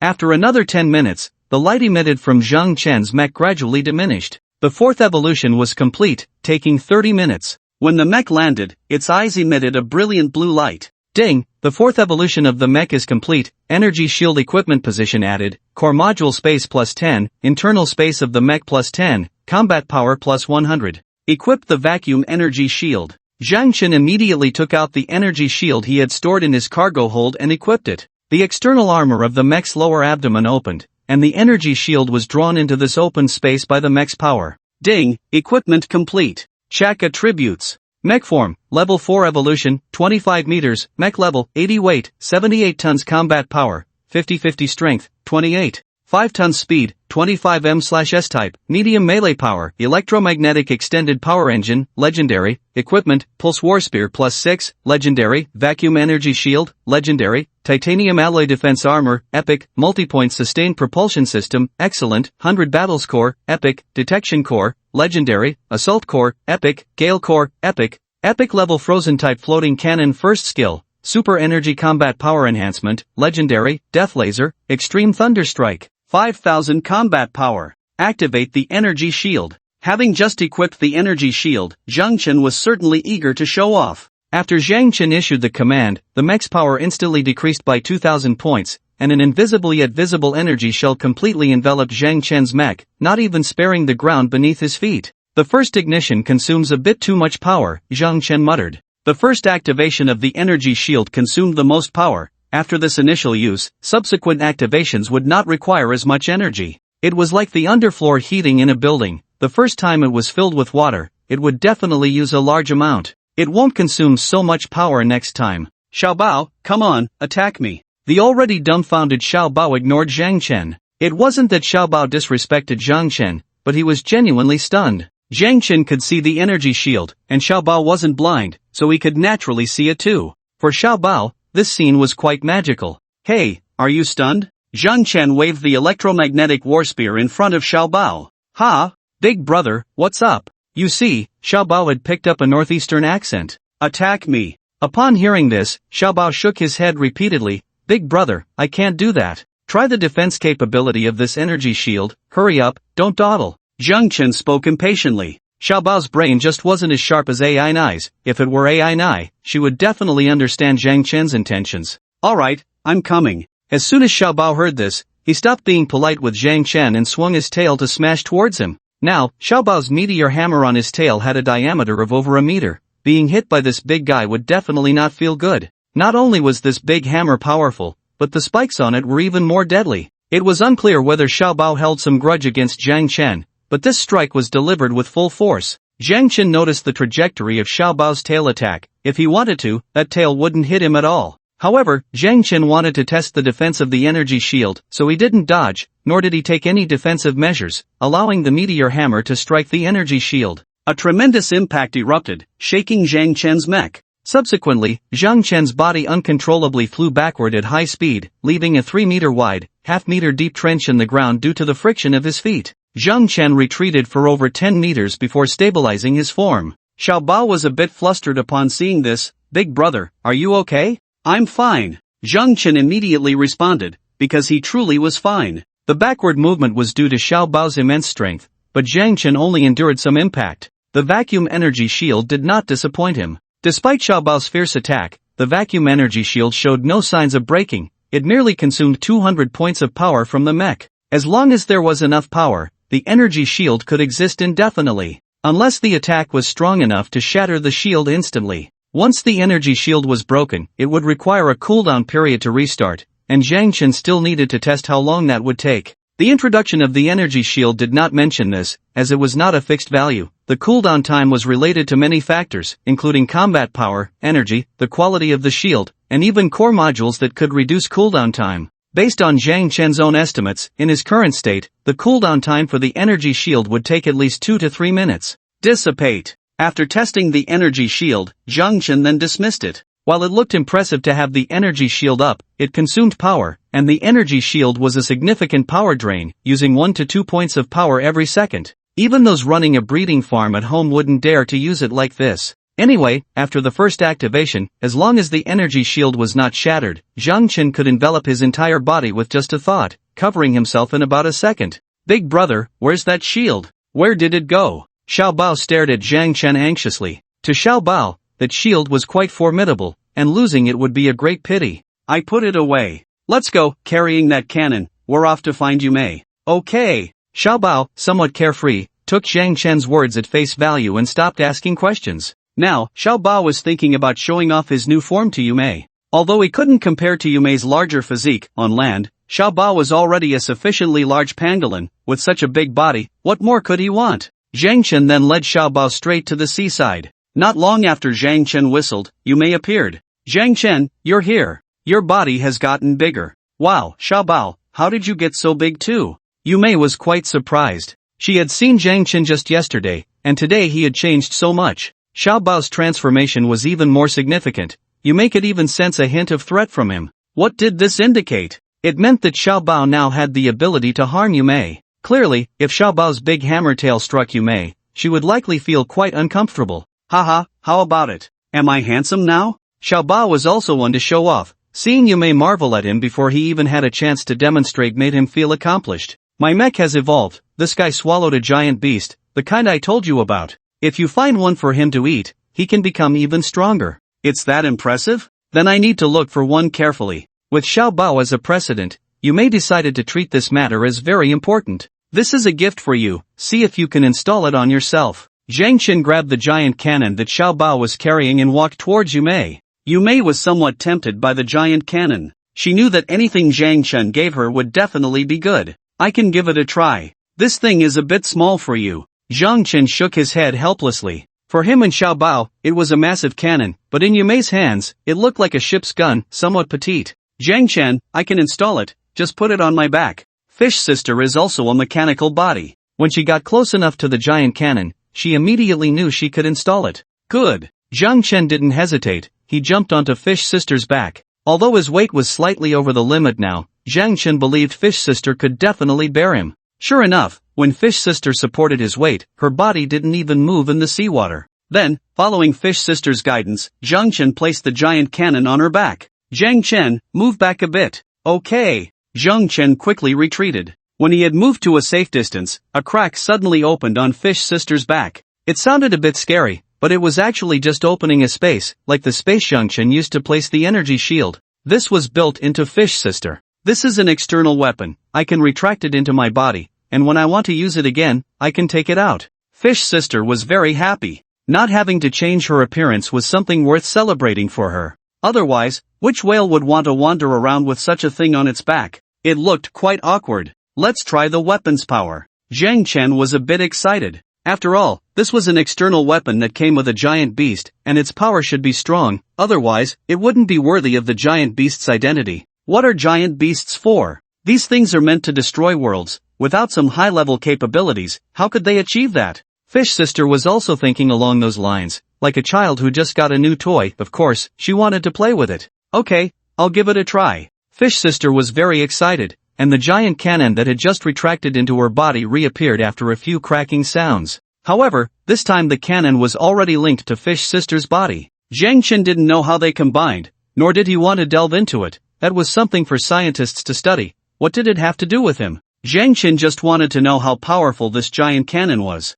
Zhang Chen, there are no attack targets. Fish Sister seemed a bit troubled. There were no targets on the sea, and on land. Should they shoot at Xiaobao? Fish Sister, what are you doing? Don't shoot me. Xiaobao's sensing ability was no joke. As soon as Fish Sister had the thought of shooting at Xiaobao, he already sensed it. Danger was approaching, and it was the kind that could be life-threatening. If it were just a little bit of danger, Xiaobao wouldn't be making such a fuss. That would go against his imposing stature. However, for the sake of life, he could throw away his dignity. It was all trivial. Shoot at that mountain over there. Zhang Chen pointed to a small hill not too far from the coast. Okay. Fish Sister seemed very confident. After Fish Sister agreed, Zhang Chen felt a surge of energy that made his heart race. Pulse. Zhang Chen immediately recognized the power gathering within the giant cannon. It was indeed the power of the pulse, just like his pulse war spear. Gathering so much pulse power? Fish Sister, hurry and fire the cannon. Zhang Chen quickly reminded her.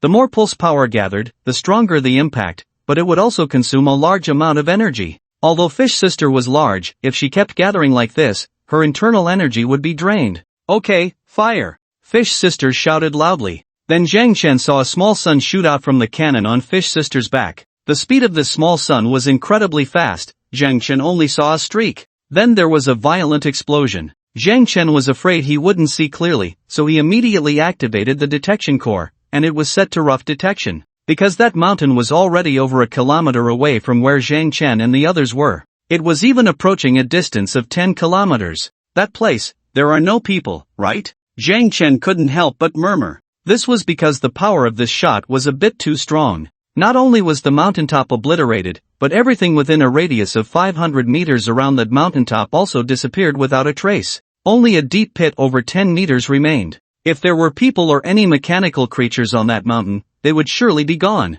Wow, I'm so tired. Fish Sister exclaimed, her voice immediately dropping significantly. This thing is indeed very powerful, but you can't use it unless it's a critical moment. Even if you do, you can't gather power for too long, understand? Zhang Chen carefully reminded Fish Sister. If Zhang Chen hadn't reminded her just now, Fish Sister would probably be asleep by now. Without enough energy in her body, she could only fall into slumber. Okay, I understand, Zhang Chen. I really like the weapon you gave me, Fish Sister said, a bit weakly, thanking Zhang Chen. As long as you like it, here are some source crystals for you to recover. Zhang Chen took out a cargo hold containing some ordinary and intermediate source crystals. Fish Sister didn't stand on ceremony with Zhang Chen. Perhaps, in the perception of mechanical creatures, there was no such thing as being polite with friends. While Zhang Chen and the others were enjoying the power of the giant cannon, the high-ranking officials in Japan were nearly scared to death. Can someone tell me what exactly happened? Yuda was furious. Kyoto is not far from Osaka, and spies planted by the Japanese high command in Osaka sent back a video. A giant whale blew up a mountain in one shot. Not only was Yuda furious, but the ministers beneath him were also close to wetting themselves. If every mechanical whale had such power, what would happen to Japan? After all, Japan is an island nation, surrounded by sea on all sides, all of which are the territory of whales. If they surrounded Japan and bombed the coastal area within 10 kilometers, how would Japan survive? If they really used such means to plow the land, would they cause the coastal land to collapse? Would it further shrink the area of Japan? As long as they kept bombarding, the ocean would continue to erode the land. If the land area kept shrinking, constantly squeezing the living space of the Japanese people, in the end, wouldn't they be doomed to extinction? Can someone tell me if there is any way to completely eliminate these whales? Upon hearing Yuda's question, all the ministers lowered their heads. Completely eliminate the whales? Not to mention the current whales, even the whales before the apocalypse couldn't be completely wiped out in a short time. Your Majesty, do you want to hear what kind of wolfish words you are saying? Do you know how big the current mechanical whales are? Just from that unclear video, one can sense the terror of those mechanical whales. Eliminate them? With what? We do have mushroom bombs on the island, but we have no right to use them. Given the current situation, if the beautiful country doesn't bomb us with those mushroom bombs, we should be grateful. Are you still hoping they will use mushroom bombs to help us? Just a few days ago, the incident where the self-defense forces in Osaka took out the beautiful country's garrison had just begun to ferment and was far from over. Useless, truly a bunch of useless people. What use is it for my royal family to support you? Yuda was furious. Usually, these ministers chattered incessantly in his ear. Now that something serious had happened, all these bastards were silent. Well, Yuda didn't have time to consider that if these ministers were bastards, his own breed didn't seem too pure either. In the video, what was that mech and that land mechanical monster about? Don't tell me you haven't even investigated this. At this moment, the minister in charge of intelligence immediately stood up. If he didn't know this, he figured his head would soon be on the chopping block. Your Majesty, that mech belongs to the Hwagwa people who occupy Osaka, and the mechanical monster you mentioned should be its pet. Then explain to me why he is by the sea and what exactly happened. The video was only shot by a drone from a great distance, the image was very blurry, and no details could be seen. Your Majesty, in my opinion, this time the Osaka prefecture was attacked by the whale because of that Chinese man. Oh, why do you say that? Hearing this, Yuda's mood calmed down a bit. He couldn't stay angry with these guys all the time. After all, the whole of Japan still needed their help to maintain control. Your Majesty, you see, that Chinese man must have relied on his strength, so he took the initiative to provoke the whale. Look, he jumped onto the whale's back. Then what is he holding in his hand? The emperor frowned, staring at the blurry video footage. In the video, there were no details of Zhang Chen's mech. The giant cannon he was carrying was just a dark shadow in the frame. This should be his weapon. I have heard that the weapon he possesses is quite enormous. He jumped onto the whale's back, so he must have caused some damage to it. The minister in charge of intelligence spoke confidently, sharing his speculation. You can't deny that his guess had some merit, although not much, it was logical enough. Wait, when he jumped off, why was his weapon gone? Yuda was quick-witted and caught the flaw in the intelligence minister's statement. Did he jump onto the whale's back, slash a few times, and then hand the weapon over to the whale? Your Majesty, you are also aware of the performance of mechs. He must have realized he couldn't harm the whale, so he put away his weapon to prepare for a quick escape. Without the weapon, he could run faster. He was indeed running away quickly. However, he angered the whale, and the whale would not let him off easily, so the subsequent events unfolded. The intelligence minister did not say this out loud, but everyone present understood. In the end, the whale attacked Zhang Chen, but Zhang Chen relied on his speed to evade. Then, the video cut off. The spy controlling the drone to record the video was also running very fast. Who knew if the whale would continue to go mad or fire again? What if that shot happened to land right on his head? Your Majesty, actually, this is a good thing. Seeing that no one contradicted him, the intelligence minister decided to seize the moment. What good thing is this? Yuda's face was full of worry. Two great enemies. The whale was powerful beyond Yuda's imagination. Zhang Chen was no pushover either. He managed to easily dodge such fierce cannon fire, which said a lot. Now, one of his ministers actually said this was a good thing. Where was the good in that? Your Majesty, think about it. That Chinese man attacked the whale, and the whale retaliated against him.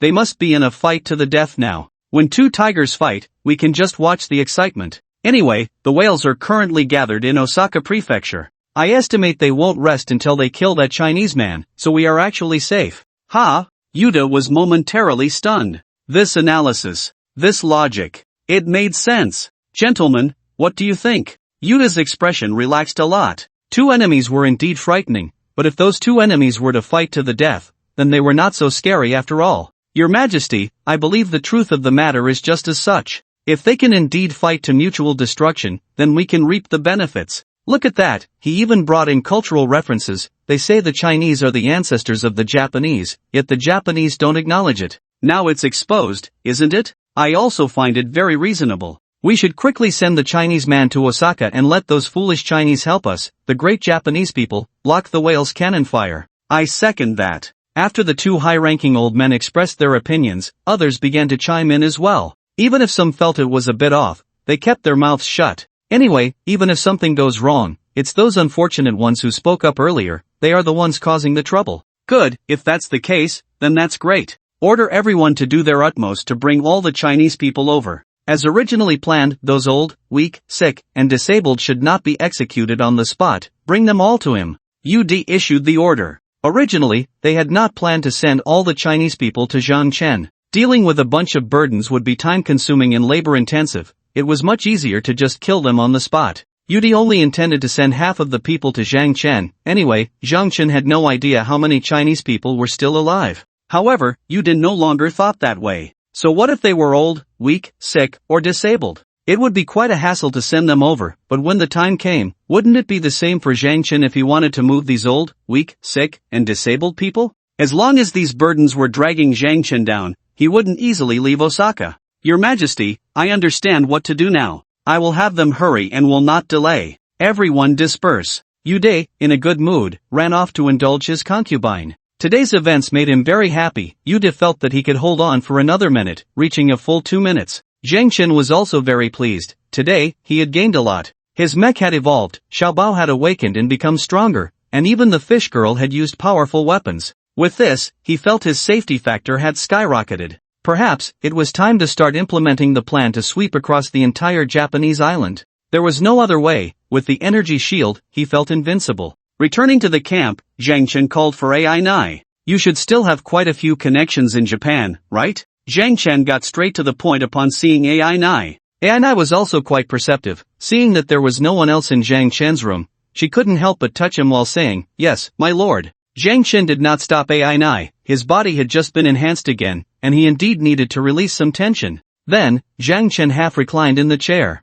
AI9's face turned red. She knew she would get to enjoy something delicious again. Use your connections to see if there are any giant beasts left on this Japanese island. Zhang Chen instructed while closing his eyes to enjoy. I'll look into it. AI9 replied, though it was a bit inconvenient for her to speak. As a ninja, she was certainly part of an organization. Although most ninjas in the organization served the royal family, there were also some rebellious youths who refused to be disciplined. AI9 had a general idea of where they might be. As long as she took the initiative to search, she would definitely be able to find them. The information-gathering ability of ninjas was very strong. Any ninja placed in an area without a powerful self-defense force would absolutely be a local strongman. If there were still giant beasts in Japan, they would surely know. However, this required AI Nai to leave the camp and actively search. This meant she would not be able to see Zhang Chen for some time. With this thought, AI Nai slowed down. She wanted to savor the moment. Zhang Chen paid no mind to AI Nai's little thoughts. He was just enjoying himself. This time, it was unclear whether it was AI Nai's doing or if Zhang Chen's body had become stronger again, but AI Nai was busy for a full hour before finishing. Finally getting to enjoy something delicious, AI Nai licked her lips in satisfaction. Seeing AI Nai's little appearance, Zhang Chen's sense of fulfillment reached its peak. My lord, I need to leave the camp to gather information. When can I leave? AI Nai spoke after organizing her emotions. She had to organize herself. Her emotions were surging like a river. Take this mech for now, it will help you protect yourself if you encounter danger outside. When you're ready, go ahead and also see if there are any Chinese people in various places. Understood, my lord. AI Nai happily accepted the mech core that Zhang Chen handed her. She felt that her efforts had not been in vain. She had once again earned Zhang Chen's trust. It has been more than a day since Zhang Chen last trusted her, and now it seems to have been about 7 or 8 days. This is a good sign. AI Nai feels hopeful that she might be able to climb into Zhang Chen's bed. If Zhang Chen knew that her virginity was still intact,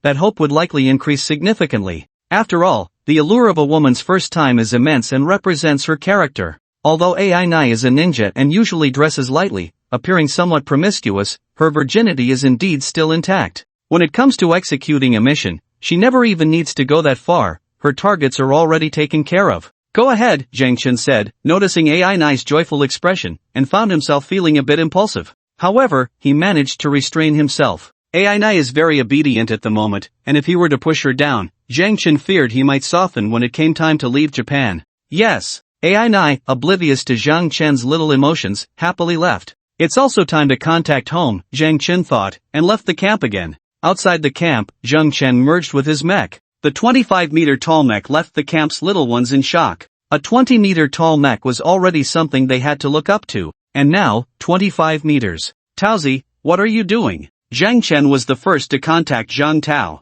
Damn, big brother, you finally contacted me. How many days has it been? Where have you been? Zhang Tao's loud voice echoed in Zhang Chen's ears. To Zhang Chen, it was already noise. In Japan, Osaka Prefecture. How is it? Any pretty girls? Zhang Tao was excited, showing no interest in serious matters. You really are hopeless, always thinking about girls, but yes, there are many. Have you brought glory to the country? Zhang Tao's tone became serious. Perhaps, to Zhang Tao, this should be a very sacred matter. Sort of. What do you mean sort of? Zhang Tao couldn't understand. Bringing glory means bringing glory. Not bringing glory means not bringing glory. What does sort of mean? I only did half the job. Why? Because I found them dirty. Big brother is indeed big brother, always doing half the job and still managing to hold back. Impressive. Zhang Tao spoke with admiration, believing he wouldn't be able to hold back. Let's talk business. How are you guys doing? Don't worry, big brother, everything is great. My mech has evolved 3 times already. Now I understand why you are so amazing. Your little brother is also quite impressive now. Zhang Tao boasted to Zhang Chen. What about Lin Xianying? Lin Xianying is also Zhang Chen's friend and a key figure he is nurturing. The long-range mechs are also very powerful, and the reason they seem weak in front of Zhang Chen is that those long-range ones are trash. Truly powerful long-range mechs, once cultivated, can provide Zhang Chen with a lot of help. At least, Zhang Chen doesn't have the means to attack enemies from 100 miles away, but long-range mechs can grow to have that capability. My mech has evolved 3 times, how could Miss Lin fall behind? Big brother, I have something to tell you, but don't get too excited. Zhang Tao said mysteriously. What is it? You have a rival in love again. What do you mean again? Who is my woman, and what do you mean rival? Lin Xianying, there's another guy pursuing her. Zhang Tao didn't believe that Zhang Chen had no interest in Lin Xianying, but in all honesty, there was only a tiny bit of ambiguity between Zhang Chen and Lin Xianying. Getting close to Lin Xianying was primarily because she was a bridge for him to communicate with the military, and secondly, because she was a long-range fighter with great potential, which would help Zhang Chen grow. Zhang Chen absolutely did not covet Lin Xianying's body. Isn't it good like this? He can play when he wants, with no one to care, no guilt, how refreshing. The world is coming to an end, and you still want to find an emotional support and have someone manage you? Stop joking, that's what the weak do. The weak huddle together for warmth while the strong go their own way, do you understand? Stop talking nonsense. Tisk tsk, fighting for the country makes a difference. You sound much more assertive now. I think you're just itching for a fight, huh? Do you believe I can return to the country in a day? Zhang Chen was so angry his teeth were itching. When he was in Chuan City, Zhang Tao wouldn't dare speak to him like this. Big brother, I was wrong, it's just a pity, but you can rest assured, Lin Qianying doesn't have a good attitude towards that guy, it's that guy who was being pushy. Did I ask you about this? Alright, you didn't ask, so I won't say anything more. Zhang Tao felt a bit guilty, it seemed his big brother was genuinely a bit angry. Is Uncle Zhang still around? Zhang Chen took a breath, he wasn't really angry, mainly because Zhang Tao kept leading the conversation astray, which annoyed him. Of course he is, he's been looking quite rosy lately. Zhang Chen was a bit taken aback. He hadn't been in touch with his family, and given Uncle Zhang's character, he should be quite worried about him. How could he be looking rosy? Could it be he found a partner? If only Director Zhang knew what Zhang Chen was thinking, he would probably be furious. Not saying anything? Big brother, do you really think we don't know your situation? Zhang Chen responded with a sound. Hey, Uncle Zhang really has no complaints about you. We still have one satellite operational, and its main task now is to monitor you every day. We know most of what you're doing. What? Zhang Chen immediately felt displeased. The thought of having dozens of people watching him from all angles made his scalp tingle. If it were something done in his room, it wouldn't be too embarrassing. But outside the room.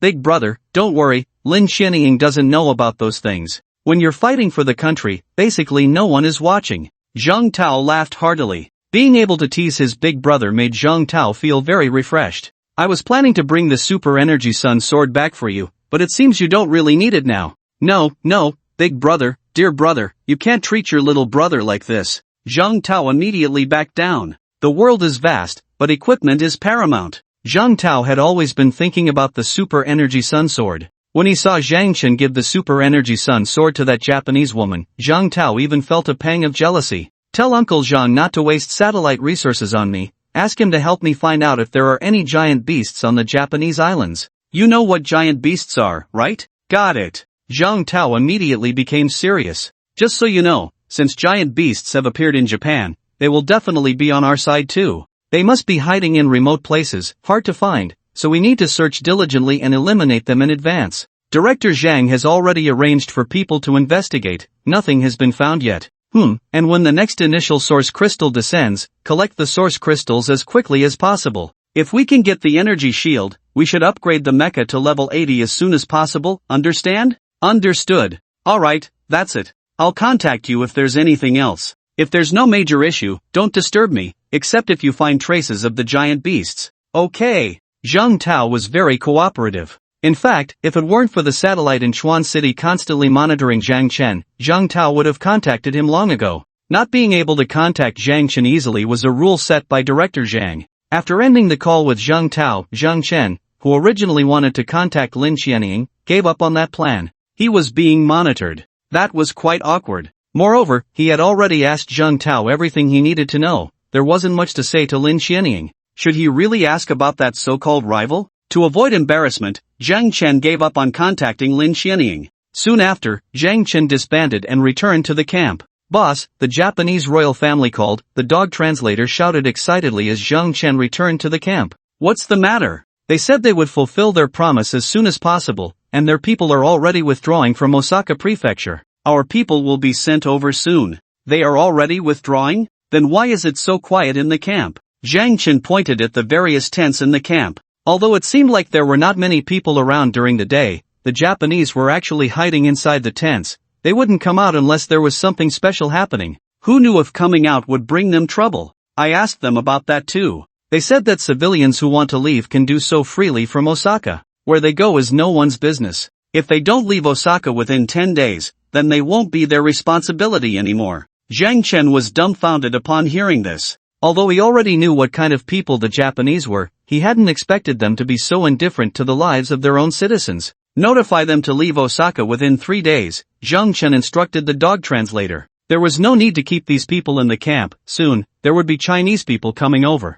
With so many people, the camp was already stinking every day, and Zhang Chen had had enough. As for killing them? That was impossible. It would be better to throw these useless eaters to the Japanese, wasting food and giving the Japanese royal family a headache. In 3 days, some would leave, and some would come. The dog translator was busy, truly feeling like a small leader now, directing this and that, enjoying himself. However, it was a bit lonely and cold at night. Without the Japanese women around, Although many Chinese women had come, they were all his compatriots. Even if the dog translator wanted to do something, he was afraid Zhang Chen would be displeased and kill him. As for love and romance, what romance could there be in these times? Just staying alive was already exhausting. Zhang Chen didn't pay attention to these messy matters. With Lao He and the dog translator around, as long as things didn't get chaotic, he had no other thoughts. Life was a bit boring, just listening to Ainai's reports every day. On the fourth day, just as dawn was breaking, Zhang Tao took the initiative to contact Zhang Chen. Big brother, I have good news.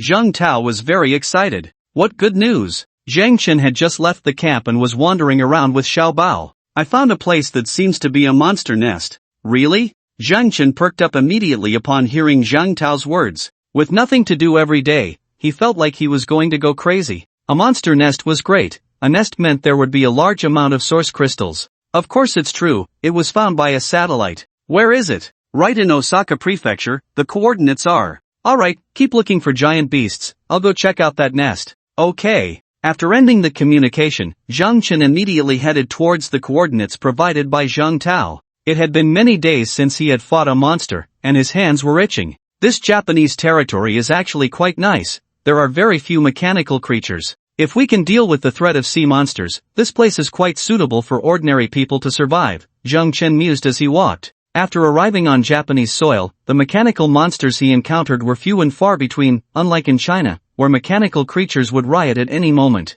Big brother, I sense a monster ahead, Xiaobao suddenly reminded Zhang Chen. Okay, let's hurry. Zhang Chen didn't see any sign of a monster, and there was nothing within the detection range of the detection core. However, Zhang Chen trusted Xiaobao's perception. If he said there was a monster, then there definitely was. As they got closer to the monster nest, Zhang Chen switched from rough detection to fine detection. With this change in detection mode, Zhang Chen immediately noticed something was off. What's going on underground? Even though Zhang Chen was well informed and experienced, he was still shocked by the situation within a 10-meter radius underground. In Zhang Chen's detection range, there were crisscrossing tunnels, all violently excavated, varying in size and densely packed. The fact that these chaotic tunnels had not collapsed amazed Zhang Chen. Big brother, right below here, I sensed a lot of monsters, Xiaobao exclaimed, nearly jumping in excitement. It wasn't the joy of sensing kindred spirits, but the thrill of anticipating a feast. A lot? How many? Xiaobao shook his head, not sure, but really a lot.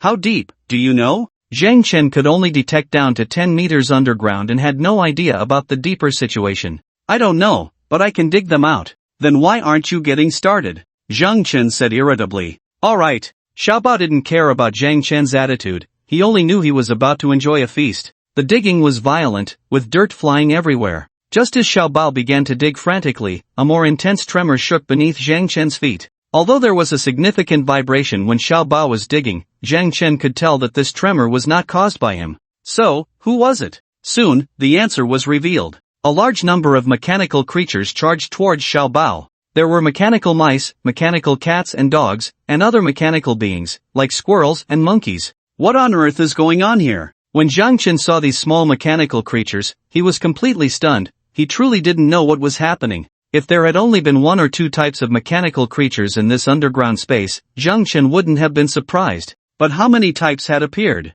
How did these mechanical beings manage to coexist so harmoniously? Big brother, should we kill them? Kill. No matter why these mechanical creatures were together, they were charging at you to bite. You couldn't just stand there and do nothing. Something's off. Why aren't these guys afraid of Xiaobao? Xiaobao was a genuine king-level creature, and an exceptionally powerful one at that. The first reaction of these small mechanical beings upon sensing Xiaobao's presence should have been to flee. Why were they now charging at Xiaobao so recklessly? This was a death wish, and they couldn't even delay Xiaobao from digging. Soon, the remains of the mechanical creatures filled the cave that Xiaobao had just excavated. Zhang Chen took out his pulse war spear and expanded the diameter of the cave based on what Xiaobao had dug. There was no other way. If Zhang Chen wanted to move freely after entering the cave, he had to make it large enough. Zhang Chen's actions also drew the ire of the small mechanical creatures. Those that couldn't attack Xiaobao all charged at Zhang Chen. Zhang Chen wasn't polite with these mechanical beings. He raised his hand and killed them, one spear thrust for each little creature.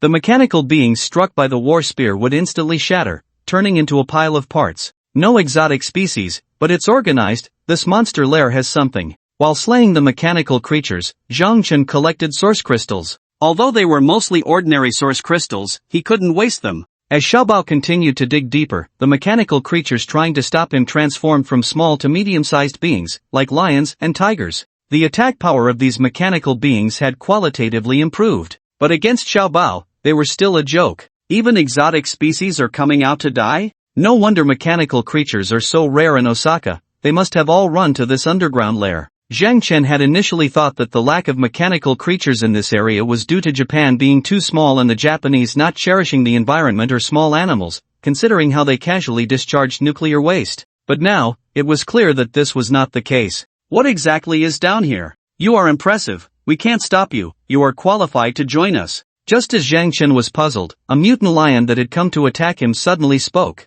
When the mutant lion spoke, all the mechanical creatures that were surrounding Zhang Chen and Xiaobao stopped their assault. Zhang Chen had almost forgotten that these mutants could talk, and it was no wonder. Normal mutants wouldn't be this brave. If they were facing opponents of the same level, Zhang Chen could understand their courage. But knowing full well that they would be taken down in one move, it was strange that they charged in so fiercely. There had to be a reason. Sure enough, now a mutant had spoken. Join you? You want me to be your leader? Zhang Chen didn't continue to attack. It was necessary to gather some information first. Your strength is indeed very strong, but you are not qualified to be our leader. The mutant lion didn't mean to look down on Zhang Chen, he was just stating a fact. Oh, he can't either? Zhang Chen pointed at Xiaobao. Xiaobao was a king-level being, almost invincible among king-level creatures, at least it seemed so for now. If Xiaobao wanted, he could easily gather a bunch of followers. He can't either. The mutant lion shook his head again. Omega, huh? What is your boss?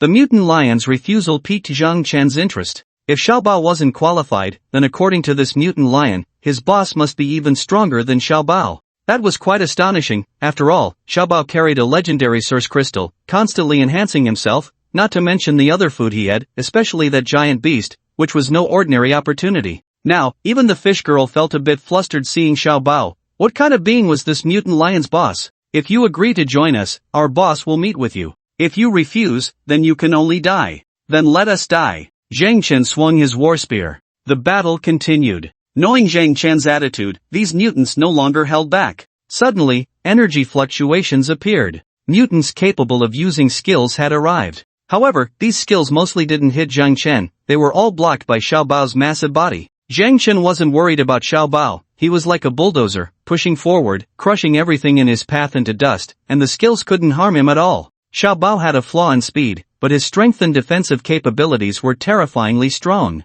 That layered armor couldn't defend against physical attacks, and various energy attacks couldn't break through Xiaobao's defenses either. Big brother, we're almost there, I can sense a king-level aura. Xiaobao shouted to Zhang Chen as he advanced. Don't go any further, come back. Zhang Chen called out to Xiaobao. Although Zhang Chen was skilled and bold, there was no need to charge forward knowing there was danger ahead. What if something inside was prepared to deal with them? They had already dug to the doorstep. Even if the creatures inside didn't come out, Zhang Chen had ways to handle it. Xiaobao was very obedient. As soon as he heard Zhang Chen's call, he immediately retreated, sending all the mechanical creatures that charged at him flying with his nose or swallowing them whole. When Xiaobao retreated to Zhang Chen's side, no mechanical creatures rushed out from the cave entrance about 100 meters ahead. Not coming out? That won't do. The floating cannon on Zhang Chen's right shoulder opened fire. The rifle was fired like a machine gun, bullets rapidly igniting. These were bullets fired with a combat power of 5,000, so the power of the bullets was needless to say.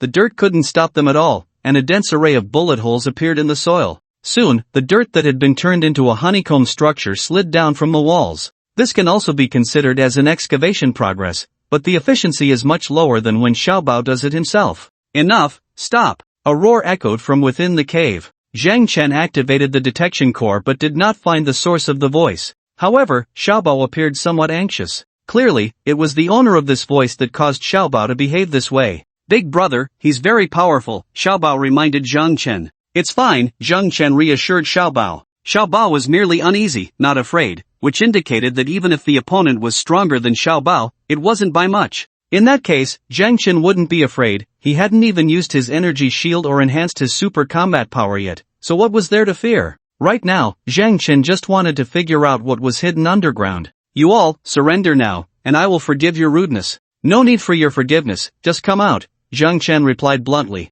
You're really asking for death. Kill them, commanded the voice's owner. Then, the ground shook. It was much more violent than the previous tremor, as if a magnitude 7 or 8 earthquake had struck. "Let's go, out first," Zhang Chen called to Xiaobao. Although the cave had been expanded enough for Zhang Chen to pass through, it still hindered his movements. His physique was there, and without enough space, he couldn't unleash his combat power. Zhang Chen and Xiaobao quickly retreated. Suddenly, the wall that Zhang Chen had turned into a beehive collapsed. Countless mechanical creatures rushed towards Zhang Chen and Xiaobao. This was far more terrifying than a tide of rats. Among these frenzied mechanical creatures were not only ordinary ones but also alien species. The aliens had gone mad as well. Seeing the screen filled with red and blue lights, Zhang Chen felt a bit flustered. Extreme Thunder Strike. In the cramped space, using Extreme Thunder Strike to block the path was just right. The war spear swung, and a ball of light was slashed out by Zhang Chen. The electric field could cover a diameter of 100 meters,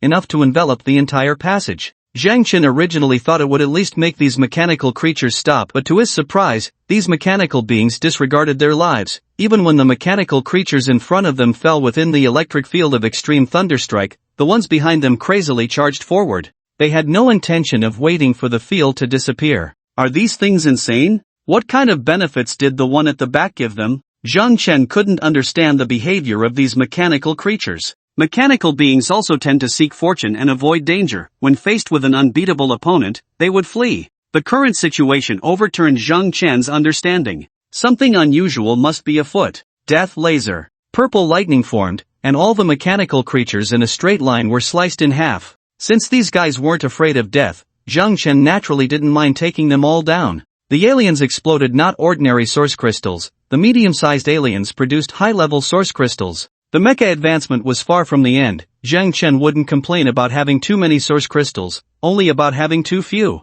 At this moment, Zhang Chen transformed into a mobile artillery platform. Not only did he carry 2 floating cannons on his shoulders, but he also alternated between Extreme Thunderstrike and Death Laser. As for the mechanical creatures rushing in and out, Zhang Chen didn't need to worry about them. Xiaobao took care of all of them. "These guys are really violent," Zhang Chen couldn't help but exclaim. If the mechanical wreckage blocked the way, they could just stop charging. These creatures were stubborn. They directly broke through the blockage with brute force and then rushed out to die. Why bother? How many mechanical creatures are hidden underground? After fighting for more than 10 minutes, the number of mechanical creatures still hadn't decreased. Instead, it seemed like they were multiplying. In these 10 minutes, Zhang Chen had already eliminated tens of thousands of mechanical creatures. He had no idea what the underground looked like, capable of housing so many mechanical beings. Just as Zhang Chen was lamenting, he suddenly noticed something amiss. No good, someone is stealing the source crystals. Xiaobao, go. Zhang Chen was furious. He didn't have time to collect the source crystals from the dead mechanical creatures and could only wait until the battlefield was cleared.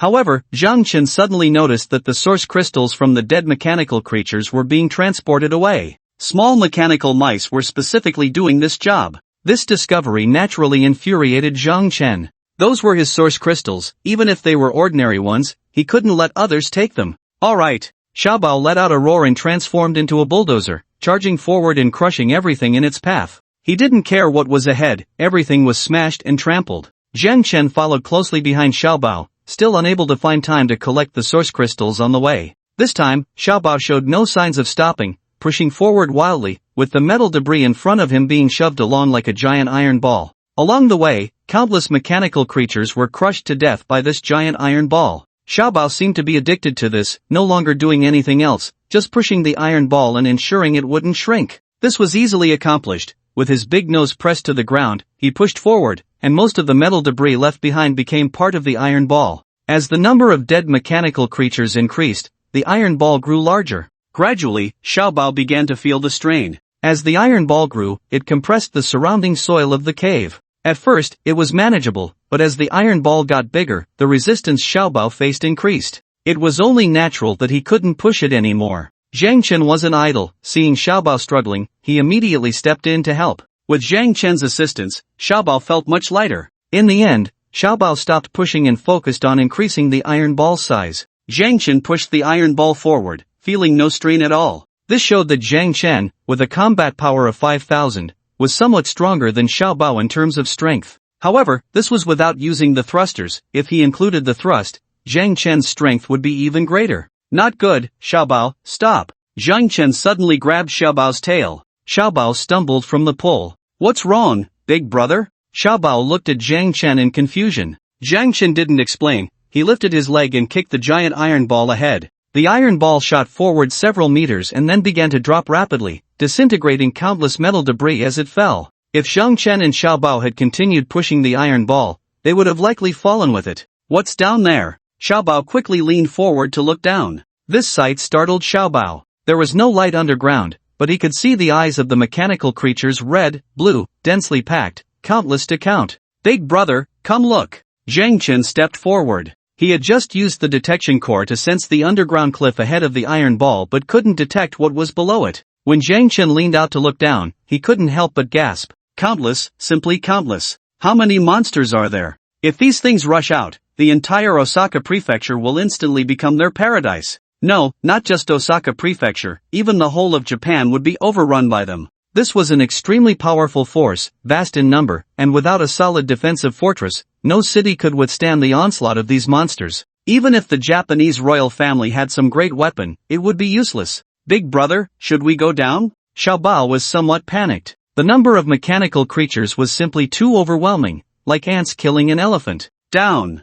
Zhang Chen had no hesitation. Such a vast fortune, now that they had seen it, how could they let it go? Moreover, Zhang Chen wanted to see what was really going on underground. Moreover, if we don't deal with these mechanical creatures now, when the initial source crystal arrives, they will definitely move out, and at that time, they will try to seize Zhang Chen's initial source crystal. This is something Zhang Chen absolutely cannot allow. Alright, Xiaobao did not refuse or raise any objections. If the big brother said so, then they would go. In the next moment, Xiaobao charged forward and jumped down. Ha! Zhang Chen was stunned. Of course, they had to go up, but couldn't they at least consider some strategy? Couldn't they just throw some things down from up here and crush a few? However, since Xiaobao had already jumped down, Zhang Chen certainly wouldn't hesitate. He just wasn't as reckless as Xiaobao. Although Zhang Chen wasn't afraid that falling from a height would damage the mech, he still needed to be a bit more cautious. As Zhang Chen's mech descended, the thrusters activated, and with the thrusters continuously firing, his falling speed was greatly reduced.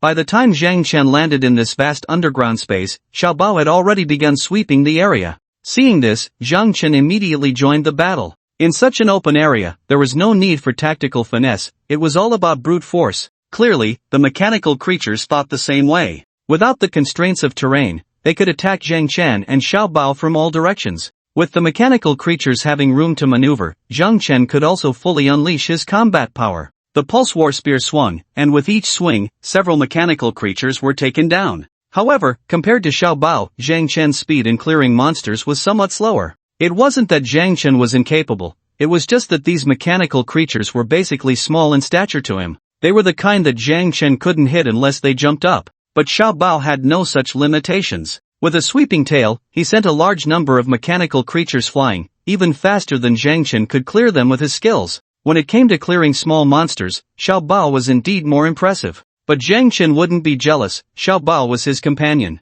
Something's still not right, these guys are very off, Zhang Chen thought as he fought while scanning the surroundings. The dark environment did not affect Zhang Chen's vision, everywhere he looked, there were mechanical creatures. But Zhang Chen noticed that the mechanical creatures they killed were quickly being removed. Whether it was the remains of their bodies or the source crystals within them, they were all being taken away. Just now, a mechanical mouse had stolen a source crystal, and now it was back. There had to be a reason for this. Activate rough detection. Zhang Chen switched the detection mode. The range of fine detection was too small, and now Zhang Chen didn't need to know what was happening underground. He wanted to know what these mechanical creatures were up to. When the detection range was increased from 1 kilometer to a radius of 10 kilometers, Zhang Chen immediately saw what he wanted to see. Rows of mechanical mice were orderly dragging the metal remains and source crystals they had collected into a massive furnace. Outside this furnace, there were actually mechs guarding it. Not mechs, this is. Zhang Chen felt a bit dazed when he saw those mechs.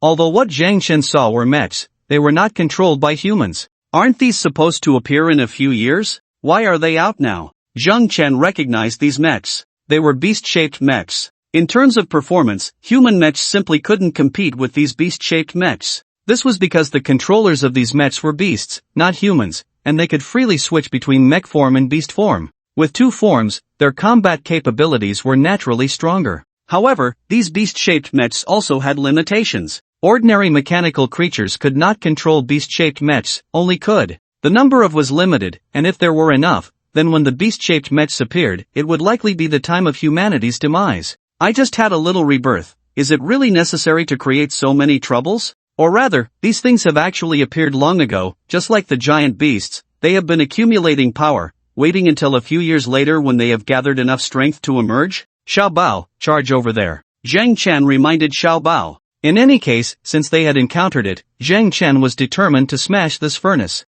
It was said that this furnace was also a technology of an alien species, a presence even more advanced than the giant beasts. As for what the furnace could explode with, Zhang Chen was unclear, but once it was destroyed, they would naturally find out. Kill him. As Zhang Chen and Xiao Bao changed direction, that voice appeared again. This time, not only were mechanical creatures charging at Zhang Chen and Xiao Bao, but the mecha guards protecting the furnace also sprang into action. A rough glance revealed there were about 100 beast-shaped mechas. Xiao Bao, be careful, some tough ones are coming. Zhang Chen warned Xiao Bao. Okay, understood. Xiao Bao was already on high alert, trying to prevent the mechanical creatures from getting too close. Although being attacked by these ordinary mechanical creatures wouldn't cause injury, it could accumulate over time. If they didn't want to flip the situation, they had to take it seriously. 2 minutes later, beast-shaped mechas arrived, 5 to 6 kilometers away from Zhang Chen and the others. Covering such a distance in 2 minutes showed their movement speed was terrifying. Big brother, what are those things? Xiao Bao exclaimed as he looked at the charging beast-shaped mechas. The beast-shaped mechas varied in size, with the larger ones about 20 meters tall and the smaller ones only 10 meters high. Each individual had some very obvious characteristics, such as horns on their heads, long arms and legs, and some even had long fangs in their mecha form. Don't worry about that, just kill them. Zhang Chen knew what the beast-shaped mechas were, but he didn't have time to educate Xiao Bao. The combat power of these beast-shaped mechas was not weak, at least they all seemed to be at the 3rd level. Moreover, their bodies were at least alien mechanical creatures, making the true combat power of these beast-shaped mechas much stronger than that of ordinary human 3rd-level mechas. As a king-level creature, why do you want to collude with humans? Do you want the mechas on us? If you want, you can join us. You will become a very powerful existence. With your body, if you transform into a mecha, it will be at least 40 meters tall. The charging beast-shaped mechas did not immediately attack Zhang Chen and Xiao Bao. Instead, the leading beast-shaped mecha began to persuade Xiao Bao. Zhang Chen had to admit this point. If a beast-shaped mecha were specially made for Xiao Bao based on his body, Xiao Bao's size would definitely be enormous. The beast-shaped mecha consists of half mecha and half mechanical creature. Without the participation of the mechanical creature, the beast-shaped mecha would not be able to freely switch between mecha and beast form. It could be said that if Xiao Bao had a beast-shaped mecha, even in his current beast form, his combat power would increase significantly. Zhang Chen didn't know if Xiao Bao was tempted, but he himself was. Xiao Bao, agree to them. No, I won't agree. Xiao Bao was stubborn. This time, he rejected Zhang Chen. Zhang Chen slapped his thigh in frustration. Didn't I just want you to mix in with them and come back? What if you ended up becoming the leader of these beast-shaped mechas and took them all away? Right now, you were being so straightforward in your refusal. Alright, that's your choice. Since you won't agree, then you can only die. Wait. Zhang Chen hurriedly stepped forward to block. Let me talk to him. You all wait a moment. Okay. The leader clearly didn't expect Zhang Chen to help persuade, but although surprised, he agreed. After all, it was just a matter of waiting a moment. Even if these two had other intentions, it was fine. During this time, they could just surround these two. If they can't reach an agreement after a while, they can quickly surround and kill these two guys. Xiao Bao, you have to agree. Don't you want to get such a mech? Zhang Chen stepped in front of Xiao Bao to guide him. I do, it looks pretty cool, Xiao Bao replied earnestly. Since you want it, then agree to them. No way, I can't betray my big brother. Xiao Bao shook his head firmly. Zhang Chen wanted to cover his forehead. I know your loyalty, I never doubted it. Is it necessary to resort to deceit? Big brother, I will never betray you. Xiao Bao had known Zhang Chen for quite some time. He understood what kind of person Zhang Chen was, so he wouldn't betray him. Who said you would betray? Your IQ must not have evolved properly. What I mean is, you should pretend to agree first, get the mech, and then come back. Got it? So that's how it is, big brother. I understand. Xiao Bao nodded confidently at Zhang Chen. Hey, what you just said, I agree. Look at this is called learning and applying immediately. Xiao Bao, who just figured out what was going on, immediately agreed to the requests of the beast-shaped mechs. Zhang Chen looked up to the sky in silence. Well, the sky isn't cooperating, they can't see it anyway since they're underground. You're looking for death. The leader of the beast-shaped mechs was furious. The conversation between Zhang Chen and Xiao Bao was not concealed at all. Whatever Xiao Bao heard, they all heard. Well, you guys are discussing schemes without hiding it from us? What do you take us for? Idiots? What do you mean? You invited me just now, Xiao Bao responded as if it were the most natural thing. I kill them for me. When the conversation doesn't click, it becomes awkward. The leader of the beast-shaped mechs felt that continuing to chat with this Xiao Bao was an insult to his intelligence. Such an idiot wasn't worth keeping around. Hey, fool, I was just joking with you. Xiao Bao chuckled and then charged straight at the leader of the beast-shaped mechs. If Xiao Bao had kept pretending to be dumb, the leader of the beast-shaped mechs wouldn't have been too angry, but Xiao Bao stopped pretending halfway and even claimed he was just playing with him. Who could tolerate that? In the next moment, more than 20 of the beast-shaped mechs drew their weapons. These weapons were somewhat advanced. They weren't rifles, machine guns, or freeze guns, but beam guns. Beam guns have strong penetrating power and are like walking around with a laser. You don't have to shoot one by one, just hold the trigger down, and a beam will continuously exist. Death Laser, Enhanced Version. Of course, this refers not to power but to duration. Xiao Bao, be careful, these things are still a bit formidable. Although the leader of the beast-shaped mechs had decent intelligence, he was confused by Zhang Chen's convoluted words. What does this mean? Am I not a thing? Big brother, don't worry, they're all small fries. Zhang Chen didn't care where Xiao Bao learned this way of speaking. He charged toward another beast-shaped mech with his war spear. The weapons used by these beast-shaped mechs each had their own characteristics, vastly different from human mechs. However, Zhang Chen didn't care about their attack patterns. No matter who it was, as long as he could eliminate them with one thrust of his spear, that was enough. Relying on his large size, long arms, long weapons, and quick movements, Zhang Chen handled the situation with ease. Several attacks from the beast-shaped mechs were repelled by Zhang Chen's spear, and he even took the lives of 3 beast-shaped mechs. In contrast, Zhang Chen showed no signs of being injured at all. Moreover, while fighting, Zhang Chen could also control floating cannons to attack those long-range beast-shaped mechs. This human is not so easy to deal with. Use beast form. The leader of the beast-shaped mechs ordered. Then came a continuous wailing. Zhang Chen couldn't understand why these guys would roar before transforming, and it was always that kind of skyward howl. The shimmering necks they revealed seemed to send a signal to Zhang Chen. If it weren't for the absence of a battle horn, Zhang Chen would have charged in with even more enthusiasm. His speed surged, and after one thrust, 3 beast-shaped mechas had their heads and bodies separated. Then, a violent metallic clash echoed throughout the underground space. Big brother, look, they're about to transform, Xiao Bao kindly reminded Zhang Chen. Zhang Chen ignored him. I'm not blind, do I need you to remind me? Xiao Bao showed no signs of having been dismissed. He continued chattering, Big brother, these guys look so cool when they transform, I want one too. What were you doing earlier? If you had agreed to them from the start, they might have already customized one for you. Is it too late now? What do you think? Do you think they would willingly help you make a mecha? If they won't do it willingly, then just force them to do it, right? Isn't that okay? Zhang Chen was momentarily stunned by Xiao Bao's retort. Yeah, so what if they weren't willing? What difference would it make? Forcing them would solve the problem, right? Alright, then let's kill all these dogs, melt them down, and have them make you one. Zhang Chen nodded at Xiao Bao, also reminding him not to be greedy. He had seen the actions of the transporters in this underground space. This place lacked metal. Given Xiao Bao's size, creating a beast-shaped mecha would definitely require a large amount of metal materials. Zhang Chen didn't want to give the hidden figure behind this any reason to deny Xiao Bao a mecha, so the metal scraps on the ground were off limits for Xiao Bao. They had to be saved. I understand, big brother. After agreeing, Xiao Bao swung his meteor hammer.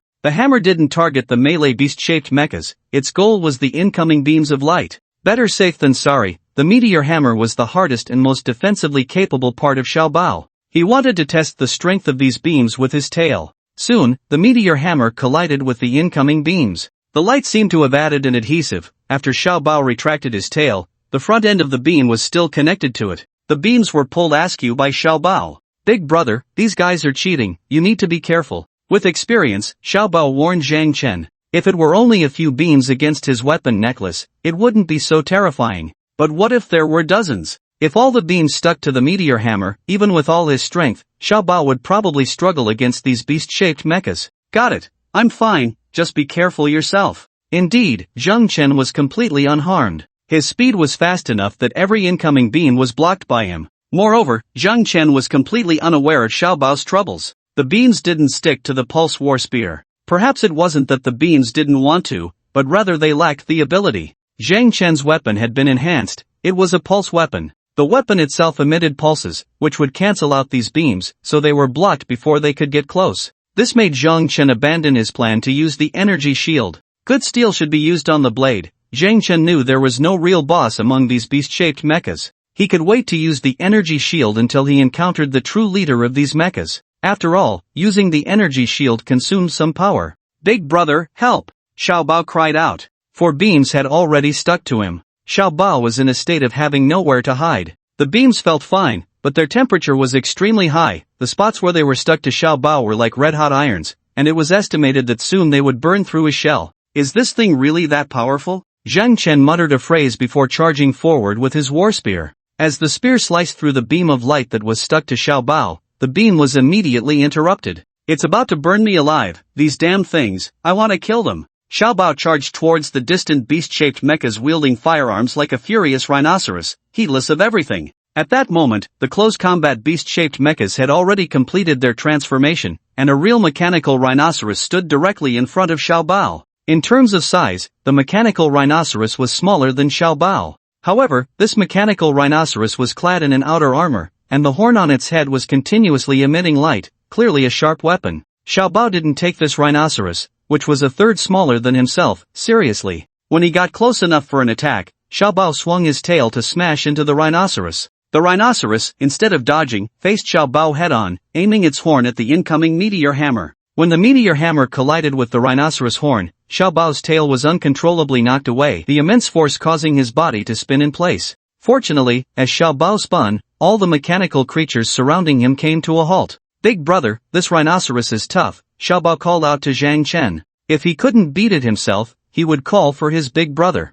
Zhang Chen saw clearly that it wasn't that Xiao Bao couldn't defeat the rhinoceros, but rather that the rhinoceros's horn had something special about it. Although he didn't know what kind of weapon it was, Zhang Chen could sense that the rhinoceros horn was not only hard and sharp but also possessed a kind of recoil force. Rather than saying Xiao Bao was pushed back by the rhinoceros horn, it was more accurate to say he was repelled by his own strength. "Interesting, everyone get out of my way." Zhang Chen swung his war spear and charged forward. The blocking mechanical creatures, no matter how tough their armor, were no match for him. One spear for one little friend, regardless of whether they were beast-shaped or mecha-shaped, it was all the same. The leader of the beast-shaped mechas realized they were no match for Zhang Chen, so they decided to exhaust his mecha's energy. As long as they could deplete Zhang Chen's mecha energy, they could still win. Under the leader's command, all the close combat mechanical creatures retreated, leaving the stage to the beast-shaped mechas armed with firearms. Dozens of beams shot towards Zhang Chen. While he was slashing at the blocking mechanical creatures, he also had to wield his spear to block those beams.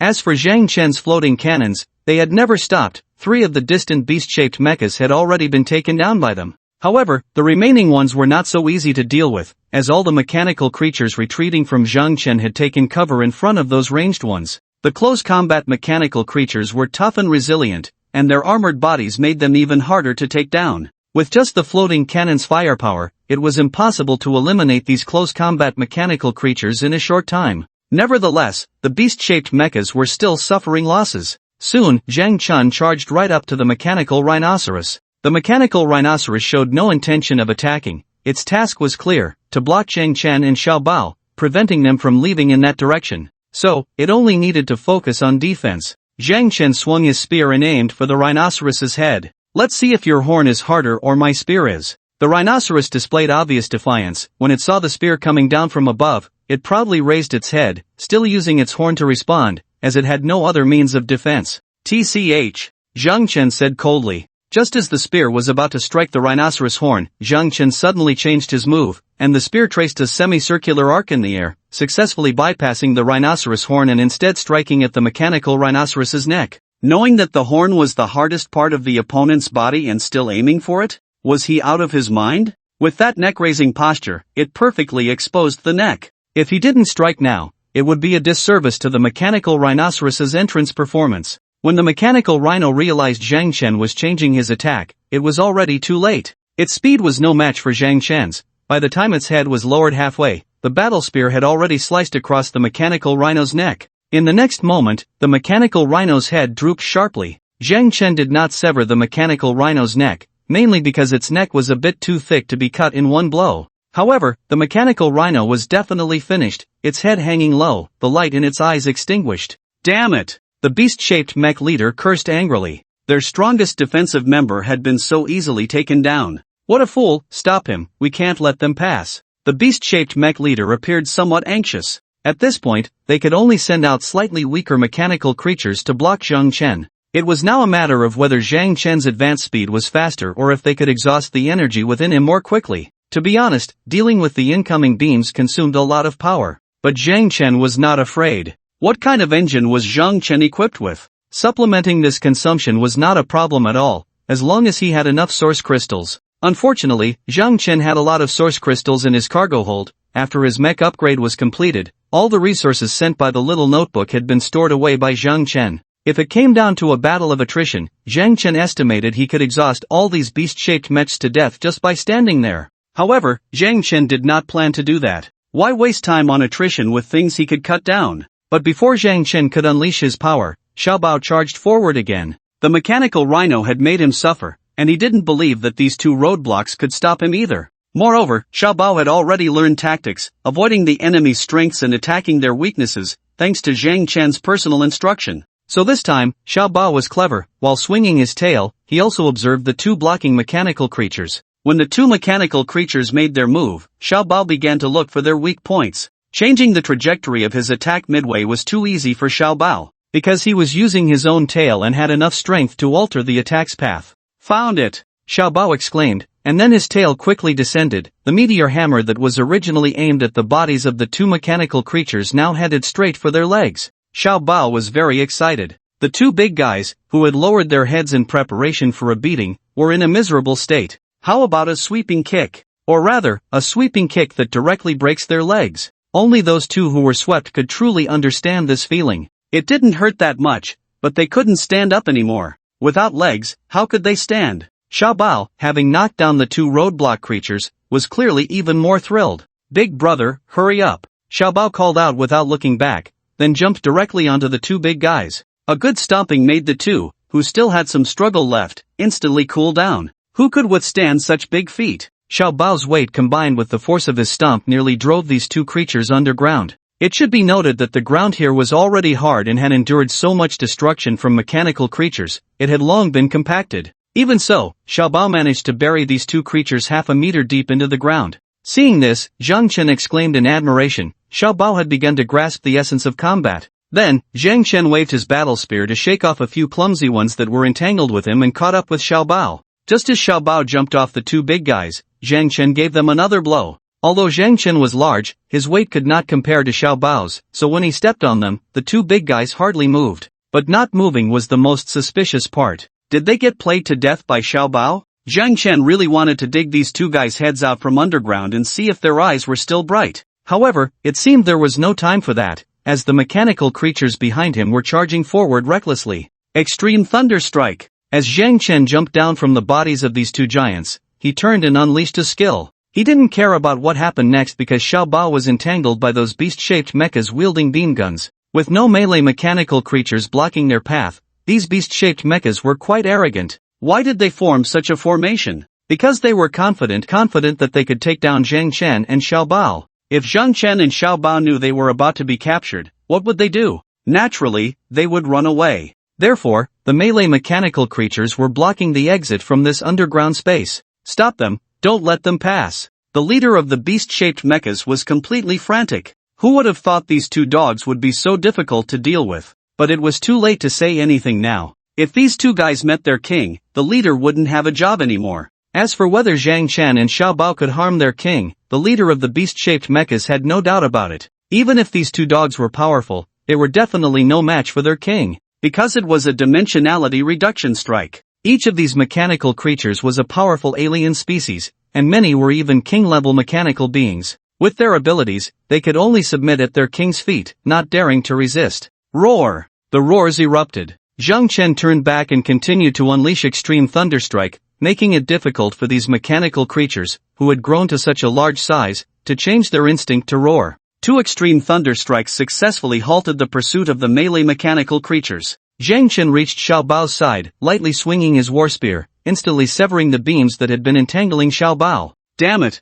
I'll kill you all. Without the restriction of the beams, Xiao Bao charged forward fiercely. Under normal circumstances, a king-level being like Xiao Bao, in such a furious state, would make any beast-shaped mecha or mechanical creature in front of him retreat. However, the beast-shaped mechas blocking Xiao Bao's path showed no intention of yielding. They were willing to risk their lives to stop Xiao Bao. Unfortunately, they lacked the strength. Even if they fought desperately, it would have no effect. Dealing with these obviously weak creatures, Xiao Bao couldn't be bothered to look for their weaknesses. He simply crushed them without even flicking his tail. Relying on his size to crush them was the only way to relieve the hatred in Xiao Bao's heart. These creatures' strange weapons had already harmed him twice. If it weren't for Zhang Chen's rescue, Xiao Bao would probably be done for by now. Being pierced by that strange weapon was definitely not a pleasant experience. Xiao Bao succeeded. His massive body crushed through like a train running over an ordinary person. After passing, the beast-shaped mechas he crushed were unrecognizable in shape. Their outer armor and bodies were all deformed, not even giving them a chance to transform into their beast forms.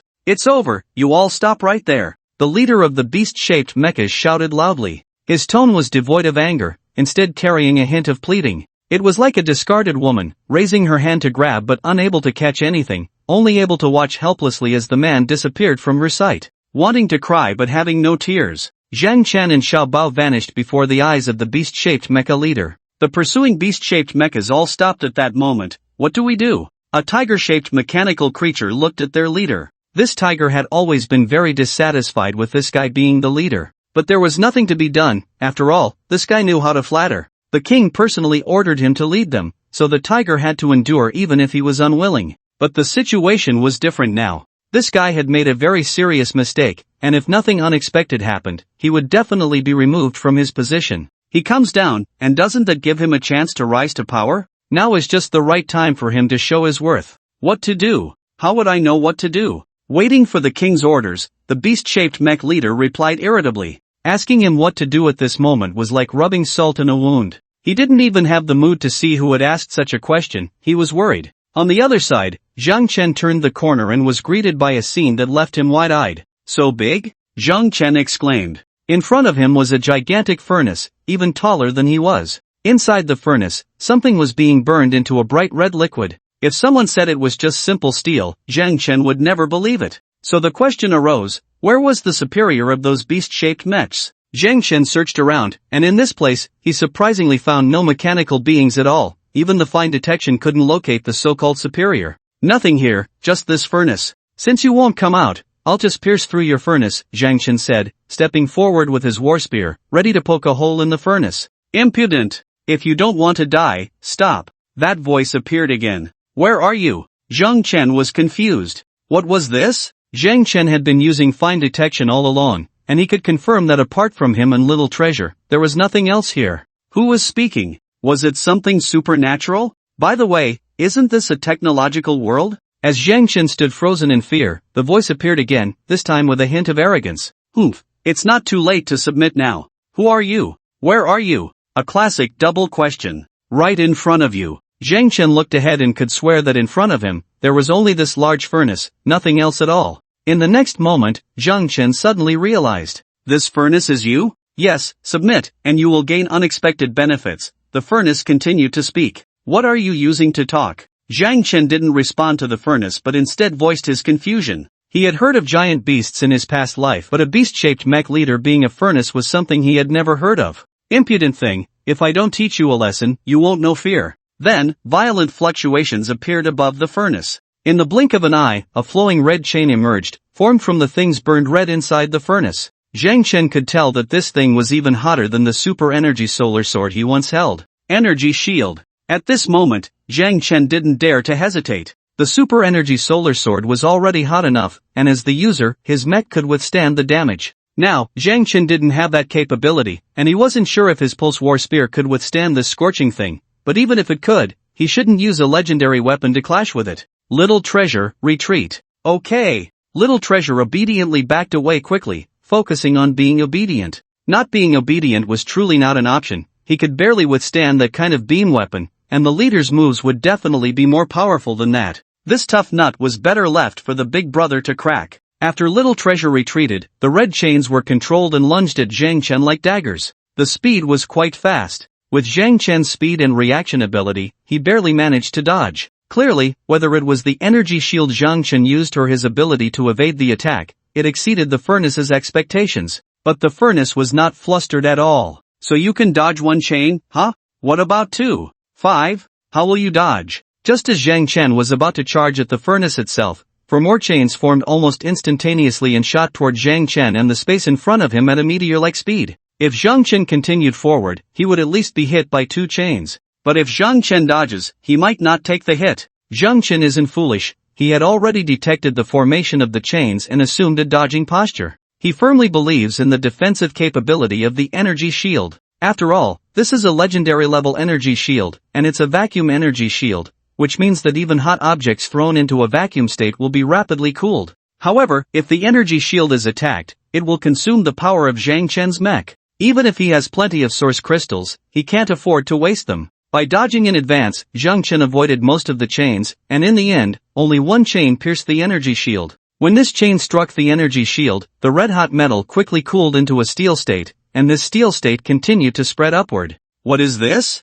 A vacuum? The furnace, clearly possessing some knowledge, immediately recognized what Zhang Chen's energy shield was. With such defensive power, how many legendary-level pieces of equipment do you have on you? The furnace was astonished. He recognized legendary-level weapons, and he had just learned about legendary-level energy shields, so how many more legendary-level pieces of equipment could this troublesome guy have? You won't have the chance to find out, Zhang Chen replied, and then, taking advantage of the furnace's momentary daze, he activated his super energy combat enhancement. With half of the power from within the mech expended, Zhang Chen's combat power doubled, instantly skyrocketing from 5,000 to 10,000 points. In the next moment, Zhang Chen activated the thrusters, which erupted with fierce flames. Then, his body shot out like a cannonball. The sudden increase in speed was something the furnace had not anticipated. By the time he tried to use the chains to intercept Zhang Chen, it was already too late. At that moment, Zhang Chen's burst of speed was faster than his control of the red chains. How could he stop him? However, the furnace wasn't too afraid. Even if Zhang Chen wielded a legendary-level weapon, what could he do? His defensive power was no joke. The furnace wall was over 3 meters thick and made of anything but ordinary metal. Even legendary-level weapons needed time to truly harm him. With that time, he could create more chains to attack Zhang Chen. It was a matter of who would break first. The defensive power of the vacuum energy shield was indeed strong, but it required a massive amount of power to sustain. The furnace didn't believe that with his size, he couldn't handle a mere mech. With that thought, the furnace felt quite secure and was not afraid at all. However, when Zhang Chen used his war spear to violently strike the furnace wall, the furnace was taken aback. With 10,000 combat power, wielding a legendary-level weapon, and enhanced by the core, combined with the impact force from Zhang Chen's explosive power, this strike was incredibly strong. If it were those beast-shaped mechs outside, they would all be taken down by a single blow from Zhang Chen. The furnace was indeed sturdy. Zhang Chen only managed to penetrate about 2 meters,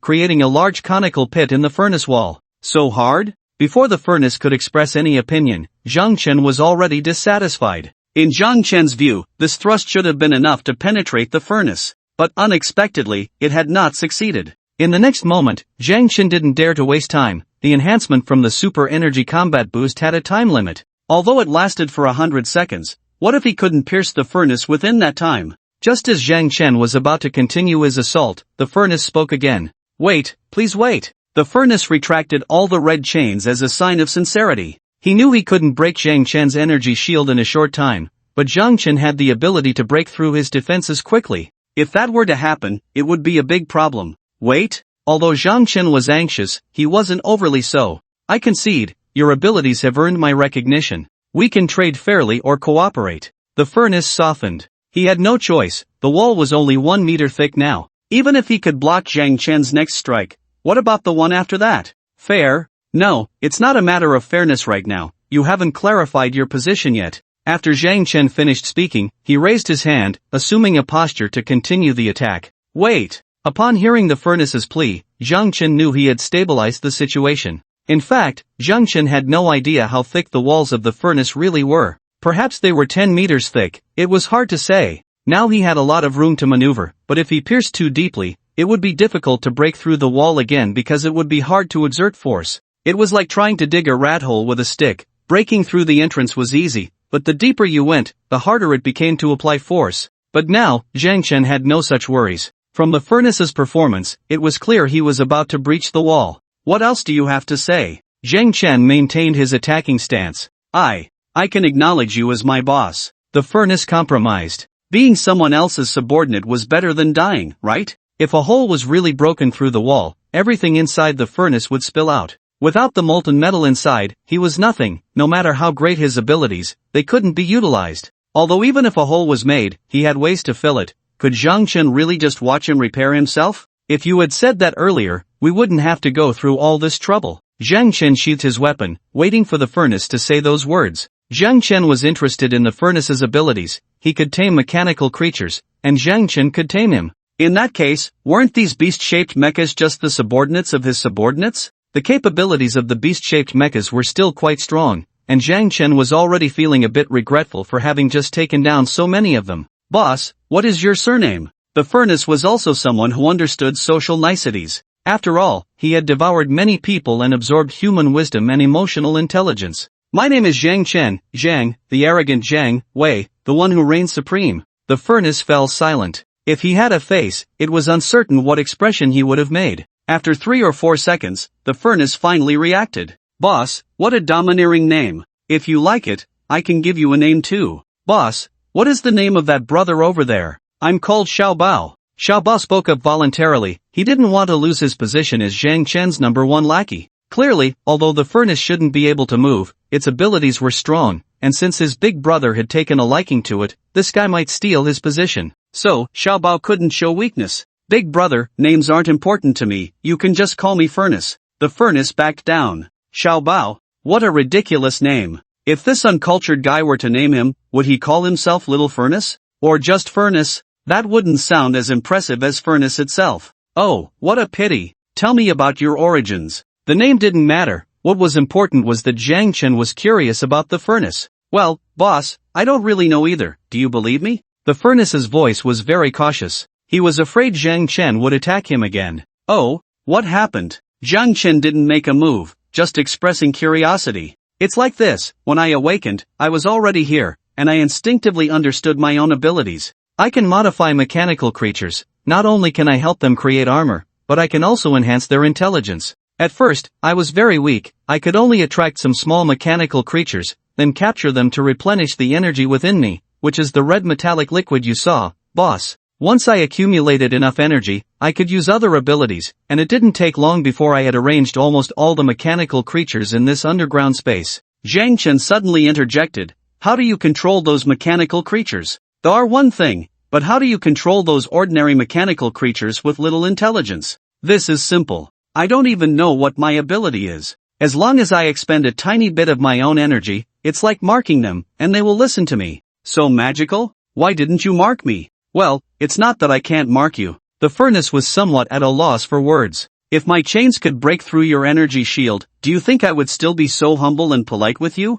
I see. But your ability probably doesn't work on other species, right? Yes, boss, but I can enhance the intelligence of other species, subtly changing their thoughts. Those who receive my modified armor are even less likely to betray me because I can remotely control the armor. Their bodies are wrapped in armor, and if they disobey, the armor will kill them. Zhang Chen thought it was a bit scary. This kind of control was indeed impressive. So, the question arose. You have quite the means, but you've also put me in a difficult position. How should I control you? Well, the furnace was stunned. He had just been boasting and forgot to hold back. You're a dangerous guy, and it's hard to guarantee that you can keep talking to me like this. So, I think it's safer to just get rid of you. What do you think? Zhang Chen countered. No, please, boss, you can control me. I'll think of a way. The furnace was very anxious. He didn't want to die. Zhang Chen didn't rush him. Zhang Chen really had no good way to control the furnace. This furnace's ability was too extraordinary.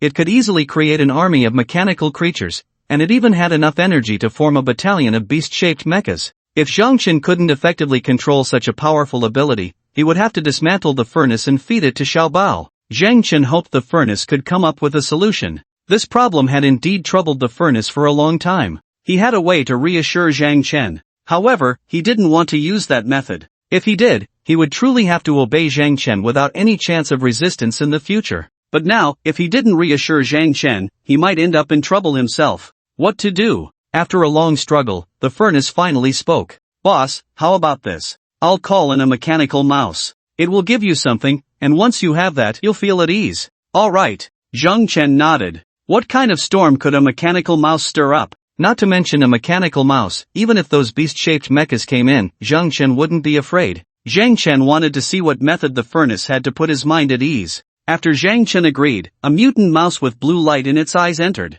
To Zhang Chen, this mutant mouse was really tiny and inconspicuous. Just as Zhang Chen was staring at the mouse, a portal unexpectedly opened on the furnace wall pressed against the ground. As the mechanical mouse walked through the portal, Zhang Chen was a bit stunned. Is that it? I could do that too. That door, as long as Zhang Chen returned to his original form, he could go in and take a look. However, Zhang Chen didn't make that request. Without fully controlling the furnace, Zhang Chen didn't dare to play so recklessly. His original form didn't have that many abilities. A single red whip could easily take him away. Not long after, the mechanical mouse came out, holding a crystal ball about the same size as itself. Inside the crystal ball, a red energy swam around like a little fish. Boss, this is my core. As long as you hold my core, my life and death will be in your control. The furnace explained the function of the crystal ball to Zhang Chen. Upon hearing this, Zhang Chen nodded repeatedly. This works, this is great. He just didn't expect that the furnace also had a core. It was a bit magical. Good, very good.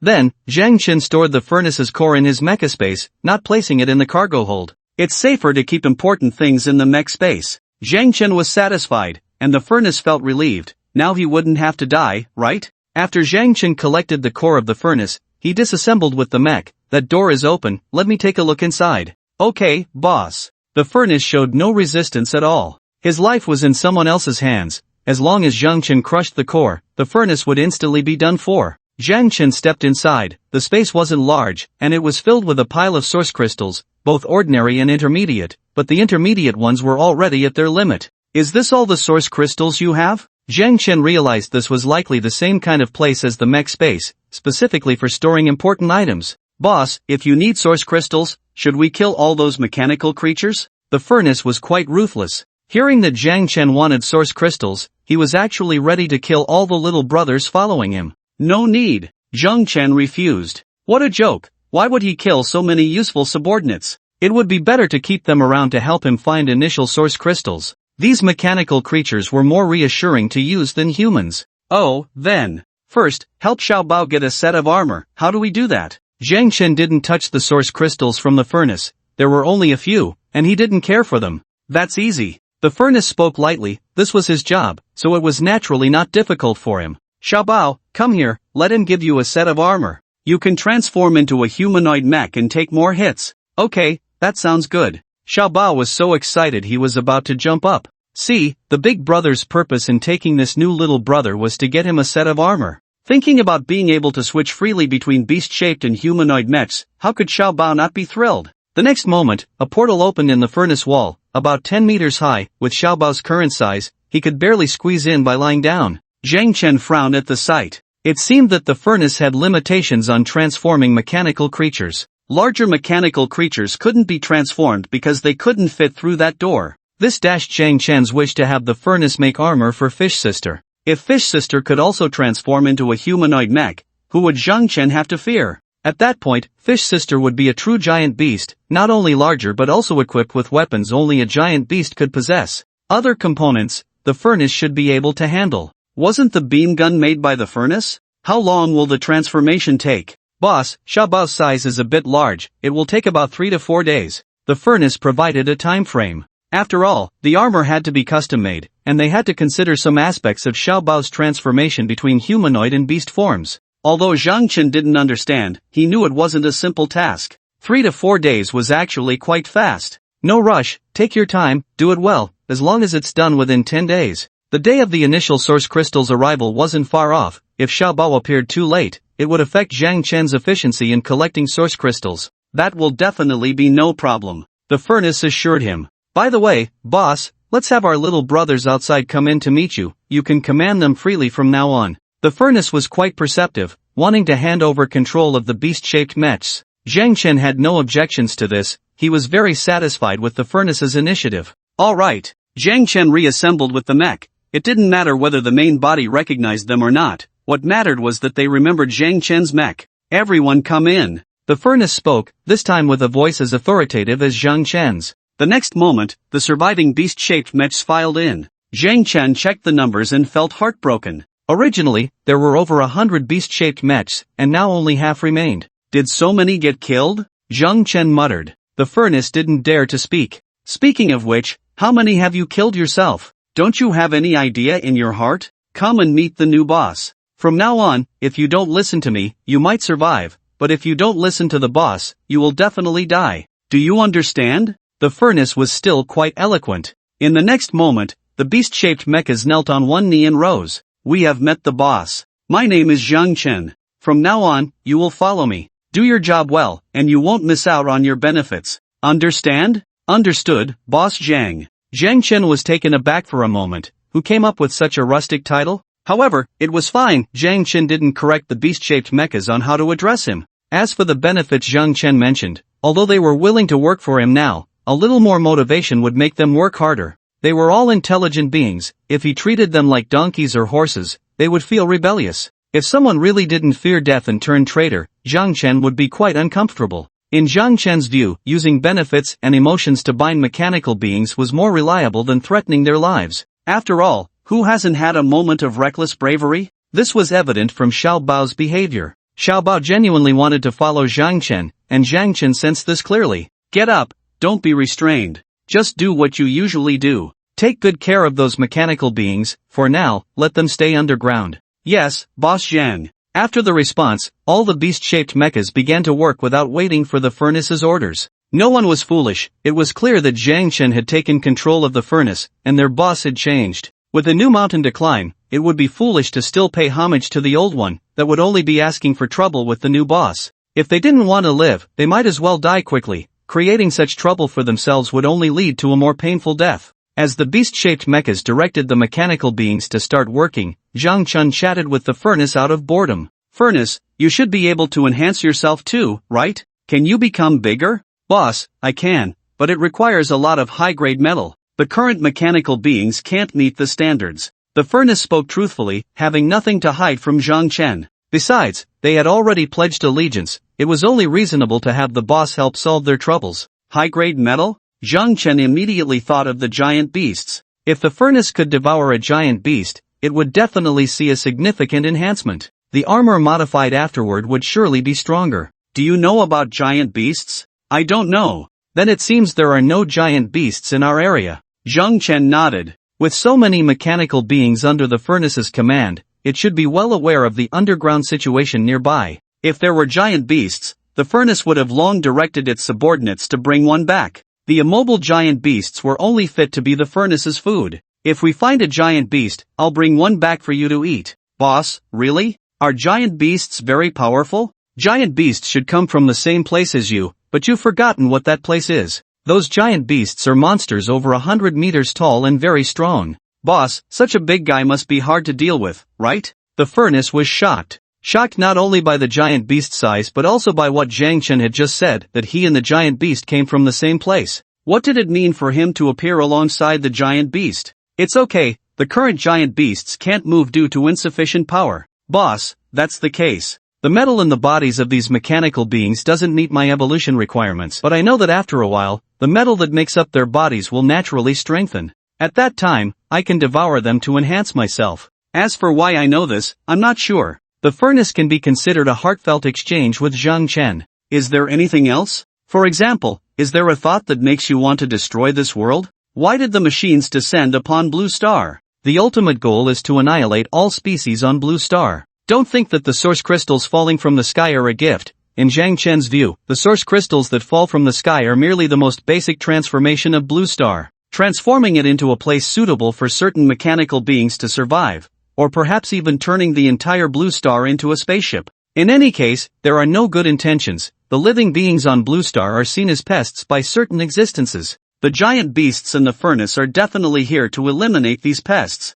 Not yet. My idea is to gather as many subordinates as possible. Creating beast-shaped mechas is for better management of the mechanical beings. Once the mechanical beings evolve to meet my needs, I will devour them to enhance myself. The furnace expressed its thoughts. Zhang Chen nodded slowly. No wonder. The furnace never intended to let these mechanical beings or beast-shaped mechas go free. This way, they wouldn't be discovered. Once all of Japan moves away, no one will care what Japan Island looks like anymore. By then, the furnace's opponents will likely become the colossal creatures of the ocean. Perhaps the existence of the furnace and the giant beasts is not to exterminate humanity, they should be here to eliminate marine life. The ocean is vast, with countless mechanical beings, and large mechanical beings are comparable to giant beasts. Thinking this way, Zhang Chen found it very reasonable. If one day someone orders you to do something, remember to let me know. Don't worry, boss, from now on, you are my boss, and everything else can take a back seat. The furnace was quite perceptive.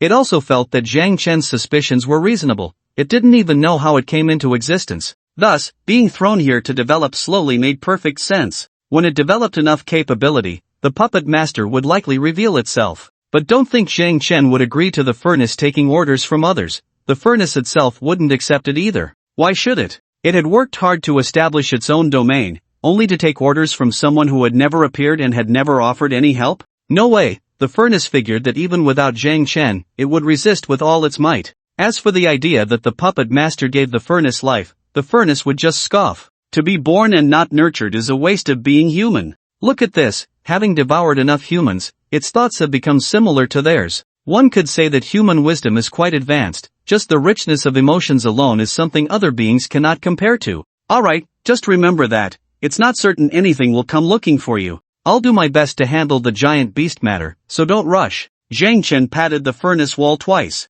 Cultivating the furnace is extremely valuable. Originally, Zhang Chen thought if he could get a second giant beast, he would hand it over to Fish Sister to let her devour it. But now, Fish Sister would have to step back. Cultivating the furnace is urgent. Okay, boss, I'm actually not in a hurry, whatever works. It's all about being uncompetitive. With that, a thoughtful boss is less likely to forget you. The furnace understood its strengths and weaknesses. Its strength lies in helping Zhang Chen create his own beast-shaped mecha army, while its weakness is that it cannot move on its own. Even if it could, it would need someone to carry it. So, it's best to leverage its strengths. It believes that time will reveal true intentions, and Zhang Chen will surely understand who his number one subordinate is. As for the little treasure being transformed, it's nothing. Alright, I'll leave first. You take care of the little treasure. Once the transformation is done, let it find me on its own. You all stay underground, don't go out. If anything happens, I'll have the little treasure notify you. Yes, boss, take care. Zhang Chen nodded and then left. The treatment upon leaving was worlds apart from when he had barged in. All the beast-shaped mechas bowed and nodded to Zhang Chen, showing utmost respect. The mechanical beings also lowered their heads, trying their best to press their foreheads to the ground in submission. They had no choice, their heads had already submitted, and did they dare to bare their teeth? To bare teeth was to invite death. Besides, this supreme leader was quite formidable, and being associated with him brought a sense of security. Even if one were to die for some reason, there was still the supreme leader to take revenge, right? Moreover, the quota for modifications was limited. Who could catch the supreme leader's eye? The next batch of beast-shaped mechas might just include oneself. The alien mechanical beings all wanted to show their faces in front of Zhang Chen. However, no one dared to step forward to curry favor with him. Didn't they see how those beast-shaped mechas were behaving so obediently, not daring to move? They were afraid that their attempts to flatter would end up being a misstep, so they all remained very compliant. Zhang Chen left the underground space. When he saw the sun in the sky, he took a deep breath. Well, it was more of a gesture. Mechas didn't need to breathe. There had to be some sense of ritual. It seems the policy needs to change, Zhang Chen muttered, then tentatively contacted Old He. If Old He was currently in a merged state with the mecha, Zhang Chen would be able to reach him. If not, then naturally, he wouldn't be able to. Fortunately, Old He was online. It was like the difference between a phone being on or off. Mr. Zhang, you were looking for me, Old He said respectfully. Zhang Chen had saved their lives, provided them with mechas, food, and even a safe place to live. How could they not be respectful? Old He also knew they were benefiting from the glory of Huagua. If they weren't Huagua people, they would have been dead long ago, and Zhang Chen wouldn't have cared about them. I have something to discuss. Are you at the Nai camp? Yes, Mr. Zhang. Wait for me, I'm coming over now. Yes. Old He didn't ask any more questions. When Zhang Chen arrived, he would naturally know what Zhang Chen wanted to say. When Zhang Chen reached the Nai camp, Old He was waiting at the entrance. The entire camp was bustling with activity, with mechas and people all engaged in various tasks. From the faces of those ordinary people, it was clear they were smiling. Although their bodies were tired, it was a genuine smile. Because they had survived, a hero had come to save them. Being alive was better than anything else. Zhang Chen didn't dare to admit he was a hero, that word was too heavy. As for saving these people, there was a purpose behind it. If it weren't for the need for manpower to collect initial source crystals, Zhang Chen might not have gone out of his way to rescue all the Huagua people on Japan Island. And now, how many people are there? About 100,000. Is that all? Zhang Chen was somewhat surprised. According to his estimates, there should be more Huagua people in Japan than just this.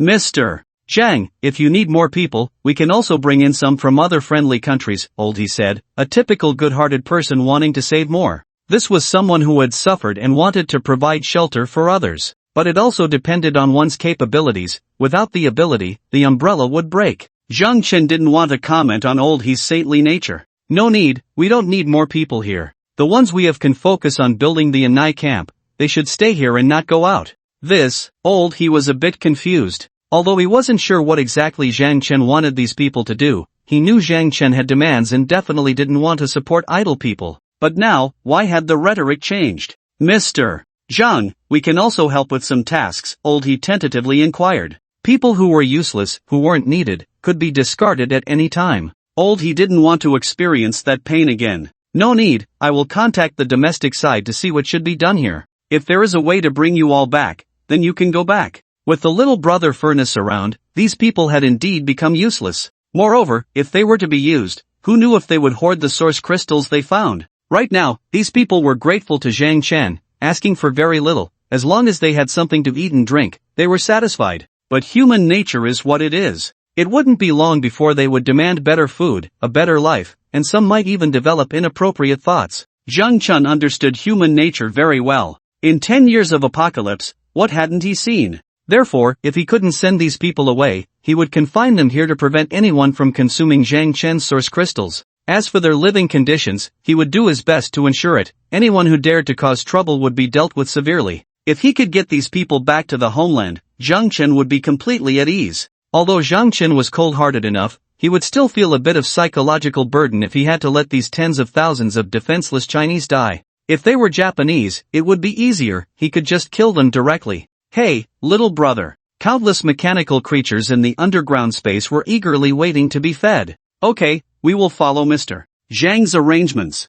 He, upon hearing Zhang Chen's words, didn't ask anything else. If they could go back to the homeland, that would be great. He had never missed his country so much. Even if he had to die, he wanted to die in his homeland, not in this foreign land. The urgency of returning to his roots was something he had already experienced. Having faced death multiple times, he had only one thought at that time: how wonderful it would be to die in his hometown. Now, with the hope of going home, he was naturally looking forward to it. Let me ask what the situation is. Yes. Zhang Chen tried to contact Zhang Tao. To his surprise, he couldn't get through. This guy had disbanded with the mecha. With no other choice, Zhang Chen could only contact Lin Xianying. Xianying, I'm here. Lin Xianying responded very quickly. How are you? Is there something that happened that needs help? Lin Xianying asked. Someone had been monitoring Zhang Chen's actions via satellite. Lin Xianying knew that Zhang Chen had entered an underground space, but she was unclear about what was happening inside.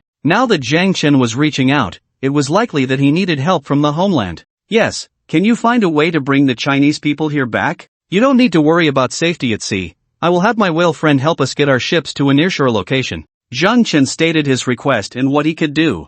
I need to ask the commander about this. They have been researching how to bring back Chinese people from various countries recently. Zhang Chen was taken aback. Had the domestic situation developed so well? They were already capable of sending ships overseas? Currently, the remaining humans had basically mastered the survival rules in the apocalypse, but there was no capability to send ships out. Then Zhang Chen realized it wasn't that the homeland was developing rapidly, but because the homeland had its own resources. With the whale friend, fish sister. Okay, I'll wait for your news. Alright. The communication ended. Lin Xianying immediately went to find Commander Zhang. After Lin Xianying conveyed Zhang Chen's intentions to Commander Zhang, he immediately agreed. A warship would be dispatched to Japan within 3 days. In just a few minutes, Lin Xianying contacted Zhang Chen again. Zhang Chen, the commander has agreed to send a ship to pick people up. It will set sail for Japan within 3 days. How do you want to arrange things on your side? The warship will face many dangers if it sets sail now. All the former marine creatures had turned into mechanical beings, and under such circumstances, the warship would face enormous dangers even without setting sail, let alone if it did. I will have someone follow the whale to pick up the warship. Let them set off today, and when they reach the designated location, I will give you the coordinates. Okay. The communication was brief but efficient. In a very short time, Zhang Chen had sorted out the matters concerning these survivors from Huagua. Old he, I have something for you. Mr. Zhang, just tell me what you need. You need to go back to Huagua. Ha? Old he was a bit at a loss. Going back to the country? That's a good thing, but how to get back was a big problem. I will arrange for your return. Zhang Chen saw Old he's confusion. Alright. Since Zhang Chen said so, Old he naturally had no objections. Well, wrap up things here, and then come with me. Having resolved the issues with these people, Zhang Chen felt much more relaxed. Having so many people around was always a hassle. Killing them was not an option, and he didn't want to take care of them either. Wasn't that a trouble?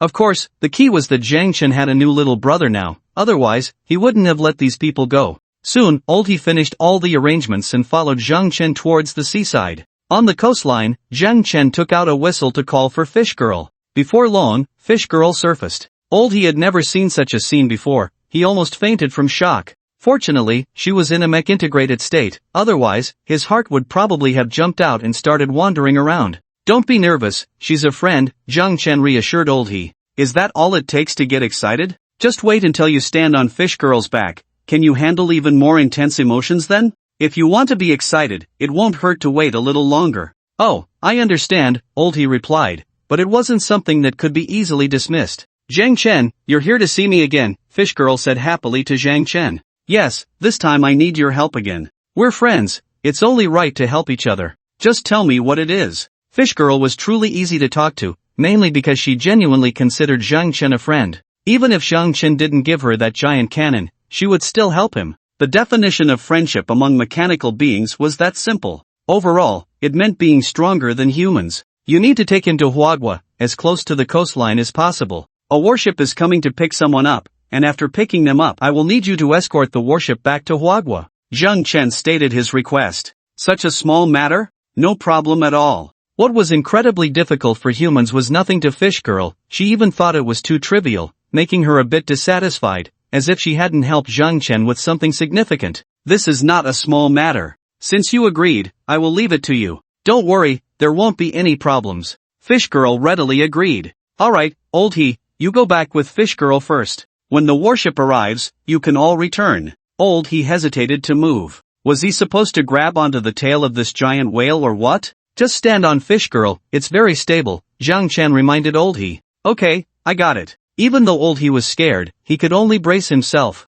Fortunately, Fish Girl had no intention of harming Old he, allowing him to climb onto her body using both hands and feet. I will have someone contact you, keep in touch and report your location at any time. Alright, I understand. Standing on Fish Girl's back, Old he felt a bit unsteady. He was considering whether he should sit down because sitting would definitely be much more stable than standing, to avoid being thrown into the ocean later. Go ahead. Zhang Chen waved to Fish Girl. After bidding farewell to Zhang Chen, Fish Girl turned and swam away. After Fish Girl left, Zhang Chen contacted Lin Xianying again. The people have already passed, let my satellite keep an eye on them. You can contact the mecha on the whale directly, and I won't take care of the rest. Okay, just leave it to me, Lin Xianying replied. Once everything was arranged here, Zhang Chen returned. The Chinese had dealt with their issues, and now it was time to handle the Japanese within Osaka Prefecture. These Japanese were mostly AI subordinates. Now that there were better subordinates available, Zhang Chen naturally wouldn't keep these traitors.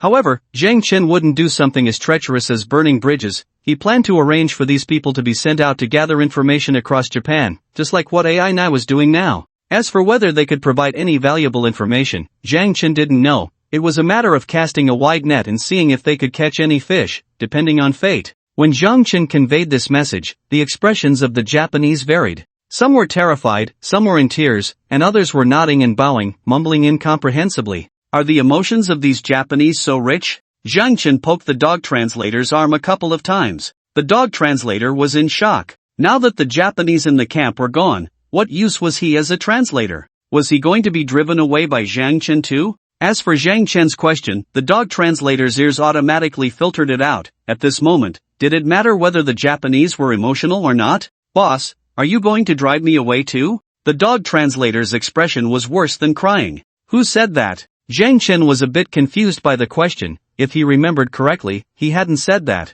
He still wanted to keep the dog translator around. At least when AI9 left, there would be a dog translator who understood Japanese and could communicate with the royal family and other Japanese. Relying on Zhang Chen to learn that bird language was out of the question. Ha? You're not going to drive me away? I got it, boss. This is the mecha core. Give it to some people you think are reliable. Let them get the mecha, and if anything happens, contact AI9. Spread it all out, understand what to do. Understood, boss. Don't worry, I will definitely complete the task, the dog translator assured. Zhang Chen indifferent returned to his top floor. He saw the dog translator directing people around. Occasionally someone would come up to collect the mecha core. While Zhang Chen was clearing the territory, the Japanese royal family was facing a significant headache. The beautiful country was causing trouble. To deal with Zhang Chen's demands, they had wiped out a unit of soldiers from the beautiful country. Before dying, these soldiers sent news of their demise back home. After discussions, the beautiful country decided to take full control of Japan, and they had just formally notified the Japanese royal family of this decision. What a wolf in sheep's clothing! Just because of such a small matter, they are making such a big fuss. Yu De was extremely annoyed. The rhetoric from the beautiful country was very intense, suggesting they were ready to act immediately. There were still 30 to 40,000 soldiers from the beautiful country stationed in Japan. While not every one of them had mechas, at least half did. Moreover, these soldiers were scattered everywhere, and if they were to revolt simultaneously, Japan's self-defense forces wouldn't have the capability to suppress them all. In fact, even if they had the capability to suppress, would Japan really dare to turn against the beautiful country? They had not forgotten the little boy who had once fallen on their heads. If it happened again, the Japanese people might just disappear from this world. Your Majesty, they won't easily use that kind of weapon of mass destruction. Their current demands are just to regain face. The situation in various countries is basically stable now. What we need to do next is plan globally. This is a game between great powers.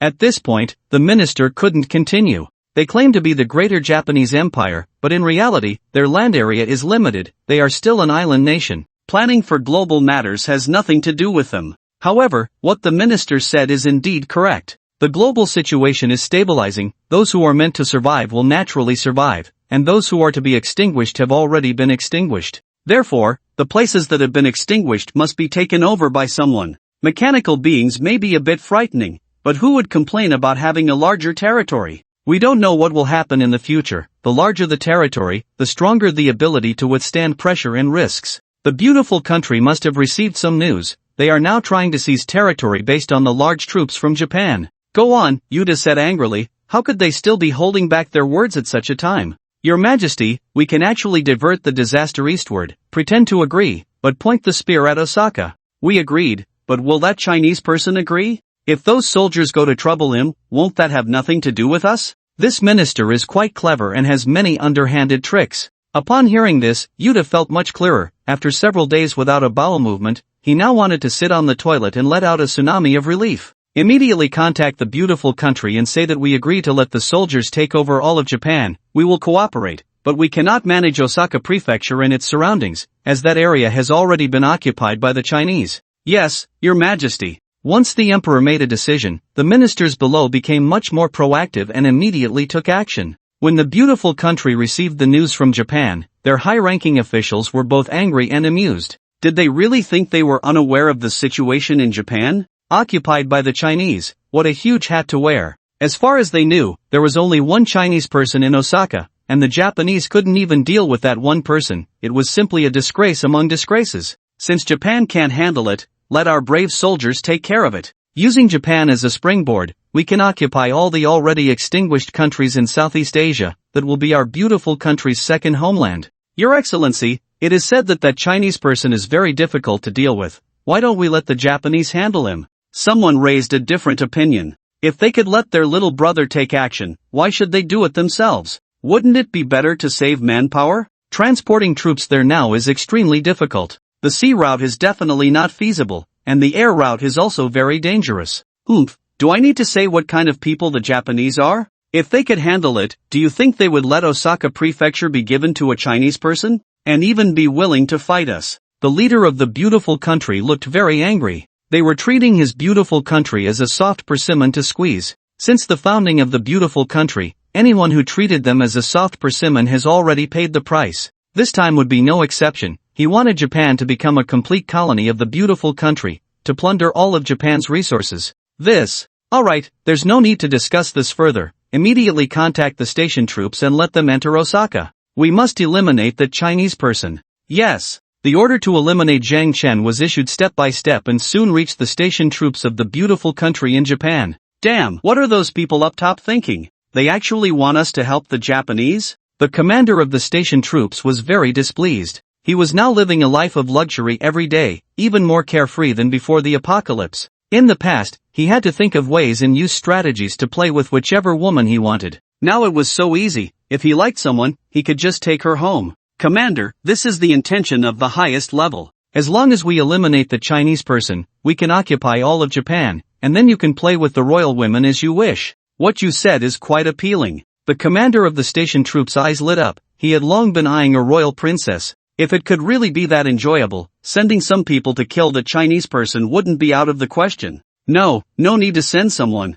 Find his location and blow him up. Commander, I'm afraid that's not possible. Why? The garrison commander was puzzled. Because according to our analysis, this Chinese man has probably already been blown up by us. Blown up by us? Be clearer. This piqued the garrison commander's interest. He straightened up from his half-slumped position. He is the Chinese mech that the Japanese royal family once asked us to bomb. Impossible, right? Didn't the Indians already take action? And they used a small mushroom bomb. He can't possibly still be alive. No, according to our analysis, this Chinese man is the one who should have been dead. Then why is he still alive? The garrison commander was confused. Could it be that the mushroom bomb didn't kill him? This was simply absurd. According to our calculations, the Indians must have missed, which is why he survived. This analysis made some sense. The range of the Indian missiles indeed had a lot of uncertainty. This was an undisputed fact worldwide. However, this time the Indians were truly wronged. They were accurate in their bombing. It just so happened that they didn't kill him.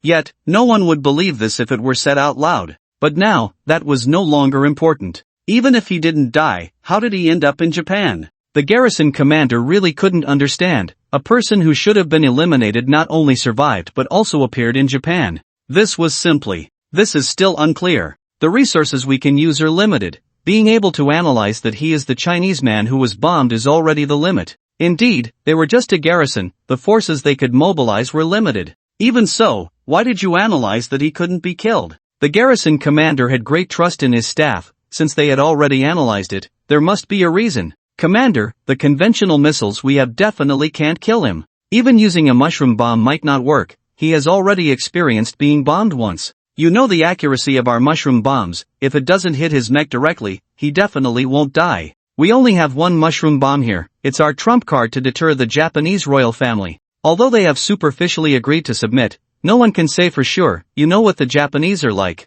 The garrison commander nodded repeatedly. I do know what the Japanese are like. It's impossible to expect them to be honest. Right, the mushroom bomb cannot be used. Then it seems we really have to send troops to kill him. But his mech must be very powerful. What forces can we use to kill him? Commander, actually our laboratory has made significant breakthroughs. I was just about to report this to you. Oh, speak quickly. Wherever there were American troops, there were American laboratories. What exactly they were experimenting on had never been disclosed. Even if some were made public, no one would believe them. However, as high-ranking garrison officials, they certainly knew what the laboratories were researching. Roughly speaking, it was 3 words: anti-human. Any announcement of their findings would be met with worldwide condemnation. Now, after such a long time since the apocalypse began, those guys in the laboratory had finally made some progress. They have developed a method that allows a person to temporarily merge with tanks and other large combat vehicles. However, this method still has some flaws. After merging, the duration varies depending on the user's and vehicle's condition.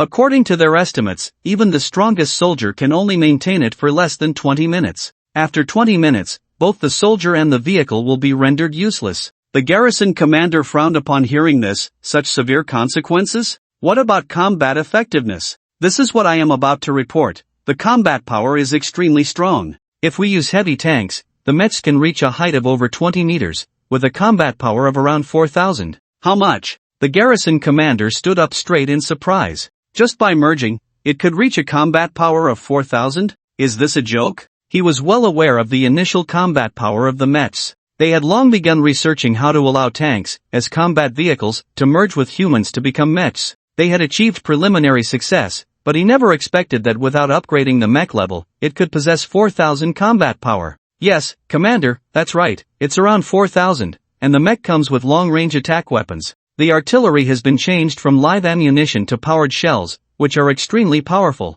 At this point, the advisor became excited. With such a powerful weapon, they could easily push through Little Japan. However, if they were to push through now, it would be a waste of soldiers and tanks. If a large-scale operation were to take place, they would have to wait for those guys in the lab to achieve further results. If that's the case, sending one person over would be enough. The garrison commander understood what 4,000 combat power represented. But how can we ensure the soldiers' loyalty? This was a difficult point. The one-time mechs were indeed powerful, but if the user had ulterior motives, then the one being attacked would probably not be that Hwagwa person, but rather them. After all, this was a mission that could lead to death. Who would willingly go to their death? Commander, currently, the drawbacks of this fusion are known only to the experimenters and you and me. As long as we don't speak of it, there won't be any trouble. This advisor was indeed not a good person. He was even prepared to conceal the fact that merging with the tank was a death sentence. In that case, fine. It seems the garrison commander and the advisor were on the same page, as the garrison commander actually agreed.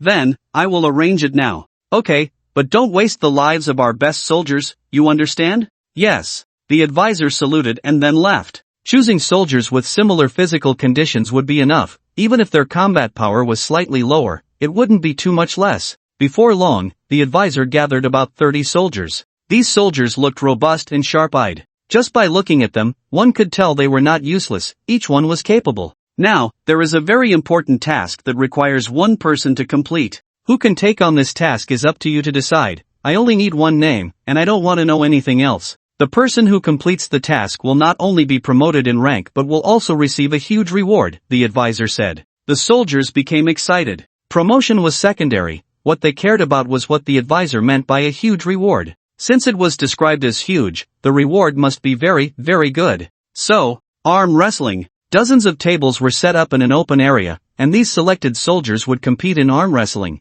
with winners advancing and losers dropping out. Everyone would compete simultaneously with others, and the winners would participate in the next round. This was relatively fair. As for absolute fairness, it simply did not exist. The competition began, and all the soldiers used all their strength. After round of competition, the final victor, somewhat exhausted, revealed a smile. I won. Oomph, what bad luck. Damn it, my strength is clearly stronger than his. Why did he win in the end? Except for the victor, the others were quite unhappy because the one about to achieve merit was not them. Then, the advisor appeared and took the victor away, while those who lost could only disperse helplessly. Sir, what is my task? Don't rush, we'll act tomorrow. For now, you should rest well today. In the evening, let the doctor give you some injections to strengthen and replenish your body. You're a great guy, and once you complete the mission, I'll give you a big surprise. Yes, sir. The salute was standard, and the soldier was very excited. Luxury cars, beautiful women, status and identity,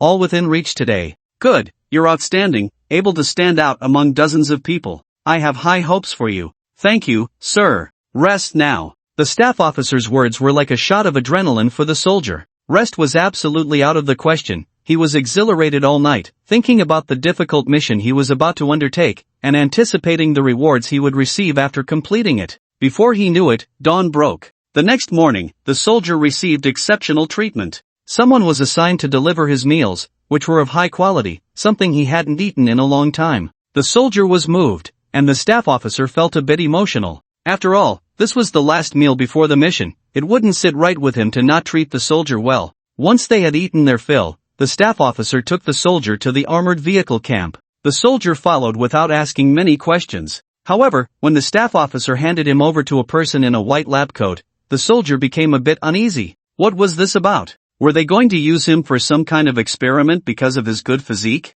Soldier, don't be nervous. Can you drive a tank? Well, it's not difficult. I can drive it away. The soldier replied honestly. Driving it away was indeed not hard, but if it came to operating the cannon, that would be a different story, that required a professional. Then there's no problem. Now, here's your mission. Yes. The soldier stood at attention, looking straight ahead. Now, you need to drive this heavy tank to Osaka. Your mission target is the Chinese person currently in control of Osaka. Sir, are we going to shell him with this heavy tank? The soldier asked. No, no shelling. We need to kill him. The soldier wasn't foolish, he knew very well that a tank might not be able to deal with a mech. Let alone Zhang Chen's type of mech, even an ordinary second-generation mech wouldn't be easily destroyed by tank fire. Sir, one heavy tank might not be enough to complete the mission. No, it's sufficient because this heavy tank can transform into a mech. What? The soldier couldn't help but exclaim. He had never heard of a heavy tank being able to transform into a mech.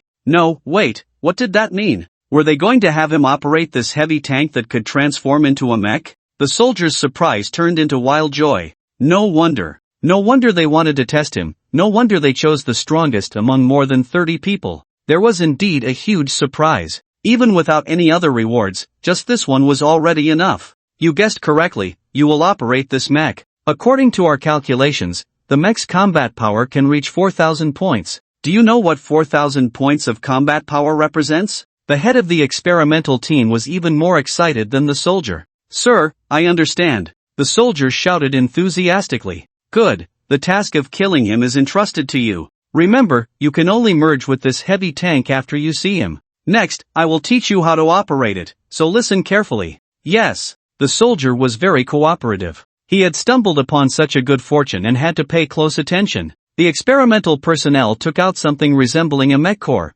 which they had dismantled from countless mech cores to understand. By using their reassembled mech core, they could temporarily force a vehicle to transform into a mech. This transformation was irreversible, meaning that once a person merged with the temporarily transformed mech, there was no possibility of separating. Moreover, because the vehicle was forcibly transformed, it was not compatible with the original mech core, so it could only be maintained for a very short time. Once the mech core can no longer maintain the mech form, this temporarily transformed mech will disassemble on the spot. It is a true disassembly, breaking apart into a pile of parts right there. In that case, the person who is completely merged with the mech will naturally die. Yes, Commander, I understand what you mean. A target as large and obvious as a mech is actually easier to spot than driving a tank. The soldier forcibly filled in the gaps and explained this to the head of the experimental personnel. It made sense and was quite logical. The head of the experimental personnel was a bit confused himself. The explanation he had prepared earlier was no longer useful.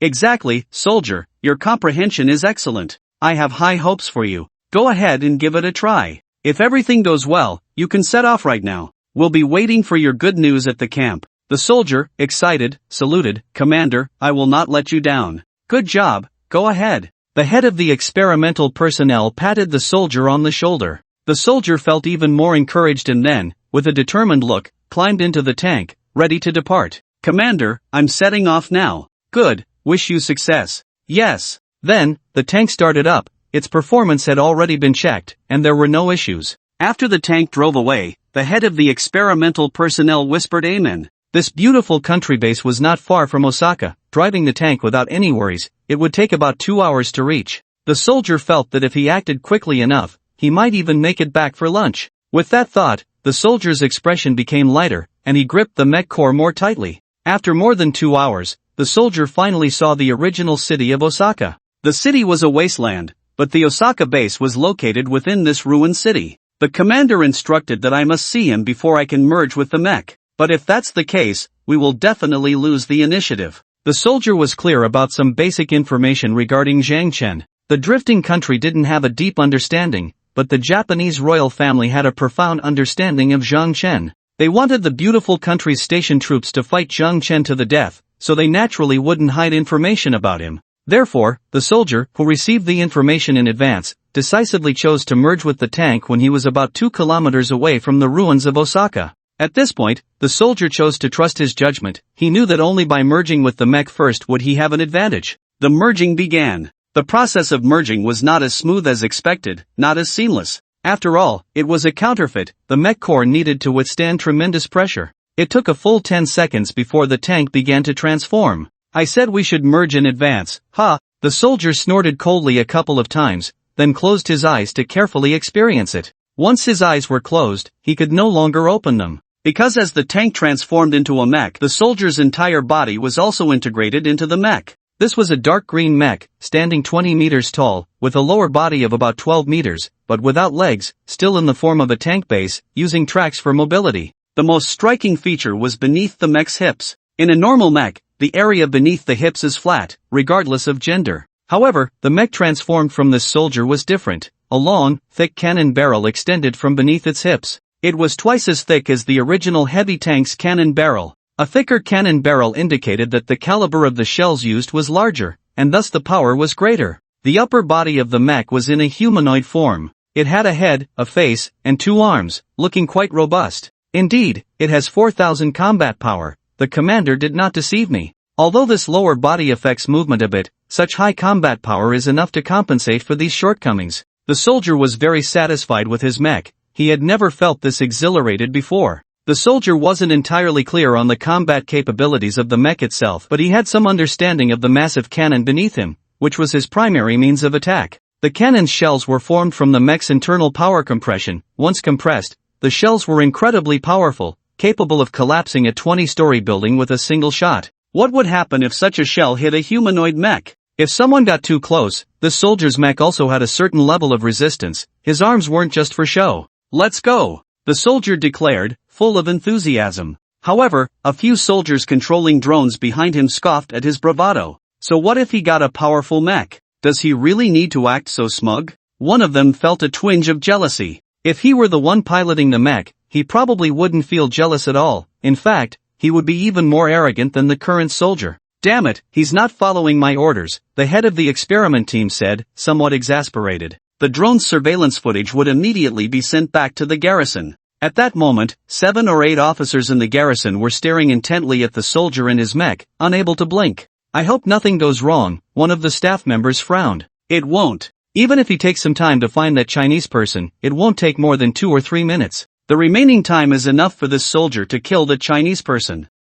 If there's not enough time left, he will be held responsible, fully responsible." Everyone turned to look at the one who spoke, thinking he was an idiot. Responsible? How could one hold a doomed person responsible? The man realized his words sounded off, but it was too late to take them back. Fortunately, there was some other commotion from Osaka, and the drone footage showed significant changes. "Look!" Although the drone's image wasn't very clear, a massive object suddenly appeared, and they could still make it out. Who was it? Naturally, it was Zhang Chen. He had already detected the strange mech when it entered within a kilometer of his detection range. Zhang Chen would certainly not let such an uninvited guest go. So, he merged and prepared to engage. Fire! The American soldier didn't hesitate. Upon seeing Zhang Chen, he immediately chose to fire. The massive cannon beneath the strange mech charged up in a very short time, and then a burst of white energy was expelled. Well, it was a highly explosive white energy mass, equivalent to a shell but far more powerful. Anyone who thought otherwise could go sit on a bench.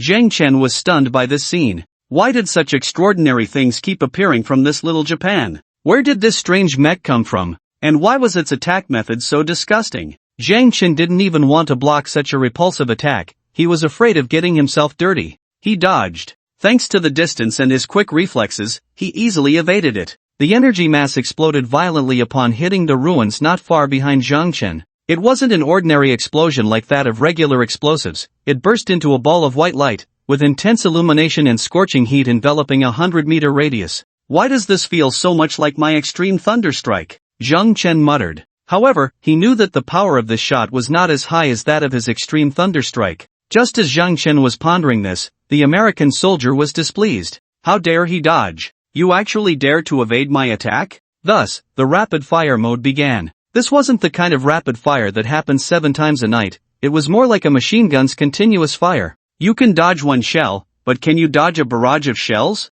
I take back my earlier guess. This guy's methods are stronger than my skills. The single-shot power of Extreme Thunderstrike indeed surpassed that of the strange mech's single shell. But the Extreme Thunder cannot fire continuously in a short period. If it were to do so, the power within Zhang Chen's mech would not keep up, even with a legendary level engine. This is because the power consumption of the skill is constant. Extreme Thunder consumes 10% of the power. The more power consumed, the stronger the combat power enhancement, and the greater the skill's power. These elements complement each other. If Zhang Chen were to unleash 10 consecutive Extreme Thunders, he would lose power. However, if he fires one by one, it would be fine, as the engine would quickly devour source crystals to replenish power. Getting hit by such a shell is definitely not pleasant. Energy shield. The vacuum energy shield completely enveloped Zhang Chen's mech. Now, Zhang Chen didn't need to dodge. Any attack from that somewhat disgusting cannon would be blocked by the energy shield, unable to harm Zhang Chen. This is impossible, the American soldier exclaimed. The high-ranking officers of the American garrison, watching the drone footage, were equally astonished. In their view, the power of this cannon had exceeded that of conventional shells, with a coverage area reaching 100 meters. What kind of shell could that be? It should be considered a missile, right? Such a powerful shell, striking Zhang Chen repeatedly, could be completely blocked by a layer of light membrane he released on the surface. Who would believe that? It should be known that the combat power of this bizarre mech was a solid 4,000 points. Of course, Zhang Chen was not unscathed. Every time the energy shield absorbed an attack, the power of Zhang Chen's mech would be consumed. However, this consumption would be replenished in the blink of an eye, so it appeared as if Zhang Chen was unharmed. It's my turn. Suddenly, Zhang Chen spoke, and the battle spear slashed through the air towards the bizarre mech. Extreme thunder. Zhang Chen could evade the bizarre mech's attacks, but the bizarre mech could not dodge Zhang Chen's. Just by looking at the configuration beneath him, one could tell that his evasion ability was limited. Perhaps in a straight line, he could match Zhang Chen's speed. Unable to evade, the bizarre mech could only choose to confront Zhang Chen head-on. The cannon's muzzle adjusted, and a barrage of shells shot straight towards the sphere of extreme thunder. The two forces collided, and the energy waves instantly exploded, covering a vast area. The bizarre mech instinctively wanted to breathe a sigh of relief. It didn't know what would happen when Zhang Chen's skill hit it, but it certainly wouldn't be anything good. However, just as it prepared to retreat and create distance from Zhang Chen's figure unexpectedly burst forth from the chaotic energy. Coming out from that place meant enduring the baptism of two types of energy. A person with a normal brain would definitely not charge straight through, as even taking a detour wouldn't be far. But Zhang Chen charged straight into the area of violent energy fluctuations. With the energy shield in place, what was there to fear? Those two explosive energies could not harm Zhang Chen at all. At this moment, Zhang Chen was already very close to the bizarre mech. The mech's lower treads were rapidly operating. With the tread's assistance, the bizarre mech quickly retreated. Can you really escape? With such a close distance, could Zhang Chen let this guy get away? You came with wheels and can run pretty fast, but I also have thrusters. The thrusters ignited, and Zhang Chen's figure shot out fiercely. Perhaps in terms of long-term endurance, Zhang Chen was a bit lacking. After all, the thrusters couldn't be used continuously, consuming a lot of power and causing considerable damage to the thrusters. But in terms of short bursts of speed, this bizarre mech was no match. The treads would only get faster the more they ran. Reaching peak speed required time and a process. It was like a car that takes at least 10 seconds to accelerate to 100 km per hour. Zhang Chen, however, was different. He could reach 100 kilometers in just 3 seconds. It was like a sports car. That feeling of being pushed back, don't even mention it. Just one word, exhilarating. So, the strange mech was doomed. He hadn't run far, and the cannon hadn't even had time to aim at the close Zhang Chen, when Zhang Chen's war spear was already resting against the mech's body. Tell me, who are you? Zhang Chen spoke. He believed that whoever was controlling the mech would definitely understand his words, as the mech had a built-in translation system. However, the American soldier had no idea what Zhang Chen was saying. The mech he was operating was a half-finished product. Did he really think the experimental personnel would provide him with a translation system? But that didn't stop the American soldier from understanding what Zhang Chen meant. I am a soldier from America. If you don't want to die, please put down your weapon immediately. Zhang Chen was already feeling insecure. What was wrong with this world? If he wasn't mistaken, he should have had his war spear at this guy's neck, and if this guy didn't cooperate, he would have decapitated him. But now it had turned into this guy threatening him instead? Was everything that came from America so full of superiority? The American soldier couldn't understand Zhang Chen's words, but Zhang Chen could understand the American soldiers. America, I haven't even made a move to wipe you out yet. Are you living too comfortably and looking for some discomfort? Zhang Chen spoke. Unfortunately, the American soldier still couldn't understand and could only hear Zhang Chen's babbling. Chinese, aren't you going to put your weapon away? I won't put it away for you. Zhang Chen was a bit angry at this nonsensical response. However, just as Zhang Chen was getting angry, the strange mech unexpectedly raised its hand and swatted Zhang Chen's war spear aside. This time, Zhang Chen was completely at a loss. Did this guy have some hidden identity, like that Tanshan character who could be slightly utilized? If not, why did this guy have such a sense of superiority? What Zhang Chen didn't know was that real white people in America indeed had this sense of superiority. They inherently believed that white people were supreme and should naturally rule over other races. Thus, this sense of superiority was ingrained in the bones of these proud individuals. Suddenly, Zhang Chen's war spear pressed down again, this time forcing the strange mech to stop retreating. There was no way, the theory was too great, and the tracks beneath him had almost become a ground-breaking machine, sending large amounts of dirt flying. However, this wasn't a sand game, it was like a vehicle stuck in a sand pit, unable to get out, simply unable to get out. Fuck. What do you want to do? You really don't want to live, damn Chinese pig. Zhang Chen was almost pushed to his breaking point by the insults. Just as Zhang Chen's war spear was about to slice off the mech's head, he suddenly felt the spear in his hand become heavier. It wasn't that the pulse spear had really become heavier, but rather that the thing supporting the spear had collapsed. Zhang Chen could swear that he hadn't moved a muscle. Who understands, family? This strange dog thing had actually disbanded on the spot. Every part returned to its own home, and no one was delaying anyone else's business. No way, this can't be happening. How could I possibly die? Disassemble for me, quickly disassemble. The American soldier's will to survive was very strong. He wanted to disband from the mech to save himself. Whether the mech lived or died was no longer important to this American soldier. As long as he could survive, that was enough. After all, in the eyes of that staff officer, he was a very good young man. With this mech gone, they would surely prepare something better for him. Unfortunately, no matter how much the American soldier shouted, disassembly would not occur.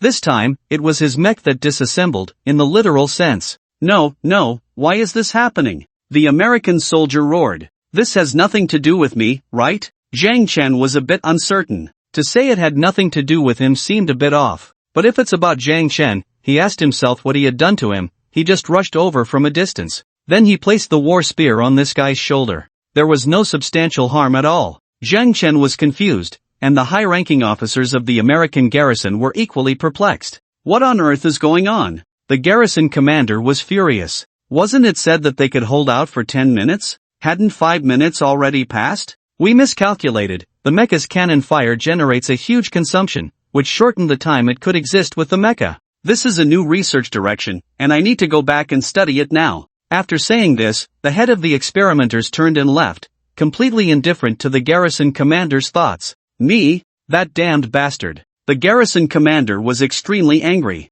What kind of attitude was this? The thing you created, you swore could handle that Huagua man, and now what? All the high-ranking officers of the garrison were somewhat dumbfounded. They had come to watch a good show, but they never expected such a performance to actually unfold. Osaka Prefecture. Zhang Chen walked towards the scattered mecha on the ground. Is this guy trying to pull a fast one? Can it be reassembled on the spot in a moment? After all, this was something Zhang Chen had never seen before. It was the first time he encountered something that could disassemble itself. Then, Zhang Chen kicked the cannon barrel under his feet. It was a bit disgusting, and he wanted to keep it away from him. With one kick, he sent it flying, and then he rummaged through a pair of parts on the ground with his foot. Unfortunately, there wasn't a single hair. Although this mecha had engines and other equipment, after disassembly, the engine had been broken down into parts, with no recyclable value at all. This thing should be a special vehicle transformed from a tank, and is it causing trouble again? Zhang Chen returned to the camp with doubts.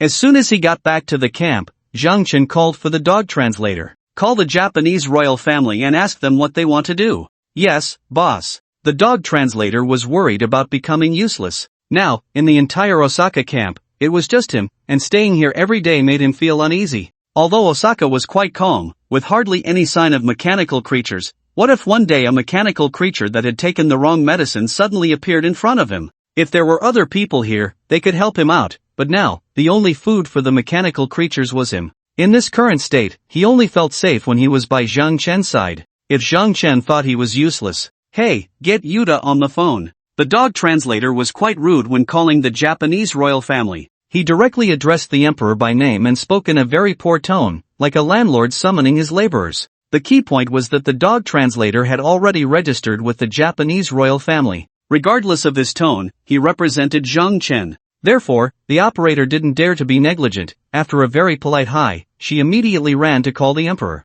Yuta naturally didn't dare to be slow either. He answered the phone while still catching his breath. Yuta here, what do you mean? The dog translator spoke with irritation. He already knew what Zhang Chen wanted to ask and what had happened. These dogs wanted to set his boss up, and that was something the dog translator absolutely could not allow. Although he didn't have many subordinates around him now, he still had a certain level of authority over those he had sent out. This was a privilege granted to him by Zhang Chen, without Zhang Chen. What are you talking about? Don't play dumb with me, we all know what's going on. What do you mean by sending such a bizarre mecha? Do you think you can kill my boss? My boss might not care about your actions, but I do. This matter, if you don't provide sufficient compensation, then we won't let it go. The dog translator spoke quickly and with great momentum.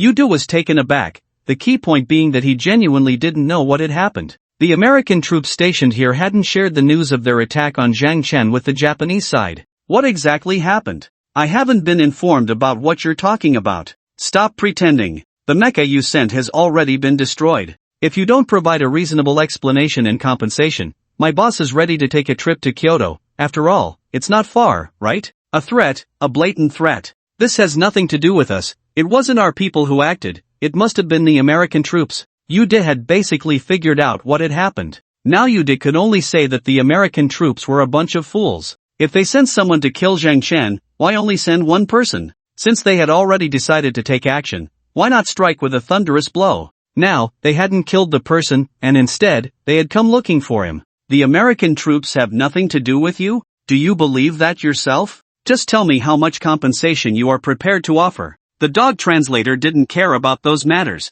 Compensation had to be adequate. I will discuss it with the ministers. That's fine, I'll give you half an hour. Not only do you need to discuss how much compensation, but you also need to investigate which American troops took action, understood? Okay. What else could you say? He couldn't afford to provoke them, not at all. It was absurd that the emperor was being threatened daily by a Chinese person. The call ended. The dog translator immediately put on a smile and looked at Zhang Chen. Boss, they have gone to discuss how much compensation to offer, and I asked them to investigate who took action. Well done, Zhang Chen praised the dog translator. Then there was no further conversation. Zhang Chen didn't speak, and the dog translator had nothing else to report. The entire camp was empty. What could there be? Fortunately, the awkward atmosphere lasted only 10 minutes before the phone rang. Hello. We are ready with the compensation. Currently, we don't have many source crystals left, so we can only provide 30,000 intermediate source crystals this time. Upon hearing this,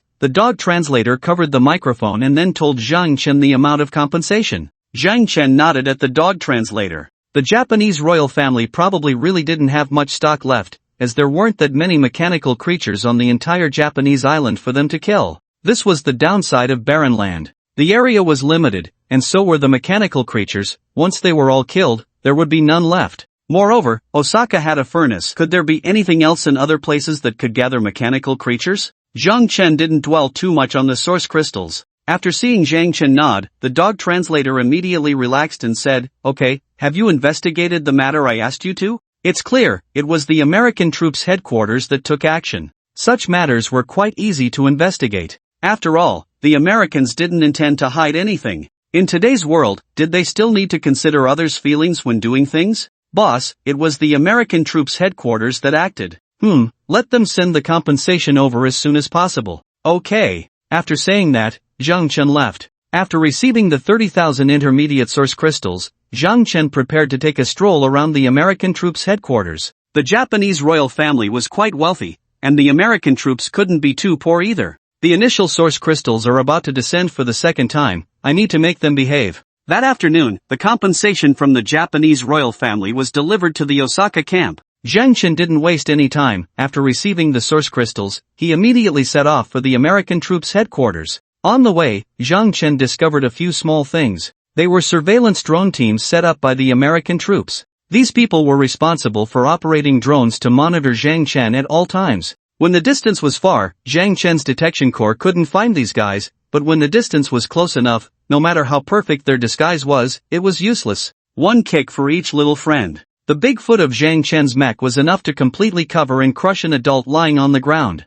After dealing with a few small fries, the headquarters of the beautiful country's garrison was terrified. Because looking at the direction Zhang Chen was advancing, it was obvious he was heading straight for the beautiful country's garrison headquarters. Quick, how many tanks do we have left? The garrison commander had a face full of urgency. He had seen Zhang Chen's combat power with his own eyes. If Zhang Chen reached their headquarters, who knew how many people would die? Now he couldn't care less about the future or experiments. The only thing that could counter Zhang Chen was the kind of disposable mechs produced by the lab.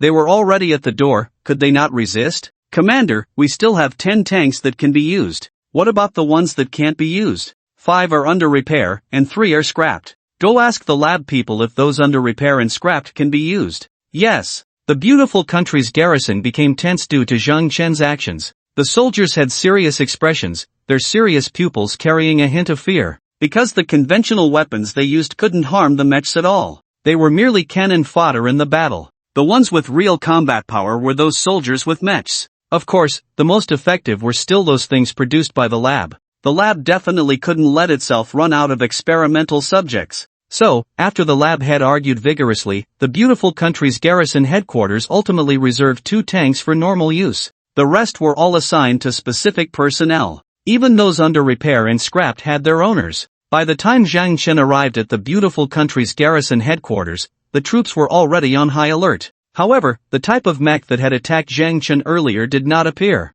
After all, it was still uncertain whether a fight would break out. If it didn't, using those disposable mechs now would be a waste, wouldn't it? Omega, wow, quite a show here. Zhang Chen sneered. The beautiful country's garrison had nearly 10,000 personnel. Over 10,000 people was no small number. It should be noted that this was over 10,000 armed individuals. Zhang Chen did not approach recklessly, 1 against 10,000, being cautious was always wise. As for negotiations or compensation, that was not something to be done now. Only by making these beautiful country guys feel pain and fear would they be willing to talk properly. So, when he was a kilometer away, the floating cannon on Zhang Chen's shoulder opened fire. It must be said that the power of the freezing shells was greater and could create a special environment. Continuously attacking the same area would naturally fill that area with ice crystals. The rifle-type floating cannon did not have this capability. However, the rifle floating cannon had stronger penetration and a longer attack range than the freezing type. It was very suitable for headshots. Seeing Zhang Chen take action without hesitation, the beautiful country's garrison also stopped hiding. All kinds of weapons were directed at Zhang Chen, especially the snipers occupying the high ground, 3 in a group, a total of 5 groups. Each group was responsible for attacking Zhang Chen's eyes. As long as they could blind Zhang Chen's eyes, the rest would be easier. Commander, is it our turn now? A group of selected lucky ones was very excited. Originally, they thought they had no chance to achieve merit. Unexpectedly, such a good opportunity appeared again and fell into their hands. Now they just wanted to control their mechs and kill everywhere. Wait a minute, don't rush. The staff member following the garrison commander stopped these soldiers. Zhang Chen was still some distance away from their headquarters. First, let those ordinary soldiers and mechs wear down Zhang Chen's energy. Once Zhang Chen has charged in enough, we can let these mechs take action. Moreover, we can't deploy too many mechs at once. After all, tanks are limited. Transporting tanks from the mainland to Japan is no easy task.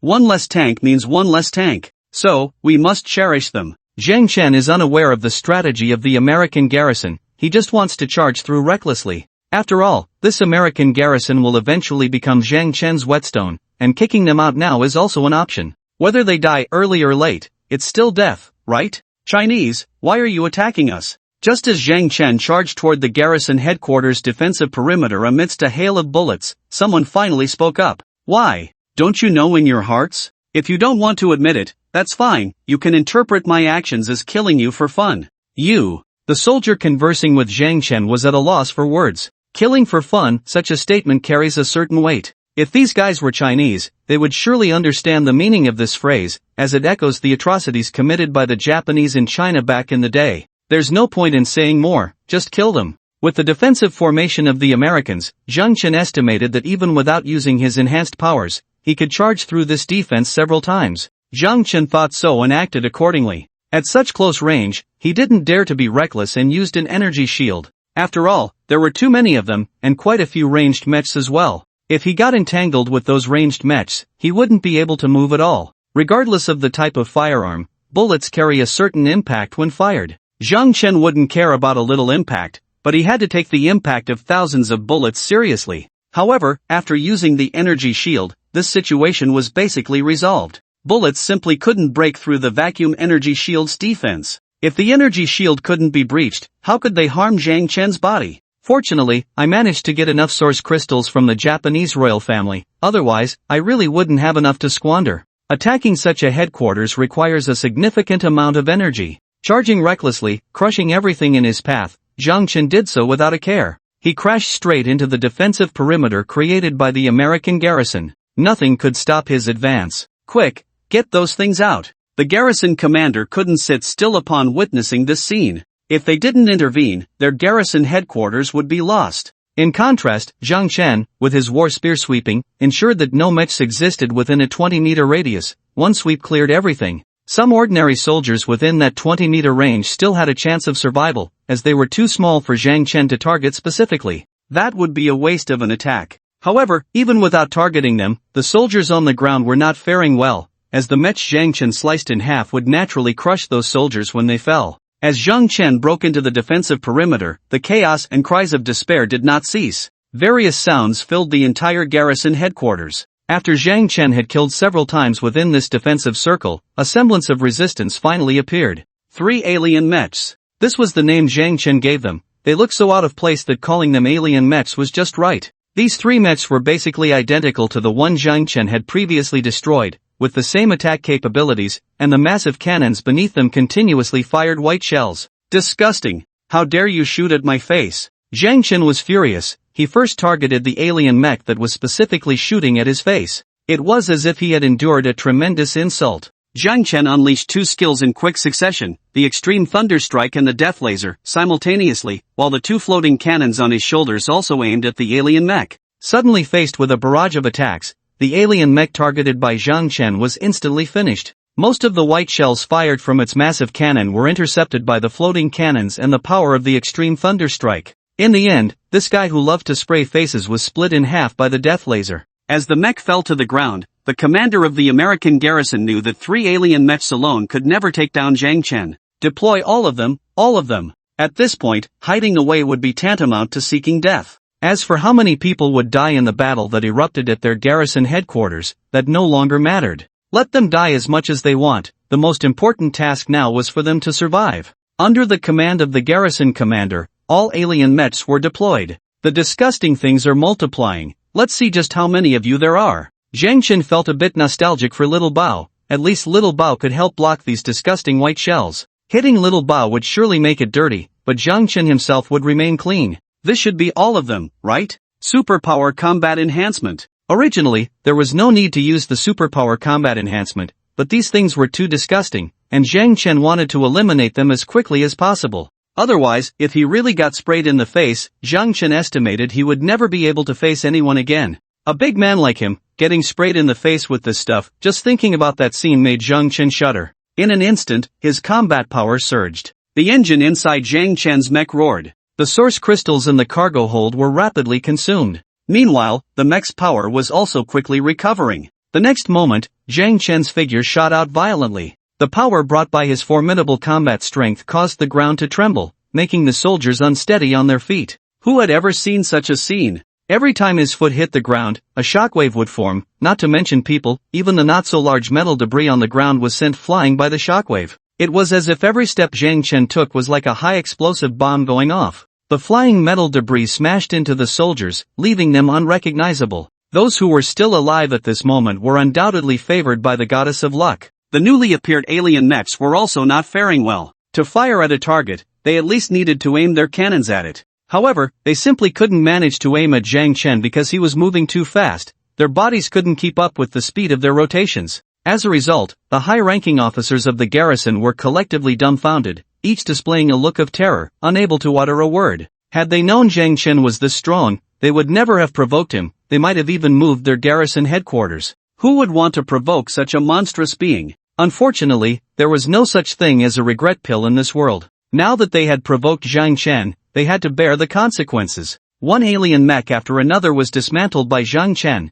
and the alien mechs couldn't organize an effective attack at all. Of course, there was one benefit to this: no one discovered the side effects of the alien mechs. All the mechs were dismantled by Zhang Chen, making it impossible to realize that even without anyone killing them, they would die on their own. What are you all standing there for? All melee mechs, move in and surround him. Ranged mechs, cover him with the strongest firepower. Prepare to launch the mushroom bomb immediately. Once ready, launch it right away, quickly. The garrison commander was somewhat capable, at least he still had some ideas. Commander, no. The power of the mushroom bomb is too great. The advisor beside the commander hurriedly spoke up. If they detonated the mushroom bomb now, they would also be affected. As for whether the soldiers and mechs in this place can survive, the advisor simply doesn't care. Love it or hate it. Stop hesitating, keep going, or we won't even have the qualification to use that weapon. Hurry up. All of you, if you don't want to die, run in the opposite direction. The roar of the garrison commander snapped many back to their senses. Then some fled, while others dove into the underground fortifications. These were the kind of fortifications capable of defending against mushroom bomb attacks. As a country that had been visited by mushroom bombs in earlier years, Little Japan had built quite a few underground fortifications. The headquarters of the beautiful country's garrison happened to have some, but they never expected that one day they would have to endure their own mushroom bombs, which was somewhat ironic. The high-ranking officers of the garrison had retreated, and naturally, the guards and soldiers followed suit. With the two armies clashing, if the general runs first, how can the battle continue? The entire garrison was unable to mount an effective attack against Zhang Chen, not even able to hold him back. As wave after wave of close combat mechs fell to Zhang Chen's hands, the resistance naturally dwindled. However, Zhang Chen soon noticed a missile launching. These guys are playing so ruthlessly? Zhang Chen was taken aback. He knew exactly what this missile meant, but were they really going to detonate such a bomb among their own soldiers? The guys from the beautiful country are even more ruthless than Little Japan, Zhang Chen sighed. But you guys are playing this too poorly, launching it at close range. Do you really think I'm a dead man? Launching at close range can be interrupted, especially with such a long wind-up time for a big move. The speed of the missile at launch is the slowest and the easiest time to be interrupted. Zhang Chen wouldn't be polite with this missile. Since they wanted to play, he would play along. The freeze bomb was useless, but at this moment, the rifle floating cannon came into play. The rifle's single-shot attack has a longer range and greater penetration, especially since Zhang Chen was now using super energy combat enhancement, raising his combat power above 10,000. Although the missile that launched was a good 3 to 4 kilometers away from Zhang Chen, he believed the rifle floating cannon could definitely hit it. So, the rifle floating cannon switched to rapid fire mode, continuously shooting at the ascending missile at a rate of 2 shots per second. To the naked eye, sparks erupted continuously on the ascending missile. It should be noted that the missile's thruster, terminal guidance, ammunition, and so on are all high-precision products. Any slight anomaly could lead to missile launch failure. With the rifle floating cannon targeting it so precisely, the missile itself had been penetrated by countless bullet holes. Could it still complete its launch? Of course not. When the missile reached about 40 meters above the ground, the mushroom bomb at the beautiful country's garrison headquarters finally couldn't hold up. It self-destructed in mid-air. Zhang Chen didn't know which shot was the one that succeeded, but the mushroom bomb exploded nonetheless. Watching the mushroom bomb detonate, Zhang Chen didn't move at all. He simply gazed into the distance, watching the grand firework in the sky. The mushroom cloud rose, shockwaves swept across, and everything beneath the mushroom bomb was instantly vaporized. This was due to the high temperature. Following the high temperature came the terrifying radiation. Zhang Chen was completely unperturbed. First of all, he was at a safe distance from where the mushroom bomb was detonated, so he didn't have to endure such intense heat. As for radiation, that was even less of a concern for Zhang Chen. The vacuum energy shield could resist radiation. Even if it couldn't, Zhang Chen's mech was no pushover. It could block all harmful radioactive substances, causing him no harm at all. The other mechs that were far from the explosion point were the same, but those soldiers without mechs were in for a rough time. Even if the high temperature couldn't kill them, the radiation would take their lives. These damn things can't be in cahoots with me, right? Zhang Chen wondered, suspecting that there might be spies from Huagua planted among the high-ranking officers of the garrison. Zhang Chen had been troubled about how to quickly eliminate the American soldiers on the ground. He couldn't just swing his war spear and chop them down one by one, could he? Now, it was better. The enemy was helping to clear them out. Without mechs for protection, everyone who couldn't escape to the underground passage would die. Unfortunately, during this time, who could possibly find the underground fortifications? Thus, the outcome was clear. The ground forces of the station troops were basically wiped out. For Zhang Chen, it was no longer a matter of concern when the high-temperature shockwave swept in. The clothes on the ground troops and the hair on their bodies were all taken away by the heat. Also taken away was a large amount of moisture from their bodies. If someone had a lot of water in them, there was a slim chance they could survive. Those with little water were doomed. This is why people prefer to have more water. At critical moments, it serves other purposes as well. However, even if those with more water could narrowly escape the high-temperature shockwave, the subsequent radiation was something the human body could not withstand. But none of this mattered to Zhang Chen. Currently, within the explosion's impact zone, he was the only one capable of movement. Those mechs could withstand high temperatures and radiation, but they also required a massive amount of power. Without power, the mechs could only lie on the ground, incapacitated. Would a strong man like Zhang Chen kill motionless enemies? Of course. Since they were already enemies, what was there to discuss? He would kill them all, leaving not a single one alive. That said, this act of killing was definitely not an easy task. As he continued to chop, a realization dawned on Zhang Chen. Being invincible was indeed lonely. The headquarters of the American station troops had no way to deal with Zhang Chen. This was still Zhang Chen acting alone. If he brought out his mechanical biological army, dominating the entire Japanese island would be a piece of cake. 10 minutes later, the headquarters of the American station troops fell silent. Aside from those who had fled early, only the high-ranking officers hiding in the underground fortifications were still alive. Zhang Chen didn't care at all about those who had fled. What he cared about were these American high-ranking officials. Come out yourselves, or should I drag you out? Zhang Chen arrived at a ruin and waved his war spear, clearing a space amidst the debris. Inside the underground fortifications, Zhang Chen could detect that there were quite a few people, which was why he wanted them to come out. But who would listen to Zhang Chen's orders? Even if some wanted to obey, they had to understand Chinese first. Unfortunately, Zhang Chen had no understanding of the difficulties these high-ranking officers faced. In Zhang Chen's view, these people were just not taking themselves seriously. They wanted to deceive him. They clearly knew he was aware of their presence in the underground fortifications beneath their feet, yet they still refused to come out. What kind of behavior was this? A death wish. Not coming out, huh? Fine, if you have the guts, then don't come out. After muttering a couple of words, Zhang Chen jumped up from the spot.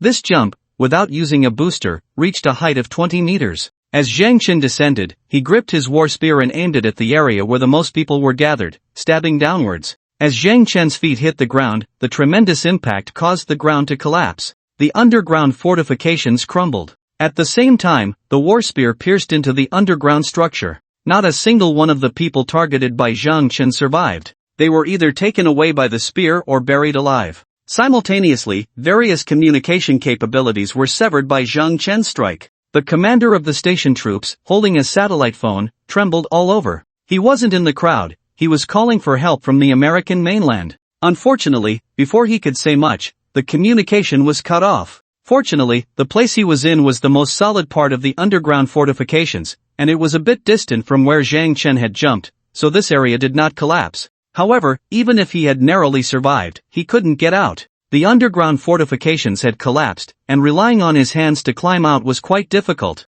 I told you, if you have the guts, then don't come out, Zhang Chen said coldly. Then, like whack-a-mole, wherever there were people, the pulse war spear began to harvest lives incessantly. While Zhang Chen was reaping lives, in a laboratory about 5 meters underground, a group of researchers was still working overtime on their experiments. Or rather, they had no idea what was happening outside. The place they were in was a special building, not a makeshift underground facility, but an underground laboratory personally constructed by the drifting nation, with a very high security level. Here, they only felt some vibrations and nothing else unusual. You guys are quite comfortable, huh? After eliminating the people in the underground facility, Zhang Chen walked towards this laboratory. The 5-meter depth could not hinder Zhang Chen's detection. He knew these people's identities were quite special. Instead of directly killing them, he used the pulse war spear as a shovel and completely dug out the underground laboratory. People inside, come out. After excavating the laboratory, Zhang Chen spoke. The researchers inside could hear Zhang Chen's voice. Although most of them did not understand, they knew it was Chinese. There were about a dozen researchers, among them one with an Asian face. Upon hearing Zhang Chen's words, his expression changed drastically, terror instantly written all over his face. Xiao, what happened? The head of the researchers approached this Asian. He knew this Asian was Chinese and could understand Chinese. Sir, it's bad, it's that Chinese person, he. They heard Zhang Chen's voice. What did that represent? It meant that all the resistance forces outside had disappeared. With such a powerful resistance force gone, could they, who had no combat capability, still survive? Let's go, we are researchers, we have our own research results, the Chinese won't make things difficult for us. The head of the researchers surprisingly had some confidence. He naively believed that what he had researched could save his life. Yes. A group of researchers all put down their work and followed the head of the researchers. As the laboratory door opened, this group of researchers saw a different world. The area around the laboratory was all ruins, various debris filling their eyes. Come up, Zhang Chen commanded. Seeing these guys was already a bit small, and now they were standing over 5 meters underground, it made them seem even smaller. Zhang Chen's command was translated by the Asian. Then, the group of researchers began to climb to the surface using both hands and feet. When they finally reached the ground, everyone's legs trembled uncontrollably. There was no helping it, what they saw was too horrific. The only standing mech was Zhang Chen himself, and there were no other living beings. Not good, there's radiation here. One person's mouth and nose suddenly sprayed blood. Quick, back to the laboratory, get protective suits. The head of the researchers immediately ordered. Then, regardless of whether Zhang Chen agreed or not, and without caring if the 5-meter height was too high, almost everyone jumped into the pit. Zhang Chen did not stop them. He had indeed been a bit careless. This place was a high radiation zone, and the negative effects of radiation came very quickly. Before he could even ask a question, someone had already sprayed blood from their mouth and nose. If they stayed any longer, they would probably all die. Fortunately, these researchers did not keep Zhang Chen waiting long. They all put on protective suits, although some walked with a limp, and it took a long time for them to crawl up from underground. There was no helping it. Those who were not injured helped those who were. If no one helped, those who were injured would not be able to climb up at all. That Asian, you come out. After everyone had arrived, Zhang Chen spoke. The Asian researcher immediately stepped forward. You are Chinese? No, I just have Chinese ancestry, now I hold American citizenship. Oh, you seem quite proud? Zhang Chen looked down on such people the most. Listening to this person speak, it was clear they had grown up in China. But after gaining some ability, they joined America. One couldn't say such a person was a traitor, but they were definitely not a good person. The country nurtured you, and you turned around to serve the enemy? I'm not proud, I'm just stating a fact. Are you going to tell me some nonsense about science having no borders? Zhang Chen replied coldly. Of course, science belongs to all humanity. Bullshit, if your grandfather knew you were this kind of person, he would definitely shoot your father on the wall. Zhang Chen spoke disdainfully. Such a person would surely die in Zhang Chen's eyes. Science may have no borders, but scientists do. You, don't get too arrogant. Our laboratory has mastered cutting-edge technology. You should have encountered the kind of mecha we used against you before, right? That was a product of our lab. The Asian researcher drew confidence from their research achievements. As long as they were in power, no one could resist such temptation. Once they perfected their research, they could produce a large batch of powerful mechas. Oh, that chaotic shooter was created by you? Zhang Chen had found the source. Naturally, if you can provide us protection, we will share this technology with you, but we require to retain our American citizenship and will not join China. Where did you come from, you fool? Did you get infected by those fools abroad? Zhang Chen couldn't help but mock. Just a moment ago, this guy was saying science knows no borders and benefits all humanity, and now he tells Zhang Chen he won't change citizenship. Isn't that still a political stance? What are you pretending to be a big wolf for? How can you be so rude? The Asian researcher was furious. Zhang Chen truly couldn't understand the thought process of such people, nor did he want to. Things that couldn't be resolved with words could be settled with fists. This was an unchanging truth. No matter how much humanity evolved, this remained a truth. It seems you really want to live long, Zhang Chen said, and then the rifle's floating cannon fired. The bullet pierced the Asian researcher's stomach. His entire body was split in two by that shot. For Zhang Chen's mecha, it was just an ordinary bullet, but for an ordinary person, it was a large-caliber armor-piercing round. What are you going to do? With the Asian researcher killed, the remaining researchers all became obedient, but their leader still stepped forward. Kill you all. Zhang Chen could understand their bird language, but they couldn't understand his words. When Zhang Chen raised his knife, they finally reacted. But what good was that? With their abilities, they couldn't escape at all. Wait. The leader of the researchers crossed his hands in front of his chest. He wanted to block Zhang Chen's attack, but how could such a small frame block anything? Sir from China, please wait a moment. We are very useful to you, we know many secrets, please spare us. Ha! Zhang Chen was a bit puzzled. He had just wiped out a traitor, and unexpectedly, there was someone among this group of white people who could speak Chinese. I'm interested in what you have to say, go on. This white person could speak Chinese, so he could naturally understand it. He wiped the sweat from his forehead and then exchanged a glance with the leader of the researchers. After seeing the leader nod at him, he continued, Sir from China, we have some things in our laboratory that you need, such as meteor and red star. We are researching how to replicate meteor and red star, and we have made progress. Once our research is successful, you will have countless meteors and red stars. What else? Zhang Chen didn't care about this at all. Zhang Chen was not so arrogant as to ignore such enhancement resources, to strengthen his entire set of equipment, a significant amount of these resources was required. Not only could the equipment be enhanced, but the core modules could also be strengthened. Considering the updates and replacements of the equipment, it indeed required a lot. The equipment Zhang Chen currently possessed had hardly been enhanced at all, simply due to a lack of these resources. However, Zhang Chen did not believe these guys could come up with anything. No one would succeed in research over the next decade. It was a joke to expect Zhang Chen to support these people for 10 or 8 years. Nevertheless, aside from being able to produce those disgusting alien mechs, these people seemed to have some other things. Zhang Chen didn't mind listening. Moreover, there are many projects that have already been approved but haven't started research yet. Our team is the best in the world and will definitely be a great help to you. Also, we know why the garrison would act against you. Why? Zhang Chen truly had no idea why the garrison from the beautiful country would suddenly act against him. It's because of the Japanese royal family. Zhang Chen didn't need to listen closely to know what was going on. It was a classic case of wolf driving tiger.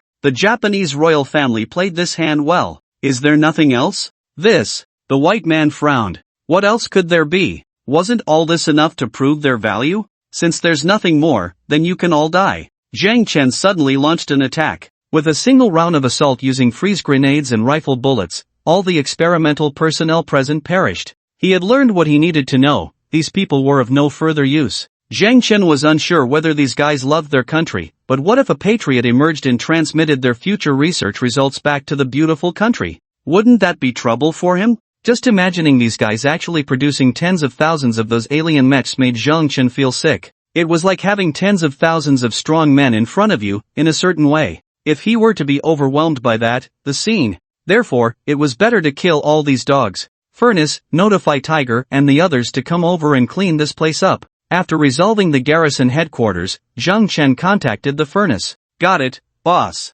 The response from the Furnace was quick and timely. Tell them to bring more mechanical creatures. There's quite a bit of stuff. Understood. The Furnace was pleased to hear this. A lot of stuff meant most of it was likely metal debris, which was exactly what the Furnace needed. After ending the communication, Zhang Chen moved out the laboratory located 5 meters underground. According to what the white man had just said, there were some good things inside this lab. Under Zhang Chen's violent demolition, the lab was quickly disassembled. Sure enough, there were indeed meteorites and red stars in the lab, and not in small quantities, 4 meteorites and 2 red stars. Enhancement engine. Zhang Chen used 3 meteorites and 2 red stars to enhance the engine to +5. Electromagnetic extended power engine, legendary, +5 combat power +600 regular power, 15,000 overdraft power, 6,000 short-term burst power, 9,000 heavy extended power engine, equipped with an electromagnetic accelerator, capable of outputting a large amount of power in a short time. The enhanced engine saw improvements in all aspects, especially the regular power, which surprisingly increased by 5,000 points. This gave Zhang Chen more confidence. As for the other items in the lab, nothing caught Zhang Chen's eye. However, he did not destroy all the research materials. He decided to let Lao He and the others take all the research materials back. Whether they were useful or not, he would let his research experts take a look first. Who knows, they might find something useful. As for whether his own team would create those alien mechs, Zhang Chen didn't know and wouldn't care. That was something for the big shots to worry about. Zhang Chen was only focused on gathering resources to improve himself. Ideally, he wanted to replace all his equipment with legendary grade items and enhance them all to +9. If Zhang Chen could really achieve all this, he estimated he could roam the world freely, with any marine creature or giant beast being nothing but easy prey. Should we go stir up some trouble with the Japanese royal family? Forget it, the second wave of initial source crystals will arrive in a few days. Let's gather those first and then deal with them. By then, we might even extort some initial source crystals. With that thought, Zhang Chen put away his research materials and left, not waiting for the beast-shaped mecha to arrive.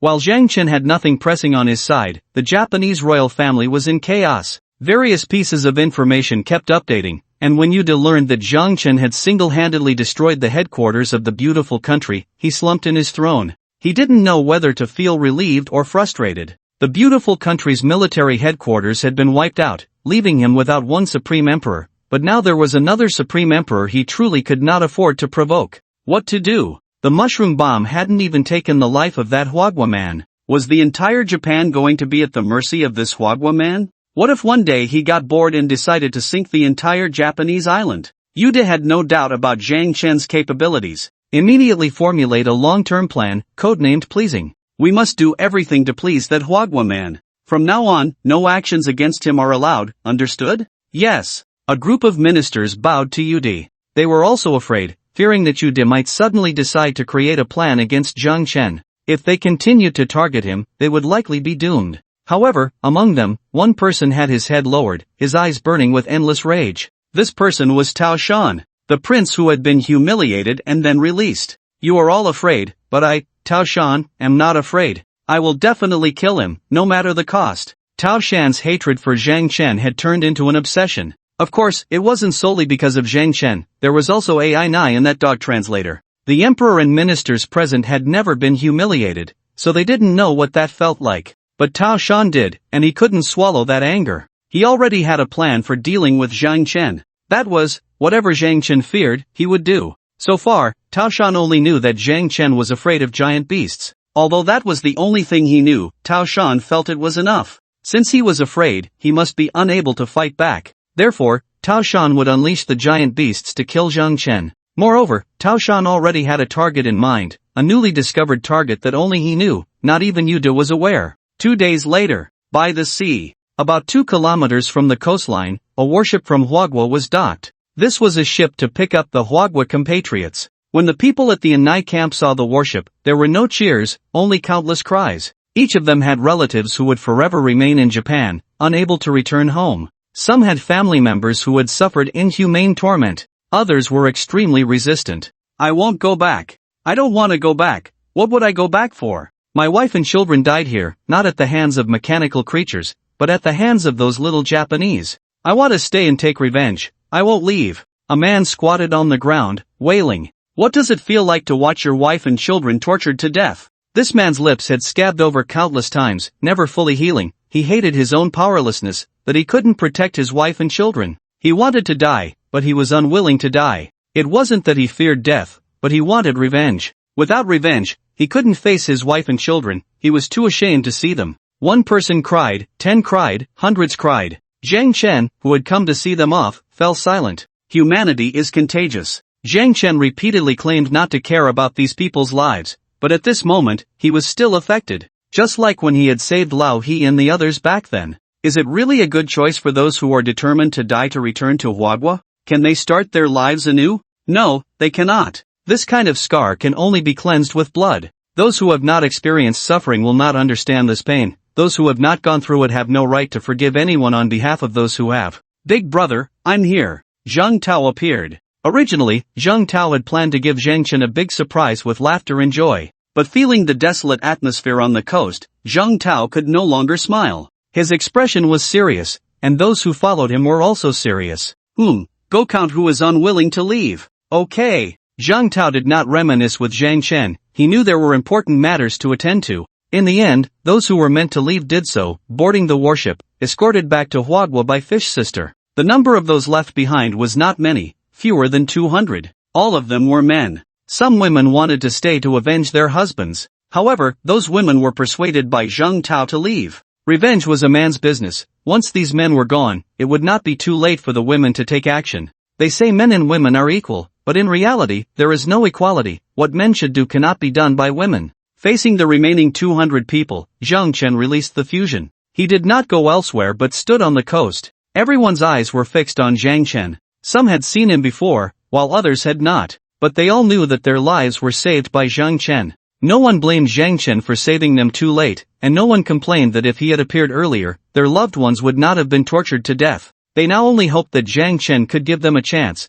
even if it was just the opportunity to perish together with the enemy. I, Zhang Chen, cannot guarantee you anything. I can only say that I will do my utmost to kill all those evil Japanese. A group of men, tears that had just been hidden, fell down their cheeks again. But no one sobbed aloud, they let the tears flow down their faces. No one would mock those around them because what they had experienced was so similar. They could not sleep at night, and scenes that were extremely cruel to them flashed before their eyes. They dared not look, but even more, they dared not forget. Taozi. I'm here, boss. Zhang Tao stepped forward. Distribute mechs to the brothers. From now on, we are all brothers, treated equally. None of you should think about a one-for-one trade. I know what you are thinking. I want you to live to take revenge. One day, I want there to be no living people in Japan. I want to erase Japan from the world map. Tell me, can you live to see that day? Zhang Chen's shout reached these people's ears. Yes. One person wiped away the tears on his face. He decided this would be his last time crying. The world does not believe in tears. Yes. More people responded. In the end, everyone responded in unison. Show your smiles, let your enemies remember your smiles, even if it is the smile of a devil. Now I can understand our ancestors. As long as we finish the battles of 3 generations, our descendants will not have to fight. Now, we must finish all the remaining battles, so our descendants will truly not have to fight. Do you know how to eliminate the eternal suffering? Kill all the little Japanese. This time, there was no need for Zhang Chen to ask and answer himself. Someone immediately shouted. Zhang Chen shook his head and said, no, not just killing all the little Japanese. We must kill all those who are unfriendly to us. We must kill all those who have ever bullied us. Those who have caused suffering to our nation all deserve to die. Zhang Tao listened, his blood boiling. He wished he could lead his men to Japan's capital right now and take down the Emperor of Japan. Boss, just say it, how do we kill? Zhang Tao had already rolled up his sleeves, his eyes bloodshot. If someone like Zhang Tao, who had never witnessed the brutal acts of the little Japanese, was this way, one could only imagine the attitude of the remaining 200. Don't rush, you need to strengthen yourselves first. Let's go back. Zhang Chen led the team back to the Osaka camp. The atmosphere along the way was very silent. No one turned back to look at the distant warship. No one saw the soldiers on the ship saluting them from afar. And no one saw those standing on the deck, crying and silently praying for their survival. Those who should leave had left. The ones who remained worked hard every day to improve themselves, honing their combat skills. No one slacked off. No one was lazy. Without the need for a whip, the hatred in their hearts was the best motivation. Zhang Chen saw all of this. Boss, I came here all happy, and you almost made me cry just now. Zhang Tao complained a bit, standing next to Zhang Chen, looking at the mechs practicing outside the camp. Who told you to come? Zhang Chen retorted. Things at home are pretty stable now, so I just came along. Zhang Chen nodded. Since Zhang Tao was already here, he couldn't send him back. It was just right to leave the remaining people under Zhang Tao's management, relieving Zhang Chen of worry. What he said on the coast was not just talk, even his cold heart was touched by his own words. Some people, some nations, simply do not deserve to remain in this world. Some places are better off sinking forever. Boss, what's the situation here now? Well, Zhang Chen had nothing to hide from Zhang Tao and roughly explained the situation. Damn it, boss, let me take people to wipe out the remaining American troops, Zhang Tao volunteered. He hadn't fought in a while back home. Although his equipment hadn't been updated much, his mech had already advanced 3 times, giving him considerable combat power. No rush, the second wave of initial source crystals is coming soon. Once we collect the initial source crystals in Osaka, we can go out for a spin. First, we need to enhance their combat power. Zhang Chen pointed to the mechs outside the camp. Revenge couldn't be achieved with just passion, one needed sufficient capability to take revenge. Alright, leave the training to me, Zhang Tao patted his chest in assurance. By the way, boss, the sun sword was given to that Japanese woman, so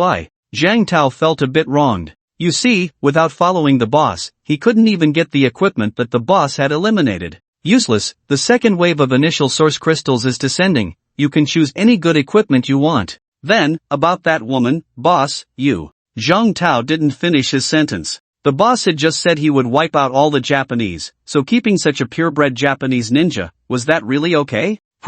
She won't have any issues. If she does, then kill her. Zhang Chen's voice was very cold. It wasn't that Zhang Chen was heartless towards AI Nai, but it all depended on AI Nai's choice. If AI Nai remained obedient, Zhang Chen naturally wouldn't burn bridges, but if AI Nai chose to resist, then there was no other way but to kill. No matter how useful a knife is, if it turns against its master, then there's no need to keep it. A heartless man, but I like it. Get lost. Zhang Chen kicked Zhang Tao, sending him flying out of the window. Zhang Tao fell from 10 meters high, but when he hit the ground, he just patted his butt and stood up. His body had been enhanced by the mech, so falling from that height only left him with a bit of a sore backside. The dog translator was stunned. Wasn't Zhang Tao the boss's brother? Was this friendship's little boat capsizing? What are you looking at? Dog translator. Zhang Tao cursed at the dog translator. The dog translator felt wronged. What had he done to deserve this? Why was he being cursed at right away? After cursing the dog translator, Zhang Tao ran straight out of the camp.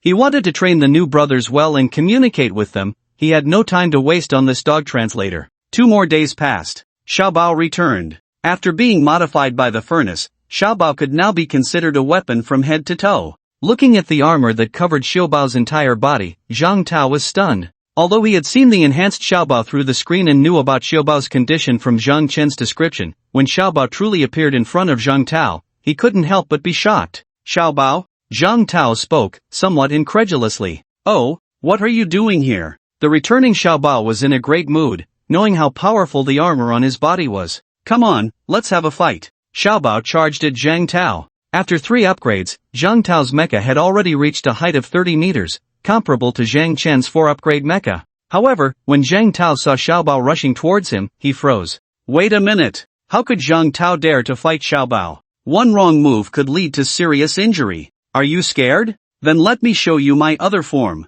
After saying that, Xiaobao proudly began to transform. About 10 seconds later, a dark red mecha, also 30 meters tall, stood in front of Zhang Tao. At that moment, not only did Zhang Tao's mind crash, but all the mechas watching were equally stunned. A Xiaobao of such a massive size was already enough to shock them. But when they saw Xiaobao transform from a king-level mechanical being into a beast-shaped mecha, their minds went blank. Boss, what's going on? Zhang Tao knew it was useless to ask Xiaobao, so he directly asked Zhang Chen, who had also walked out of the camp by this time. Come on, let's practice a bit. Zhang Chen merged with his mecha to spar with the current Xiaobao. The weapons of the beast-shaped mecha were quite peculiar, mostly related to their original attack methods. Other parts of Xiaobao's mecha were quite normal, except for the 2 arms, which were a bit unusual. Instead of mecha hands, his hands were 2 large meteor hammers, 2 to 3 times larger than a normal mecha's fists. Boss, isn't this a bit much? Xiaobao appeared somewhat shy. If he ended up beating the boss badly, wouldn't that be an awkward situation? Indeed, Xiaobao was feeling quite confident now. With the armor, he felt his combat power had increased several times. It's fine, come on. Zhang Chen didn't take out the pulse war spear. It was just a spar to test Xiaobao's level, no need to go all out. If he really used the pulse war spear, it would just create a hole with one strike. Okay. Xiaobao didn't hold back and swung his arm towards Zhang Chen. His speed was surprisingly fast. Zhang Chen didn't back down and met him head-on. Zhang Tao, however, retreated quickly, directing the other mechas to stay clear. The 2 massive figures collided, with Zhang Chen stepping back, and Xiaobao doing the same. After both retreated 7 or 8 steps, Xiaobao swung his arm in the air, and his meteor hammer flew out. Yes, it flew out, with an iron chain connecting the end, allowing it to extend and retract freely. Zhang Chen didn't dare to take it head-on. While dodging, he reached out to grab the iron chain. Then, both sides exerted their strength. Although the scene seemed frozen, the ground beneath Zhang Chen and Xiaobao revealed that both were straining. The ground began to crack, spiderweb-like fissures forming beneath their feet. At that moment, Zhang Chen suddenly let go. Xiaobao didn't expect Zhang Chen to release his grip so suddenly. Caught off guard, he lost his balance and rolled several times on the ground before coming to a stop. No more fighting. Xiaobao sat on the ground, acting like a spoiled child. How could they continue? Even with weapons, he was no match for the boss. Continuing would just lead to being schooled by him. Your mecha's combat power still has a lot of room for improvement. Go practice well with Zhang Tao. Okay. Upon hearing this, Xiaobao immediately became excited. Being schooled by Zhang Chen was tough, but if he got to school Zhang Tao, that would be a lot of fun. Boss, isn't that unnecessary? Zhang Tao tried to resist. You've been fighting against people who are not as good as you for so long. What will you do when you encounter someone stronger? It's good to adapt in advance. Zhang Tao thought about it and it seemed to be true. Come on. Xiaobao didn't care about so much and jumped right in. Zhang Chen shook his head, ignoring these lively characters. After all, they wouldn't cause any fatalities. 2 days later, just as Zhang Chen was waiting for the initial source crystal to arrive, I suddenly sent back a message. My lord, there have been changes in the camps of the beautiful country's station troops, which should be related to your extermination of their headquarters. This was the first message I sent back since leaving. They really have some guts. My lord, do we need to do something? I meant to create chaos in secret. Although they couldn't stop the beautiful country's troops from gathering, they could significantly delay their time. No need, arrange for your people to occupy their abandoned camps. I want you to turn the surrounding area into our territory. Can you do that? After considering, Zhang Chen responded. Yes. I left, having already gathered a group of subordinates, most of whom were small forces formed by ninjas. Under Inai's strong suppression, these forces naturally submitted. The super energy solar sword was obsolete for Zhang Chen, but for others, it was like a divine weapon. Alright, let's do it. My lord, but if those troops really gather together, there could be nearly 20,000 of them. Ainai had also learned about the current situation in Osaka Prefecture through various channels. The Japanese had been driven away, and those from the Hua country had also been taken away, leaving only about 200 people. 200 against 20,000, and those 20,000 were fully equipped. How could they fight? Ainai knew Zhang Chen's mecha was very powerful, but 20,000 was no joke. Ainai wanted to go back to help. Don't worry, Zhang Chen said nonchalantly. Just 20,000, not enough to fill the gaps of the beast-shaped mechas. A massive army of mechanical creatures could overwhelm 20,000 in less than 2 minutes. Yes, my lord. Ainai did not dare to refute Zhang Chen and could only obey. You need to be careful, consolidate the territory, keep everyone under guard, don't let them go out. Those who disobey should be killed, including those subordinates you've gathered. We don't need that many people, understand? My lord, Ainai understands. Get to work. The communication was cut off, and Zhang Chen contacted the forge. Send some mechanical creatures to the border of Osaka Prefecture. If any human army comes, wipe them out. Yes. Zhang Chen had no intention of doing it himself, such matters were best left to the forge. However, Zhang Chen was surprised to find that the beautiful country station troops were not coming to attack Osaka Prefecture. What's going on? When Zhang Chen learned this, he was stunned. By normal logic, since Zhang Chen had destroyed the headquarters, the beautiful country's troops would surely come for revenge. But now, the rapidly gathered beautiful country's troops had entered Kyoto and were heading straight for Tokyo. What do they want to do? Just as Zhang Chen was in shock, the dog translator rushed into his room, panting. Boss, something's happened. What happened? The beautiful country's station troops are fighting with the Japanese self-defense forces. Zhang Chen's eyes widened. How did it turn into a dog-eat-dog situation? The Japanese royal family was also quite confused. They thought the gathering of the beautiful country's troops was to find trouble with Zhang Chen.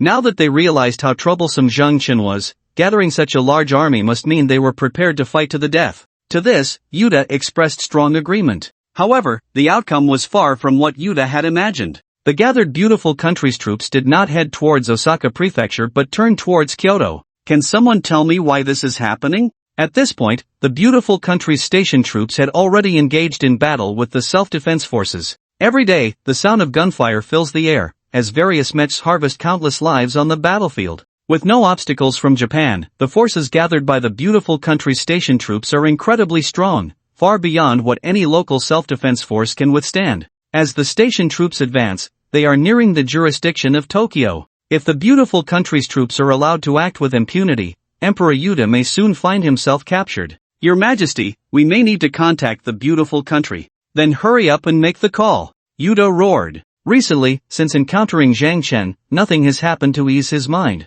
Yes. The call to the beautiful country was quickly connected. Subsequently, Yuta personally took charge, while the beautiful country sent only a general to negotiate with him. This was an extreme disrespect towards Japan. However, even so, Yuta suppressed his anger and did not explode. Your Excellency, what are the beautiful country's intentions? Why are you attacking Tokyo? Has our previous agreement become void? Emperor Yuta, this is a punishment from my beautiful country. You know very well that that Chinese person is formidable, yet you concealed it, resulting in significant losses for my beautiful country's station troops. This price must be borne by you, Japan. These are just excuses. In today's world, why not speak practically, General? What do you really want? We want all of Japan, completely under the control of my beautiful country. Do you think you can fully control Japan with just your station troops? Yuta was on the verge of roaring. Relying solely on our own strength, indeed, we cannot. But what if we support a puppet regime? Emperor Yuta, we hope you can cooperate and not resist ineffectively.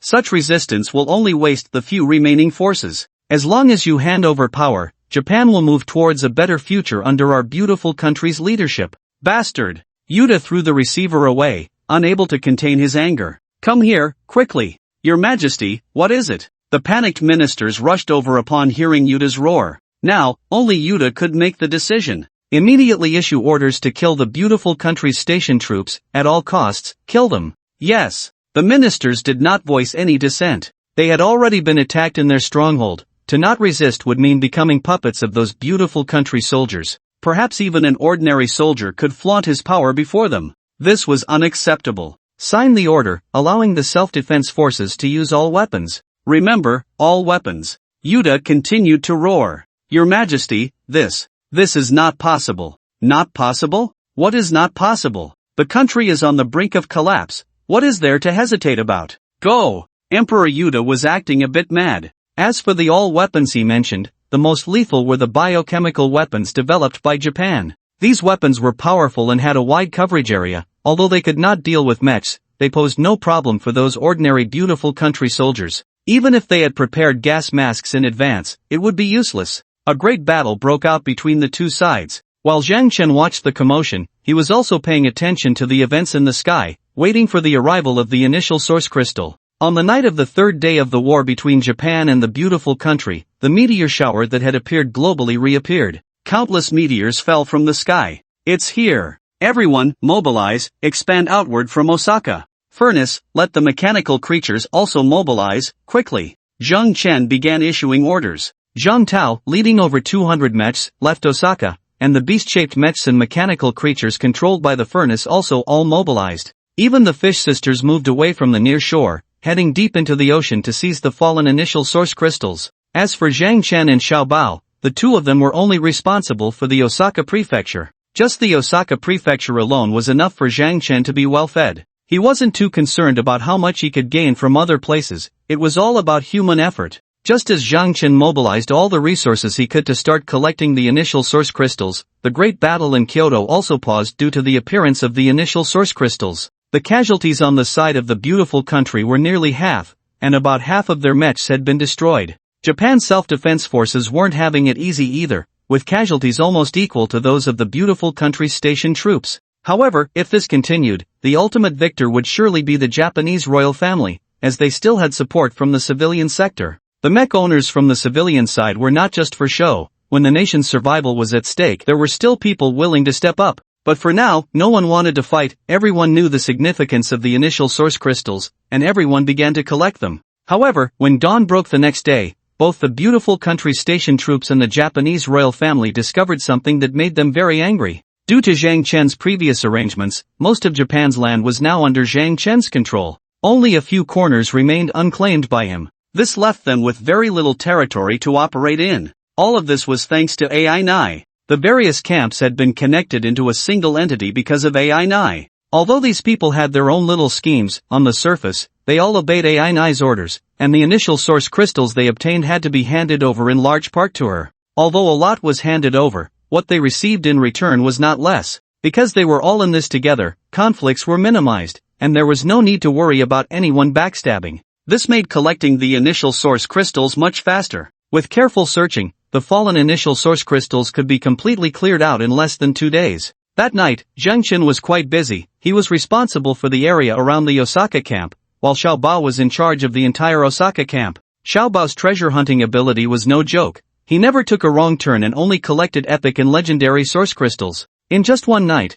Xiao Bao found 18 source crystals, 3 of which were legendary. Although Zhang Chen obtained more source crystals, their quality was much lower compared to Xiao Bao's. Big brother, these source crystals are for you, see what good things you can open. Xiao Bao handed over all the source crystals he found without keeping any for himself. Great! Zhang Chen didn't hold back. He started with the epic source crystals. The chances of getting equipment were low, most were purple stars, including repair components, which counted as a type of special equipment. Using repair components could quickly heal a mech's injuries. For example, Zhang Chen received a 20% quick repair component. If Zhang Chen's mech had a health of 100, when the health dropped to 80, using this repair component would quickly restore those 20 points. It was similar to the function of an instant recovery potion. Notably, there was an epic-grade machine gun floating cannon, which he couldn't use but planned to give to Zhang Tao, not wanting to disappoint his number one subordinate. Most importantly for Zhang Chen was that he obtained a skill book. Epic skill, Star Extinguishing Blade Slash. Star Extinguishing Blade Slash, an active skill that allows 4 consecutive attacks on a single target within 1 second, with each attack increasing damage by 10%. Good skill. Zhang Chen didn't hesitate and immediately learned this epic skill. This epic skill would allow Zhang Chen to unleash 500% attack power in 1 second, a godly skill for one-on-one battles. Now for the legendary source crystals. The most valuable items were definitely those 3 legendary source crystals, and Zhang Chen was looking forward to it. Xiao Bao watched eagerly, hoping for something he could use. Open. Ding, opening legendary source crystal, obtained legendary 6-tube vector thruster. 6-tube vector thruster combat power plus 200 equipment requirement, 2000 combat power. This thruster has undergone significant improvements in its multi-point reignition structure, giving it a more powerful reignition capability and single-point breakthrough ability. Equip. The 6-tube vector thruster is exactly what Zhang Chen needs right now. Not to mention, the increased single-point breakthrough ability will allow Zhang Chen's mech to unleash its power faster. Continue. Ding. Activated legendary source crystal, obtained legendary eternal star armor. Eternal star armor, legendary, combat power plus 500 durability, 10,000 equipment requirement, 4,000 combat power. This armor has extremely strong defensive capabilities, impact resistance, and durability where is halved. Good stuff. Equip. Continue. Ding. Activated legendary source crystal, obtained legendary equipment upgrade stone. Legendary equipment upgrade stone can elevate legendary equipment by 1 tier. This. Zhang Chen looked at the last stone that was opened and was conflicted. He already had quite a few pieces of legendary equipment, but there was only one upgrade stone. He was torn about which equipment to use it on. Currently, the most useful for Zhang Chen were the weapon and the engine. Upgrading either of these would significantly enhance Zhang Chen's combat power. So difficult. Can I get another one? Zhang Chen sighed. Forget it, let's upgrade the weapon first. The engine provides power, which is the essence of the mech, but Zhang Chen's mech currently has sufficient power. Even if the engine is upgraded, it would only provide a more vigorous output. But the weapon is different. The Pulse War Spear is already so strong. If it is upgraded, the weapon will become even more powerful. Not only will there be an increase in combat power, but a good weapon can unleash even greater attack strength. Upgrade the Pulse War Spear. Ding, upgrade begins. The legendary equipment upgrade stone merged into the Pulse War Spear. The next events had nothing to do with Zhang Chen, he became a spectator. Just like the evolution of the mech, the Pulse War Spear flew up into the air without Zhang Chen's control and began to slowly rotate. The power from the legendary equipment upgrade stone started to take effect. Under Zhang Chen's gaze, the Pulse War Spear, which originally had a spear tip on one end, surprisingly developed a spear tip shape on the other end as well. This was just a change in appearance. Zhang Chen couldn't see the internal changes, and even if he could, he wouldn't understand them. After about 10 minutes, the Pulse War Spear was upgraded. When the Pulse War Spear fell from the air, Zhang Chen stepped forward to catch it. Oh no, it could no longer be called the Pulse War Spear. Electromagnetic Dual Blade, Legendary, plus 6 combat power plus 3,100 equipment requirement, mech combat power 3,000. Description: an electromagnetic pulse weapon equipped with 2 high-performance pulse guidance chips capable of forming an electromagnetic field during combat, allowing for electromagnetic attacks on all machinery within the field. Combat power increased by 1,000 points, and this weapon can automatically release an electromagnetic field. Just don't know how powerful it is. Come on, little treasure, let's give it a try. Naturally, Zhang Chen wanted to test the power of his new weapon. Little treasure was a bit reluctant. Big brother, be gentle. Got it. After Zhang Chen finished speaking, he swung the electromagnetic dual blade at Little Treasure. As Zhang Chen swung the electromagnetic dual blade, an invisible electromagnetic field enveloped the area around his mech within 100 meters. Little Treasure, being a mechanical creature, could naturally feel the trouble caused by the magnetic field. Big brother, my body feels kind of paralyzed. Little Treasure spoke truthfully while swinging his meteor hammer to block Zhang Chen's attack. To say that Little Treasure's meteor hammer was indeed very hard, it was unclear what metal it was made of, but the electromagnetic dual blade did not harm the hammer upon collision. Is it just a little paralyzed feeling? Zhang Chen was still somewhat dissatisfied. Big brother, my movement speed has slowed down, and this feeling of paralysis is getting stronger. As Xiaobao resisted Zhang Chen's attacks, he couldn't help but complain. So you haven't been numbed, huh? Do you know what it feels like when your hands and feet go numb? Fighting in this condition, do you have any idea how much your combat power decreases? If you really don't know, just stomp your feet with all your might 10 times, and then you'll understand what being numb feels like. Continuous damage, and it can keep accumulating, not bad. Hearing Xiaobao's complaints, Zhang Chen felt a bit satisfied. Alright, no more fighting. Xiaobao plopped down on the ground, starting to act spoiled. Seeing this, Zhang Chen couldn't really bring himself to strike Xiaobao down, so he had to stop. Fine, no more fighting. Once we find a legendary source crystal, I'll give you one, okay? You can't just make the horse work without giving it any grass to eat. Xiaobao's beast-shaped mech form had 2 meteor hammers, and one of those hammers could also hide a legendary source crystal. Really? Xiaobao instantly jumped up from the ground, tossing aside his earlier displeasure and complaints. Yes, really. Great, I'm going to find it right now. Xiaobao took off running. Jiang Chen shook his head helplessly and continued to wander around the camp with his new weapon. There were still some initial source crystals nearby, although epic and legendary ones were basically gone. High-level source crystals were still available. This time, Jiang Chen planned to enhance all his legendary equipment to +9. Some useful epic equipment could also be enhanced, like the core modules. Those epic core modules were quite valuable. While Jiang Chen was searching for source crystals, things weren't quiet on Xiaobao's side either. They were all looking for initial source crystals, but the real troublemaker was Prince Taosan. Prince Taosan had originally led a team of mechs in Kyoto to search for initial source crystals. There were still some areas not covered by Jiang Chen's forces, so the harvest was decent. However, the root of Taoshan's unrest was that he not only found source crystals but also discovered a giant beast. Another giant beast hidden underground. Initially, when Taoshan found this giant beast, he planned to imitate Jiang Chen and dismantle it, gathering all usable parts for himself. But when Taoshan and his subordinates dug out the beast's head, the giant beast actually moved. In an instant, Taoshan and all his subordinates were illuminated by the light released from the beast's eyes, and their mechs collapsed to the ground, unable to move. The giant beast showed no mercy to Taoshan and his crew, directly going for the kill. Under its precise gaze, one mech after another began to melt. Yes, melt. The giant beast's eyes could emit an extremely high temperature, one that mechs couldn't withstand. Watching his subordinates melt one by one, Taoshan felt no fear, only unwillingness. I can't die, I haven't killed them yet.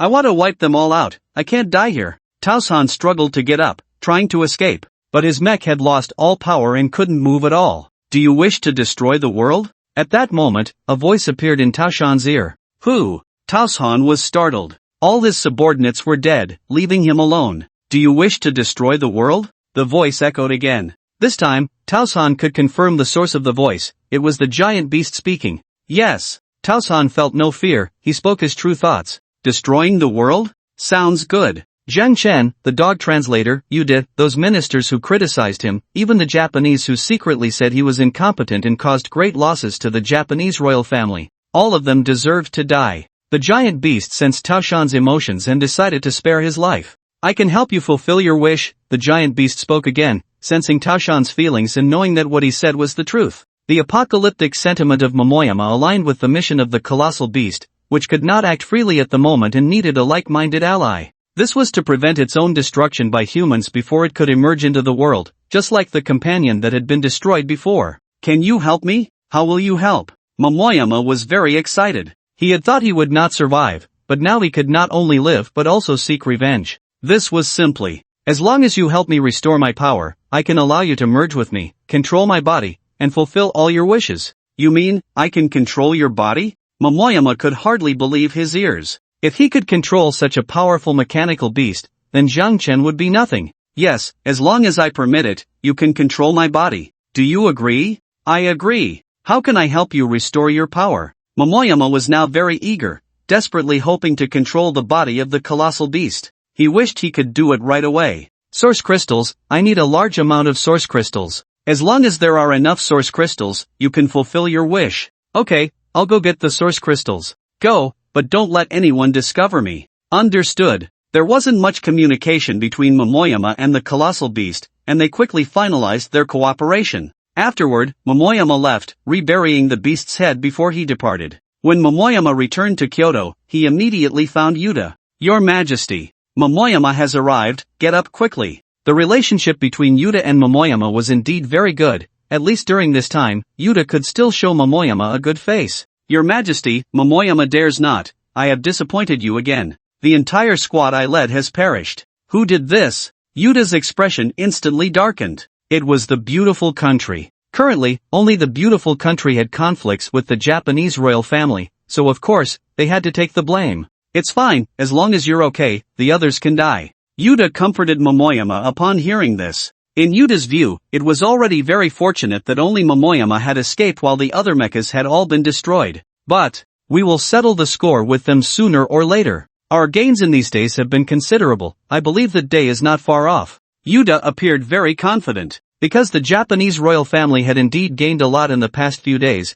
all the source crystals they obtained were piled up in the warehouse, just waiting to be counted. They would at least create 2 powerful mechas. Having witnessed Jiang Chen's strength, they had decided to pursue an elite route, not just a small squad of elites, but true elites, like Jiang Chen, who could intimidate an entire nation by himself. To create such mechas, absolute loyalty from the mecha owners was required. In Yuta's eyes, Momoyama was such a person. He was absolutely loyal to Yuta and was not weak in combat power. Yes, Your Majesty, Momoyama is no longer suitable for going out. The warehouse where the source crystals are stored needs someone to guard it. Why not let Momoyama guard the warehouse? Momoyama revealed his ulterior motives. How much could he collect on his own to help the colossal beast? To obtain a large amount of source crystals in a short time, he had to rely on all of Japan. And he just happened to have such an opportunity. Good, I was thinking the same. With you guarding the warehouse, I can feel much more at ease. You can also use some source crystals yourself to see if you can get something good. Yuta did not refuse, he indeed thought this way. Even if Momoyama hadn't proposed this request, Yuta would have arranged such matters for him. The source crystals piled in the warehouse were just a heap of useless things. Only by using them quickly in the right places could their value be realized. Anyway, since Momoyama was already chosen by Yuta, letting him use those source crystals now was no problem and did not require the consent of other ministers. Your Majesty, Tao Shan felt a bit uncomfortable inside. Yuta trusted him so much, yet he. Alright, we are brothers, no need for such formality. You should go now, here is my decree. Emperor Yuta casually wrote a decree for Tao Shan. With Yuta's decree, Tao Shan would find it much easier to carry out his tasks. Yes. Tao Shan will not disappoint Your Majesty. Tao Shan knelt again. Go on. Yuta was very pleased with Tao Shan's demeanor. If it weren't for knowing Tao Shan's loyalty, such a good opportunity wouldn't have fallen to him. Tao Shan, filled with determination and guilt, headed to the warehouse in Kyoto. This place was heavily guarded, with countless sentries both visible and hidden. It was impossible for anyone to approach quietly. However, Tao Shan didn't need to be sneaky. He arrived at the warehouse, and after showing the guard the decree from Yuta, he naturally became the highest authority overseeing the warehouse. I will enter the warehouse, no one is to disturb me, understood? In front of others, Tao Shan exuded authority, and his words carried weight. Rest assured, Your Highness, we will do our utmost. Very well. Tao Shan stepped forward and patted the guard's shoulder before entering the warehouse. Once inside, Tao Shan's eyes lit up. So many source crystals, this should be enough. Before him were several piles of source crystals, ordinary, intermediate, and advanced, all stacked high. Though there were not many epic-grade crystals, there were still a dozen, while legendary-grade crystals numbered only 2. Collect! Tao Shan took out the mech core. He intended to take all these source crystals, not even sparing the ordinary ones. Fortunately, Tao Shan had prepared several ordinary cargo holds in the mech space, allowing him to directly use the mech core to collect these source crystals. Otherwise, relying solely on the cargo hold equipped in the mech would not suffice to carry away these source crystals. In just a few minutes, the source crystals collected by the Japanese royal family were completely cleared out by Tao Shan, leaving not a single one behind. This should be enough. I'll head back now. I can't wait until tomorrow. Although some source crystals will be delivered tomorrow. One reason was that as soon as someone entered the warehouse, Tao Shan's actions would be exposed. And the other was that he genuinely felt guilty and wanted to leave some source crystals for the Japanese royal family. Therefore, after staying in the warehouse for just over 10 minutes, Tao Shan left. Before departing, he locked the warehouse door tightly and instructed that no one was to enter, then went to rest. Tao Shan's actions were perfectly normal, no one suspected anything, and naturally, no one entered the warehouse to check. However, what they didn't know was that after returning to his residence from the warehouse, Tao Shan left again in less than 5 minutes. This time, he was leaving Kyoto. As a prince, Tao Shan could walk freely within Kyoto, no one dared to stop him, and even if someone was curious, they wouldn't dare to speak up. For instance, why was Prince Tao Shan leaving the base without anyone following him? Or why was he leaving at such a late hour? Tao Shan's actions went smoothly, but after leaving the base, he chose to walk away instead of merging with the mech. Merging with the mech would make him too large and easily noticeable. Tao Shan could already imagine how furious Yuta would be upon discovering that the warehouse had been emptied. He didn't know how long it would take him to control the giant beast. If Yuta truly found traces of his departure and sent someone to pursue him, it would ruin his plans. Thus, Tao Shan was very cautious, avoiding merging with the mech all the way. From dusk until dawn, it wasn't until Tao Shan arrived at the location where the giant beast was buried that he merged with the mech. I'm back. Oh, you returned so quickly? The giant beast was a bit surprised. It didn't know Tao Shan's identity, nor did it need to. To it, Tao Shan was merely a pawn, and as long as he was useful, that was enough. If not, it wouldn't suffer any loss.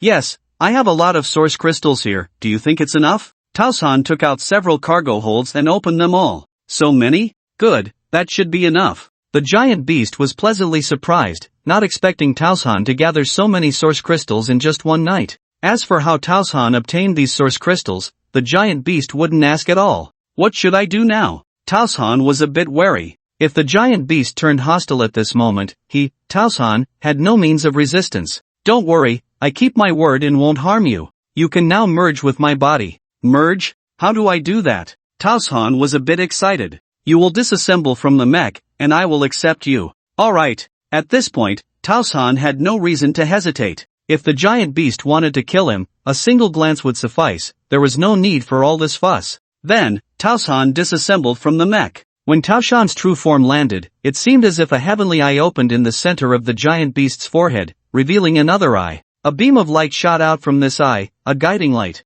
In the next moment, Taosan vanished from his spot. When Taosan regained consciousness, he could already feel the giant beast's body, which was now his body. This, so powerful. Taosan couldn't help but want to raise his hand, to move. He could feel the immense power contained within this body. This is all your power now, but there isn't enough energy yet. We need to absorb those source crystals. How do we do that? Taosan asked eagerly. Just think about devouring those source crystals. Okay. After agreeing, Taosan immediately focused on absorbing the source crystals and the cargo holds on the ground. Then, the giant beast's eyes shot out two beams of light, and as these beams swept over the cargo holds, the holds instantly entered the giant beast's body. Soon after, the source crystals began to burn, regardless of their level, they were all burning wildly. A tremendous sound of machinery being activated echoed. Taosan could feel his body being activated, and this sensation made him moan involuntarily. So strong, really so strong. Taosan was very excited. The giant beast did not comment.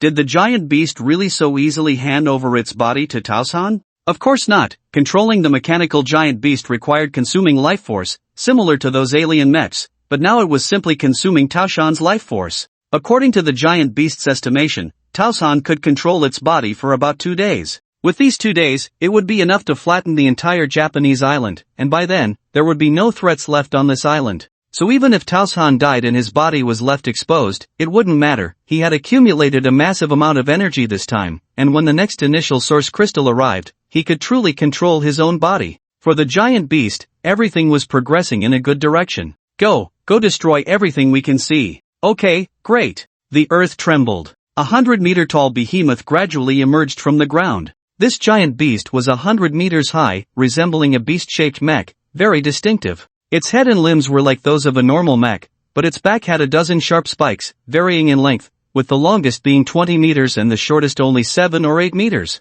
Taosan was still adapting to the giant beast's body. After crawling out from underground, he walked a bit unsteadily. However, it didn't take long to adapt to the new body, and the giant beast did not rush him. After about 10 minutes, Taosan had already adapted to the new body. Moreover, he had determined his first target for attack, the American garrison. Although he felt a bit apprehensive about going after Zhang Chen right now, he had some psychological shadows. He needed to use the American garrison to regain a bit of confidence. Once he felt confident enough, it wouldn't be too late to go after Zhang Chen. The giant beast offered no opinions. It was enough for Taosan to go out and destroy everything. Who to attack first and who to attack later was certainly not something the giant beast would interfere with. Just as Taosan was controlling the giant beast to head towards the garrison of the beautiful country, everything Taosan had done in Kyoto was already exposed. What? Taosan took all the source crystals? How is that possible? Yuta was awakened from his sleep by someone. Dazed, Yuta was stunned upon hearing that Taosan had stolen all the source crystals and fled Kyoto. The person he trusted the most had betrayed him. But why? He had clearly said that Taosan could use the source crystals in the warehouse freely, and any good items could be equipped on Taosan first. He trusted Taosan so much, but why did Taosan choose to defect? Investigate, find out where he went. Yuta gritted his teeth, his gums bleeding from biting down too hard. Now, Taosan could only go to 2 places. One was the garrison of the beautiful country, and the other was back to Osaka Prefecture. Could it be that Taosan had long since allied with that Hwagwa person? But that Hwagwa person had humiliated Taosan. Why would Taosan? Yuta couldn't make sense of it. However, this confusion was soon replaced by fear. Those pursuing Taosan couldn't find him, but they saw the mechanical giant beast. 100-meter-tall mechanical giant beast was truly terrifying. When the drone footage returned to Kyoto, the entire conference hall fell silent. Everyone was watching the footage transmitted by the drone. Why? Why must our great Japanese empire endure this? Yuta muttered to himself. Until now, he had never heard of such things happening elsewhere. What had Japan endured? The powerful Huagua mechas, the mechanical whales blocking the coast, and the 100-meter mechanical giant beast hidden underground. Moreover, there was not just one mechanical giant beast, another one was out and could move freely. What on earth has our great Japanese empire done to incur such wrath? Yuta, the emperor, sighed skyward. The ministers present remained silent. In truth, they all knew what they had done to deserve such wrath. But what was the point of discussing it at this moment? Your Majesty, as long as you are still alive, our great Japanese empire is not yet destroyed. Please, Your Majesty, enter the underground safe house immediately to take refuge. One minister spoke up, and his words showed loyalty to Emperor Yuta. Go, bring me the strongest mecha core, Emperor Yuta ordered. Although he didn't know what dangers lay in merging a human with a mecha, there was no time to worry about that now. The minister was right, he needed to hide until the disaster passed. Now that even his most trusted Taosan had betrayed him, there was no one among these people he could trust. To survive, he could only rely on himself. Therefore, Yuta needed to hold the most powerful mecha in his hands, so that no matter what happened in the future, he would have a foundation for survival. Yes, a minister responded and immediately went to carry out the task. Before long, the minister returned, bringing Yuta a 4-entry mecha core. Holding this mecha core, Yuta finally felt at ease. Let's go, all of you follow me to the underground safe house to take refuge, and let our people try their best to avoid disaster, Yuta sighed. A group of ministers, who had long been prepared, were about to enter the underground safe house. However, before they could enter, a member of the self-defense forces rushed over in a panic. Your Majesty, something big has happened. What is it? Yuta was in a very bad mood. At this time, could there be anything worse happening? That giant beast has gone towards the garrison of the beautiful country. What? Yuta was shocked. The ministers following Yuta were both surprised and delighted.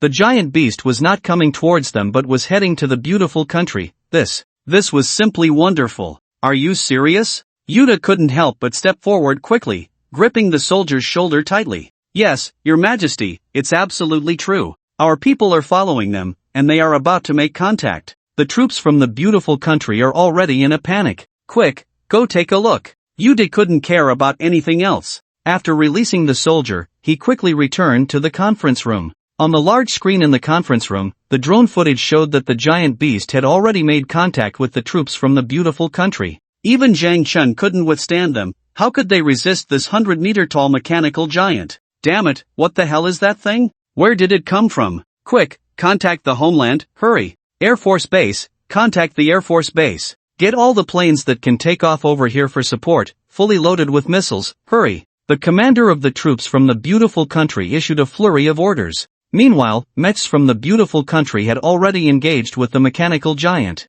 Dare to insult me, dare to mock me? Go ahead, keep laughing. Toyama laughed wildly. He didn't even need to make any attacking moves. He just charged straight into the defensive perimeter of the beautiful country. If he encountered something truly troublesome, he could just activate his eyes. Wherever his high-temperature gaze passed, it would surely char everything. Humans couldn't withstand it, and neither could the mechs. This big guy is too difficult to deal with. We must find his weak points. The 10 mechs surrounding the mechanical giant jumped around, continuously launching attacks. However, no matter what kind of attack they used, they only left a trail of sparks on the giant's body, unable to inflict any real damage. They didn't even have the ability to stop the giant's advance. Attack his leg joints. We can't let him keep moving forward. Go! The 10 mechs employed various tactics, all having mastered their attack skills. However, their attacks were merely a tickle to the mechanical giant. The gap in combat power was too vast. They simply couldn't break through its defenses. A bunch of clowns.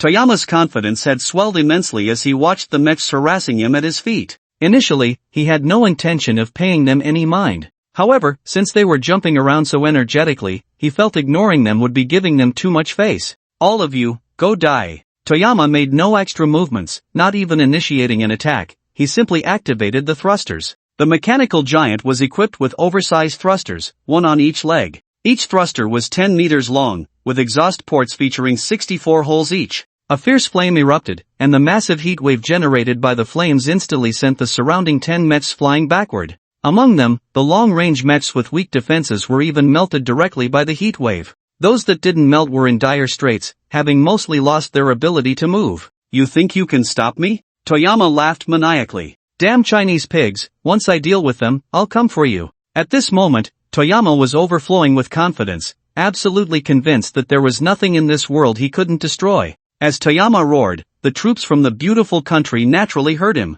The ordinary soldiers couldn't understand much, they only knew a few simple words, like oh my god, but those controlling the mechs could comprehend. Prince? This news was immediately reported to the higher-ups of the beautiful country's troops. Is this something Japan created? Are they trying to completely tear the mask off our beautiful country? Contact the homeland immediately, and I want to speak to Yude. The news of the mechanical giant was relayed back to the homeland of the beautiful country, and the commander of the station troops also got in touch with Emperor Yude. Emperor Yude, what do you mean by this? Are you trying to completely sever ties with our beautiful America? The station commander questioned over the phone.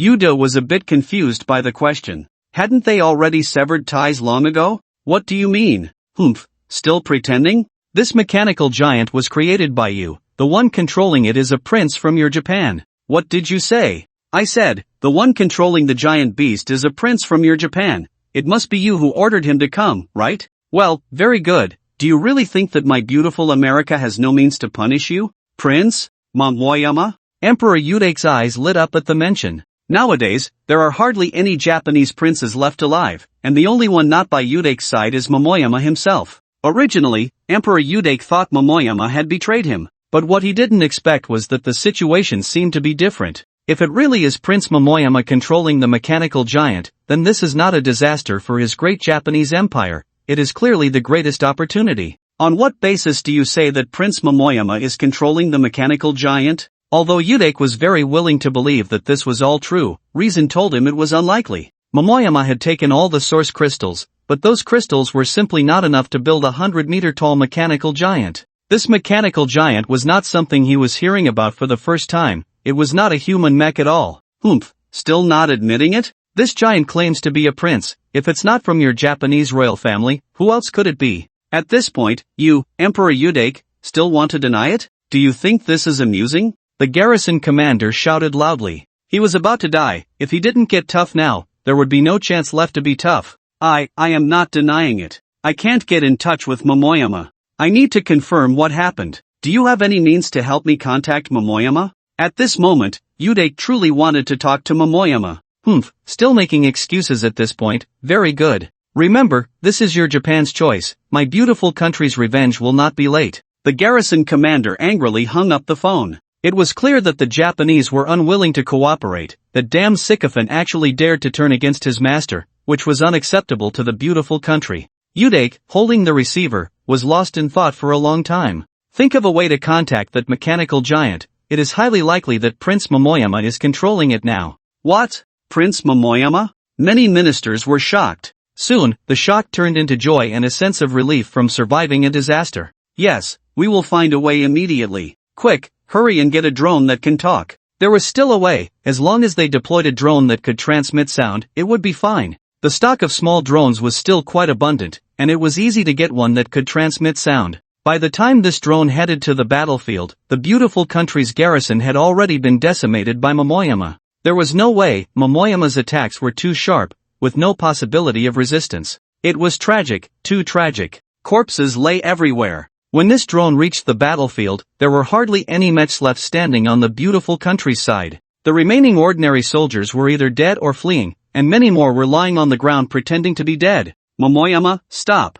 After the drone flew in front of the giant, Yude's voice came through. Momoyama did not lose his rationality, he could recognize Yude's voice. Your Majesty. Years of instinct made Momoyama subconsciously stop when he heard Yude's voice. On the other side, Yude was so excited he was about to jump up. Sure enough, it was Momoyama. The great Japanese empire was about to rise again, to stand at the pinnacle of the world. Momoyama, do not exterminate the beautiful country's garrison. Your Majesty, these bastards from the beautiful country have humiliated me, humiliated the people of the great Japanese empire. They must not be spared. Momoyama retorted. Whether before the apocalypse or after, the soldiers of the beautiful country had bullied the great Japanese empire on its own territory. Momoyama had long been displeased with these guys. Before, he had no ability to resist and could only bow his head and obey. Now, he was strong, and expecting him to bow his head and obey was impossible. This was the inherent flaw of the Japanese people, and it was vividly displayed in Momoyama.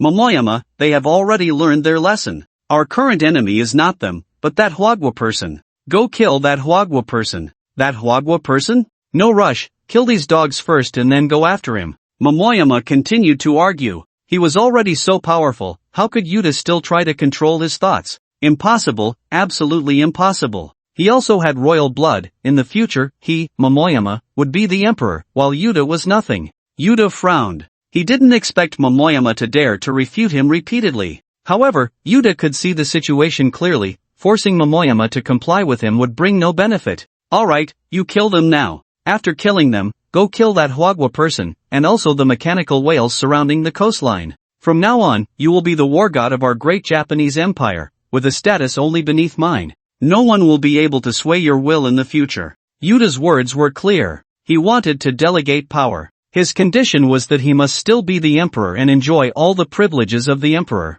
After considering for a moment, Momoyama spoke. Your Majesty, Momoyama understands. An emperor without real power was just a title. Momoyama didn't care. He still needed the people of Japan. Controlling the giant beasts required a massive amount of source crystals, which Momoyama could not rely on himself to collect. The best way was to have the Japanese citizens support him. Good. Yuta ordered the drones to leave. They could not obstruct Momoyama. The slaughter continued. The American soldiers cried out in despair. Over in Osaka, Zhang Chen, who was searching for source crystals, suddenly received a communication from Zhang Tao. Boss, bad news. What happened? A giant beast has appeared, and it's slaughtering the American garrison. Zhang Tao shouted. He could see the mechanical giant from a distance. There was no way around it. The mechanical giant was too large. Zhang Tao's 30-meter-tall mech was only as tall as its calf. So, there was no need for detection. It could be seen clearly from over 10 kilometers away, especially when the mechanical giant's eyes emitted intense, high-temperature light.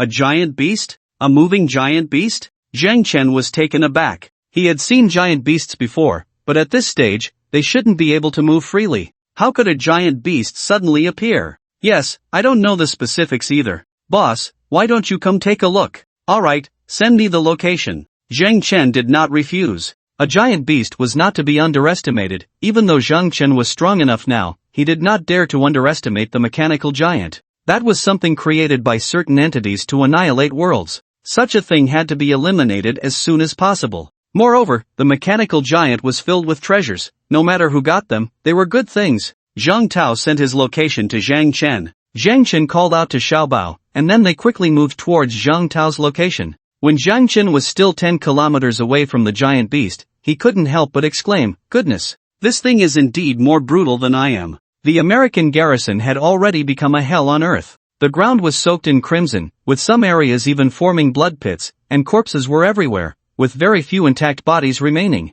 Boss, you're here. What should we do? This thing's next target is probably us. Zhang Tao was perceptive. He had already figured out what the giant beast would do next. Let it come. I'll test its strength. Zhang Chen was not afraid at all and charged towards the mechanical giant. What of the mechanical giant? What of a moving mechanical giant? I'm going too. Xiaobao shouted, following closely behind Zhang Chen. Xiaobao was also unafraid of the mechanical giant. As something that had once been hollowed out by Xiaobao, what was there to fear? Leave this to the boss, let's go to Kyoto. Zhang Tao knew he couldn't be of any help. As long as he was by Zhang Chen's side, Zhang Tao had grown accustomed to encountering such situations frequently. Previous experiences had taught Zhang Tao that it was best to do what he could rather than rush in with Zhang Chen to meet death. Yes, the mechas following Zhang Tao had no objections. They were not afraid of death, they simply obeyed Zhang Tao's orders, which was the first lesson Zhang Tao had taught them, obedience to commands. Zhang Tao led his team straight towards Kyoto, while Zhang Chen had already approached the mechanical giant.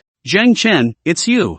I haven't come looking for you, yet you've come to me. Upon discovering Zhang Chen, Tao Shan was filled with delight, as if he had seen someone he could never forget. Oh, you are Tao Shan? The mechas translated without needing anyone else to do it. It's rare that you can still recognize my voice. How did you become such a little thing? Tao Shan did not immediately attack Zhang Chen. He wanted to learn from Zhang Chen, to humiliate him before killing him, just as he had been humiliated before. He wanted Zhang Chen to kneel and bow to him. He wanted Zhang Chen to wag his tail like a dog, begging for mercy. I'm curious, how are you able to control this mechanical giant? Tao Shan was in no hurry to act, and naturally, neither was Zhang Chen. Do you think I would tell you? Tao Shan was quite pleased. Controlling the giant was purely accidental and was his greatest fortune. Not telling? How boring. Only by saying it can you make me angry. Zhang Chen had already figured out Tao Shan's thoughts. Provoking Tao Shan would surely make him unable to hold back. Sure enough, after hearing Zhang Chen's words, Tao Shan coldly smiled.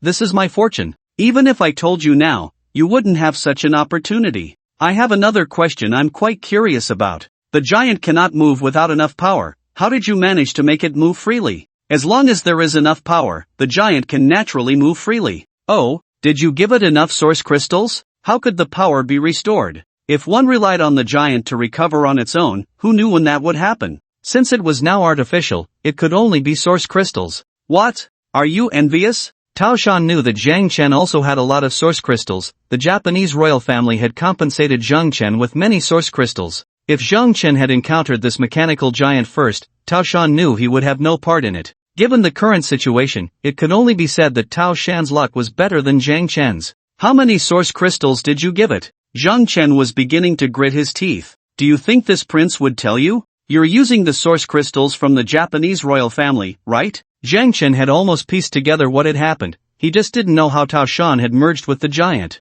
In Zhang Chen's view, the source crystals treasured by the Japanese royal family would eventually belong to him. Now that these source crystals, which belonged to Zhang Chen, were being used by this guy Tao Shan to feed the giant, how could Zhang Chen not be angry? So what if I am? Tao Shan did not refute and openly admitted it. Being able to steal source crystals from the Japanese royal family was a form of ability. If it were someone else, they wouldn't have been able to steal the source crystals at all. Do you dare touch my source crystals? Zhang Chen questioned loudly. Tao Shan was taken aback. When did the royal family's source crystals have your Zhang Chen's name on them? I see. It must be supported by the Japanese royal family, right? The Japanese royal family has no good people. They really have no reason to exist. Zhang Chen's self-talk infuriated Tao Shan and also angered the Japanese royal family. What kind of robber theory was this? However, Zhang Chen didn't care about that. In his anger, he took out the electromagnetic dual-pole blade and immediately launched an attack on Tao Shan. Without jumping, Zhang Chen could only strike at the mechanical giant's calf. Zhang Chen, you are seeking death. I'll kill you first, then that dog translator, and finally that bitch I want to torture her, to the point of death. Ha, Zhang Chen, you can't see it, because you are the first to die. Toyama laughed maniacally. Just as Toyama was laughing wildly, the spikes on the back of the mechanical giant suddenly shone with light. On the surface, Toyama didn't take Zhang Chen seriously, but he knew Zhang Chen's strength well and didn't dare to underestimate him. He launched a full-force attack without holding back. Is this lightning? Zhang Chen's electromagnetic dual-pole slash struck the mechanical giant's leg. The place that was impenetrable to the beautiful soldiers was not so sturdy against Zhang Chen's weapon. A huge gash appeared on the mechanical giant's calf. At that moment, the lightning gathering on the back of the mechanical giant took shape, shooting up into the sky in waves. It looked as if they were shooting at planes. However, the speed of the lightning shooting up was not slow, and the speed of its descent was even faster. The first bolt of lightning struck Zhang Chen's mech. Zhang Chen felt a wave of numbness from the lightning. So this is what it feels like to fight in an electromagnetic field. Zhang Chen felt the shock, but he was not a masochist. After enduring one lightning strike, he activated his energy shield. Let's see how many attacks you can withstand. Toyama remained confident, as the lightning on his back continued to gather and release. Zhang Chen was locked onto by the lightning attack and could only passively defend. Defense, sooner or later, would fail. Moreover, the mechanical giant's body was not idle. While the lightning attacked Zhang Chen, Toyama controlled the giant to slap down at him. Zhang Chen seemed dazed, not knowing how to dodge. Just as the giant's palm was about to land on Zhang Chen's head, he finally rolled on the ground. He quickly rolled 6 or 7 meters to escape the fate of being smashed into the ground. However, Toyama was relentless. He freed his hands, bent down, and continuously slapped towards Zhang Chen's location. As long as he could land a hit on Zhang Chen, he would be pinned down by the giant's massive palm. This bastard's combat power should be around 6 or 7,000, right?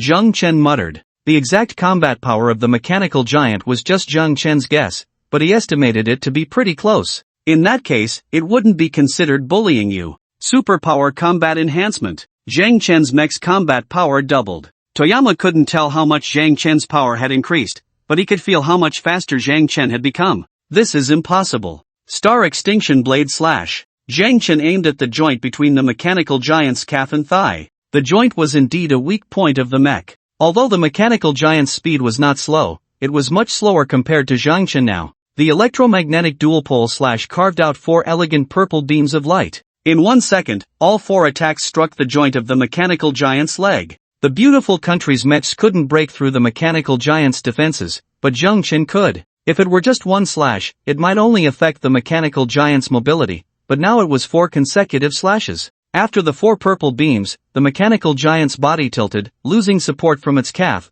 and no matter how hard Tayama tried, he couldn't maintain his balance. This made things much fairer. The fallen Tayama was about the same height as Zhang Chen. Zhang Chen, you should die. Tayama didn't give up. Although his calf was broken, he was not dead, just limited in movement. In the next moment, the mechanical giant's eyes emitted a fierce light. The light shone towards Zhang Chen, who activated his energy shield and tried his best to dodge. However, his running speed couldn't match the speed of Tayama's gaze. I'll give you some face. Zhang Chen felt displeased as he noticed the mecha's power was decreasing rapidly. Since he couldn't avoid that gaze, he decided to blind the giant beast's eyes while facing it head-on. Zhang Chen charged forward, fiercely enduring the 2 blazing lights, moving at a speed that was anything but slow. In just 3 or 4 seconds, he arrived in front of Taosan. Taosan swung his elbow, trying to push Zhang Chen away. As long as he could create some distance, even if Zhang Chen had the protection of an energy shield, Taosan was confident he could kill him. Unfortunately, Taosan underestimated Zhang Chen's current combat power.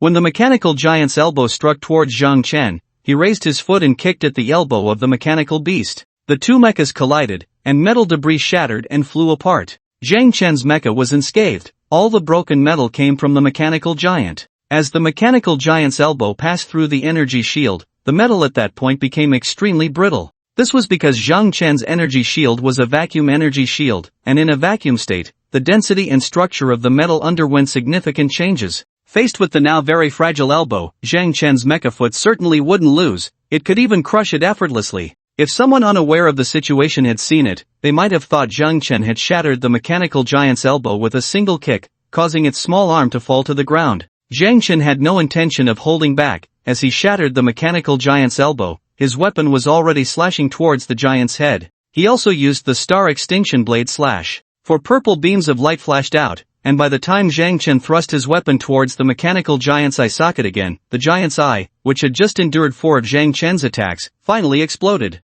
Ah! A piercing scream rang out. Taosan, merging with the mechanical giant, couldn't feel the minor pains, but he could certainly feel the agony of having his eyes poked out. Unfortunately, screaming was useless. The weapon in Zhang Chen's hand was not to be trifled with. With 1 slash and a twist, Zhang Chen finally let go and kicked at the electromagnetic dual-pole slash. After completing this series of actions, he leaped lightly, grabbing hold of the mechanical giant's head in a somersault, his hands gripping the 2 eye sockets. Then, Zhang Chen executed a powerful shoulder throw. While others typically pulled at the arms for a shoulder throw, Zhang Chen did it differently. He gripped the eye sockets to perform the throw. What kind of power did Zhang Chen possess in this berserk state? Moreover, with a reliable point of force, he could unleash all his strength. In the next moment, the sound of metal shattering echoed. The mechanical giant's neck began to break apart, and as the large section of its neck crumbled, the giant's head, which stood 5 or 6 meters tall, detached from its body. Of course, it was not a voluntary separation. It was violently yanked off by Zhang Chen.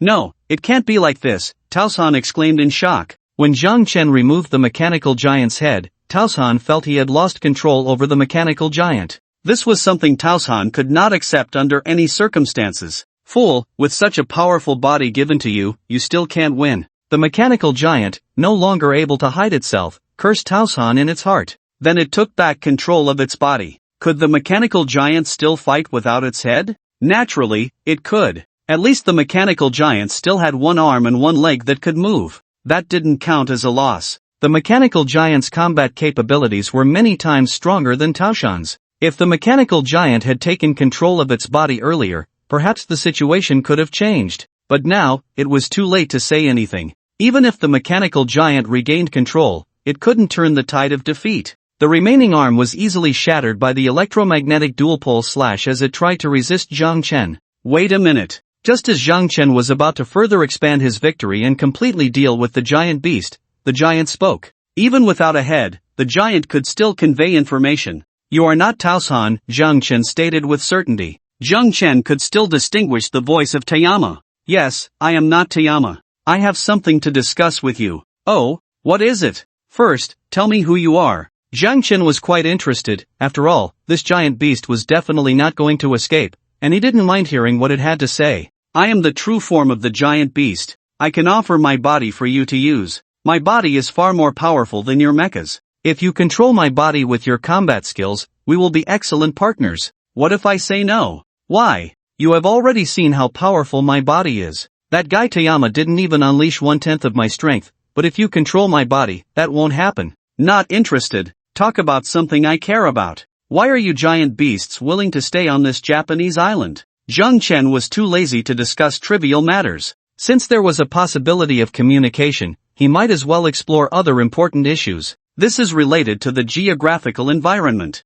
You come from Huagua, and we dare not enter Huagua because we fear being discovered by you and thus being crushed in the cradle. You've learned quite a few words. I suppose you have some foresight. Jiang Chen nodded silently, acknowledging the mechanical giant's statement. Naturally. Are you willing to cooperate with me? Let me ask you, besides you, how many giant beasts are there? I don't know exactly how many giant beasts there are. I have answered your question. Are you willing to cooperate with me? What about the forges? Do you know how many forges there are? You even know about the forges? The forges can help us create exclusive weapons. Where did you hear about them? So that's how it is. Besides you giant beasts and the forges, what else is there? Do you know where you descended from? Why is it always you asking me? The mechanical giant was displeased. Although he had asked some questions himself, he had answered Jiang Chen's previous questions before asking. Jiang Chen, on the other hand, was solely focused on asking questions and didn't answer his own. This is the last question.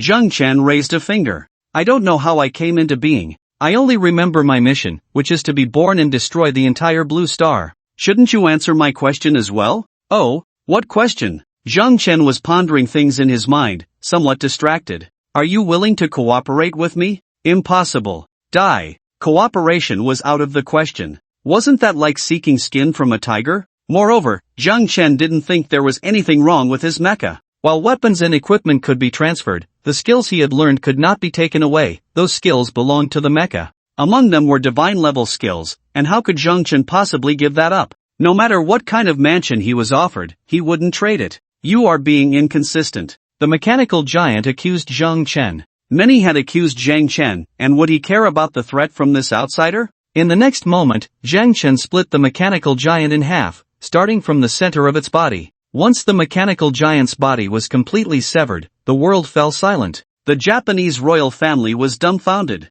Such a powerful mechanical giant was no match for Jiang Chen. In the future, they would probably not dare to say a word against him while he was riding on their necks. The beautiful country was also paying attention to the situation here. They didn't need any other means. Satellite monitoring was enough. Everyone in the beautiful country felt the battle between Jiang Chen and the mechanical giant. Silence reigned. In the high-level conference room of the beautiful country in Japan, one could hear a pin drop. What you hoped for is already dead. From now on, I hope you can behave yourselves. After saying this, Jiang Chen used floating cannons to shoot down all the drones flying in the sky. Being watched like this every day made Jiang Chen very unhappy. This is even more distressing for him than being watched by satellites from Hua country. Baka! Damn it! How dare he? What does he really want? Is he trying to devour all of Japan? Call the Osaka camp immediately and say that today's actions in Momoyama are entirely his personal actions, unrelated to the Japanese royal family. Yuta is clever, he shouts loudly, taking advantage of the fact that Jiang Chen has not yet attacked Kyoto, and he needs to express his stance as soon as possible.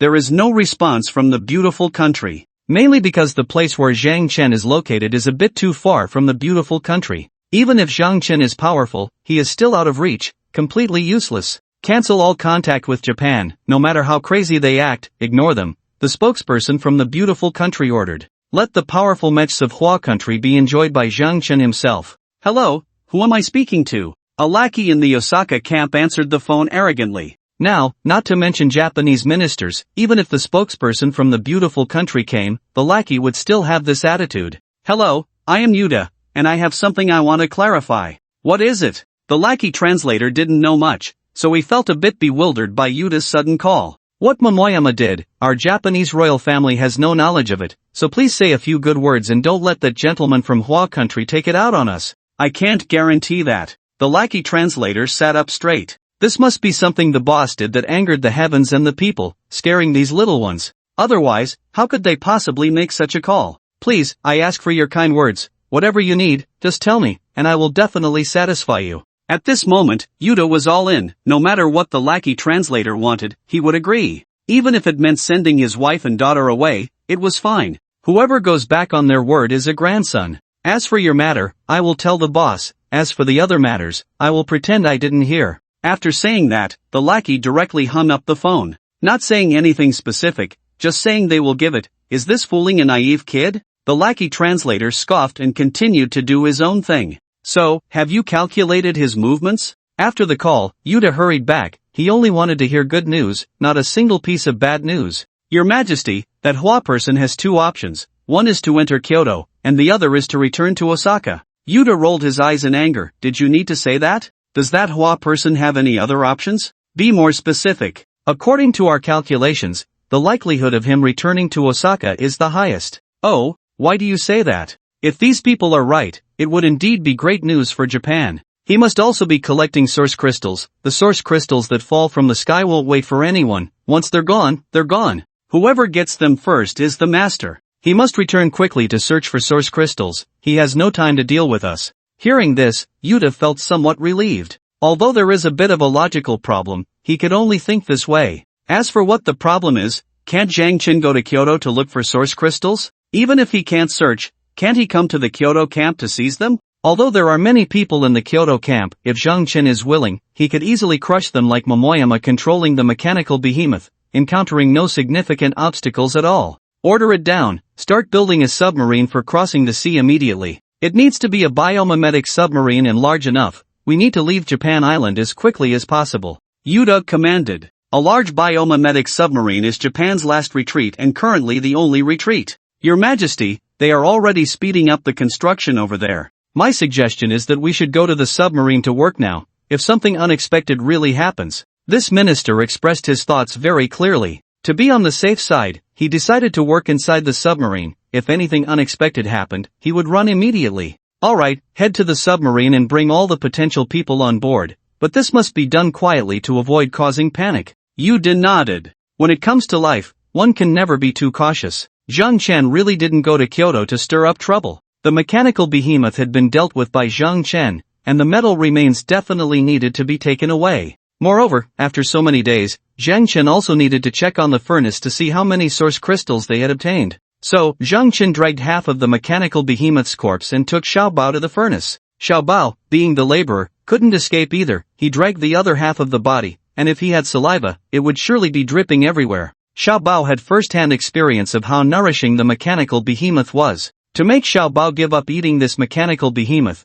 Zhang Chen had to spend quite a bit of effort. He even agreed to some unequal treaties just to appease Xiao Bao. When Zhang Chen and Xiao Bao arrived at the furnace, it was bustling with activity, with numerous mechanical creatures coming in and out, looking very busy. Zhang Chen's appearance made all these mechanical creatures stop their actions, each one showing great respect. It was only when the beast-shaped mech appeared that Zhang Chen spoke. Expand the entrance and get this thing inside. Yes, boss. The tiger-shaped mech had already become the new leader of the beast-shaped mechs, and he naturally dared not voice any dissent against Zhang Chen's orders. A group of mechanical creatures wanting to expand the tunnel was incredibly easy. In less than 10 minutes, a spacious tunnel leading to the furnace appeared. Once the tunnel was completed, Zhang Chen handed over the remains of the mechanical behemoth to the beast-shaped mech. The beast-shaped mech dragged the remains of the behemoth, following behind Zhang Chen. Boss, you're here. The furnace was very enthusiastic because he already knew what Zhang Chen had brought him. The furnace didn't care whether he and the behemoth came from the same place. He only knew that if he swallowed the behemoth, he would gain tremendous benefits.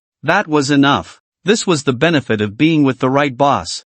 I brought what I promised you, don't let me down. Boss, rest assured, all the collected source crystals are prepared for you. I'll just swallow this thing. Zhang Chen responded. Then he called in a mutant rat into the furnace's small storage room. The red chains produced by the furnace were working hard to drag the behemoth's remains into the furnace. When Zhang Chen saw the source crystals brought by the furnace, he became a bit unsettled. Originally, Zhang Chen thought the furnace's haul wouldn't be more than what he and Xiao Bao had collected. But evidently, Zhang Chen was mistaken. Not counting the high-level source crystals, there were over 20 epic-level source crystals and 4 legendary-level ones. Zhang Chen exclaimed, "Goodness! I should be able to get a legendary equipment upgrade stone, right? Zhang Chen was still thinking about upgrading his engine, hoping to obtain an equipment upgrade stone. He didn't know if it was heaven hearing Zhang Chen's wish, but the items produced from the epic level source crystals were mostly purple stars, and he only received one epic level floating cannon, which was still a machine gun floating cannon. Zhang Chen was not very satisfied.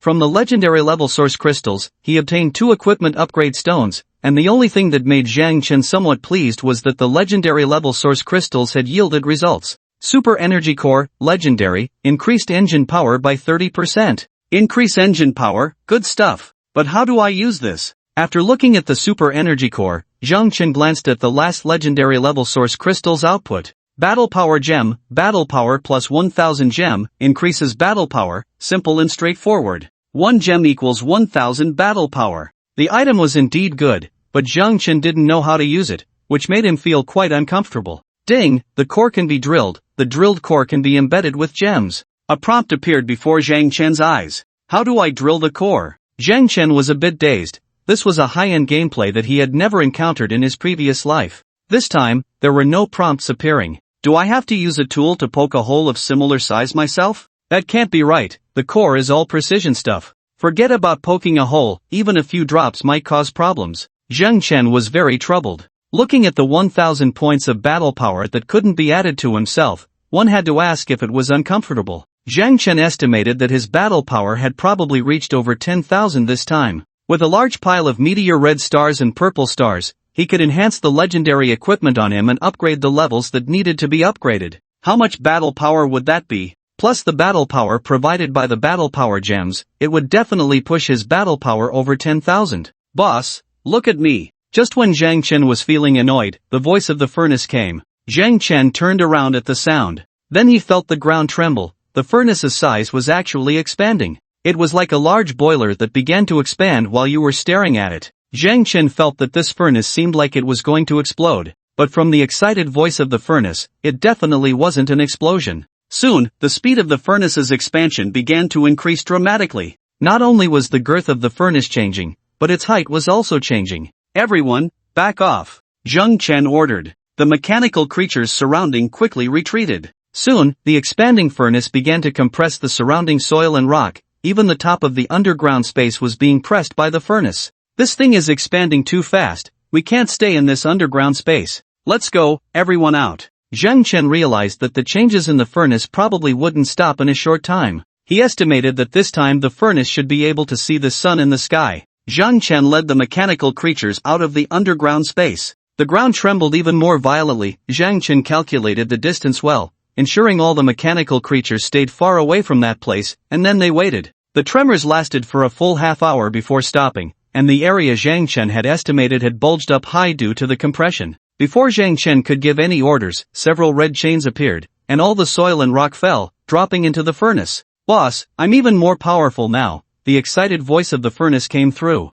This time, it had devoured everything from the giant beast, and the furnace's size had tripled. Zhang Chen was still unclear about how much its other abilities had increased. What new abilities do you have? I can make more precise modifications to machinery and create stronger armor. The battle power of these things can be significantly enhanced. What about me? Little Treasure pointed to his own nose. You can too. The furnace, in a good mood, naturally wouldn't be stingy. Great, that's awesome. I'll go first. Little Treasure was not polite at all. Can you make holes in the core module? Zhang Chen suddenly asked. Holes in the core? Boss, can I take a look? The furnace spoke uncertainly. Sure. Zhang Chen immediately took out a core, an epic level Gale core. He wouldn't dare let the furnace practice on a legendary level core. Okay. The furnace didn't even look much. As soon as Zhang Chen took out the core module, it immediately gave an answer. How many holes can this core make? 3 holes is no problem. Good, help me make holes in this core. Yes. The furnace's red chains wrapped around the core module.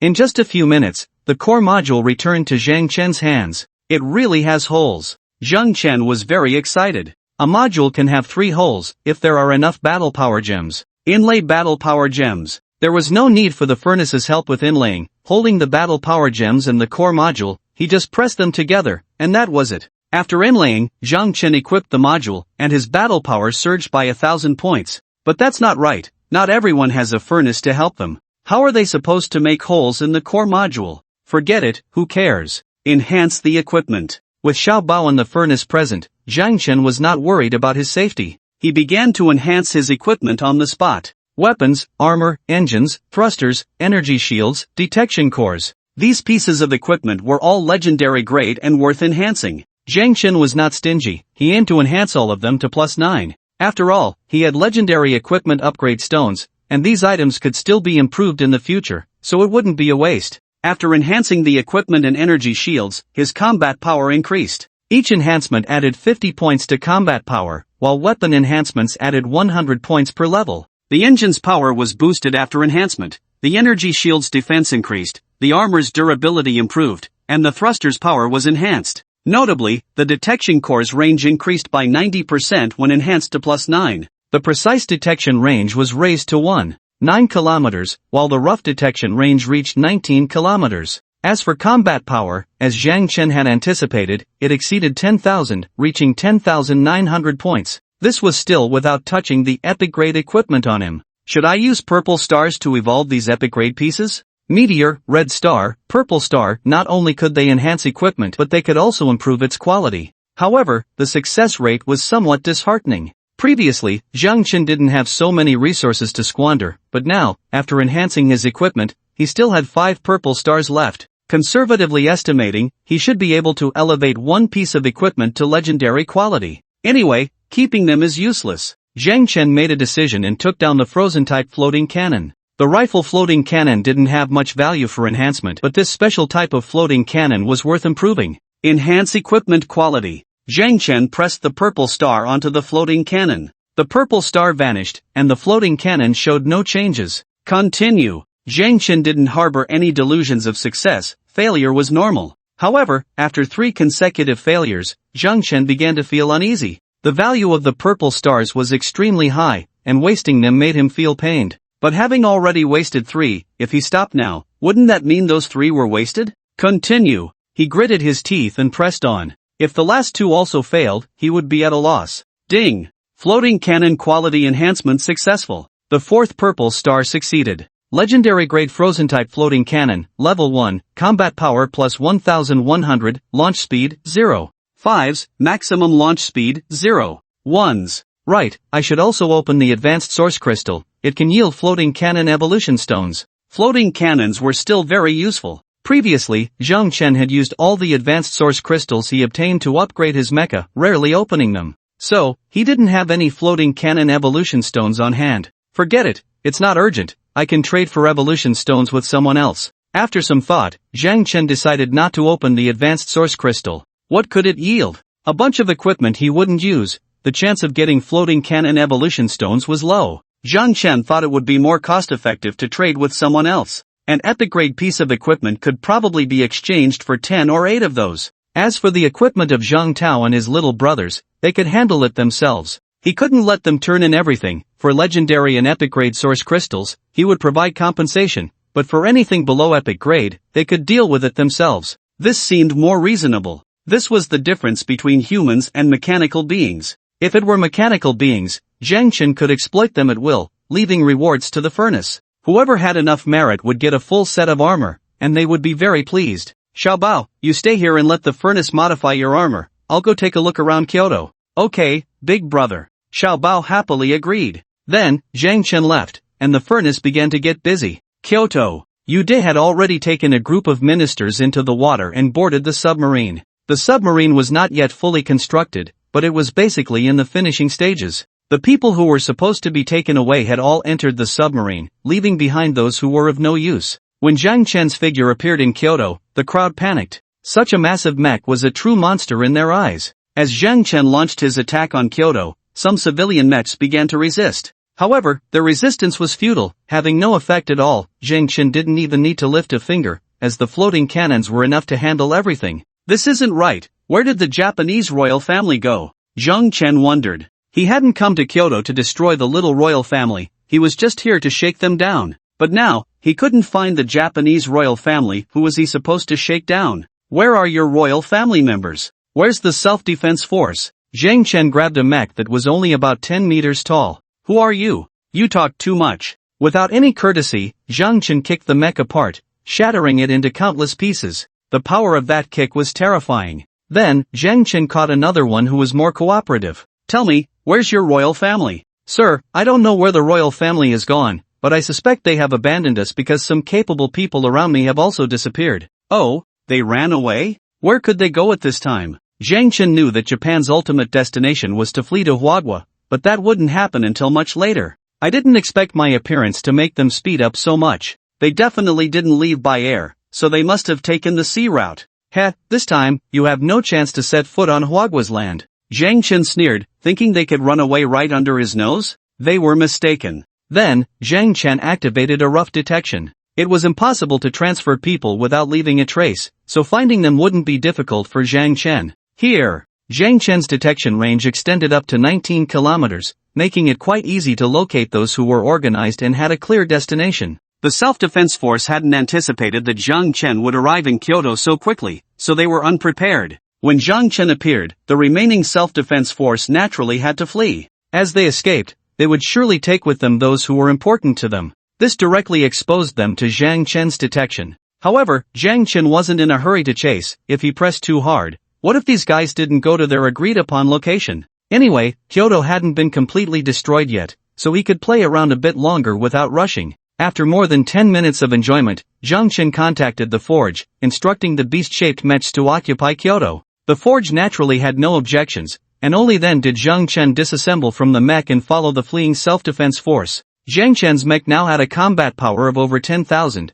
and the mech feedback gave Zhang Chen's body a combat power of over 1,000. This level of power was not weak at all. Even ordinary third-tier mechs might not possess such strength. Therefore, Zhang Chen's speed was very fast, having already reached a superhuman level. His body was small enough to remain well hidden, making it difficult to be detected even while following those people. This is heading to the seaside. Could they really have the ability to go out to sea? Zhang Chen calculated in his mind as he followed. When Zhang Chen finally arrived at the seaside, he saw a bionic submarine. This bionic submarine was not small, measuring over 50 meters in length, and looked quite similar to a mechanical whale. However, it was a juvenile mechanical whale, much smaller than the adult version like Fish Sister. They really might succeed. They probably escaped this way in the last life too. Zhang Chen nodded to himself. If there was one thing the Japanese were good at, it was playing these tricks, and they would even lay out plans in advance, having some tricks up their sleeves. Hurry, hurry, Kyoto is gone. We need to leave immediately. Our people on the Korean side have already prepared a place. Once we get there, we'll be safe.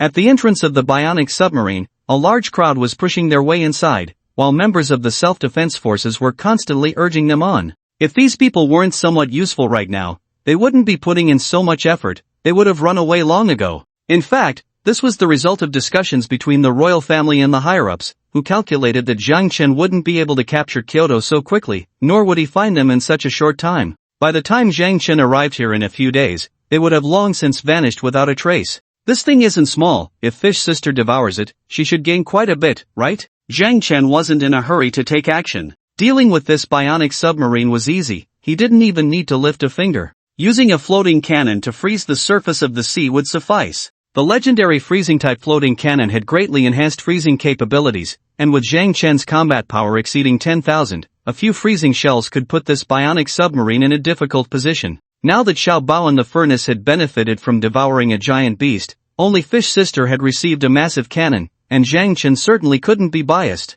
Although the bionic submarine couldn't compare to the giant beast, it was still better than nothing. Zhang Chen estimated that if Fish Sister swallowed such a large submarine, she would also gain considerable benefits. With this thought, Zhang Chen quietly retreated. It seemed that the bionic submarine wouldn't be leaving anytime soon, so there was no need to rush. After leaving, Zhang Chen circled around to the Osaka Bay area. After merging with his mech, he blew the whistle to summon Fish Sister. Instead of Fish Sister, her companion appeared. After Zhang Chen expressed his need to find Fish Sister, the whale that came out to see him immediately went to help him search for her. About 2 hours later, Fish Sister showed up. Zhang Chen, why are you looking for me here? Fish Sister asked, puzzled. There's good news. I found a big guy, a submarine made by the Japanese. Those high-ranking Japanese officials should all be there. You can take your revenge personally. Really? Fish Sister was very excited. She didn't care whether it was a big guy or not. What mattered to her was revenge. She was well aware of how many of her companions the Japanese had killed.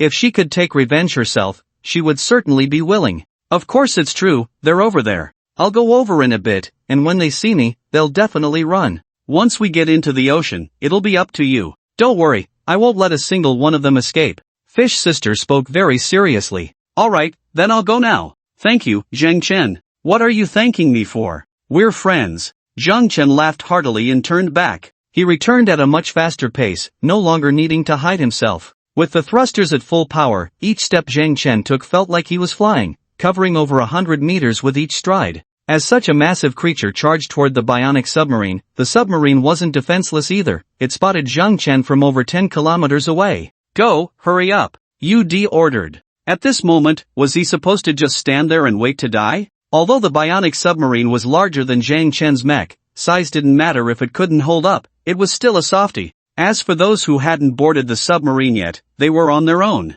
Damn it, why did the door close? What are you doing? I haven't boarded yet. Come back, hurry back. My child is on the ship. On the coast, the crowd waiting to board the submarine was in an uproar. Not only had the submarine closed its doors, but it was also moving away from the shore. Everyone, don't panic. We've received word that another submarine is coming to pick us up. This one is already full. The self-defense forces were busy maintaining order. However, their efforts were effective. The crowd stopped causing trouble. As long as another submarine was coming, there was no reason to make a fuss. Many people even started joking, saying things like their emperor wouldn't abandon them. However, when the ground shook and Zhang Chen's figure appeared, the submarine they had been hoping for did not show up at all. So, when the stampede occurred, no one was able to stop the chaos, and the self-defense forces were too preoccupied to care. Damn it, we were deceived. There's no next submarine at all. Get out of the way, all of you, don't block my path. The self-defense forces went mad, their firearms began to spew flames, and those who stood in front of them were ruthlessly slaughtered. TSK, the true nature of those little devils is fully exposed. Die. Over a kilometer away, the floating cannon on Zhang Chen's shoulder fired. The rifle floating cannon was manageable. One shot could only take a few people, but the freezing-type floating cannon was no joke. One shot would leave no survivors within a 10-meter radius, and the firing rate of the freezing-type floating cannon was 0.5 seconds per shot. Damn it, it's him, he's here. Yude shouted inside the submarine. The others were not in a much better state. This god of death from Huagua was slaughtering their people. Of course, that wasn't the key point that terrified them. The key was that they didn't believe they could escape. Even if they activated the submarine now, it would be useless. Your Majesty, let's negotiate for peace. Your Majesty, please make a decision quickly. Several ministers spoke to Yude, their expressions anxious. Yude's face was grim. Negotiate for peace? He wanted to, but he didn't think he had any bargaining chips left to negotiate with Zhang Chen. If Zhang Chen truly wanted to vent his anger, this emperor who went to negotiate for peace would definitely not escape. The current situation was that whoever showed up would die, yet these damn things wanted to push their emperor out. Where was your loyalty? But Yude knew that now was not the time to express anger. Activate the submarine immediately, throw away everything unnecessary, hurry. Negotiation was absolutely impossible. Zhang Chen had already spotted the submarine trying to escape. He had no intention of stopping it, but he certainly wanted to give them some trouble. The rifle floating cannon fired, accurately piercing one of the submarine's propellers. This submarine only had 2 propellers for propulsion. Losing one was not just a matter of having the power. Fortunately, under Zhang Chen's deliberate leniency, the submarine ultimately managed to escape. The Japanese on the submarine felt a sense of survival after a disaster. Many looked as if they had just been pulled from the water. We succeeded. Quickly, head to the Korean country, increase the power, don't worry about whether it will damage the submarine. UD ordered. This was just the beginning of their escape. Their real test was about to arrive. Only by ensuring that this bionic submarine could deceive the mechanical whales in the nearby waters could they consider themselves truly safe. Currently, the only marine creatures in the shallow sea that could threaten them were the mechanical whales. If the mechanical whales didn't attack them, other shallow water mechanical creatures were no match for this bionic submarine. On the shore, Zhang Chen watched the submarine drift away. I hope you have good luck and can die quickly. Zhang Chen was quite merciful. Dying quickly meant less suffering, more straightforward. As for you, since you have already been abandoned, then just die. Zhang Chen turned his head, his azure gaze shifting to purple. A bolt of lightning appeared, slicing the mecha trying to escape in the distance in half. Spare me, spare me. Some resisted, some fled, and some knelt down to beg for mercy. Zhang Chen felt not even a shred of sympathy. The enemy dared to resist. Was that possible? Absolutely not. Back then, the resources you little devils plundered from my Hwadwa were enjoyed by your entire nation. Now you come to beg for mercy, is that feasible? Now you say you haven't done any evil to Hwadwa, does that work? When you enjoyed the conveniences brought by those resources, why didn't you speak up? With Zhang Chen's current capabilities, even if there were useful people among them, he wouldn't spare them. With mechanical creatures around, Zhang Chen wouldn't even want to use Hwadwa people, let alone these little devils. The people kneeling and begging for mercy saw that Zhang Chen had no intention of letting them go, and their expressions changed in an instant. It took less than a second for them to shift from pitiful to ferocious. Damn Hwadwa people, if you want us dead, we won't let you off even as ghosts. We are no longer resisting. What about your humanity? Your actions will be condemned, you will go to hell. Upon hearing these words, Zhang Chen couldn't help but laugh. Believe me, even if you become ghosts, you won't want to see me again. Talking about humanity with you? You little ones are worthy of that? As for condemnation, whoever condemns me, I'll wipe them out. Guess who will still dare to condemn me? Zhang Chen's words were conveyed through the mech, and the mech spoke in Japanese, deliberately so that those without mechs wouldn't understand. Letting these little ones die was merely a physical punishment. The mental punishment was equally necessary. We are all humans, our enemies are those mechanical monsters, we are on the same side. Bullshit, how can you call yourselves human? Zhang Chen cursed back. Moral kidnapping? That's in the past, how long ago was that? Who was friendly with you? You noisy bunch, just die. Zhang Chen stopped dragging things out, killing them all without leaving a single one behind, regardless of age or gender. It wasn't about being cruel or merciless. The atrocities committed by the little ones on Hwadwa's land back then were far more brutal than what Zhang Chen had done. Now, Zhang Chen was merely repaying them in kind. Before long, the curses gradually diminished until they completely disappeared. Zhang Chen wasn't in a hurry to leave the battlefield. He activated fine detection, determined to leave not a single survivor. What was the point of leaving survivors? To create trouble for himself later? Once the seeds of hatred are sown, they will surely take root and sprout. If he wanted to avoid threats in the future, he had to eradicate them completely. Sure enough, there were quite a few people hiding and barely surviving under the ruins. Unfortunately, under the detection course probe, no one could escape, they all had to die. After resolving the situation here, Zhang Chen felt a wave of relief. So, killing really can make one feel good. Taozi. Boss, what's up? Zhang Tao was busy gathering source crystals everywhere. Although 2 days had passed and the daily harvest wasn't much, there was still some. Kill everyone you encounter, keeping them is useless now. Yes, boss. Can we do whatever we want? Zhang Tao's tone was excited. He had wanted to do this for a long time but hadn't had the chance. Now, the opportunity had come, and he was thrilled just thinking about it. Do as you wish. Zhang Chen replied indifferently. Forget about humanity. What were they thinking when the little ones committed those inhumane acts? Besides, Zhang Chen had kept an eye by his side. What was wrong with Zhang Tao finding himself a couple of women? If we're going to keep some, then keep a few more. The brothers need them, don't be biased. Zhang Chen reminded him. When out in the world, one should still have some relaxation. Being blinded by hatred all day would lead to mental issues. Zhang Chen was ruthless to his enemies, but he was absolutely fair to his own people.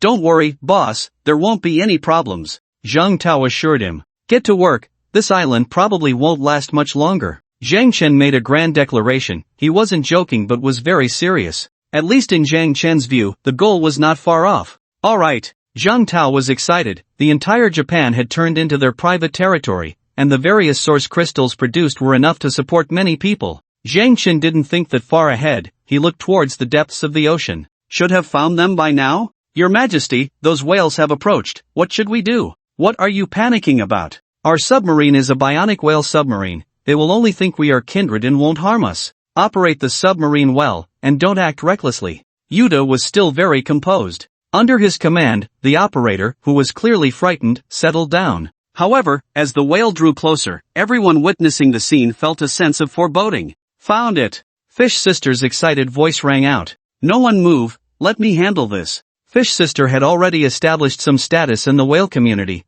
and because she was friends with Hwadwa and possessed great strength herself, everyone around her listened to her. Then, without any greeting, Fish Sister swung her tail directly at the bottom of the submarine. The submarine's hull shattered, and seawater began to leak in. Well, not really leaking, because the massive submarine was actually sent flying into the sky by Fish Sister's tail. The 50-meter-long behemoth took off as if it were nothing. Inside the submarine, the Japanese were thrown into chaos. Countless people were left bloodied from collisions. Start! Fish Sister shouted excitedly. Then the entire pod of whales sprang into action. Have you seen water volleyball? The whales were the players, and the submarine flying in the air was the volleyball. They didn't let the submarine touch the water, it just kept flying, continuously falling, taking off, and looping back. However, it wasn't long before blood was shed. Many people were flung out of the submarine, whether struck by the whale's tail or falling into the ocean. Blood was inevitable. You slaughtered us, you discharged nuclear waste into the ocean, you killed us for fun, now you all will die. Fish Sister's roar was thunderous. Those still conscious heard her words, but no one had the strength to retort or plead for mercy. In less than 5 minutes, the massive submarine was dismembered in the air. The pod of whales cheered. They had avenged themselves. The Japanese who fled overseas were all wiped out. Even if some lucky ones managed to survive, what awaited them was either drowning or being eaten by mechanical creatures. There was no escape. From then on, the Japanese royal family was annihilated, and all high-ranking officials were eliminated. Zhang Chen had been waiting on the coast. When he saw Fish Sister appear, he smiled and asked, "How did it go?" "Zhang Chen, thank you, we avenged ourselves." Fish Sister's grateful words reached Zhang Chen's ears. "We are friends, no need to say thanks. By the way, Zhang Chen, we discovered something deep in the ocean, and now we might have to relocate half of our people." "What did you find?" Zhang Chen asked in surprise. He knew well how powerful the mechanical whales were. Even with his current combat strength, he wouldn't dare to engage the pod of whales in battle. He could handle 1 or 2 mechanical whales, but if their numbers increased, then what could possibly warrant the whales mobilizing half of their forces? "The kind of giant beast you mentioned, we found it, and there's more than one, some of them are quite troublesome. As for the giant beasts in the ocean, I can't help you there. Do you want to go?" "Yes, I want to go," Fish Sister replied firmly. Fish Sister was very strong and possessed a giant cannon she had taken from a giant beast, making her a formidable attacker. "Be careful. Don't worry, I'll be fine. If anything happens to you, just go to the beach, my people will help you." "Alright." Zhang Chen nodded at Fish Sister. "Then I'll be off. Wait for me to come back, I'll bring you a gift." "Okay." Fish Sister left. Zhang Chen had nothing to feel melancholic about. He would be happy as long as Fish Sister took down more giant beasts. This Japanese island probably hasn't been cleaned up yet. There should still be giant beasts hiding. Just as Zhang Chen was contemplating this, a massive snakehead emerged from the crater of Japan's most famous volcano, Mount Fuji. "Foolish creature, discovered so soon, how annoying," it said, and immediately retracted back into the volcano. It was hard to imagine that this was the head of a mechanical giant snake, and judging by its size, it was clear that this mechanical giant snake was no smaller than the mechanical beasts.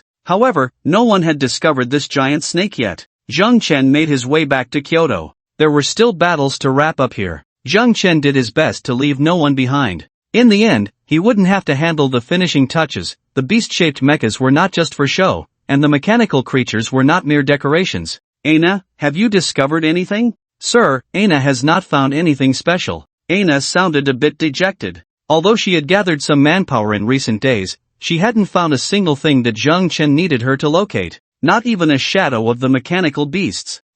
Collect the source crystals, and then you can come back." "Understood, sir." Aina had no issues, responding very decisively. Zhang Chen was preparing to have the mechanical creatures sweep across the entire Japanese island, intending to kill every Japanese person he could find. In the past few days, those Japanese who had submitted to Aina should have already gathered everything they needed. Keeping them around was of no use. "Zhang Chen, you must be careful lately. The beautiful country has learned about what you're doing, and they have lodged a serious protest. We're not sure if they will resort to unconventional means." After returning to Osaka Prefecture, Lin Qianying contacted Zhang Chen. "I will be careful. Have you arranged for those returning?" Zhang Chen still held some goodwill towards his own people. "Yes, don't worry. Don't think I'm joking, you must be careful. We know the current situation in Japan, and if they lose their people, they will have even fewer scruples when they take action." Lin Qianying was still worried about Zhang Chen. Zhang Chen had been bombed by a mushroom bomb before, and Lin Qianying knew how miserable he had been at that time. "Don't worry, nothing will happen." Zhang Chen truly wasn't afraid of any mushroom bombs now. With an energy shield, he could withstand a nuclear bomb. "Alright, the commander asked me to ask you when you will return. After all, being in other countries for so long isn't good." "Is it the commander asking, or is it you?" Zhang Chen was in a good mood today and couldn't help but tease. "Both." Lin Qianying responded without any hesitation. "It probably won't be possible in the short term, I want to study how to sink the Japanese island. What? Lin Xianying was taken aback. Zhang Chen, are you crazy? Lin Xianying couldn't quite understand Zhang Chen's thought process. If it were about killing, Lin Xianying had no objections. Those who shouldn't exist should be physically eliminated. But it was an island, how could you just make it disappear? Moreover, do you know how massive an undertaking that would be? This doesn't involve national grievances. Then what is it about? Lin Xianying thought Zhang Chen had gone mad on the Japanese island, wanting to leave no stone unturned. Have we discovered any giant beasts or other things that don't belong to our world within our borders?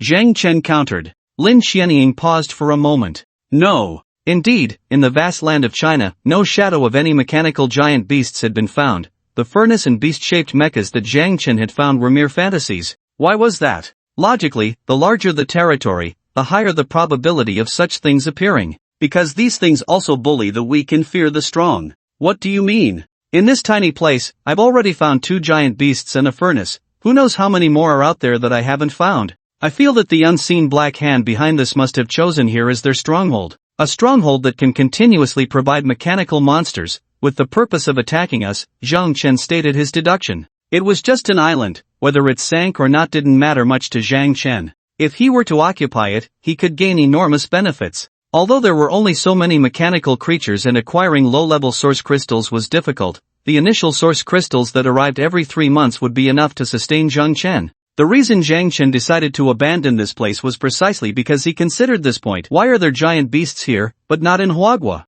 Rather than passively defending later, it's better to take the initiative. As for the source crystals, that's easy to discuss. Destroy this place and move on to the next, occupying an island or something will suffice. At worst, he could go wander around Asan's territory. Zhang Chen hadn't forgotten that the first mushroom bomb was a gift from Asan. And that monkey from Fei could also be dealt with. They are all lackeys of the beautiful country. At this stage, since he couldn't strike at the beautiful country, taking care of its little brothers wasn't a bad idea. Are you saying, if that's the case, do we need to provide any assistance? After Zhang Chen's reminder, Lin Xianying also realized the seriousness of the issue. Lin Xianying clearly understood how strong the combat power of the giant beasts was. Although Zhang Chen could take down a giant beast, how many Zhang Chens were there in all of Huagua? Currently, Zhang Chen was absolutely in the first tier, and he was the only one. There were many strong individuals within Huagua, but these strong ones were on a different level compared to Zhang Chen. They couldn't face the giant beasts alone, and even teaming up to fight the giant beasts might not guarantee victory. The most critical point was, what kind of place was Huagua? It was their homeland, and no one wanted the flames of war to burn in their own home. Not for now, let Fish Sister and the others finish up, and then have them help. But you need to help me prepare a larger ship. How big? A large transport ship that can carry the furnace. The island needed to be sunk, but the furnace had to be taken away. The furnace was too important, it could dominate anywhere it was placed. As long as there were enough resources, the furnace could produce beast-shaped mechas, which were very useful for both attacking and defending. Okay, I'll report this to the commander right away. Lin Xianying didn't take matters into her own hands. This wasn't something she could decide. Let me know when there's news. Alright, you must be careful. Yeah, you too. The communication ended. The next day, Ainai returned. Following Ainai were more than a dozen mechas. My lord, they are all my subordinates, their combat power is decent, and they wish to serve you. When Ainai saw Zhang Chen, she immediately disassembled from the mecha and respectfully stood before him. Zhang Chen glanced at the mechas Ainai brought back, then disassembled from his own mecha. Are they all ninjas? Zhang Chen asked. Those who could be brought before him by Ainai were certainly skilled, and the probability of them being ninjas was very high. Yes, my lord. Ainai nodded to Zhang Chen. Then, all those mechas disassembled. Dressed uniformly as ninjas, it was still quite rare to see such attire in modern society. Before Zhang Chen could give a speech, all of them knelt on one knee, extending their hands forward, offering their own mecha cores. Handing over the mecha core to someone else in this mechanical apocalypse was essentially handing over one's life. Originally, these ninjas were not so easy to talk to. Even if Ainai was stronger than them, they wouldn't choose to obey the orders of a Huagua person. They would just do their own thing. If they couldn't beat him, they could just go around. Why bother becoming someone else's subordinate? However, when the mechanical beings in Zhangtao began to expand outward from Osaka, these guys all cowered. There was no choice, they killed anyone they saw without asking a single question. These ninjas knew that the big shots behind those mechanical beings in Zhangtao were the man behind Ainai. So they compromised. Not for anything else, but for their own lives. If it were just Zhang Tao and the others, these people might still have thoughts of resistance. Over 200 mechas trying to intimidate them was a delusion. But the key was those beast-shaped mechas and mechanical beings. These were what truly instilled fear in them. My lord, please accept us. Zhang Chen glanced at Ainai. Ainai immediately ran to Zhang Chen's side and whispered an explanation after sensing his gaze. The ninjas Ainai brought back were quite self-aware. Not only did they offer up their mechas, but they also presented all the source crystals they had collected over the past few days. This was their ransom for their lives. Alright, these people will follow you from now on. You will be tasked with some relatively dangerous missions, but in return, I won't treat you poorly. Do you all understand? Zhang Chen nodded at the ninjas. Whether to accept these people was entirely up to Zhang Chen. Since these ninjas were quite sensible, he wouldn't push them away. As Zhang Chen said, they would be the ones to handle any dangerous jobs in the future. His straightforwardness relieved the ninjas. They weren't afraid of executing dangerous tasks, they feared Zhang Chen secretly sabotaging them. Sir, we understand. Leave the legendary and epic source crystals, you can divide the rest among yourselves. Zhang Chen waved his hand. Yes, thank you for your understanding, sir. We vow to follow you to the death. Zhang Chen nodded slightly. A nod was just a nod, it was best to take such words lightly. When these guys faced life and death trials, Zhang Chen would be left with nothing. You are allowed to use the mechas for defense outside the camp. Go. Yes. Under Zhang Chen's permission, the ninjas merged with their mechas again, but the mecha cores were in Zhang Chen's hands, allowing him to revoke their rights to use the mechas at any time. Sir, this is my mecha core. Ainai was quite savvy, she proactively handed her mecha core to Zhang Chen. You can keep it. You've worked hard this time. Serving you, sir, is not hard at all. Ainai looked up, a faint smile appearing on her fair face. Then, without Zhang Chen needing to say anything, Ainai leaned in closer. It had been a while since she had eaten something good, and she was a bit hungry. Zhang Chen did not resist and allowed Ainai to take the lead. These guys contributed quite a few source crystals, 20 epic source crystals and 2 legendary ones. After checking the source crystals submitted by the ninjas, Zhang Chen began to enjoy himself with his eyes closed. Having a powerful physique also had its downsides. Ainai worked for over an hour, and her mouth was a bit swollen. Fortunately, she got to eat the good food she wanted. Zhang Chen, feeling much more relaxed, took Ainai out of the camp. After merging with the mecha, he began to open the source crystals, starting with the epic ones. Purple Star, floating cannons, core modules, floating cannon evolution stones, there were plenty of good things, but Zhang Chen could only use the floating cannon evolution stones. The core modules were all ones he already possessed, having multiple of the same type of module would only allow one to function. Except for the 100 battles core module. Other than functional modules, the remaining slots were reserved for the 100 battles modules. Combat power was the fundamental measure of a mecha's strength. The floating cannons and core modules were handed over to Ainai. Ainai was quite useful, whether for work or work. The rewards she deserved couldn't be lacking. As for Zhang Tao, when he returned after wandering around Japan, he should also be able to find quite a few source crystals, and the equipment opened later could be given to him. Next were the legendary source crystals. Ding, opening legendary source crystal, obtained combat power gem. Ding, opening legendary source crystal, obtained legendary skill, sky soaring slash.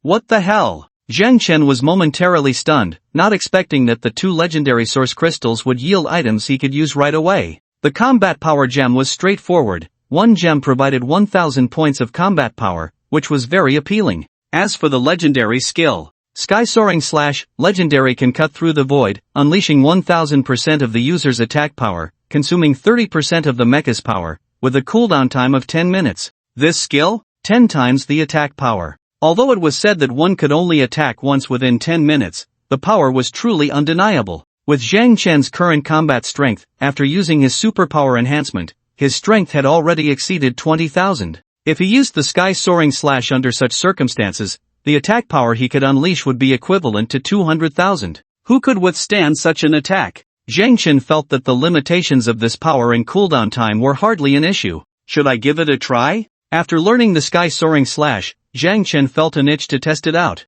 That works, it could intimidate them. With that thought, Zhang Chen stood up and took out the electromagnetic dual polar slash. You all, step back a bit, Zhang Chen instructed the ninjas in front of him. Yes, my lord. The ninja blocking Zhang Chen's path respectfully nodded and immediately retreated to the sides. Zhang Chen was unaware of the specific effects of the Sky Soaring Slash skill, he only knew its power. Then, Zhang Chen used the Sky Soaring Slash. At that moment, he felt a surging power gathering in the weapon in his hand. Following his instincts, Zhang Chen swung the weapon. A crescent-shaped energy attack was unleashed. The crescent did not touch the ground, but the ground was still cut by the invisible energy, creating a chasm over 2 meters deep that extended forward with the crescent's advance. Everything in front of this crescent was sliced in half without exception. Ultimately, the crescent flew about 1,000 meters before crashing into a small hill. The hill could not withstand such an attack either, and it too was about to be cut in half. Everyone was stunned, watching this scene. What kind of attack was this?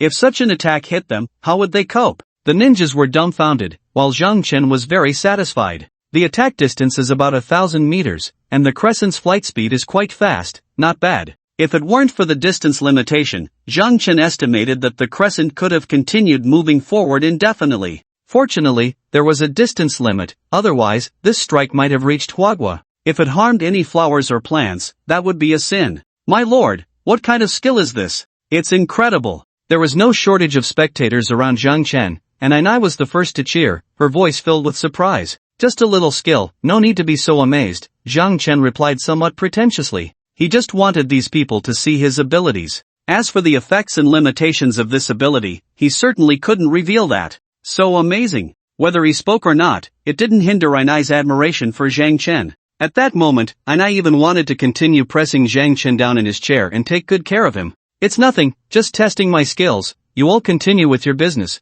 Zhang Chen said to the stunned ninjas. It was only when Zhang Chen turned to return to the camp that these ninjas reacted. They respectfully bowed to Zhang Chen and shouted, "Yes, my lord." Until Zhang Chen and the mecha disassembled, and his figure disappeared from their sight, they slowly stood up. Our choice was indeed correct. In today's world, only by following such a strong person can we live better. Now, my lord still has some distrust towards us, but that's okay, we will use our sincerity to win over my lord, right? A sycophant spoke up. Regardless of whether Zhang Chen could hear them, they decided to flatter him first. Yes, our sincerity is beyond doubt. They had to consider whether they had the ability to question anything. Could these guys standing in a line withstand the previous attack? Alright, throw away all those immature thoughts. If anyone makes my lord unhappy, I will personally twist off their head. If anyone wants to die, don't drag the rest of us down. These ninjas were still quite clear-headed about their little lives. If any one of these people did something out of line, Zhang Chen would probably wipe them all out. In the following 2 days, Zhang Chen lived a shameless life with Ainai. One day, Lin Xianying contacted Zhang Chen. Zhang Chen, the higher-ups are already aware of the situation on your side. After our analysis, we believe we can sink Japan Island. Lin Xianying's tone was very serious. Alright, then I'll start thinking of a way. If you need our support, you can reach out to me anytime. For now, it shouldn't be necessary, let's see how things go. Okay. The communication ended. That afternoon, Zhang Tao contacted Zhang Chen again. Big brother, something big has happened. Is it a small matter or a big deal? Zhang Chen responded helplessly.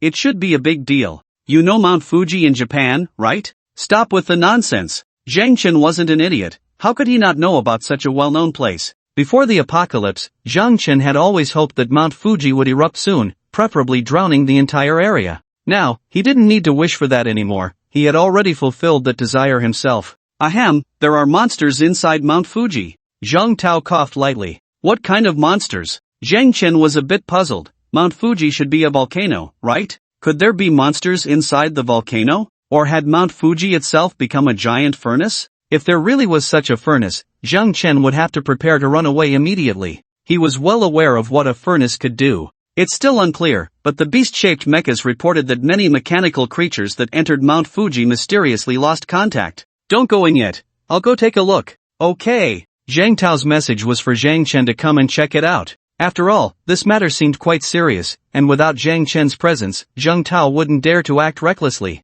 Although he had about 200 brothers under him, he had to be responsible for their safety. Sir, where are you going? Ainai followed Zhang Chen when she learned he was leaving. To Mount Fuji, something seems off over there, Zhang Chen replied honestly. I'll go with you, sir, Ainai volunteered. Then let's all go, let the dog translator keep watch. In fact, there wasn't much to see. The entire camp had only a few things, none of which were useful. The useful items were all in Zhang Chen's cargo hold. Alright, Ainai quickly ran off to gather the ninja team. Before long, the ninja team was assembled and set off. As they moved forward, there were no obstacles. The mechanical creatures had mostly been integrated by the furnace, and humans. Well, the entire Japan island now looked like a no man's land, indeed a bit tragic. However, Ainai and the others felt nothing about it, and Zhang Chen felt even less. They arrived at the foot of Mount Fuji, where Zhang Chen saw Zhang Tao. Big brother, who are these people? Zhang Tao was a bit surprised to see Zhang Chen had brought people along. They're our own. What's the situation here?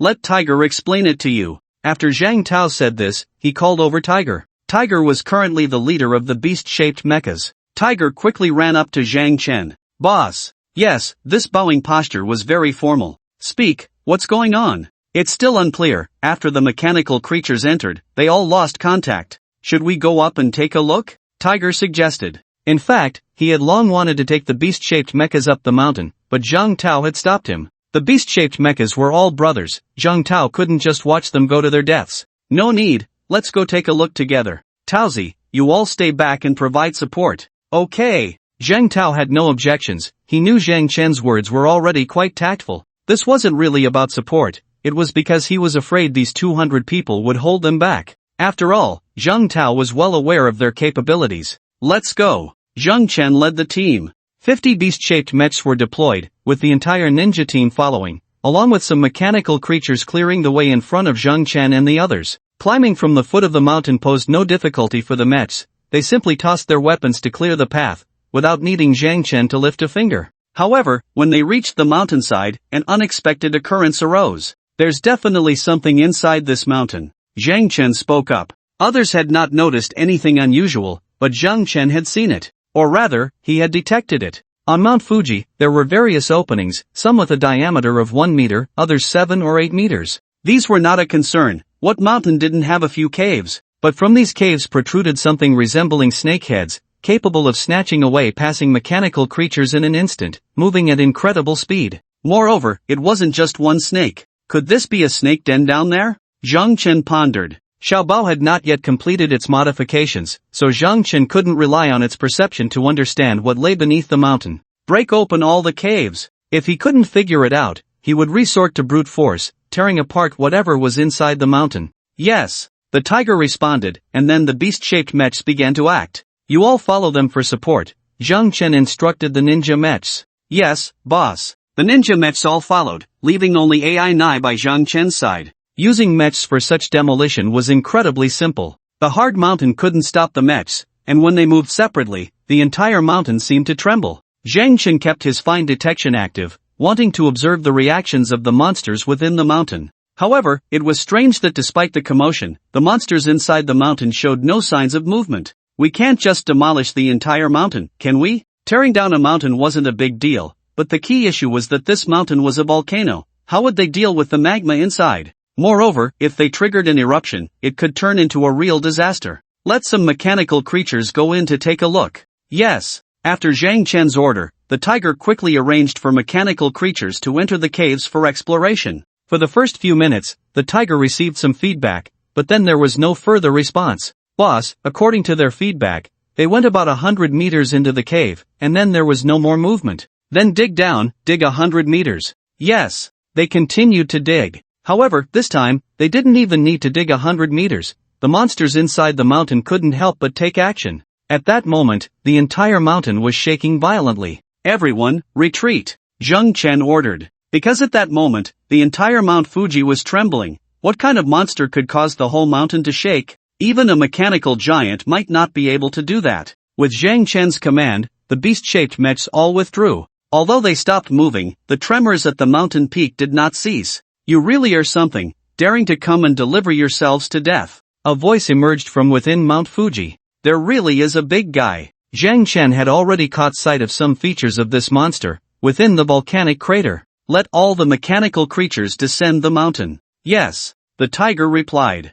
Then, the mechanical creatures quickly descended the mountain. Before they could reach the foot of the mountain, the peak of Mount Fuji suddenly exploded. A violent explosion sent debris flying, raining down from the sky. This explosive scene was something Zhang Chen had not anticipated. The falling rocks posed little threat to the mechs, but they were still quite lethal to the smaller mechanical creatures. However, this was no longer the focus of Zhang Chen and the others. You traitors, all of you deserve to die. As the debris settled and the lava flowed, a gigantic monster emerged from the molten rock. A creature with 8 heads. 8 snakeheads, each functioning independently, with a body length of over 100 meters, not counting the massive bulk that was mostly hidden within the lava. If this monster revealed its full form, Zhang Chen estimated it would be over 200 meters tall. This was definitely a true behemoth. Clearly, such a monster could not be a native creature of Blue Star. It must have come from the same place as the mechanical beasts. Boss, this thing has an inexplicable suppression over us. We might not be able to take action against it. The tiger leaned closer to Zhang Chen and spoke. You all go down the mountain. Mechanical creatures have already entered about 20 kilometers away and are coming this way. Kill them. No, they have beast-shaped mechas leading the way, around 200 of them. Can you hold them off? Zhang Chen continued. Don't worry, boss, we can handle it. Alright, I'll take care of the battle on this mountain, you all go. Sir, we will follow you and protect you, Ainai said to Zhang Chen. If they didn't show their loyalty now, when would they? The members of the ninja team were filled with regret at this moment. Why had they allowed themselves to be intimidated by this monster? If they had expressed their loyalty, would they have gained favor? Now that Ainai had spoken, if they followed suit, it would lose its impact. Moreover, they might end up on Ainai's radar, which would be counterproductive. However, even though they said nothing, they all stood behind Ainai. After all, Ainai was their leader. Following her was always the right choice and also a way to express their loyalty. No need, you are not his match, just go down.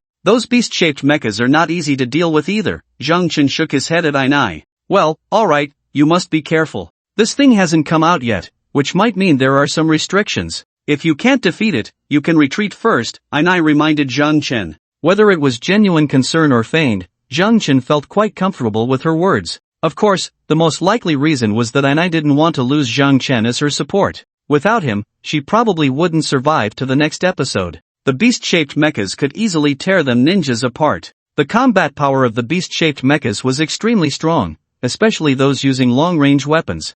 Go on, those guys outside are coming up. Zhang Tao's brothers are slightly weaker, so keep an eye on them. Okay. Ainai nodded to Zhang Chen. Then, the beast-shaped mechas and the ninja team quickly descended the mountain. The 8 monsters inside Mount Fuji did not express any opinions about their retreat, nor did they show any intention to stop them. Perhaps this guy really has some restrictions and can't move its body. Zhang Chen silently nodded, acknowledging Ainai's speculation. Are you the Yamada no Orochi? Zhang Chen asked. You know my true form? Then why not hurry up and surrender? If you pledge allegiance to me, I will grant you many benefits, the Yamada no Orochi replied. Isn't Yamada no Orochi a creature from Japanese mythology? How did you end up here? Zhang Chen did not rush to attack the Yamada no Orochi. It was clear that this creature knew quite a bit. The mention of traitors was particularly interesting. The furnace did not know how it had appeared or what its specific task was. But this Yamada no Orochi clearly knew, and it was aware of the existence of the furnace and the giant beasts.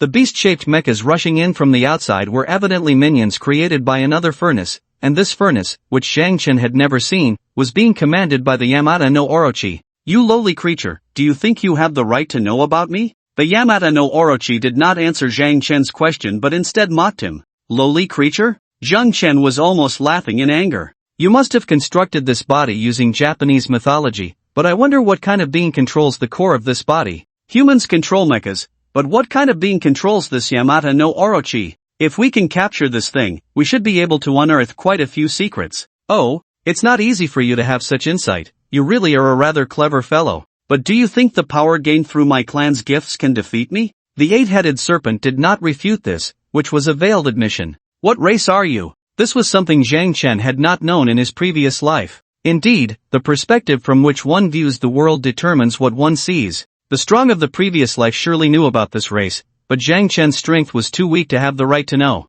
Now, in this life, Zhang Chen stood at the pinnacle of the world, and he could learn things that others could not. Mechanical race. The 8-headed serpent did not hide this matter at all. On the contrary, there was no concealing the pride in his voice. A race composed of machines. What is your purpose for coming to our blue star? Since the 8-headed serpent was willing to chat, Zhang Chen did not mind having a good conversation with him. Of course, to conquer your planet, and then use your planet as the center to conquer this star system, not the solar system you understand, but what you call the Milky Way. Quite the ambition, but with your strength, conquering our planet shouldn't be too difficult. Why go through all this trouble? This was something Zhang Chen could not comprehend. From what the 8-headed serpent said, it seemed that sending a fleet could directly annihilate all life on Blue Star. Why bother with all these schemes? What do you lowly beings understand? The eight-headed serpent's tone was somewhat off. If you tell me, won't I understand? Zhang Chen did not refute the eight-headed serpent. Whether he was lowly or not was unimportant. What mattered was the secret behind it.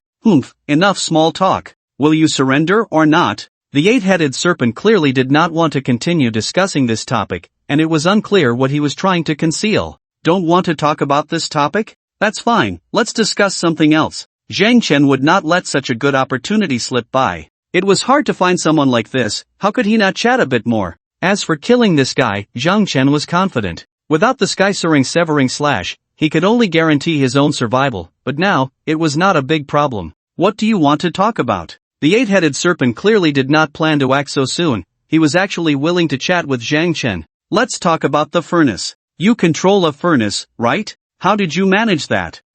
You took advantage of my power not being projected that far and forcibly seized one of my furnaces. I'll settle this score with you later. The eight-headed serpent was very angry when this topic came up. Originally, the furnaces were prepared for him, but now, one had been snatched away by Zhang Chen. As for how it was taken, the eight-headed serpent knew full well, but even so, the furnace that had sided with Zhang Chen was still regarded as a traitor by the eight-headed serpent. To be threatened with death and then switch sides? What kind of integrity was that? On this island, are there only 2 furnaces? What? Do you think furnaces are common items? The eight-headed serpent mocked. Zhang Chen chuckled, you know quite a bit, you even know what common means? Your civilization is quite trashy, but the language does have some merit. Then thank you for the compliment. By the way, what is your relationship with the mechanical behemoths? Are they also subordinates? What? Have you also dealt with the mechanical behemoths? The eight-headed serpent retorted. Because the mechanical behemoths were not activated, he could not sense them. Now that Zhang Chen had brought it up, it was clear he had encountered the mechanical behemoths. However, if Zhang Chen had gained the loyalty of the mechanical behemoths, they should have appeared today. No, did you kill the mechanical behemoths? The eight-headed serpent quickly reacted. Zhang Chen nodded, yes, I've killed 2 so far, but I don't know how many are left on this island. You damn it! The eight-headed serpent grew increasingly furious. If it weren't for the fact that he couldn't easily leave Mount Fuji, he would have already attacked Zhang Chen. The mechanical giant needed power to move, and the eight-headed serpent was no different. The reason he could move now was that he was drawing energy from the volcano. If he left the volcano, the eight-headed serpent would lose its power. You're so angry, why don't you just attack me? After asking enough questions, Zhang Chen was ready to make his move. You're a decent subordinate, it would be a pity if you just died like this. The eight-headed serpent still didn't make a move. While conversing with Zhang Chen, he was also keeping an eye on the situation at the foot of the mountain. In his immobile state, he could only rely on the beast-shaped mechas outside to wipe out all the little brothers Zhang Chen brought, then let those mechas deal with Zhang Chen. That way, he wouldn't have to lift a finger himself. Otherwise, would anyone really think the eight-headed serpent was so easy to talk to? Is that so? Why do I feel like you're just stalling for time? Zhang Chen sneered coldly, did he really think he was a fool? Zhang Chen knew exactly what the beast-shaped mechas under the eight-headed serpent were like. At this moment, the fighting had already begun at the foot of the mountain. Those guys' main goal wasn't to fight AI9 and the others to the death, their main objective was to rush up the mountain. If he could see it so clearly and still not understand what was going on, then he might as well give up. Stalling for time? I just don't want to waste my strength on a little shrimp like you. The eight-headed serpent didn't hide it. If you agree to surrender, you could walk all over this planet in the future. If I were you, I'd think it over carefully. On Blue Star, there shouldn't be just you as a big guy, right? Zhang Chen suddenly spoke up. What? Are you afraid I can't protect you? My strength ranks in the top 3. The eight-headed serpent said this with pride, but it couldn't withstand someone who lacked appreciation. 3rd place, you say? What about the others? Where are they? You. The eight-headed serpent felt a bit hurt, a blow to the psyche. What? Am I wrong, or do you not know where they are?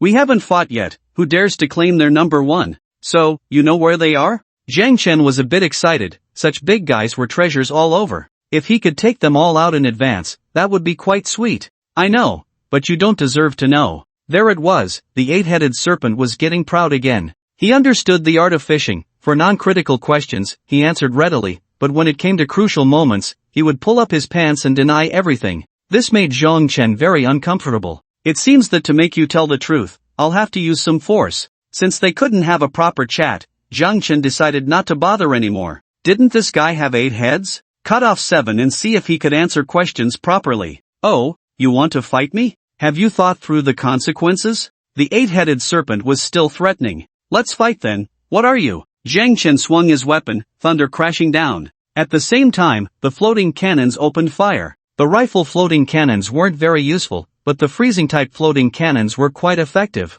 Looking for death. The eight-headed serpent saw that Zhang Chen actually dared to take the initiative, so he didn't hold back. He couldn't run outside the volcano. It wasn't that he didn't have the strength to fight. Suddenly, all 8 heads of the eight-headed serpent shot out lasers as thick as a water tank, aimed directly at Zhang Chen. Seeing this scene, Zhang Chen was taken aback. He was about 1,000 meters away from the eight-headed serpent, and there was barely any time to react. Light speed wasn't something to joke about. Fortunately, Zhang Chen had prepared in advance and activated his energy shield at the first moment. But that was all. After activating the energy shield, he could only brace himself for the blows. Dodging was impossible. He didn't have that kind of speed. Looking for death. The eight-headed serpent was quite pleased. He didn't have many skills, but the ones he had were effective enough. With just this move, 8 heads simultaneously fired lasers, and I ask you, who can withstand it? This is still when his strength hasn't fully recovered. If it were fully restored, the lasers could reach a diameter of 2 meters. The power.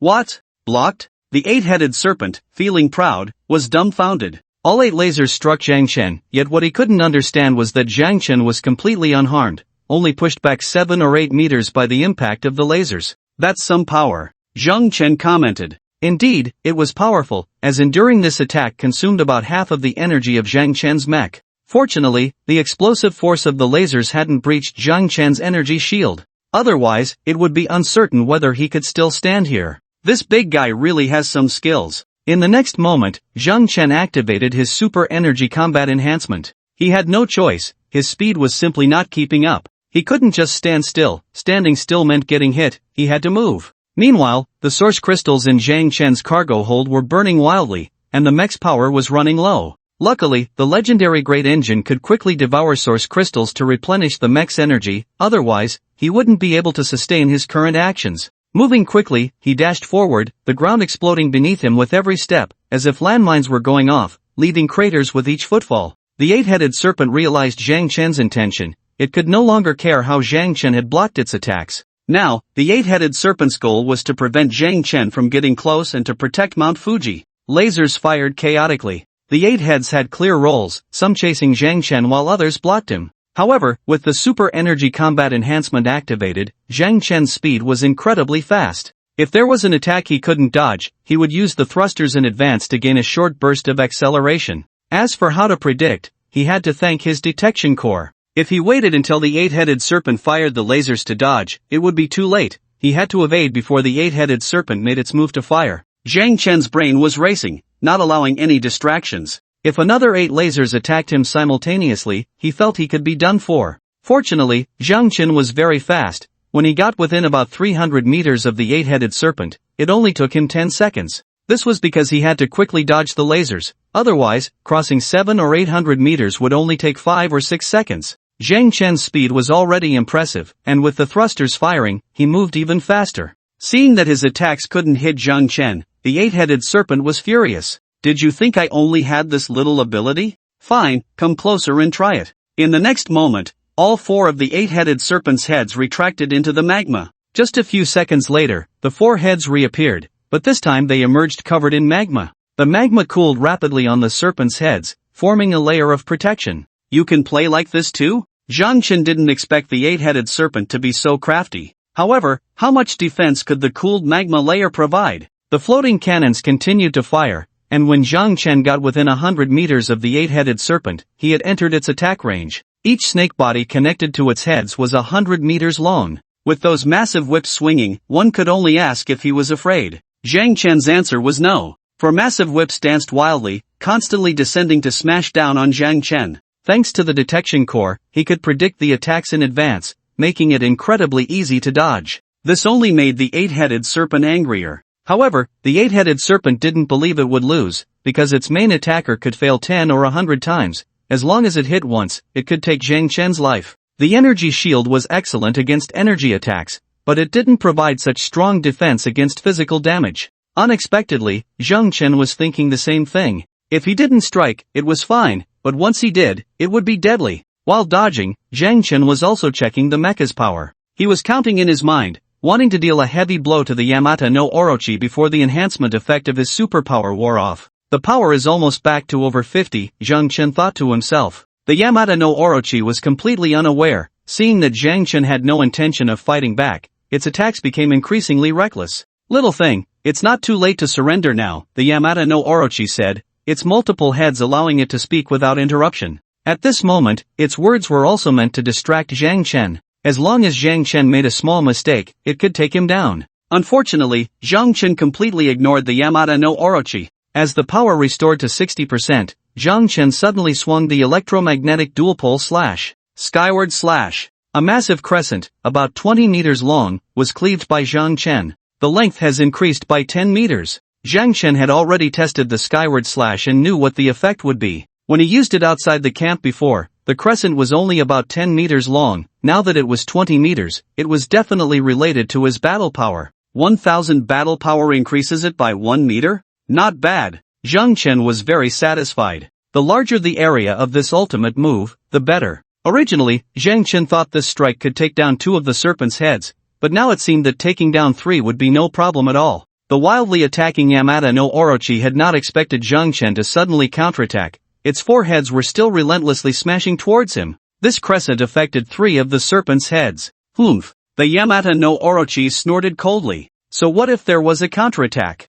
Did it even matter? The magma cooled on its 4 heads had considerable defensive power, and the defense of the serpent heads themselves was exceptionally strong. Ordinary attacks couldn't break through. Although Zhang Chen's abilities were not weak, the Yamata no Orochi did not believe it could be injured. Moreover, it had prepared its defenses. If it truly didn't take Zhang Chen seriously, it wouldn't have used the cooled magma to create a layer of defense. However, when the crescent struck its serpent head, the Yamata no Orochi was dumbfounded. Its seemingly flawless defense was no stronger than tofu in the face of Zhang Chen's attack. How much battle power could the Yamata no Orochi have? It was estimated to be around 15 or 16,000. After all, the Yamata no Orochi had not fully recovered and was not in its complete form. If the Yamata no Orochi were truly in its complete form, how could it be swallowing mechanical beings? And what was the power of the skyward slash? 200,000 battle power. With such a gap, how could it defend against it? It could be said that, at present, nothing could withstand Zhang Chen's strike.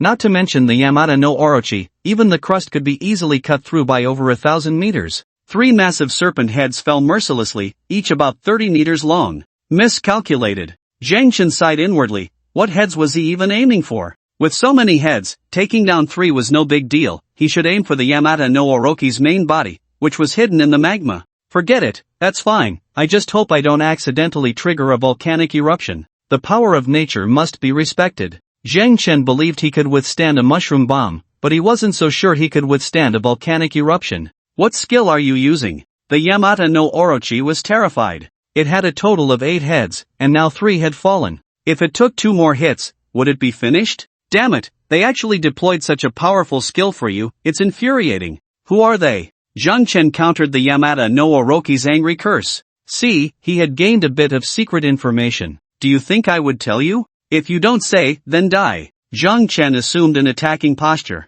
These mechanical beings were quite afraid of death, and the Yamata no Orochi was no exception. However, this time Zhang Chen encountered a tough opponent. The Yamata no Orochi showed no signs of compromise. Kill me? Come. Did the Yamata no Orochi fear death? Of course, I'm afraid. But even if Zhang Chen slays the 8-headed serpent, he won't truly die. I didn't expect you to really not fear death, then I'll spare your life for now. After saying this, Zhang Chen turned and walked away, showing no signs of reluctance. This left the 8-headed serpent utterly bewildered. I've already taken off my pants, and you say you're not going to play anymore? Come back. You see, even though he could avoid death, the 8-headed serpent was still unhappy. In fact, the 8-headed serpent wanted to switch bodies, and Zhang Chen's act of cutting off the serpent he controlled was just right. Otherwise, losing 3 heads and being stuck in limbo would be quite uncomfortable. Zhang Chen indeed wanted to slay the 8-headed serpent, but his strength wouldn't allow it. Not to mention that the enhancement of his super abilities was about to end, and the heavenly soaring void slash was still on cooldown, making it impossible to kill him. Anyway, the 8-headed serpent had no intention of cooperating, and Zhang Chen might as well go down the mountain to hunt some beast-shaped mechas and mechanical creatures. Therefore, the 8-headed serpent's summons were utterly useless. No, something's wrong. Kill him. The eight-headed serpent shouted loudly, contacting the furnace he controlled to relay his orders. The beast-shaped mechas would naturally attack Zhang Chen with all their might. The eight-headed serpent believed that Zhang Chen had already lost most of his combat power. Such powerful skills couldn't possibly come without side effects, and if he were in Zhang Chen's position, having gained such a significant advantage, he would definitely pursue victory relentlessly. He wouldn't give up the fruits of victory so easily. So the current situation was quite clear. Zhang Chen no longer had the ability to fight back, and it was the perfect opportunity to eliminate this potential strong enemy. The eight-headed serpent's orders were indeed effective. The beast-shaped mechas, which were evenly matched with Ainai and the others, instantly concentrated their power in one place. After annihilating a few of Zhang Chen's beast-shaped mechas, they tore a hole in the defensive circle going up the mountain. Then, all the beast-shaped mechas charged forward, seemingly wanting to overwhelm Zhang Chen. Am I being underestimated? Zhang Chen felt a bit displeased. The feeling of being looked down upon was truly uncomfortable. In that case, I'll send you all to the afterlife. The floating cannons fired first, and then Zhang Chen's eyes gathered purple light, unleashing the death laser. Not a single beast-shaped mecha in a straight line could escape, even with their strong defensive armor. Zhang Chen's mecha combat power exceeded 10,000, far beyond what these mechas with only 1 or 2,000 combat power could resist. Sparks flew as a series of mechas were cleaved in half and fell to the ground. However, this situation did not dampen the enthusiasm of the beast-shaped mechas. They continued to charge forward madly. Only this time, they had learned to be clever, immediately dispersing after breaking through the defensive circle, not giving Zhang Chen a chance to wipe them out in one strike. Shallow-minded, aren't you? In the next moment, Zhang Chen swung his weapon, unleashing the thunderstorm. The beast-shaped mechas within 100 meters were paralyzed by the electricity. Zhang Chen hadn't even personally gone in to strike, just 2 skills were enough to teach these beast-shaped mechas what it meant to be truly defeated. No need to come over. After using 2 skills, Zhang Chen ordered. Because Ainai and the beast-shaped mechas were all anxiously gathering towards Zhang Chen. This led to even more gaps appearing in the defensive circle. Although only a few mechanical creatures rushed in through the openings, they wouldn't harm Zhang Chen at all. However, these mechanical creatures could harm the mechas Zhang Tao was leading. Understood. Ainai was the first to respond. Then the tiger didn't reply, he simply led the beast-shaped mechas back quickly. The gap was blocked, and the beast-shaped mechas charging towards Zhang Chen were now only a few dozen meters away from him. All useless recyclable materials, Zhang Chen commented. Then he transformed into a god of death, directly charging into the crowd of beast-shaped mechas. The close combat beast-shaped mechas couldn't even approach Zhang Chen. The strongest one got within 10 meters of him and was immediately slain by Zhang Chen. The ranged beast-shaped mechas were even more useless. The remote weapons they used were all blocked by Zhang Chen's energy shield, and aside from consuming a bit of Zhang Chen's mech power, they couldn't do anything else. In contrast, Zhang Chen was having a blast, taking down one little creature after another. If he used up too much energy, it would count as a loss for him. With the speed at which Zhang Chen was slaughtering, no matter how many beast-shaped mechs came, it was useless. Soon, the area around Zhang Chen was piled high with metal wreckage. By the end, there were no beast-shaped mechs within 100 meters of him. This was the ability of the electromagnetic dual polar slash, which automatically released an electromagnetic field during battle. As the fight went on, the power of the magnetic field naturally increased. Ultimately, any beast-shaped mech that entered the magnetic field would be paralyzed by electricity, requiring no effort from Zhang Chen at all. You mutt, I'll play with you later, don't rush. Zhang Chen was still calculating the time. As long as he waited for the cooldown of the sky-soaring void slash to finish, he would go back and give the eight-headed serpent another hit. The eight-headed serpent at the mountaintop was itching with frustration. Useless, all of you are useless, you can't even kill him. What should we do? If they couldn't kill Zhang Chen, then it would be their own demise. Whether to abandon this body now was a significant dilemma. If he gave up this body now, his existence would be exposed. When Zhang Chen came charging back, the eight-headed serpent couldn't help but wonder if Zhang Chen would suspect anything. However, Zhang Chen's attack power was too strong. Although the eight-headed serpent's body was large enough, there was only a tiny chance that Zhang Chen's attacks could hit him. But what if? He could abandon this body, but he didn't want to die for real. Forget it, I'll just wait for him to come up. The eight-headed serpent made a decision. He couldn't let Zhang Chen suspect anything. If this guy discovered traces of his departure and really came after him, it would be trouble for himself. It would be better to detach from this shell the moment it was destroyed and then find a new one. Zhang Chen was unaware of the eight-headed serpent's plans. He hadn't finished his slaughter when the situation was brought under control. By the time 10 minutes had passed and Zhang Chen's skills were off cooldown, there were no more of the eight-headed serpent's minions at the foot of the mountain. Even if there were, they were just a few scattered mechanical creatures. Clean up the battlefield, bring all these back to the furnace. Including these 3 heads, Zheng Chen ordered. These were all valuable items that couldn't be left behind. If they devoured these metals, including the 8-headed serpent's heads, the furnace would likely grow significantly. Yes, the tiger replied excitedly. A powerful furnace meant their strength. Once the furnace became powerful, it could produce even stronger armor, and with stronger armor, their power would naturally increase. What are the losses? Zhang Chen asked AI Nai. 1 from the ninja team died, 5 from Zhang Tao's side, and the beast-shaped mechs suffered significant losses, with 9 destroyed. AI Nai had already compiled these statistics. Zhang Chen sighed inwardly. When it comes to survival skills, the ninjas are the best. It wasn't that these ninjas were cowardly or retreated in battle. The reason they had fewer casualties was their combat experience and tactics. Alright, once everything is cleaned up, you all retreat. There might be danger at the furnace. Yes, but sir, what about you? AI Nai looked worriedly at the summit of Mount Fuji. Mount Fuji was no longer the picturesque mountain AI Nai remembered. It had become riddled with wounds, looking like there wasn't a good spot left. I still wanna play with that thing. Sir, how about I stay and keep you company? AI Nai offered her suggestion. No need, you should go back. Zheng Chen shook his head in refusal. He knew what AI Nai was worried about, but he really didn't need her to stay. AI Nai had no choice but to follow Zhang Chen's arrangement. Zhang Chen stood on the mountainside, watching the steel dragon moving away from Mount Fuji, nodding in satisfaction. After AI Nai and the others left the detection range, Zhang Chen turned back and walked towards the mountain top. Step by step, he walked slowly. The 8-headed serpent stared at Zhang Chen as he approached, feeling a mix of emotions. It should have been him who held the advantage. How did it end up like this? I admit your strength. If there's something to discuss, we can talk it over calmly. Oh, your attitude changed so quickly? Zhang Chen had deliberately walked up slowly to put some psychological pressure on the 8-headed serpent. It seemed to be working. They were having a civil conversation. Tell me, who are they that you mentioned? These initial source crystals shouldn't have been provided by you, right? Zhang Chen voiced his suspicions. However, based solely on the 8-headed serpent's angry outburst earlier, he couldn't be too sure if his guess was correct. The 8-headed serpent hesitated, unsure whether to share this information with Zhang Chen. Zhang Chen didn't rush him, he just waited. After a long while, the 8-headed serpent finally came to a conclusion. Even if he told Zhang Chen, it wouldn't matter much. Zhang Chen couldn't contact those guys, and he believed Zhang Chen would understand the situation he was facing. After all, they were the stronger party. To express my sincerity in inviting you, I can tell you these secrets.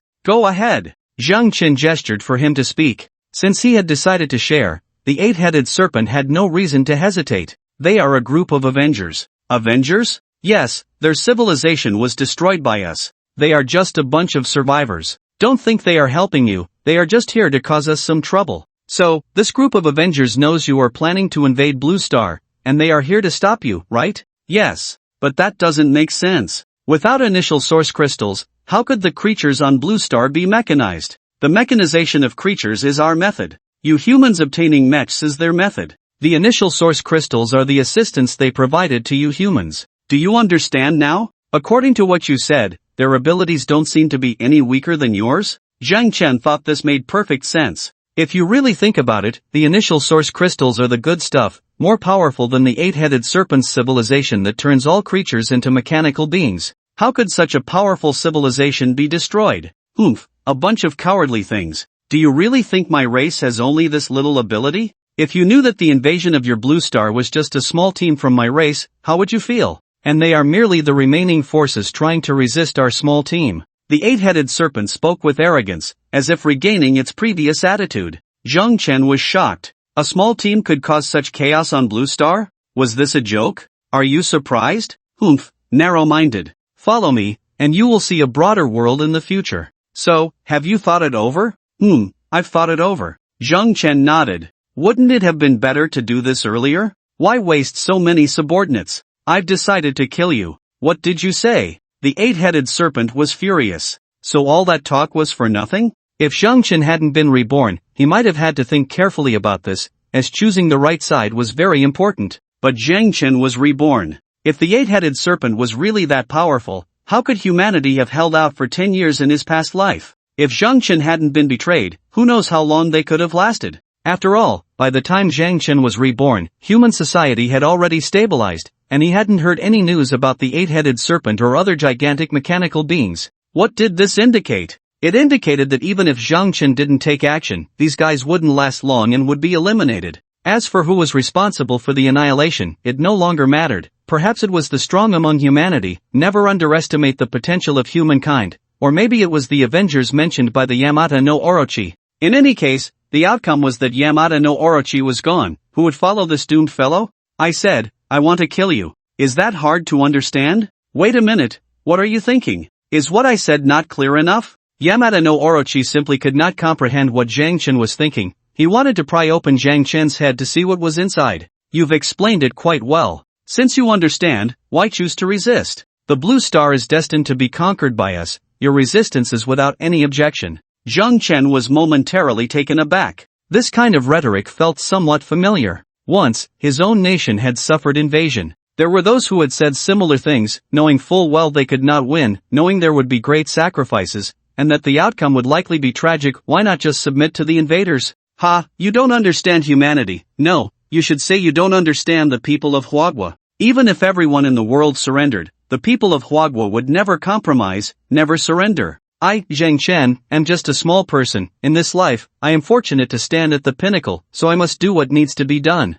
Besides, I am Zhang Chen, the arrogant Zhang, the unique way. You want me to be your underling? You think you're worthy? At this moment, Zhang Chen was even more arrogant than Yamata no Orochi. Surprisingly, Zhang Chen's words truly stunned Yamata no Orochi. However, it wasn't long before Yamata no Orochi burst into laughter. Ha ha ha, the pinnacle? Arrogant? Little thing, you think you're worthy? Giving you a chance is just to let you live. How much do you think you understand this world? You think you have some ability now, right? That's because you haven't seen what true strength is. I will see it sooner or later. Zhang Chen remained unmoved, his conviction unwavering. Revenge, becoming stronger, to see what kind of world this Yamata no Orochi spoke of. As for how far he could go, did it matter? Knowing these secrets but not being able to see them with his own eyes, that was the real regret. Superpower combat enhancement. Sky soaring slash. Zhang Chen was still some distance from Yamata no Orochi. Releasing these two powerful moves consecutively was fine, as the engine devoured the source crystal to quickly restore power. Enough for Zhang Chen to escape to the foot of the mountain. That's right, it was an escape. Who knows how many heads he could chop off? Yamata no Orochi's heads could all shoot lasers, and if Zhang Chen got hit by a few lasers when his mech was low on power, he estimated he wouldn't fare well. So, strike and run, let whoever wants to chase do so. Yamata no Orochi was greatly impacted, primarily psychologically. After talking for so long and revealing a bunch of secrets that shouldn't have been said, he ended up getting hit back. If it were anyone else, they wouldn't be able to accept it either. However, before Yamata no Orochi could voice any opinion, Uea arrived. This time, Uea was somewhat below standard, only managing to chop off two heads. Looking at the two snake heads, each about 30 meters long, Zhang Chen slapped his forehead. Taozi, where are you? Come back quickly, bring some people, about 100. Zhang Chen contacted Zhang Tao. There were still several snakeheads left, and there should be the body of Yamata no Orochi as well. Handling such a large creature alone would be quite a hassle. So, he sought help. Alright, Zhang Tao didn't waste any words. Whatever the boss said to do, he would do. Then, Zhang Tao summoned 100 people to return. I wanted to follow along but was persuaded by Zhang Tao to stay. In Zhang Tao's words, after he left, there would be no one in this large group that the boss could trust, so I had to stay because she was also someone the boss trusted. This little speech made Ainai's heart race, and she no longer mentioned wanting to follow Zhang Tao back. Another woman has fallen, Big Brother is still Big Brother. Zhang Tao muttered as he led his men on the road. Tao Ge, do you think the boss is really with that Japanese woman? What does it have to do with you? What, do you want to chop off the boss's women too? Recently, these guys had been getting a bit carried away with chopping down Japanese people. However, because they had killed so many, most of the anger in their hearts had been released. After all, they had wiped out an entire lineage. How much hatred could remain? Of course not, we were just asking. I don't know, if you had the guts, go ask the boss yourself. Even Zhang Tao hadn't dared to ask about such matters. Besides, with Zhang Chen's capabilities, what's wrong with having a few more women? Powerful men naturally attract women. It's not that women won't fawn over you, but rather that you lack the ability to make them do so. When you have the ability, there are plenty of women who will fawn over you. Right now, Zhang Chen was that capable man. Forget about Asians, he hadn't even encountered other races who could resist Zhang Chen's allure, whether they were black or white. Cough, Taogo, look quickly, the boss has taken down 2 more heads of the serpent. If he just moves these 2 heads, we won't be needed, right? Zhang Tao looked expectantly at the remaining 3 heads of the Yamata no Orochi. For someone who knew Zhang Chen well, Zhang Tao understood that his big brother was definitely planning something big. This creature with 8 heads was likely to meet its end today. Big brother, we're here. Zhang Chen had already noticed Zhang Tao and the others. Hearing Zhang Tao's shout, he turned around. Stay back. This guy might have some big moves left. You all be careful. Got it. Zhang Tao was all about following advice. Whatever the big brother said, they would do. After Zhang Chen finished speaking, he immediately led his men to retreat, and they moved quite a distance back, to a place 5 kilometers away from Zhang Chen. As long as they could communicate, there was no need to be too close. It's ready. With the cooldown over, Zhang Chen was ready to strike again. Bastard, you're looking for death. The Yamata no Orochi glared at Zhang Chen, unable to hide its anger. However, this time, Zhang Chen had no intention of attacking the Yamata no Orochi. He stopped about 2,000 meters away. This left the Yamata no Orochi puzzled. Could it be that this guy had regretted it? Was he thinking of backing down? If Zhang Chen backed down, the Yamata no Orochi thought it could still forgive him. After all, who wouldn't want such a powerful subordinate? With Zhang Chen around, he could help with many things. Unfortunately, Zhang Chen had no intention of surrendering. He stood at a distance from the Yamata no Orochi with his own plans. Most of the lower half of the Yamata no Orochi's body was submerged in lava. Although there was a lot of lava spewing out due to the way the Yamata no Orochi appeared, the magma inside the volcano was still at full capacity. This made things a bit tricky. Zhang Chen knew he could definitely kill the Yamata no Orochi, but the big problem was how to get its body out of the lava afterward. Zhang Chen currently didn't have the ability to swim in lava. How to solve the problem of not being able to swim in lava? Zhang Chen already had a strategy. If he hated lava, then he would just let it all out. It was like someone who dislikes swimming still wanting to stroll around in a pool. If you want to get in, just drain the water. Although it wouldn't be as smooth without water, at least he could get in. At this moment, Zhang Chen was doing just that. He didn't strike the body of the Yamata no Orochi. Instead, he struck Mount Fuji. To prevent too much backlash from Mount Fuji, Zhang Chen ran away immediately after the strike. The 20-meter crescent moon shot straight into the mountain. The coverage area of the crescent moon was quite large, with a 5-meter radius all within its reach. Just like when Zhang Chen tested the power of his experimental skills before, the crescent moon did not touch the ground but was still able to plow a 2-meter deep trench into it. Mount Fuji was not made of iron, so it naturally could not withstand the attack of the sky-slicing slash, and even if it were made of iron, it wouldn't hold up. The result was that Zhang Chen violently forced a hole into Mount Fuji.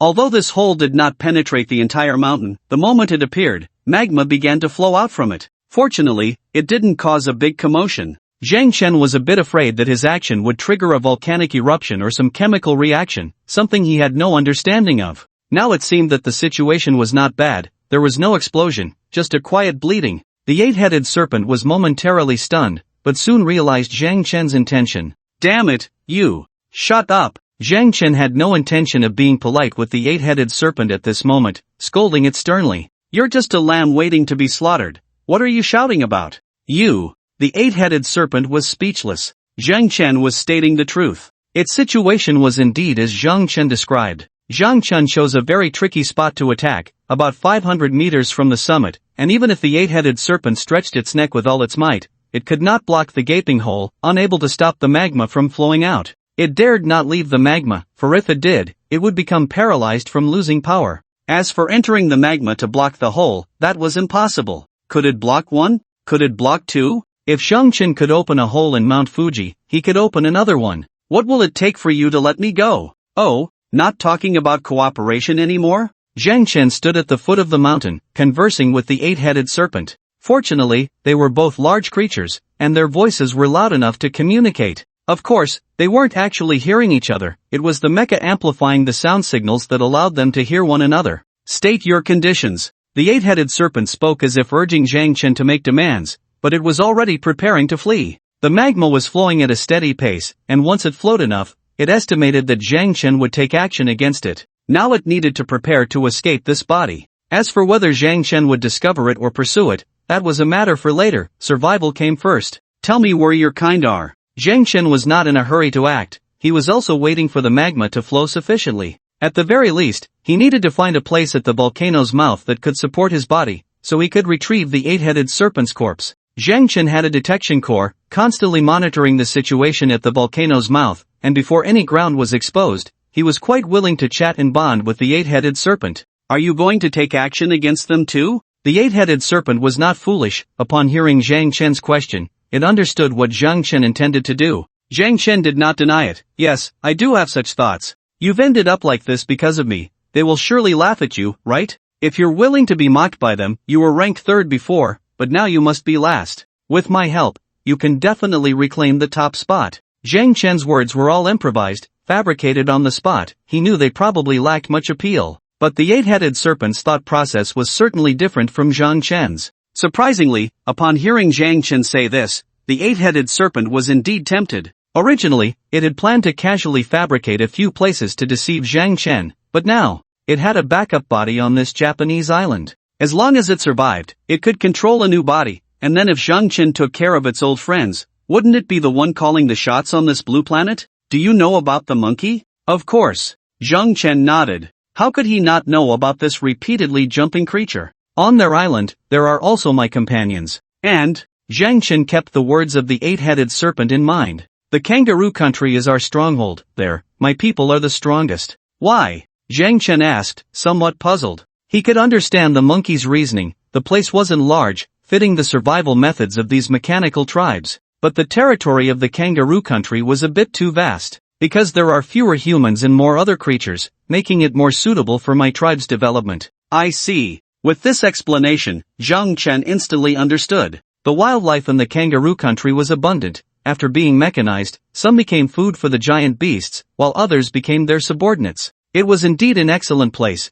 As long as they wiped out the over 20 million people in the kangaroo country, it would be done. At the current pace, it was estimated that there were hardly any living people left in the kangaroo country. This was not Zhang Chen exaggerating. Beast-shaped mechas were nothing to him, easily manageable. However, dealing with ordinary mechas was not the same. Even trained ninjas like AI were no match for beast-shaped mechas. As long as the mechanical tribe on the kangaroo side controlled a furnace, it would be enough to erase the kangaroo country from the map. Only you three? So, you are the last one, huh? How is that possible? Our team dispatched 10 tribesmen in total. I don't care where those weaklings are, they must be on some island. And it definitely isn't as large as the one we occupy. The eight-headed serpent shared his analysis, and he truly did not know where the other mechanical tribes were. Otherwise, he would have already sold out the two strongest ones. What was there to hide about those little things? I see, got it. Zhang Chen felt quite good. He didn't expect the mechanical tribe to cooperate so well, occupying places that had grievances with Huagua.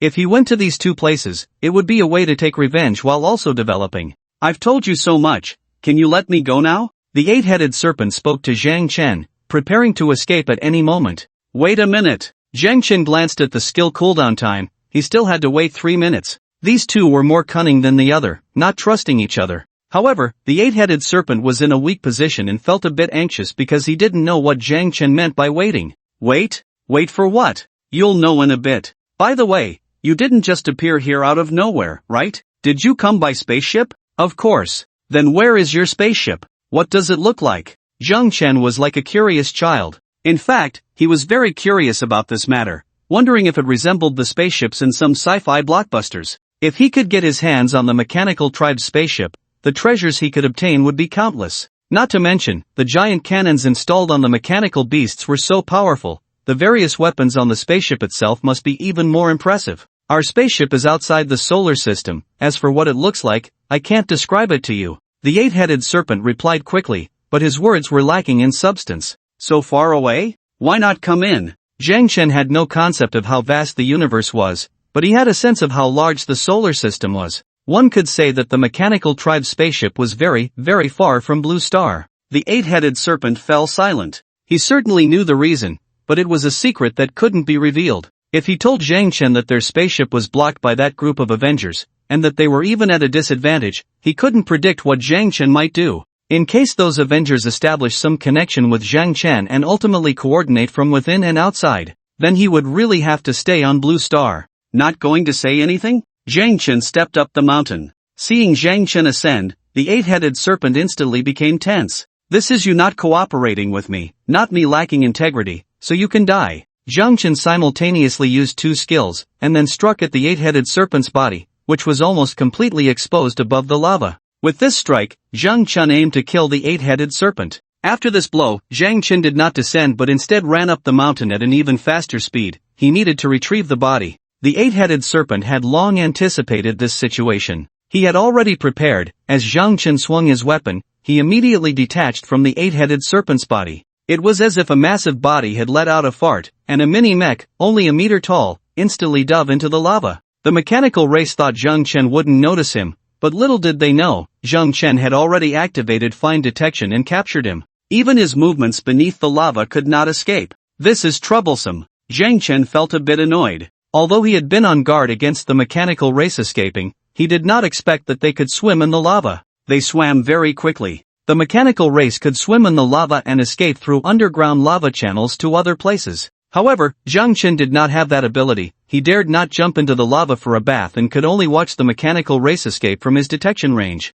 Zhang Chen could only detect up to 10 meters deep in the lava, so beyond that distance, the mechanical race vanished. Next time, I won't let you escape so easily. Zhang Chen muttered, then jumped into the volcano's mouth to start retrieving the eight-headed serpent's body. To say that the eight-headed serpent's body was large was an understatement. The body beneath its head resembled a giant spider, towering over 100 meters high, and with its 8 massive heads, its height could reach 200 meters. If it weren't for the lack of power to move freely, it would still be quite difficult for Zhang Chen to kill this creature. If he couldn't achieve a one-hit kill, he would be chased by it for 10 minutes. However, there were no what-ifs. Zhang Chen had one. Taozi, bring people up, quickly. Zhang Chen called for Zhang Tao. There was no choice. The eight-headed serpent's body was too heavy, and Zhang Chen could only ensure he held onto the body, preventing it from sinking into the lava. As for carrying the body out, that was impossible. Coming! Zhang Tao immediately led his team up the mountain. When Zhang Tao and the others arrived at the volcano's mouth and looked down, each of them silently exclaimed in their hearts, "Goodness, this thing is huge.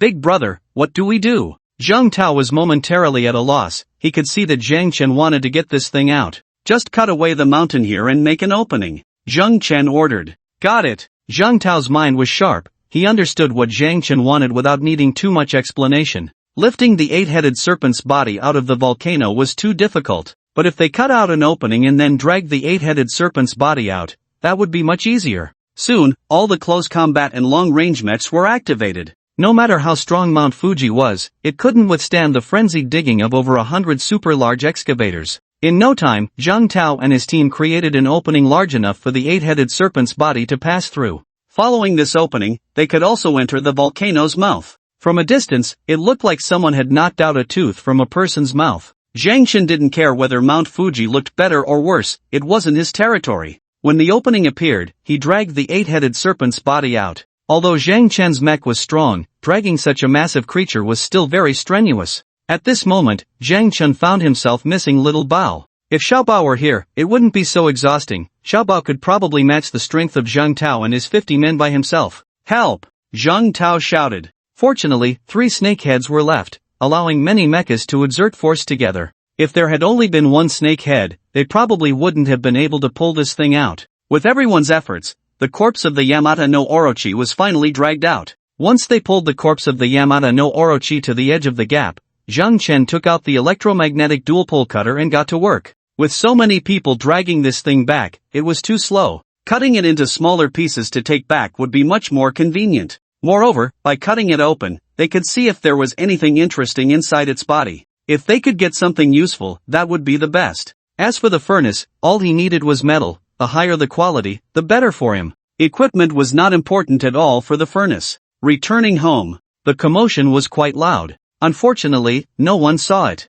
The entire Japanese island had now almost turned into a deserted island. Victorious return, the furnace was very happy, because the harvest was too great. After the furnace devoured the corpse of the Yamata no Orochi, it underwent another change. It continued to expand. "This isn't good," Zhang Chen muttered as he looked at the ever-expanding furnace. "Big brother, what's going on?" Zhang Tao came over to Zhang Chen's side. This trip to Japan had brought Zhang Tao considerable gains. He had upgraded his equipment almost entirely. He had also gathered floating cannons, though their quality was not high. One was epic, and the other was excellent. With a new set of equipment, his combat power had naturally increased significantly. This thing is too big, Zhang Chen pointed at the furnace. Big? Isn't that good? Zhang Tao didn't understand what Zhang Chen's nonsensical words referred to. If it's too big, we can't transport it back. You want to bring this thing back to the country? Zhang Tao was very surprised. Zhang Chen nodded to Zhang Tao. Yeah, we need to act quickly. Then, Zhang Chen no longer focused on the furnace's expansion. He contacted Lin Xianying. Are you there? The downside of contacting through mechas was that communication could only happen when both parties were in a combined state with their mechas. Fortunately, Lin Xianying was maintaining her combined state with her mecha. I'm here, how about you? Lin Xianying knew what Zhang Chen was doing. Although the satellite images showed that Zhang Chen was unharmed, she still wanted to ask. I'm fine. We can find a large transport ship, right? Yes, you want to transport that furnace back, right? Lin Xianying was very clever and had already guessed what Zhang Chen wanted to do without him saying a word. Yeah, we need to hurry. If the furnace expands any further, it might be difficult to handle. Not just difficult, a large transport ship was manageable. At worst, they could ask Fish Sister to find a few whale friends to help bring the furnace back. The key issue now was that the furnace wouldn't move on its own, and getting it to the seaside was a problem. I'll contact them. You send someone to bring the whales back to escort the transport ship. Okay, I'll arrange it right now. Communication ended. Zhang Chen took Zhang Tao to the seaside. Although Fish Sister was not near Japan's coast, there were other mechanical whales here. After learning of Zhang Chen's request, the whales naturally wouldn't refuse, and Zhang Tao was sent back. Zhang Tao was quite happy, riding the whale and braving the waves. What a thrill! After arranging all this, Zhang Chen returned, and the furnace had also stopped expanding. This was good news, but the bad news was that due to the furnace's further enhancement, Xiaobao, who should have already completed his upgrade, was now stuck. The furnace needed to help Xiaobao upgrade his armor again. This made Zhang Chen a bit uncomfortable because Xiaobao was the main labor force for moving the furnace. Fortunately, the mechanical race was also feeling the same discomfort. That mechanical being that had escaped from the Yamata no Orochi. Damn humans, they really are damned. Luckily, he didn't chase after me, but I can't stay here for long. I need to think of a way to leave. On Japan Island, the mechanical race no longer wished to stay. Mainly because they had no way to deal with Zhang Chen. Now Zhang Chen had not found the furnace they controlled, and if he did, the furnace would definitely be lost. Even the body of the eight-headed serpent could not handle Zhang Chen. What could they expect from the furnace? As for the other mechanical beasts, although there was still one left, there was no need to have too much hope. The ocean is the way out. The mechanical race prepared to completely abandon Japan Island. Even the furnace here they were not planning to keep. However, if you don't let me have it easy, I won't let you be comfortable either. A strong desire for revenge arose in the mechanical race's heart. Devour all mechanical beings. The mechanical race commanded. The furnace under his control naturally did not resist, and all the mechanical beings controlled by this furnace rushed towards the fiery red molten metal at the top of the furnace as if they were giving up their lives. With continuous devouring, the furnace itself began to expand. In the end, even those beast-shaped mechas controlled by the furnace could not escape the fate of being devoured. The beast-shaped mechas wanted to resist, but unfortunately, they were controlled by the furnace, and resistance was futile.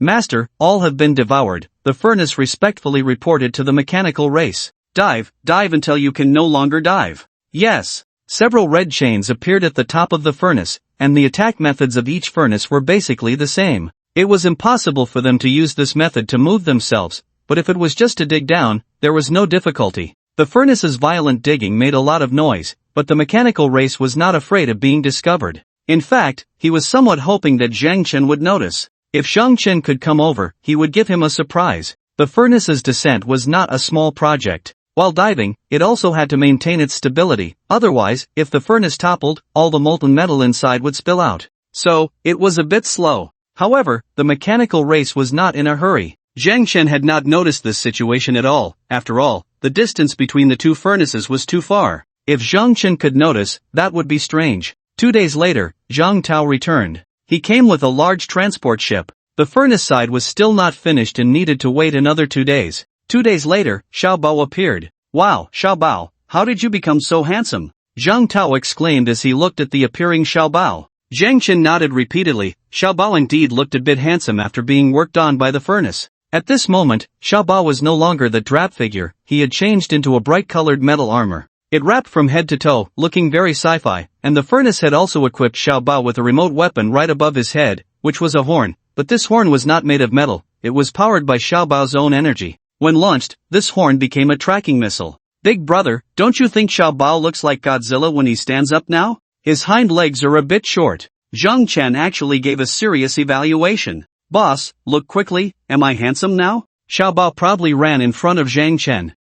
Very handsome. My mecha form is even more handsome. After saying that, Xiao Bao wanted to demonstrate to Zhang Chen, just like a little kid who had just received a new favorite toy, if he couldn't show it off, he would feel uncomfortable. Zhang Chen was very considerate of Xiao Bao's feelings and did not refuse. In just 5 seconds, Xiao Bao transformed into his mecha form. Zhang Chen nodded repeatedly, while Zhang Tao looked quite uncomfortable. It was simply because Xiao Bao's mecha form was significantly more handsome than his own. Retro style, pure metallic bright colors, the mecha was angular, and the details were very delicate, his hands were no longer flails. On the surface, Xiao Bao's mecha form indeed looked very good. How is it? Very handsome. Zhang Chen gave Xiao Bao a thumbs up. It was indeed very handsome, and Zhang Chen felt a bit of jealousy. From Zhang Chen's aesthetic perspective, Xiao Bao was a bit more handsome than him, and this retro style was quite good. Where's your weapon? Right here. Xiao Bao replied, and then his hands quickly transformed, almost instantly changing from a palm shape into a meteor hammer.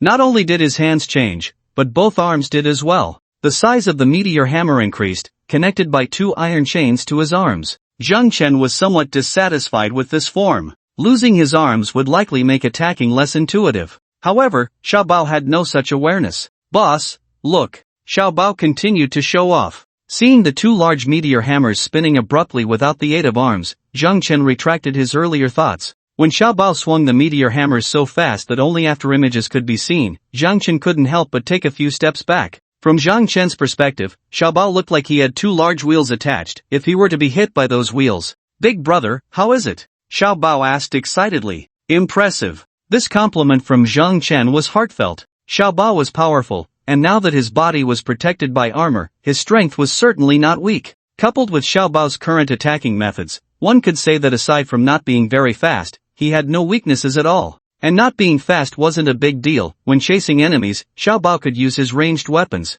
As for being chased, well, that wasn't important. Alright, Xiao Bao, change back. Xiao Bao's mech form was indeed very cool, but while it added attacking methods, it also lost some strength. Only by maintaining his original form could Xiao Bao exert greater power. Okay. After showing off, Xiao Bao obediently transformed back to his original form. Zhang Tao had already withdrawn into himself, not saying a word for a long time. Zhang Chen didn't pay attention to Zhang Tao. After all, Zhang Tao was mentally strong and could self-regulate. Moreover, once Zhang Tao's mech entered the 4th stage and created an energy shield, his combat power would also increase significantly. Let's get to work and bring out the furnace. Yes. The furnace itself was very cooperative, producing 2 red chains that bound themselves to Xiao Bao. The remaining beast-shaped mechs also returned to their original forms. They were the main force, each bound with red chains. Zhang Chen and the others were responsible for exerting force from below to pull the furnace out of the ground. As long as they could get the furnace out,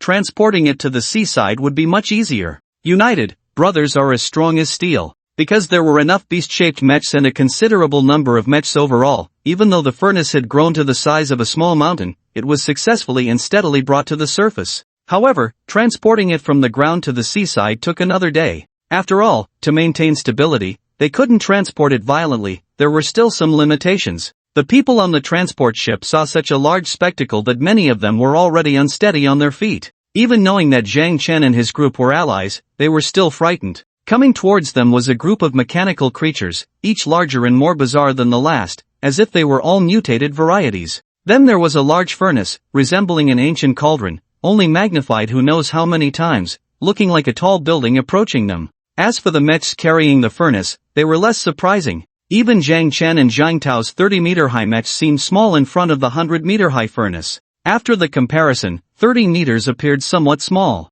It was like in a small place where a 10-story building seemed quite tall, but when in a larger area filled with high-rises, that 10-story building would look short, barely taller than a 6-story building back home. At that moment, everyone on the deck of the transport ship felt just that way. Quick, get ready, this is our mission this time, my dear, I can brag about this for a lifetime when I get back. The captain shouted loudly, completely forgetting to use the wireless communication device. He was shouting purely with his mouth. A transport ship capable of carrying such a large furnace would certainly not be small, and shouting alone meant that not many people heard the captain's call. Fortunately, the captain eventually realized and picked up the wireless communication device to start giving orders. In fact, there wasn't much to prepare, as the necessary preparations had already been completed. They were just waiting for the furnace to be loaded onto the ship. The crew didn't wait long before the furnace arrived, and the mechs powered up. A miraculous scene unfolded before the crew once again. The mechanical creatures that had originally been dragging the furnace all transformed into mechs right in front of them.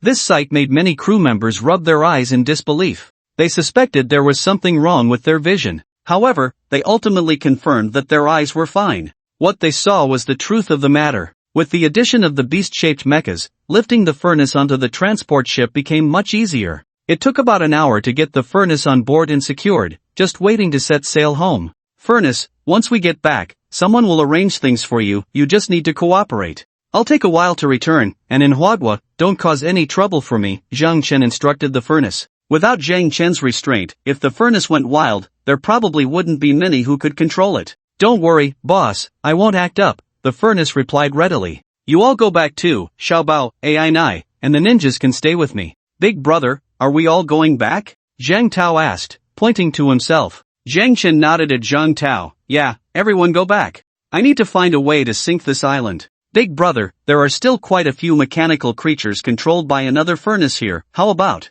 Those things aren't important. Once I get back, I'll take you to have fun in other places. Zhang Chen interrupted Zhang Tao, knowing what he was trying to express. Alright, then it's settled. This time you can't leave me behind, Zhang Tao said, sounding like a resentful wife. Zhang Chen nodded. Brothers, disengage and let's head home first. Zhang Tao ordered. A group of people disengaged and boarded the ship. Zhang Tao, however, did not disengage. He wanted to experience the feeling of riding the waves one more time. After all, such opportunities were rare. The whale he was riding had no objections, and after their cooperation, Zhang Tao and the whale had become friends. After watching Zhang Tao leave with laughter and chatter, Zhang Chen muttered, "This island can disappear." As for how to make this small island vanish, Zhang Chen already had a plan. He would have the mechanical whale smash the continental shelf of this island. When the time came, applying some pressure would naturally sink the island to the seabed. That was Zhang Chen's plan, and he intended to carry it out. However, the mechanical race was clearly more anxious than Zhang Chen.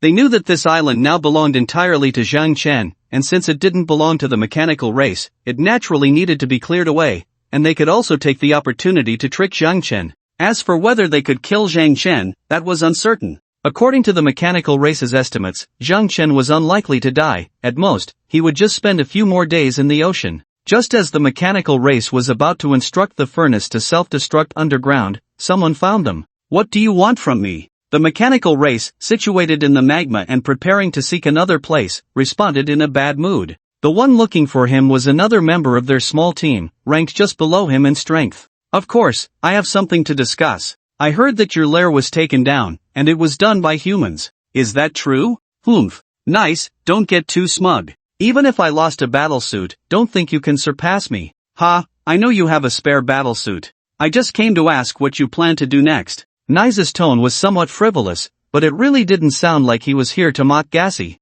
Me? Do I need your permission? Gassy, no matter what, we are one entity. This is not the time for us to fight each other, do you understand? Nice, don't speak so grandly. Just tell me, what do you want to do? Gassy knew his defeated subordinate well. He wouldn't do anything without benefits. I'll help you kill him, and all the benefits will naturally belong to me. I can't even defeat him. What ability do you have to kill him? Gassy looked down on Nice. How could a defeated subordinate claim to kill someone he couldn't even defeat? With what would he kill? His mouth? I am deep in the ocean now. My combat power is beyond your imagination. You fools chose to descend on the island, and you have no idea how many creatures there are in the Blue Star's ocean. While you are still accumulating power, mine has already been fully amassed, and my battle armor has even become stronger. As long as he enters the ocean, I will naturally have the ability to kill him. Nice spoke with a bit of arrogance, but it was indeed the truth. Even if there were a large number of wild animals in Kangaroo Country, once transformed into mechanical creatures,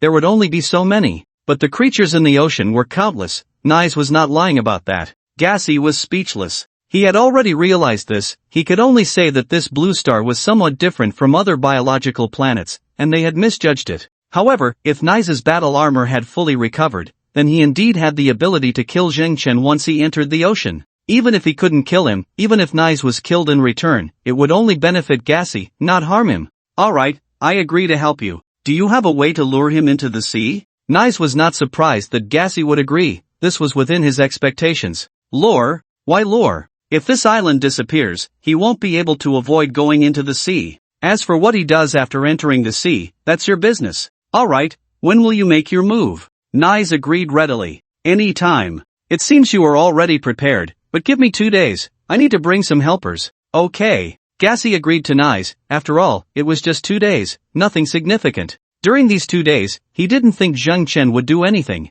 Indeed, in those 2 days, Zheng Chen did nothing. He was waiting for Fish Girl to return. Once Fish Girl was back, he could start the next step. But on that day, Nice had already brought his subordinates to the deep sea near Japan Island. They didn't get too close because getting any closer would take them into the territory of the whales. Before Japan Island sank, he didn't want to expose his whereabouts. As for those whales, Nice hadn't taken them seriously, because Nice brought large mechanical octopuses, each over 100 meters long, each one a mechanical behemoth. The mechanical octopuses could already contend with these whales individually, and with himself, he could easily handle them. Moreover, Nice had other reasons for not attacking the whales. He could tame mechanical octopuses, and naturally, he had means to tame whales as well. He wanted to recruit these big guys of the ocean as his subordinates. Even if his strength couldn't match those top 2 guys, with these subordinates, he could still wrestle with them. As for Gassy, he was no longer regarded by Nice. Everyone had spare battle armor, but spare armor was just that, spare. It was on a different level than the main battle armor. Gassy, I am ready here, you can start. You better stay away from this island. Gassy reminded Nice, who had already entered the sea early. He had just been lingering in the near sea, not daring to leave. The mechanical whales wandering in the near sea didn't know who Gassy was. If those big guys set their sights on him, Gus figured he would die. So, Gus planned to wait for the moment when Japan Island sank to find an opportunity to escape. By then, the whale pod would surely be startled. After being frightened, the whales would either flee in all directions or be extremely tense, their attention entirely focused on the sinking island, leaving them unaware of him. Distance is sufficient. Start your performance. Nice could hardly wait. He wanted to recruit Zheng Chen as a subordinate, to place a powerful ally among humans, which was very important. Along with the whale pod, he wanted it all. After agreeing, Gus gave the self-destruct order to the furnace that had already burrowed deep into the crust. The furnace had no idea how many meters it had descended, it only knew it was in the magma layer deep underground. As long as it self-destructed here, it would definitely trigger a powerful chemical reaction, causing the entire magma layer to explode. By then, anyway, it was going to die. It wanted to resist, but lacked the ability to do so, and could only obey Gus's orders. In the next moment, the furnace self-destructed. A violent explosion swept through the magma layer. The magma, which had been quietly flowing in the magma layer, was forced back and compressed. Once the power of the furnace's explosion dissipated, the magma layer seemed like an enraged beast, ready to retaliate with the most intense counterattack. An even more violent explosion occurred, and the entire magma layer roared. The underground roared, and naturally, the surface would not fare well. All the volcanoes, big and small, began to tremble, followed by the shaking of the entire Japan Island. Ultimately, on Japan Island, regardless of whether they were active or dormant volcanoes, at that moment, they all began to erupt.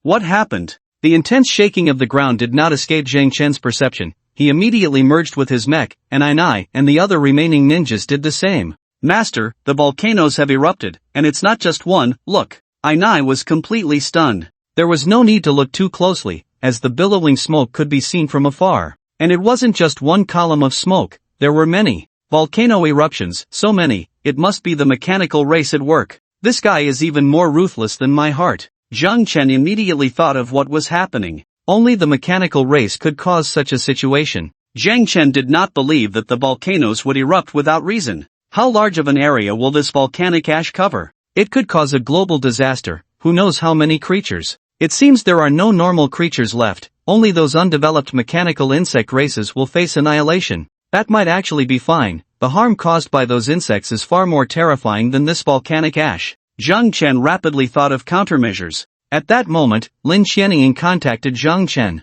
Zheng Chen, how are you? Our satellites have completely lost function. are you okay? Lin Xianying was very anxious. The satellites detected the eruption of the Japanese volcano, and just a few minutes after the eruption, they lost contact. A large amount of volcanic ash rushed into the atmosphere, blocking the connection between the ground and the satellites. I'm fine, it should be the mechanical race's doing. They've actually helped me by sinking this Japan island. You still have the energy to say that? Japan island has sunk. What will you do? Lin Xianying was worried about Zhang Chen, not Japan island. I still have whale friends. Right now, I'm considering whether to return to Huagua or take a stroll over to the Philippines. You really can't help but stir up trouble, can you? If you want to go, then go, just pay attention to your safety. We can't support you now. Without satellite guidance, our guided weapons are useless. Lin Xianying reminded Zhang Chen.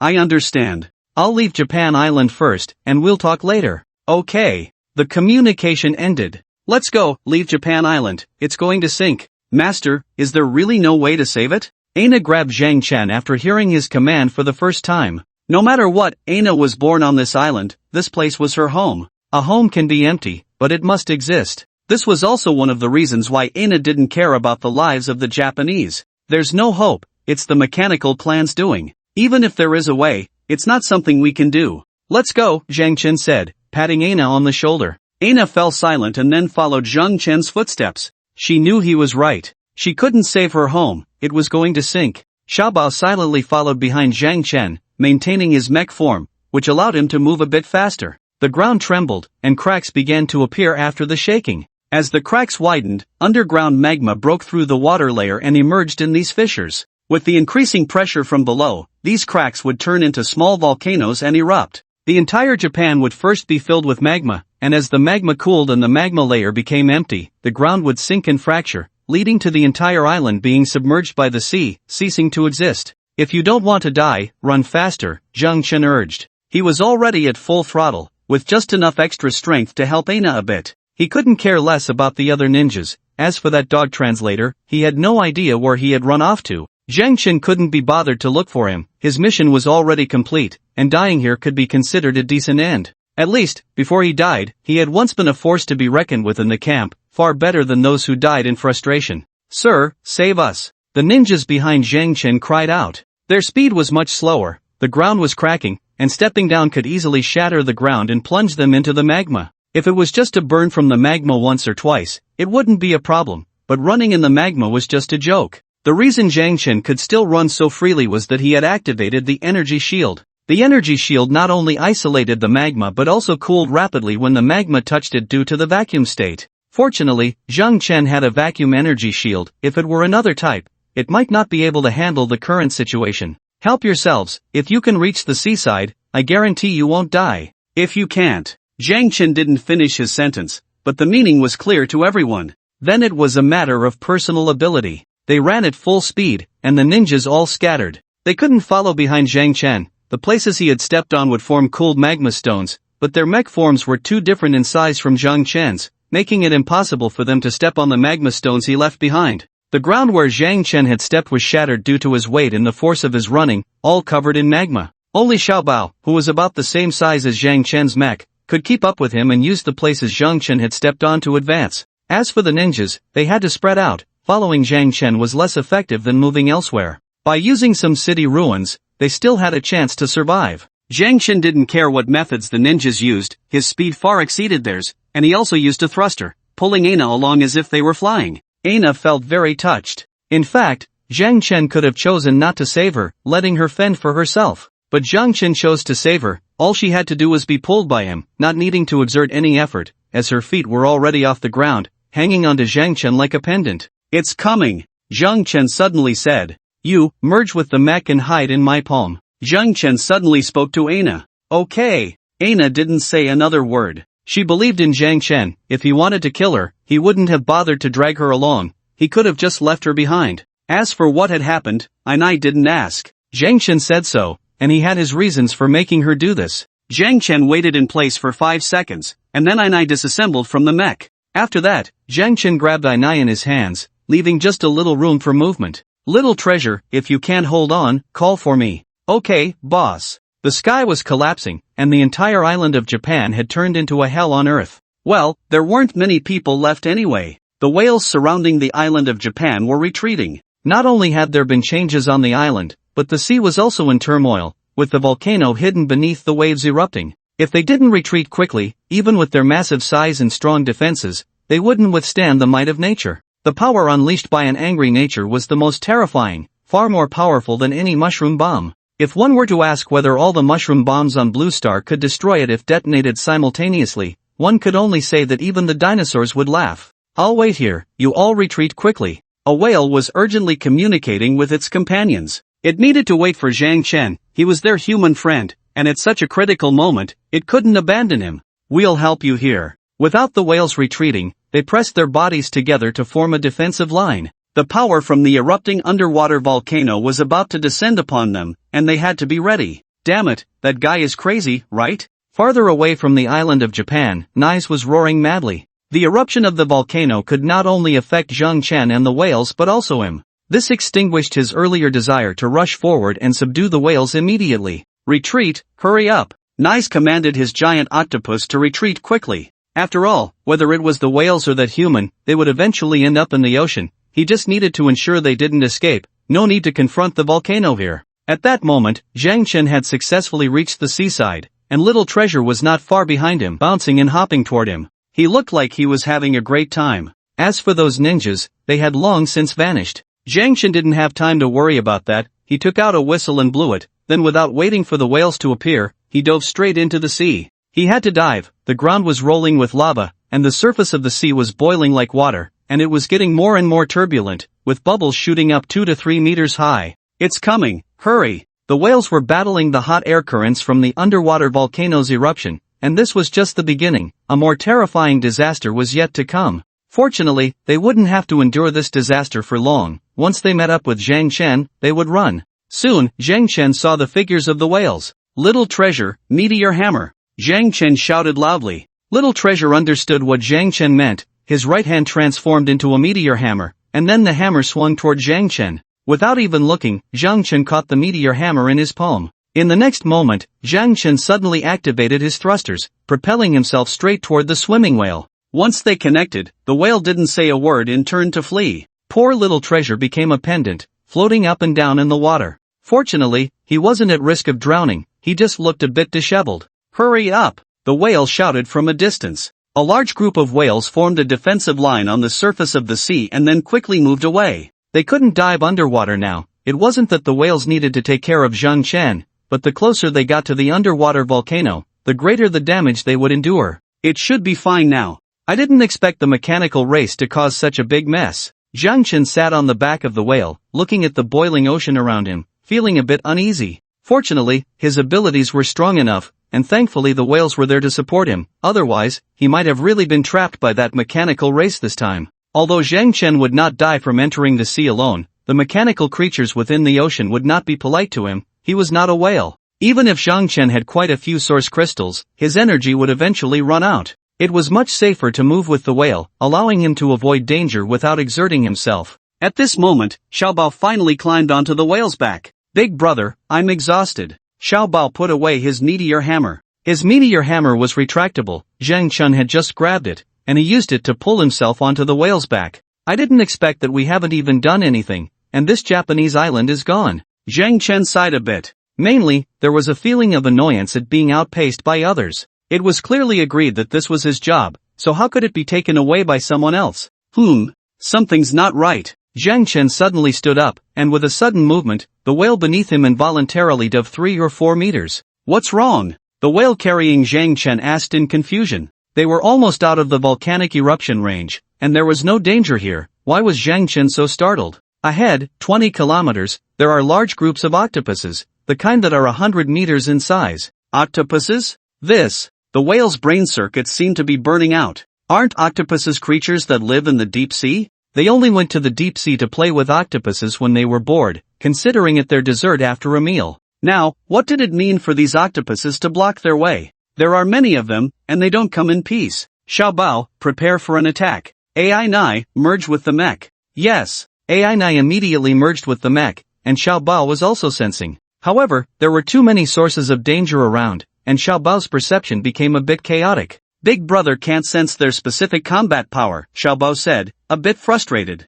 It's okay, we're about to meet them. The whale was very fast, otherwise, they wouldn't have been able to escape from the volcanic eruption area in Japan so quickly. As the distance between them closed, they could see each other's massive bodies. Leave it to us, they are coming for us, the whale reminded Zhang Chen. That's not acceptable. Zhang Chen refused and actively jumped off the whale's back. Zhang Chen retracted the energy shield. If he jumped into the sea with a vacuum energy shield, the few source crystals stored in his cargo hold would not be enough for anything. The next moment, Zhang Chen's feet seemed to ignite, and the powerful thrust of the thruster propelled him rapidly across the surface of the sea, the flames emitted by the thruster allowing Zhang Chen to achieve a brief flying effect. Seeing Zhang Chen daringly charge forward, the octopuses were furious. Against such a small creature, they only needed to extend a mechanical tentacle. Then, several mechanical tentacles rushed toward Zhang Chen, some aimed to stab, while others tried to wrap around him.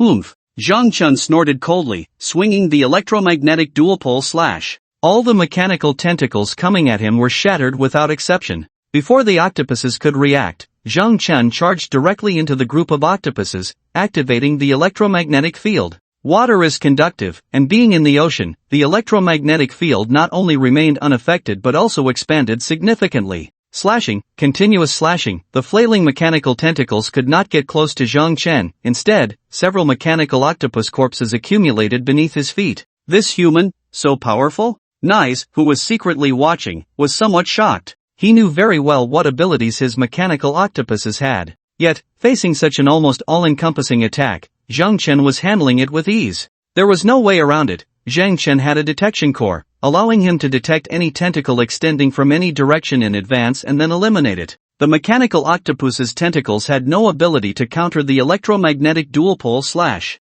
As the battle time gradually increased, the electromagnetic influence on the mechanical octopuses also grew stronger. All useless, get lost. Nice shouted. The mechanical octopuses surrounding Zhang Chen quickly retreated. In less than 10 minutes, more than 10 mechanical octopuses had been killed by Zhang Chen, and it should be noted that Nice had fewer than 100 subordinates in total. If Zhang Chen continued to chop like this, Nice estimated he would soon become a lone commander. Zhang Chen also heard Nice shout, but since Nice was hiding at the bottom of the sea, the detection core couldn't pick him up due to the distance. However, when Nice's body gradually surfaced, Zhang Chen saw him. Nice's battle armor looked like an oversized jellyfish, with a massive body and a large disc on top that had a diameter of 50 meters, with countless tentacles hanging below. Moreover, these tentacles were different from those of the mechanical octopuses. The tips of these tentacles had dark gun muzzles of varying sizes. Human, you are quite impressive, Nice spoke to Zhang Chen, not in a hurry to attack. Zhang Chen jumped back onto the whale. When the fight starts, you all stay back. Zhang Chen had already realized that this guy was a mechanical being, and every mechanical being was not easy to deal with. Alright, the whale replied, while Ainai and Xiaobao did not express any opinions. They were just fine protecting themselves and had no ability to help Zhang Chen. Join me as my subordinate, and I, Nice, can offer you great benefits. Nice extended an invitation. That Yamada no Orochi on Japan Island, is he your companion? No, just a member of a small team. He's quite foolish, his battle armor's power hasn't recovered, but I'm different. My battle armor's power has fully recovered. Although you are impressive, you are still far from my level. Nice did not hide anything from Zhang Chen, sincerity was his trump card. Your battle armor's power has fully recovered? Zhang Chen was a bit surprised, but it was within his expectations since he had suspected this when he saw Nice moving freely. Yes, so you are not my opponent. If you do not submit to me, I will have to kill you. What do you want me to do? Zhang Chen neither refused nor agreed. It's simple. You should have some status among humans. I want you to become the strongest blade under me. In the future, when I leave this planet, you will be the king of this planet. Whether it would work or not was secondary. First, he needed to paint a big picture. As long as Zhang Chen believed it, the rest would be easy. A blade? Wipe out all of humanity, and who would I be king over? Zhang Chen retorted. I knew you had some temper. If I don't let you see my true abilities, you won't submit. Nice changed his tone, and then the tentacles beneath him instantly aimed their tips at Zhang Chen and the others. You all, retreat. Zhang Chen jumped off the back of the whale. Forcing him to submit was impossible. Now Zhang Chen wanted to test Nice's level, understand his tactics, and then hit him hard. The whale pod quickly retreated. Nice did not stop them, but the group of octopuses under Nice went after the whale pod. You have one more chance to choose. This time, I won't kill you. After saying that, the tips of Nice's jellyfish battle armor's tentacles erupted with a large number of light spheres. These light spheres varied in size and, after condensing in a very short time, erupted. Countless lasers shot towards Zhang Chen. Zhang Chen could only raise his weapon to shield himself. Then, the laser attacks hit the energy shield. The first wave of attacks was withstood by the energy shield. After all, Zhang Chen's combat power was not weak, and the energy shield was quite sturdy, though it consumed a lot of power. However, before the mecha's power could convert into energy for the shield, the second wave of attacks followed closely. The attack interval of Nice's battle armor was terrifyingly short, capable of at least 3 attacks per second. Zhang Chen's energy shield withstood the first wave of damage and the second wave, but could not withstand the third wave. In a very short time, Nice's attack power broke through the energy shield's limit. The energy shield disappeared. Zhang Chen could only withstand Nice's attacks with his body. Although Zhang Chen's equipment was already considered very luxurious, at this moment, his body could only keep leaning back, being struck by countless lasers hitting every corner of him. Mecha damaged. Mecha damaged. Alerts flashed before Zhang Chen's eyes. Nice's attacks had bypassed the armor protection and directly targeted the main body of Zhang Chen's mecha.